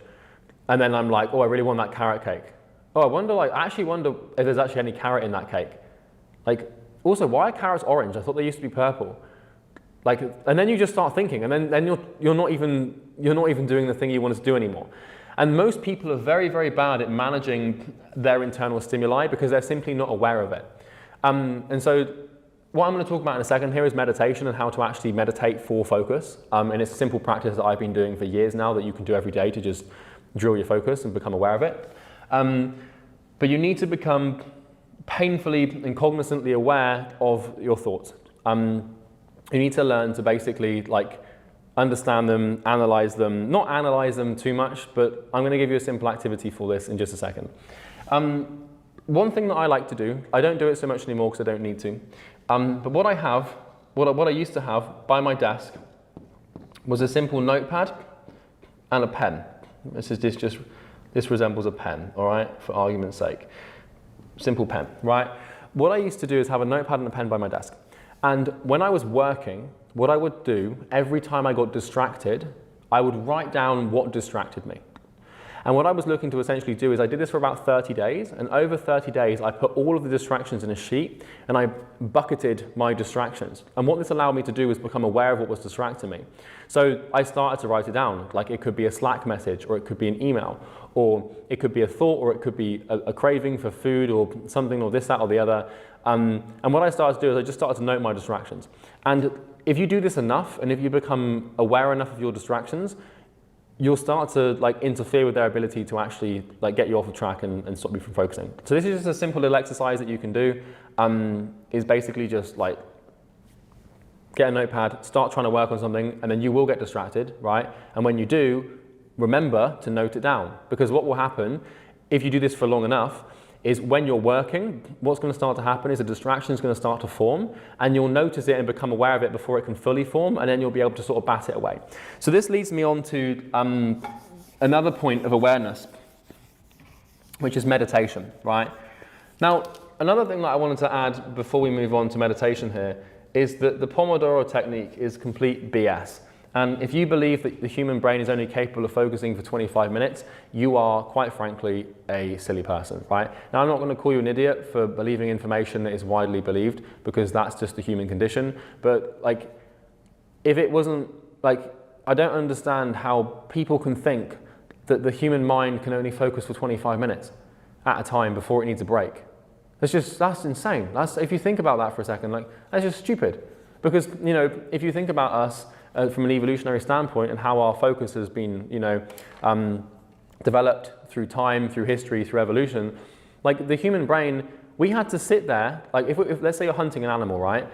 sometimes we'd have to sit there and stare at like some trees for like 6 hours before something happened.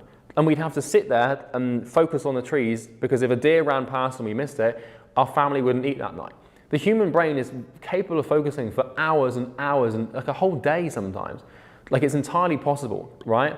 So don't be telling me because of some productivity guru that you have to take a break every 25 minutes because that is pathetic and quite frankly stupid. So it's unnecessary, I don't agree with it, and I'm hoping that with that evolutionary point, I've kind of made that quite clear.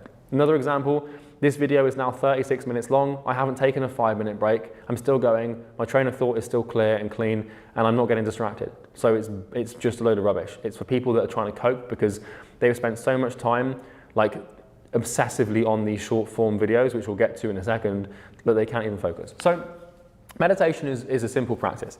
I'm not saying that you want to sit there and, you know, just sit there with your hands like this and go, that's not what we're trying to do. We're not trying to meditate for mental health improvement. We're not trying to meditate for spiritual enlightenment. All of my meditation practices are focused around focus, right?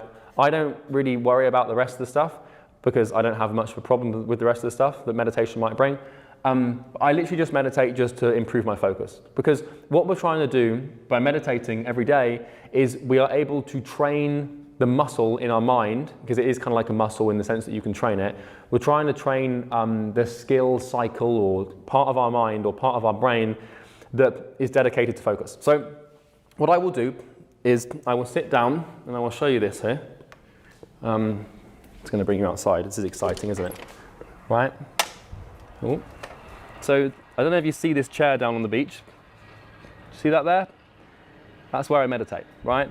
So I turn it to face the sun and I literally just sit and I focus on my breath for 20 minutes. Now, I'm going to walk you through how to meditate. It's very simple and you should be able to do it without much problem. The problem that people have with meditating is they start doing it and they are really bad at it. And so they say that they can't, right? Well, of course you can't because you've just spent the last 5 years with insane levels of novel stimulation. And the main form of stimulation that your brain has had is a 20-second video on Instagram. So of course your attention span's destroyed. And of course, as soon as you meditate within 20 seconds, your attention span's going to be completely destroyed, right? So how do we meditate? Well, what we're looking to do is we're looking to do 20 minutes a day, right? And all you do, right, is you buy some noise-canceling headphones if you have like a noisy environment, because out on the beach, there might be people working or walking past, or there's birds chirping and like fish jumping up and down. And like, I just prefer to meditate in silence. You get some noise cancelling headphones or you sit in a quiet environment. You sit in a relaxed position, not relaxed to the point where you can fall asleep, but you're sort of upright, you know, chest forward, shoulders back, or you're leaning back and you're calm. And then you shut your eyes and you focus on your breath. And what I mean by that is you focus on the sensation of the air passing between your nostrils, right? So if I shut my eyes, right, so just, I'm going to invite you to do this right now, right? And you might think this is weird in the middle of a YouTube video. There was a novel stimuli, I don't know if you saw it. Bird just flew past and it caught my eye, caught my attention, distracted me ever so slightly, then I brought my attention back to this video, right? So anyway, so shut your eyes right now. This is weird, but I'm going to just do I'm not doing a guided meditation thing, but just close your eyes, okay? And you're going to have, right now you have got internal stimuli. You've got thoughts like, this is stupid, let me skip the video, there's no point in doing this, but just shut your eyes, right? And what I want you to do is I want you to draw a deep breath in through your nose, right? So now and then I want you to release it through your mouth. So, you know, intent breathing. And once again, this time, in through the nose, but I want you to focus on the sensation of your nostrils. And when you release out through the mouth, I want you to focus on the sensation of the air leaving your mouth. And now what I want you to do is not focus on your breath and just allow your breathing to return to a natural form. So you're just breathing naturally, you're not forcing it, you're not breathing deep or breathing shallow. And I want you to just feel the air moving between your nostrils. Now you might feel the air at the front of your nostrils, you might feel it right at the back of your nose, I don't know where you're going to feel it, right? But you should notice a sensation of breathing, right? And congratulations, you've just meditated, right? All meditation is, and all meditation needs to be for you to learn how to focus, is sitting with your eyes shut and other stimuli, you know, close out your mind, and you're just basically breathing in through your nose and out through your nose. So you're literally just sitting there and breathing. But what you're doing is you're becoming aware and you're paying attention to the sensation of the breath passing through your nose. And what's going to happen, guaranteed, without any question, is within a few seconds, your mind's going to come up with a thought, right? Your mind, you can open your eyes, by the way, if your eyes are still closed, you weirdo. Right, your mind's going to come up with a thought, or you're going to have an emotion, or there's going to be a sensation, like your body there might be a fly that lands on your leg or something, or so maybe there's a sound and the sound has distracted you. But what's going to happen, either internally or externally, a stimulant is going to come along, or a stimuli is going to come along and distract you away from this focal point of attention on your breath. Your job when you're meditating is simple.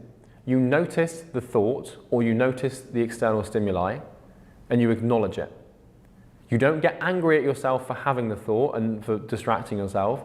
You simply acknowledge it, and you say to yourself, oh, I'm thinking. And then what you do, once you've acknowledged it, is you let it go, and you return back to where you were focusing before. It's really simple. And what's going to happen for the first month when you're meditating is you're going to have to do this every 5 seconds, right? It will give you an indication into your attention span. And it's actually quite terrifying just how bad your attention span is, right? So let's do an example here. Close your eyes and start breathing. Just not intensely, just focus on the breath going in and out, and just sit there, and I'm going to come back and say something to you in a second.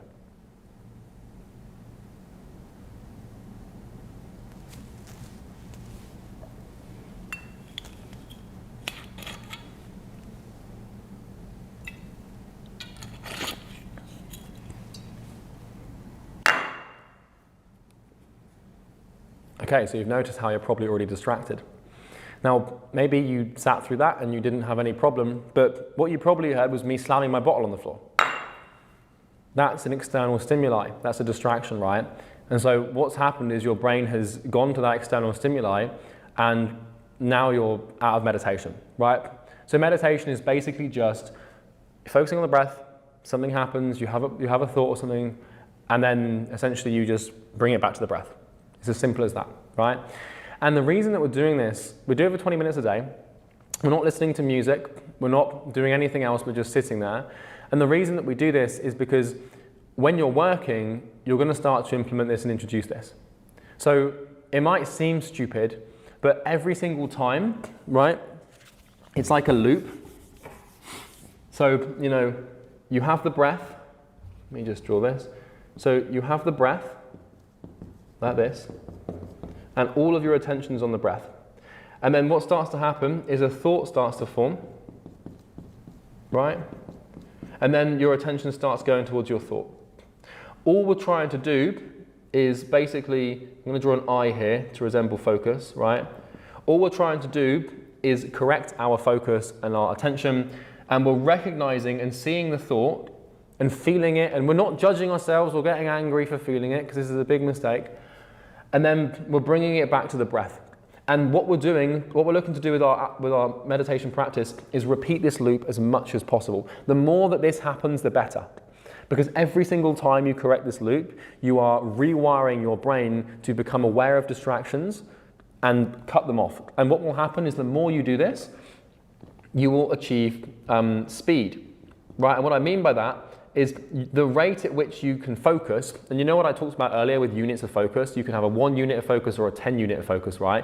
The amount of units of focus you have depend on the speed at which you can recognize distractions and recorrect your focus back to the thing that you're doing. And so meditation truly is the secret to achieving focus, right? Because if you're really quick at this loop of recognizing distractions and going back to your focus, then you're more focused. Focus is not a binary spectrum. It's not the case that you're either focused or you're not focused, right? Although technically it is, in the sense that if you are just working on one thing, you're focused on that thing. But if we're talking about whether or not someone's focused, it's how focused are they? And how many units of focus do they have in their life at this present moment in time? And that depends on their ability to recognize distractions and bring themselves back as soon as possible, right? That really is the core to focus. Because I can tell you now, I've been meditating for years. I've been doing this since I was 18, right? Inconsistently, admittedly. I haven't done it every day for 7 years. But what I can tell you is the meditation that I have done massively transfers through into my work. And it also transfers into my emotional control and everything else, right? But even now, having done this for a long time, I meditate and I can sit there and I can focus on my breath now for a good maybe 4 or 5 minutes at once before a thought comes through. But it still gets me, right? There's people I know who can meditate for an hour without distraction, right? And that's where I want to get, because those people are so focused that you wouldn't even believe. But my point here is it's practice and it takes time. When you're meditating, it's probably going to take you like 10 seconds to get distracted and have to bring it back. For me, it might be a couple of minutes. But it's so, like, if you do this for a couple of weeks, you'll start to notice that in your work, like you'll be working on something and then your brain will be like, oh, let's go and get a sandwich. And you'll just be like, no. And then you'll be back to work. It's weird how it works, and it doesn't seem like a big thing, but it's huge. You know, it's like you can be working and then maybe you start having a thought about messaging someone on WhatsApp because you have an idea. And then you're like, oh, probably shouldn't go and do that, because you're trying to catch your brain as the thought forms before your body has a chance to react to it. Because if the thought you have and the distraction you have, I should probably go and message my friend, then you're going to get up and you're going to start moving, you're going to walk over to your phone, and then you're going to be on your phone texting someone, then before you know it, you're in your phone and you're completely gone and you're no longer working. But if you notice the thought and think, if that's important, I'll probably think about it later, back to work. And the speed at which you can do that and the regularity and the consistency at which you can do that depends on how focused you are. It is the single most important thing I have found to enhancing and improving focus, and I'd suggest you do it every single day. Okay? Now, meditation, it's like, you know, someone told me once that meditation is the art of doing nothing, so you don't add something to it. If you're wondering what I use, I'll see if I can find it on my phone here. The app I use to meditate is called Insight Timer, and it looks something like this, okay? I use the free version, and once you're on the app, all you do is you go to timer, and then you go 20 minutes and you just press start. And at the end of the 20 minutes, it will basically ring a little bell, and then you know you're done. I wouldn't suggest using your iPhone alarm, because we all know that iPhone alarms are very jarring, and if you're in a nice calm state and then you suddenly get like, you know, the marimba tone or something, you're gonna have some aneurysm, so don't do that. I learned this the hard way because my ringtone is that alien sci-fi sound, and I was meditating and then it would be sci-fi and it was horrible, right? So don't do that, but that's the point, right? So Insight Timer is the app I use. You don't need music, you don't need anything really, just sit in a chair and do it for 20 minutes a day, and it will suck and you'll judge yourself and you'll get angry at yourself, but it's gonna make you a millionaire if you do it for a long, long time, okay? So those are really 3 things to begin with, right? So diet, don't do anything before work and during lunch that is novelly stimulating. Don't overstimulate yourself and expect your brain to be able to get into a state of focus. And become more aware of the distractions that you're experiencing. So the 2 other ones that I'm going to walk you through are, well, we'll start with this one, okay? And that is basically all or nothing. So this is number 4. So you have to understand that your brain is what would we call it? I actually wrote this down earlier. Yeah, so your brain is a universal behavioral filter, or focus as a sort of method of behavior is a universal behavioral filter. What does that mean? Well, what it means is that how you do one thing is how you do everything. So if you're trying to achieve focus with your work in one area of your life, but in another area of your life you're not focusing at all, then you're not going to become focused in your work. It needs to become a way of life. It needs to become a routine everywhere. For example, if I'm listening to a song on Spotify, I won't skip the song. I have to finish the song. I cannot watch part of a movie. I can't finish part of a book before starting a new one, right? In your life, you have to start becoming obsessed with finishing things and focusing on things. For example, if I go to dinner with a friend or with a group of people, I will never check my phone. If I'm walking on the beach listening to music, I won't be messaging someone else. It's almost borderline like autistic. And I don't mean that in like an offensive way. I mean like you need to become obsessive with this thing, right? So, you know, if you think you can get away with this where like I know I said earlier, like sometimes I'll be messaging like 4 people at once, but that's obviously like human behavior on WhatsApp, right? But my point is that like, actually to be fair, if I'm on the beach listening to music, I'll text people. It's not that extreme. But I'm trying to make a point here, right? Where if you're just doing one thing, you want to just do one thing. And you want to train your brain to not multitask. Because if you're multitasking in other areas of your life, it's going to come up in your work. Because your brain is a universal behavioral filter. And what that means is let's say your work accounts for 70% of your behavior, and then 30% of your behavior is whatever else. If in that 30% you're multitasking, like your brain can't tell the difference between work and other behavior. And so I promise you, if you do it elsewhere, it will come up and show up in your work. It needs to be an all or nothing thing where you try to seek focus everywhere. Because you can train yourself to be focused when you're watching Netflix. It's just watch Netflix, right? Like look at do an audit of your environment right now. Like, do you have multiple tabs open? Like, is your life chaotic and ridiculous? Because if it is, you're going to be in some trouble, right? So if I'm rewatching Peaky Blinders at the moment, right? And I've just finished season 1. And when I'm watching Peaky Blinders, I'm not messaging someone else on my phone.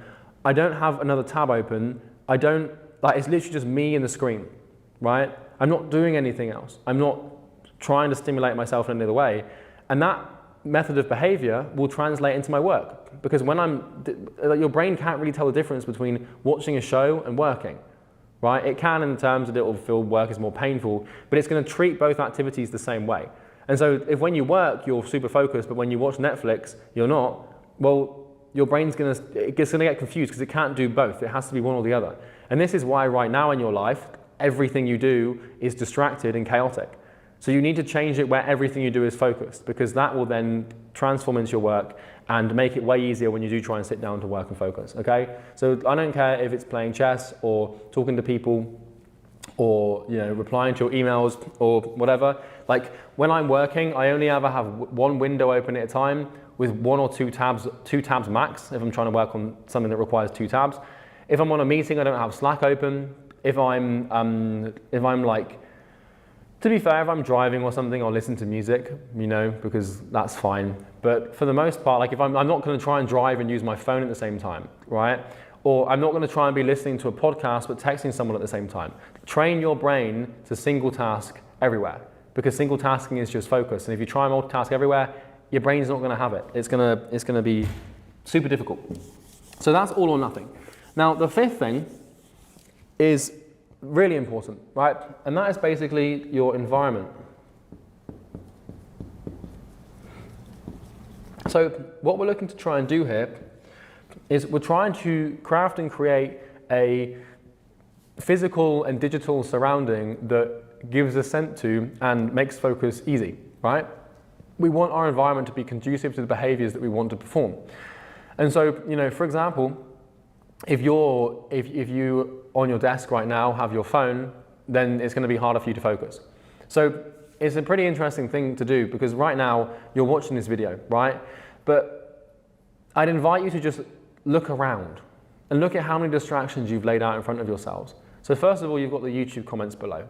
Then you've got the YouTube sidebar, or if you tilt your phone like vertically, whatever, horizontally, whatever, there's going to be loads of other videos for you to watch.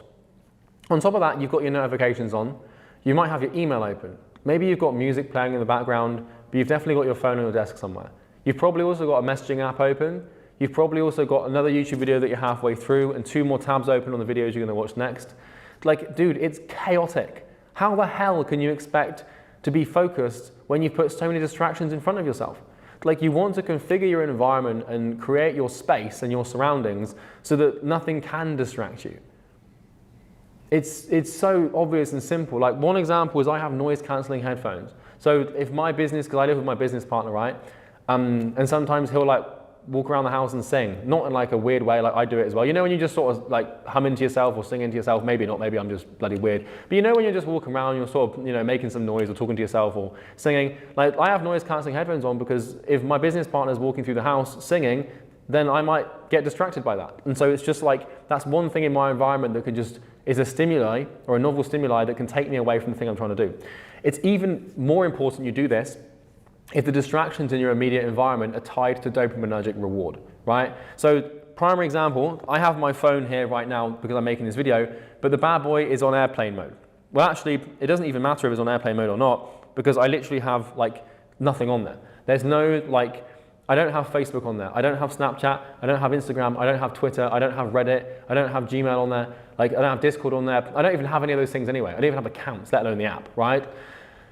If you have Instagram on your phone, Snapchat on your phone, Facebook on your phone, Twitter on your phone, Gmail on your phone, Discord on your phone, I don't know, Threads, whatever else people use these days, right? If you have those apps on your phone, you're going to be poorer than if you don't. It is simple, because your ability to make money and create wealth in your life depends on your ability to work on things and stay focused on a specific set of tasks for a long period of time uninterrupted and build value through a company. If you have a phone in your pocket or on your desk that has all of these distractions on it that are rewarding to use in terms of your dopamine system, and not only that, you have notifications pushing to them, you're literally making yourself poor. I can't put it any other way. You are literally, you have something in your pocket at all times that is keeping you poor. I do not know why people are so bloody attached to those things. I get it, because it's like addictive and stuff like that. But dude, I deleted everything. It was the best decision I ever made. Because now there's nothing to distract me. You know, like maybe you've got dating apps on your phone, and then you've got like all these messages. Now it's tied to dopaminergic systems, but also some deep psychological drives and desires. Like, you know, if you get a message on Tinder and that comes through and you're trying to, you know, play a long-term game by just building like a system for your business, you've given your brain two options here. What do you think it's going to go for? You silly boy, right? It's going to go for the girl. So remove everything in your environment that can cause a distraction, you know? Even to the point where like you just want to try and be as minimalistic as possible. So what I'm actually going to do now to round off this video is hop into my laptop, and I'm going to walk you through what my digital environment looks like. Because you have your physical environment, which is the immediate thing. Prime example of how to optimize your physical environment is don't buy any bad food. Because if one of your focuses, you know, ironically you can't really have focuses, it just defeats the point, right? But if you're trying to not eat bad food, and that's a focus in your life, and your focus is on being healthy, if you buy bad food and have bad food in your environment, you're gonna eat the bad food. Your environment is way more powerful than your willpower. If your willpower, you know, if your willpower and your environment, if these things go toe to toe, your willpower might win for like a very short period of time, for like a couple of days. Your willpower will trump the environment, but this thing's gonna get depleted and your discipline's gonna get depleted real quick, and the environment will always win. The environment always wins. So if you have a terrible environment conducive to doing things you don't want to do, you can't expect willpower and discipline to defend you. If you're trying to quit smoking and you have cigarettes in the house, you're gonna smoke them. Not for the first couple of days, but it will get you. It's like, oh, I don't want to vape anymore. I don't want to throw my vape out because it costs the money. I'm not going to smoke it. 3 days later, what do you think you're doing? You're vaping. Idiot, right? So I'm going to get into my laptop now and walk you through what my laptop looks like, how I configure my desktop, my browsers, my social things, so that when I do use them, I'm not getting distracted or my brain's not going in all these different directions. So that's everything for the whiteboard. Let's get into the computer. Okay, so we're here inside my laptop. I wanted to show you what I see when I'm working. Because I spend, 10, 12, 14 hours a day sometimes in front of this screen. So I've optimized it in many ways to allow myself to work efficiently and effectively, and I'm going to walk you through some tools that you can install onto your laptop or workspace to become more efficient. So the first thing that you'll see when I open my laptop is basically nothing. I don't have anything except from Google Chrome down here. I don't have anything in my desktop, because your desktop is kind of like your mind. If it's crowded, like your brain's going to be thinking about it, right? So every time I come to work, I just see a nice clean slate. Now, if I'm working on something, there will usually be documents relevant to that thing over here, So for example, the focus video that I just made, that was here with the audio file. And then once it's completed, it just either gets deleted or uploaded to a Google Drive to the corresponding or correct folder, if that makes sense. So there's I only do one thing at a time, and my desktop is specifically dedicated to the thing that I'm working on. And once that thing is done, it gets deleted or filed or moved. It doesn't just sit here. So this space here that you can see is basically where what I'm currently working on will be. And as soon as it's done, it's over, right? So other than that, I have this folder up here for just a couple of things that I need like to keep handy, like, you know, pictures of my passport and some other bits and pieces, just like stuff that you need randomly, but every time you need to go and get it, it annoys you. So that's efficient. And then I also have this one called vids, which is where I upload, like whenever I finish a YouTube video, it gets uploaded here, as well as to Google Drive, because then that way, if Google Drive fails or it gets deleted, I've still got it here as a backup. And then these videos get deleted as soon as they're uploaded, if that makes sense.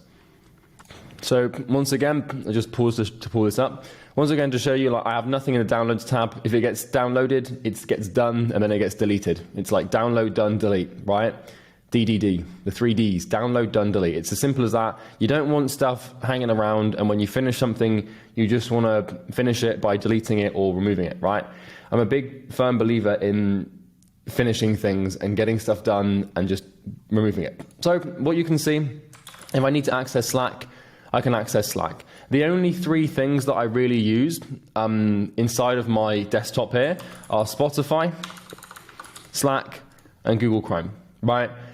Slack is just as simple as looking for it there, and so is Spotify, so, you know, I don't really use it. So where most of the magic happens is going to be inside of Slack and inside of Chrome. So we'll go through Chrome. Google Chrome is probably the most important tool to my work, with the exception of Slack and the communications and stuff, because like everything to do with my work is going to be on the internet, right? Because it's an online business. So you want to understand, if you're running an online business and you're going to be spending a lot of time in a browser, first of all, use Chrome. Do not use Safari. Do not use Firefox. Do not use Internet Explorer. Do not use Bing. Just use Chrome. It is the best, fastest, and most efficient thing. Also, use Windows. Do not use Windows. Use a Mac. It's more efficient. It's faster. I prefer it. Maybe you don't. So the first thing you'll notice when I open my Google Chrome here is it's not taking me through to any recommended sites. A lot of people, yourself included probably, when you go on Google Chrome, Google Chrome is going to try and distract you, right? It's going to try and take your focus away. It's going to give you external stimuli like YouTube or frequently visited websites that you can click on, and it's just going to get you, right? So what you want to do is you want to install something called Momentum, right? So it's a Google Chrome extension. You can go here, like this, and you can literally just download it and install it, and what that's going to allow you to do is basically have this like nature thing. Like there's no more bookmark, there's no sort of like recommended sites or recently visited.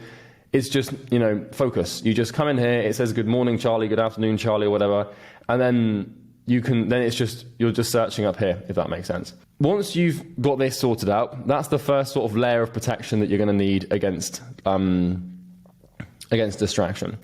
The second thing you want to do is you want to organize everything that you need that is to be basically immediately accessible, right? So there's a few tools that I use every day, or softwares that I use every day for work and for to drive the business forward. Google Drive, Google Calendar, Google Gmail, Wise, Trello, now Stripe obviously, School, and then Miro, right? So I use these things very frequently, very often. So if I need to get to my Google Drive, I'm just 1 click away. Same with my calendar, I'm 1 click away.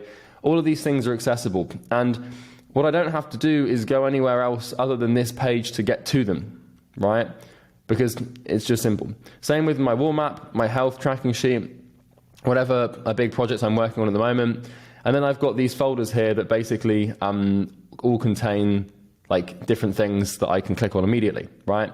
So this is like the hub, and this is like my navigation tab, and 80% of the time, if I need to go somewhere, I can find it within 1 or 2 clicks, right? And that's really helpful. So the next thing I want to show you is, let's just go to Facebook, right? And let's hop in here. So the first thing you'll notice about this, right, go to Instagram, you can see this. If I go to LinkedIn, you'll see I'm not logged in.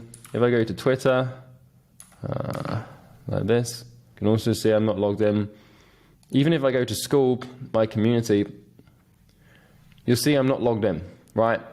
So you don't want to log into stuff. And what I mean by this is I see these platforms. First of all, I haven't been on Facebook, Instagram, LinkedIn, or Twitter for like 6 months. I have business accounts on there, but I don't manage them, so I don't have to go on them, which every day I count my blessings for, right? Thank you to Kian, if you're watching this, our creative director, who manages all the content.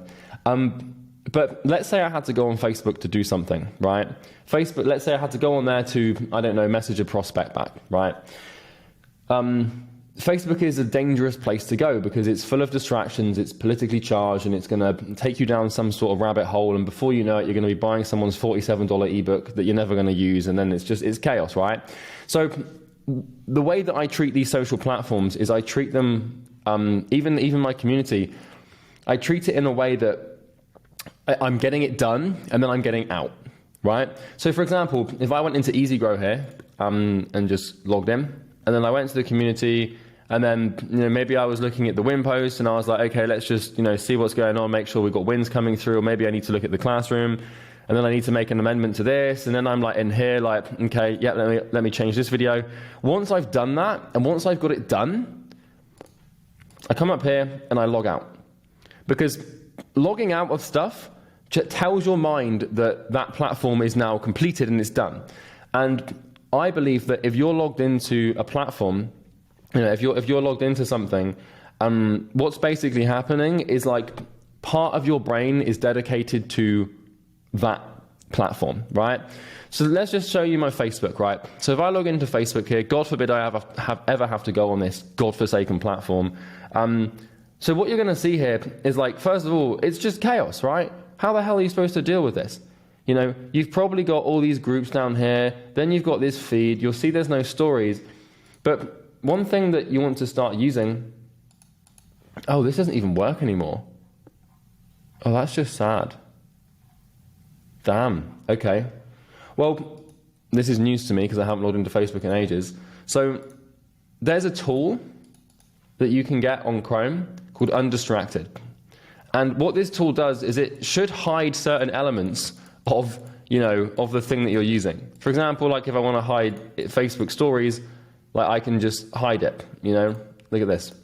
Because if I come on Facebook, right, to do something, and if I've got 3 like attractive women up here, and then I've also got like this news feed of people like disagreeing with things, like it's very unlikely that I'm just going to do what I need to do.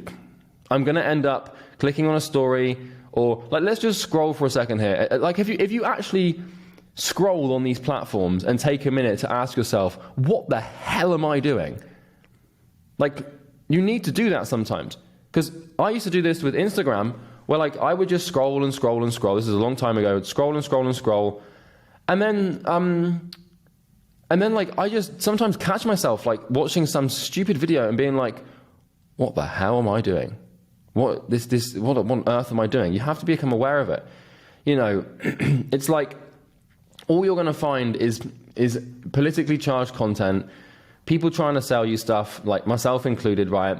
And it's just like, this is all just rubbish. None of this content here is in any way, shape, or form going to help me achieve my goal. It might make you laugh, it might stimulate your dopaminergic systems, but honestly, it's a complete waste of time.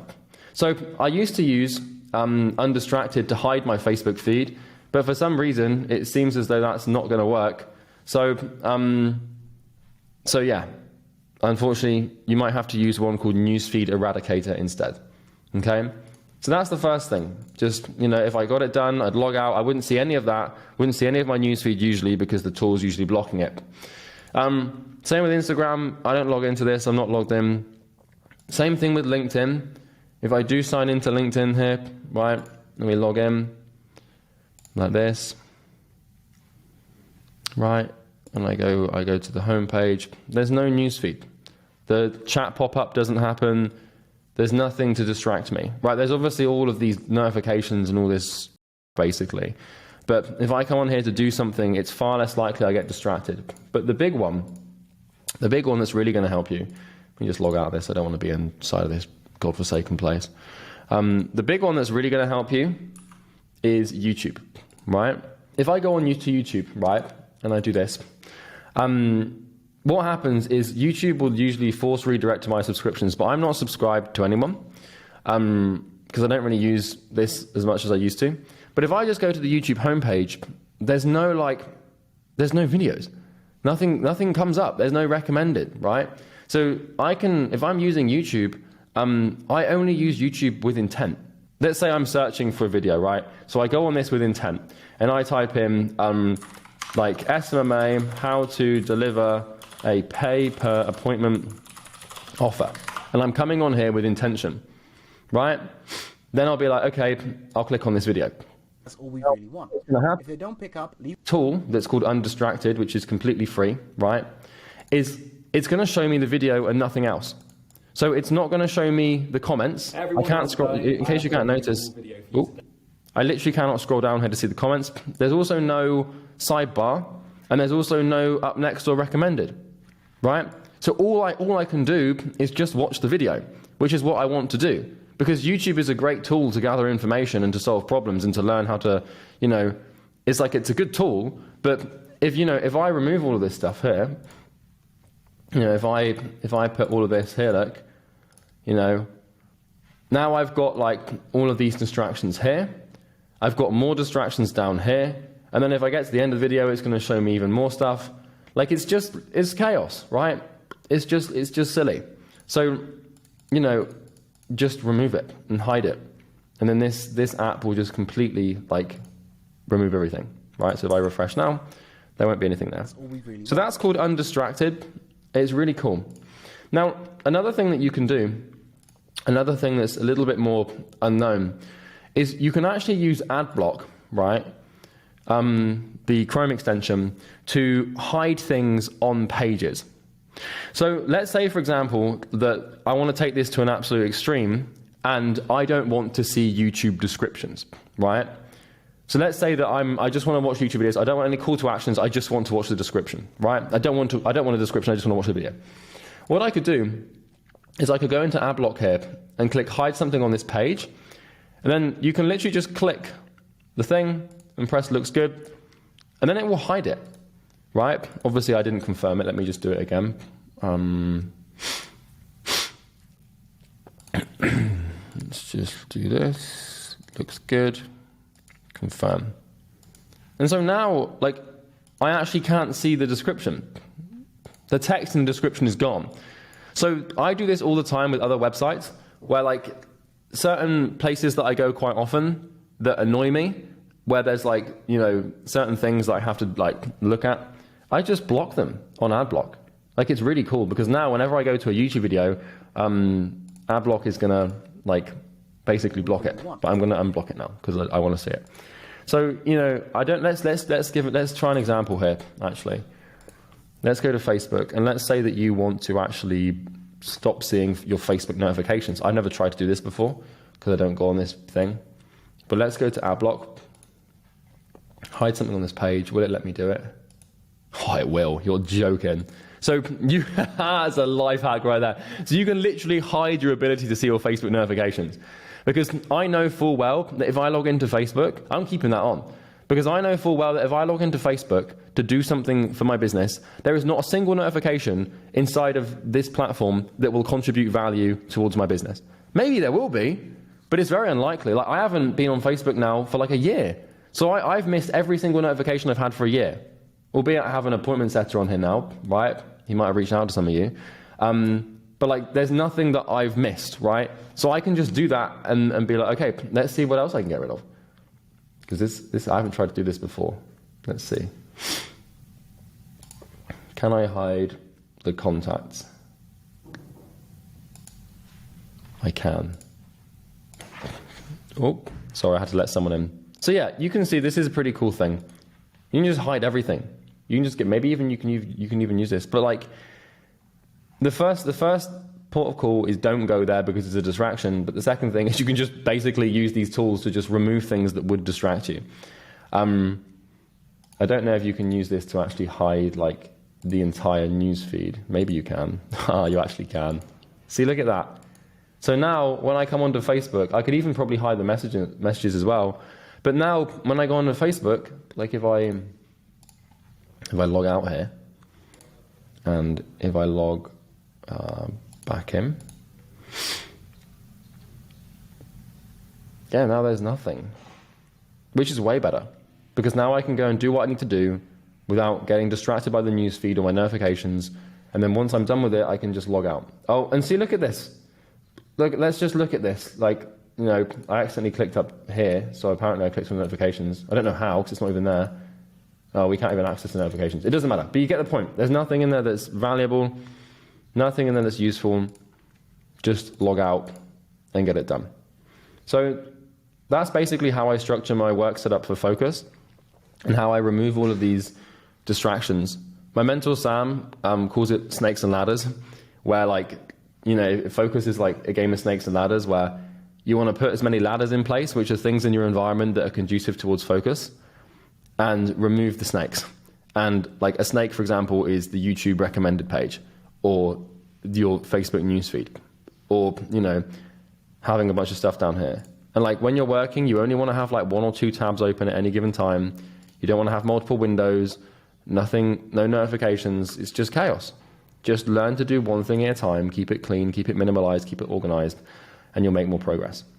If you are an agency owner or a coach or a consultant, you can click the first link in the description.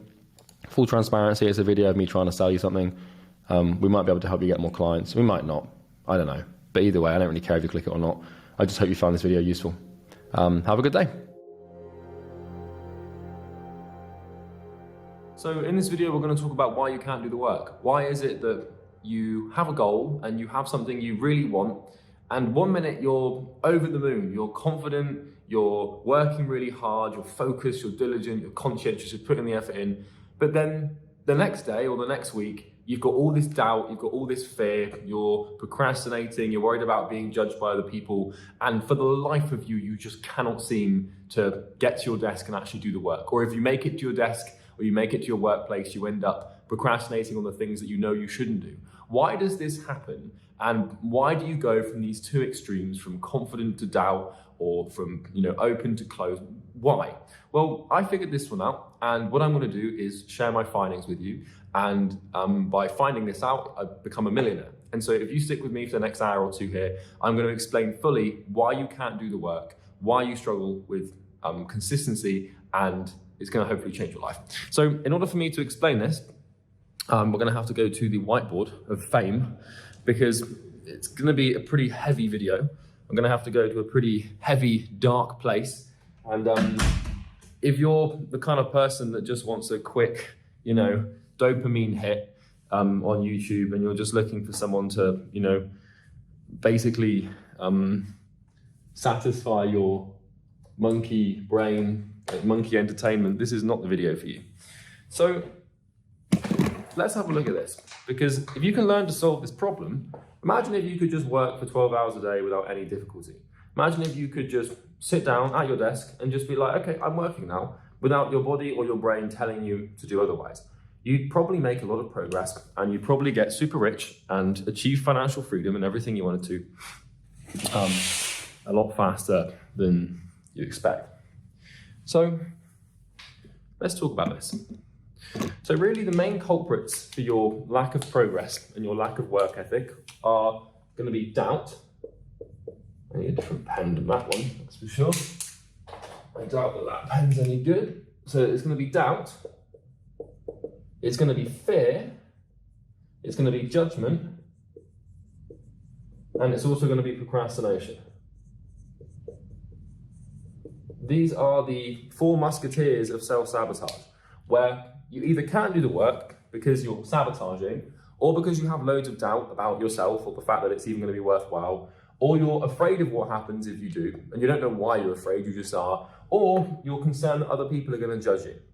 The thing is all of these things, they all fall under one mysterious force. There is a force in the universe, a malevolent, horrible force that is going to try to prevent you from achieving your goals. And when you set your goal like this, when you set your goal, this goal is going to cast a shadow.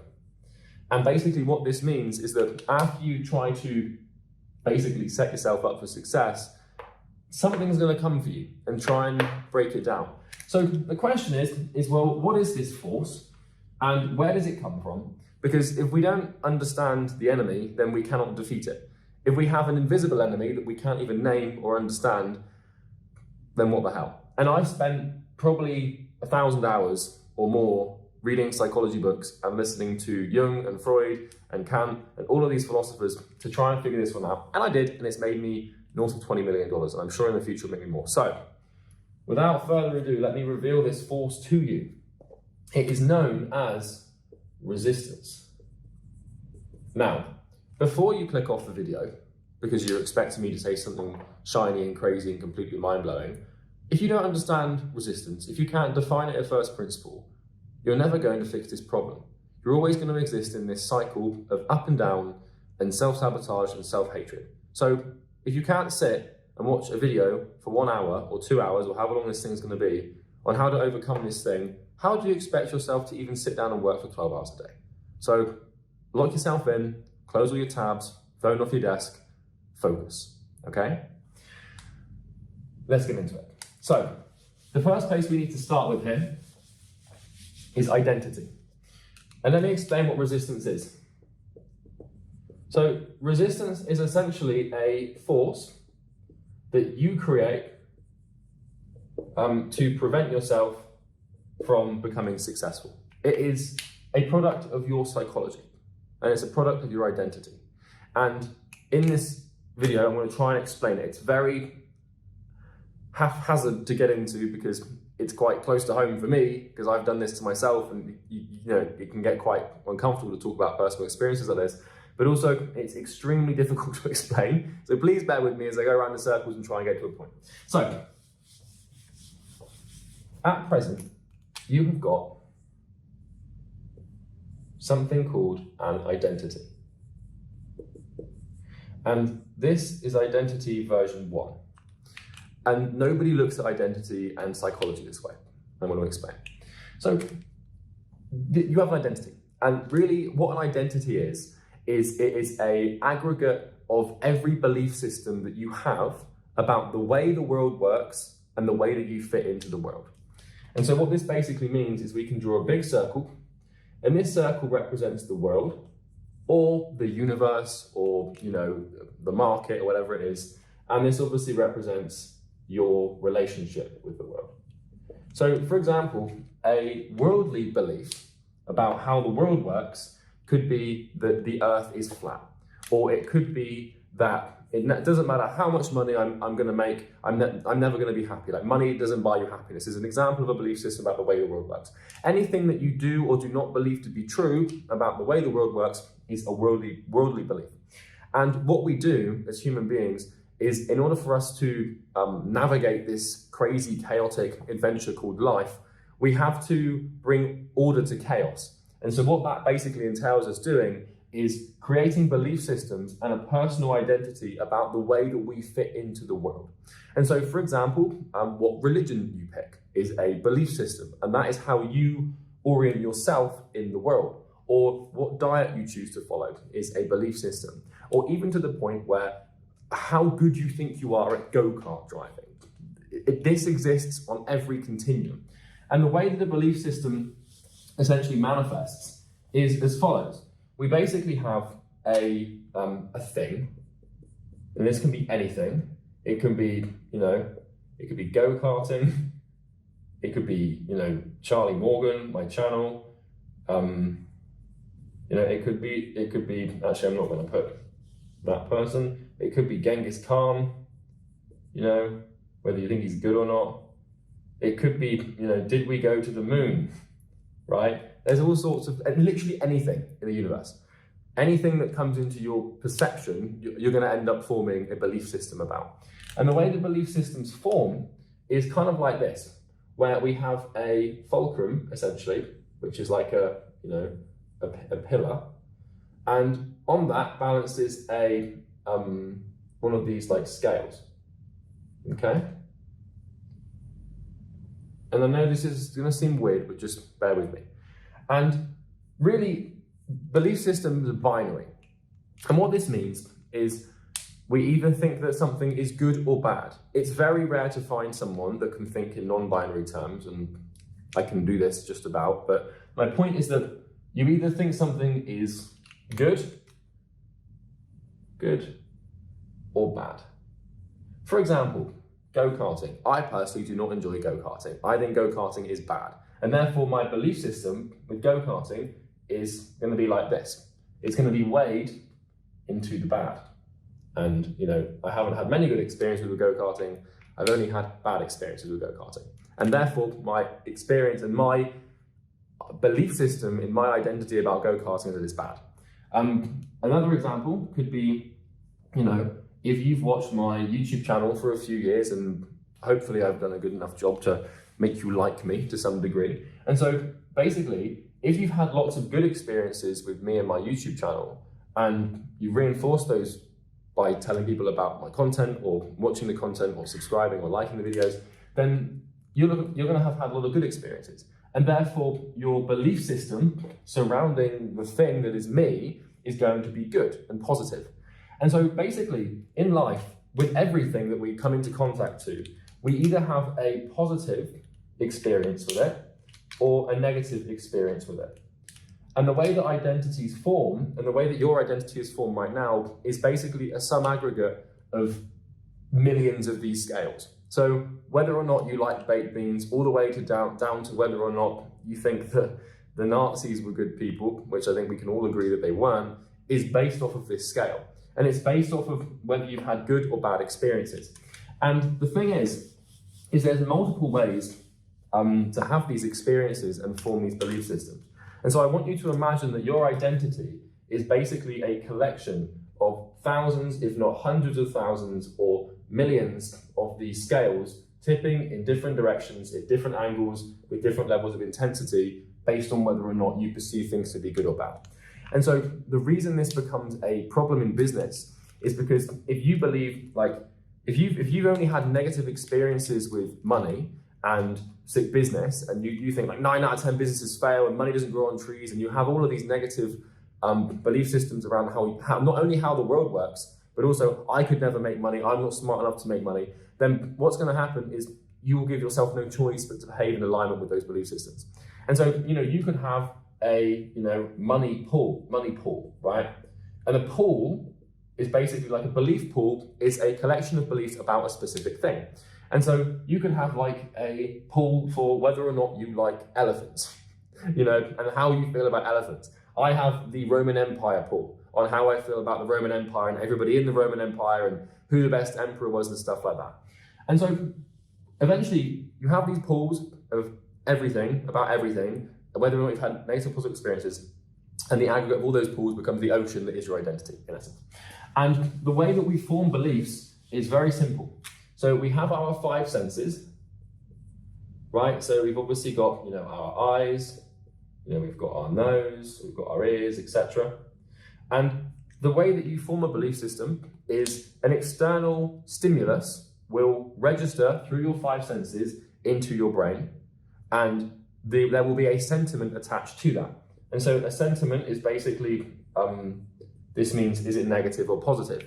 And so, for example, if I'm in history class and I'm learning about World War II, and I'm learning about the Blitzkrieg, for example, the German war machine, my teacher's going to tell me that this is a bad thing, and of course it is a bad thing. War's not that nice, right? And what's going to happen is I'm going to see these images of people like passing away, and war, and fighting, and aggression, and all this. Like, it's up to you to decide whether it's good or bad, but I'm telling you it's bad, but that's because of my experiences. And so all of the information that you see in your life comes with a sentiment. And that sentiment is either going to be positive or negative. And it doesn't have to be positive or negative, but it really exists on a spectrum. You know, so if we've got here, positive sentiment, and we've got here negative sentiment, then really all the information that you receive is going to exist somewhere on this continuum. It's not going to either be solely positive or solely negative, but it's going to be how positive or how negative is this thing. And the extreme at which either of these charges is applying to the information that you're being exposed to, or the stimulus you're being exposed to, is the extreme to which you will believe it to be good or bad. And if you don't believe me that it could possibly work this way, well, there are people in the world who are actually neo-Nazis. And they believe that those people were righteous and good, believe it or not. And it's the same way that you can find anything that you hold near and dear to your heart that you believe to be true. There will be a human being out in the world somewhere, or a group of them usually, or quite a lot of them, who think the complete opposite to you. And the only reason that you guys think in the opposite way is because you've been exposed to different stimulus. And so someone that supports a certain politician will receive synchronicity, which is basically confirmation bias in essence, where they will start to seek and receive more signals and more stimulants from the universe that have a positive sentiment surrounding the thing that they like, the politician they like. And on the inverse, someone who supports the opposite party or the other politician will start looking for and receiving from the universe other information about who they like with sentiment, positive sentiment. And so this is how polarizations form, and this is how we get this massive divide in society. And this has been happening for thousands and thousands and thousands of years. In the Roman Empire, you had the Optimates and the Populares. I think that's how you Latinize those names, but probably not. But you had the two political parties, and you had people like Cicero, who didn't really take a side, and you had people like Caesar, who was part of like for the people. And you see this in all of these different places. And so what we need to understand is that, and I promise I'm going somewhere with this. I promise this is going to loop back to your doubt and your fear and your judgment fears and all this crap. I promise it will, but I'm going somewhere with this. What we need to understand is you have beliefs, you have an identity, and basically your identity is the sum of all of these, what would you call them? Sentimental continuums of the way that the world works. Now, why is this appropriate and why do I need to explain this to you? Well, here's the thing. So you've got this thing called an identity, and you have what we would call a version 1 identity. Now, the interesting thing about belief systems is that they can be changed and they can be broken. And the only way to change your identity and to change who you are and who you perceive yourself to be and the way that you operate in this world is to change your belief systems. It doesn't matter if you dye your hair a different color or wear some different clothes or start piercing your ears or something like that. Those are physical representations of your physical manifestation. The only real way to change your identity is to change your belief systems about how the world works and the way that you work in it. And so an example of this is if right now you believe that the earth is round and you change your belief system to the earth being flat, you now become a flat earther. And most significant belief systems will be will have a group identity attached to them. For example, Christian, Muslim, Judaism, flat earther, vegan, carnivore. They have these, like the big polarizing ones, they have names, and you name yourself part of the tribe when you change your belief system. Now, why is this important, and how the hell does this relate to you having doubts and fears and being unable to do the work consistently? Well, here's the thing. You have who you are right now, and you have a second identity over here. And this is where things get really damn weird. And this is why you go through these ups and downs, where you have your present identity. So let's just call this current. You have this current identity, and you have a desired identity. Now, you won't know that you have a desired identity. If I asked you to name this thing and point to this thing, unless you've done some serious work on mindset and spent thousands of hours studying Jung and Freud, you're not going to know that you have this. But what you need to understand is that you are, by working and by setting a goal, you are essentially trying to change. And when you basically set a goal, which is represented by this little star up here, when you set a goal, what this is quite an interesting phenomenon. If you think about what a goal is, if you think about what it represents a different state of future. It represents a change. It represents something new. It represents something that you don't have now that you want. And this is where the conflict comes. Because who you are right now is going to set a goal. And it's because inside of you exists at least if you're an entrepreneurial in spirit and you want to grow and you want to, succeed, inside of you is what you could call a dream or a dreamer. It's a part of you, a deep unconscious force that is desperate for growth. and you probably resonate with this. There's a glimmer of hope inside of you. There's a piece of you that wants to grow and wants to develop and wants to succeed. And the only way that this piece of you can communicate with you is through setting a goal. So if I asked you, why do you want to achieve what you want to achieve? You probably couldn't tell me.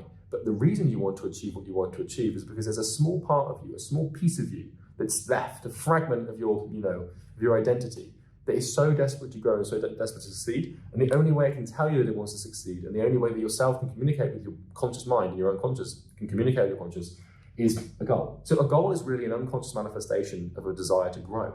And the problem is that inside of you, you kind of have this, desired person that you want to be, that you could become. But typically what's going to happen is the goal that you have here, right? And the person inside of you that you're not aware of that is setting this goal is in conflict with who you are right now. Because if you don't believe me, why would I set a goal that is in conflict with what I want right now? Well, who you are right now is incapable of achieving this goal.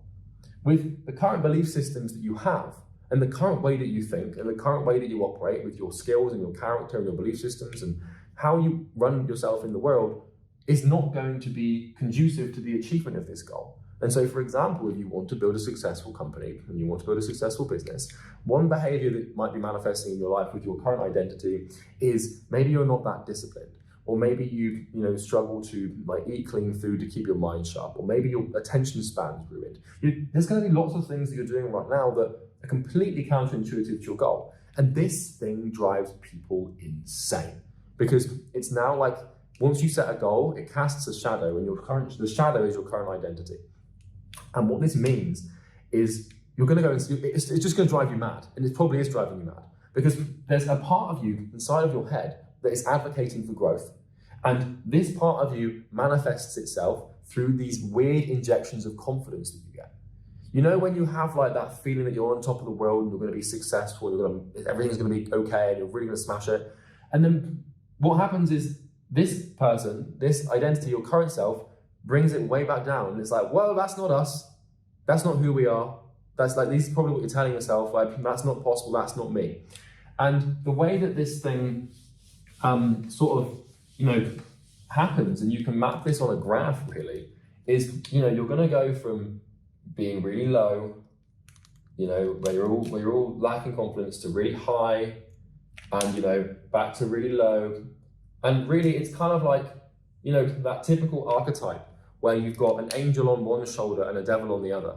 And you need to learn to break this cycle and essentially remove the downs. Because if you can remove the downs and you can stop the downs from happening, you're going to just go upwards. And I figured out how to do this, and I'm going to continue to explain it until it's drilled into your mind. So, okay. So why can't you do the work, and how does this happen? So we have version 1 of you, and we have this desired version 2. And what I can tell you is, you have this goal, and what's going to happen is version 2, desired version of you, is going to fight to achieve this goal. And this is the thing that's going to bubble up into your unconscious and try and get you to do the work. And version 1 of you, your current sense of self and your current belief systems and the way that you've oriented yourself in the world and what you believe to be positive or negative, is going to try to fight for the goal, fight against the goal. And so we've got these two forces where we're sort of at battle with ourselves. And the reason that you can't do the work, and the reason that you can't do the stuff that you want to do to make the success you want to make, is because this part of you, this version 1 part of you, is actively trying to fight. Now, why? You might be saying to yourself, why on earth would this bastard fight me? Why is my version 1 so adamant and angry at me trying to become better and achieve a better life? Because you think that it wouldn't be. Well, the thing is you need to start looking at identity and your identities, because you have multiple, trust me. You have otherwise you wouldn't have these conflicts, You need to start looking at identities as almost like sentient animals, okay? And I'm going to explain what this is. So like a sentient animal. Actually, no, let's just call it an animal. because it's way easier. So it's kind of like an animal. Now, in nature, when we study organisms or species, or we watch a David Attenborough documentary or something like that, what we can understand is really the first principle and the first job of any animal or any being on this earth, anything that's alive, because this thing's alive, it's inside of you like a parasite. You are its host, and it's just basically formed through all of your sensory experiences in the world, and all your memories. We'll get to that in a second. I'm going to write this here actually. Okay. It's an animal. So what this means is, in watching documentaries, every animal, every organism on this planet has something called a survival bias, okay? And what this looks like is the animal will do everything it can to survive. And if you study, nature, you look at like birds or like lions or hyenas or gazelles, like all these animals are trying to do is survive. Like that's the entire purpose of their existence, is to survive so they can eventually reproduce. And the other objective of your current identity is not only to survive, but also to reproduce. And I don't mean to sexually reproduce. Psychologically, that'd be a bit weird, but I mean to reproduce in the sense of you're going to create these continuums of ideology where you feed back on themselves, and you're trying to, tell other people about your ideologies, and you're trying to convince other people that this thing is right and it's the way that you should go. And so all this thing's trying to do is survive and reproduce.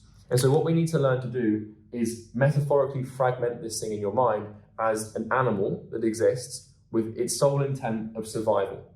And if you try to kill an animal, or if you try to, chase something down and hunt something down, it's going to kick and scream. It's going to fight. It's going to use every single calorie it's got to resist your efforts to destroy it.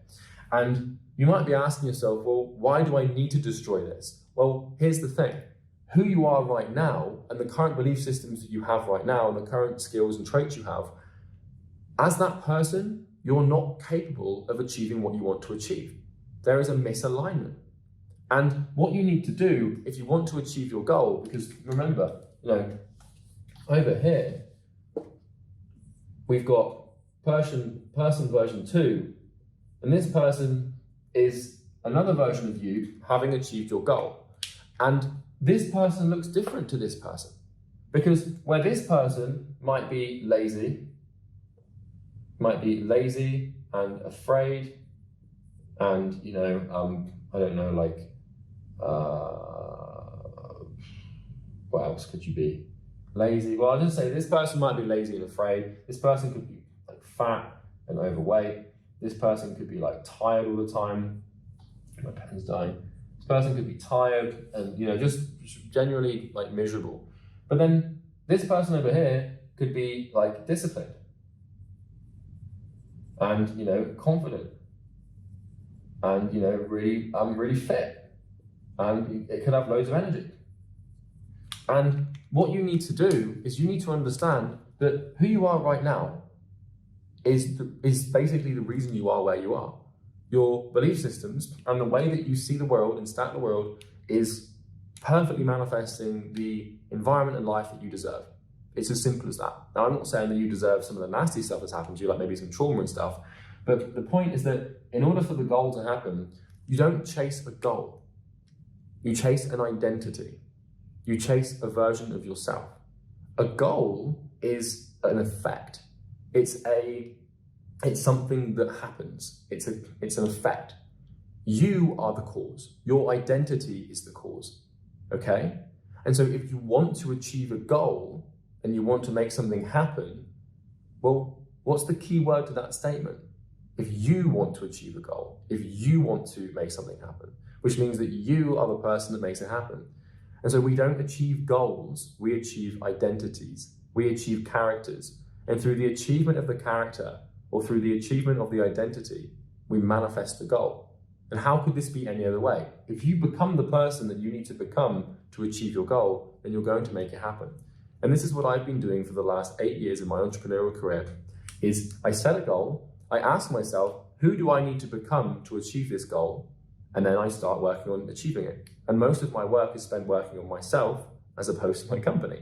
And obviously you have to work on the business, but like, for example, I had to go through a change in myself a couple of years ago where I had a goal to build a big team and to outsource the work and have the company run, without me. And part of my identity was that nobody could do my job better than myself. And this was a belief system I had about hiring and outsourcing to people. I had this belief system that I didn't trust anyone to run the company for me. Nobody could do it better than me. If I wasn't in the company, it would fail. These were belief systems that I had. This was my version 1 to do with that, paradigm and that belief system.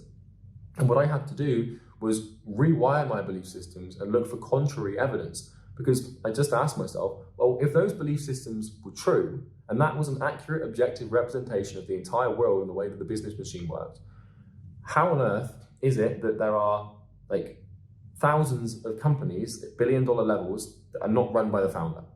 So I knew that I was wrong, and I knew that my belief systems were faulty. And so what I had to do was kill this part of myself, kill this version 1, I can't hire, I can't trust people, and step into someone that could trust people and was capable of finding talented, strong people.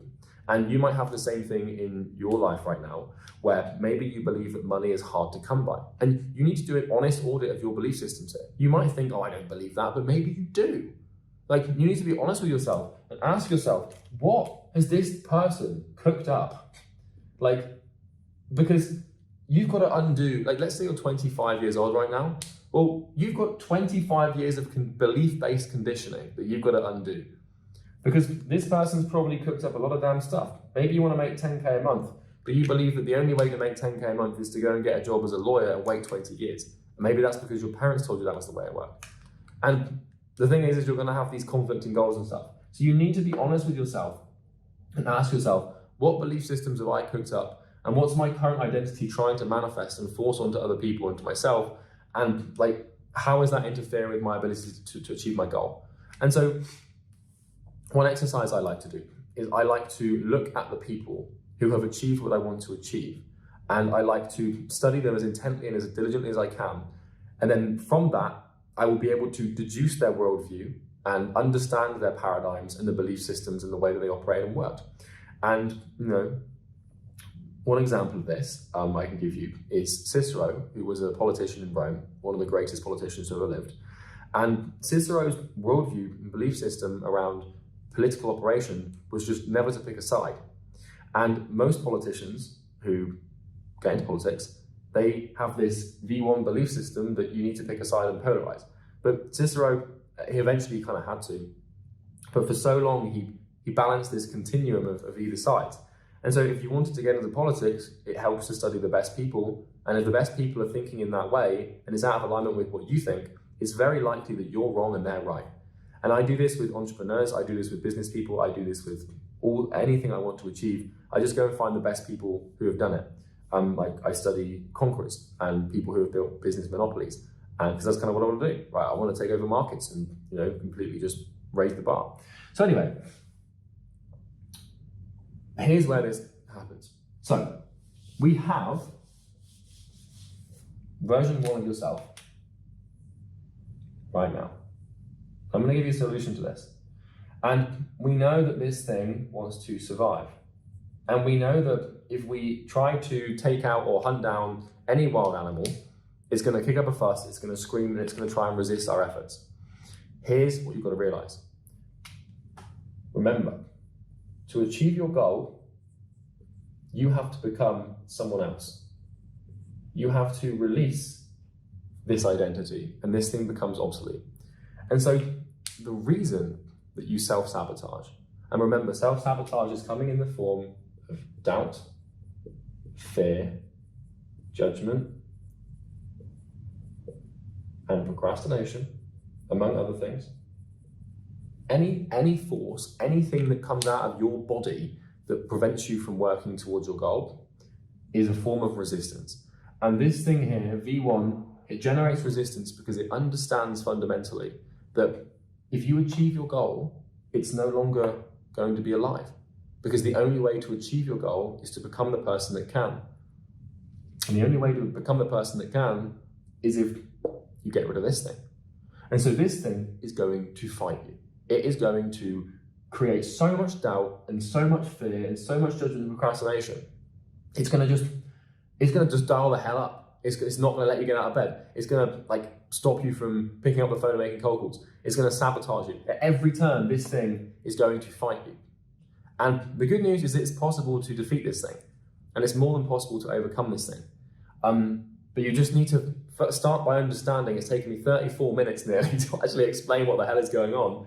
But this is why you self-sabotage. This is why you can't just do the work. It's because this version of you, your identity right now, has to change. And it knows that. You might not have consciously known this before this video, but your subconscious is very clever, it's very intelligent, and it's very smart. And for as long as this thing knows that this thing exists, it's going to fight it. Because it would kind of be like, what would it be like? Well, it's just like if you were hunting a wild animal. Like, in order for you to achieve your goal of like having eaten some food or something, let me just cancel that call, sorry. In order for you to achieve your goal of like eating food or feeding your family, like if the consequence of that is that this thing's gonna die, then it's gonna fight. So now you know why you sabotage. It's just this, it's just an identity problem, it's your ego, it's everything that you stand for and believe in is coming into challenge, is being challenged by the goal. That's all this is. And that's why part of you doesn't want to achieve this goal, and part of you just drags you down and holds you by the heels. It's scared. It doesn't want to die, but it has to. So the question is now, okay, well, now Charlie, I understand why this happens, and now I understand why I keep breaking myself down and why I keep having these doubts. Don't think it's anything else, because this thing will try and convince you it's something else. But it will convince you that, oh, it's not safe, we're comfortable here, it's just trying to survive. And you can't blame it, you can't be angry at it, because you do the same thing. Like put me in a cage with a bunch of animals, I'm gonna fight for my life in there if I have to. You can't blame it for fighting, it's just within its nature. And so what we need to do is we need to understand, well, okay, how do we eliminate this part of ourselves? And I'm not going to use the K word because YouTube's going to probably demonetize this video if I start saying you should K yourself, right? But you need to, in essence, K that part of yourself so that the new version of you can step in and begin to grow. So how do we achieve this? How do we eliminate our old identity, which in essence we need to remove and eliminate? There are two ways, okay? The first way is pain, and the second way is affirmation. So what we're going to do is we're going to get into these two things. Pain is an interesting idea. I want it known that I'm not talking about physical pain, where like, for example, you stub your toe on purpose or something like that. I'm not talking about breaking a leg or touching a hot stove. I'm talking about psychological mental pain. And pain at first principle is very straightforward. Pain is basically when resistance meets effort. So remember, resistance here is this unanimous universal force of self-sabotage. And it can come in many different forms. In fact, in my trainings for my clients, I've been able to find like 40 different ways that this manifests. It can come in the form of you being a perfectionist. It can come in the form of you, like, you're just not wanting to do the work, doubt, procrastination, fear, people are going to judge me for this. I mean, there's a ton, and I won't get into all of them now, but anything that prevents you from doing the work, like, oh, I'll just do it tomorrow, or like, oh, I can't work on this right now because like the Wi-Fi speed's not good enough. Like anything that you tell, any delusional story you tell yourself as to why you should do the work is resistance. And the way that pain manifests and the way that pain comes to fruition in your mind is when resistance meets effort. Now, effort is basically your will. It's your body and your mind executing on activities and performing tasks in spite of there being resistance there.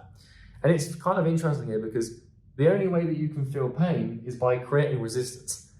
And so the only way to essentially assassinate your character, your version 1 that you want to get rid of so a new place can step in, and that's where the affirmation comes in. I'm going to show you how to assassinate, and essentially what we're doing here is we're performing a mental coup, where it's kind of like in a government, where, there's lots of examples of famous coups throughout history, like, I won't get into them anyway. You know what a coup is, right?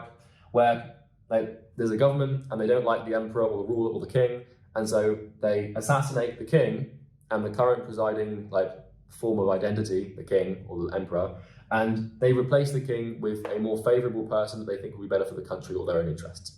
And so what we're doing here is we're performing a psychological coup where we need to assassinate this thing to get rid of it so that we can put something new in. Because until you get rid of the current thing, you can't put the new thing in. Although it's a transition, you get the binary thinking, right? Why pain? Well, the only way to defeat and eliminate this version 1 of yourself is through pain. Pain is the weapon that you use to slay the dragon, so to speak. And so if you are a knight and you are fighting a dragon for the pot of gold or the blonde princess or whatever, you have a sword, and you will use the sword to slay the dragon. And your action, which is your effort, is you swinging the sword. The resistance represents the dragon. And the sword itself represents pain. The only tool you have at your disposal to eliminate and assassinate this thing is suffering. And how could it possibly be any other way? Because nobody likes pain. And the reason that no one's successful, and the reason that it's extremely rare to find success in this day and age, is because people don't understand this. All you want in life is probably behind a couple of years of suffering and pain. And this can be interchanged with suffering, but I think pain's a better word to use. And so you need to have pain. And basically, the interesting thing is every single time resistance manifests in your life through anything, whether it's in fact, let me get my laptop and tell you some examples of resistance. I think this is pretty important that you understand this. Because any time that you feel resistance, which is basically, your version 1 identity trying to survive, any time that comes up is a time that you have an opportunity to create pain in your life, voluntary pain.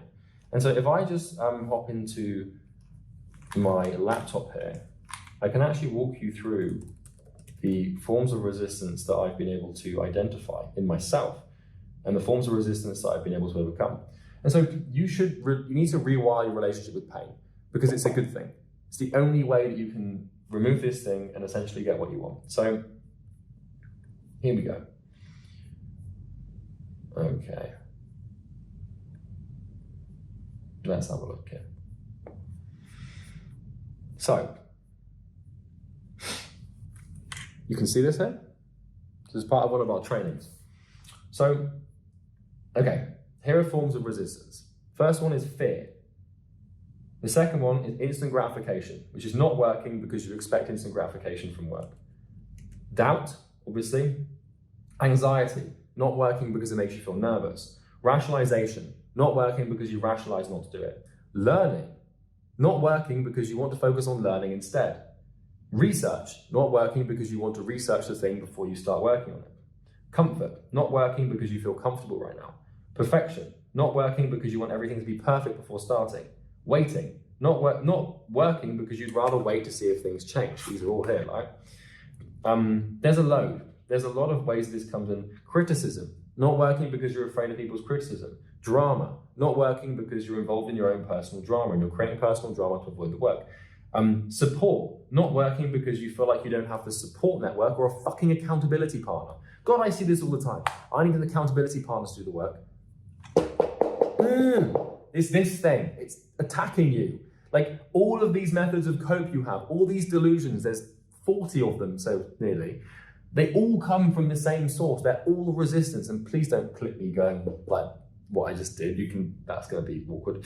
But like entitlement, not working because you feel like you're entitled not to. Routine, not working because you didn't have your coffee this morning. Self-love, not working because it makes you feel like stupid. Like, oh, I don't want to do the work because I love myself and I don't want to put myself through pain. God, if you really loved yourself, then you put yourself through some pain because you're being an idiot.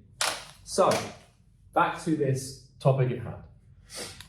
The only thing you have, the only way you can destroy and assassinate this current version of yourself is with pain. And that means that every time you feel resistance, every time something in you says, please don't do this work, and you do with effort, then part of this dies, okay? Part of this dies. And why? Why does it die? Well, it's because by applying effort to resistance and by pain manifesting, pain's the effect of this, you're becoming the person that you need to become to achieve a goal.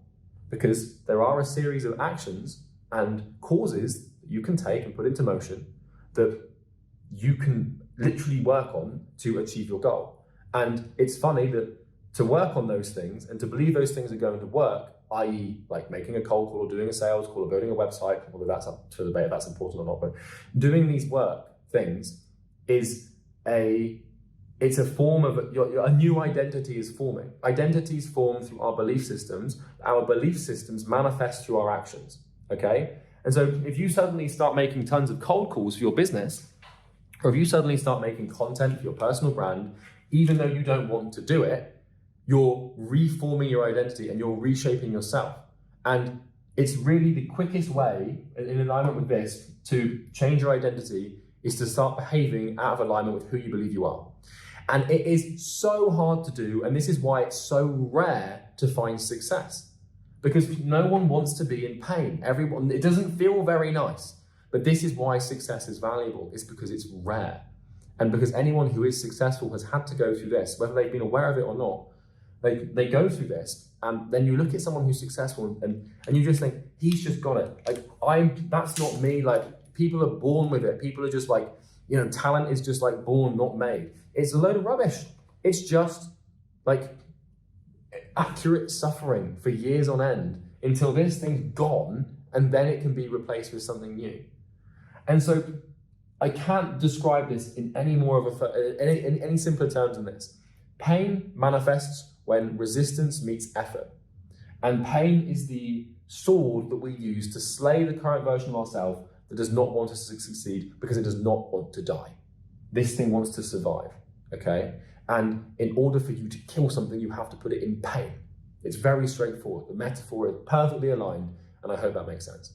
But the question then becomes, okay, well, if I know how to assassinate the king, then how do I introduce a new candidate?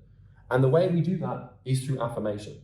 So remember, this identity is an aggregate of belief systems. That's really all your identity is it's a collection of scales of either positive, you've got positive or negative experiences like this. It's a collection of scales of millions of these different things, or hundreds of thousands of them at least. And what we're doing as we go through pain is we are realigning these scales in some way, shape, or form. Because if you believe money's hard to make, and you start making cold calls in spite of everything about you screaming at you to not do it, and you start making some money, well, you start to have, like, if all you've ever had in your life is negative experiences with money and making money, and you believe it's scarce and hard to come by, then when you start trying to make it, your version one is going to be screaming at you because it's got this belief system it's hard to make. And if you actually try and you start refusing to believe it's bullshit and putting causes into motion to try and make the money, you're going to start having some slightly positive experiences with making money. And over time, you're going to tip this scale in the other direction and tip this belief system, and in the process, remove version one of yourself, change your belief system so you can start to behave differently, and that's called praxis. We give assent to belief through action through something called praxis. And then you're a different person. And now you've become he who can or she who can. Remember, the only way to achieve a goal is to become he who can or she who can. We don't go after goals, we go after identities, we go after characters. And by becoming the person that can achieve a goal, of course it's going to happen. How can it possibly be any other way? It's called obliquity. We achieve something through its opposite. So the next step, and you want to do this at the same time as this, is every day from now on, your entire job is to put yourself in as much pain as humanly possible. Isolate the thing that you feel the most resistance around. And if you're wondering what to work on, and you're wondering how to actually go about this, just find the thing that is the most difficult and then do it. Right now, I want you to make a cold call. Now your heart's starting to beat, and now you're justified. You've just justified exactly why you shouldn't do it, haven't you? I want you to make a cold call. Oh, it doesn't matter who you call. I want you to call someone up and just tell them that you want to sell them something. Oh, but now look at you. Now look at you. Everything that you've just learned has been thrown out the window. Version 1 of you, and I'm serious, I want you to do this. Version 1 of you is now afraid and scared. In fact, I'm going to do it. Let's make a cold call. You know? Because if you can't do this now, when this knowledge is fresh in your brain, do it with me. I want you to make a cold call. I literally want you to pick up your phone or pick up something and make a cold call. Okay? It doesn't have to go well, and mine's probably not going to. Right? When I used to do cold calling, I have a 5% conversion rate on appointments, which means that I'm probably have a 5% chance of booking this appointment. But I'm going to make a call. Okay? And even if they don't pick up, it doesn't matter. It's just the fact that I've done it. So let's search marketing agency in London. See, and now I've got some resistance. I don't want to do this. I don't want to make this cold call because I could get rejected and it's not going to feel very nice. But I've got my Skype and I'm going to do it. And I want you to do the same thing. Because the lesson here is that we have, what we are feeling right now, you and I both, is resistance. Even if you don't have a business that relies on cold calls, I want you to do this. I want you to do something difficult. Because this is a very small piece of pain that we can use to assassinate the version 1 of ourselves, okay? So let's call this agency up. They're in London, so they should be open right now. And let me turn this volume up.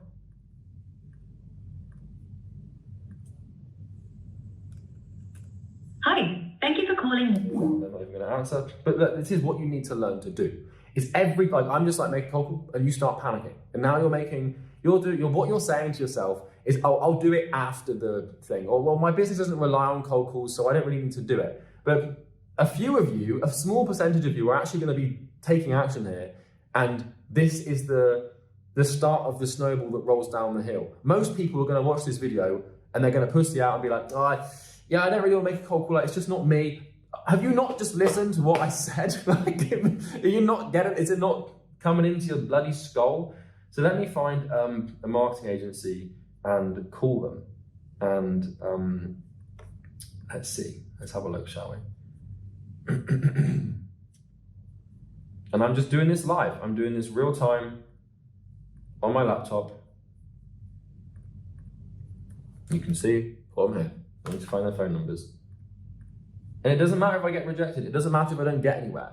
Like, the whole point of this is that why do most agencies not have their phone number on their website? What? Okay, let's go to Yellow Pages.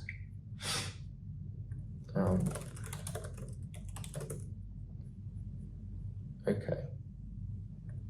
Let's try this again then. Like, you need to learn how to do this. This is a cold call. I'm not going to book the meeting. I know I won't, probably.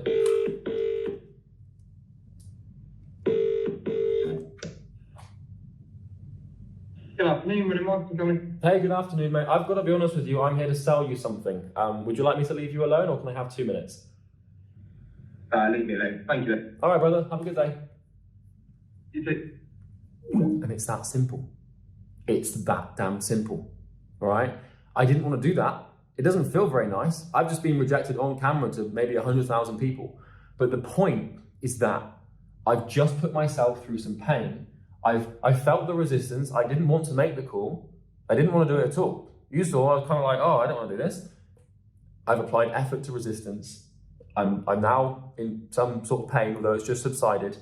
And this part of me that is manifesting all these problems is now slightly worse off. So you have to learn. If you didn't just make that cold call, well, I'm sorry, but you're not cut out to be successful. And I mean that. And I mean that with all my goodwill and heart. If you're not willing to pick up the phone right now and do this one small thing and put yourself in this one small piece of pain as I just did there, then you're simply not cut out for this life. You're just, if you can't even do that, if you can't even bring yourself to do that, you're not worth it. And I don't mean that negative, nasty way. I'm just saying you might as well just click off this video and go and watch some Netflix and just live your, blind life where you just abide by the rules and you just let life carry you through. Don't bother trying. If you can't do something like that, or you can't think of something painful, like go and just do a plank right now. Do like a 60-second plank, but do the cold call. Even any business, and just tell them you're trying to sell them something, and they'll be like, oh no, they'll just be like, oh, leave me alone, go away, like that guy did. And it won't feel nice, but what matters is that you're one step closer towards removing this part of yourself. So if you, I can't stress enough, you can't even do that, then I'm sorry, but you're beyond hope.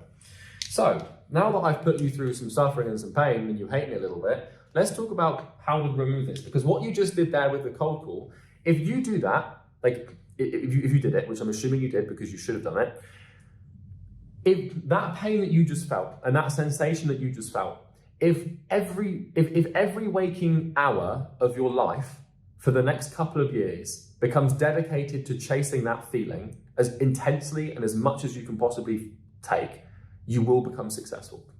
I promise. And I know it's true because it's exactly what I did. Isolate the thing that hurts the most and repeat it over and over and over again, and give the universe no choice. It will remove this thing and your identity will begin to reform, and time will elapse. It will be hard, it will suck, but it will make for a good story. Okay? That cold call, I've probably done 100,000 cold calls in my life. I cold called every gym in America like more than twice. There's like 40,000 of them. So, and it sucks. I didn't enjoy it. It's horrible, but that's my point. The reason that success is valuable is because very few people have it, because very few people can do this, and they don't know how to do this. So, the next stage is affirmation. So, what I said about the belief system being either positive here or negative here is pretty universally true. And in addition to your efforts, you want to fight this enemy on two different fronts. Okay? So front number one is the pain thing, where we're essentially trying to strip this thing of any of its power by basically putting it in this pain. And we're slaying the dragon with the sword, and the sword is the pain, the swing is the action, and the dragon is the current form of identity we have. And when you remove this thing, you get the pot of gold and everything happens and you achieve your goal. And remember, you want this. You want resistance and you want pain, and you need to rewire your relationship with this stuff, because without the dragon, there can be no night. The dragon represents an opportunity for you to become more and for you to grow. And without the dragon, what's the point? If you're a superhero but there's no villain, what's the point? You can't be a hero without a villain, and you cannot be a successful, well put together entrepreneurial person without pain. You need it, you should want it, you should love it. It'll take a while for you to fall in love with it, but trust me, you will. The next stage is affirmation. So, the second stage in the coup, so to speak, is affirmation. Now, I said to you earlier that your identity is basically a collection of scales like this. And these scales are either positive or negative, okay? And anything in life, anything at all in the universe that you can perceive, you either have a positive or negative perception of to some degree. So, for example, let's just take Logan Paul, okay? If you think that Logan Paul, if all you've had is negative experiences with Logan Paul, or you've had a lot of negative experiences with Logan Paul, then your belief about Logan Paul is going to be that Logan Paul is bad and I don't like him. So your belief, the worldview, is that Logan Paul is bad, and you've attached your identity to that by basically stating that statement. Not that this has any relevance to your business success, but you get my point. And although it kind of could, because now if you think Logan Paul's bad, you're going to think that YouTube and creating content is bad. And if you judge Logan Paul for his content, then you're going to start to you're going to reflect that fear into yourself, and you won't be able to make content because you're judging content creators. That's kind of how this thing works. But here's the thing. You have basically two forms of experience that form these belief systems. So earlier on, I told you that really it comes down to your senses and your sensory experiences. I'm going to change my pen.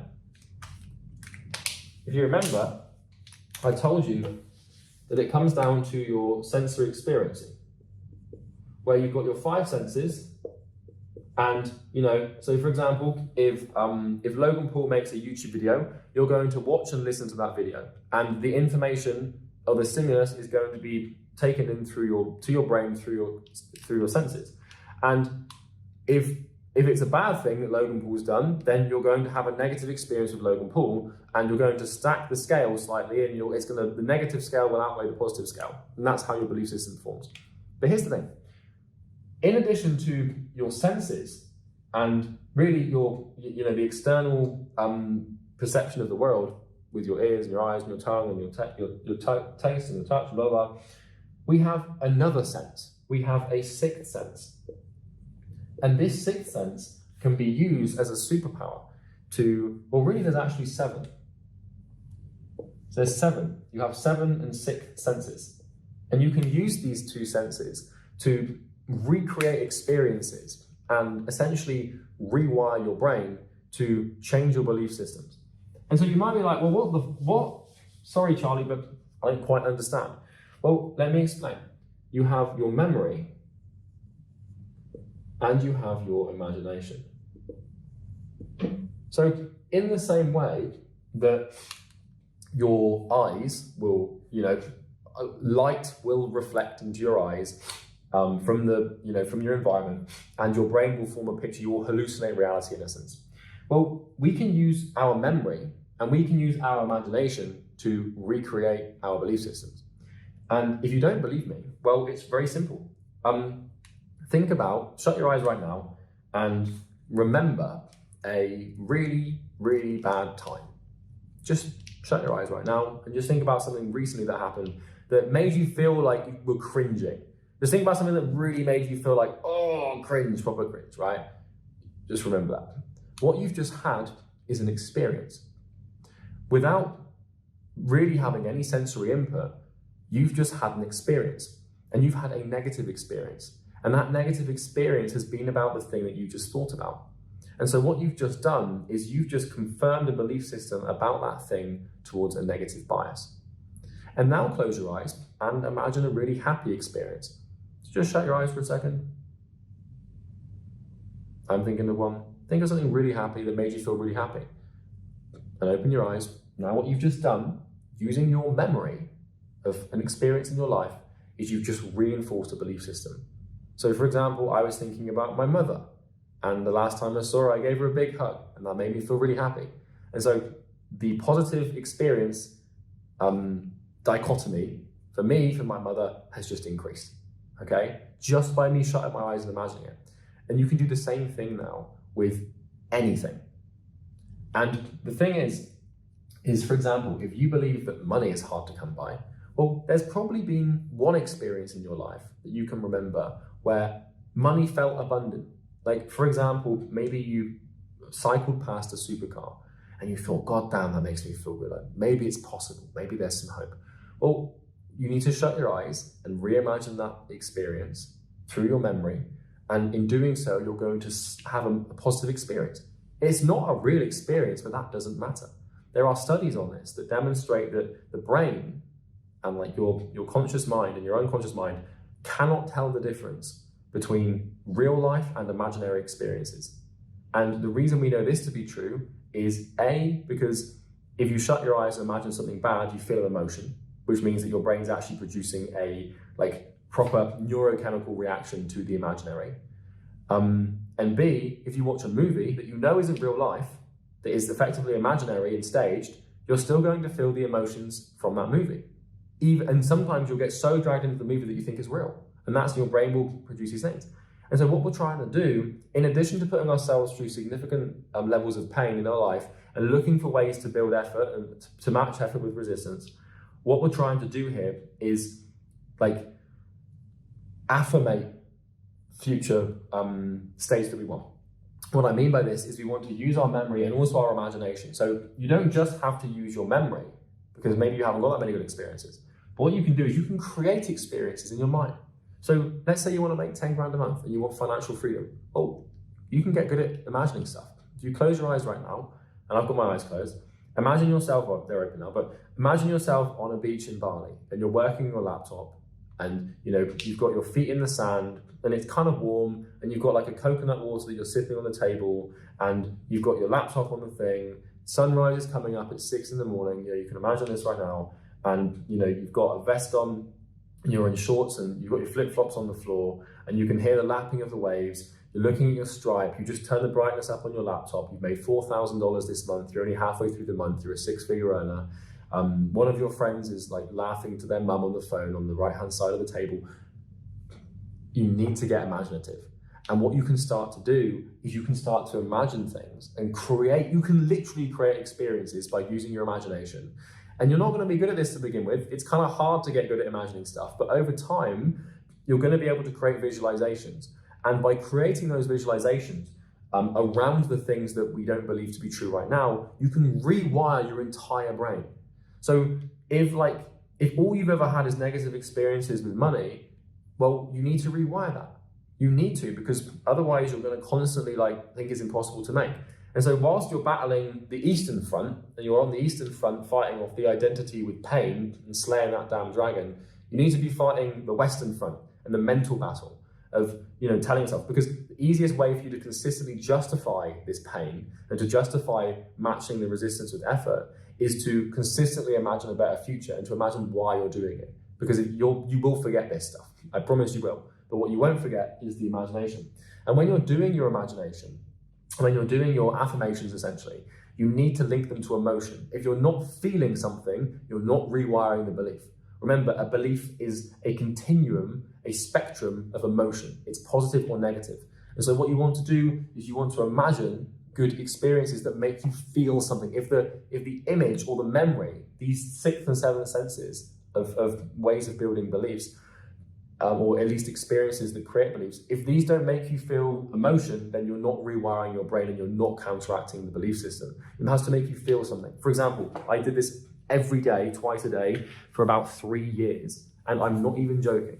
What I did is I listed out a bunch of affirmations, and I told myself that I was going to be successful, and I knew exactly what I wanted. In fact, I can probably show you this on my laptop. I knew exactly what I wanted, and I created a vision board, and I created affirmations, and all of this stuff. And basically what I did every day for really 2 years, maybe even longer than that, is every day I would visualize myself living this dream life. So I can actually attest to the fact that this thing works. This isn't some woo-wah theory crafting, spiritual, try this. I actually know this works because I bloody did it. And it worked. And if you don't believe me, well, look at this. Look at this. So, of course, my Wi-Fi is not going to load it now. That's just typical. So this was something I created. You can see this here.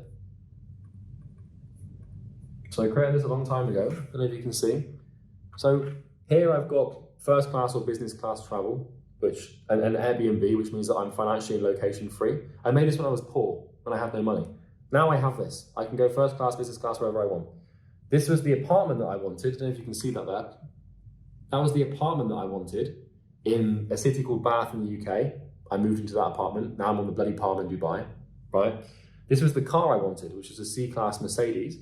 I ended up getting a C63 AMG. This is the body that I wanted, which I'm nearly there with. And here's the apartment again. And what I would do, is I would, I had no money. This is when I was starting. But what I would do is I would sit and I would visualize myself in this apartment. And sorry, I get a little bit emotional when I talk.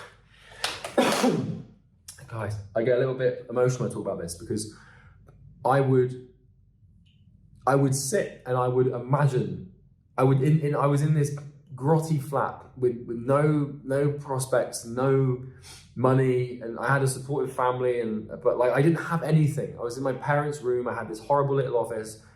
And what I would do is I would sit there and I would shut my eyes at night and I would imagine myself in the morning getting up in this apartment. I studied it. I studied even the way the window sills looked. I looked at the way that the tap would turn in the bathroom in the pictures. I went to the city and I saw it from afar. And I would sit and I would imagine myself waking up in the morning. And sorry, I told you this is going to take a weird turn. I would imagine myself waking up in the morning and getting out of bed and pulling the cover off and opening the thing to this beautiful view of the city of Bath, and then walking over, getting a smoothie. I'd imagine the taste of the smoothie, looking out the window and opening and having the breeze come into my face. And then I'd get my Mercedes key and I'd go down the lift and I'd get in the car and I'd feel the leather of the car and the seatbelt and I'd drive to the gym and work on my... I would imagine it every day and I wanted it so badly. And what I would do is I was recreating experiences over and over and over again. You know, I would imagine myself doing objection handling on my sales calls and absolutely crushing it. I'd imagine myself making YouTube. It's so weird how it works. Man, I forget about this stuff. I would imagine myself, because I knew I had to have a YouTube channel to do what I wanted to do. I would imagine myself making YouTube content and making content that gets like 10,000 views a video. That was like an insurmountable amount of views to me at the time. And now I can get like 100,000 views a video or 50,000 views a video sometimes. So it works. If you create positive experiences in your mind and you try to remember positive experiences in your mind that completely counteract your current paradigm and the current manifestation of your identity right now, you find the opposite, you find the antithesis, you find what will get you what you want. And by doing this, what will start to happen is this person that is locked away in your unconscious, this version 2 that set the dream and set the goal, will begin to rise. And what will happen, and I guarantee this will happen, is eventually you're going to have to do the same thing to number 2. This doesn't stop, okay? Number 1 is gone. Number 2 is going to come up. And now you've got a new enemy to slay, because number 2 is going to have its limits as well. And then what will happen is inside of you, your goal-seeking mechanism will create version number 3 you have to become. And then you have to go through this all over again. Success is suffering. And it's as simple as that. Learn how to do this and you will become successful. And I know it's true because I did it. And it's the most beautiful, rewarding, fulfilling, meaningful thing that you can ever do, is to learn this thing and apply it. I suggest you rewatch this video 10 times, because when I came across this information and it was sort of scattered, you have to remind yourself of this. Every week, put it in your calendar, watch it 52 times a year, because all you need to know is this. Everything else you will be able to figure out through these lessons. Do not forget this. And if you ever feel yourself slipping into a rut, and when you feel yourself regressing back to version 1, which is going to happen, you're going to go back there. You're going to regress to version 1. It's going to happen. When it happens, come back to this video, remind yourself of how to do it. Bye. Hey everyone, it's Charlie Morgan here, and in today's video I'm going to explain how to be consistent, how you can achieve predictable, reliable, and consistent behavior so that you can make progress towards your goals. Whether this is being consistent with work or diet or sleep or exercise or anything like that, I'm going to show you how to actually do this. Because your job as a young man or woman is to find a pace that you can maintain throughout your work and your life for the next 50, 60, 70 years. And I've been figuring out how to become consistent for really the last 8 years. And it's not as easy as you think. It's not about just reading Atomic Habits by James Clear. It's not about creating a calendar that you tick off. It's not about the Pomodoro technique. It's not about any of that stuff. It's not about watching productivity gurus. It comes down to a very simple method and framework that has worked for me. And so in this video, I'm going to explain and share an idea that has allowed me to become consistent. And if you're wondering what the result of consistency is, it's success. Because without consistency, you can't really have success. Now, I've had a lot of people commenting on my recent videos who have no idea who I am. And they say, oh, like, why should we listen to this guy? He's just some like weird looking dude that wears a $30 watch with the dodgiest facial hair you've ever seen. And you probably shouldn't trust him, because what does he know? How does he know what he's talking about? Well, my name is Charlie, and I've built a company called Imperium Acquisition, which is a near enough 8-figure consulting business. Last year we made just under $10 million. And if you're wondering where consistency gets you, well, this is where I live. I don't know if you can see this out there, but I live on the Palm in Dubai. In fact, if I actually show you, apparently I'm supposed to make some sort of effort. building credibility on this YouTube channel. I prefer to do that through ideas as opposed to material objects, but if you want to see if I actually know what I'm talking about, this is my house. I live on the Palm. That's the thing. You can sort of see, this is my house, all right? So I don't drive a Lamborghini. I don't have a Richard Mille, can't even use a tripod apparently. I don't have a Richard Mille watch. I don't drive around with supermodels, and I don't do all of that stuff. I just sit at this desk and work consistently, right? Now, for those of you wondering, no, I have not just rented this house for a day, but if you think I have, I don't really care because, well, I know the truth and that's what matters. Right, so let's actually get into this video and the topic of today's video, which is of course consistency. So what you have to understand is that what we're looking to do is consistency is a behavioral phenomenon, right? And so what this means is that we need to understand, to first get to the bottom of this, we need to understand what behavior actually is. Now, I'm also aware that I always make spelling mistakes on this whiteboard as I'm talking. So if you do see spelling mistakes, and I think I've spelled behavior, that looks wrong. See, now I'm just going to start saying it. This says behavior. If I've spelled it wrong, it doesn't really matter, right? So we need to understand what behavior actually is to get to the bottom of this, right? So behavior is basically physical action coming from the body, right? And so here's the body, okay? And behavior manifests, from this body in all sorts of different ways, right? And so I'm going to use different shapes to represent different manifestations of behavior, right? And let's just draw that one up here and draw it down here so you can see. Okay, so the body will manifest different behaviors, and what we're looking to do is we're looking to consistently manifest the same behaviors over and over again, at least ones that are conducive towards us getting our goals, right? And so, let's say that over here, this square is exercise, right? And let's say this over here is smoking.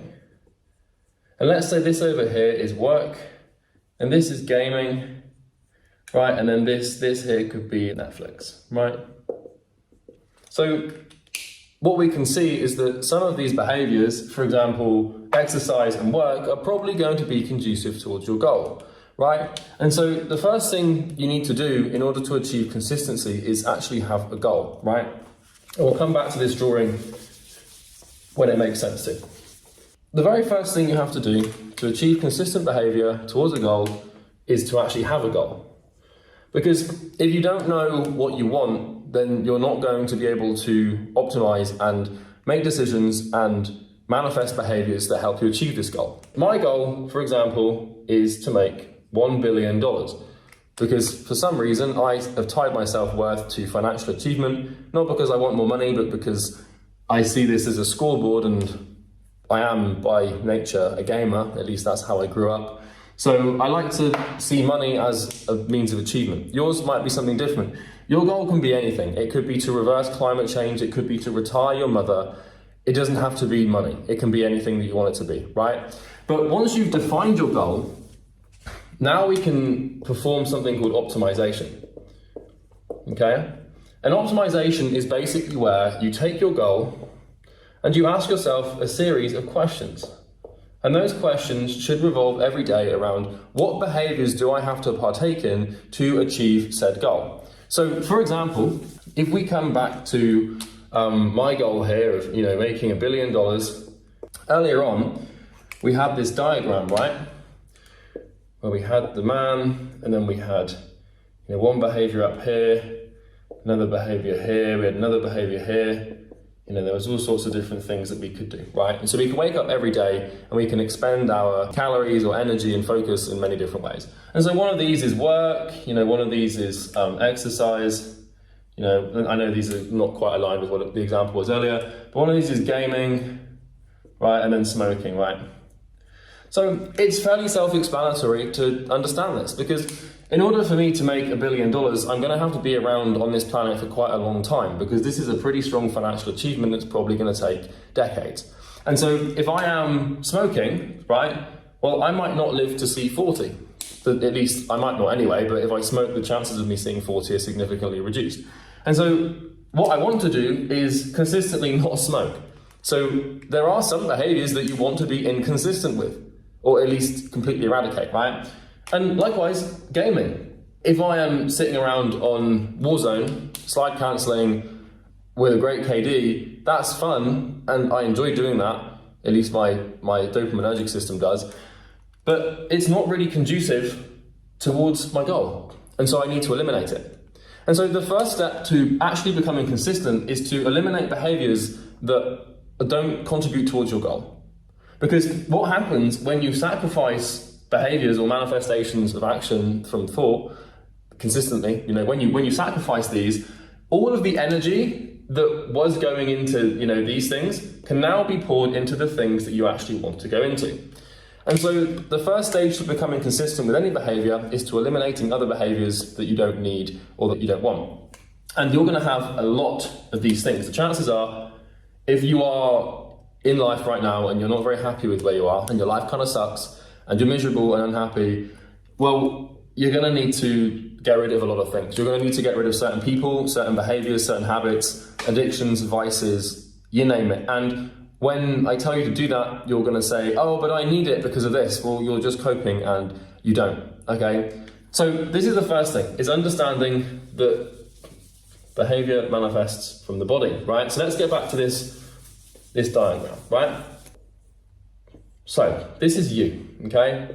I'm sure your legs are a little bit longer than your head, but we're gonna go with that, right? So up in your head, you have, I hope, a brain, right? And let's just make this nice and colourful. I know that you stick around for the drawings more than anything, but let's say that this is your brain, right? Now, what's gonna happen is, in order for your body to perform an action, your brain first needs to provide like a stimulus, or, by stimulus, I mean like your brain needs to actually say, okay, we're gonna do this action. So what happens is, first principle, the brain sends a signal to the body for it to do something, right? And so, for example, if the behavior that you're trying to be consistent with is exercising, then your brain's gonna send a stimulus or like a series of electrical impulses to the body. For example, put one foot in front of the other, or drive to the gym, or put on your gym clothes, or get in the cold shower, or hit that punch bag. Like it's gonna just do this, right? What that means is that behaviors come from your body. They come from your mind, right? First of all, but really they're coming out of your body, right? I'm hoping this might seem really weird to you, and it might seem like some sort of weird thing, but I'm going to explain exactly how this works, right? And it should make sense in just a second. What we can do is we can actually apply a school of thought called systems thinking to this equation to better understand how to become consistent and how me drawing a body and a weird looking brain can in any way, shape or form make you consistent. So there is a book called Thinking in Systems, right, by Donella Meadows. Donella Meadows' systems thinking is what Adam Smith is to economics, or what Freud is to psychology, for example. She's basically like a founding father or founding godmother or woman mother, right? So let's actually get into this. The body basically operates as a system. And what this means is you have inputs, you have processes, okay, inputs, you have a process or processes, and then we have outputs. And then down here, we have something called feedback. And then we have over here an environment, right? All systems operate in an environment. So what does this funny looking diagram have to do with you being consistent with your work? Well, behavior is an output and the body is the process, right? So what I'm saying here is that when I draw a stick man, and we say that he's going to work or he's going to exercise, right? These actions here, or these behaviors, are outputs. And the body and the brain is the process. So what this means is, when I just draw this simple diagram of this stick man, is we're missing two things, really. We're missing inputs and we're missing feedback. So we're going to focus on inputs mainly, because these are the things that you need to keep consistent with. So what this means is that consistency is an output. And for every output, there is an input. So let me explain. So at first principle, the way that your body works is as follows, okay? So the body here, right? This represents the process. And then over here, I'm just going to draw, let's just say for argument's sake that this is food. So this is like a steak, you know, yummy. And then over here you've got like, I don't know, some broccoli or whatever the hell that is supposed to be. And then you've also got something called sleep. And then on top of that, we've also got water, right? Now there's obviously more to it than this, but this is pretty simple, okay? So what this means is we have biological inputs that go into our body that our body then processes to produce outputs. So behavior has to come from the body, but in order for the body to get energy to perform the behavior, it has to get it from a source. So really what you're looking at here is water, food, and sleep. So these things here, there are more things than this. Obviously you've got microvitamins, you've got sunlight, etc., social interaction, etc., etc., etc. But really at its core, we have like organic inputs, essentially, right? And so we can call these inputs.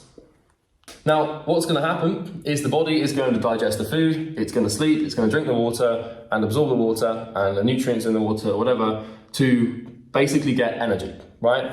And so really the output, of this is sort of secondary output is energy, right? But then the energy is taken and converted into behavior, right? So this could be anything from, reading a book, to sitting down and, working on a screen to, let's just say this person's, this is supposed to be someone running with a severe spinal problem, but you get the point. Or alternatively, it could go into a bad website that we don't want to go into. It could go into you sitting around just, aimlessly, on a couch, just, sitting here, watching TV. This energy can go into many different places, right? And so what this means is that people completely misunderstand the principle and premise of consistency. What they need to understand is that it's not about being consistent with your behavior, right? And there's one other thing over here that I forgot to draw. I'm going to draw this just up here. Can you see up there? Yes, you can. Okay. This represents your goal, right? It's not about being consistent with your behavior. It's about being consistent with your inputs.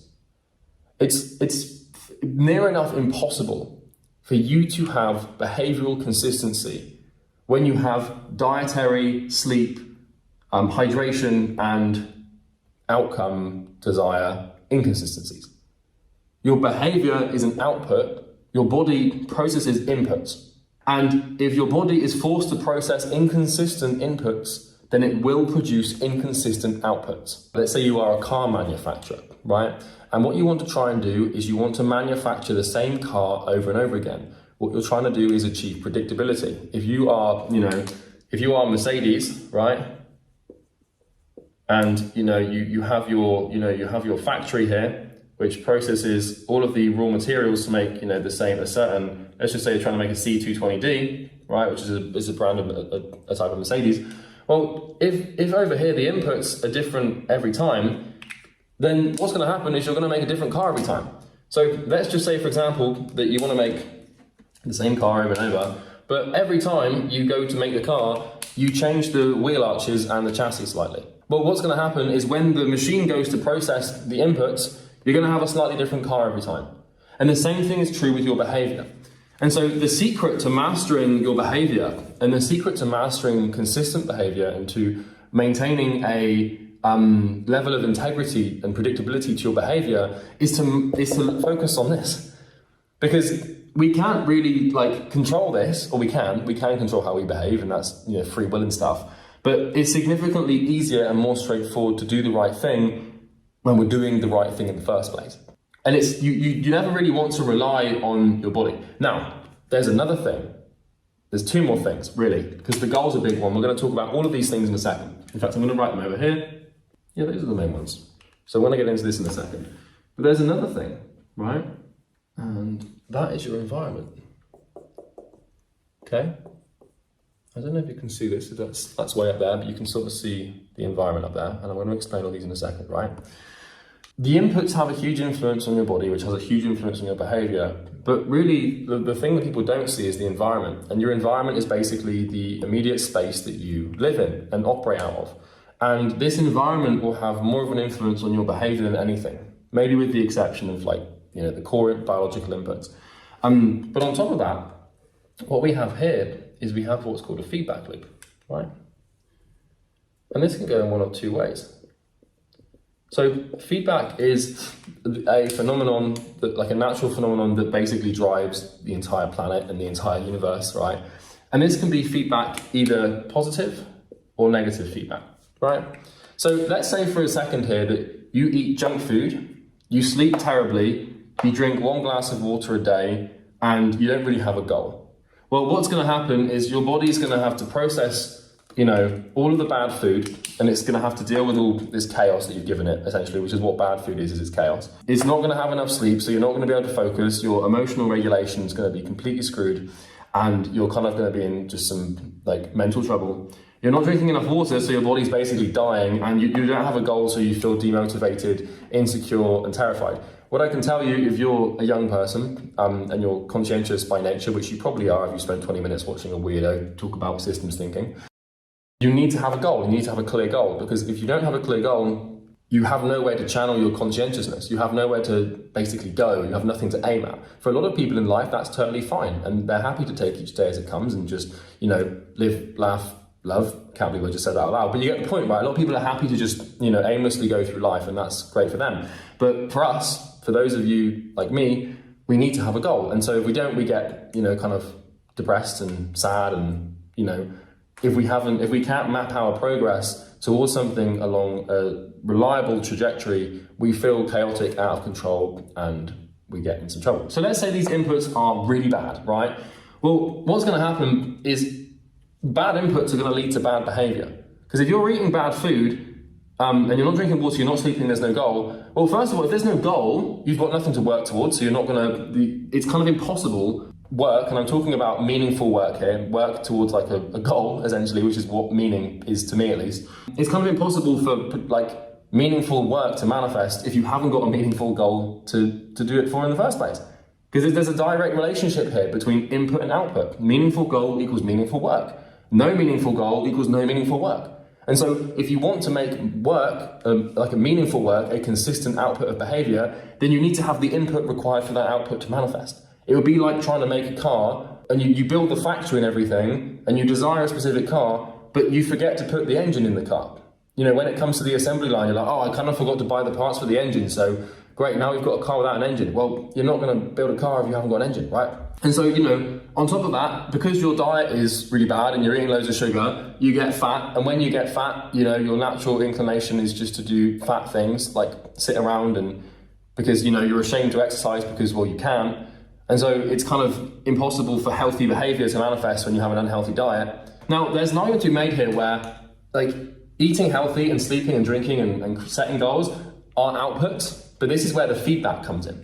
Because when you eat healthily, that's a behavior.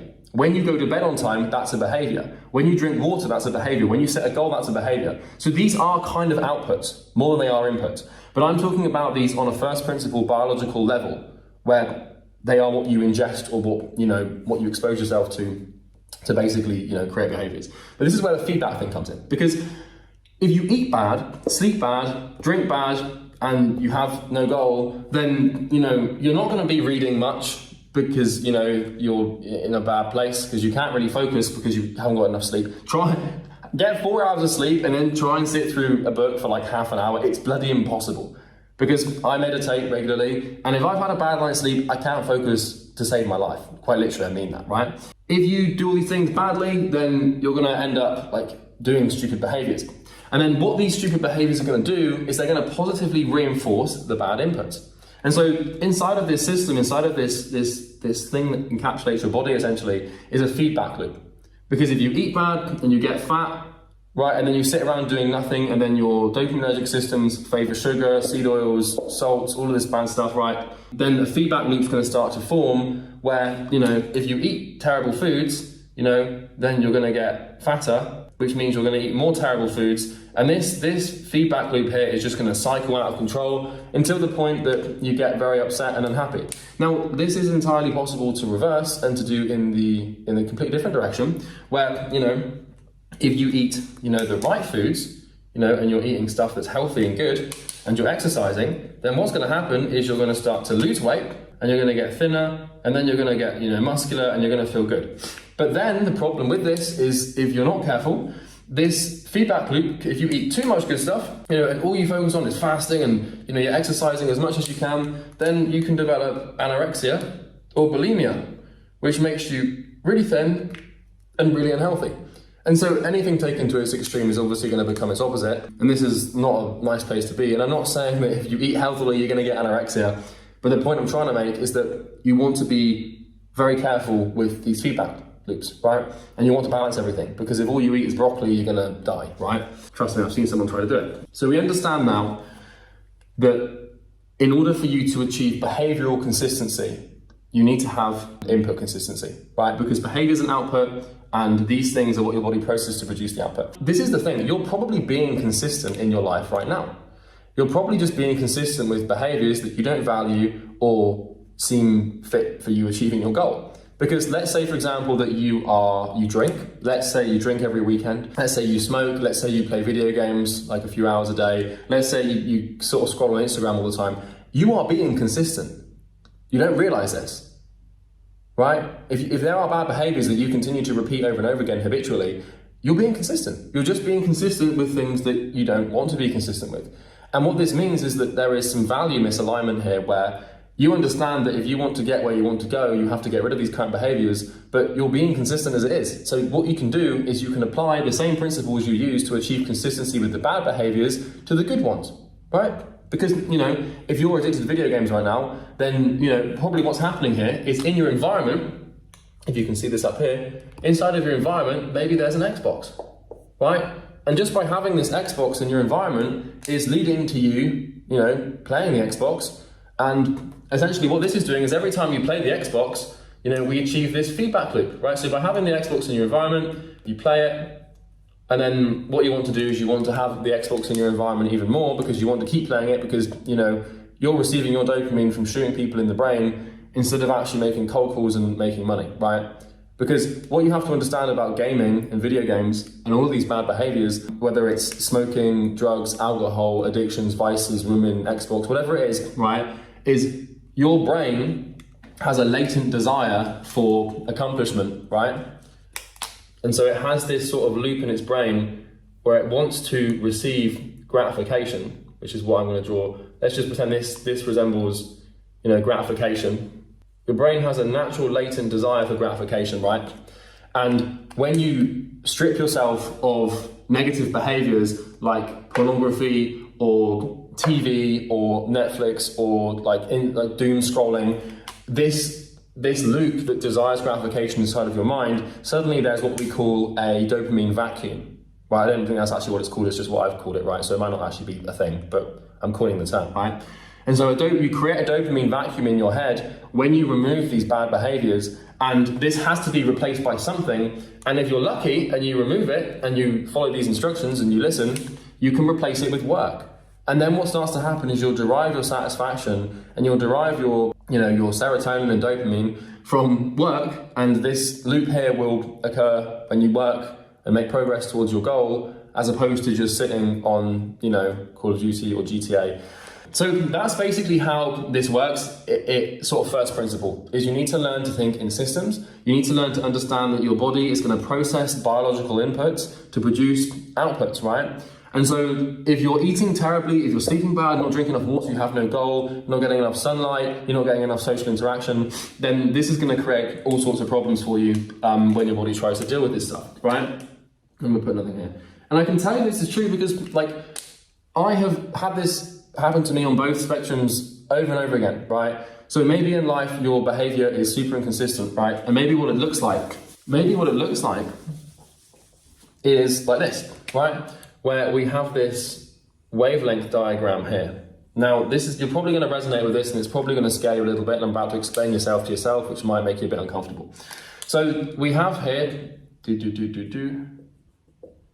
this line here, right, represents the average. And then up here, if I just draw this in green, okay, up here, this represents the peak. And then down here, we have the trough, right? Or we have the low point. And so what most people's lives look like is peaks and troughs, right? So this diagram here can represent anything. It can probably represent your relationship with the gym. It can represent your relationship with reading. It can represent your relationship with work, with progress, with anything, right? And what basically happens is you have this sort of behavioral thermometer inside of your mind where you have a peak and you have a trough. So if you look at your bank balance right now, I guarantee what's happening is you save up enough money to basically achieve a peak, right? And then once you've achieved that peak, a certain emotional state takes over your behavior and you regulate the money back down to a trough.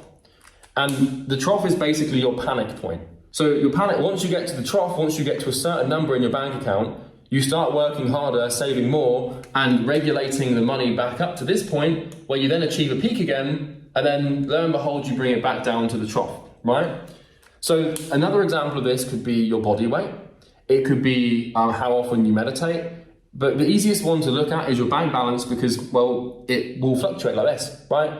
And so the one thing to achieving consistency is understanding that you are not the highest version of yourself that you can imagine. You're also not the worst version of yourself that you can possibly go to.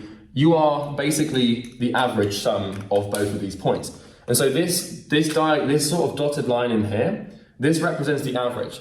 And so if I mapped your bank account or body weight or body fat or anything that was tangible that I could measure, right? How much water you drink, how often you go out, how many hours of work you do, any behavior that I can give you, right? At least any behavior that you're trying to improve and regulate. What I'll be able to do is map it out over a 90, 180 day, 365 day time horizon, and I'll be able to establish an average, right?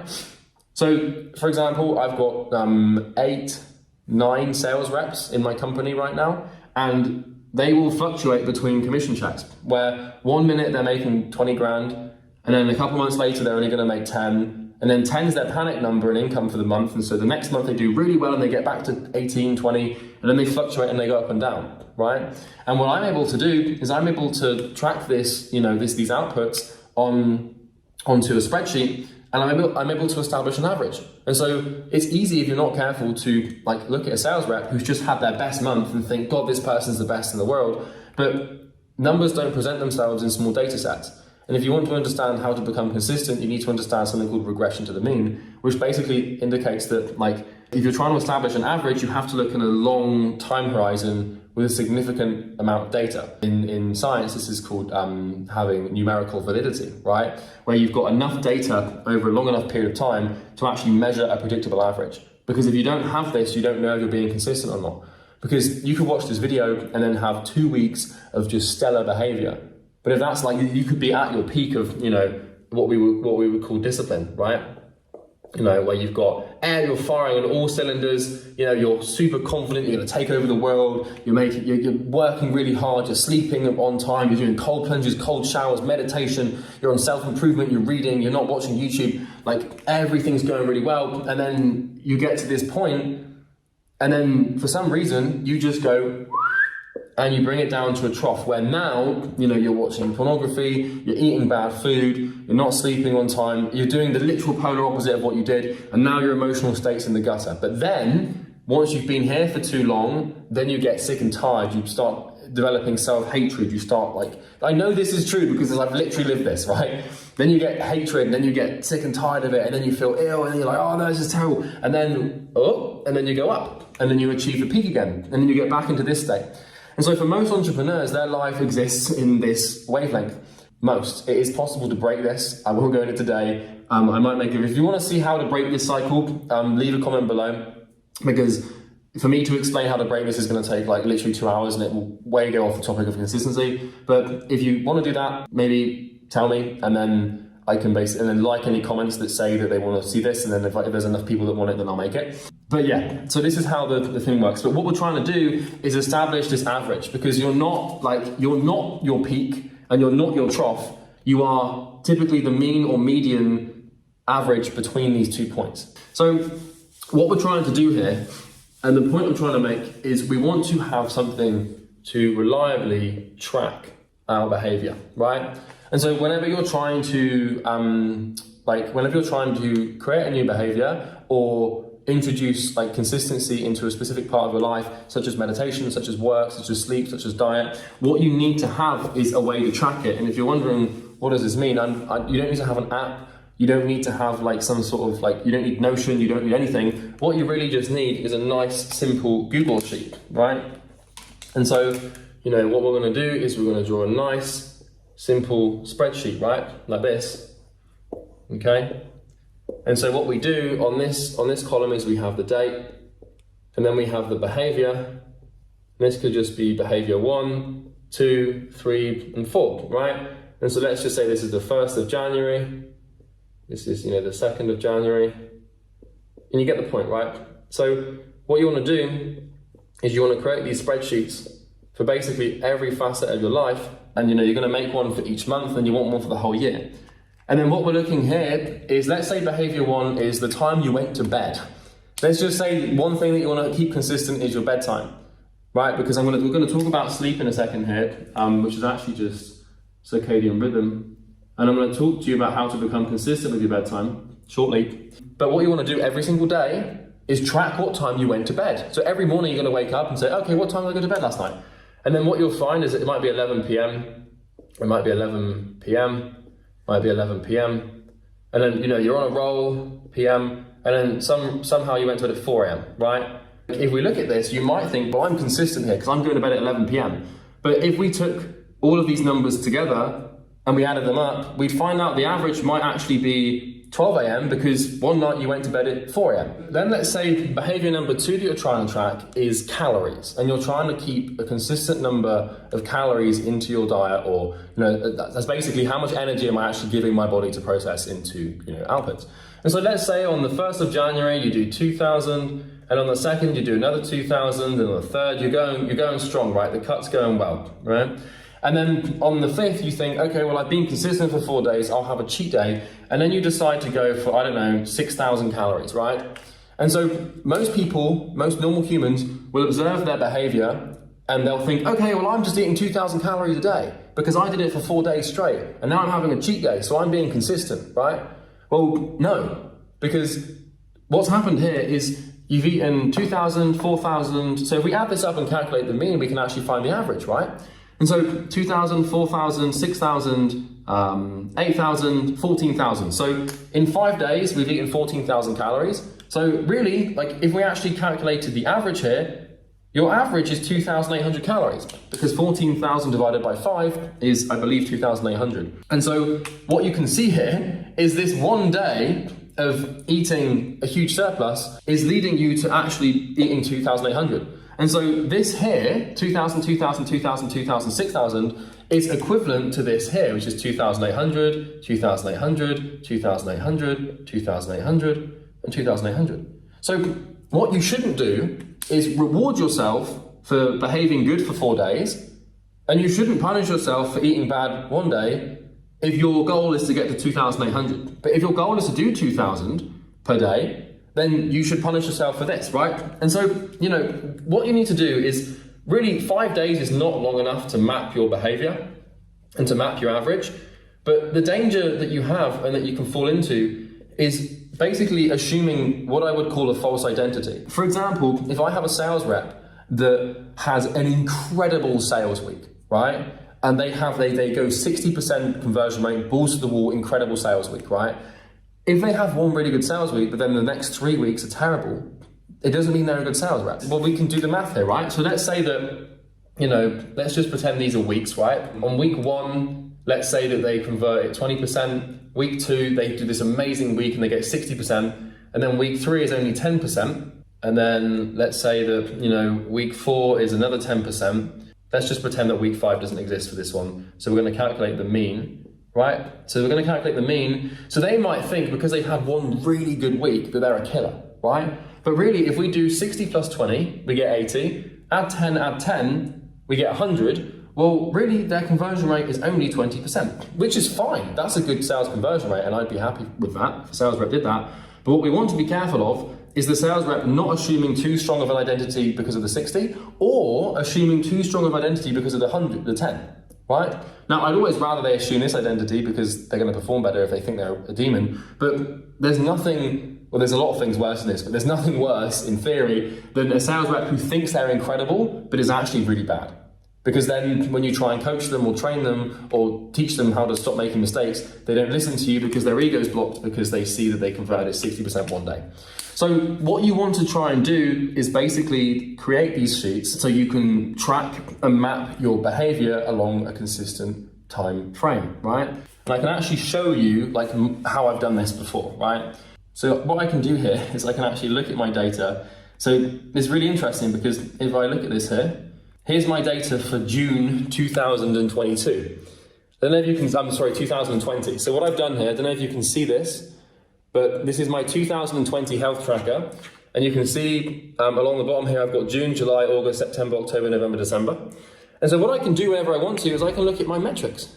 And so I can track basically everything. So what you can see here, I don't know if you can actually get a look at this, but I've got all of my metrics. So I've got sleep time, I've got sleep start, sleep end, sleep duration, how long I was awake for, how much deep sleep I got, my heart rate variability, readiness score, sleep score, whether or not I did my mindset training, what my diet was like, whether I supplemented it, did I do a workout, when did I start work, when did I finish work, all of this stuff you can see is tracked. And so this is for June, right, 2020, this is for July, this is for August, this is for September, you can see here, October. So I've got a spreadsheet like this for basically every single behavior. And what that allows me to do is it allows me to keep a reliable, accurate log of where I actually am. Because if you don't have that, and if you don't have something that tracks the data, you don't really know how you're performing. And there's a saying in business, I think it's Harvard Business Review, Peter Drucker that came up with this, that says what gets measured gets improved. And so if you don't have something to reliably track, it doesn't matter if it's a spreadsheet like me or an app or anything, really, you can only use a spreadsheet for stuff like this. You need to know where you're at so you've got a consistent log of your outputs, okay? Because, well, if you don't, you're not gonna know. So you're gonna be that person that is going to bed at 11 for a few nights in a row, and then suddenly they go to bed at 4 in the morning, but they think they're being disciplined, but in reality they need to actually be sort of whipped into shape. So now, let's actually talk about these inputs, right? Because in order for you to, as I said, achieve like behavioral consistency by having your body burn energy and execute on tasks and do things that you want it to do, you need to give it the right fuel and you need to give it the right things in the first place. Otherwise, you're like the car manufacturer that's trying to make a car without an engine or with different wheels every time. It's just going to be a cursed car, right? So there's a few, and I'm going to walk you through them. And if you nail all of these things, and if you nail all of these inputs, then you're going to have a way better chance of achieving the result you want in your life. Okay, so let's write them out. So the first one that we're going to talk about is your goal. Your goal is basically what you want. You need to sit down and clearly define your goal. And notice here how this is not pluralized. Notice how it's goal, it's not goals, right? The biggest mistake that people make is giving themselves too much to focus on and giving themselves too many goals. You know, when a new year rolls around, as it has done recently, people sit down and they say, what are my goals for the year? And then they say, okay, I want to stop drinking. I want to stop doing this. I want to stop doing that. I want to start doing this. And they give themselves like 10 different things to work on. Never going to happen, right? What I prefer to do is set one singular goal that is so large that every single behavior I have has to line up with it. Primary example I gave you earlier is I want to be a billionaire. Not because I want to have a stupid asymmetric level of corrupt power and a yacht, but because it's my way of measuring my progress, and I figured, like, why the hell not, right? And so what this means is, because my goal is huge, I can't smoke. I have to go to bed on time. I can't do stupid stuff and I have to do smart stuff because my life is no longer about trying to line up my habits and be all cool and like self-improvementy. It's about doing something fucking huge. So let's say my goal, for example, instead of being a billionaire, maybe my goal is to reverse climate change. Well, if I'm trying to reverse climate change and that's what I'm trying to do with my life, I need to stop drinking. Not because I want to stop drinking for me, but because I want to stop drinking for the damn goal. Because if I'm drinking and like if I'm trying to design a new, more efficient solar panel or convince Brazil to stop deforestation, I can't really turn up to those meetings drunk and I can't really try and make those blueprints drunk. So the best and fastest way to eliminate bad behavior and to be consistent with good behavior is to set a really big goal that basically encompasses and encapsulates all of the behaviors into one. And instead of trying to quit drinking, just quit this, quit that, and then instead of having 10 micro goals around your behavior, you need to have a macro goal. Because newsflash for you, my friend, the reason that you struggle to be consistent with good behaviors and the reason you struggle to remove bad behaviors is because you have a tendency to self-sabotage. For some reason, you don't love yourself. And if you don't love yourself, it's near impossible for you to output behaviors. If your unconscious is like designed for self-sabotage, it's very difficult for you to start behaving in a way that is out of alignment with that. Now that is a completely different story for another day, and I'm not accusing you of not having self-love, but if you truly loved yourself, you wouldn't be killing yourself through smoking. If you truly loved yourself, you wouldn't be killing yourself through gaming. If you truly loved yourself, you wouldn't be killing yourself through drinking. So next time you tell yourself, oh yeah, I really love myself, maybe just think about that for a second, because you might be saying one thing to yourself, but your behavior is so different. Because if you truly loved yourself and you truly wanted the best for yourself, you wouldn't be scrolling through TikTok. So just that is very deep. That goes very deep, and I can make another video on it. Once again, if you want me to make a video on that, leave a comment like the other comments that say it, and the comments that go to the top will be the videos that are made. But the point here is that if you struggle with self-sabotage, you need to have a huge goal that really means something significant to you, and then your behavior will line up. Because if you're just trying to fix your behavior for yourself, ain't gonna happen, mate.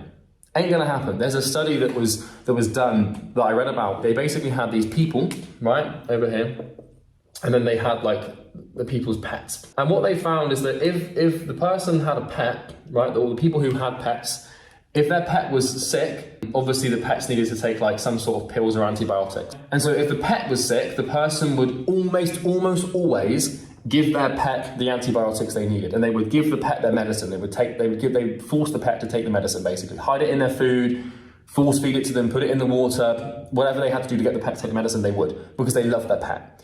But when it came to themselves, only like 50 to 60% of people, like if they got sick and they got unwell and they were told to take pills or medicine, it was near enough impossible to achieve consistency for these people on average, for them to consistently take care of themselves. And so there's a rule in Jordan Peterson's 12 Rules for Life that says treat yourself as if you're someone that you love, or treat yourself as if you're someone responsible for taking care of. And by default, most people, if we're in a bad place, it's very rare that we do things consistently to take ourselves out of that bad place, because the reason we're in the bad place is because we're self-sabotaging, because of some sort of deep, dark, unconscious desire, right? And so instead of trying to fix your behavior so that you can be healthier or be happier or whatever, just set a huge goal that demands you to do it. And then what you'll do is all of your behavior and all of your work will be for your goal, not for you. Because for as long as it's for you, if you don't love yourself and if you don't really like yourself, you're never gonna behave to take care of yourself. And this is why if people have a pet, they're more likely to give their pet the pills and antibiotics the pet needs than they are for themselves. It's deep, and I'm not accusing you of self-loathing or self-hatred. I'm not telling you to not love yourself. I'm just saying that what you want to try and do is create a goal that you just absolutely adore and love, and then all of your behavior will be for the goal. He who has a why can bear almost any how. That's what Nietzsche said, right? And if your goal is a huge why, then you'll bear almost any how. Then suddenly all of your behavior will clear up. This is another prime example that happens, right? I can tell you, I've just dropped my pen, I'm gonna pick it up. So another primary example of this, if you don't believe me, because you might not, and that's fair enough, because you should question absolutely everything. Let's say that you have someone here, right? And let's say that this is a woman, and let's say she's really sad and unhappy, and she has a really hard time with her life, right? She smokes all the time, you know, she drinks a lot, really bad behavior, she's just not having a good time. Then suddenly she gets pregnant And 9 months later, a little baby is born, right? And now she's responsible for taking care of this child, which she absolutely loves, right? And now what's going to happen is she doesn't love herself, which is why she partakes in all of these self-sabotaging behaviors, right? But now that she has a baby to take care of, i.e. a goal, and I'm not just saying that a woman's only goal is a child, don't be that stupid, but now that she has a baby to take care of, all of these behaviors can be completely eradicated. Completely gone, right? And I've heard stories before from mothers and from fathers as well. For example, some of my relatives, I won't say, like, they're not that close, so distant relatives, they used to smoke habitually really bad, and then as soon as they had kids, they quit. So as soon as they had something to actually take care of other than themselves, they were absolutely fine, right? And the behavior completely eradicated. And you see this all the time, where when having kids can completely change a person. If a person is doing things to damage or harm themselves, or they're not being consistent with behaviors they want to be consistent with, well, as soon as they've got a child, now things change, because now it's not about them, it's about something else. And so if you're too young to have kids, right, which you probably are, and you may not want them yet, a goal is basically a child, okay? And if it means something to you and you love it, then all of your behavior will naturally line up to achieve it. And so this is probably the best and fastest way to becoming consistent with your behavior, is setting a meaningful goal. Because now if you believe you've truly been put on this planet to eradicate poverty in Africa, and that's what connects with you and that's what really means something to you, now you're gonna work. Even if you don't like yourself, even if you were self-sabotaging before, setting a good goal is like giving birth to a child. Now you've got something to take care of and nurture that means something to you, right? The danger of this, and I can tell you this for true, is when you achieve your goal, the self-sabotaging behavior will come back into fruition. So this goal needs to be something huge, because my goal before was just to become a millionaire, buy a nice car and have a fancy house. And then I got those things. And literally as soon as I got those things, I started going, my self-sabotaging behavior came back. The bad food came back, the smoking habit came back, the gaming habit came back, as soon as I achieved the goal. So this is not a perfect way, of like fixing your behavior, because ultimately it's existing because of the negative self-sabotage, but it will get the job done. You know, maybe you want to spend the next 20, 30 years working on your psyche, working on your unconscious and figuring out why you self-sabotage. But if you have lots of tendency to self-sabotage, and you can't seem to get rid of it, just understand that for as long as you're doing it for yourself, you probably never will. You're gonna have to do all sorts of shadow work, therapy, unconscious stuff to make sure that works. But as soon as you have a meaningful goal, all that behavior will line up. So that's basically the goal thing. This is why I'm talking about inputs here, because the goal is basically the primary input of your behavior. Because if it means something, if it means enough, then what you're gonna start doing is, every time that you have a decision to make, so let's just say that we've got path 1 here and path 2, right? So, if this is like a decision, for example, now obviously this is arbitrary because there's usually more than one path. And let's say that, this is just a dead end, and this is a dead end, this is a bad thing to do, right? And this is a good thing to do, right? Because what this is going to do is actually take you on to achieve your goal. When you have a clearly defined goal, every time you have a decision to make, you can now perform what we call optimization, which is where you're now going to ask yourself, okay, well, if I go down this path, I know that I'm going to not achieve my goal, and because my goal means a lot to me and I love it, I can't do this. So it cuts off these bad paths just by having like a good goal. But if you do decide to do the thing that's good, well then this is great, because now you're going to achieve your goal. And so this is optimization, right? So say for example, you wake up in the morning and you have the impulse to lay in bed and watch Peaky Blinders, right? And so the one path is just lay in bed and watch Peaky Blinders. Second path is get up and make a YouTube video that will grow your YouTube channel, build your audience so that you have leverage and can make more money in the future, right? Which is basically what I'm doing now. So I had that impulse this morning and I was like, okay, well maybe we should not do the stupid thing, but let's do the good thing, because my goal is huge and I want to achieve my goal, because for some uncanny, deep, dark psychological reason, I have tied my self-worth to how much money I can make. I'm being honest with you, right? So basically that's that. That's the goal thing. So the other thing about goals is keeping them consistent, because my point here is, I'm hoping you're starting to understand the premise of this video here, right? Is it's not about like the consistency is paradoxical, because in order for you to achieve consistency with your outputs or your behaviors, right, we need to achieve consistency through our inputs. But this inputs are kind of also behaviors as well, because like eating healthy food, going to bed on time, etc., like this is all like a behavior. But it's about focusing on the input-based behaviors instead of the output-based behaviors. Because if you're trying to focus on like, okay, I want to build the behavioral habit of reading, well, you're not going to be able to do that if you're sleeping really bad, if you're drunk, if you're eating terrible foods and you haven't got a good goal. What's the point in doing that?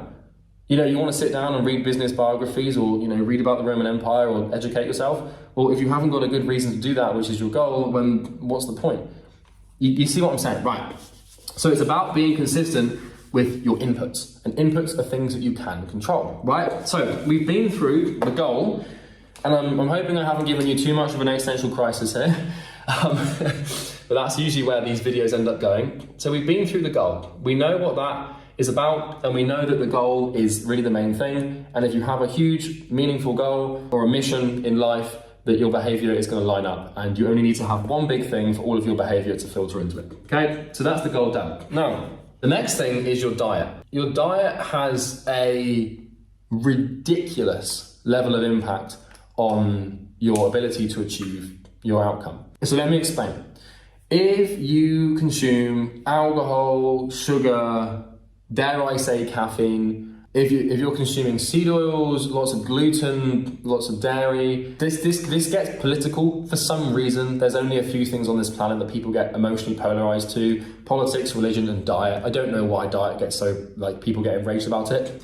I'm going to share with you what works for me, and it's up to you to decide whether or not you think it's right. I'm not going to tell you what you should and shouldn't eat. I'm going to tell you what I eat and what works for me, and then you can make a decision as to whether or not you think that you could do the same. What you want to do is to perform an elimination diet, because your brain is incredibly important for you to achieve your goals, and it's very important for you to make good decisions and everything like that. But the problem is, the real problem that people don't understand is that this is your brain here, right? There is a single nerve in your body, right? Like this, that connects to something called your gut, right? So this is your body in a simple drawing. This is your gut, this is your brain, and this here, I believe, I might be wrong, but I believe this is called the vagus nerve. Now, it might not actually be called the vagus nerve. My biological knowledge might be slightly inept, so please forgive me if this is something else, but what I can tell you is let's just call this nerve, right? There is it might be a vagus nerve, but I'm not entirely sure, but there is something connecting your gut to your brain. And the quality of this connection is basically the quality of your life. So think of this as if this here is your phone, this here is your internet, and this here is a cable, right? It's an easier way to understand this, how your body works. You have your internet connection, which is incredibly important to the performance of your phone, because if you haven't got internet, you can hardly do anything on your phone. You have your brain. Now, obviously, you need to have a good phone, because if you've got like a really terrible little Nokia brick, you're not going to do much. But between internet and phone, there is a cable. And so the cable connects the internet to the phone. And so the way this works in your body is your gut is sort of like your internet connection, right? Your brain is, well, sort of like your phone. And this nerve, which I believe is called the vagus nerve, but it could be something else, is the thing that connects the two together. And the quality of this connection determines the quality of your life. How do we determine the quality of this connection? Well, we determine the quality of the gut, right? Your gut health has more impact on your life than near enough anything else in your body. Now, you can make an argument there, well, if I have a heart attack, I'm going to die, and my heart's more important than the gut. Yes, okay, fair enough. If you have cancer, having good gut health might not matter as much, although there's a lot of arguments to be made that that's true. But the point here is the reason we want to have a good diet is not to lose weight. It's not to be in shape or look good or have a six-pack, although that is going to be a byproduct of it. The real reason we want to have a good diet is to improve the quality of our gut health. Because if you've ever experienced something called brain fog before, which I'm sure you have, well, that's where it's kind of you're sluggish or lethargic, you haven't got much energy, it's kind of hard to work or think or focus or do anything. Well, this is because your gut is just being basically attacked. So if you eat really bad food, you're going to have a really bad gut. And what that means is you're going to have a bad connection from your gut to your brain, and you're going to experience brain fog. So anxiety, brain fog, depression in a lot of instances, all of these things that can go wrong with your brain, they start in the gut. And they start because you're eating foods that your body is not supposed to eat or digest. Now, if you're actually wondering what my diet looks like, I can show you. If you come with me, we're going to go through my house on a little adventure. The house that I rented for one day to make this video, right? So here we are. This is actually my kitchen. I don't know if you, maybe I should do a little house tour, but you can see this is my kitchen, right? So if you're wondering, what do I eat?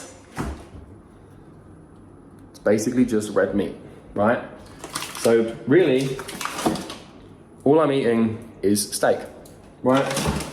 And also, if you see here, all I'm really eating is sweet potato, right? So that's that. And then on top of that, I have this cupboard here, and there's almonds, right? So really, like, and then also I have this Cholula hot sauce here, as you can see, right?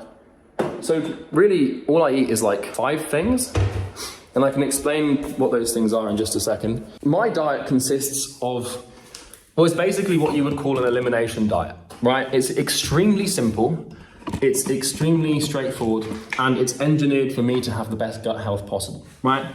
So what do I eat in a day to basically achieve good brain health, right? Or good gut health with a good brain, right? Just bring this back a little bit, okay? So the first one is ribeye. Second one is sweet potato. The third one is almonds. The fourth one is spinach. And the fifth one is eggs. Now you can also add Cholula hot sauce here, because Cholula hot sauce is the only hot sauce I've found that tastes good and doesn't have sugar in it, right? So really, I'm gonna just say I eat 5 things, right? I only really eat 5 things, and this is not a joke, by the way. This is not some weird, like, autistic joke. I only really eat 5 things. Now, don't get me wrong, I will go to restaurants and I will go to dinners, and I will every now and then relapse and cheat and do silly things that I shouldn't, like eat a burger or go and get a burrito from Tortilla. And so I'm not eating this all the time, all day, every day, but the majority of my meals consist of these 5 things. And really, I'm looking to try and achieve anywhere between 3,000 to 3,500 calories per day to be in a surplus, depending on where I need to be. Sometimes it will be slightly less, but this is the thing. So understanding this is so important, because when I eat the same things, what am I doing? I'm being consistent, right? And so if I want to have consistent energy levels, and if I want to have consistent mood and a consistent state of mind, all of that is coming from the state of my gut health. And so it kind of works like this. I'm going to just draw this, let's just draw this here, right? So we start with the gut, right? And then we have the brain, and then we have the body doing something. If I want to have consistent behavior, I need to have consistent mood. Now, this could be mood, or it can basically be mental state. If I, like, what I need to make sure is that I'm not randomly waking up one day and having loads of brain fog, or having loads of anxiety, or having like really low energy, or being all chaotic and weird, right? And if I want to have consistent, so if I want consistent behavior, I need consistent mental state. And if I want to have consistent mental state, I need to have a consistent state of gut, right? And if I want to have a consistent state of my gut, then what I need to do is make sure I'm only eating things that don't interfere with my gut, right? Because if you're eating sugar, if you're drinking alcohol, if you're ingesting artificial sweeteners, if you're eating food colorings, if you're eating seed oils, if you're eating loads of like saturated fats, so there's a whole argument to the fat thing. I eat a lot of fat, right, but good fats. If you're eating lots of bad cholesterol, there's 2 types of cholesterol, right? You're gonna have an inconsistent gut state, then you're gonna have an inconsistent mood, and you're gonna have inconsistent behavior. And if you don't believe me, if you think this is all just a load of rubbish, some sort of psyop, just try it. Performing an elimination diet is probably one of the single best things I've ever done in my life, ever, for my progress and success, ever. Because diet it's all about diet. Your behavior comes from your mood. Because I'm telling you now, if you're trying to be, like, it's not, you can eat really bad food and still be successful. It's just significantly easier to perform actions that you know you need to perform when your gut is in a good place. And remember what I said earlier about having a goal, because this comes from your goal, right? Because if you're trying to eat really good foods just so that you can be healthier and take care of yourself, Probably not going to happen because, well, if it was going to happen, you'd have already done it. So what's happening is you're using diet as a method of self-sabotage if you're not eating properly, right? So you have a goal which forces you to eat well so you can achieve the goal, or at least you should understand that by now, which creates the gut state of the mood. So, if you're trying to every day, you're looking to sit down and just work for 10 hours, right? And the behavior you want is just nice, consistent 10-hour work days of, solid, pinpoint, focused work where you're just focusing on one thing and you're getting it done every day and you're performing that behavior and you're making progress, right? If you want to do this every day, if you're anxious or stressed, or if you're really brain foggy or you're lethargic or tired, it's just impossible. It's not impossible. It's just very, very difficult to keep good behaviors consistent when you have a bad diet. Because your diet affects your gut affects your mood, and your mood affects your behavior. Remember what I said, your gut is like your internet connection, your brain is like your phone, and obviously your body is your body. But it's kind of like if you're trying to use your phone and watch a video, like let's say that you're trying to watch this YouTube video, right, on your phone. Well, if you've got a really terrible internet connection, you can still watch the video, but it's just going to be in 144p or it's going to keep buffering. So the quality of your experience trying to perform the behavior is so heavily influenced by the state of your gut and therefore your mood that it's just worth fixing this. I've experimented with a ton of diets. I've tried vegan, I've tried pure carnivore, I've tried a lot of different things. I've done fasting, I've done non-fasting, I've done all sorts of stuff. And what I found is that just having a balanced elimination diet where you're eating just slightly above maintenance is what works the best for me. So if I'm trying to bulk, this is what I'll eat. And then if I'm not trying to bulk, then I eat typically less than this, right? So what I'll do is I'll usually have about 700 grams. Sometimes this will be 950 grams.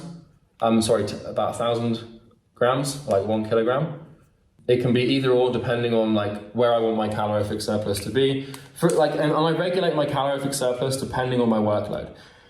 For example, if I'm trying to record a module for my program, I actually put myself into a calorie deficit for a small period of time because I'm willing to sacrifice my gains in the gym for my business because my business is more important to the achievement of my goal than my, how wide my shoulders are.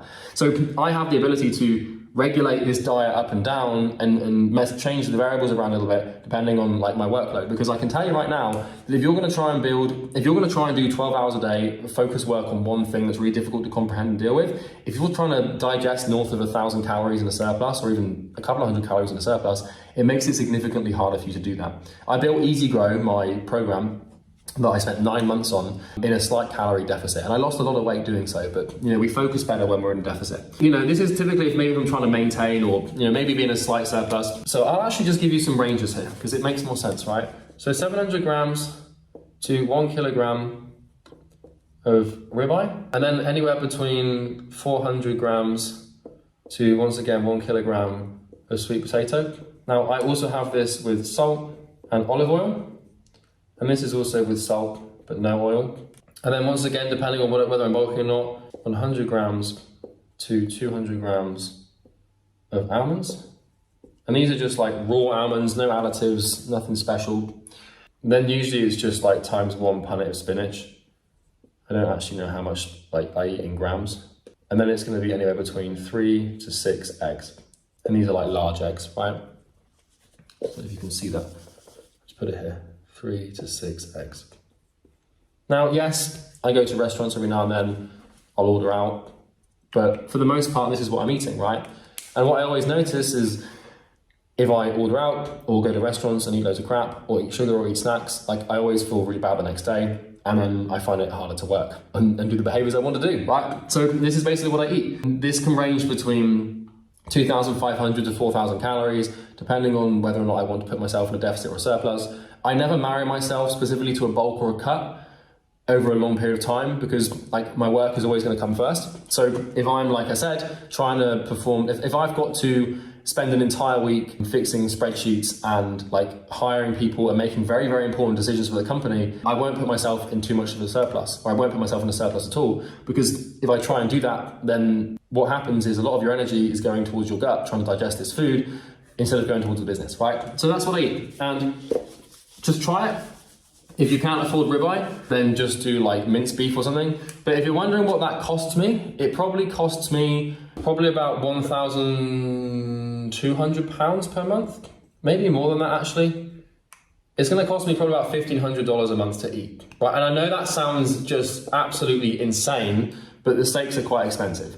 But if you're wondering what company I use, it's called Prime Gourmet or Carne Store. I'm in Dubai, so they deliver. The steaks that I eat are from a farm called Silver Fern Farms in New Zealand. It's free range, organic, grass fed, basically the best beef on the planet that you can get. No antibiotics, no crap, just pure good steak. And it makes me feel incredible, right? And it costs a pretty penny. It costs like $1,500 a month, which is double most people's rent, right? But to me, my performance as an entrepreneur is worth so much more than $1,500 a month. So if I'm eating like great food and performing really well, this is an incredible investment. You know, the biggest ROI you can ever make on an investment is going to be in your body. And if you're investing money into your health and your body, then boy, oh boy, like this thing is going to change your life, right? So if I could probably cut this back and spend like $600 a month, but then my performance would decrease, which means I'm going to make less money. So, you know, you have to start looking at your health as an investment, because failure to do so is going to be impossible for you to be successful. Right, so where were we? And I know that Hormozy says never skip dessert, but he's a freak of nature. And I'm not necessarily trying to disagree with him. I'm just telling you what's worked for me, okay? So number 3 is water, right? So what you want to try and do here is drink a ton of water, right? So the best water you can find, drink it. If you're not in a position right now where you're making a ton of money, then you don't need to worry too much about buying the best steaks and buying the best water.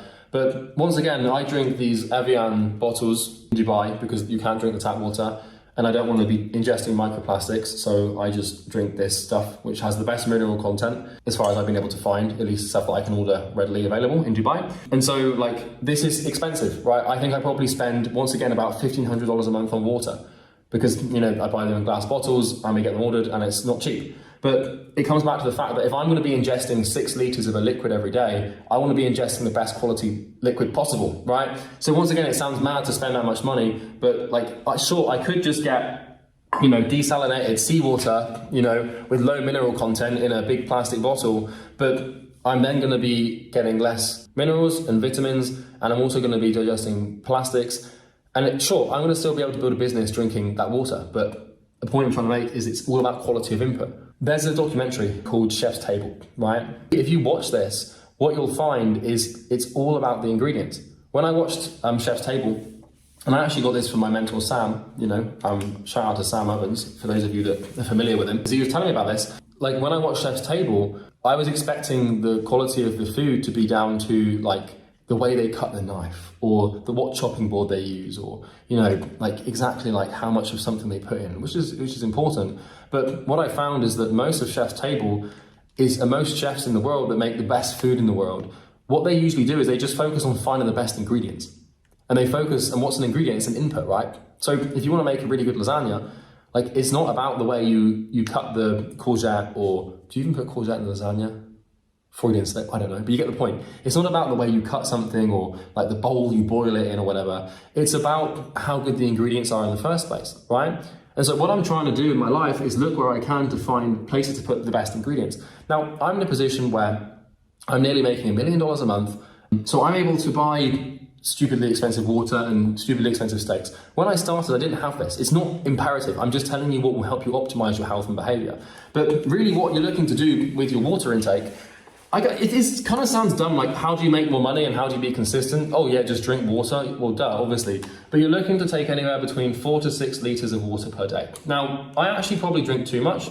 Sometimes I'll drink north of 8 liters per day, although that hasn't been as much recently. But I can't tell you how much of an impact this is going to have on your business and your life. Because if your body's not got enough water, it's not going to be able to perform functions properly, and you know, it's not going to be able to metabolize the calories you give it, and then you're going to have all sorts of problems, right? So water's a big one, a very important one. The next one is going to be sleep. This is very simple. What you want to do is you want to establish a consistent circadian rhythm, right? Where you're going to bed at the same time and waking up at the same time every day. You might want to get blue light blockers, but I wouldn't concern yourself too much with trying to optimize your sleep. Just get an Oura ring, I've got one of these here. They're about $350. So once again, not cheap if you're just starting. So maybe you want to hold off until you've made some money. But you want to go to bed and wake up at the same time every day, because your circadian rhythm basically determines your hormones, right? And so, in your body, if I just draw you here, right? But let's just say this is you. In your body, you've got hormones, right? And you've got all sorts of different hormones. You've got melatonin, you've got cortisol, you've got all of these different things, right? And your circadian rhythm, which is basically the time you go to bed and the time you wake up, will determine like your hormone clock, essentially. So if your body knows to wake up at 7 a.m. every morning, then what it's going to do is it's going to reduce melatonin and spike cortisol around that time. And if it knows you're going to go to bed at 11 p.m., then it's going to start to increase melatonin and decrease cortisol at that time. There's other hormones involved in this, like ghrelin, that basically determines the saturation of your hunger. There's hormones that determine when you should drink water, when you should urinate, when you should defecate. All of these biological imperatives, your body basically has a clock, right? And we have 12 o'clock, 3 o'clock, 6 o'clock, 9 o'clock, and all of the times in between. And your body will basically work around the clock to produce different hormones for different actions and activities. This is an input, right? Your sleep is an input because your body's a system and the clock is a process, right? And so if you're waking up and going to bed at random times and giving your body all this chaos, then your hormones are going to regulate at different times. And because of that, it's very hard to work against these things. If you don't believe me, just try and do a full day's work when you usually go to bed. Right? Or, try and just do an all-nighter and do some good behaviors. It's very difficult to do that. So you want to basically give your body a predictable, consistent clock to work around. And what that means is your behaviors and your work ethic and everything is going to line up with the hormone imbalances that you've created. And so you can have consistency. And that's basically called your circadian rhythm. And it's really important you create this and you maintain it, because if you try and work against these hormones, it's just very difficult to do, okay? And there's lots of hormones involved. I'm not gonna get too far into it because, well, this video is already long enough and I know how much it is to ask of someone on a YouTube video to sit and watch a video for a couple of hours because, well, that seems to be impossible these days, but that's sleep. The next one is basically your environment, right? Your environment has a ridiculous impact on your behavior. And what I mean by this is things that you are exposed to, like, an immediate stimulus in your environment has a very large impact on how you behave.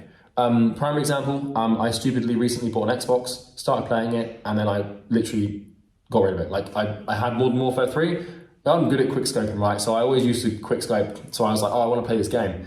Stupidly bought the game, started leveling all the snipers, slide cancelling on Wasteland and Terminal, just popping heads, destroying people. It was great fun, right? But then I realized, well, this is just stupid, isn't it? Because now I'm literally sacrificing everything just to get some dopamine from the odd hit marker. What the hell? What's the point of that, right?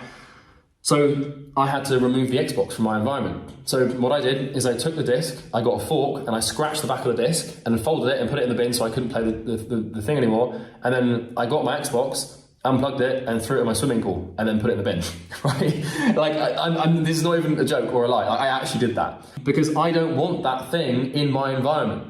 Because if the Xbox is in my environment, I'm going to be tempted to play it just by having it there. So I'll go to extreme lengths to remove things from my environment that are conducive or give assent to or make it easier for behavior to manifest that is not going to contribute towards my goal. Because this thing will get you. If you are trying to quit alcohol, but you have a bottle of vodka in the cupboard, get rid of it, right? It's kind of like if you want to eat healthy, just don't buy unhealthy food, And if you want to not buy unhealthy food, don't go to the shops, right? So this is another thing that I do because this sounds extreme, but I actually do these things, right? I want to maintain consistency in my diet, as you know. I want to eat those 5 things as much as I can to avoid doing things. So I will delete Deliveroo, or I've deleted Deliveroo, Uber Eats, Instashop, Talabat, although I use those for the water and the food. But I've deleted food delivery apps. I've actually deleted my account, so I cannot log into them, even if I download them stupidly. I've got methods of protection from these things. But on top of that, I order all of my food from an app, so I can't buy stupid food. So I'm not going to a supermarket. Because if you go to a supermarket, you're entering an environment that is geared towards getting you to buy as much crap as possible. It's the same thing why I won't log into Facebook. So, if for example, I show you this, because your environment exists physically and digitally. But if I go onto my laptop here, so you can see the immediate environment here is basically there's nothing here, right? And then if I go to something, let's go to Google Chrome. This is the spreadsheet I showed you earlier, right? If I go to LinkedIn, right, you can see I'm not signed in, right? Same thing if I try to, for whatever reason, go to Instagram, I'm not signed in. Same thing, even if I try and go to school, right? I'm once again, I'm not signed in. So I don't know why I was logged into Facebook by some blasphemy I was, but you kind of get the point, right? The same example here. If I try and go to YouTube, basically it just goes to my subscriptions, which is literally just a Lex Friedman podcast. So even if I try and go to the YouTube homepage, there's nothing there, right? And that's a tool called Undistracted that you can download. It's a tool that you can use on Google Chrome. So with the embarrassing exception of me saying I was logged out of Facebook, but I'm not, I try to do everything I can to make my environment conducive to work and unconducive to bad behavior. Like if you look in my fridge, you're not going to find any bad foods. If you look in my cupboards, there's no bad foods. I'm trying as best as I can. Like even if you look at my office, which I can just show you quickly, you can see all I really have is some plants here, right? And I've got my desk here, which is a standing desk. I've got like a little couch thing there. And that's basically it. Like if I'm trying to work, you'll see here, my phone is in my drawer and it's turned off. So I can't even go on it. Right? Now I'm actually recording this video on my other phone, but you kind of get the point, right? Like everywhere I can, I've got my daily planners here on my desk. Well, they're not on my desk, they're on my stand. So every day I've got something that I can use to log and plan my days, right? And that's in my environment. It's immediate. I can just pick it up and use it. So you want to basically do an audit of your environment and look at everything in your immediate surroundings. Just bring this in here. You want to look at everything in your immediate surroundings and remove things that do not contribute towards your goal and introduce things that do contribute towards your goal, right? For example, I've got books laying around everywhere that if I read will help me with my goal. I don't have cigarettes lying around. I don't have alcohol in the house. I don't really have anything that is going to lead to a bad environment and create destruction in my life, right? So that's a pretty big important one because your body is a system, all systems operate in an environment, and the environment will have more of an impact on the process's ability to produce the outputs and properly synthesize the inputs than near enough anything else in the world. So the last thing that you need to watch out for is people. Boy, oh boy, is this a big one. People. God, this is huge, right? So the people that you hang around, this is like a facet of your environment because the people that you're around and you see, they're part of your environment technically by extension, but they're so important that they're going to have a category of their own. Like the people that you hang around are so important to your goal, right? If you're hanging around people that are working towards a similar goal or have a similar work ethic or have traits or characteristics or things that you want, then you're going to start having those things.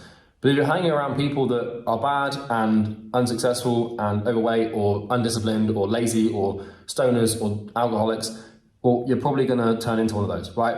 And there's a quote from Epictetus in his book Discourses that says, if you put an extinguished piece of coal next to a live one, then one of two things will happen. Either the live coal will become extinguished as a result of the extinguished piece of coal being unlit, right? Or the extinguished piece of coal will be lit. But it's more common for the coal that is lit to become extinguished because it's much harder to transfer energy in a positive direction than it is in a negative direction around the wrong people, right? The people that you expose yourself to are just so important in your life. Now, I'm not telling you who you should and shouldn't get rid of. You might think that certain people in your family don't have particular traits that you want to associate with, but they're your family and you're kind of stuck with them and that's kind of your responsibility.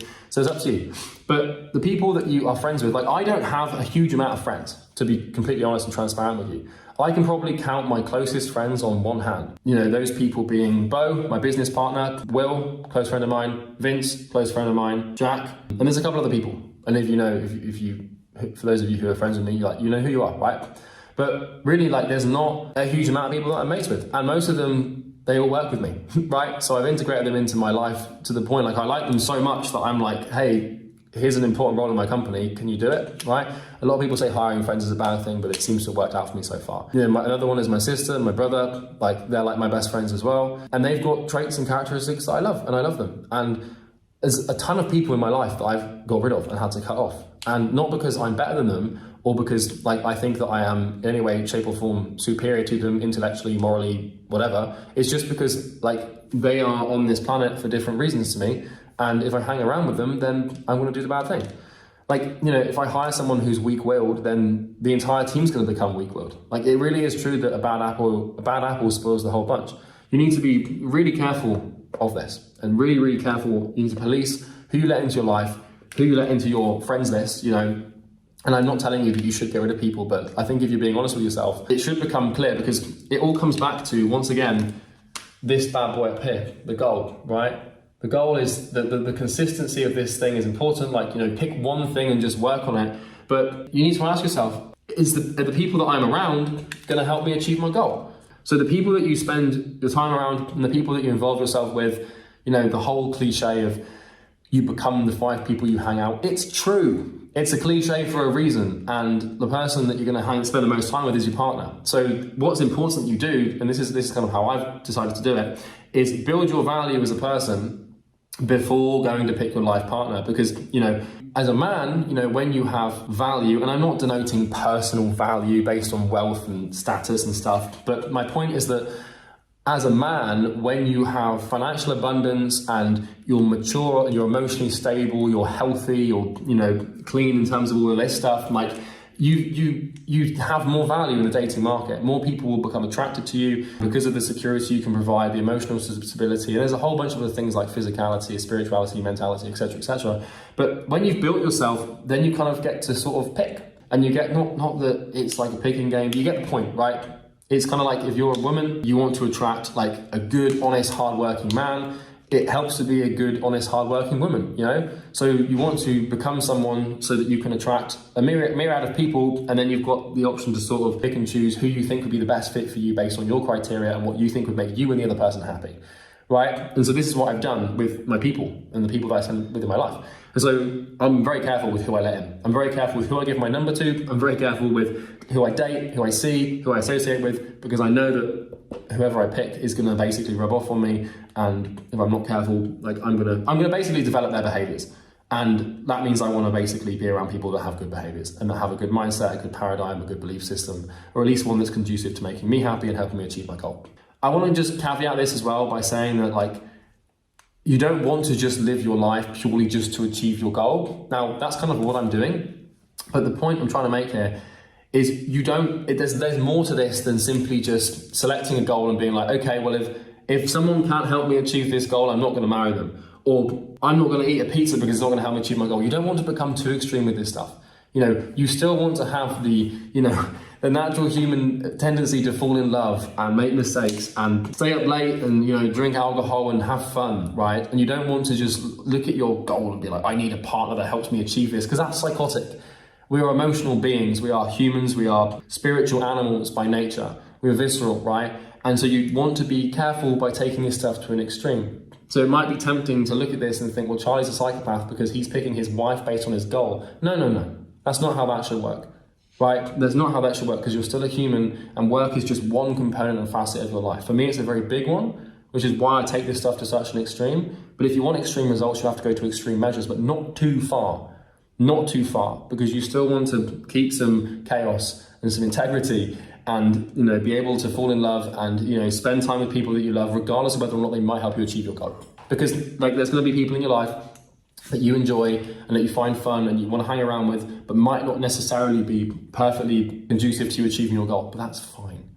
You know, as long as they're not like going to completely destroy you, it's absolutely fine. So just don't take this to an extreme, because I do not take this to an extreme, right? It might sound like I do, but the point I'm trying to make is just don't be a psychopath, right? Because it's easy to do that if you're not careful. If you take it too much of an extreme and you disregard all human connection and contact, and this goes to this, then there's no reason to live. Because you can have your goal, but if you haven't got a supporting family, a loving wife or husband, great kids, great grandkids, good health, etc., it was all for nothing, right? So this is one component of a happy life. Don't take it to too much of an extreme or you'll be in some trouble. So that's basically how to achieve consistency. If you are a coach or consultant or an agency owner and you need help getting more clients, there's a link in the description you can click. It's a video of me trying to sell you something for transparency. We help people get more clients. in the agency space, coaching consulting space. I don't care if you click the link or not. The truth is that I just want to make these videos to, fulfill your life and help you live a happier life by teaching you things that people taught me that made me successful and happy. But if in the process I can book some appointments, I ain't gonna say no. Have a wonderful day and I'll see you in the next one. Subscribe.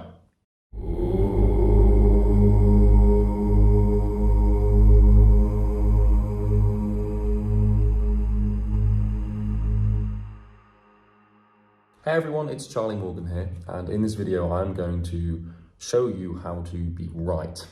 I'm going to walk you through a method of thinking that you can implement to make better decisions, have more objectivity, be more rational, and basically solve problems, okay? When you learn to think in this way that I'm going to teach you, you will be able to basically understand everything in its purest form, at least as pure as you can possibly get it, and you'll be able to make more educated, more informed decisions.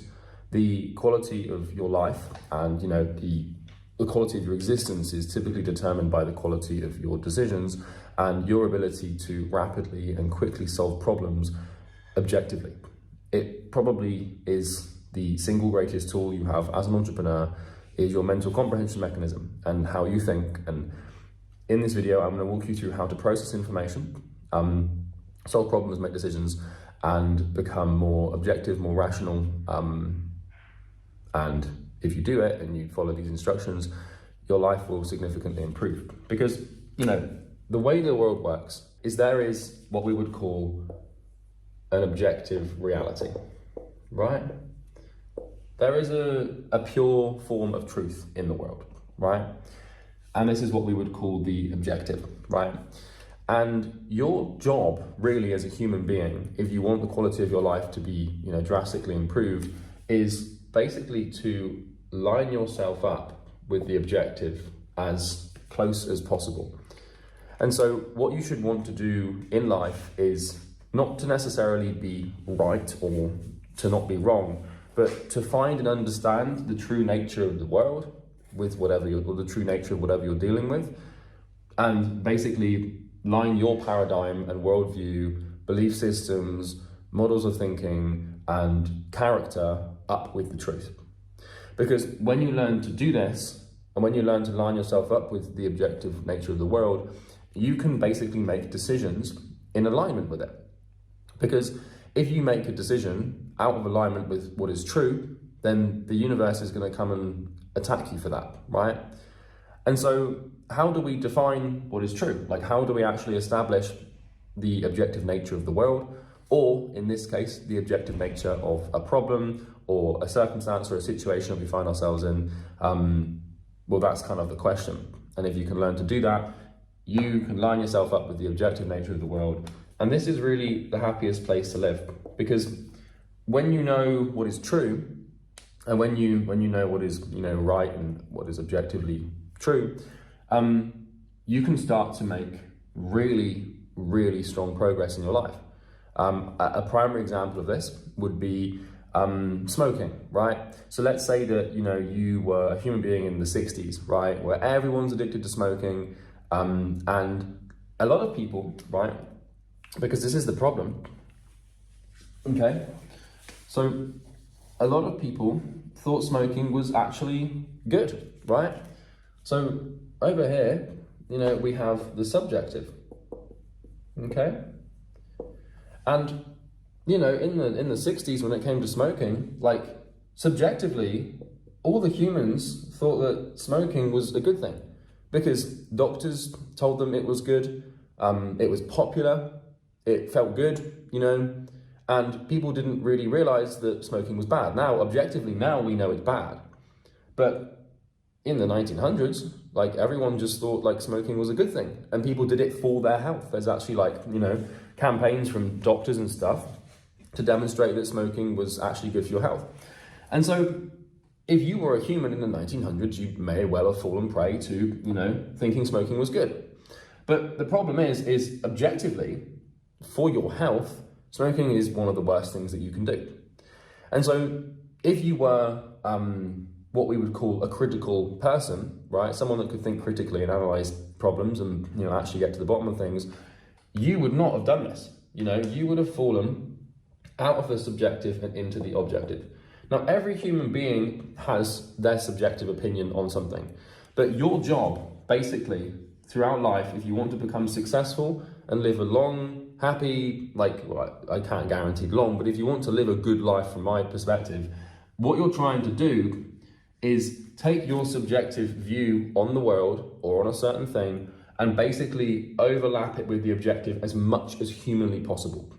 Because the more your subject is congruent with the actual object, the better your life is, okay? And a primary example of that is like the smoking thing. It's the easiest one I can give you. Like, you know, if you think smoking is good, but it's actually bad, but you do it, now you're gonna get to like 80 years old and then die of lung cancer, or maybe earlier, right?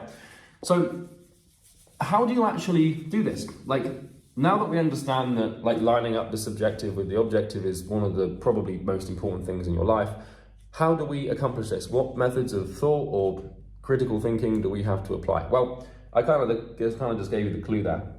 So what we need to learn to do is think critically,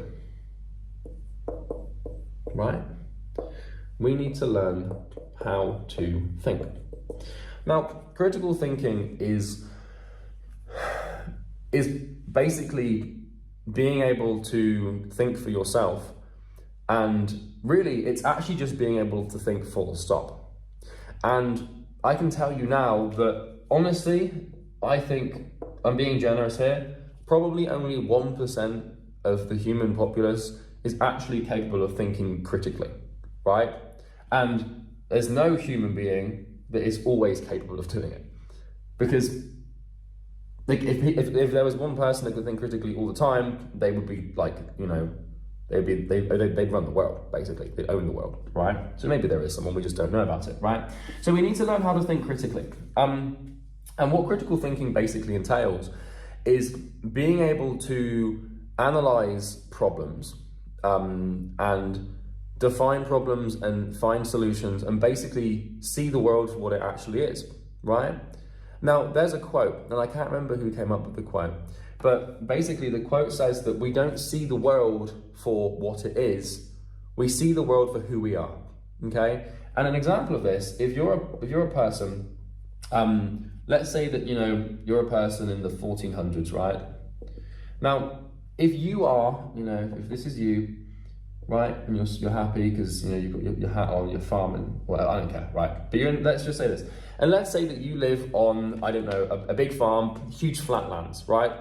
And this is your farm, it goes on forever, you know, miles and kilometers of this. Now, it's kind of normal in the 1400s, if you're on your farm and it's just flat, that you're gonna say the earth is flat, right?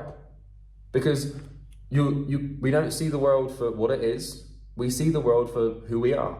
And so if you're a farmer in the 1400s and you look out as far as the eye can see and your land just looks flat and you haven't got the ability to travel any further beyond that or look in the sky or do anything, of course you're going to think the earth is flat, right?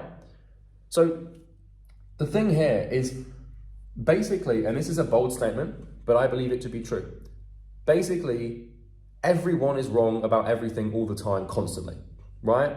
Because we are limited to our perception. And so we can only see the truth as far as we can perceive the truth. And because the human experience is fundamentally constrained and limited by our senses, and we basically cannot get multiple perceptions on things, we don't see them in the right way, okay? And we look at things and we think, okay, well, like, if you're this person, you can't tell me you wouldn't think the earth is flat, right? Or you wouldn't think the earth is round, whatever, right? You get the point. So nowadays, obviously, we can send satellites into space, we can conduct experiments, we can understand gravity, we can understand motion and stuff, and we can realize that the earth is round, right, objectively. But to someone who their only method of perception on the universe is this, they're kind of screwed. Another example of this, right, is, you know, when we look at ancient civilizations, right, you know, and they're all just leaning back a little bit here, and they'd look up in the sky, right? And this is, this is the Pyramid of Giza, whatever, right? Just pretend that's a pyramid, right? And they'd look up in the sky, and they would see stars in the sky, right? And then also the sun would come up in the daytime, right? And these people, this is like, let's just say 5,000, BC, they got no idea, right? So they're going to look up at the stars, and they're going to look at the sun, and these people thought that the stars and the sun were gods, right? And that, the sun was God, and the stars were God, because that's the only real explanation they could have. Human beings have an inbuilt, you could almost call it a latent sort of understanding of theology, where we want to look at God and see God and stuff like that, at least some people do, right? But they just thought that the stars were God. Now, we can look back at them from our lens of, historical prowess in 2023, and we can be like, haha, you're all idiots, right? But this is the problem, because we can look at stars and know they're stars, and look at sun and know they're the sun, but if these people had access to the information we had access to, then they would believe the same thing we believe. But because their perception was fundamentally limited, they couldn't, right? And so, back in the day, right, because in order for these people to survive, the sun needed to rise, right? And so what these people would do is they would build, like the Aztecs and stuff, they'd build like pyramids, and then they put people on these pyramids, and then they just sacrifice them. And they'd sacrifice someone every day because they knew that if they sacrificed one person a day, the sun would rise. And so they built a relationship between sacrifice and sunrise. And so this is what I mean by there's an objective reality and a subjective reality, right? And in this instance, the objective is, well, the sun is just the sun, it's going to rise for the next couple billion years no matter what. But the subjective is, okay, we need that thing to survive, and every time we seem to kill someone, it seems to rise, so let's just kill someone, right? And that obviously creates a lot of suffering. And so this is what I mean by, it's very common for humans, I'm including myself in this, right? It's very common for us people to look at something and form a very strong opinion about how that thing is when we have an extremely limited perception of it. And this is an unbelievably dangerous way to think. And I do it, you do it, everyone does it. The leaders of the world do it, the leaders of the big military do it. We are extremely constrained and fundamentally limited. So the only real way to combat this is to think critically. And critical thinking is when you basically challenge the status quo and you don't accept the rules, you don't accept the premises or foundations that civilization is built on, right? So I can give you an example of this, right? So if we take Charles Darwin, I'm going to give you a few examples of critical thinking, and then we'll actually get into how to think critically, because there is a framework you can actually use that I use every day in my business to make tens of millions of dollars every year, okay? And no doubt this is going to make me billions, right? But there's an actual framework, and I'm going to teach it to you, but for now, we're going to stick with some examples because I think this point to drill home.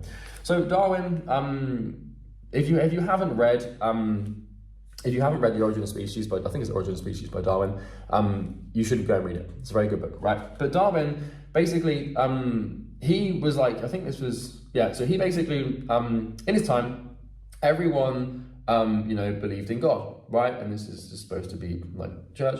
So he came from the UK, good old lad, and everyone's Christian, and, everyone's about the church, right? And, that's that, right? And so basically the consensus or the popular opinion during Darwin's time was that all life on Earth was created by God, and it was a creationist society, essentially, right? And for years, thousands of years, not one single person questioned this premise, right? Maybe a couple of people did, but they didn't have the ability to prove it, right? And so for thousands of years, everyone went by just believing that all life on Earth was created by God, right? Now, I'm not here to tell you what you should and shouldn't believe religiously, but I'm just telling you what happened in history. So Darwin comes along, and Darwin gets in a boat, right? So this is the ocean here, and Darwin, he gets in this boat, let's just pretend that's a boat for argument's sake. And he's on this boat, right? And here he is, with his big brain, and he sails past these things called the Galapagos Islands, right? Blah, blah, blah. And what Darwin notices is that on different islands, there's different species of finch that have different beaks adapted to different food sources on different islands. And long story short, I won't bore you with the details, Darwin comes back to the UK and he comes up with the theory of natural selection, which states that all life, and there's obviously more to it than that, right? People think that Darwin's theory just stems from these finches, but it actually stems from like 2 decades of like naturalist theory. But anyway, story for another day. But Darwin comes back, right? And he goes to the church, and this is a bold thing to do, right? He goes to the church and he's like, hang on a minute, boys, I'm not quite sure that the way you see the world is right. And then what happens is the church, they kind of get crazy, they get mad. Because when you challenge someone's opinion, they get angry and their ego rises up. And if you've ever wondered why someone's ego rises up when you challenge their opinion, it's because you're challenging the very like fragile nature of their entire perception of the world. And so what human beings do throughout life is we basically create these ideas and these beliefs, right? And these belief systems are basically a way for us to, well, let's just do this, right? So we create these belief systems, right? For example, like, you know, God created life, right?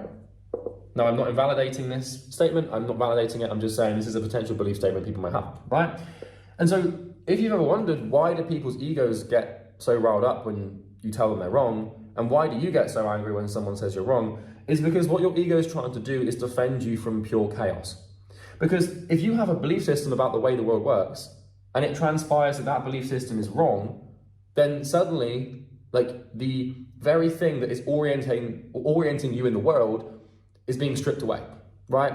And so a belief system is kind of like life is like this, right? Where you're in an ocean, and this ocean is endlessly deep, right? And on your, you know, in the ocean is basically, let's just draw this. In the ocean is like a life raft, right? And you are sat in this life raft, right? And this thing is keeping you afloat, right? So this is chaos, and this here is order. And we form belief systems to basically like keep ourselves afloat from the chaos, so that even if our belief system is wrong, at least like we have something to float on and we're not delved into the chaos. And so when someone comes along, and this is basically your belief, right?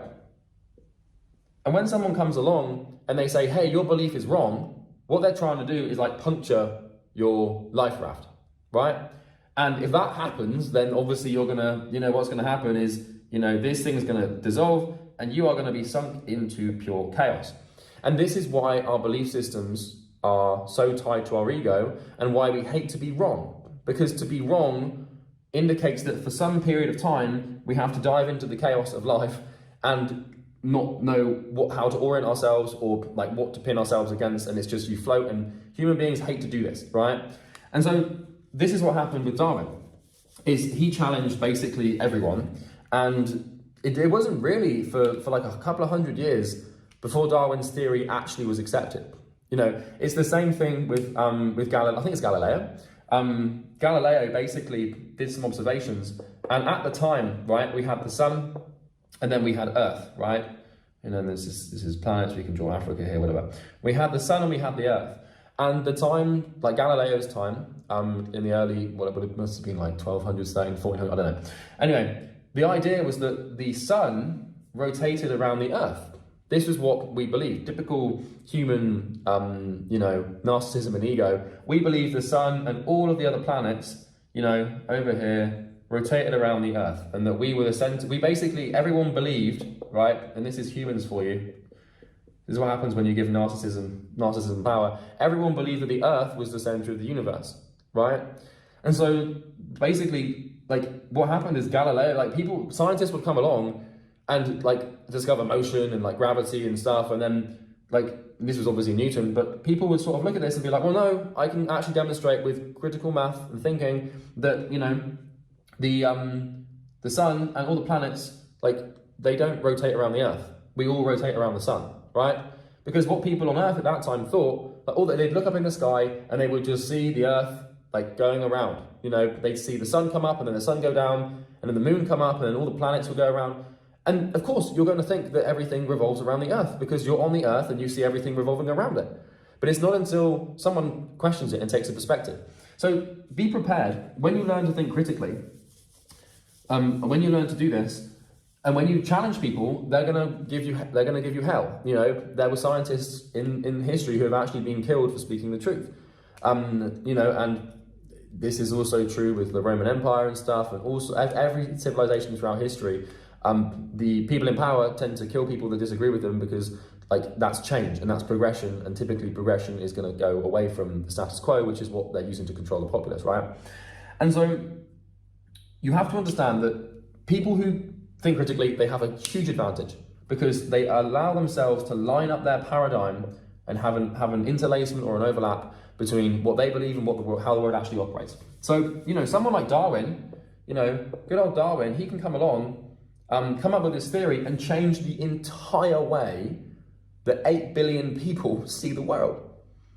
How amazing is that? Like, you know, up until Darwin, everyone just imagine like your position right now in life without knowing natural selection.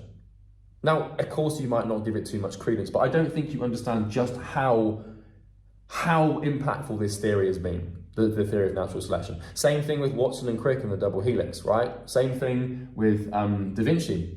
In Da Vinci's time, everyone thought that the brain was basically a blood cooling device, and that blood would flow to your brain would cool it down, and then again.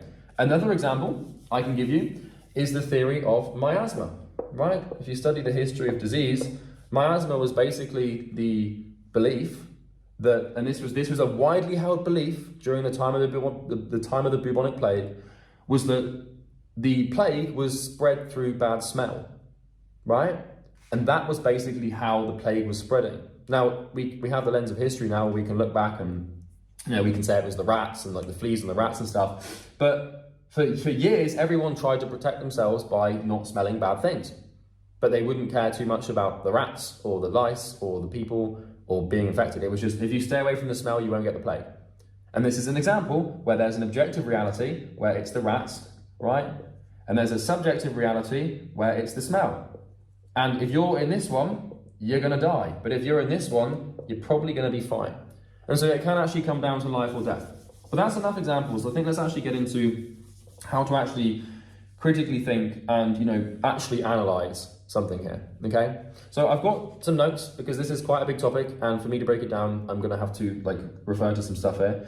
But yeah, let's basically get into it. So really, the way most people think, right? Because what we want to start by doing is identifying kind of the wrong way. Most people don't have any barrier or critical thinking ability. Not because like they aren't able to do it, but basically just because it's kind of how we are born and we are conditioned, right? By society, by our family, by teachers, by peers, etc., to not have this built in. Because the truth is that critical thinking requires a lot of energy, and it's a very inefficient thing for the brain to do, to actually think. And the brain loves efficiency, so it kind of creates this problem. But most normal people, right, this is how they work, right? So normal people, when they're receiving information, the information is basically filtered, right? So let's just say this here, all of this stuff is information, right? Information in the environment coming through the 5 senses, right? And basically, most normal people, they will filter information typically through like 3 things, right? So they'll filter it through the source, they'll filter it through, what else do you think there is? They'll filter it through like peers, and then they'll filter it through belief, right? So when like life is about basically being able to assimilate information in the most accurate manner possible.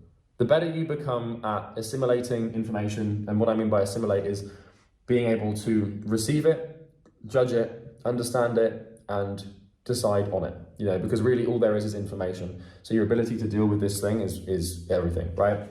So the first thing that people filter their information through as to whether or not they believe it is true is what is the source, right? So an example, and this is where it all falls apart, right? This is where it becomes very easy for it to be wrong. If a doctor says it, it must be true. If the BBC says it, it must be true. If Trump says it, it must be true. If Hillary says it, it must be true. If like people, the first thing they use to filter information, determine whether or not it resembles the truth and the objective nature of the world, is where the information came from, right? Now, this is kind of like, you know, I'm going to give you some other examples later on in the video. But this is the first thing that people really get wrong. They give too much credit to authority. They give too much credit to news. They give too much credit to certain people. And the truth is that the source of the information usually doesn't have too much of like, it doesn't really, people give, okay, it's asymmetric credit. What I'm saying is people give way too much credit to the source of the information when the source of the information has very little impact on the quality of the information. And so that's the first thing. The second thing people will filter information through is peers, right? And this basically, they'll ask the question of, do a lot of other people believe this to be true? Okay? And the last one is their belief system. So does this fit into my preconceived notion of the world? And can, like, people will either, you know, reject or receive information and assimilate information based on what they believe to be true about the world. And so this is what information is filtered through, right? And so, you know, for example, how, like, if you're in nature or you're trying to survive, like, you can filter water through different things, right? So if you build like a natural water filter, you might put like logs up here, and then you'll put like, you know, pebbles in here, and then you'll put like refined charcoal in here, and then you'll pour water in, and the water will be filtered through, and hopefully at the end you get nice, clean drinking water, right? This is not how this works, right? Because the source is usually wrong, the peers are usually wrong, and the belief system is usually wrong. Learning to challenge your belief systems is one of the most difficult things to do as a human being. Like, I'd actually encourage you to do an exercise right now, and this is going to rub your ego up the wrong way, but you're going to do it anyway. I think, big idea. Take any belief system you have right now, right? Any belief system in any way, shape, at all, any belief system. Just pick one and write it down, right? And like, just pick one, right? Write it down, any belief system. For example, I believe that one niche is the right thing to do, or I believe that the earth is round, like any belief system you have at all, right? Now, what you then need to do is start to challenge the belief and pull it apart and ask yourself why you believe it. But we'll get into this because this is critical thinking, right? But we need to start thinking in this way. So most people just bring their information and they process it through the source, the peers, and whether or not they reject it or basically intake it into their life is dependent on these three things. The problem with this is that authority is the most dangerous way to judge information. Most people are wrong about everything all the time, and your belief systems very rarely line up with the objective nature of reality, okay? So this is kind of like the least objective triad in the world, right? But people who are smart and people who can think critically, these people do it differently.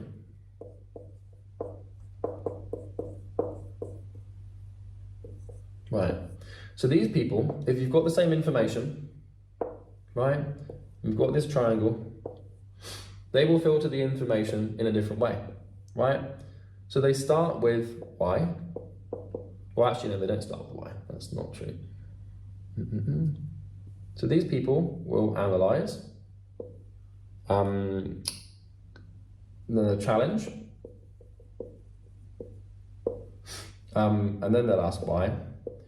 And then basically what these people do, people who can think critically, like they won't filter information through themselves, through other people, or through authority.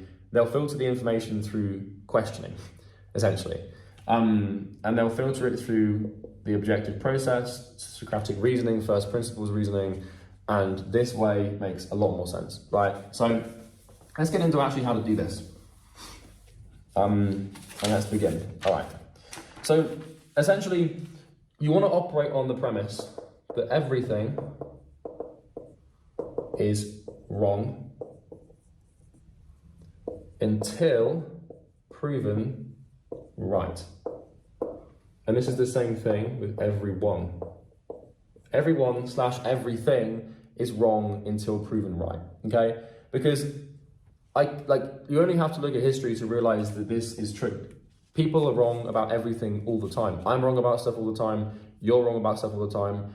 Throughout history, like we're sort of, you know, if this is the objective nature of the world, you know, we start like way back here, and every 100 years we get closer and closer to the truth. And really, like the thing is right now we probably don't have an objective view of the world. We are blind in so many ways. There are so many theories, understandings and paradigms that we currently lack or are missing that are preventing us from actually seeing the world for what it truly is, right?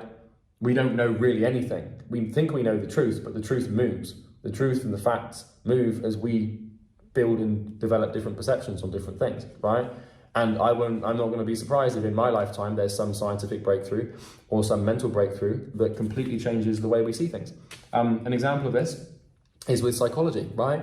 Carl Jung came along and basically discovered the unconscious. And we did not even know there was an unconscious until Carl Jung discovered it.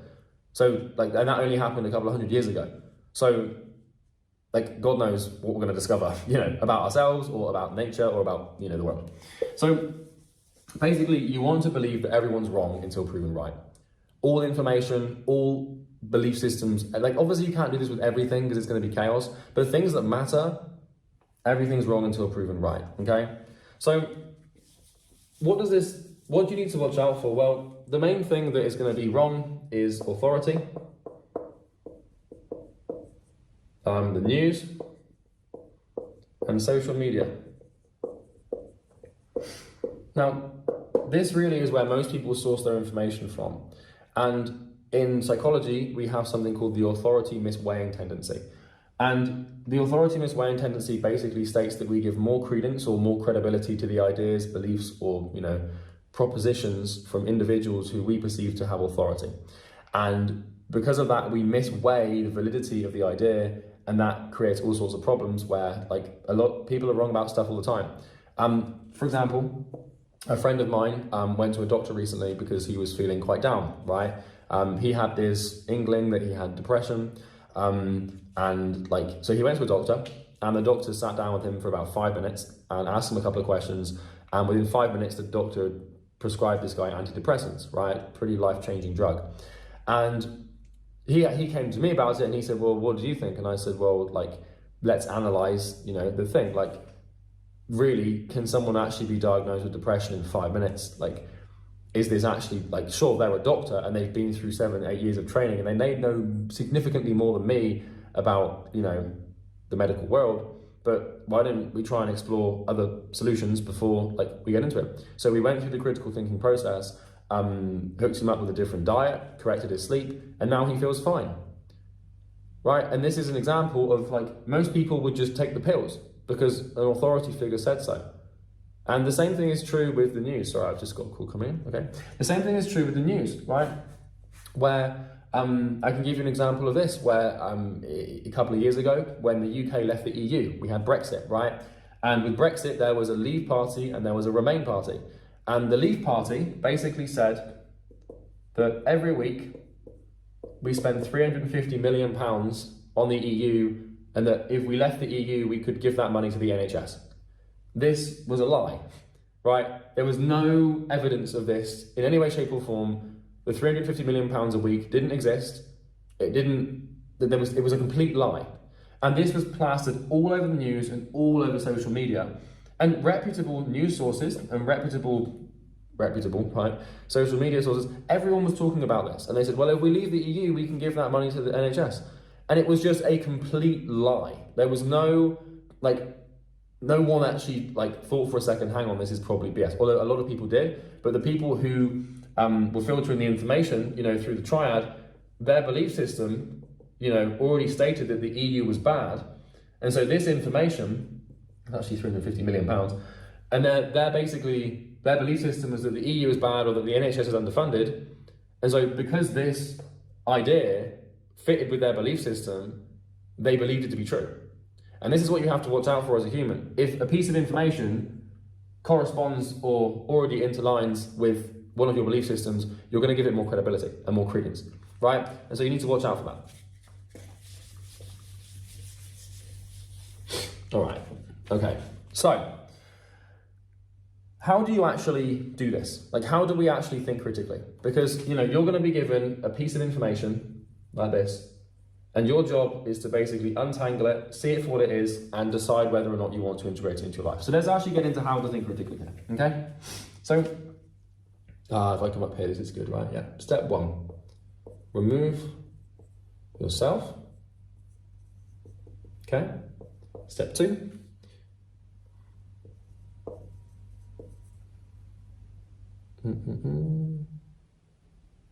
well, no. Define objects. Step 3 is to define relationships. And I have my mentor Sam, by the way, to thank for this model. I can't take credit for it. Define relationships, define timeline. Okay. And then we can probably start there. Yeah. Remove emotions and remove loops. Okay. So the first thing that we're trying to do here is follow a 6-step process to think critically. Okay. So when we receive a big ball of information, if you're trying to, solve a problem or make a decision, for example, what diet should you eat? Should we leave the EU? Oh, this client's ads campaign not working. Why is it not working, right? You can apply this to basically anything, right? And so step number 1 is to remove yourself, right? It's extremely difficult to be objective when you are in a subjective stance, right? And so the first thing you have to learn to do when you're trying to solve a problem is remove yourself from the problem and try your best to see the problem from a third-person perspective, because for as long as you are inside of the problem, seeing it as yourself, you're going to be in some trouble. This is why it's so much easier to give advice to someone when you are giving the advice. Because if you have a problem and your friend has a problem, it's very likely that you can solve that problem for them and give way better advice to them than you could to yourself. And that's because you're not involved. Because when you haven't removed yourself, when you're involved in the problem, what basically happens is all of your biases interfere with your ability to actually see objectively, right? And so if this is the objective reality here, right, and this is you, the way this works is there's a sort of a sheet, between you and the objective world. And this sheet is basically all of your biases, right? And so you will always see the world through your biases. And so, for example, if objectively, right, if reality itself is green, right, and this is an abstraction, right, but if reality itself is green, but you have a black bias, and there's no racial intention there, of course, don't be an idiot, right? If your bias is black, right, but reality is green, then what's going to happen is you're going to see reality through the lens of blackness, and so to you, reality will manifest itself as black when it's actually green. And so all of your behaviors and all of your life is going to be built around the idea that the reality is black when objectively it's actually green. And so you're out of alignment with the true nature of the world, which means all your decisions, all your actions, all your capabilities are manifesting in the wrong direction and are going to create some suffering, right? So the first thing to do is to remove yourself. Now, the next thing to do is basically to define objects, right? And so if we actually talk about becoming, objective, right, in one sense of the word, this means being able to actually see past labels, see past naming conventions, and identify objects, right? So, for example, if I was going to build a system, what you need to be able to do is comprehend the objects of what that entails, right? So I can give you an example. So, for example, I can probably just draw it down here. So, what is a system, right? Well, that's a huge question. So how do we critically think through that problem? What is a system? Well, what you do is you try to define the components of the argument or the components of the thing you're dealing with, right? So, what does the system need to run? Well, the system needs to have an input, right? The system needs to have an output at its core form. Because, a system is basically going to take something and turn it into something else. So we need something to put in and something coming out. Without that, a system cannot exist. So immediately we've defined 2 objects inside of this problem, right? And then, how do we go from input to output? Well, we need to have a process, right? So that's another component of a system. This is an object. We're making objects out of abstractions, right? And then, like, for a system to really work, it needs to have feedback. That's not obvious to a lot of people. If you haven't read Thinking in Systems by Danella Meadows, you won't know that. But then we have feedback, right? But the system itself isn't actually going to exist, like, on its own, because any system is going to exist inside of an environment, right? For example, if you take the cardiovascular system, right? The cardiovascular system is essentially taking oxygen and turning it into carbon dioxide, right? Or the respiratory system is an easy example of this. Respiratory system is like taking in air, taking in the oxygen and expelling carbon dioxide, right? And it's using the lungs, the process, and the God, for my biology days, I can't remember, but it's using the surface area of your lungs and the parts of your lungs to convert this, these chemicals so that you can live, basically. And, every time there's feedback. So, the body will tell you how much oxygen it has.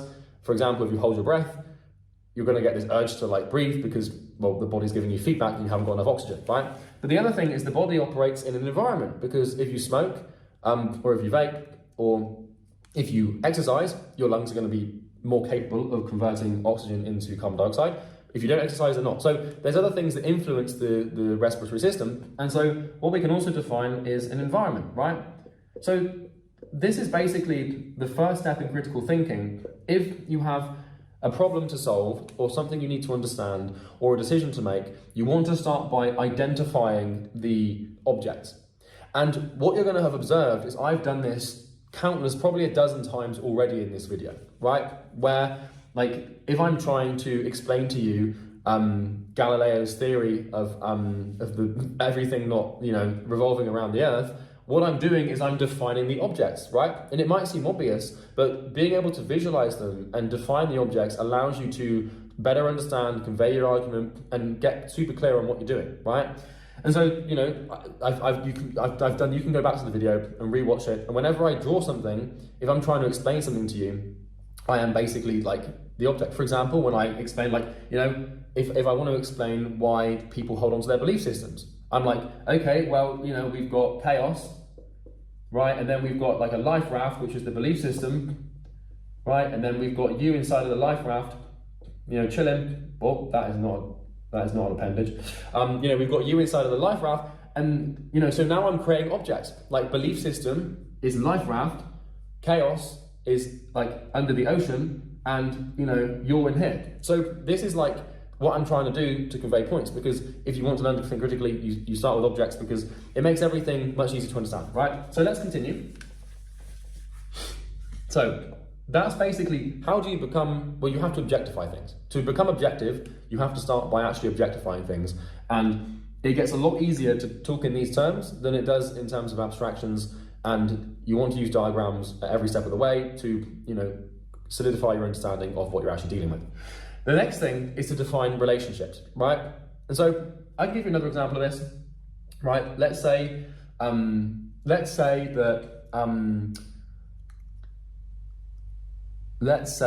I am in a social circle with a group of 4 people, and they're all talking behind each other's backs, and I need to figure out how to fix the relationship so the friendship group can be, more coherent, and so that nobody's going to be upset. What I would do is I'd be okay, instead of talking in abstract terms, I'd actually make it concrete. So, if I've got a social circle, right? And things are not going well, but I want it to go well, what I do is I'd start by mapping out the people, so like this, and then this person here, right? And so instead of seeing them as my friends, I'd see them as person 1, 2, 3, and 4, which is kind of a psychopathic, sociopathic way to think, but it gets easier when you remove names and you actually just put numbers in. And so let's say that person number 1 likes person number 4, but person number 4 doesn't like the person number 3, which is why person number 1 doesn't like person number 3. Person number 2 is friends with person number 4 and 3, but doesn't like person number 1, and because of this, person number 3 does not like person number 4, right? So this is an example. Explaining that without a diagram is impossible. But what I've done here is the third step in critical thinking, where I've defined the relationships between the objects, right? So what we can see here now is what the problem actually is, right? The problem really is that person number 3 doesn't like person number 4, so person number 4 doesn't like person number 3. So really, the feud is simply just between these people. Although person number 2 doesn't like person number 1. So you want to start by understanding the problem. We're not, at this point, we're not trying to solve, we're just trying to understand. And the solution usually comes just by understanding it, right? And then once we've done this, there's all sorts of other stuff we can do, which I'll explain in a second, right? So you need to identify the relationships between the components or the objects to understand it. So another example here, if we take the system. So right here, we have the building blocks of a basic, a process of a system, right? We have inputs and outputs, processes, feedback, and environment, right? And so what we now need to do is understand the relationship between these things, right? And we need to understand how they are interlinked and how they relate to each other so that we can build a proper understanding of the objective nature of this thing, right? And so what we're essentially going to do is we're going to take the components and we're going to put them into like a state of relationship, right? So here we have the input because, we're going to start with the input because the input's the first thing. And then we have the process because the input needs to be processed. And then we have the output, right? So you can see that there. And then from the output, obviously we have feedback. Okay. And then the input, it feeds back into the input. And then over here, we have the environment because no system operates in a silo without an environment, right? So I'm just going to bring this over here a little bit. There we go.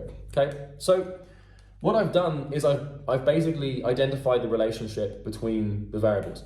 So the input is processed into an output, and when an output is processed by the process, what happens is feedback is given, right, to go back to the input. So, for example, input could be like air from the atmosphere into your lungs. The process can be like your lungs basically processing and like bringing, like you've got like a membrane which brings in oxygen and expels carbon dioxide, right? So the output is going to be CO2 and like other like waste gases.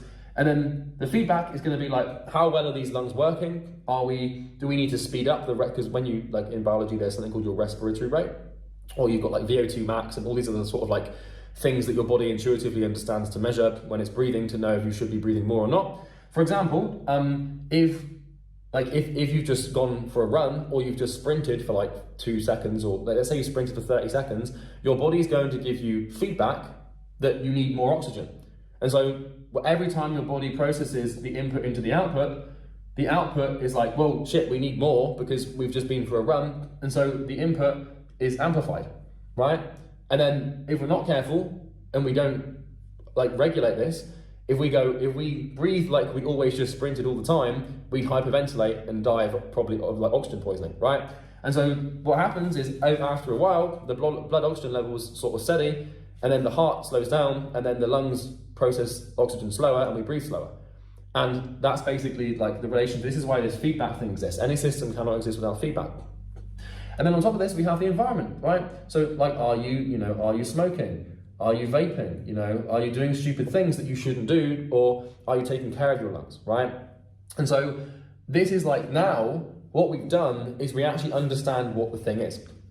So this is a lesson in systems thinking as well as critical thinking, but this is sort of an easy example just to give you, I could go on forever, but same thing with Charles Darwin and the finches and all this stuff. But so step one, remove yourself, because now we've drawn this, or when I was drawing the friendship social circle and the relationships between them, I'm not involved, right? I'm just seeing this like as a third person, right?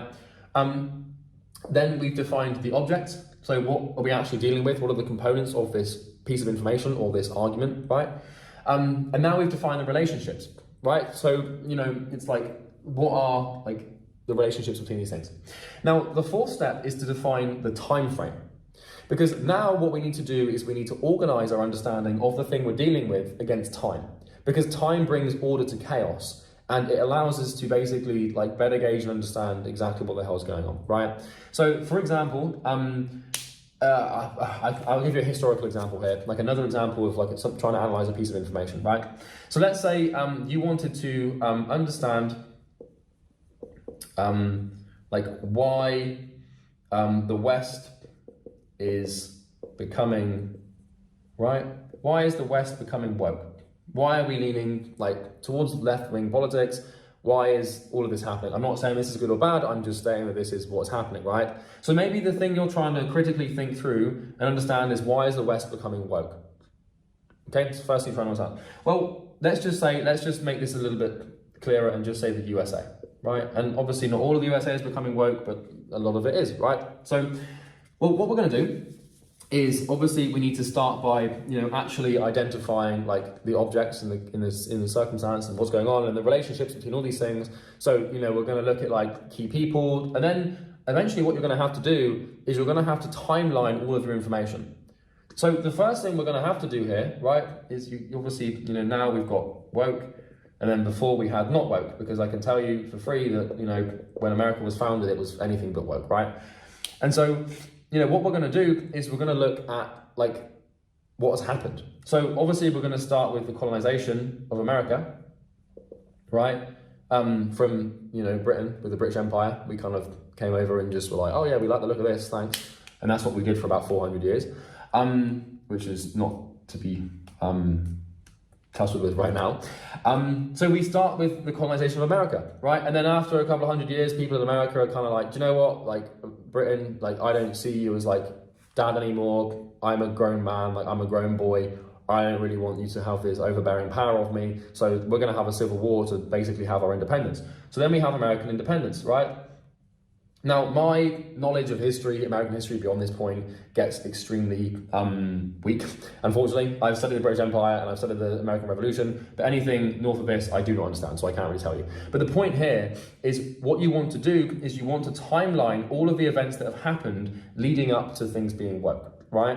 And so, like, another example of this, maybe you want to understand why Swedish women are so beautiful, right? Because Sweden is renowned for having beautiful women. It's like ranked by some subjective news articles on like having the most beautiful women.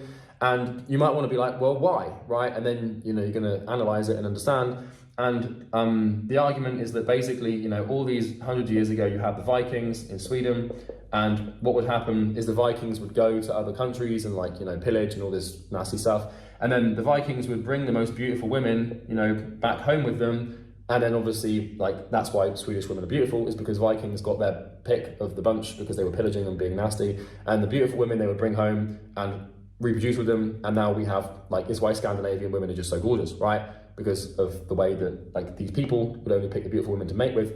And that's kind of how it works. Now, I'm digressing here. But you get the point, right? You need to define the timeline. So if once again, I've got friend 1, friend 2, you know, friend 3, and friend 4, right? And we remember that friend 3 doesn't like friend 4 doesn't like friend 3, friend 1 doesn't like friend whatever, you know, they like this person, but this person likes this person and they like him. You know, what we need to do is, now we've identified the objects and the relationships, we need to identify the timeline at which these things happened. And so maybe it happened that, you know, in 2019, friend 3 accidentally crashed friend 1's car and promised to pay friend 1 back, but never did, right? And so we start with the timeline there, right? And that happened. And then, you know, at this point, friend 1 that wanted to get revenge, so then they spilled water on, I don't know, right? But the point here is you need to identify the timeline. And so, for example, with the systems example, we start with here, and then we come here, and then here, and then here. So we've already identified the timeline between these objects and the way that the information flows, because, you know, we put the arrows in place, right? So the next thing to do, number 5, is to remove emotions from the equation, right? So, for example, going back to the example of why are Scandinavian women so beautiful, right? Let's say that you have a thing against pretty girls and you don't like them for whatever reason, whatever's wrong with you or whatever, you know, I don't care, right? But let's say that you're trying to analyze that and understand it. Or let's say you're trying to analyze why America is so woke and trying to understand that, right? Well, when it comes to dealing with political stuff or anything that you might deem, you know, bad, right, you're going to have emotions about it. And so if you're trying to analyze something and be critical about something when you don't like woke people, or you love woke people, or you don't like pretty girls, or you love pretty girls, you're going to filter your arguments and your decisions and your criticality through the lens of the emotion, right? And so this is a very difficult thing to do, but it is possible. It truly is possible to remove your emotion. Now, it's not just about removing it, it's about recognizing it. And so if you're trying to analyze the thing of why is America so woke, right? But let's just say that, you're super right wing and you hate woke people, you just, you can't stand them, right? For whatever reason, you just, you don't like them. This is a skull to represent that you don't like them, right? See what I'm doing here? I'm objective. I'm objectifying. But anyway, let's say that you hate woke people, right? I'm not saying I do, I'm not saying you should, I'm just saying that, let's say someone does. If you're trying to analyze why America is woke, what you're more likely to do is just, instead of looking at the historical timeline and the cause and effect relationships that have resulted in this cultural phenomenon developing, what you're going to do is you're just going to blame the people who are woke and just say, oh, they're just weak and they're this, that, and the other, or, they just don't understand the way the world works, they've never worked a day in their life. And what's going to happen is all of your thinking is going to be filtered through your hatred. This is called the disliking hating tendency in psychology. On the flip side, you have the liking loving tendency in psychology. These are cognitive biases that are studied and recognized. But the point here is it's kind of impossible to be objective when your emotions are at play. And so what you can do is you can recognize if an emotion exists, and when you recognize an emotion exists, just park it. Be like, okay, I can feel this emotion, I can feel anger, I can feel the sadness, I can feel the anxiety, whatever it might be, and just recognize it and just sit with it. And don't try to remove it. Well, you want to try and remove it, but it's kind of the first step to removal is recognition. And then try and park it, calm yourself down, and then continue with the analysis, right? It's entirely possible to do it, it just takes practice, okay?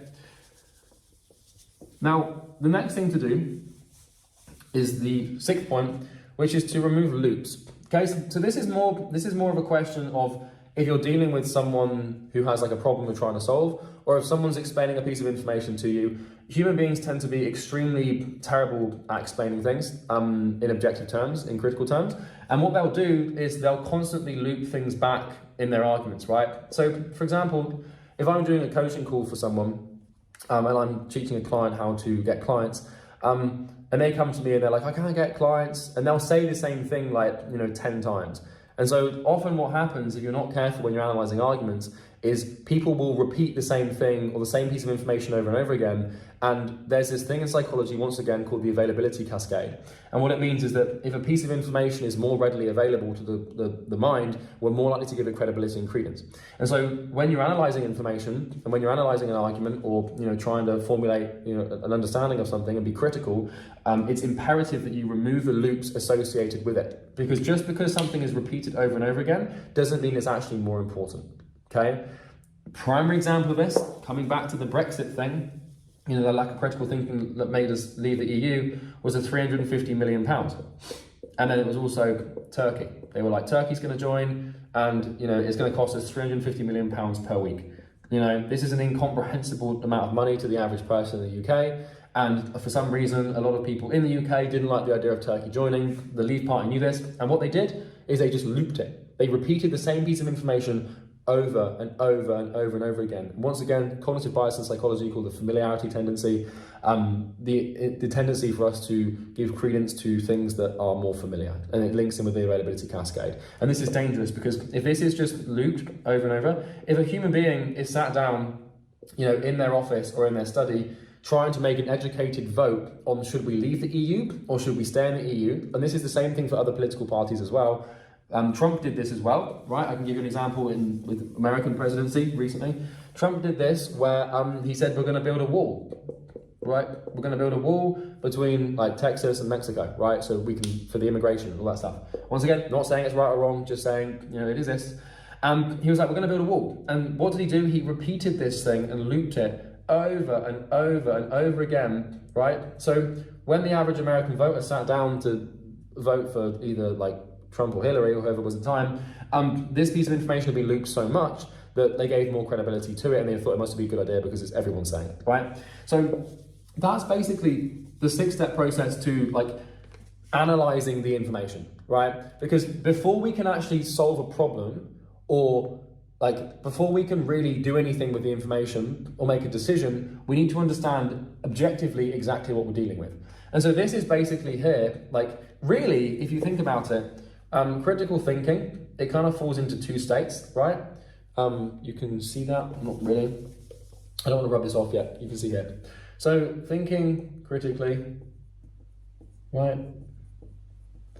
there's basically two stages, and I've just described the first stage, right? Stage one is building your understanding, and then stage two is probably, well, once again, it's still understanding. There's a quote from, I think it was Einstein or Newton, that said if I had an hour to solve a problem, I'd spend the first 55 minutes understanding it. But basically, we want to start by understanding it and then solving it, right? So this is basically becoming objective. It's analyzing the information and getting to grips with the thing you're actually dealing with, so that when you come to make a decision or prescribe a solution or solve a problem, you know that what you're dealing with is true and you're being objective. This is about getting the facts. It's about getting to the truth, right? So we start with removal of the self, then we define the objects, then we define the relationships between the objects and the timelines by which those relationships are built on. And then we remove our emotions, and then we remove the loops, and then we know we're actually dealing with something and we're dealing with objective reality, right? So once we've done this, right, and once we've actually assimilated the information properly and understood it, it's time to go one step deeper, right? So I'm going to pause the video and come back. All right, I'm back. Took a quick break because this was going on for a long time. But I wanted to actually grab my laptop here to give you an example of what I mean by relationships and objects, just to drill this point home and really show what it means. So what you can see on the screen here, I don't know if you can see this, but this is my team. So I run a 8-figure consulting business called Imperium Acquisition, and we have about 20 people on our team, like 14 core team members, 30 indirect team members, so it rounds up. And what this looks like is like this. So you can see here, I've listed out the objects, right, in terms of the team members, and then I've basically presented the relationships between all of them. Because things were kind of getting out of hand with the company. I was like, what the hell have I built? And so I wanted to understand it. So that's just an example, an example I want to give you. So now it's time for us to actually explore how to know whether or not something's true, right? Because, I've taught you how to process information and understand things, right? But now it's time to actually put some rubber to the road, so to speak, and understand, if someone says something, how do you know whether or not it's true, right? So basically what's going to happen is people are going to make arguments, right? Now, I don't mean argument as in anger or hate-filled speech that, breaks down communication. What I mean is an argument is like a statement of truth that a human being is going to present to you. And I'm going to give you some examples and we're going to get into it. So when it comes to an argument, what we need to be able to do is we need to be able to examine arguments, right, in a critical way. Because if someone says to you something that is not true and you believe it, now suddenly your life is no longer in alignment with the objective nature of the world, which means that your decisions and actions are out of alignment with reality, which means you're going to suffer. And so if you don't want to suffer, you need to learn to analyze arguments. This takes a lot of effort, a lot of time, but it's possible, okay? So first thing is what we're going to do is we're going to use the model that I just explained to understand this, because I've just given you a piece of information that in order to be successful, you have to examine arguments, right? So what we need to now do is break down and assimilate this information. So we're going to start by identifying the objects of an argument, right? So you see how this works. I'm going to give you a live example, right? So basically, an argument is really broken up into 3 things, right? So just on my paper here, the first thing, well, basically it works like this. Claim, premise, conclusion, right? So what I've done here is I've taken information, I've assimilated it, and now we have 3 objects, right? And so basically when it comes to an argument, a claim is basically a statement of truth. A premise is something that backs up that statement, and the conclusion basically just repeats the claim, right? And so this is how it works. So for example, I could just say cold email doesn't work. Doesn't work because I didn't get, let's just do this.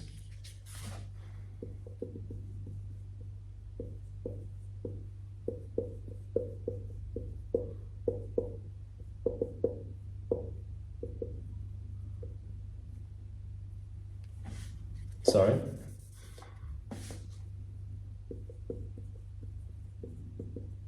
Right. So this is an example of an argument. Cold email doesn't work, and that basically means cold email doesn't help people get clients.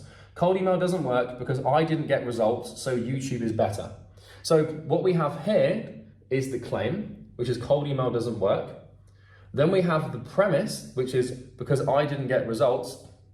And then we have the conclusion, which is so YouTube is better. So really, like, a conclusion is also a claim, but what they're trying to do here is make the point, like, the real argument of this argument is that YouTube is better than cold email.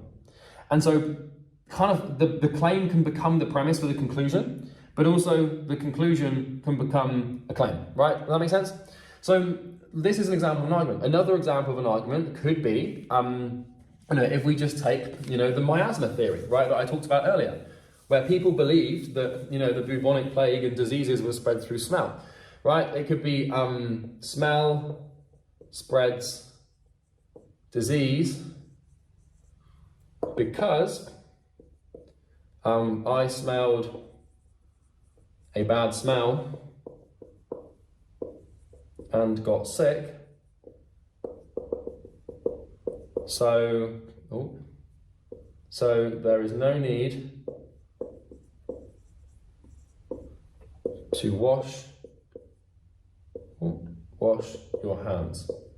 Believe it or not, during miasma, during that theory, doctors did not wash their hands. They perform open surgery without washing their hands, which is crazy to us now, but at the time it seemed like the right thing to do. So here we have the claim, smell spreads disease, and then here we have the premise, which is because I smelled it and got sick, and then here we have the conclusion. So what you need to be able to do is define arguments into their three components, which is basically claim, premise, and conclusion, and then break it down and ask ourselves, well, does this resemble the truth? Is this person seeing reality objectively? Are they aligned with the truth? How do I know it's true, right? So let's actually walk through how to sort of examine an argument. This is the most probably is the most important thing that a human being can ever be taught to do ever.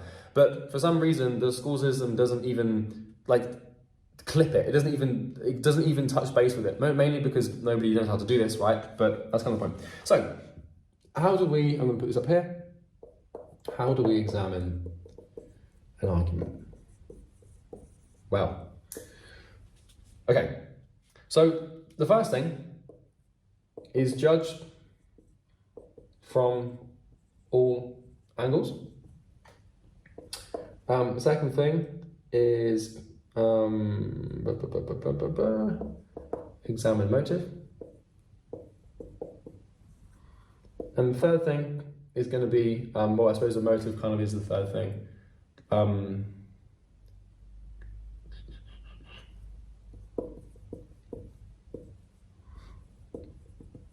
Okay, facts versus opinions. So when it comes to analysing an argument and understanding whether or not someone is telling the truth, here's the thing, this is what people don't get right about, before we get into this, is there's a very big difference between telling the truth and being wrong.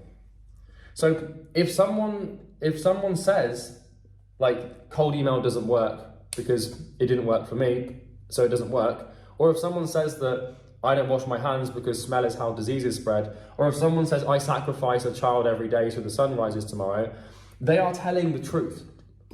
This is the thing you have to understand, is just because someone's wrong doesn't mean they don't think they're telling the truth.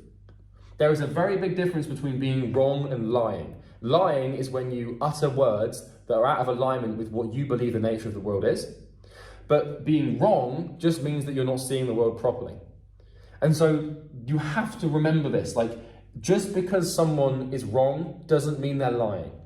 Because if people are wrong about stuff all the time, I'm wrong about stuff all the time, everyone is, it's very common, right? But if I came to you and said the earth is flat because I'm a 1400s peasant farmer that can only just see the earth and it's definitely flat, I'm going to come to you and be like, the earth is flat. And I will have conviction in my tone because of the way my ego is going to back up my belief, right?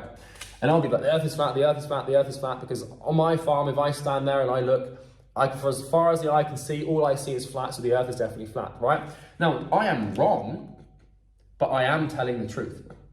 So when it comes to examining people's arguments, you have to remember that just because you might think they're wrong doesn't mean they don't think they're telling the truth, right? So that's kind of how it works. So the first step here is to basically judge the argument from all angles, right? So what's going to happen when someone has an argument is if you disagree with them, you're going to have your opinion and they're going to have their opinion. And you guys are going to see things in a very different way, right? So for example, this comes back to, let me get some other pens here.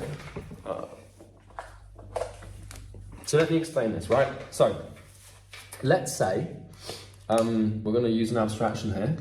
So let's say that right here is, let's just draw this a second here. Okay, right here we have an easel, right? And on the easel, here we have this big sheet of paper, right? Okay. And on the sheet of paper, let's just say is a drawing of, let's just say a smiley face, right? We have a smiley face, and this is, an artist has drawn this. Now, here's the thing, right? We've now got people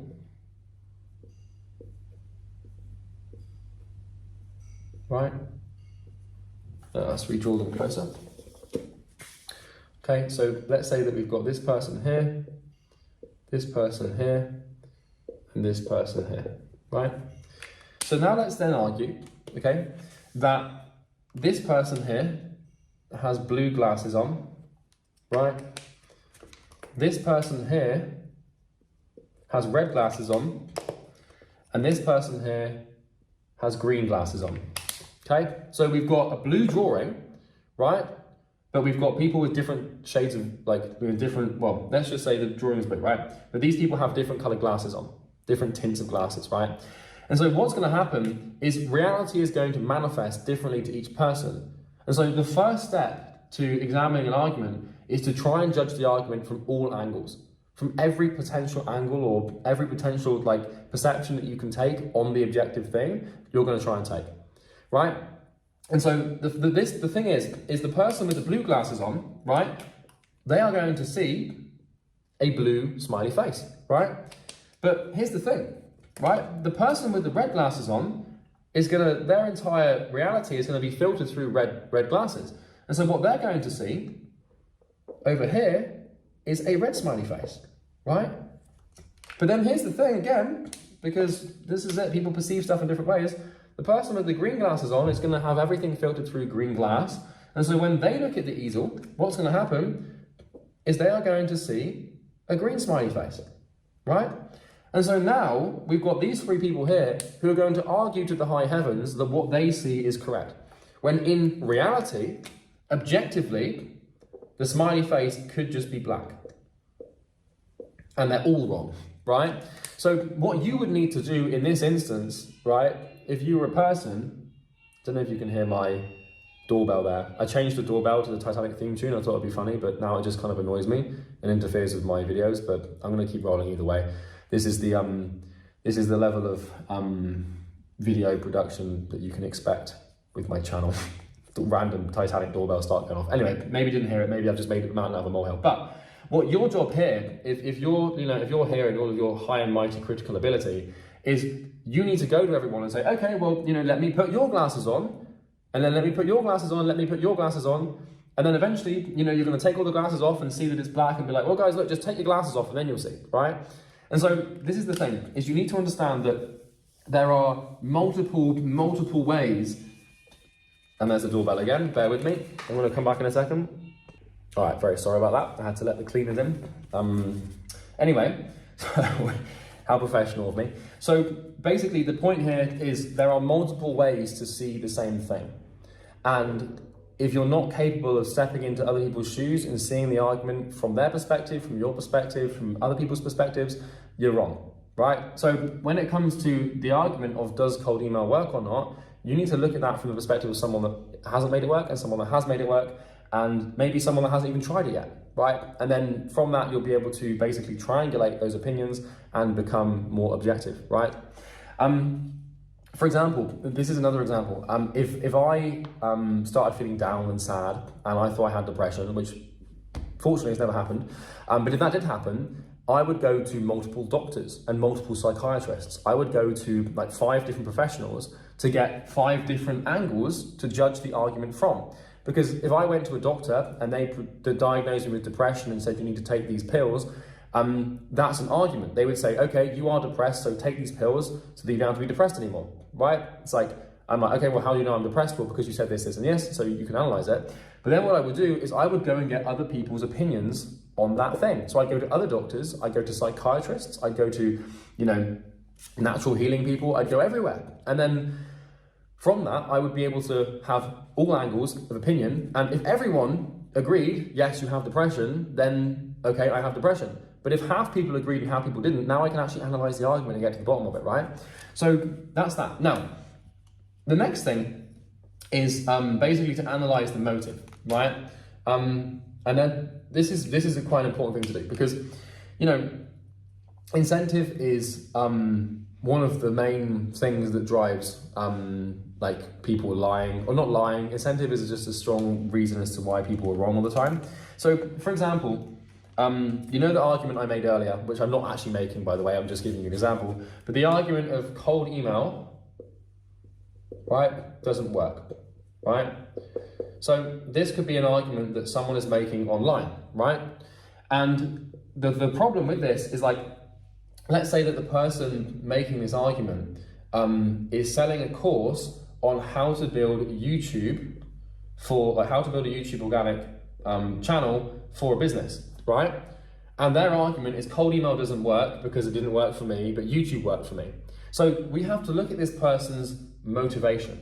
We have to look at whether or not they have an incentive to actually say the thing. Do they financially gain? It doesn't have to be financial, right? But what do they gain by saying this argument is true? So if they're going out into the market and saying, hey, cold email doesn't work, there's a strong case to be made here where cold email does work, but they're telling you it doesn't because they want to sell their course on YouTube Organic.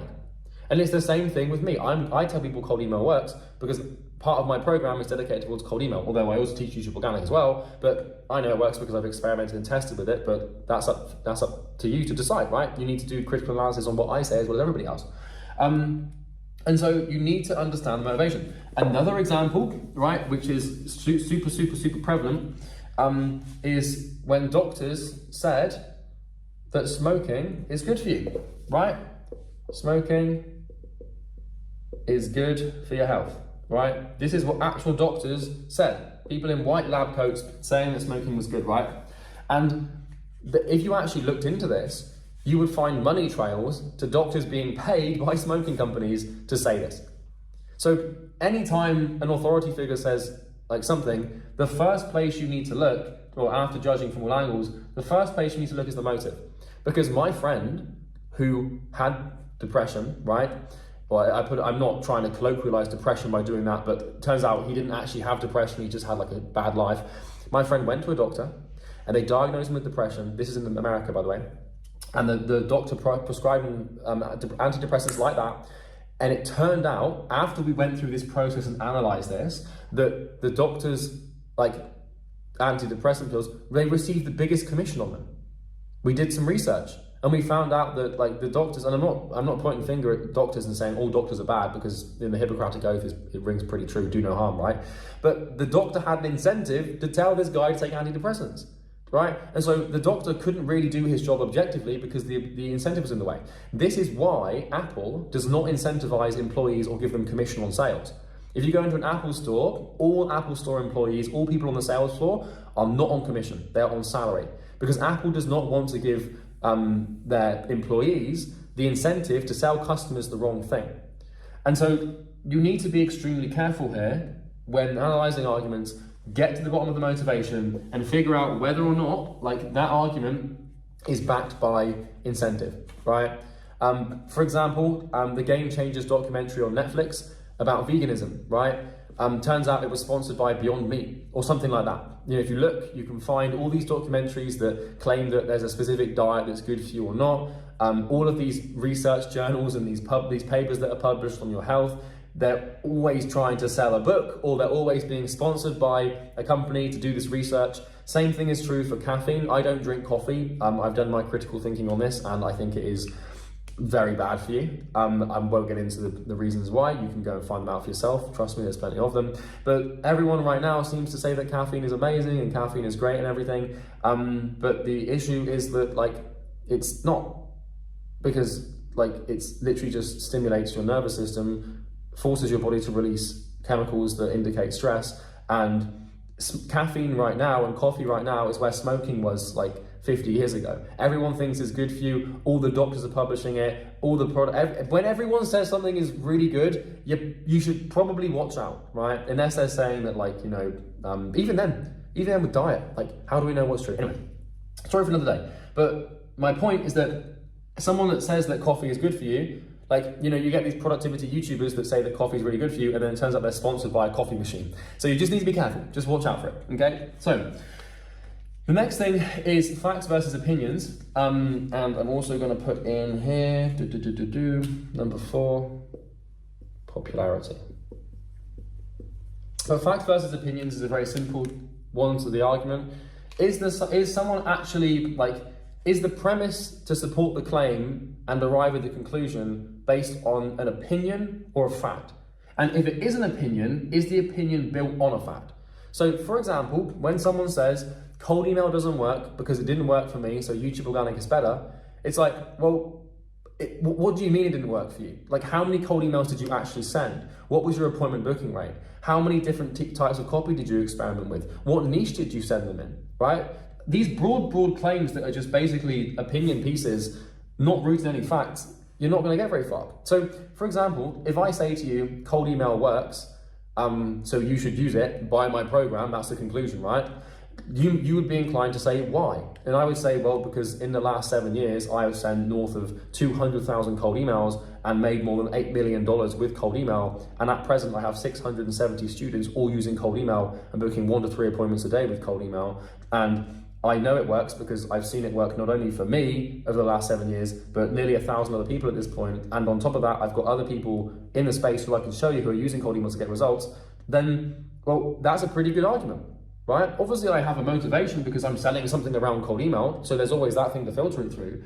But at the same time, it's like my opinion on cold email is based on fact. And so I see people in the agency space as well. This is sort of my industry. Maybe you're not in the agency industry, but people in the industry are saying cold email doesn't work. And then I'm like, well, why? And they're like, oh, it just doesn't, it's dead. It's like, people will say this, like, cold email is dead. It's like, okay, well, you know, why? And then they're like, oh, because it doesn't work anymore. Well, you've just said the same thing. You've basically backed up an opinion with another opinion.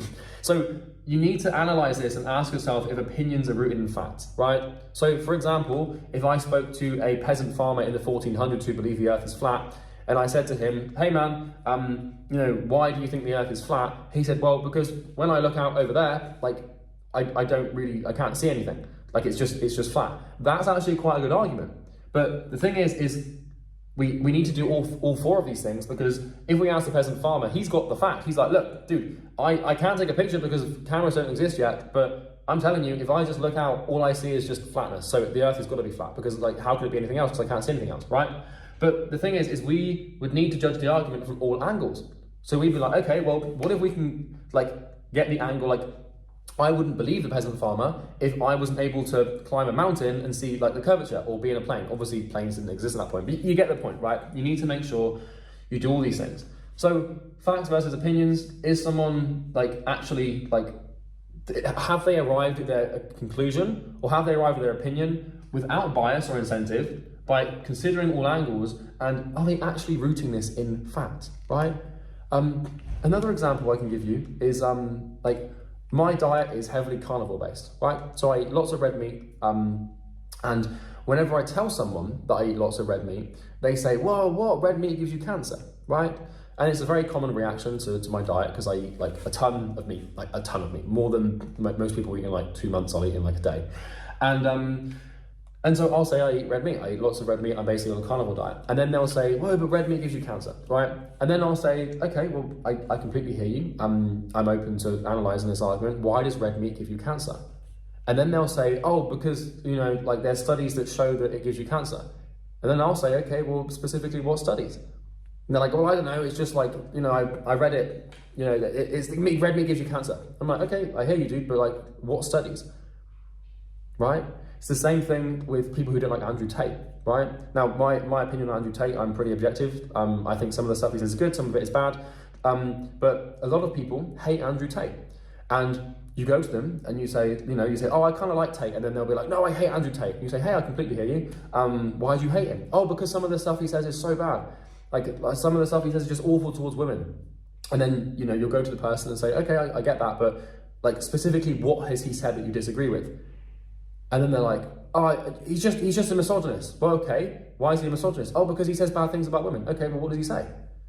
And then this person, isn't able to actually list things that he said. Now, I'm not saying that Andrew Tate hasn't said bad things about women, but my point is that, some of the stuff he has said about women is not good, right? There's some interviews with him, like Piers Morgan interview, and there's other stuff he said that I disagree with, being misogynistic and stuff. But the thing is it's not until you actually ask someone why that there's no foundation to their argument in any way, shape, or form.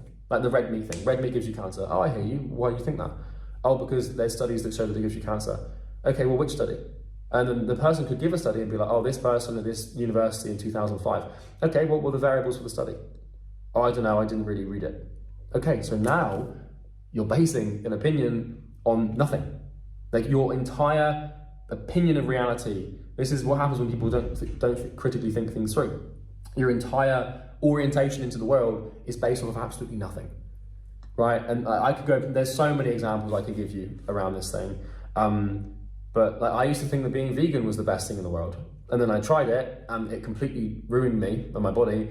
And so now I don't think being vegan is good because I experimented with it. And so this is the thing, I actually will test things, right? I don't just take stuff at face value because, I watched the Game Changers documentary and I was like, this is about being a vegan. And I was like, okay, I'll give it a go. I tried it for 3 months, got very unwell, very sick. And then I kind of stopped and now I eat carnivore and I feel a lot better. But you need to be able to release your attachment to these opinions because someone says to me why is veganism good? And then I was like, oh, because the Game Changers documentary said so. And then I was like, oh, I'm being an idiot. That doesn't make any sense at all, right? So that's that. So the fourth thing is popularity, right? And this is basically is this opinion popular, right? Because I can tell you from experience that the more people, put those pens on the floor, the more people that believe something to be true, the less likely it is to actually be true, right? And when consensus prevails, typically the idea falls apart, okay? And so you need to be very careful of things that are popular and be very careful of things that authority says, because typically they can be pretty wrong. And for example, the housing crisis, the housing collapse of the 2008 financial crisis, where the entire US economy was backed up by mortgage bonds, and Michael Burry, one of the investors, really smart guy, he looked at the housing market and thought, yeah, this is going to collapse in a few years, I'm going to short it. And at the time, everyone thought he was insane because houses were very popular and everyone was like, there's no way the housing market could fail because it's the safest. And that was an example, right? Of critical thinking, where you'd say to someone, what do you think of the housing market? And then they'd say, yeah, it's stable and it can never fail. And then you could say, why? And then they wouldn't really have an argument as to why. They'd just be like, well, it's houses, everyone needs houses. Well, why does that mean it's not going to fail, right? So Michael Burry, if you watch The Big Short, he looked at this and he was like, it's kind of not going the right way. I've seen the numbers, I've seen the data. And this is how people change the world, right? This is how Darwin came up with his theory of evolution. This is how Newton, Einstein, Watson and Crick, all these famous scientists basically just changed everything forever. It's kind of like with, who was the bloke that discovered penicillin? I can't remember his name. I think it was Joseph something or something. I can't remember. But the guy that discovered penicillin, no one even knew bacteria caused disease. And then this guy just put something in a petri dish by accident and was like, oh damn, the disease is gone. Oh, okay, this might work, right? And so that's that. Now, the other thing that I want to tell you is that it is possible for two things to be true at once, right? So, for example, you can have sort of a duality here. There's usually one better way to do something, but it is possible for two things to be true at once. So, for example, if someone says cold email, right? Cold email can get you clients, and someone says YouTube organic can get you clients, right? Then it's possible both of these things can work, right? And whether or not one is better than the other is up for debate. But the point here is a lot of people will just polarize to this or this. And I can give you a perfect example of this with client acquisition, right? Where in client acquisition, we have this dichotomy of quantity, right, versus quality. And there's this huge argument as to whether or not we should send like lots of emails or lots of messages and very few but very highly personalized ones, right? The truth is that you can get clients this way and this way. And the best thing to really do is what I call quality, which is where we marry them both together and we send lots of emails but very good ones, right? Another example of two things being true at once could be science, right, and religion. So maybe you believe in God, right, but you also think that Darwin was right. Why can't it be the case that God created natural selection, right? So my point is, like, once again, I don't really have an opinion on a lot of stuff, and this channel is designed for me to be objective and without bias, and to teach you things so that you can better understand reality without my biases of what I think is right or wrong getting in the way. But it's possible for you to believe in science and to believe in religion, believe it or not. Two conflicting things can both have credence and credibility at the same time. And just because you believe heavily in one thing doesn't mean the other thing isn't right or true, okay? And that's, you know, a lot of the time you have to make a decision and you have to sort of fall on them. But another example is you've got like the Democrats, right? And then in America, you've got Democrats and you've got the Republicans, right? And, you know, from my political opinion would be, well, the Democrats have some good stuff to say and the Republicans have some good stuff to say. So what probably makes the most sense here is to have a political party that marries both of these sides and has some arguments from here and some arguments from here, right? So two things can be good and true at the same time. But a lot of people who are Republican hate the Democrats, and a lot of people who are Democrats hate the Republicans. And the problem with this is, like, when you take a side and when you form an opinion and when you get really rooted in a belief, it blinds you and you immediately restrict your ability to see 50% of the information that may have some credibility or may be useful to you, right? So just watch out for that when you're thinking critically.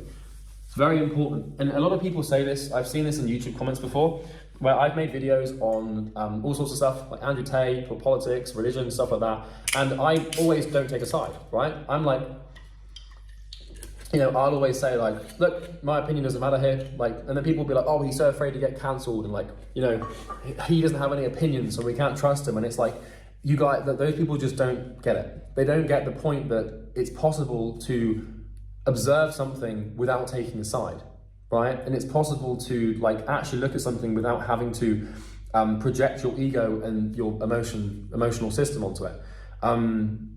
But anyway, that's the funny thing, is not taking a side is basically taking a side if you think about it. So the next thing we're going to talk about is basically you need to remove. We've talked about biases and stuff. There's a few biases to remove. I'm going to list them out to you. This is going to be a long video, by the way, but you know, we roll. So the next stage to do when you're analyzing an argument, right? Because we've talked about examining an argument. And we've talked about basically how to, we understand the components of an argument, which is claim, premise, and conclusion, right?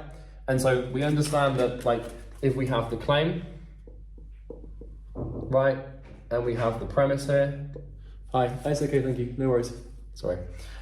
We have the premise, right, and then we have the conclusion, right? And then the claim kind of supports the conclusion. So we remember, we have the objects, right?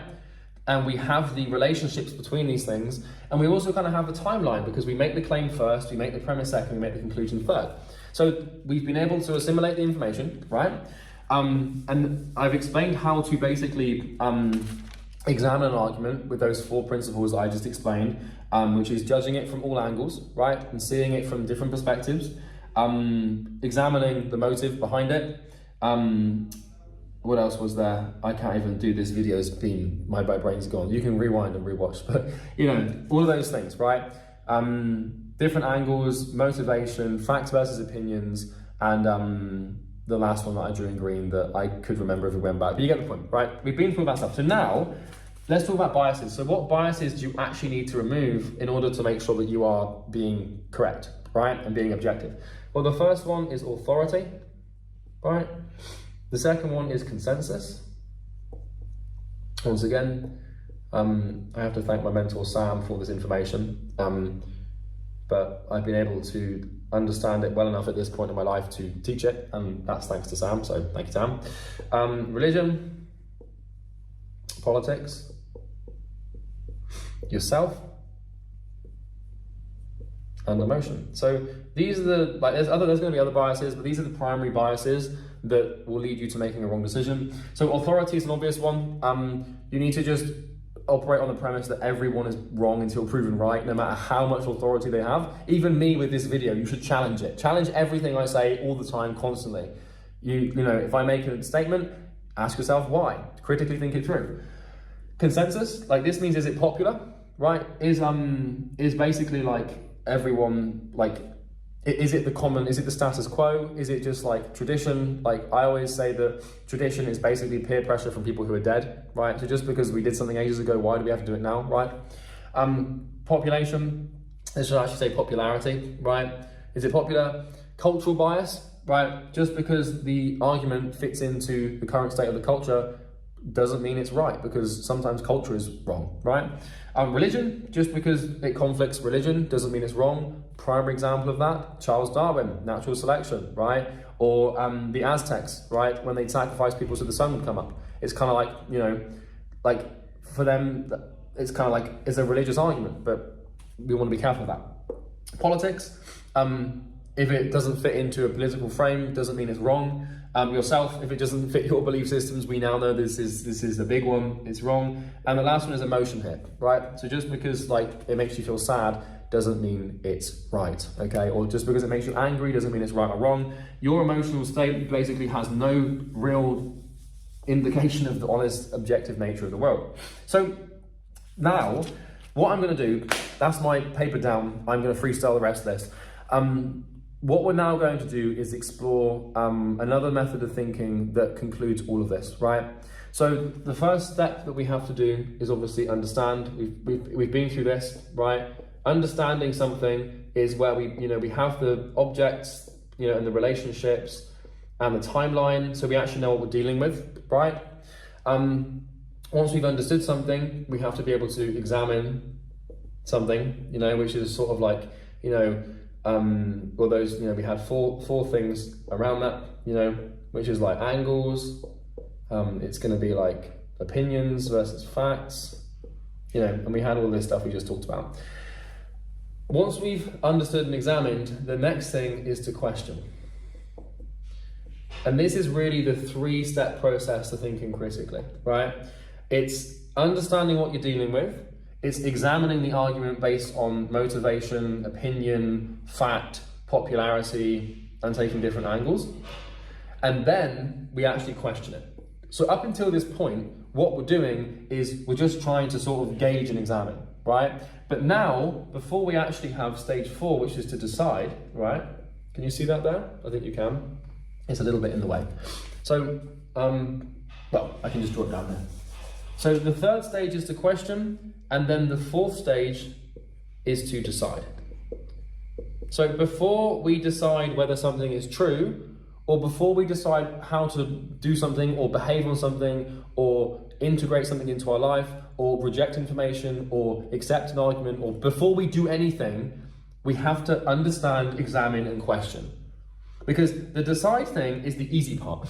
The decide thing, if someone gave me an hour of time, I said this earlier about one of the famous scientists, if someone gave me an hour to like critically think through and analyze an argument or understand someone's perception and decide whether or not I wanted to integrate that into my life, I would spend probably, 58 minutes, right?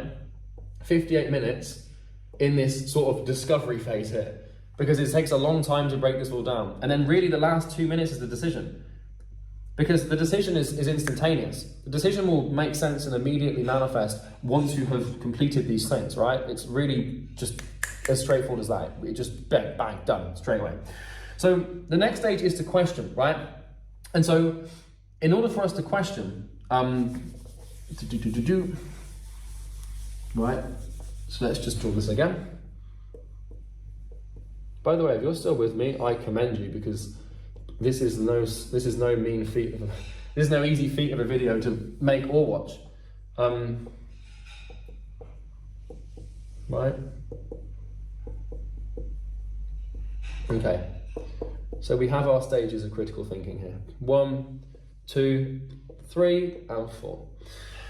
So once we've understood, we can examine. Once we've examined, we can question. Once we've questioned, we can decide. So the question that you're looking to ask is why. So there's a framework in critical thinking. There's a method of thought called Socratic reasoning. And brownie points for those of you who know might come up with that one. Drum roll, please. It's going to be Socrates, right? Socratic reasoning is basically where you ask why until you get to the bottom or the root cause of the problem. Okay, so for example, you've seen me do this in live action a couple of times. If someone says red meat gives you cancer, I'd say why, and then they'd say, well, because like there's studies that show that it does, and that your stomach can't digest it. Okay, why? Oh, because like it's bad for you. Okay, well, why is it bad for you? Oh, because there's studies. And then what we're looking for is we're looking to catch people into a loop here. Right? And this is what people do. When they are wrong, or when they don't have the truth, or when they don't like actually understand things, what will happen is their argument will loop, right?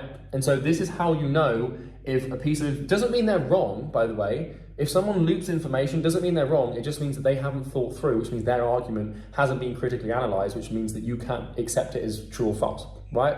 So by asking why 5 times, or as many times as you need to, either you get to a point of critical reasoning, right, which is this thing, it's called critical reasoning, or really a first principle, right?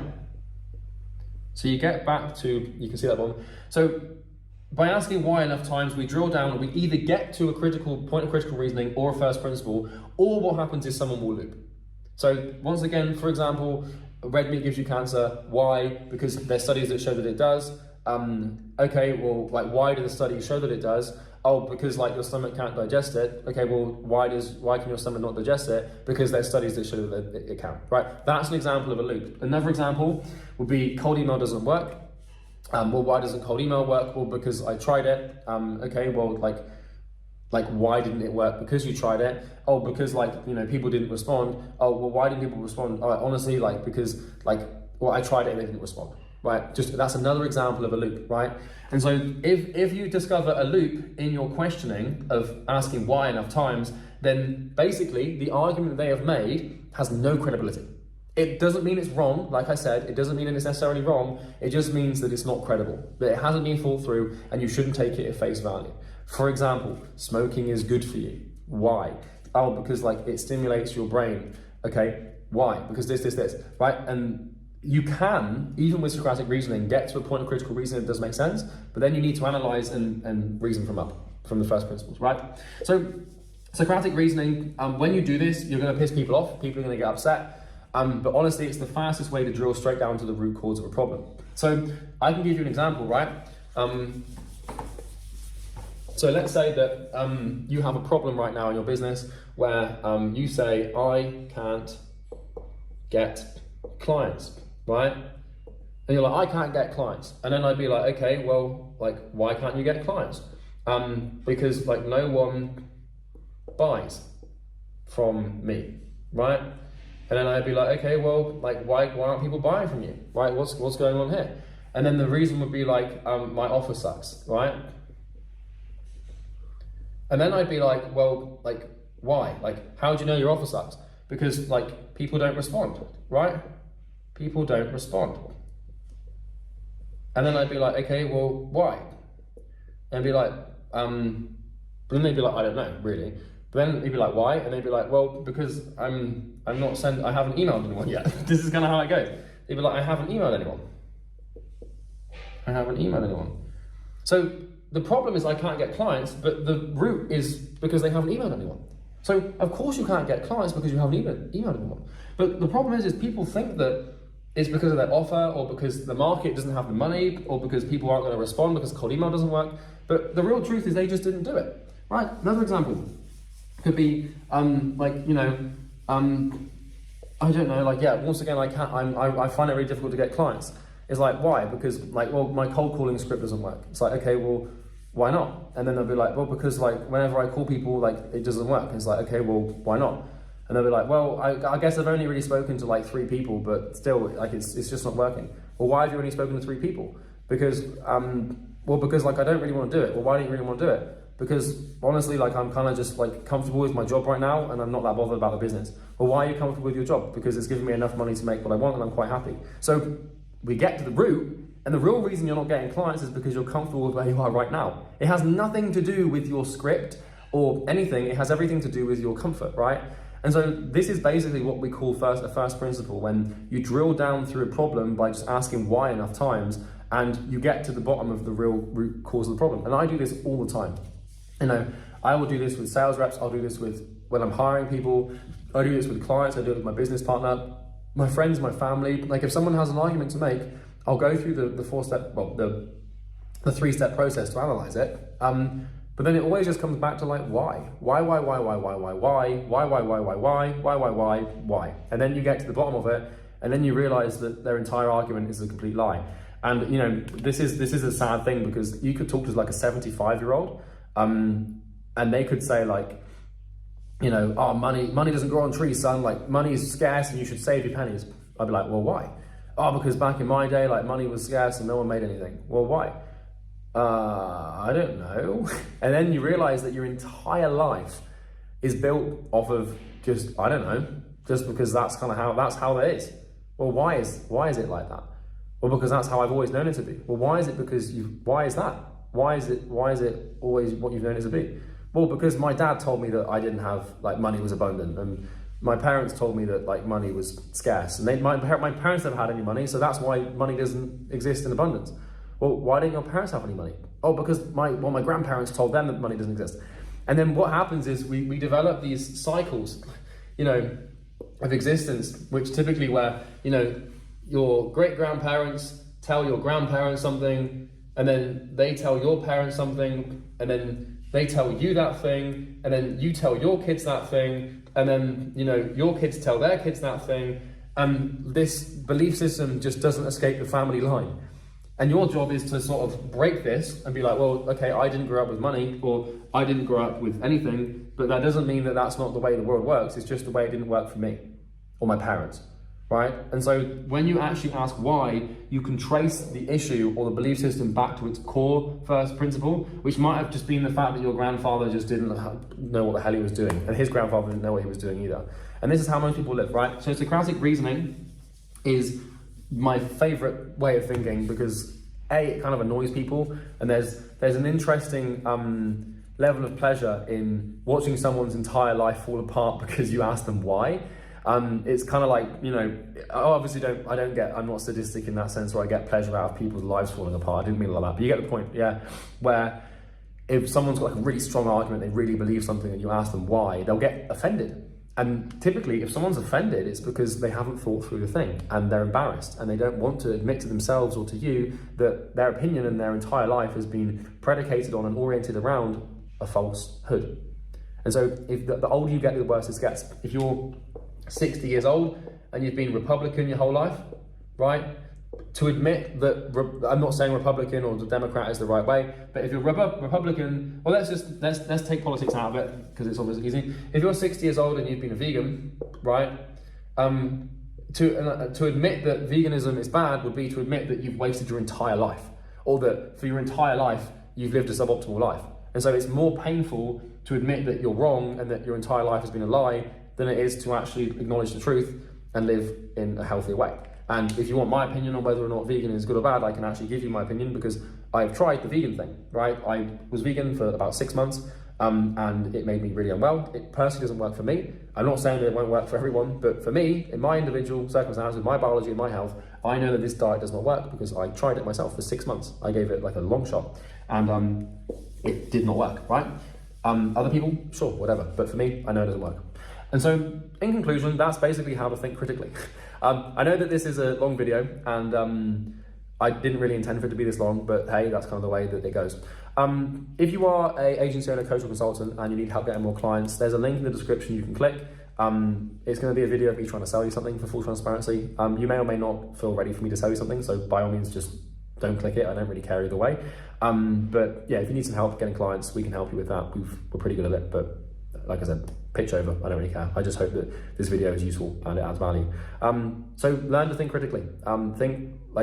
Think things through, analyze arguments, understand things. So you start with understanding, then you examine, then you question, and then you get to decide, right? I don't even think that spells decide. Dude, my brain's just like, my brain's not working. But then, only after you've understood, examined, and questioned, do you really have the objective right to decide whether or not the thing that you're entertaining or the thing that you're dealing with is correct or false, right? So that's everything. I hope you enjoyed the video. Have a great day, and I'll see you in the next one. Hey everyone, it's Charlie Morgan here. Welcome back to the whiteboard. In this video, I'm going to explain how to completely destroy your competition and how to actually just wipe them out. And I know how to do this because this is what I've done in my market. So when I started my company, Imperium Acquisition, 3 years ago, there were maybe 20 to 30 big players who were helping agency owners, coaches and consultants with client acquisition. That's what we do. And when I started, I was looking at them and looking at the competition, and I thought, okay, well, let's go to town on these people. And now in my market, there's only really maybe 2 or 3 serious contenders that I know of, us included. So what I'm going to do in this video is explain my strategy and philosophy for entering a brand new market that you have never been in before and taking out the top players as an underdog, as someone who hasn't got any experience in the market or might not know much more than the people. Because when I started my business, I looked at the biggest competition and you feel a sense of intimidation. Now they're my friends, the biggest guys, right? And we go to each other for advice. And you'll often find that when you find a worthy competitor, someone who actually can stand your march, so to speak, that collaboration is more effective than competition. And so there's a few competitors in my space that I respect, but most of them, 80-90% of them, we just wiped out. And I know this to be true because a lot of them work as marketing managers nowadays. They've just been destroyed because of our program. So in this video, I'm going to explain my philosophy.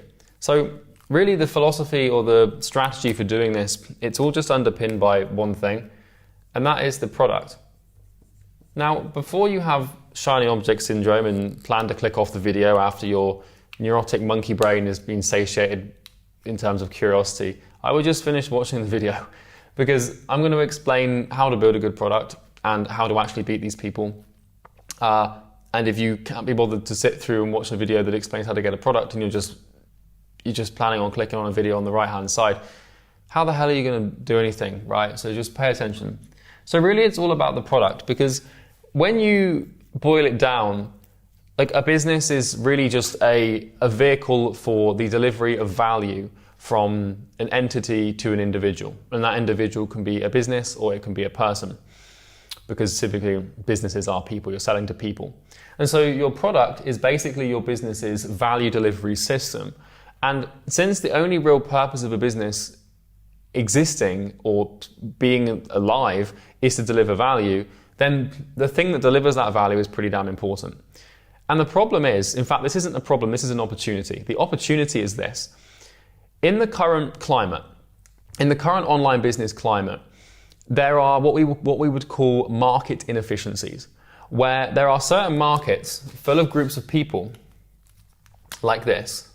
This is a market and there's all these people, all these people in the market. Let's just say these are all people, right? And we've got markets right now with lots and lots of people in them. And the thing is when you have markets that have lots of people in them, obviously they've got an opportunity to make money there. However, there's a lot of inefficiencies at the moment because, how do you even spell? I don't even know how to spell. I've just lost the ability to spell efficiency. That is absolutely embarrassing and reprehensible. Let's just say this says inefficiency. How do you spell efficiency? Oh yeah, there you go. So there's lots of inefficiencies. So what does this mean? Inefficiency is when the market has what we would call needs, and there's competitors inside of this market. Let's just say these are all of the people competing, in this market. So let's just say, I'm just going to give you the example of what I did here.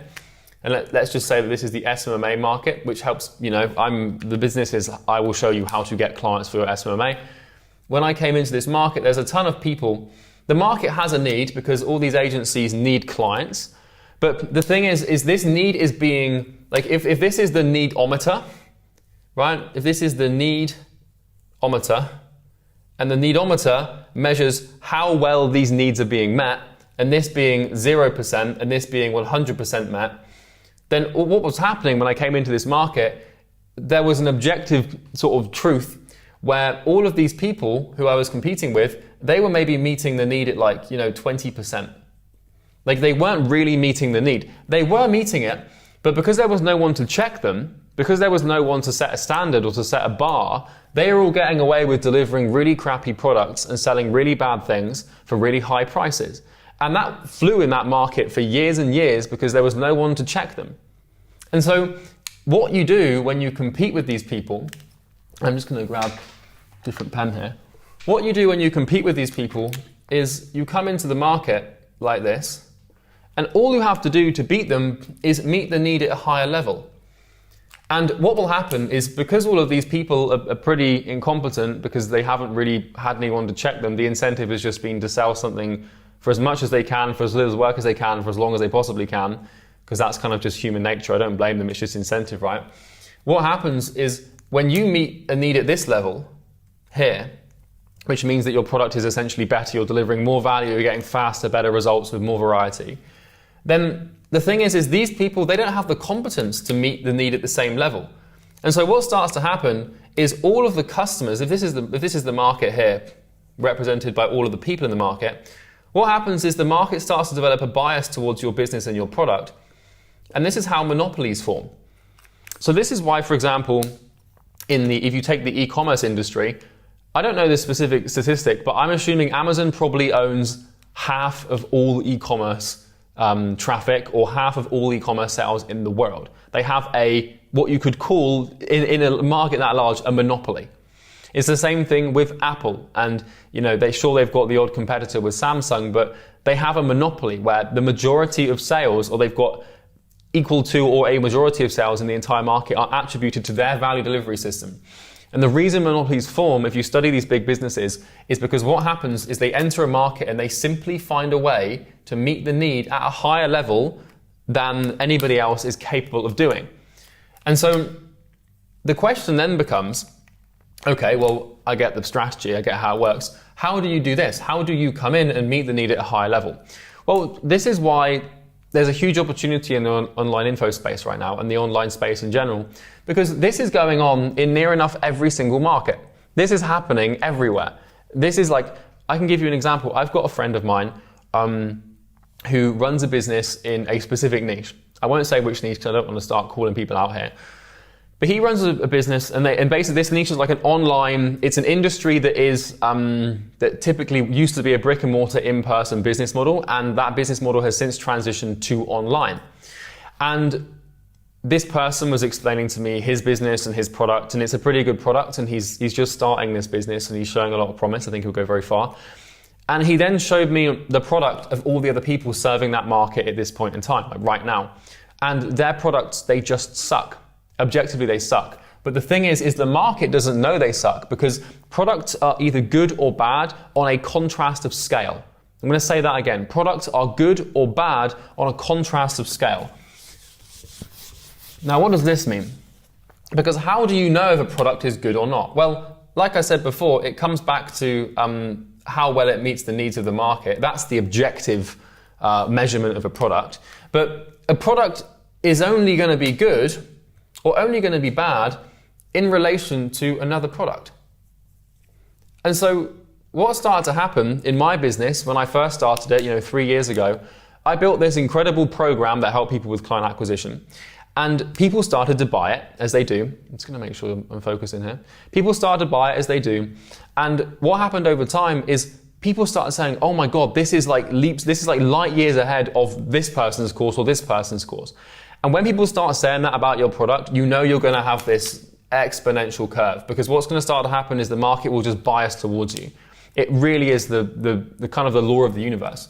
And so going back to what I was saying a minute ago, products work on a contrastive scale. So someone doesn't know they're being misserved in a market where there's lots of inefficiency. And so coming back to this diagram that I have, like this, where you've got all of these people in the market and they're all selling something, they're all selling a course, or they all have an agency on how to do this, that, or the other. But the thing is objectively, they all suck. But because they all suck at the same level and there's no one to check them, the market, which is this big, this big group of people here, just represented by this red squiggle, it doesn't know. The market is clueless. It can't see clearly. It can't know that these people are underserving them because it has nothing to compare it to. And so this is what I mean when I say that products are only good or bad in comparison to another. And so my product is only good because it's better than everybody else's. And everybody else's product is only bad because it's worse than mine.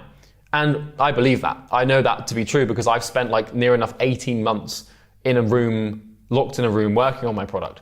And I know that no one else does that, so I know it's good.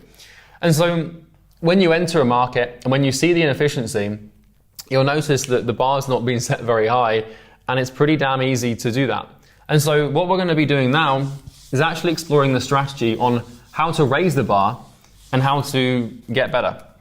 And the truth is that really it comes down to a couple of things.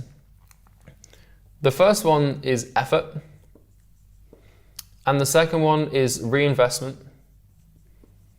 There might be a few more and we'll keep going. But so the first thing, well really, I honestly would say the third one is love.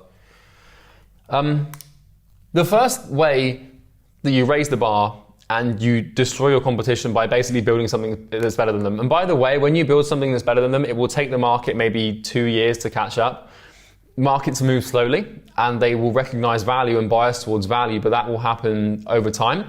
And what will happen is your business will scale like this. It will go real slow, real slow. And then depending upon the level of intensity at which you've raised the bar, is that will depend on the level of intensity at which you scale, because you'll start to get a network effect here, where you'll scale real slow, and then suddenly out of nowhere you'll just spike up. And I know this is true because this is actually what happened with my company, with Imperium Acquisition, where we built this program called Easy Grow. And, really in the first 2 years, we went from, maybe $0,000 a month to like 200K a month, which sounds like pretty extreme growth, but growth is only once again extreme contrasted to the later growth that happens. And so we went from 0 to 200 grand a month in over like 2 years, like linear growth, which is still pretty impressive for a business that's 2 years old. But then what happened, really in February of last year, so February of 2023, is we did a massive program update. And suddenly we went from doing 200 grand a month to like $1 million a month, like within like the space of a year. And so this actually works and this actually happens, but it just takes the market some time to acknowledge that, oh, this person's got the best thing, we should all go and buy from them. And that's what starts to happen. And so the first thing that you do to achieve this is effort. A product is an output, okay? If we reason from first principles here, we ask ourselves, what is this? Well, what is the input of your program or your business, like your product itself? Well, really, it's just effort. And what effort is an investment of time and energy. That's really what effort is it's you basically just investing your time and energy into the thing. And so the easiest way, conveniently and simply, the easiest way to beat someone and build something that's better than them, better than their thing, is to just put in more time and energy. That's literally it. That's how I did it. I just sat down and thought, okay, so it looks to me like everyone who's selling a course here may have put like a couple of weeks, or at tops, they put 1 month into this program.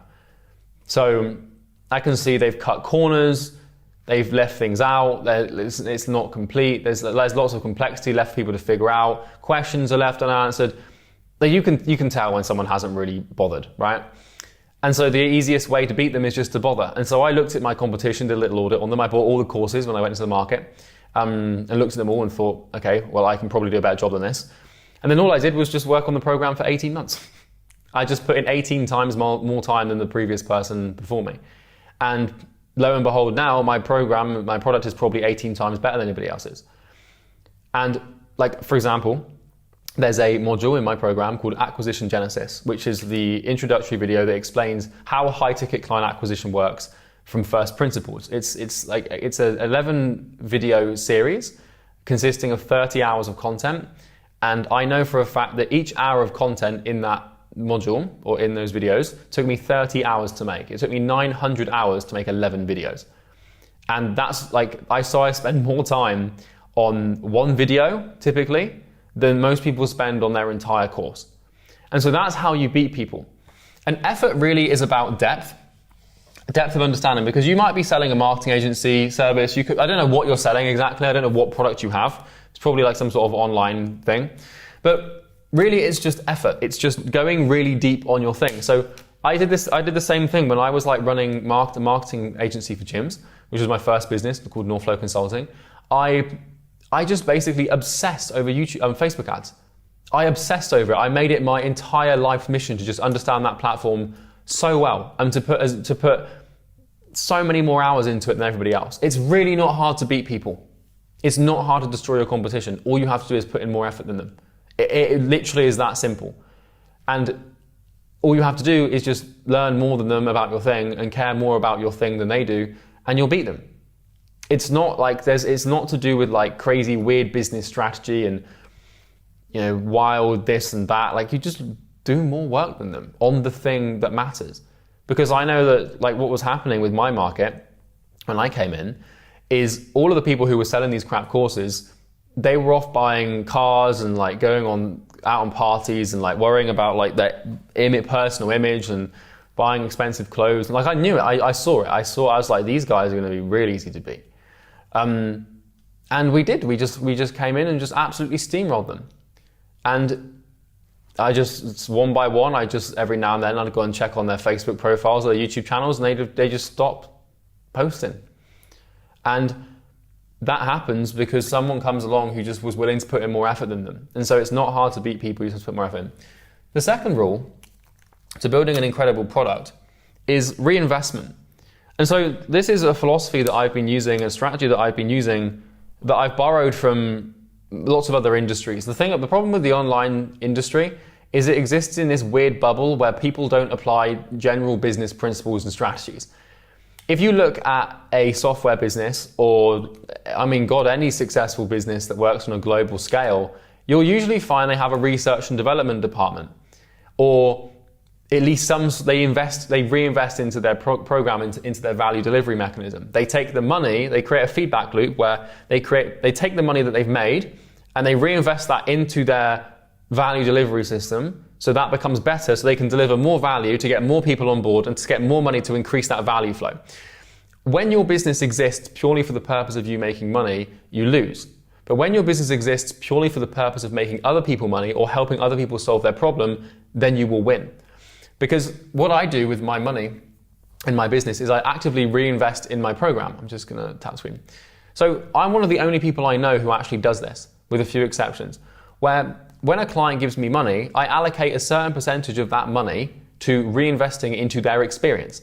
And so I can give you an example of this. Right now, on my payroll, I have an individual who his full-time role is to do research and development into outbound acquisition systems for appointment booking.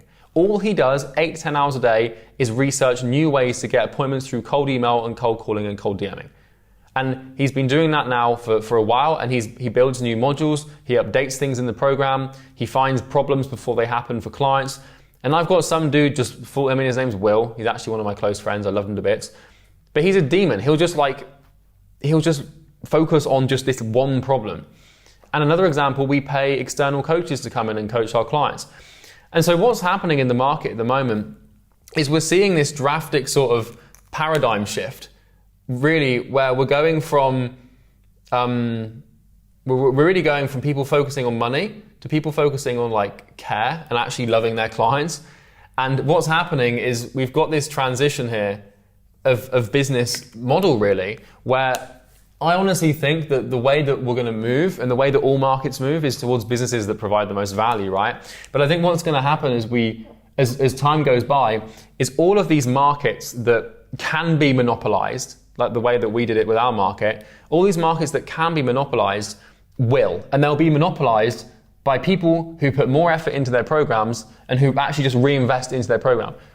Like take God, just even 10% of the money that you make and put that back into buying new modules for your program or your service or whatever it is. And I'm talking about building a course here, so maybe you've got a different thing, but these principles still apply.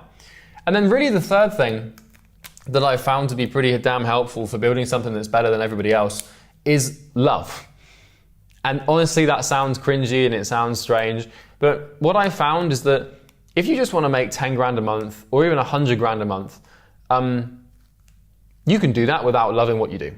You want to make 10k a month, you want to make 100 grand a month, like you just want to make money and have a lifestyle and go and sit on a beach in Bali, you're going to get your love from your lifestyle. That's fine. You know, your love and your happiness is either going to come from your work or from your lifestyle. Okay, now obviously you're going to get love and happiness from family members and stuff, but really you kind of got to pick, like, where are you getting your love from? Are you getting your love from doing meaningful work or from having meaningful things that the work gives you? The problem is that this is fine, the lifestyle's fine if you want to get to 10k a month, even if you want to get to 100k a month, it's fine. But if you want to monopolize and destroy and conquer, you need to love your work. It's near enough, I don't think I know anyone, I know quite a lot of people who are very successful, and I don't think any of them, I'm talking like top of their game, like complete conquerors, destroyers, right? You know, destroyer of world, whatever. I don't know any of them that don't love what they do. You have to love your work. You don't have to if you want to just build a lifestyle, but if you want to have it all and just destroy everyone and conquer the market that you're in and build a monopoly and build an empire, then you kind of have to love doing that because it's extremely painful, and also you have to sacrifice pretty much everything that isn't work, family, and health. Like when I look at my life right now, all I have in my life is my work, my family, and my friends, obviously, and my health. Those are the only three things that I focus on. Everything else has been sacrificed, even including my Call of Duty kill-death ratio. I stopped caring about that a long time ago. You know, you need to stop thinking, like I tried to start learning languages, sacrificed. Because I love work more than I love learning languages. The only two things I love more than work are my family and my body. Because I need those two things. They're pretty damn important. Everything else that isn't those two things has been sacrificed and all that energy has been put into work. And so if you want to destroy your competition, you have to build something that's better than them, and you have to deliver value in a way that supersedes theirs. And you do that by putting in more effort, reinvesting money back into your program or to your product, and operating out of a place of love. Because when I'm building my program and I'm spending I spent 3 weeks on a video the other day called Apocalyptic Imperial Scale. It's a 3 hour 30-minute video that explains how to scale. And that thing sent me to the edge of the darkness. I'm telling you. I had to look the devil in the eyes for that one. It was horrible hell to make. Super painful. It really sucked. But now, what you realize is the pain that you put into your product is it's like an exchange where you're putting pain into your product, and the amount of pain that you put in alleviates an equal amount of pain on your customer's side. And Jeff Bezos calls this eating your customer's complexity, where you want to make things as easy for the customer as possible. And so it's a pretty simple exchange here, because the more that I put into if this is if this is an exchange, if this is me, and this is my customer, and there's a line between us, and then this is obviously the product. So let's say that I put in 50 units of pain to build this product and solve this problem.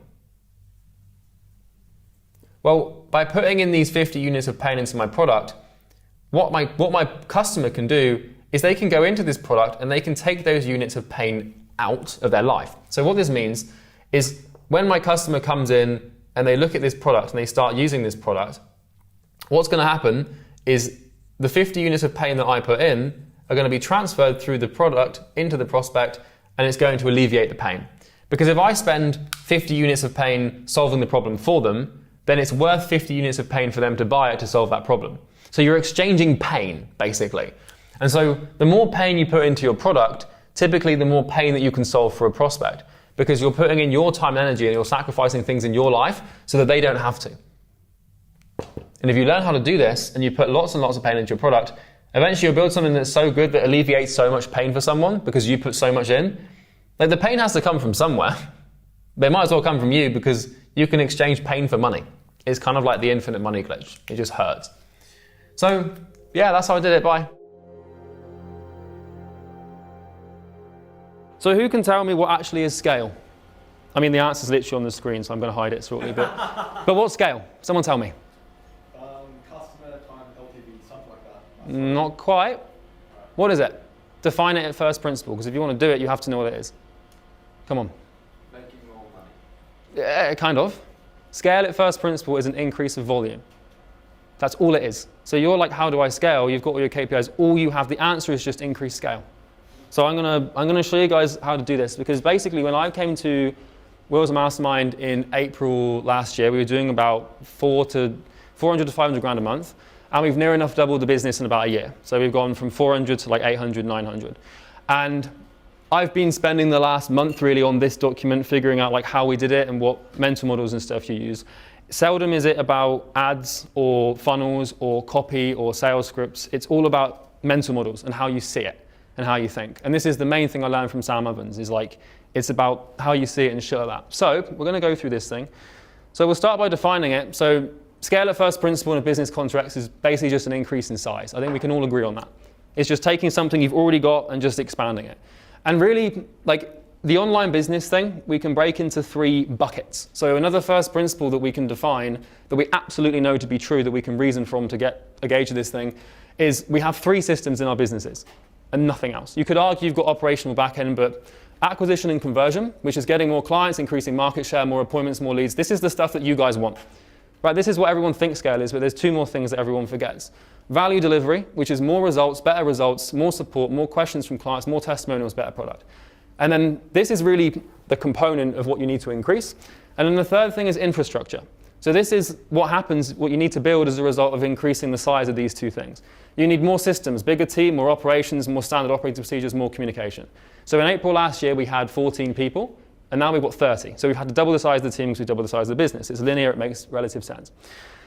So the playbook for scale is so simple. You find a value delivery system that works. This should be your number 1 priority, which you have in tow, right? Where your product actually works. You can actually get people results. You shouldn't be focused on building funnels or making sales scripts or writing copy or getting appointments. The first thing that you have to nail is finding something that actually works. Because you can figure out all the marketing, you can figure out all the sales, but if you send traffic to a jam, it won't move. And you're just going to rip people off, and people are going to get pissed, and you're going to get in trouble. So you can't scale without it. So short term, yes, you can make a bunch of money by just selling a scam and then you can leave, but I'm assuming you guys don't want to do that. So first thing is you find something that works, then you find an acquisition or conversion system that works on a micro level.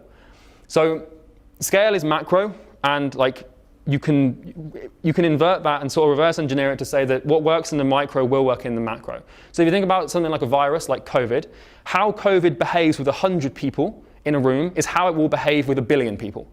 It's fractal, right? Everything works on this sort of fractal scale where what you see happens in the small will happen in the large. So if in the small, you can't sign clients, you can't get appointments, you can't get results, if you try and just increase size and volume, well, you f*** yourself, because you just can't get any of that stuff on a bigger scale and you're going to lose a bit of money. So the third thing you have to do is basically just drastically increase the volume of inputs into your acquisition systems. So once you know you can get results and you know you can get customers, scale is literally just increasing the volume of inputs. So this could be how many emails you send or how much you spend on ads. For example, right now with Brian, we're trying to scale from $1,500 a day to $6K a day in ad spend, because I want to get to like 1.5 mil a month. And I was like, how do I do that? I've got working systems, I'm just going to push it through. And then the last thing you do is you have to accommodate the increase of clients with infrastructure. And this happens as you go. There's not much skill involved in infrastructure building, it's just when you need to hire people and you get the hang of it. So with scale, what we're doing is we're finding proof of concept, blah, blah, blah, exciting, exciting.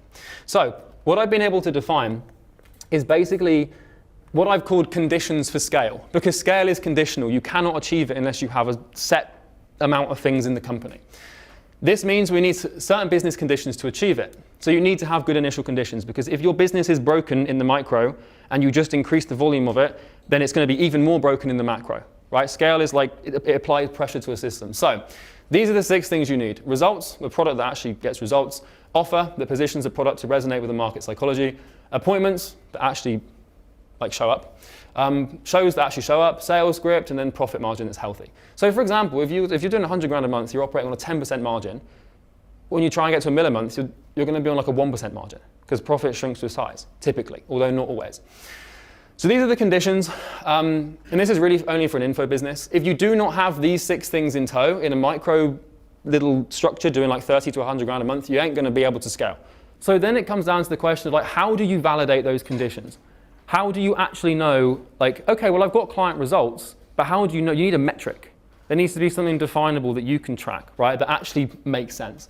So first of all, you need to have a refund rate of less than 5 to 10%. So you know the first thing is results. The first thing you need as a condition is results. So how do you validate that? Because like, you know, someone could say, I get client results. Like, well, you've had 1 client. How do you know your thing's going to work at scale? So 90% of your clients are nightmare free. So this is a huge metric that we've been sort of tracking with Imperium and EasyGrow. Is like, if more than 1 out of 10 of your clients complain, moan, or drag their feet, that's just if you scale volume, you're just going to scale the problem. So that's the thing that you have to bear in mind with scale. You're not just scaling the business, you're scaling the problems within the business. And so if you're struggling to deal with them on this small scale now, when you apply volume, that thing's going to be out of bloody hand. Dispute rate less than 2.5%. If that's not true, then Stripe will just destroy you. So that's a big one. Average collection on at least 50% of receivable cash on payment plans. So if you charge 10 grand, your lifetime value on any payment plan you collect on average needs to be at least 50%. And your average order value on day 1 cash collected is at minimum 25 to 50%. So what this means is if I charge $9,600, which I do for my program, I need to be collecting on average at least $2,500 to $5,000 upfront in cash. If I don't do this and I try and scale ads, I get, because I can't liquidate my ad spend. It's costing me too much money. I'm operating at a loss, and I might not even collect on the money. Are you counting the 50% on cash payment plans from the total contract, or from the 50% from besides the first? So these are 2 separate metrics. So this is lifetime value, this one here, and then this is just day 1. I know. So, but so the 50% you mean from total contract? So you mean 50% collected of the 9,600? Yes. Okay. Yeah. How do you validate your offer? Well, if you've booked more than 120 appointments with it, it's valid. That's the number that I've come up with. I think if you've, and it comes into how we tie this into the appointments and how you validate your sales system as well. So basically what I'm saying is if you guys want to scale and grow, these are your priorities. This is what you focus on. And then once you've got all this in tow, you press a button. And then you increase your ad spend by like 3-fold and your business increases by 3-fold. It's not difficult to scale. It's hard to find these conditions. People think that scaling is this weird, like, scary, abstract, weird thing where it's like, oh, I don't know how to do it. But once you find these, you just press a button. And then you sit back and you just make a ton of money. So, appointments, if you're running a cold system, like a cold outbound appointment booking system, you need to have an appointment booking rate of at least 2.5% on the system. If you're running ads, you need to have a cost per strategy session of a $200 maximum, which is how much we pay per call. Ours is what, like $150 or something? This is just book call. Book call. Because the show comes in a second here. You validate the other one as well. This is every single metric. Ads, 1.5x on day 1 cash collected, and 3x ROAS on lifetime collection. So our ad ROAS lifetime collection is, I believe, 3.7 at present, and day 1 is sort of around here. So bear in mind, I'm basing these metrics off what I know works, because this is what I've done. So this isn't some like theory crafting, like, oh, it might be that. Like, I actually know this to be true because this is what I've done for myself. So is your appointment booking rate 2.5%? Well, we just cut the cold outbound team, but it was 4% before. Yeah. Yeah, we cut the outbound. I'll explain that in a second. You cut outbound, you said? Completely. Yeah. What? Because the conversion rate on outbound appointments was 10.23%, and the conversion rate on paid ad appointments was 19.3%. So it was costing us 3 times the amount of money to get an appointment through ads, but it was twice as likely to convert. And also we collected way more cash in the back end. So this is the problem when you isolate a metric like cost per call and think, no, I'll just focus on the cost per call. No, it's just profit. So that was why we got rid of it. So the show rate, 60% show rate on these 120 appointments you've booked.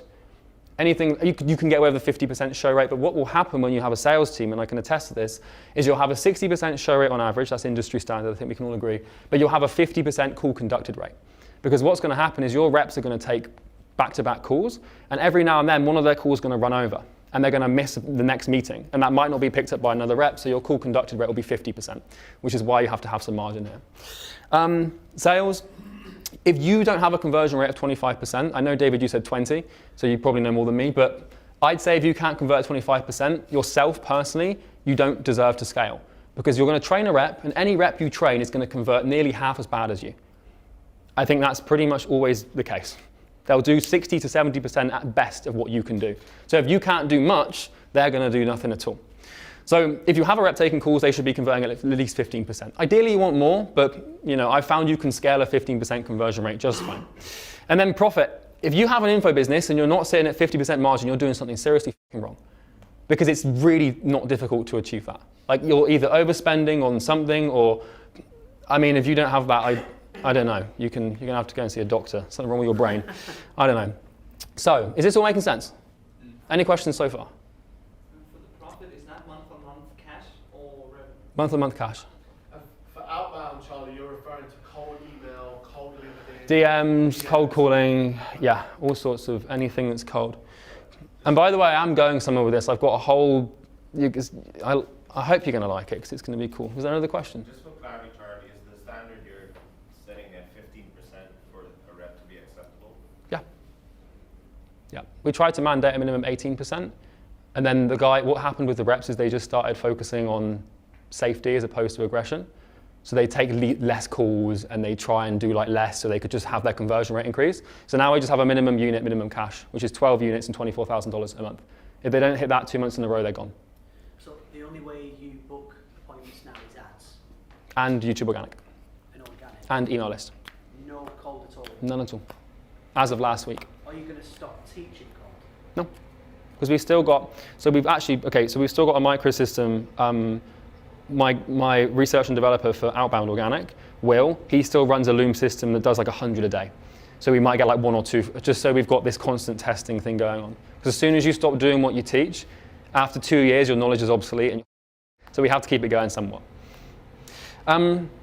So those are the requirements to scale. If you have them, you can literally 2x to 20x the business in probably 6 to 12 months. I say 20x, if you're doing 40 grand a month right now, you just bang, go to 800 grand a month, literally in 12 months. It's probably possible. So here's the thing. If you don't have those things, then your focus needs to be on getting them. You don't need to worry about anything else except from those metrics. I've thought about this long and hard. I don't think there's another metric other than these that really matter. There might be a couple of little ones here and there, but really I'll explain it all in a minute. So why do you need those things? Well, there's something called strain or stress, whatever you want to call it. Because if you don't have those conditions, you cannot scale. Why? Well, I'm going to stand in the way. Why do you guys think that you need those conditions to scale? Then it's clear what you need to work on. Yes, kind of. Because Saturate the problem. yeah, exactly. And I'm going to give you a metaphor that is chef's kiss, mate. I came up with this one myself. I'm very proud of it. So, if you're out of KPI, you're going to be scaling problems. This is because scale applies stress or strain to your business and the components of it. So it's like I said, if you have a problem in the micro and you just apply volume to it, you're just going to blow that problem out of proportion and you're not going to be able to deal with it. When you try to scale, any issue that is existing in the business will be amplified by the exponent of the scale and probably multiplied by 2. Weaknesses create exposure. For example, if you have 30 successful clients, but you have a problem with client support, which means every single client is asking you questions and you can't seem to get your head above water, well, if you try and scale the business by 5 times, then that problem will probably be multiplied by 10. You're going to have 300 people coming at you. You can't even deal with 30. You have to smooth these cracks out before you grow. So scale is achieved by increasing volume. We know this through the business. When you increase the volume, you put more strain on the processes. This is basically pressure. If your systems are weak, the pressure will break them. It will fall apart. So I've got a visualization for you. So imagine that your business is a submarine, and this is where it is right now. So sub 100 grand a month. You haven't really scaled. 100 grand a month is not scale. $1 million a month isn't really scale, to be honest. But in the info world, this is how I measure it, right? It's abstractive. This is where you are right now. If you had, what you can see here is a little white crack. Everybody see that? Is it clear enough? Good. this represents a problem. But because you're not scaling, the problem doesn't hurt that much. You know, like the odd client messages you, or you get the odd dispute, or you get the odd refund rate, or, you know, your ad calls cost has gone up a little bit this month. It's a small problem. It doesn't hurt too much, but it's there, and something's out of KPI because of it. And what happens is as the submarine submerges, and this represents scale, okay, so as we go deeper and deeper into the market and we get more customers, pressure is applied to the submarine. And any little crack in the submarine will get bigger with pressure, and then eventually it will break the thing. So this is 30 grand a month, but my support kind of sucks. And this is 300 grand a month, my support really sucks. And, you know, and it will just completely break the thing apart. So that's how you have to visualize these little problems. So yeah, I've kind of just explained it there. I won't bother going through it again. So yeah, metrics reveal weaknesses, weaknesses reveal incompetence, and incompetence reveals you. So if you have any of these, it's your fault. It's because you lack a skill or a belief system or a piece of knowledge that you should have. And if you don't have it, it's kind of your fault. So not to give you too much of a trippy diagram here, but I couldn't find anything else. So what I was talking earlier about the micro and macro and fractal thing, does that all make sense to you guys? You get the, what happens in the small will happen in the big. You see? All make sense? All clear? Good. So yeah, these are the conditions, blah, blah, blah. Fractal, fractal. I've already explained that. We don't have to worry too much about that. So like, you know, the reason this works is because everyone in the market is the same. Like all of you guys are coaches, consultants, or most of you are. I can predict that there are patterns between all of you guys in terms of like how much money you will have in your bank, or what sort of offer will resonate with you, or who mentored you, or what YouTube channels you watch, or what keeps you up at night, what you worry about, what your dreams are, how I can get you to schedule an appointment, what problems. Like markets have like affinity, and you can use that affinity to group people into this bucket, and then you can obviously understand on a mass level, and that's how we scale. So now let's talk about the actual steps, okay? How we scale. To scale is very easy, it's very simple. Step one is finding favorable business conditions. So those are the key performance indicators I talked about. You know, the 60% show rate, the 50% profit margin, the 15% rep conversion rate, the 25% personal conversion rate, etc., etc. So you find these, step one. All of you guys, if you had these right now, you wouldn't be paying attention to this because you'd already be at $1 million a month. So all of you individually in your business don't have these. And if you do, then you're very lucky because all you have to do is step two, which is just increasing the volume of input through the system. And that's the easy part. This is the fun part because this is just messaging Brian on Slack saying, hey, can we spend an extra 100 grand a month on ads? And then, and then once you've done that, then it's just about building operational infrastructure to manage chaos. So scale brings a lot of chaos. You're going to bring a lot of mess. You're going to need operations managers, operations assistants. You're going to need media buyers. You're going to need support staff. You're going to need coaches. You're going to need, it's messy, but you can deal with it. So step one is engineering working systems that create favorable conditions for different components of the business that won't break under the strain or stress of significant volume increase. This is where 95% of your work is going to come, 99% even. So hands up, who doesn't have those KPIs? This should be everyone, right? Because that's why you're here, that's why you're learning today, right?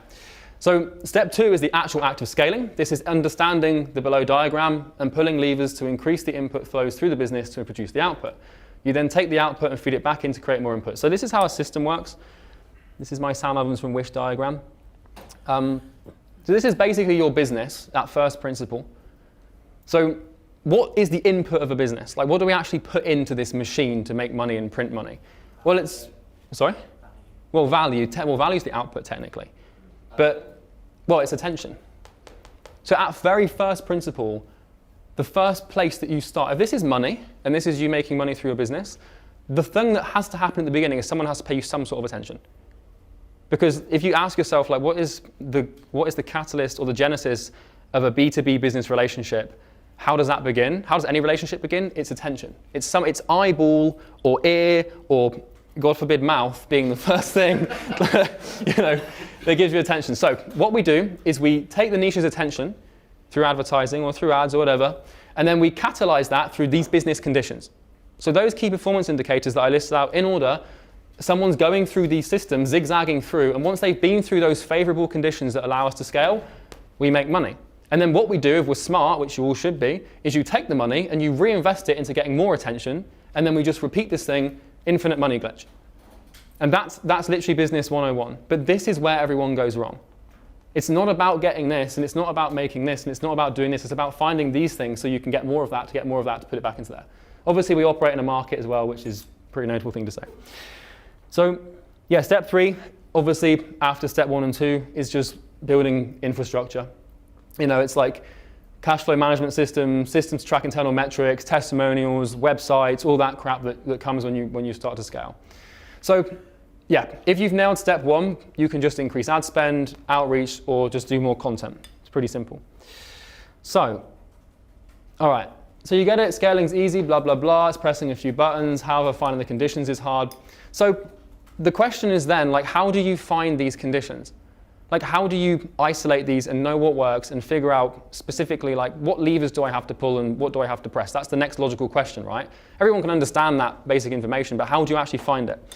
Well, really, there's 4 disciplines that you need to understand to make that happen. The first one is focus, which is concentrating your energy and time into one thing and asymmetries. The second thing is throughput, which is understanding how value flows through a business and how to fix the bottlenecks. And those are the 2 things we're going to talk about today, because I actually haven't finished this yet.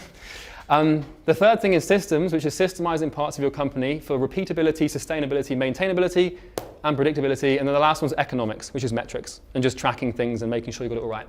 If you nail these abstractions, that's really all you need to do. So where are we? We know that scale is an increase in size. We know we cannot increase in size what is broken on a small level. And that's what we know. We know that to be true. That's first principle. But how do we fix the problem?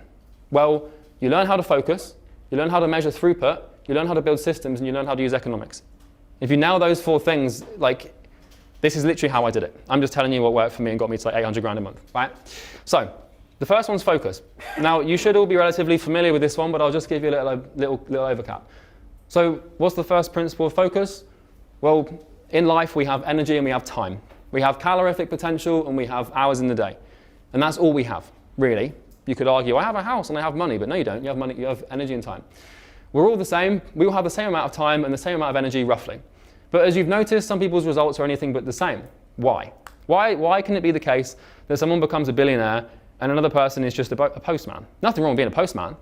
But why is there such a massive discrepancy between what people do, right?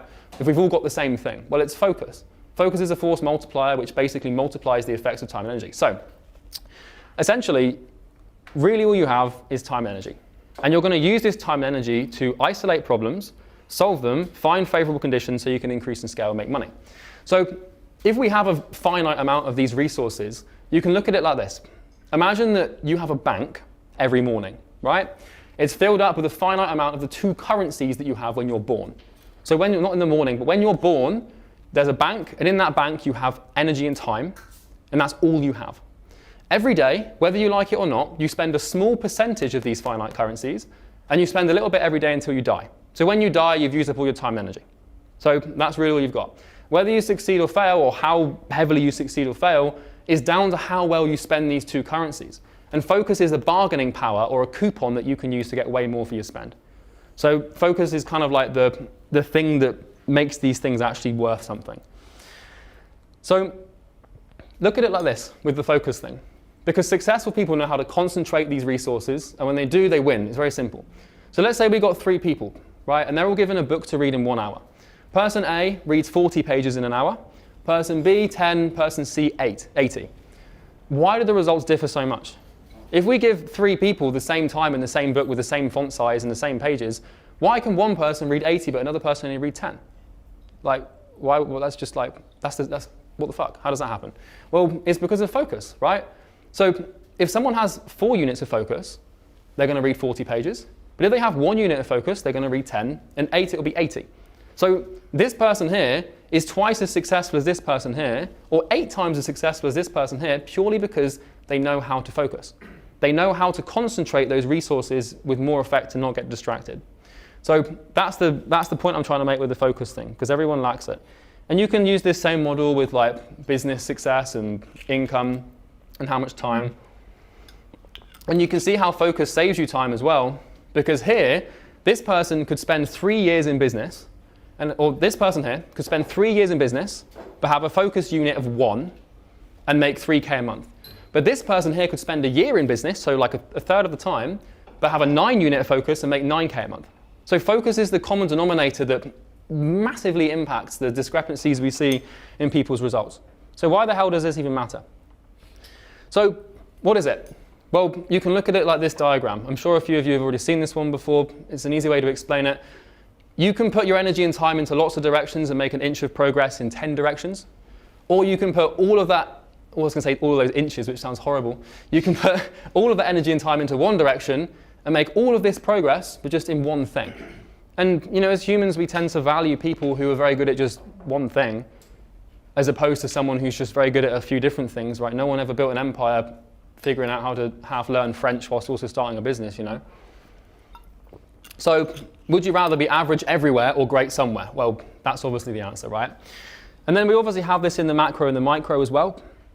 So, you can focus in the minute or the hour, but in the macro, you can focus in the year or the decade. So focusing in the hour means that you're just reading the book and that's all you're doing for an hour. But focusing in the decade means that you're just working on one business with one niche and that's all you do for 10 years. And that's how you win. So macro focus is obviously avoiding shiny objects, saying no to stuff, blah, blah, blah. But now I hear what you're saying. How do I know what to focus on? So this is where the kicker comes in, because this is the problem you have. And I have to go through these first principles to help you understand this. So now that you understand the first principles and everything, what do you focus on? How do you know what to work on and what to pinpoint that's going to give you the biggest return and the biggest leverage in the business? Well, let me introduce you to asymmetries. So you should have a goal. This is what we call the Polaris star. This is your guiding north principle, the one thing that you get up in the morning for. Mine's to be a billionaire, for example. I'm sure you all know what your goal is. That's the main thing. Right now, you should have a vision and a mission. If you don't have a goal, you're because the only way to know what to work on is to have a goal, because the goal sets the conditions for the thing that you're going to do. If you don't know what you're working on, you don't know what you want, well, you can't optimize. You can't be like, oh, I should do this to get that, because there's no cause and effect relationship. So let's talk about asymmetries. Because these things, if you get, who knows what asymmetry is? Anyone understand asymmetric leverage? Don't be afraid. Okay. Put a small thing in, get a big thing out. Exactly. Sounds a bit questionable when you put it like that, actually. But right. All right. So look, once you've defined your goal, you need to fit. I'm talking to you specifically here, Mr. Blue. It's Yeba, right? Yeba. Okay, Yeba. So once you've defined a goal, you need to figure out what gives you the most leverage. So who knows what leverage is? We can all sort of define leverage. It's like being able to put on something to get a result, cause and effect. So you need to focus on asymmetries. So asymmetries are basically things in your business that you can work on whereby the output, which is measured as your progress towards your goal, is extremely disproportionate to the input. And the input of any action in your business is your time and your energy, focus, concentration. And the output is the progress towards the goal that you're having. So asymmetry looks like this, where if this is the input and this is the output, this is asymmetry, where you put something small in and you get something very, very big out. Where the cost is little, but the output is extremely disproportionate in relation to the amount of investment that you put in. Anti-asymmetry, which is what most people do, this is why most people are unsuccessful, is they spend their time doing things that require a ton of time and energy, but don't actually get them anywhere. Like I'm sure you guys have all done this before, where you work on something in your business where it takes you like months, and then you launch it or deploy it and you're like, oh, it hasn't really done anything. That's an example of anti-asymmetry, and that's not what you want. You want asymmetry like this. So you need to find asymmetries. You need to find the thing where you can put the smallest amount of this in, but get the biggest amount of this out. And if you just focus on that every single day, then you're going to be putting nothing in, but getting everything out. And that's basically what I've kind of found over these last 12 months. So I'll give you some examples of asymmetry, because abstractions are great to speak about, but hard to understand. So we'll make it concrete. So who's heard of the Carolina Reaper, the chili? The hottest pepper in the world, right? An example of asymmetry could be eating like a tiny, tiny, tiny piece of a Carolina Reaper. It's a tiny piece, but it's going to burn you alive. That's asymmetry, right? Small little thing, extreme pain. Another example could be one offensive word. There could be someone on the planet who doesn't find anything offensive, but you say one small little word, a couple of syllables, and now they're beside themselves with absolute hatred. That's an example. Another example could be buying someone a tiny gift, and then they love you forever, Cutting out this is what I did recently, like cutting out one type of food could cure 80% of your health problems. You want to look for these small little things that give you these huge results. One random social exchange on a public transport, not that any of you would ever be on public transport, but one tiny exchange on public transport could get you your dream career. So just talking to some random person that could lead to like a job that you've wanted forever, just because you spent 5 minutes talking to someone. Some examples I can give you in my business. So real life business examples that have happened recently. You can attest to this first one. One YouTube video could take me 25 minutes to make. It's not much time and energy, it's a very small investment, but get me 500 appointments. And this could be converted into probably 250 conducted calls and, you know, maybe like, I don't know, like 50 closed deals for like a couple hundred grand, like 400 grand or something. So just spending 25 minutes can make me 400 grand. That's an asymmetry. Another example could be, I could spend 5 minutes on a YouTube thumbnail, just an extra 5 minutes, but it could double the amount of views that I get on that video. And by doubling the amount of views, I get double the amount of appointments, in theory, not always. One hire could get me from 400 grand a month to $1 million a month, and this is what happened. Or, you know, 1 week of, well, that's a stupid example, but, you know, an example is the offer. The offer is a huge asymmetry. So I spent maybe 2 to 3 days on my offer to get it straight, which is 20 clients or your money back and a full $5,000 wire on top of that, blah, blah, blah. I spent 2-3 days on that, and it's booked us like 20 to 30,000 appointments. That's an asymmetry and a half. Like 24, well, what would that be? Maybe like 20 hours of invested time and energy? So what is that, Charlie, the Imperium's offer? Is that how you structured your current business and the way you show it to people? Well, your offer is positioning. Yeah. And you're positioned relative to other people in the market. And you just restructured that in this Imperium's offer, innit? Yeah, so, you know, it's like an offer is basically just outcome, time frame, risk reversal. And using words that are synonymous to other offers that make it look different. So we basically guarantee 20 clients, paying clients, in 6 months. And if people don't get that, we give them back all their money and then we send them $5,000 on top of that. And then we also give them 6 months of free coaching. So I'll just be like, pay on results. It's kind of not, but it works, right? So that's an example. Or, you know, week 2 of Sam Ovens Consulting Accelerator. So that's a 20-hour mindset training. It made me a millionaire. So you have to look for these tiny things that you can do. It doesn't have to be small. For example, like me working on my product takes all my time and energy, like all of it. But the reward is so gargantuan in contrast that it doesn't matter. So yeah, those are asymmetries, and that's basically how you find leverage and how you get a load of results. Yeah? One question, and this is very good. Let's say you were booking 1,500 calls a month. Mm-hmm. Is that true, like now? Yeah, about that. We've got like 11 sales reps. Awesome. And what's your ad spend like, if you could say, to get 1,500? So we've had to re-engineer it. We're going to spend like 130 to 140 grand a month on ads. Your cost per call is quite low. No, it's like 150 bucks, but we get a lot of traffic through YouTube. Yeah, cool. Yeah. So, okay, so how do you find these? So we're actually going to start getting to some bolts and tacks here, because this is all theory and this is all great. You guys came in for actual advice, right? So how do you find asymmetries in info businesses? Well, we don't really have to look much further than the metrics that I talked about earlier. So really, if we do this, here I've got a table of really, these are the main asymmetries measurable in metric form for an info business, right? So the thing is you need to actually have enough data, but you guys all should. So if you've signed over 30 clients, you've booked more than 120 appointments, and more than 3 to 6 months have elapsed since you started, you can do this exercise. So these are ranked in order of importance. So I've ranked the most asymmetrical metric at the top and the least at the bottom. This is still a very, very asymmetrical metric to track and thing to focus on, but these are really the main things that you need to have in place to scale, okay? So these are the key performance indicators, and I know that these are true and they work because this is exactly what I used with some margin to get to $1 million a month, right? So your refund rate is the most important metric you have in your business by a mile. What Will said earlier about starting with the product and the result is the main thing. You can get everything right. You can have the best funnel, the best VSL, the best copywriters, the best sales team, the best onboarding process. But if you don't get people results, it's all for nothing, because they're all going to charge back. Stripe's going to shut you down. Your reputation is going to be destroyed. So this is why the things that I focus on that I think are the most asymmetric are the metrics that track your customer success. Now, customer success in info is tricky to track because you don't know people are doing the work, you don't know people are like actually doing what you say they do. But what we do is we start with the refund rate. Our refund rate for Imperium is 0.42%, which means that if we sign 200 clients, maybe one of them will ask for a refund. And half the time they don't even deserve it. So that's how you know you've got a good product. So you can tick that one off. So what you need to do is you go through this list and you put your metric in here.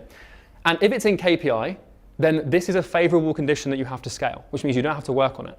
So what you're doing is you're coming through here with the KPIs, and then you're isolating the things that are out of KPI that if you scale will destroy you. And then you fix them, and that's how you know what to focus on. Of course, he's left as soon as I get to that point. Charlie, I've got a question if you don't mind. Yeah. So I've jumped. Mate, I was crescendoed right up there. Yay! So I was just saying, these are the metrics that you need to look at. So if you look at these in order of importance, and you're looking to try and find these, what you're doing here when you look at these metrics is you're exposing weaknesses. You're exposing that little crack in the submarine that if you push down to the bottom of the Mariana Trench, it will destroy and you'll blow up and be in that disaster that was in the news recently, which I won't get into because it's not a funny joke. But this is how you expose your weaknesses. So you start with your refund rate, and then your dispute rate, which you find in Stripe, your nightmare rate, which is like how many of your clients make you want to kill yourself. And then if these are in KPI, then you move on to the next. So you're just going through here to find out where you're weak. And if you're out of KPI, then you circle no, and now you know what to work on. And once all of these are in KPI, all you have to do is increase volume. It's literally that simple. Now, you could all make the argument, yes, but I could make this more efficient, and I could try and get to $100 a call, or I could try and get my conversion rate to 40%. Yes, you can, and you can make the system more efficient by increasing these key performance indicators and reducing them or manipulating them. But fundamentally, this is what I found to get to 8 figures with a 50% margin and bring home 500 grand a month tax-free profit. These are the numbers that we've used. So I know it works. So yes, you could say, well, technically I want my collection rate to be 65% because the system's then 15% more efficient. But yes, you work on those things. So what you then do, step 4 of scale, is you fix these to KPI, you increase the volume, then you fix the infrastructure that comes with the chaos of scale, and then you come back to these and figure out where you can find more leverage. You find where you're weakest. So for example, if your average order of price is 26%, everything else is way within KPI, then you pick the weakest metric and you work on that. But generally speaking, a 50% margin at $1 million a month, I wouldn't with anything. I'm just going to print money at that point. I'm not going to mess around with it at all. Because you can increase a metric here, but destroy everything else. So that's how to know what to work on. Don't work with the pipe. Don't work with the pipe. Don't work with the crack pipe, mate. No, don't want to do that. So, look at all these, and then write the metric down, and then is it in KPI or not? And then you circle the ones that are out of KPI, and then you make a list of them, and then you go to town on fixing them. And I've got a mentor model that shows you how to fix them in a second as well. Are you currently out on KPI on any of yours? No, we're all in. Everything's within KPI. So what are you hoping to scale to? What's your... 2 mil a month right now. I want to break it. That's my mission with EasyGrow right now with the ads and everything. Of course, Brian's gone. Now this is brilliant, isn't it? Like my goal at the moment with EasyGrow is to, because we've got one product, right? I want to find the point of diminishing returns with ads, the peak, most optimal point of efficiency of ad spend, where we can do this on a 50% margin and just continue that scale. And are you going to keep it a cash flow business that you take money out of, or are you going to sell it? It's a secret. It's a secret. No, it's not really a secret. I don't know yet. Matt, when you're making like 4 or 5 million a year in profit, you don't have to think too much about that. Like, I might sell it eventually. If I get an offer that makes sense, I'll sell it. If I don't, I won't. But when you've got a machine that just prints money, why just run it for as long as you can? Like, if someone came along and offered me a certain number for Imperium to buy it, I'd be like, yeah, of course. But if they came along and offered a number that didn't make sense, I'd be like, no. So I'm not thinking too much about that. Right now, we're just stacking cash.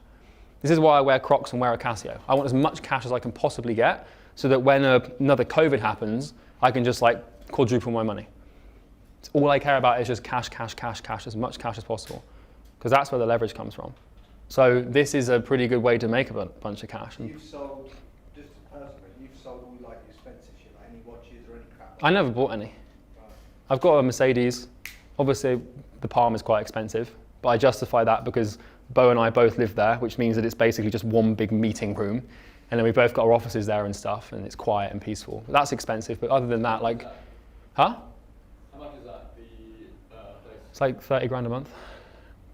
So your goal then, to close the gap between where you are now and where you want to be, which is this billionaire, which is this goal of yours, is to stack as much cash as possible and then wait for a crash and then invest that money in the crash in assets, maybe businesses or properties or whatever you do it, and then scale it that way. So look, put it this way. So I had this idea a long time ago. I came up with this idea that true pain manifests when the universe presents you with an opportunity that you did not have the character to prepare for. So my biggest fear is something coming along, like a golden opportunity of a lifetime, and I haven't got the cash, energy, or time to put into it. So I can shut down the business and get the energy and time like that. But I want as much cash as possible so that when something big comes along, I could have an opportunity to start like a company or a platform, or this is also why I'm building the audience as well. Because if you have cash and attention, you can basically become a billionaire with anything, pretty much in this day and age. So that's why. And this is how you make as much cash as bloody possible. And the end game is the billionaire thing, and it's not because I want, power and all this. It's just because I feel like that's how you complete the game. That's level 126 on RuneScape. Yeah. That's the top of the top. Once you've done that, it's like, okay, I'll go and chill on a yacht now. So, why we work together so well. So does that all make sense? Does this clarify, because this is literally, if you just have this, and that's all you have, and that's literally all you need to scale. Now, yes, there's some other little nuances, like you need to have an aura ring and blue light blockers and all that crap. But if you have these, you're good. Question? I was going to ask about traffic. I mean, all these things are fit in, right? It's just like you get more traffic at the top. That also solves a lot of the problems. Do you have any KPIs for that? What do you mean? Especially like organic, because I wanted to ask you that. In what way? With bringing people through this entire pipeline, right? Do you track the traffic that you're getting, say, from organic? Let me show you something. I'll answer that bit inadvertently in about maybe 10 minutes, if that's okay. Yeah, okay. So this is a key. I'll share this document with you guys. You can have it. This is a key for how to actually find these metrics and where to track them and where to get the data and stuff like that. But generally speaking, at first principle, I can say, because I've done it, if you have those things, you can get to $1 million a month. I don't know if they can get you to $2 million a month because I haven't done that yet. But 8 figures I know is possible with those numbers. I want to understand your thought process around, obviously I know you're stacked in cash, I get that. But how are you running, do you run your life on the bare minimum you can live with? No, the company pays for the house, because technically it's an office. Yeah. And then I just make 10 grand a month personally. Right. And I just live within my means in that. I don't, because this is why having a business partner is great. We've got a Chinese wall between taking money out of a company. If I get an impulse to buy a Lamborghini, I've got to go and ask Bo, Dad, can I have a Lambo? And he'll be like, no. And if he wants to go and buy a watch or something crazy, I'll be like, why do you want that? And he'll be like, yeah, I guess you're right. So I make 100 grand a year personally, and Bo and I do not touch the company money. The company money, we don't treat it like it's our money. And that's how you have to have that perspective and discipline if you want to do something huge. If you want to just have a lifestyle, you don't have to do that. You can make 20, 30, 40 grand a month. But I know that if the company's good, I will always be good. And that's why I focus on it like that. So let's carry on. Because now the question is, how do you fix these, and how do you actually figure out what drives them and what pushes them forward and stuff like that? Sorry, just some question. The 120 appointments, is that a month? On that just total. So this is something you can do that Sam recommends, that I did, that was really helpful, Sam Evans. It's called 100 units a time, where you basically just become more cognizant and aware of your time. I won't go through it now because I don't think that any of you guys, well, maybe you can. You basically just set an alarm for half an hour every day and then track what you've done in that last half an hour. Because until you make the unconscious conscious, it will rule your life and you will call it fate. So it's a pretty simple exercise. And then I've got a spreadsheet here. You can visualize how it's tracked, where every single half an hour interval, you put in what you've done, and then you categorize it into entertainment or sleeping or exercise, and then you define it as value or waste. And this is how you optimize your time to focus on the things. Yes? Hey man, I started to actually track my time every hour, and or keep, or I've got your name. Keepy or Hefe, whatever. I was stressed out too, and then as soon as I started to track my time, I was like, oh shit, I'm wasting time here, I'm doing those tasks there, and then I could see the tasks I I needed to like handle off. So that helped me a lot. Yeah, it's just numbers, man.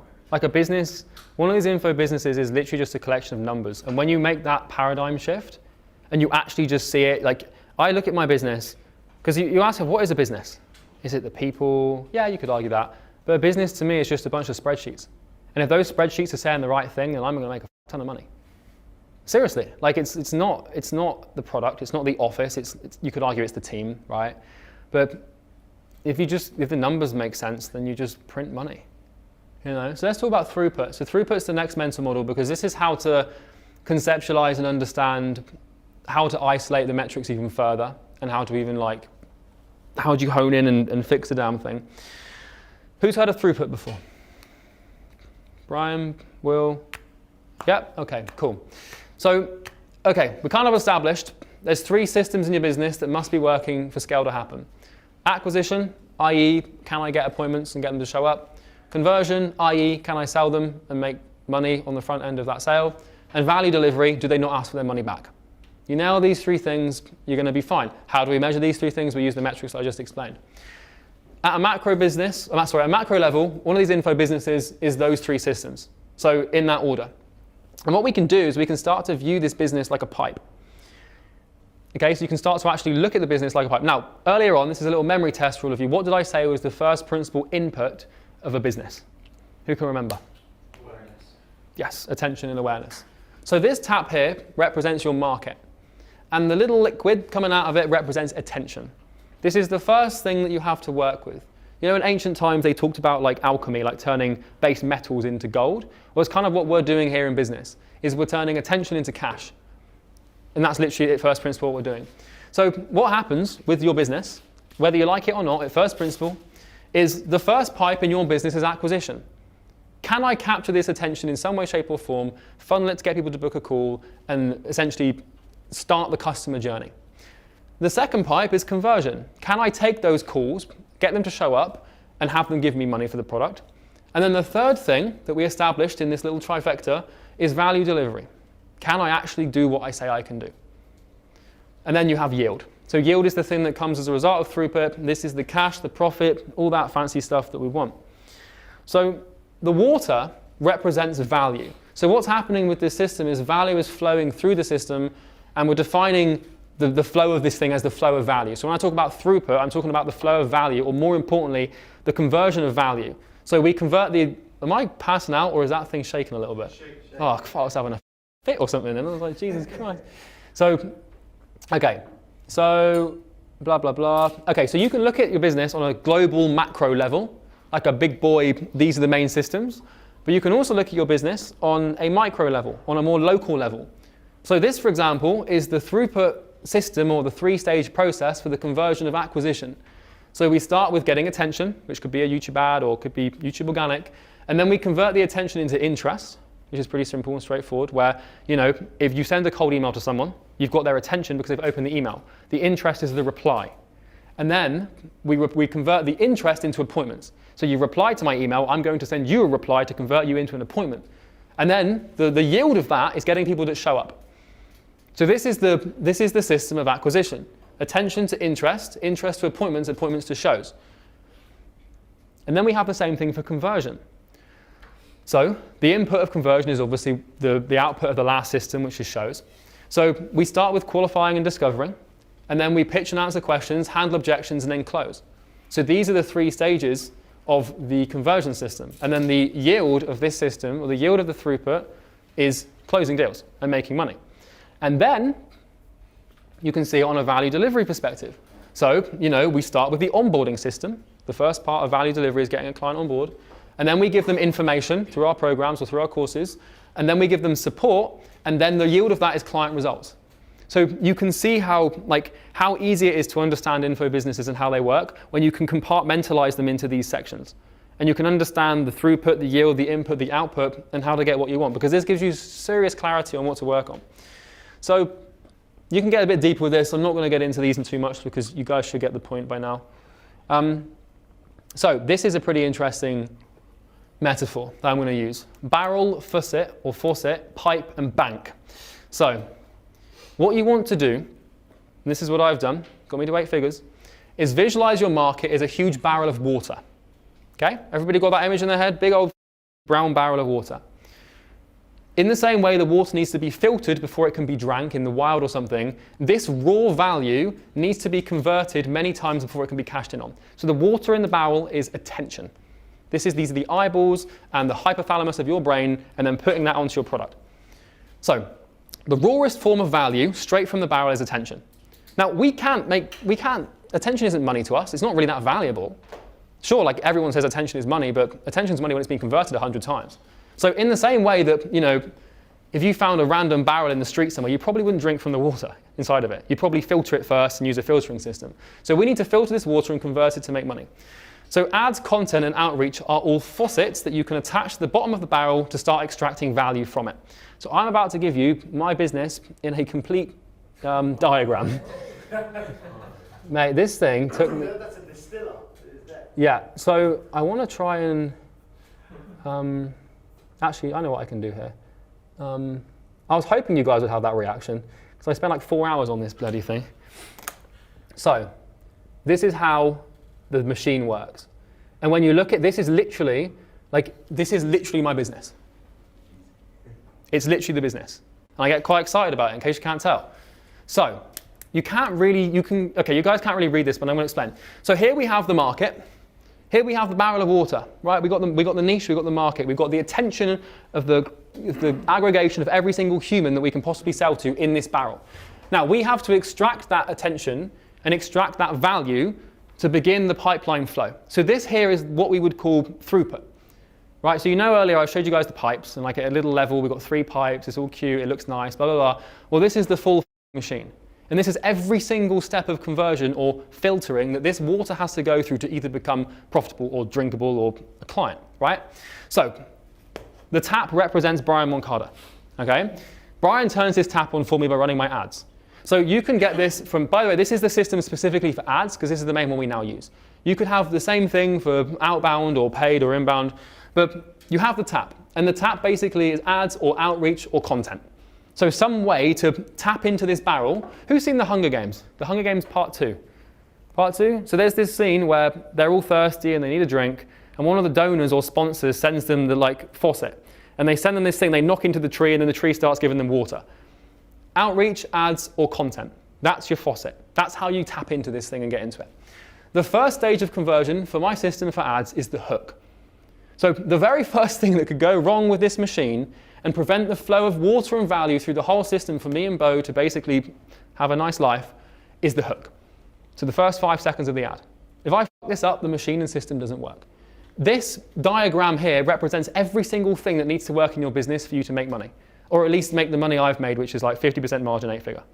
I know it to be true because I've done it, right? So we start with the hook. Then we make the offer. Okay, this is the second most important thing in the machine. Then we have the call to action link. It's a shame that I can just zoom in a little bit here, and we'll go through it. Better? You can all see that? Yeah. Okay, cool. So attention comes in. We hook the attention. Right? We've got the fish on the line. Yippee, yippee-doo, right? The little float's gone to the bottom of the water. We make the offer. If the offer works, people click the link. If they click the link, then they opt in. If they opt in, they watch the VSL. Now, a couple of things can happen. They can either go straight to the Calendly form and schedule an appointment, or they don't go straight to the form, so we have to email them, retarget them, and rehook them to get them to schedule. So this is the first thing that has to happen for the value to flow through the system. Now, I cannot have any bottlenecks in here, otherwise nothing's going to flow through the rest of the machine, right? Is this all making sense? Does this also clarify what your business actually is and what it does? Good, okay. So the next thing that happens, okay, so what basically I don't know if you can tell the difference from where you are, but the yellow represents acquisition, the orange represents conversion, which is sales, and then the red represents value delivery. So remember I said there's 3 systems, and they can all be bottlenecked at different points. These are the points at which they can be bottlenecked. So once we've got someone to schedule, we call them to confirm the schedule. Then we confirm their call with an email. And then we get the rep to reach out and introduce themselves through email. And then we send them Calendly reminders, and then they show up. So this here, up until this point, this is the acquisition system to get appointments. And this is the very first thing that can go wrong. So I could bottleneck at the VSL section if my VSL sucked. I could bottleneck it the show system if this little pipeline didn't work properly. If we stop sending confirmation emails and calendar reminders, then suddenly the throughput is cut off at this point. And no more value can flow through the system and go through the rest of the process because we're bottlenecked here. Does that make sense? Good. So then we move on to the next stage in the pipeline, which is the conversion stage. So we start by stating the agenda on the sales call. This is where we say, what we're going to do on this call is blah, blah, blah, slap you about emotionally, and then I'm going to try and sell you something, right? Then we qualify them, then we discover their problem, then we pitch them, then we answer their questions they have about the program, then we pitch the price, then we handle their objections, then we negotiate a payment term, then we discuss financing, or we discuss the actual getting the payment, so sending the Stripe link, then we set their expectations, and then we send them a contract, then they request to join school, then we configure Stripe in the back end to get their payment set up, then we wait 24 hours, and then we grant access. So this is the conversion system. Now, once again, by being able to first principle every single step someone goes through to become a client here, or to actually close from an appointment to a sale, is very important. Because now, if there's ever a problem with if I have a problem where one day I wake up and in the last week I made half the sales I usually would make, all I have to do is look at this diagram. And then each little section will have a metric. So they don't all have metrics, because you're not going to measure the Stripe configuration, like operations manager, did you manage to set that up? Maybe you would, I don't know. But it becomes very apparent very quickly what the problem is. And this is how you have to think if you want to just go out of nowhere. So that's that. Now, once we've done this, we've got the client.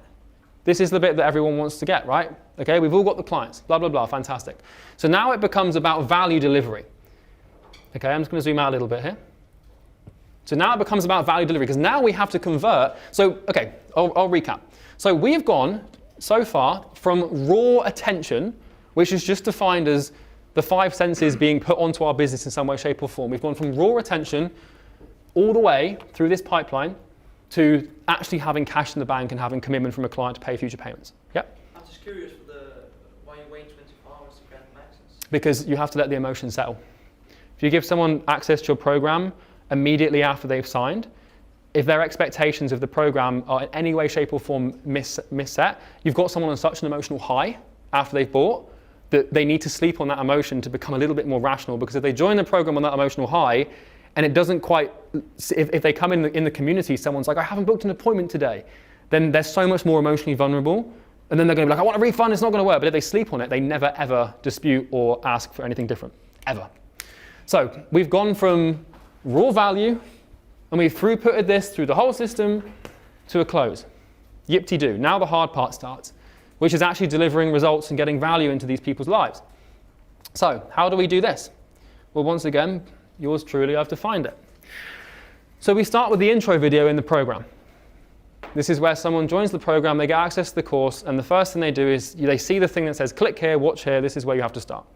And this sets their expectations. This is a very, very important video, because this sets the conditions for their entire journey through the rest of the pipeline. So if you fuck this up, you've bottlenecked the value delivery process. If you don't have this, you've bottlenecked the value delivery process. It has to be succinct. Then we get them to do an introduction post in the community. And then they have to go through something called Acquisition Genesis, which is basically the module we have at the beginning that nearly killed me to make, that explains how client acquisition actually works. Because we help people with client acquisition, that's what we do. In case you can't tell, right? So they go through this first. Then they go through Sales Transcendence, which is our mindset module. Now, once they get to this point, we once again have this weird little thing where it's like there's other things they can do. So usually what's going to happen is someone's going to either go into outbound systems, which is basically using our cold outreach methods to get clients, or they're going to go into something called Consulting Nirvana.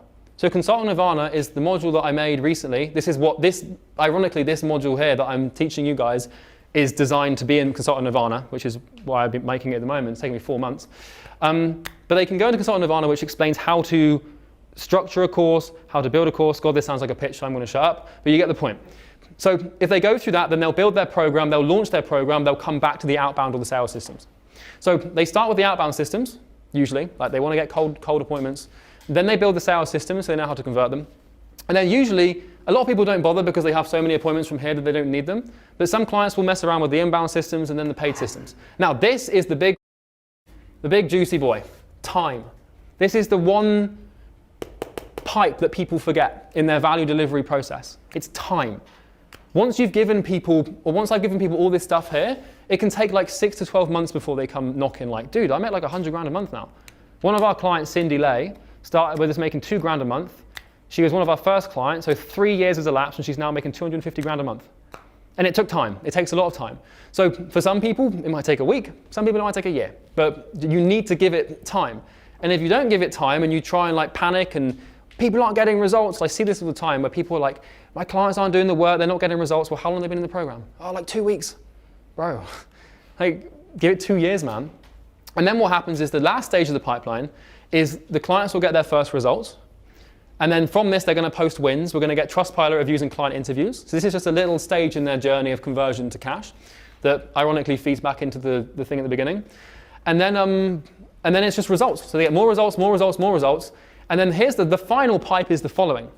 Because this is the final method of restriction that someone could impose on your business. If they trigger the guarantee. Right? So I have this risky guarantee where after 6 months, if someone hasn't got 20 clients, I give them back not only all of their money, but I'm legally obligated to refund them $5,000 as well. So I can go net negative on every client I sign.